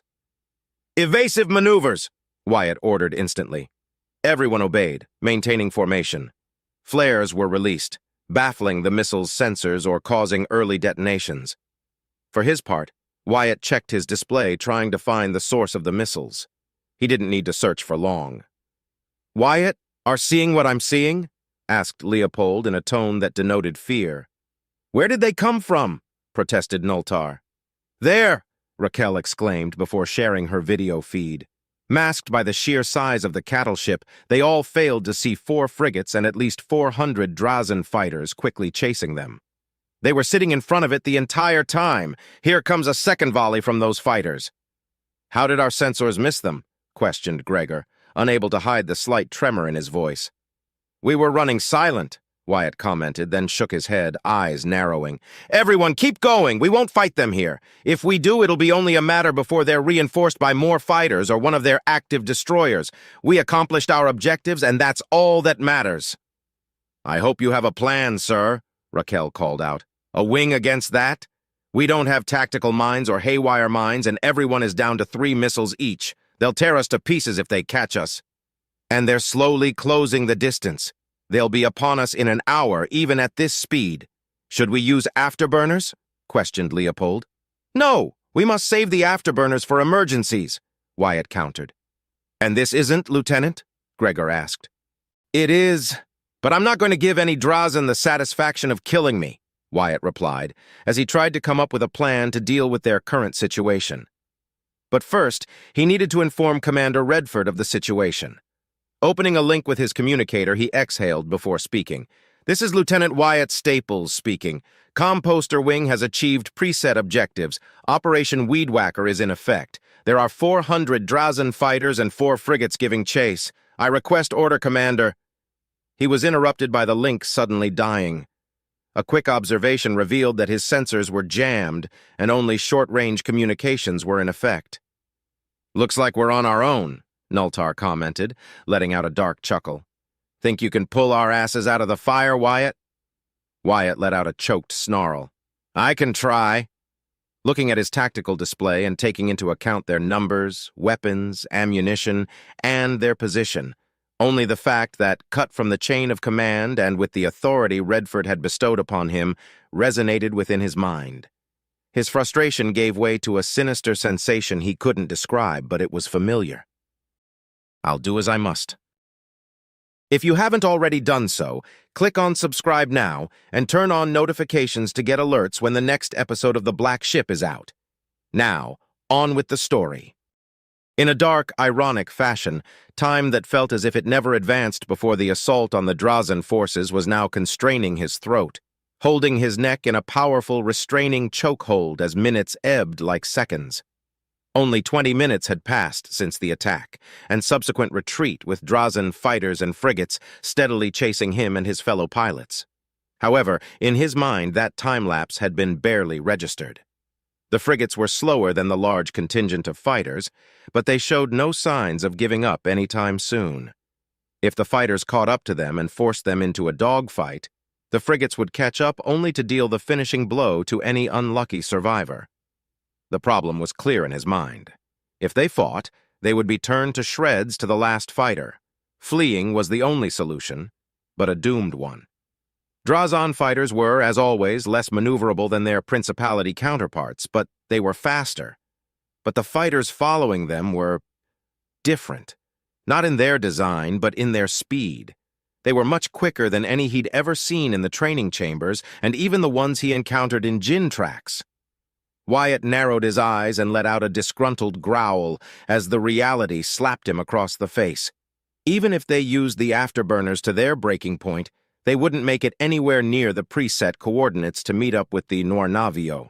Worst of all, thanks to their jammers, their long-range sensors were useless, so he didn't know if more Drazen were coming behind the frigates. "We can't fight them head-on, and we can't flee." "Everyone is keeping quiet," But they must realize we're doomed if we don't do something. To make matters worse, we can't even scatter.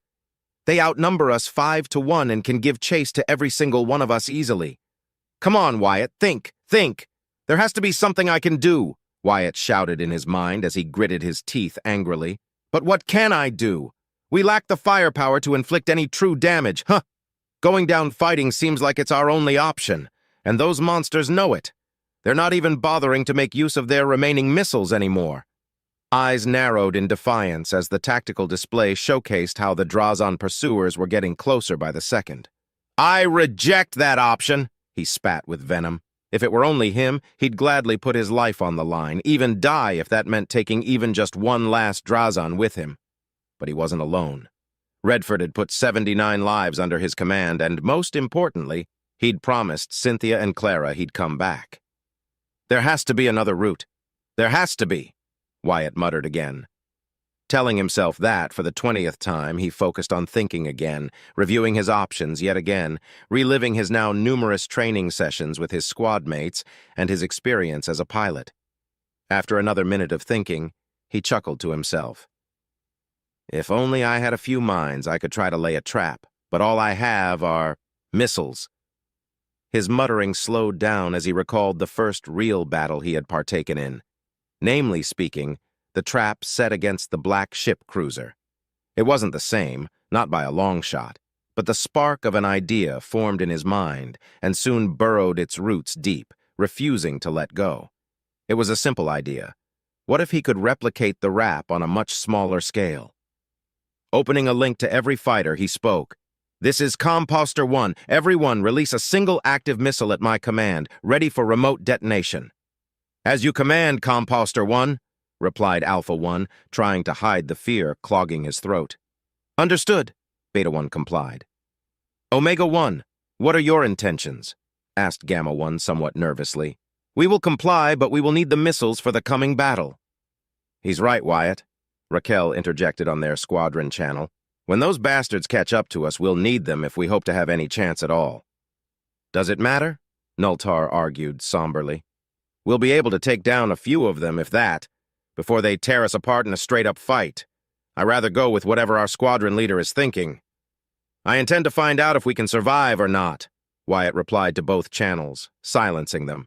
We have nothing to lose as we stand. Gamma Wedge is ready, Lieutenant, replied Gamma 1 a few seconds later alongside his fellow Wedge leaders. Wait for my command, said the heterochromatic pilot as he focused on the tactical display. After a minute of silence, he spoke up. Release, he said in a hushed tone, almost fearing the Drazon would hear him through the vacuum of space. At once, 80 smaller dots appeared on the screen directly on the path they had just passed through.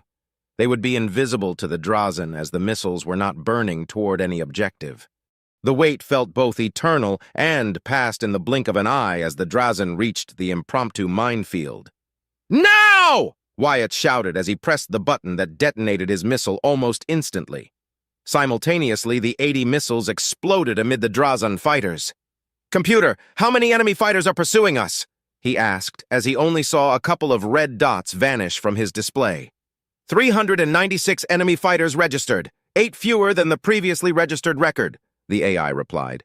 We are so dead, Leopold called out, his voice a mix of dread and nervous laughter. That only took down 8 of them. Thank you for stating the obvious, Dakar, Gregor added, also failing to mask the dread coating his words. Wyatt paid them little attention as he focused on something else. While he'd hoped for a more devastating result, the destruction of the Drazon outright wasn't his goal. He wasn't naive enough to believe mere missiles could compare with the destructive force a tactical mind could achieve. Whilst deadly and effective on unshielded targets, missiles were there more to overwhelm the PD capabilities of bigger ships, deplete shields, or deal a finishing blow on defenseless fighters, bombers, and gunships. It was the second purpose that he focused on this time. Much to his relief, while these fighters were faster, their shields remained the same. If anything, they were slightly weaker than standard. A wicked smile spread across his lips as ideas crossed his mind. Check their shields readings was his only command while his attention was almost entirely focused on his machinations. Thanks to the jammers, their sensors were severely hampered, but at close ranges, even if they weren't entirely correct, their sensor readings revealed a particular truth. Only 8 fighters had been destroyed, but almost 100 fighters had suffered significant damage to their shields even if they were now slowly recovering them. "By the Prince, we should do it again! With their shields so heavily damaged, we're bound to take down at least a fifth of them," Leopold proposed. "That won't work. Look at their movements. Their formations spread out a little more to avoid another incident. That trick won't work again," Nultar countered. "Perhaps we should have used all 3 missiles," Raquel asked, uncertain. "And waste our missiles so recklessly?" Gregor replied, humming deeply. "Sir, what are we to do now?" Smiling, Wyatt replied, "I have an idea, but it will be risky. Nultar is correct. The Drazen will be ready if we try that again. That's why we're going to do it using our remaining missiles." He paused for a moment. "But Wyatt, you said it yourself. They'll be expecting that trap again," Nultar pointed out. "True, but only if we remain as we are. The Drazen believe themselves to be inherently superior to any other life form. They may be intelligent, but their arrogance is one of their greatest weaknesses. That's why we're going to turn off our engine thrusters," Wyatt explained. "We're going to what?"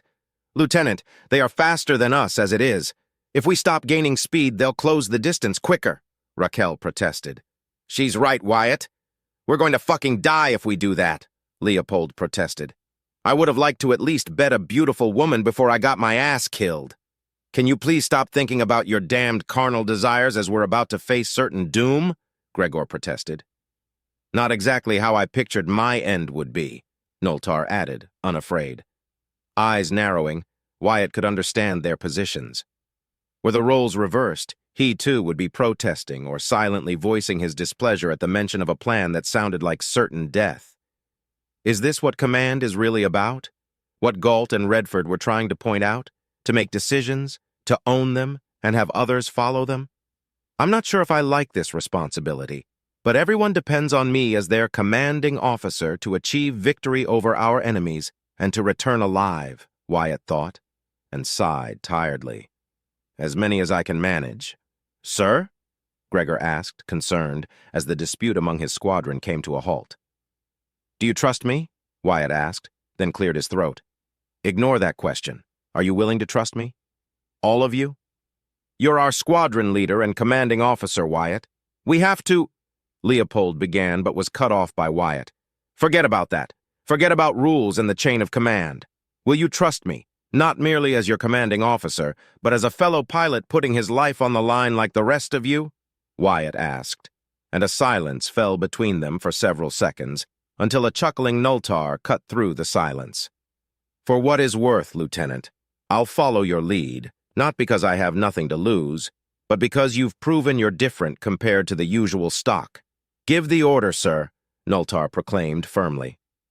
"Heh, I guess if I'm to die today, I'd rather die alongside a fellow commoner rather than serve as the shield for some petulant blue blood. Ah, what the hell. Count me in, sir," Leopold joined in with a raspy chuckle. "You are a strange one, you know," Raquel said with a laugh. "You defy everything I've considered normal until now, Lieutenant. Why should this be any different? I'll follow you, sir. While I don't share the same level of enthusiasm as the rest of our comrades, sir, I entrust my life unto your command, as it should be expected and as a personal gesture of trust. Guide us, sir," Gregor said lastly. "Then this is what we will do," Wyatt said, his heart beating a little louder and faster in his chest after receiving their answers. "First, we'll kill our engines. Then, we'll launch our remaining missiles in an unguided forward trajectory. After 2 minutes, we'll turn the missiles around and have them burn at full capacity to decelerate them until we move faster than them. Then, we'll remotely deactivate their thrusters, creating another minefield. While the missiles fly, we'll break our formations and begin to spread out in a grid. Everyone with me so far?" "Sir, if we break formation, that'll give the impression we're preparing to scatter," Gregor pointed out. "Gregor is right. The Drazen have enough numbers to track us easily once we scatter," Leopold added. "But we're not going to scatter," Wyatt said, and pregnant silence followed. "We'll maintain that new grid formation to cover more space. That way, we won't be hitting ourselves." His smile widened until his teeth were on display. "Once we're about to pass through the missiles, We'll deploy our flares in full. We'll be creating a sensor-baffling cloud the Drazen will have to pass through to get through us." "Holy shit," Nultar muttered. "You want to blind them to the missiles as we pass them?" "What if they just veer off and avoid it altogether?" Raquel asked. "They won't. The Drazen are stubborn bastards. They like to be as direct as possible in everything they do. Our leader is right about them. They're arrogant to a fault," Leopold added. "The Drazen will be expecting a repeat of our previous tactic. I am more than happy to oblige, but in a different way.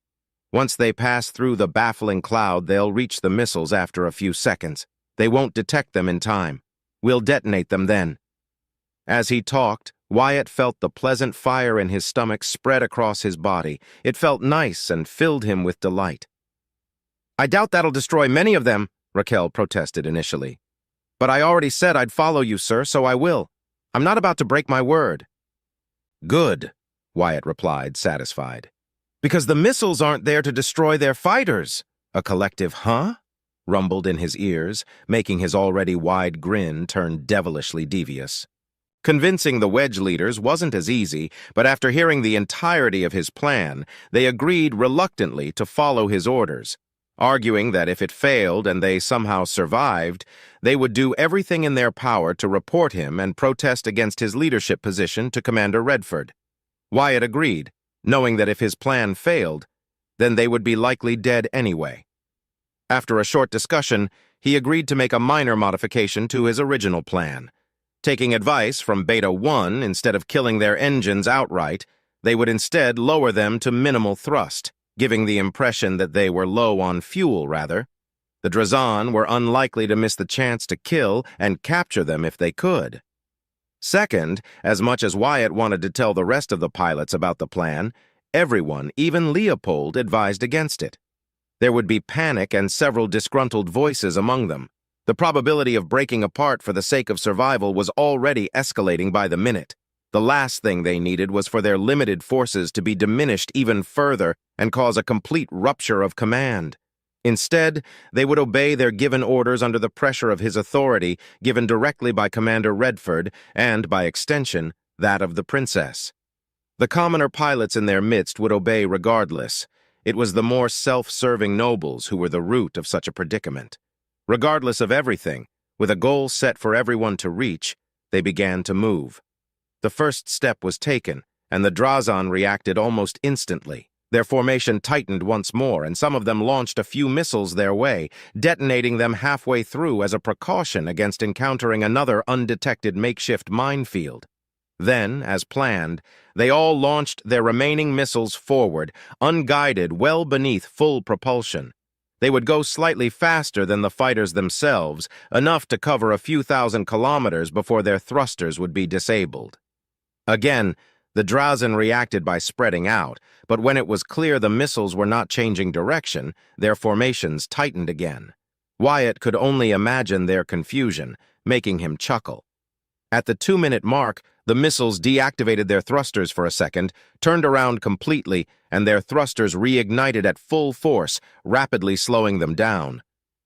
Once the desired speed was reached, the missiles' thrusters were completely disabled, leaving their payload active but now silent, freely floating in space. "Break formation! Begin to spread and form a grid," he commanded, and slowly every wedge broke into their separate squadrons, and then the squadrons broke apart into individual fighters. Slowly but surely, in his tactical display, they all formed a semicircular grid barely larger than their previous tighter formation. It didn't need to be any bigger than that. All it had to do was to give each fighter ample space to make a quick maneuver without putting anyone else at risk, and most importantly, give the impression that they were getting ready to scatter. Again, the Drazen fighters spread their formations, each of them ready to pursue their claimed targets at a moment's notice. The message was loud and clear. None of them would escape their retribution. As they approached the missiles, Wyatt feared his plan would fail, and he'd get everyone under his command killed. It was a nauseating sensation, but one that brought him an odd sense of focus aside from the thrill of battle. Watching the 80 small green dots that made up his wing on the tactical display, Wyatt focused on them for what felt like an eternity, imagining their faces, their fear, their insecurity, and dread. He made his decision right there and then, against his better judgment, and hesitant at first, he opened a channel with every pilot.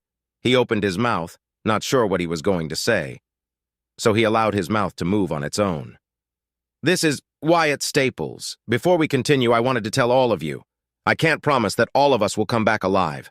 I can't promise that some of us will survive this, even if everything goes right. Likely, we're all about to die. All I can promise you is that I am doing everything in my power to ensure our survival and destroy those forsaken carrion feeders in the process. Fight on, sons and daughters of the Principality. Do your duty. Fight for the Prince, for the Principality. And if we are to die today, then let us burn as many Drazen as we can so that your families and countless innocents may live another day in peace. He took in a deep breath. Loyalty is its own reward. Loyalty is its own reward, came a nearly unanimous chant after only a second of silence. He cut the channel a moment later, satisfied and with trembling hands that gripped his controllers tightly. He expected any of his squad mates to reply to his impromptu speech, but they either had nothing to say or chose to keep their thoughts to themselves. Either way, he couldn't spare more than a fleeting moment on such thoughts as the next part of the plan was about to happen. This was it, the decisive moment. Everything that followed would be decided in the coming seconds. Just as they were about to reach the missiles, Wyatt gave the command, "Release flares!" In but a second, every pilot deployed their flares, creating a sensor-baffling wall right in front of the Drazen fighters. Everyone held their breath for a second, but the Drazen, as hoped, pushed forth. They launched their remaining missiles as a volley, however, and they detonated amidst the baffling cloud, hoping to strike any potential trap there, but that was their mistake. The missiles, still moving through space, were well beyond the blast radius of their Drazen counterparts. Wyatt's wing passed through their missile field without problem, and just a few seconds later, the Drazen pursuers pushed through the remnants of the baffling cloud, unable to detect the trap set before them in time. Once the Drazen reached the second impromptu minefield, Wyatt gave the command, "Now!" Like before, he pressed a button and his 2 Hawk missiles exploded. 158 other explosions matched his own, their combined payload wreaking havoc amidst the Drazen fighters. On his display, only 2 red dots vanished. However, Wyatt wasn't paying attention to the potential destructive power of the missiles. He was only interested in the sensor readings of their shields. His eyes shone with pure, vicious, vindictive, murderous intent in an instant. "Kill your engines! Turn now!" came the command as he himself performed it. He felt the rapid and sudden turn, but compared to his stunt at Gintrax, this was nothing. It took only a split second to see his entire wing now facing their Drazen pursuers, their grid forming a cone with their twin-linked coil guns pointed straight at the corpse eaters. "Open fire!" Wyatt shouted, half laughing, half shouting. He didn't feel his fighter rattle as the coil guns fired a deadly barrage of magnetically accelerated metal. One barrage was joined by another and another until the sheer volume turned into a hail of fury and death directed at the Drazen fighters who were so eagerly pursuing them. Disoriented by the trap, but confident thanks to their numbers, they never saw their prey had turned around and had fired upon them until it was too late. With most of them suffering from depleted shields or severely drained, the concentrated hail of metal hit them in full. Through another screen, Wyatt watched with fascination as dozens of Drazen fighters were turned into scrap in the blink of an eye. Many of them exploded, some of them sending their debris colliding with another ship, damaging it or outright destroying it. It was a chain reaction of pure destruction and chaos that lasted no more than a few seconds, but that was more than enough. The Drazen broke their formations to avoid further damage, but they were now wounded, confused, and surprised. Wyatt's heart beat loudly, like a drum struck by a raging beast, as the 400 Drazen fighters were reduced to 127, with half of them damaged to some capacity. "Engage! Engage! Take to your formations! They still outnumber us! Protect each other and bring them down one by one! Focus on surviving, not killing as many as you can! We'll reduce them to scraps one fighter at a time before their frigates arrive! Composters with me!" Wyatt ordered as he was already moving to intercept a group of Drazen. Some Drazen were quicker to regain their senses than others, managing to form up, ready to engage their enemies. Half a minute later, the two sides clashed. Coil gunfire, quick laser bursts, and quick, swift maneuvers were the order of the day. From an outside perspective, it was pure chaos. But the dancers were professionals, and there was an organization to their movements that only they could fully understand. The numerically superior Drazen, once so sure of their victory, found themselves culled to nearly a fourth of their original strength and set against a more organized, fully shielded, and invigorated force of Feed who had dared assault their precious home. Driven by righteous rage, the Drazen fought back with everything they had. Wyatt clenched his jaw tightly as he spun twice, finishing with a sharp turn to the left and firing a quick burst that killed a Drazen as the fighter exploded. Almost immediately, he used a short burst of his afterburner to position himself at the perfect angle right beneath a trio of Drazen fighters who were pursuing a lone fighter. Firing a controlled burst, most shots landed on the leading Drazen. Its weakened shields flared, then gave out, and the rest punctured it completely, eviscerating the pilot instantly. Unfortunately, the other two fighters were not dissuaded by the death of their comrade, and instead opened fire on their prey. Shields flickered, died, and a cry of terror was silenced when the fighter exploded. In revenge, Wyatt fired again, taking out another fighter on short notice, and before he could kill the third, the AI informed him that his shields were now at 82%. As he made a quick evasive maneuver, he saw Leopold coming behind him, quickly destroying the offender who had shot him. There was no time for words of gratitude as a group of 5 Drazen pounced upon a trio of fighters currently chasing 2 Drazen. "Nultar!" he ordered, barely having time to send the coordinates. He would have gone himself, but his squad mate was closer. Besides, he had spotted Raquel and Gregor dealing with a group of 7 Drazen. "On it!" Nultar called back, quickly moving to provide aid. To his fortune, 2 additional fighters from Omega Wedge joined him. With that aside, Wyatt moved to support his squad mates while Leopold engaged another Drazen in time to save another pilot. Moving quickly, he fired upon the Drazen at the back of the group. Its shields were nearly full, and his shots did nothing more than flicker them. Taking notice of him, 3 of the 7 Drazen disengaged and moved to intercept Wyatt. Wyatt's shield flickered again, but this time he took it intentionally as he took a sharp turn, fully outmaneuvering the Drazen trio even if darkness crawled at the edges of his vision from the momentary strain. It didn't matter. He had them where he wanted. Unleashing a full barrage of coil gun fire, 2 of the Drazen were turned into debris, whilst the third accelerated in an attempt to disengage him. The black-haired man allowed it, turning his attention back to Raquel and Gregor.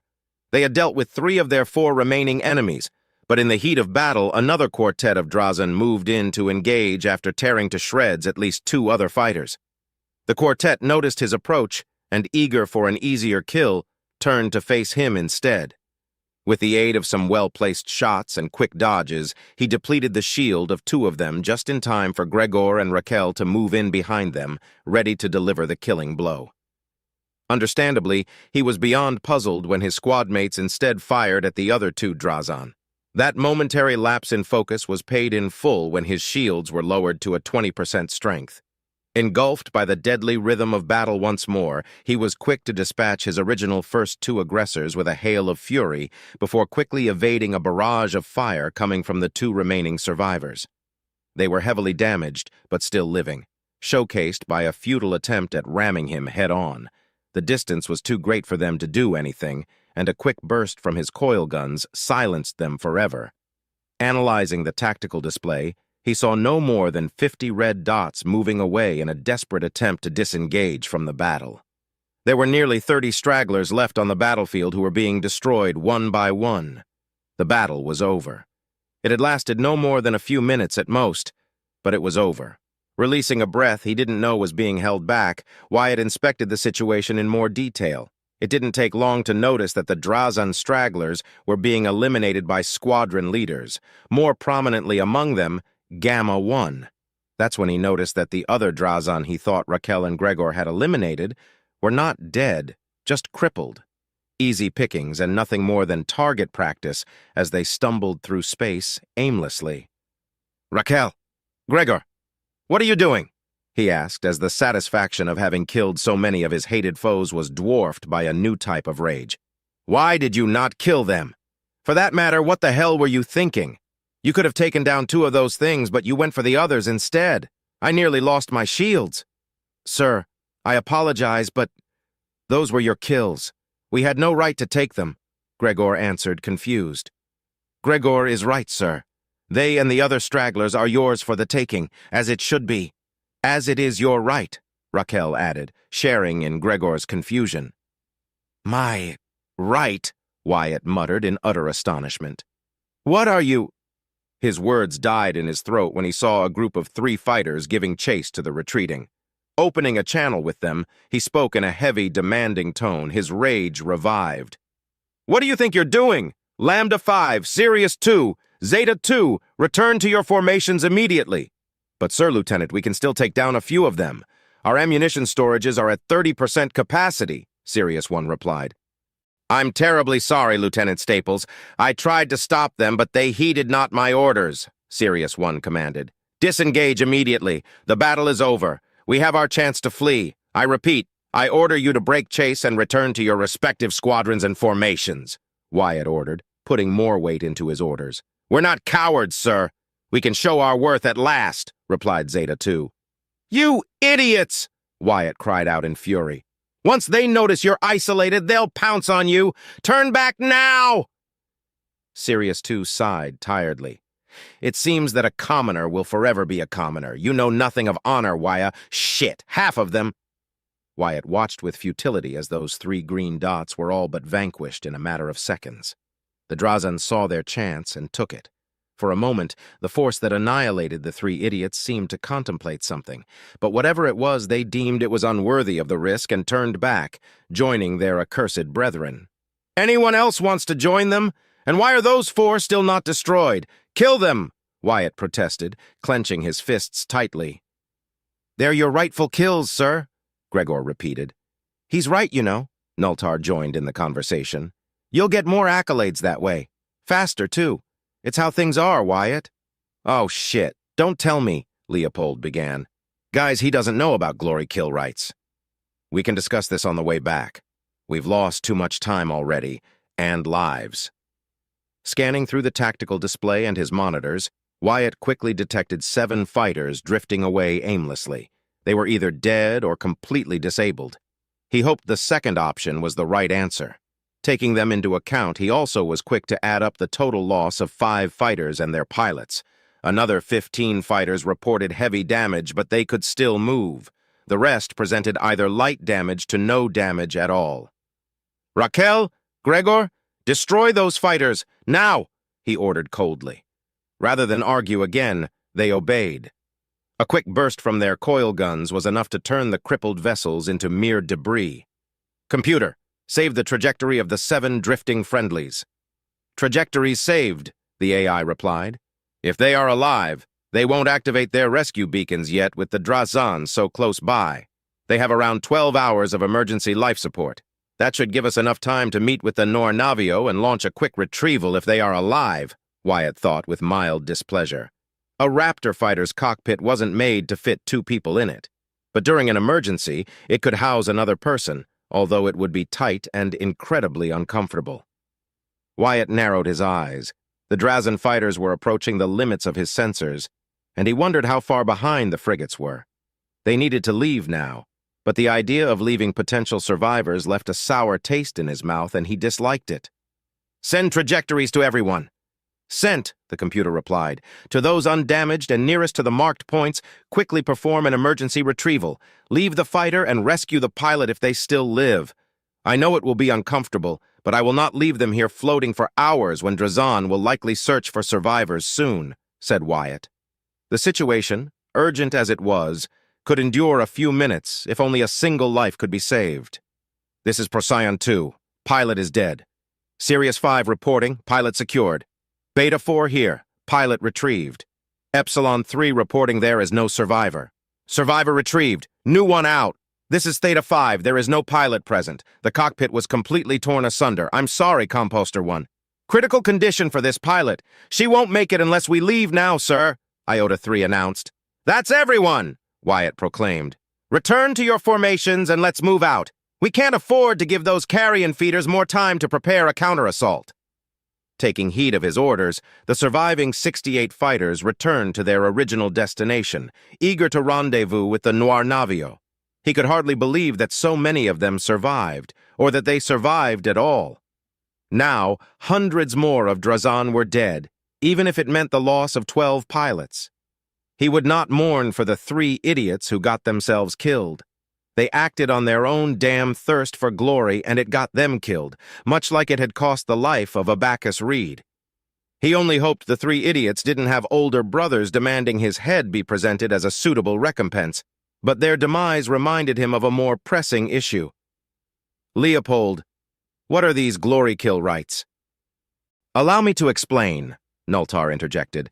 "It is as it sounds, honestly. The leader of every group, be them a small team of Marines, ROSF strike teams, or Army squadrons, platoons, cohorts, or whatever else is, well, entitled to receive the glory of a kill whenever possible." "What?" Wyatt uttered lowly, unwilling to believe what he was hearing. "It is more difficult for fighter squadrons to do so, but the same principle is withheld, sir. Squadron members are expected to serve, protect, and aid their leader whenever possible during combat, up to sacrificing themselves for the sake of their leader. It is not a written rule, of course, but it is highly expected to follow the spirit of it.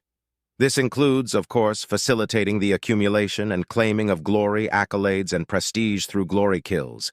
It is an honor for us to present you with a target for you to claim as—" "Shut up," Wyatt suddenly said, cutting Gregor off. This never happened during our practice simulations. Why? Is it because they were training routines and not simulated combat trials?" "Yes," Raquel answered. How could you not have known? Personal glory and honor are important, sir. The higher you stand, the brighter the accolades, the greater the rewards you will receive." She paused for a brief moment. Her next words came softer, weaker, defeated. "Yours is more important. That's how things are." Wyatt's eyes widened, and he felt something snap within him. "I don't care about honor or glory. What are they good for if you're dead?" he shouted angrily before punching the ceiling of his cockpit out of pure frustration. "You talk about this disgusting, pointless, stupid practice as if it was as vital as breathing. What good is it for? You talk about honor and glory and prestige all the fucking time, and yet you happily disobey orders just to satiate your hunger to get a taste of it? What does honor taste like? What does glory look like?" "Sir, I think—" Gregor tried to interject, but Wyatt continued regardless. The floodgates had been opened, and he was not ready to stop. "I'll tell you, Undaj, glory looks like a destroyed fighter. Honor tastes like ash. I can only imagine how many pilots— No. How many people have died over something so immensely stupid? I got close to joining them because you two, Raquel Otilo and Gregor Undaj, wanted to help elevate my glory instead of killing fucking Drazan. Do you want to honor me so badly? Take the fucking shot next time. I don't care who gets the credit as long as the mission is complete and we come back home alive," he breathed out angrily, panting heavily for several seconds before delivering his closing words. "If you want to gain glory, go ahead. Do it. I won't try to stop anyone else ever again. Go ahead and join Abacus Reed and countless others. Me. I would rather live to fight another day if I can help it, even if it means carrying some meaningless mark of shame upon my shoulders. Keep your precious honor. Drink your rancid glory. You can take them. Victory shall suffice for me." For an eternally long minute, no one dared speak nor breathe too loudly. His anger abated. Wyatt finished in his typical dry but cordial tone. "We survived. We managed to beat the Drazan hunting us. And more importantly, we return with 72 lives." He let out a tired sigh. "That's my victory. Our dead enemies are worthless compared to that." Noir Navio, Bridge. "Commander, our sensors are detecting signatures approaching rapidly. Fighter signatures," Galt Tyrom announced without turning to see the aged Redford Kalin on the captain's chair. Redford took a moment to steady himself for the report he would likely receive. Currently, he wasn't completely linked with the Noir Navio. The strain wasn't a problem, but years of experience were hard to wear off, which translated into competent Royal Navy warship commanding officers taking every moment of respite possible in an active engagement zone. He didn't need it, but it was better to be safe than sorry. He could fully connect with the ship at any moment if something required his undivided attention. Opening a private link with Galt, Redford spoke. "Do you have any projected numbers yet?" "The jamming strength is too strong even for the Noir Navio, but our sensors are detecting at least 15 unique signatures, Commander," Galt replied. Redford grimaced internally, whilst outwardly he remained as stoic and calm as ever. 15. How many vectors have you detected? Can you detect any Drazen signatures among them?" "Commander, every signature is coming from a single vector, and, if I'm reading this correctly, they are flying in formation. No Drazen signatures are detected among them," Galt replied in mild confusion. "It appears our fighters did not scatter." Redford shared in Galt's confusion. Why wouldn't they scatter? Against such an overwhelming force, scattering and hoping to survive would be the most optimal tactic to choose if outrunning their pursuers proved to be futile in the end.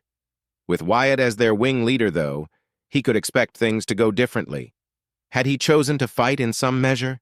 That would explain the 15 survivors which, given the nature of their pursuers and their numbers, expecting anything above a 30% survival rate was ludicrous. He wasn't a delusional fool either.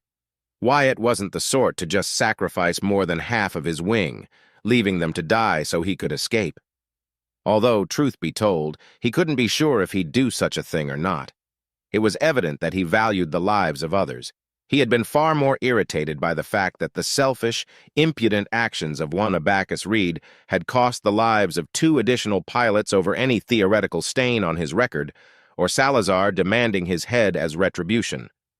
On the other hand, he was utterly heartless and ruthless when the situation called for it, and, in his own words, he valued his survival above almost anything else. Try as he may, he couldn't read the young man properly in some areas. He was, however, certain that Wyatt had done something to get any survivors at all back to the Noir Navio. Again, in his mind, his strategy was once more altered. He had counted on his wing to take more actions in this battle, but with heavy casualties taken, he would have to adapt and compensate. Lastly, he wished that Wyatt Staples had survived somehow. "Commander, may I ask, do you believe Lieutenant Wyatt is among the survivors?" asked Galt, unknowingly giving voice to Redford's thoughts. "We can only wait and see, Ensign," Redford replied before closing the link as he took in a deep, calming breath. A tense minute later, Galt spoke again. "Commander, our fighters are breaking through the jamming curtain.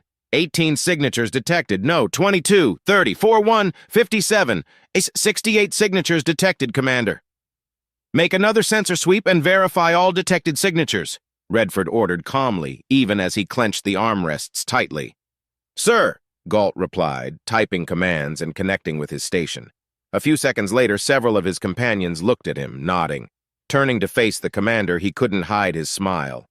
"Confirmed, Commander. 68 are signatures accounted for.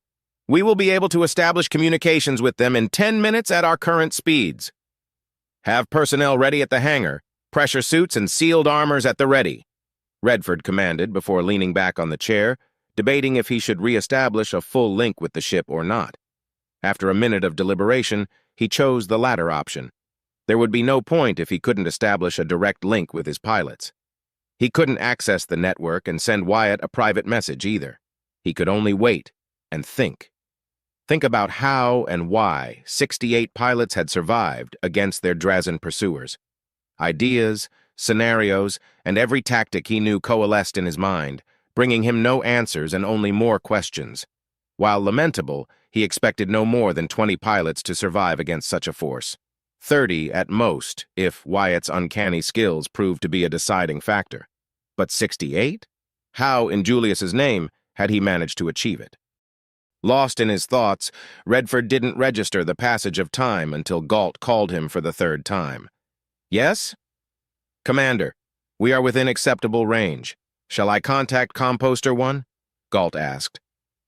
"Private link," Redford answered and closed his eyes, relaxing on his chair. A few seconds later, the connection was established within the network, and he heard the voice of Wyatt Staples. "Composter 1 reporting, Commander."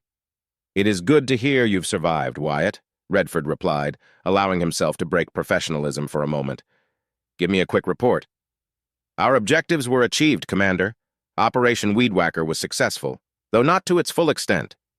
The cattle ship won't move and its defenses are severely hampered, but it's not entirely defenseless, Wyatt replied, pausing for a moment.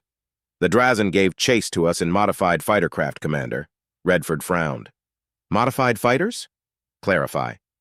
Their fighters were faster than those previously recorded, but they had slightly weaker shields, Commander, Wyatt replied simply. I will need all video recordings your wing managed to capture, Lieutenant, Redford said, already suspecting what Wyatt was talking about. Continue. The Drazen were gaining on us quickly, Commander. We had no choice but to engage them. The battle didn't last long, and once it was over, we suffered 5 confirmed casualties, 3 of which died due to their own thirst for glory. Another 3 were confirmed dead, and 4 survivors were taken from disabled fighters. In total, 72 pilots are alive and accounted for, Commander, with 8 casualties and 12 fighters lost. Redford was momentarily stunned. 72 pilots were returning, which meant 4 fighters were cramped with an extra pilot on board. And the Drazen? He asked, the question slipping out of his mouth. We engaged the fighters before their frigates could provide heavy support. I can confirm the destruction of at least 340 Drazen fighters, Commander, Wyatt replied dryly. What kind of monster are you, Wyatt Staples? Redford asked himself, astonished by the revelation and wishing to review the battle recordings as soon as possible. One pilot is in critical condition, Commander. The Nornavio is now within sensor range. I request that a medical team be ready to receive her first, said the black-haired man. Request granted, Redford replied. I will need a more detailed report once you arrive. Anything else to report? Only that I spoke out of line, Commander. I allowed my personal feelings to grow out of control, and I made several insulting remarks, confessed the pilot. I shall be the judge of that. Over and out, Redford said, cutting the link. Galt, dispatch a medical team ready to receive a patient in critical condition. 72 pilots are returning. 72? But that would mean at once, Commander, Galt began, only to shake his head and focus on carrying the commander's orders. Several minutes later, Galt spoke again. Commander, we have visual confirmation. Our pilots are decelerating and the hangar is open, ready to receive them. Composter 1 says his squadron shall be the last to enter, as a precaution. And Commander, I'm receiving over a dozen complaints and even a few requests for censorship, all of them directed at Lieutenant Wyatt Staples. Redford frowned. Under what charges? The charges range from and include gross insubordination, overstepping of authority, possible treason, improper behavior, breaking with rules of engagement and honor, and 1 count of excessive foul language, Galt replied, slightly turning to see the commander's reaction in search for an explanation. Sadly, he found none. Send them to my storage. I shall review them at a later date, replied the aged commander. Before, he was intrigued by what Wyatt said. Now he was curious as to what had been said and done to warrant such a reaction from other pilots. But given the nature of some charges, it was not hard to imagine it. For the moment, he had greater things to worry about and plan for. But first, he had to deal with another beast altogether as a voice echoed in his mind. Redford, am I reading these complaints correctly? Is this filth a poor attempt at a prank? I'm afraid not, Clara, Redford replied, managing to conceal his humor. Barely. It is nothing more than the usual bluster. Let them speak for now. Before we advance, our plan of attack must be revised. I will be present, announced the princess. Certainly. Nornavio, hangar. Wyatt let out a heavy sigh as the clamp secured his fighter and the hangar closed, being the last to return. He leaned back on his seat, safe inside the sealed cockpit, isolated, alone. I shouldn't have said that, he muttered tiredly. It doesn't matter if I'm a damn blue blood now, I just spat on everything they hold dear. Do I regret it? Not one bit. But I still shouldn't have said that. I should have remained quiet and obeyed. There was a shudder after a few seconds of silence, then he frowned. Obeyed. No, no. If I'm to be punished, then so be it. I won't retract what I said. Obeying is one thing. That was another thing entirely, something forged from pride and stupidity. I will not obey such things. With a final surge of adrenaline-boosted confidence, he gave the command to open his cockpit with a hiss of pressurized air. The familiar sight of the hangar greeted him as the faint sounds of people running around reached his ears.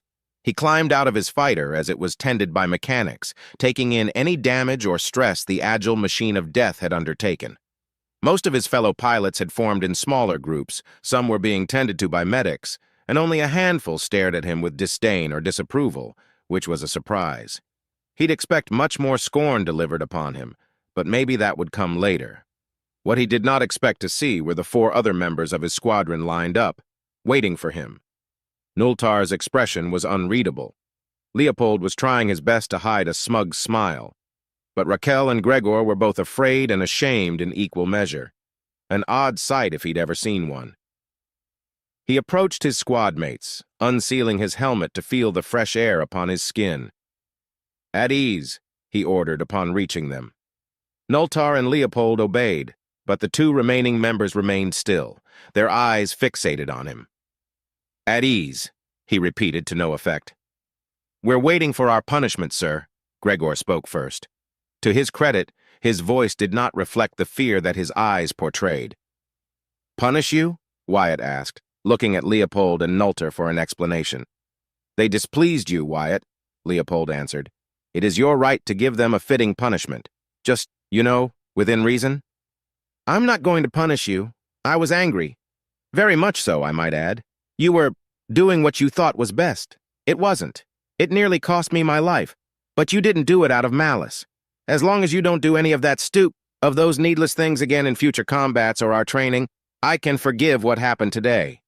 Do it again, though, and I'll find suitable replacements. Understood?" said the heterochromatic-eyed man as he stared down his 2 squad mates. "I advise that you punish them to some capacity, Lieutenant," said Nultar in a more serious tone. "Your position and rank must never be questioned by those under you. They made a mistake in your eyes. They must pay the price." "They made a mistake in my eyes?" Wyatt asked, eyeing Nultar. "Okara, they made a mistake, period. I don't approve of these practices. Glory kills? Such ridiculous nonsense. I never heard about them during the academy. No. Wait. I did. Nothing more than gossip and rumors. I thought there was nothing more to it. Commoners aren't privy to the special and extra classes the nobles take," Leopold answered with a shrug. "Can't believe you never got to see them in action before, Wyatt. After I graduated, I spent some rotational duties and patrol duties. Saw little action then, mostly scouting and training runs. Then, when my mandatory tour was over, I was shoved inside a compost hauler," Wyatt replied without shame. "Bullshit!" They all turned to Raquel, her fear replaced by incredulity and angry disbelief. "A pilot of your skill? Of your talent? What you pulled against the Drazen was... Do you truly expect us to believe you're a commoner who got lucky one day? Drop the tall tales, Wyatt. Who are you?" "I'm Wyatt Staples," Wyatt replied, blinking a few times almost as if a realization had struck him. "I'm Wyatt Staples," he repeated, with more confidence and a small smile on his lips. "He's not lying," Gregor said, surprised. "By the stars, you truly are from commoner stock." "Told you so, idiots," Leopold barked a little laugh, only for Nultar to elbow him gently. "In that case, sir, may I speak with you in private?" Gregor asked, while Raquel seemed lost in her own thoughts. With a head gesture, his other 3 squad mates left, giving them ample space to talk. A few moments later, Wyatt broke the silence. "What do you need to tell me, Gregor?" "Sir, I would first like to apologize again for insulting your honor." Wyatt barely suppressed the urge to roll his eyes. "Gregor." The slightly shorter man nodded. "At first Raquel and I, thought that your chastisement came from a wounded ego, that a man of your skill would not like to get easy kills. Like a hunter, you prefer the thrill of chasing your prey, claiming your trophy of your own accord." "Yeah, right. Not even Westcall enjoys the thrill of the hunt. He just kills Clixall because he's damn good at it," Wyatt thought, unsure what Gregor trying to get at. "But after your outburst and your confession," Gregor uttered tentatively, "it is clear to me that you are merely ignorant of the ways of nobility and how important status, the accumulation of honor, glory, accolades, and recognition truly means. More so now that it is clear that you're the princess's pet." "Excuse you?" Wyatt said upon hearing the word pet. It didn't anger him too much, for he too considered himself to be a pet or servant of sorts after just meeting Clara and Cynthia. To hear it from another's mouth, however, was another story. "I say it with the utmost respect and admiration, sir," Gregor quickly clarified. "Your position is one of considerable envy, even if it is at the behest of a princess known for her dark reputation within noble circles." Taking a moment to glance around, he leaned in and said in a quieter tone, "You do know her reputation, don't you, sir? That she's called the Reaper." "Yes, I know," Wyatt replied, leaving out the fact that it was Clara herself who told him. "I also understand the gravity of my closeness with the princess entails." "Do you?" questioned Gregor. "Sir, you sit in a very privileged position. As such, scorn, envy, and opportunistic guile follow your wake. You are favored and bestowed with gifts that, to many, weren't earned but given due to your position. I must admit, I count myself among those envious of your fortunate ventures, sir." Wyatt crossed his arms. "I'm afraid I'm not understanding what you're trying to say to me, Undaj. What do gifts and favors have to do with anything?" Groaning in frustration, Gregor raised his left arm. "Sir, Wyatt, gaze upon my gear, then upon yours, and then upon other pilots." Wyatt did so, wanting to know what Gregor was talking about. Looking closely at Gregor, he could tell that his suit was far better than any standard issue given to commoner pilots. Even his old armor suit, already slightly better given that he was a warrant officer, was a far cry compared to Gregor's. But the closer he looked at it, the more he could see the wear and tear. Small scratches on his armor pieces, discolored patches here and there, and while good, it was nothing extraordinary compared to the armor he was wearing. Quietly, he looked around and found a greater discrepancy than initially possible. He never paid much attention to the gear of others. Why would he? There was no reason to, but now he could see it. Some suits looked newer, better, others were older and worn down. "Then buy better armor," Wyatt said simply, as if stating the obvious. "And there's the commoner talking," Gregor said, frowning slightly. "Wyatt, do you honestly believe we nobles, just for being nobles, have unlimited funds?" "You're nobles. I know that some are richer than others, but even the poorest nobles are richer than some of the richest commoners, and those usually work directly under nobles one way or another. So, yes, as far as I'm concerned, nobles have unlimited funds," Wyatt replied, keeping in check his irritation. "I will not deny that being a noble comes with great privileges that commoners do not have. In turn, houses must deal with great responsibilities. And among nobles, most of those who join the military, Planet Guard, Royal Navy, Army, or any other branch, are the leftovers, the unwanted, the commoners of noble society." Gregor let out a tired sigh. "I joined the Royal Navy because I had no other option to elevate my standing and reputation. I prefer intellectual activities, but as a near-destitute eighth son of a branching house, I am neither affluent nor important enough to be considered for political marriages, important positions within my house's enterprises, or the genius to strike out on my own. It was either this or live in perpetual obscurity. My choice is clear." At that precise moment, Wyatt wanted to punch himself. The words given to him by Clara back in Matcha resonated in his mind as clearly as on that day. All military branches are filled with low-standing, exiled, or fallen nobles because of it, not to mention fourth, fifth, or sixth offspring and branching houses. Competition is fierce because of that, but not the desired type of competition.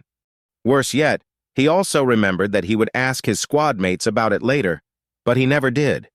In the chaos of life that had formed around him, he had simply forgotten about it, pushed it aside as nothing important.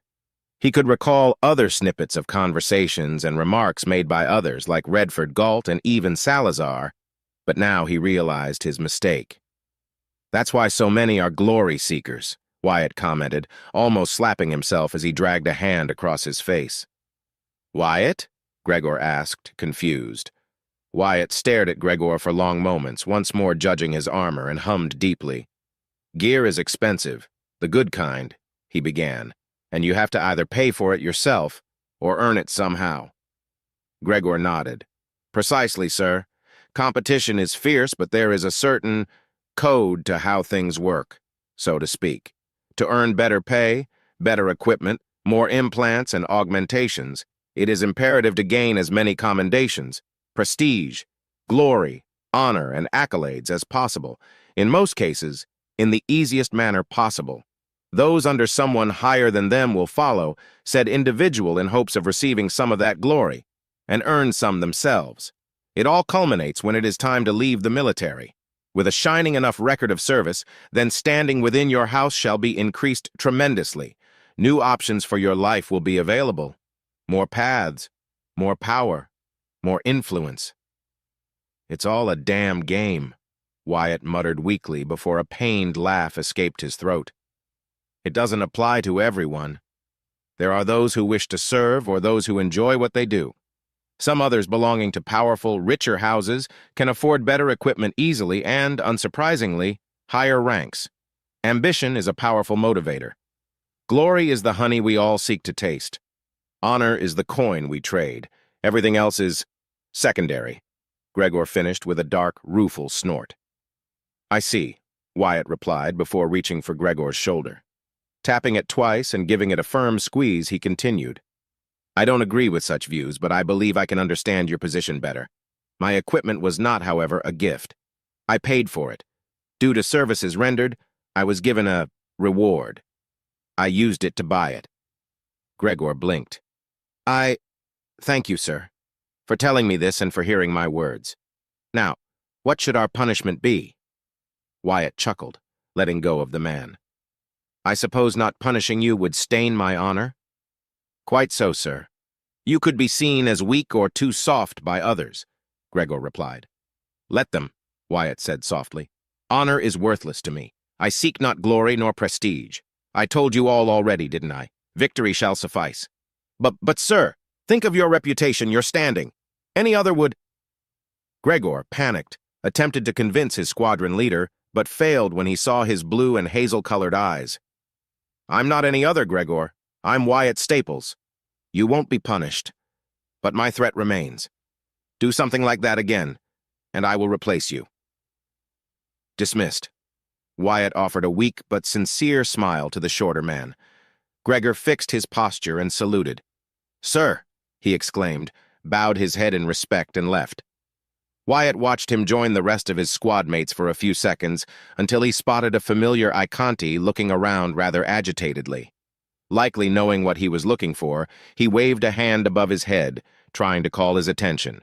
It only took a few seconds for the Iconti to spot him, and in just a couple of long, fast strides, Wyatt was looking down at the eager avian alien.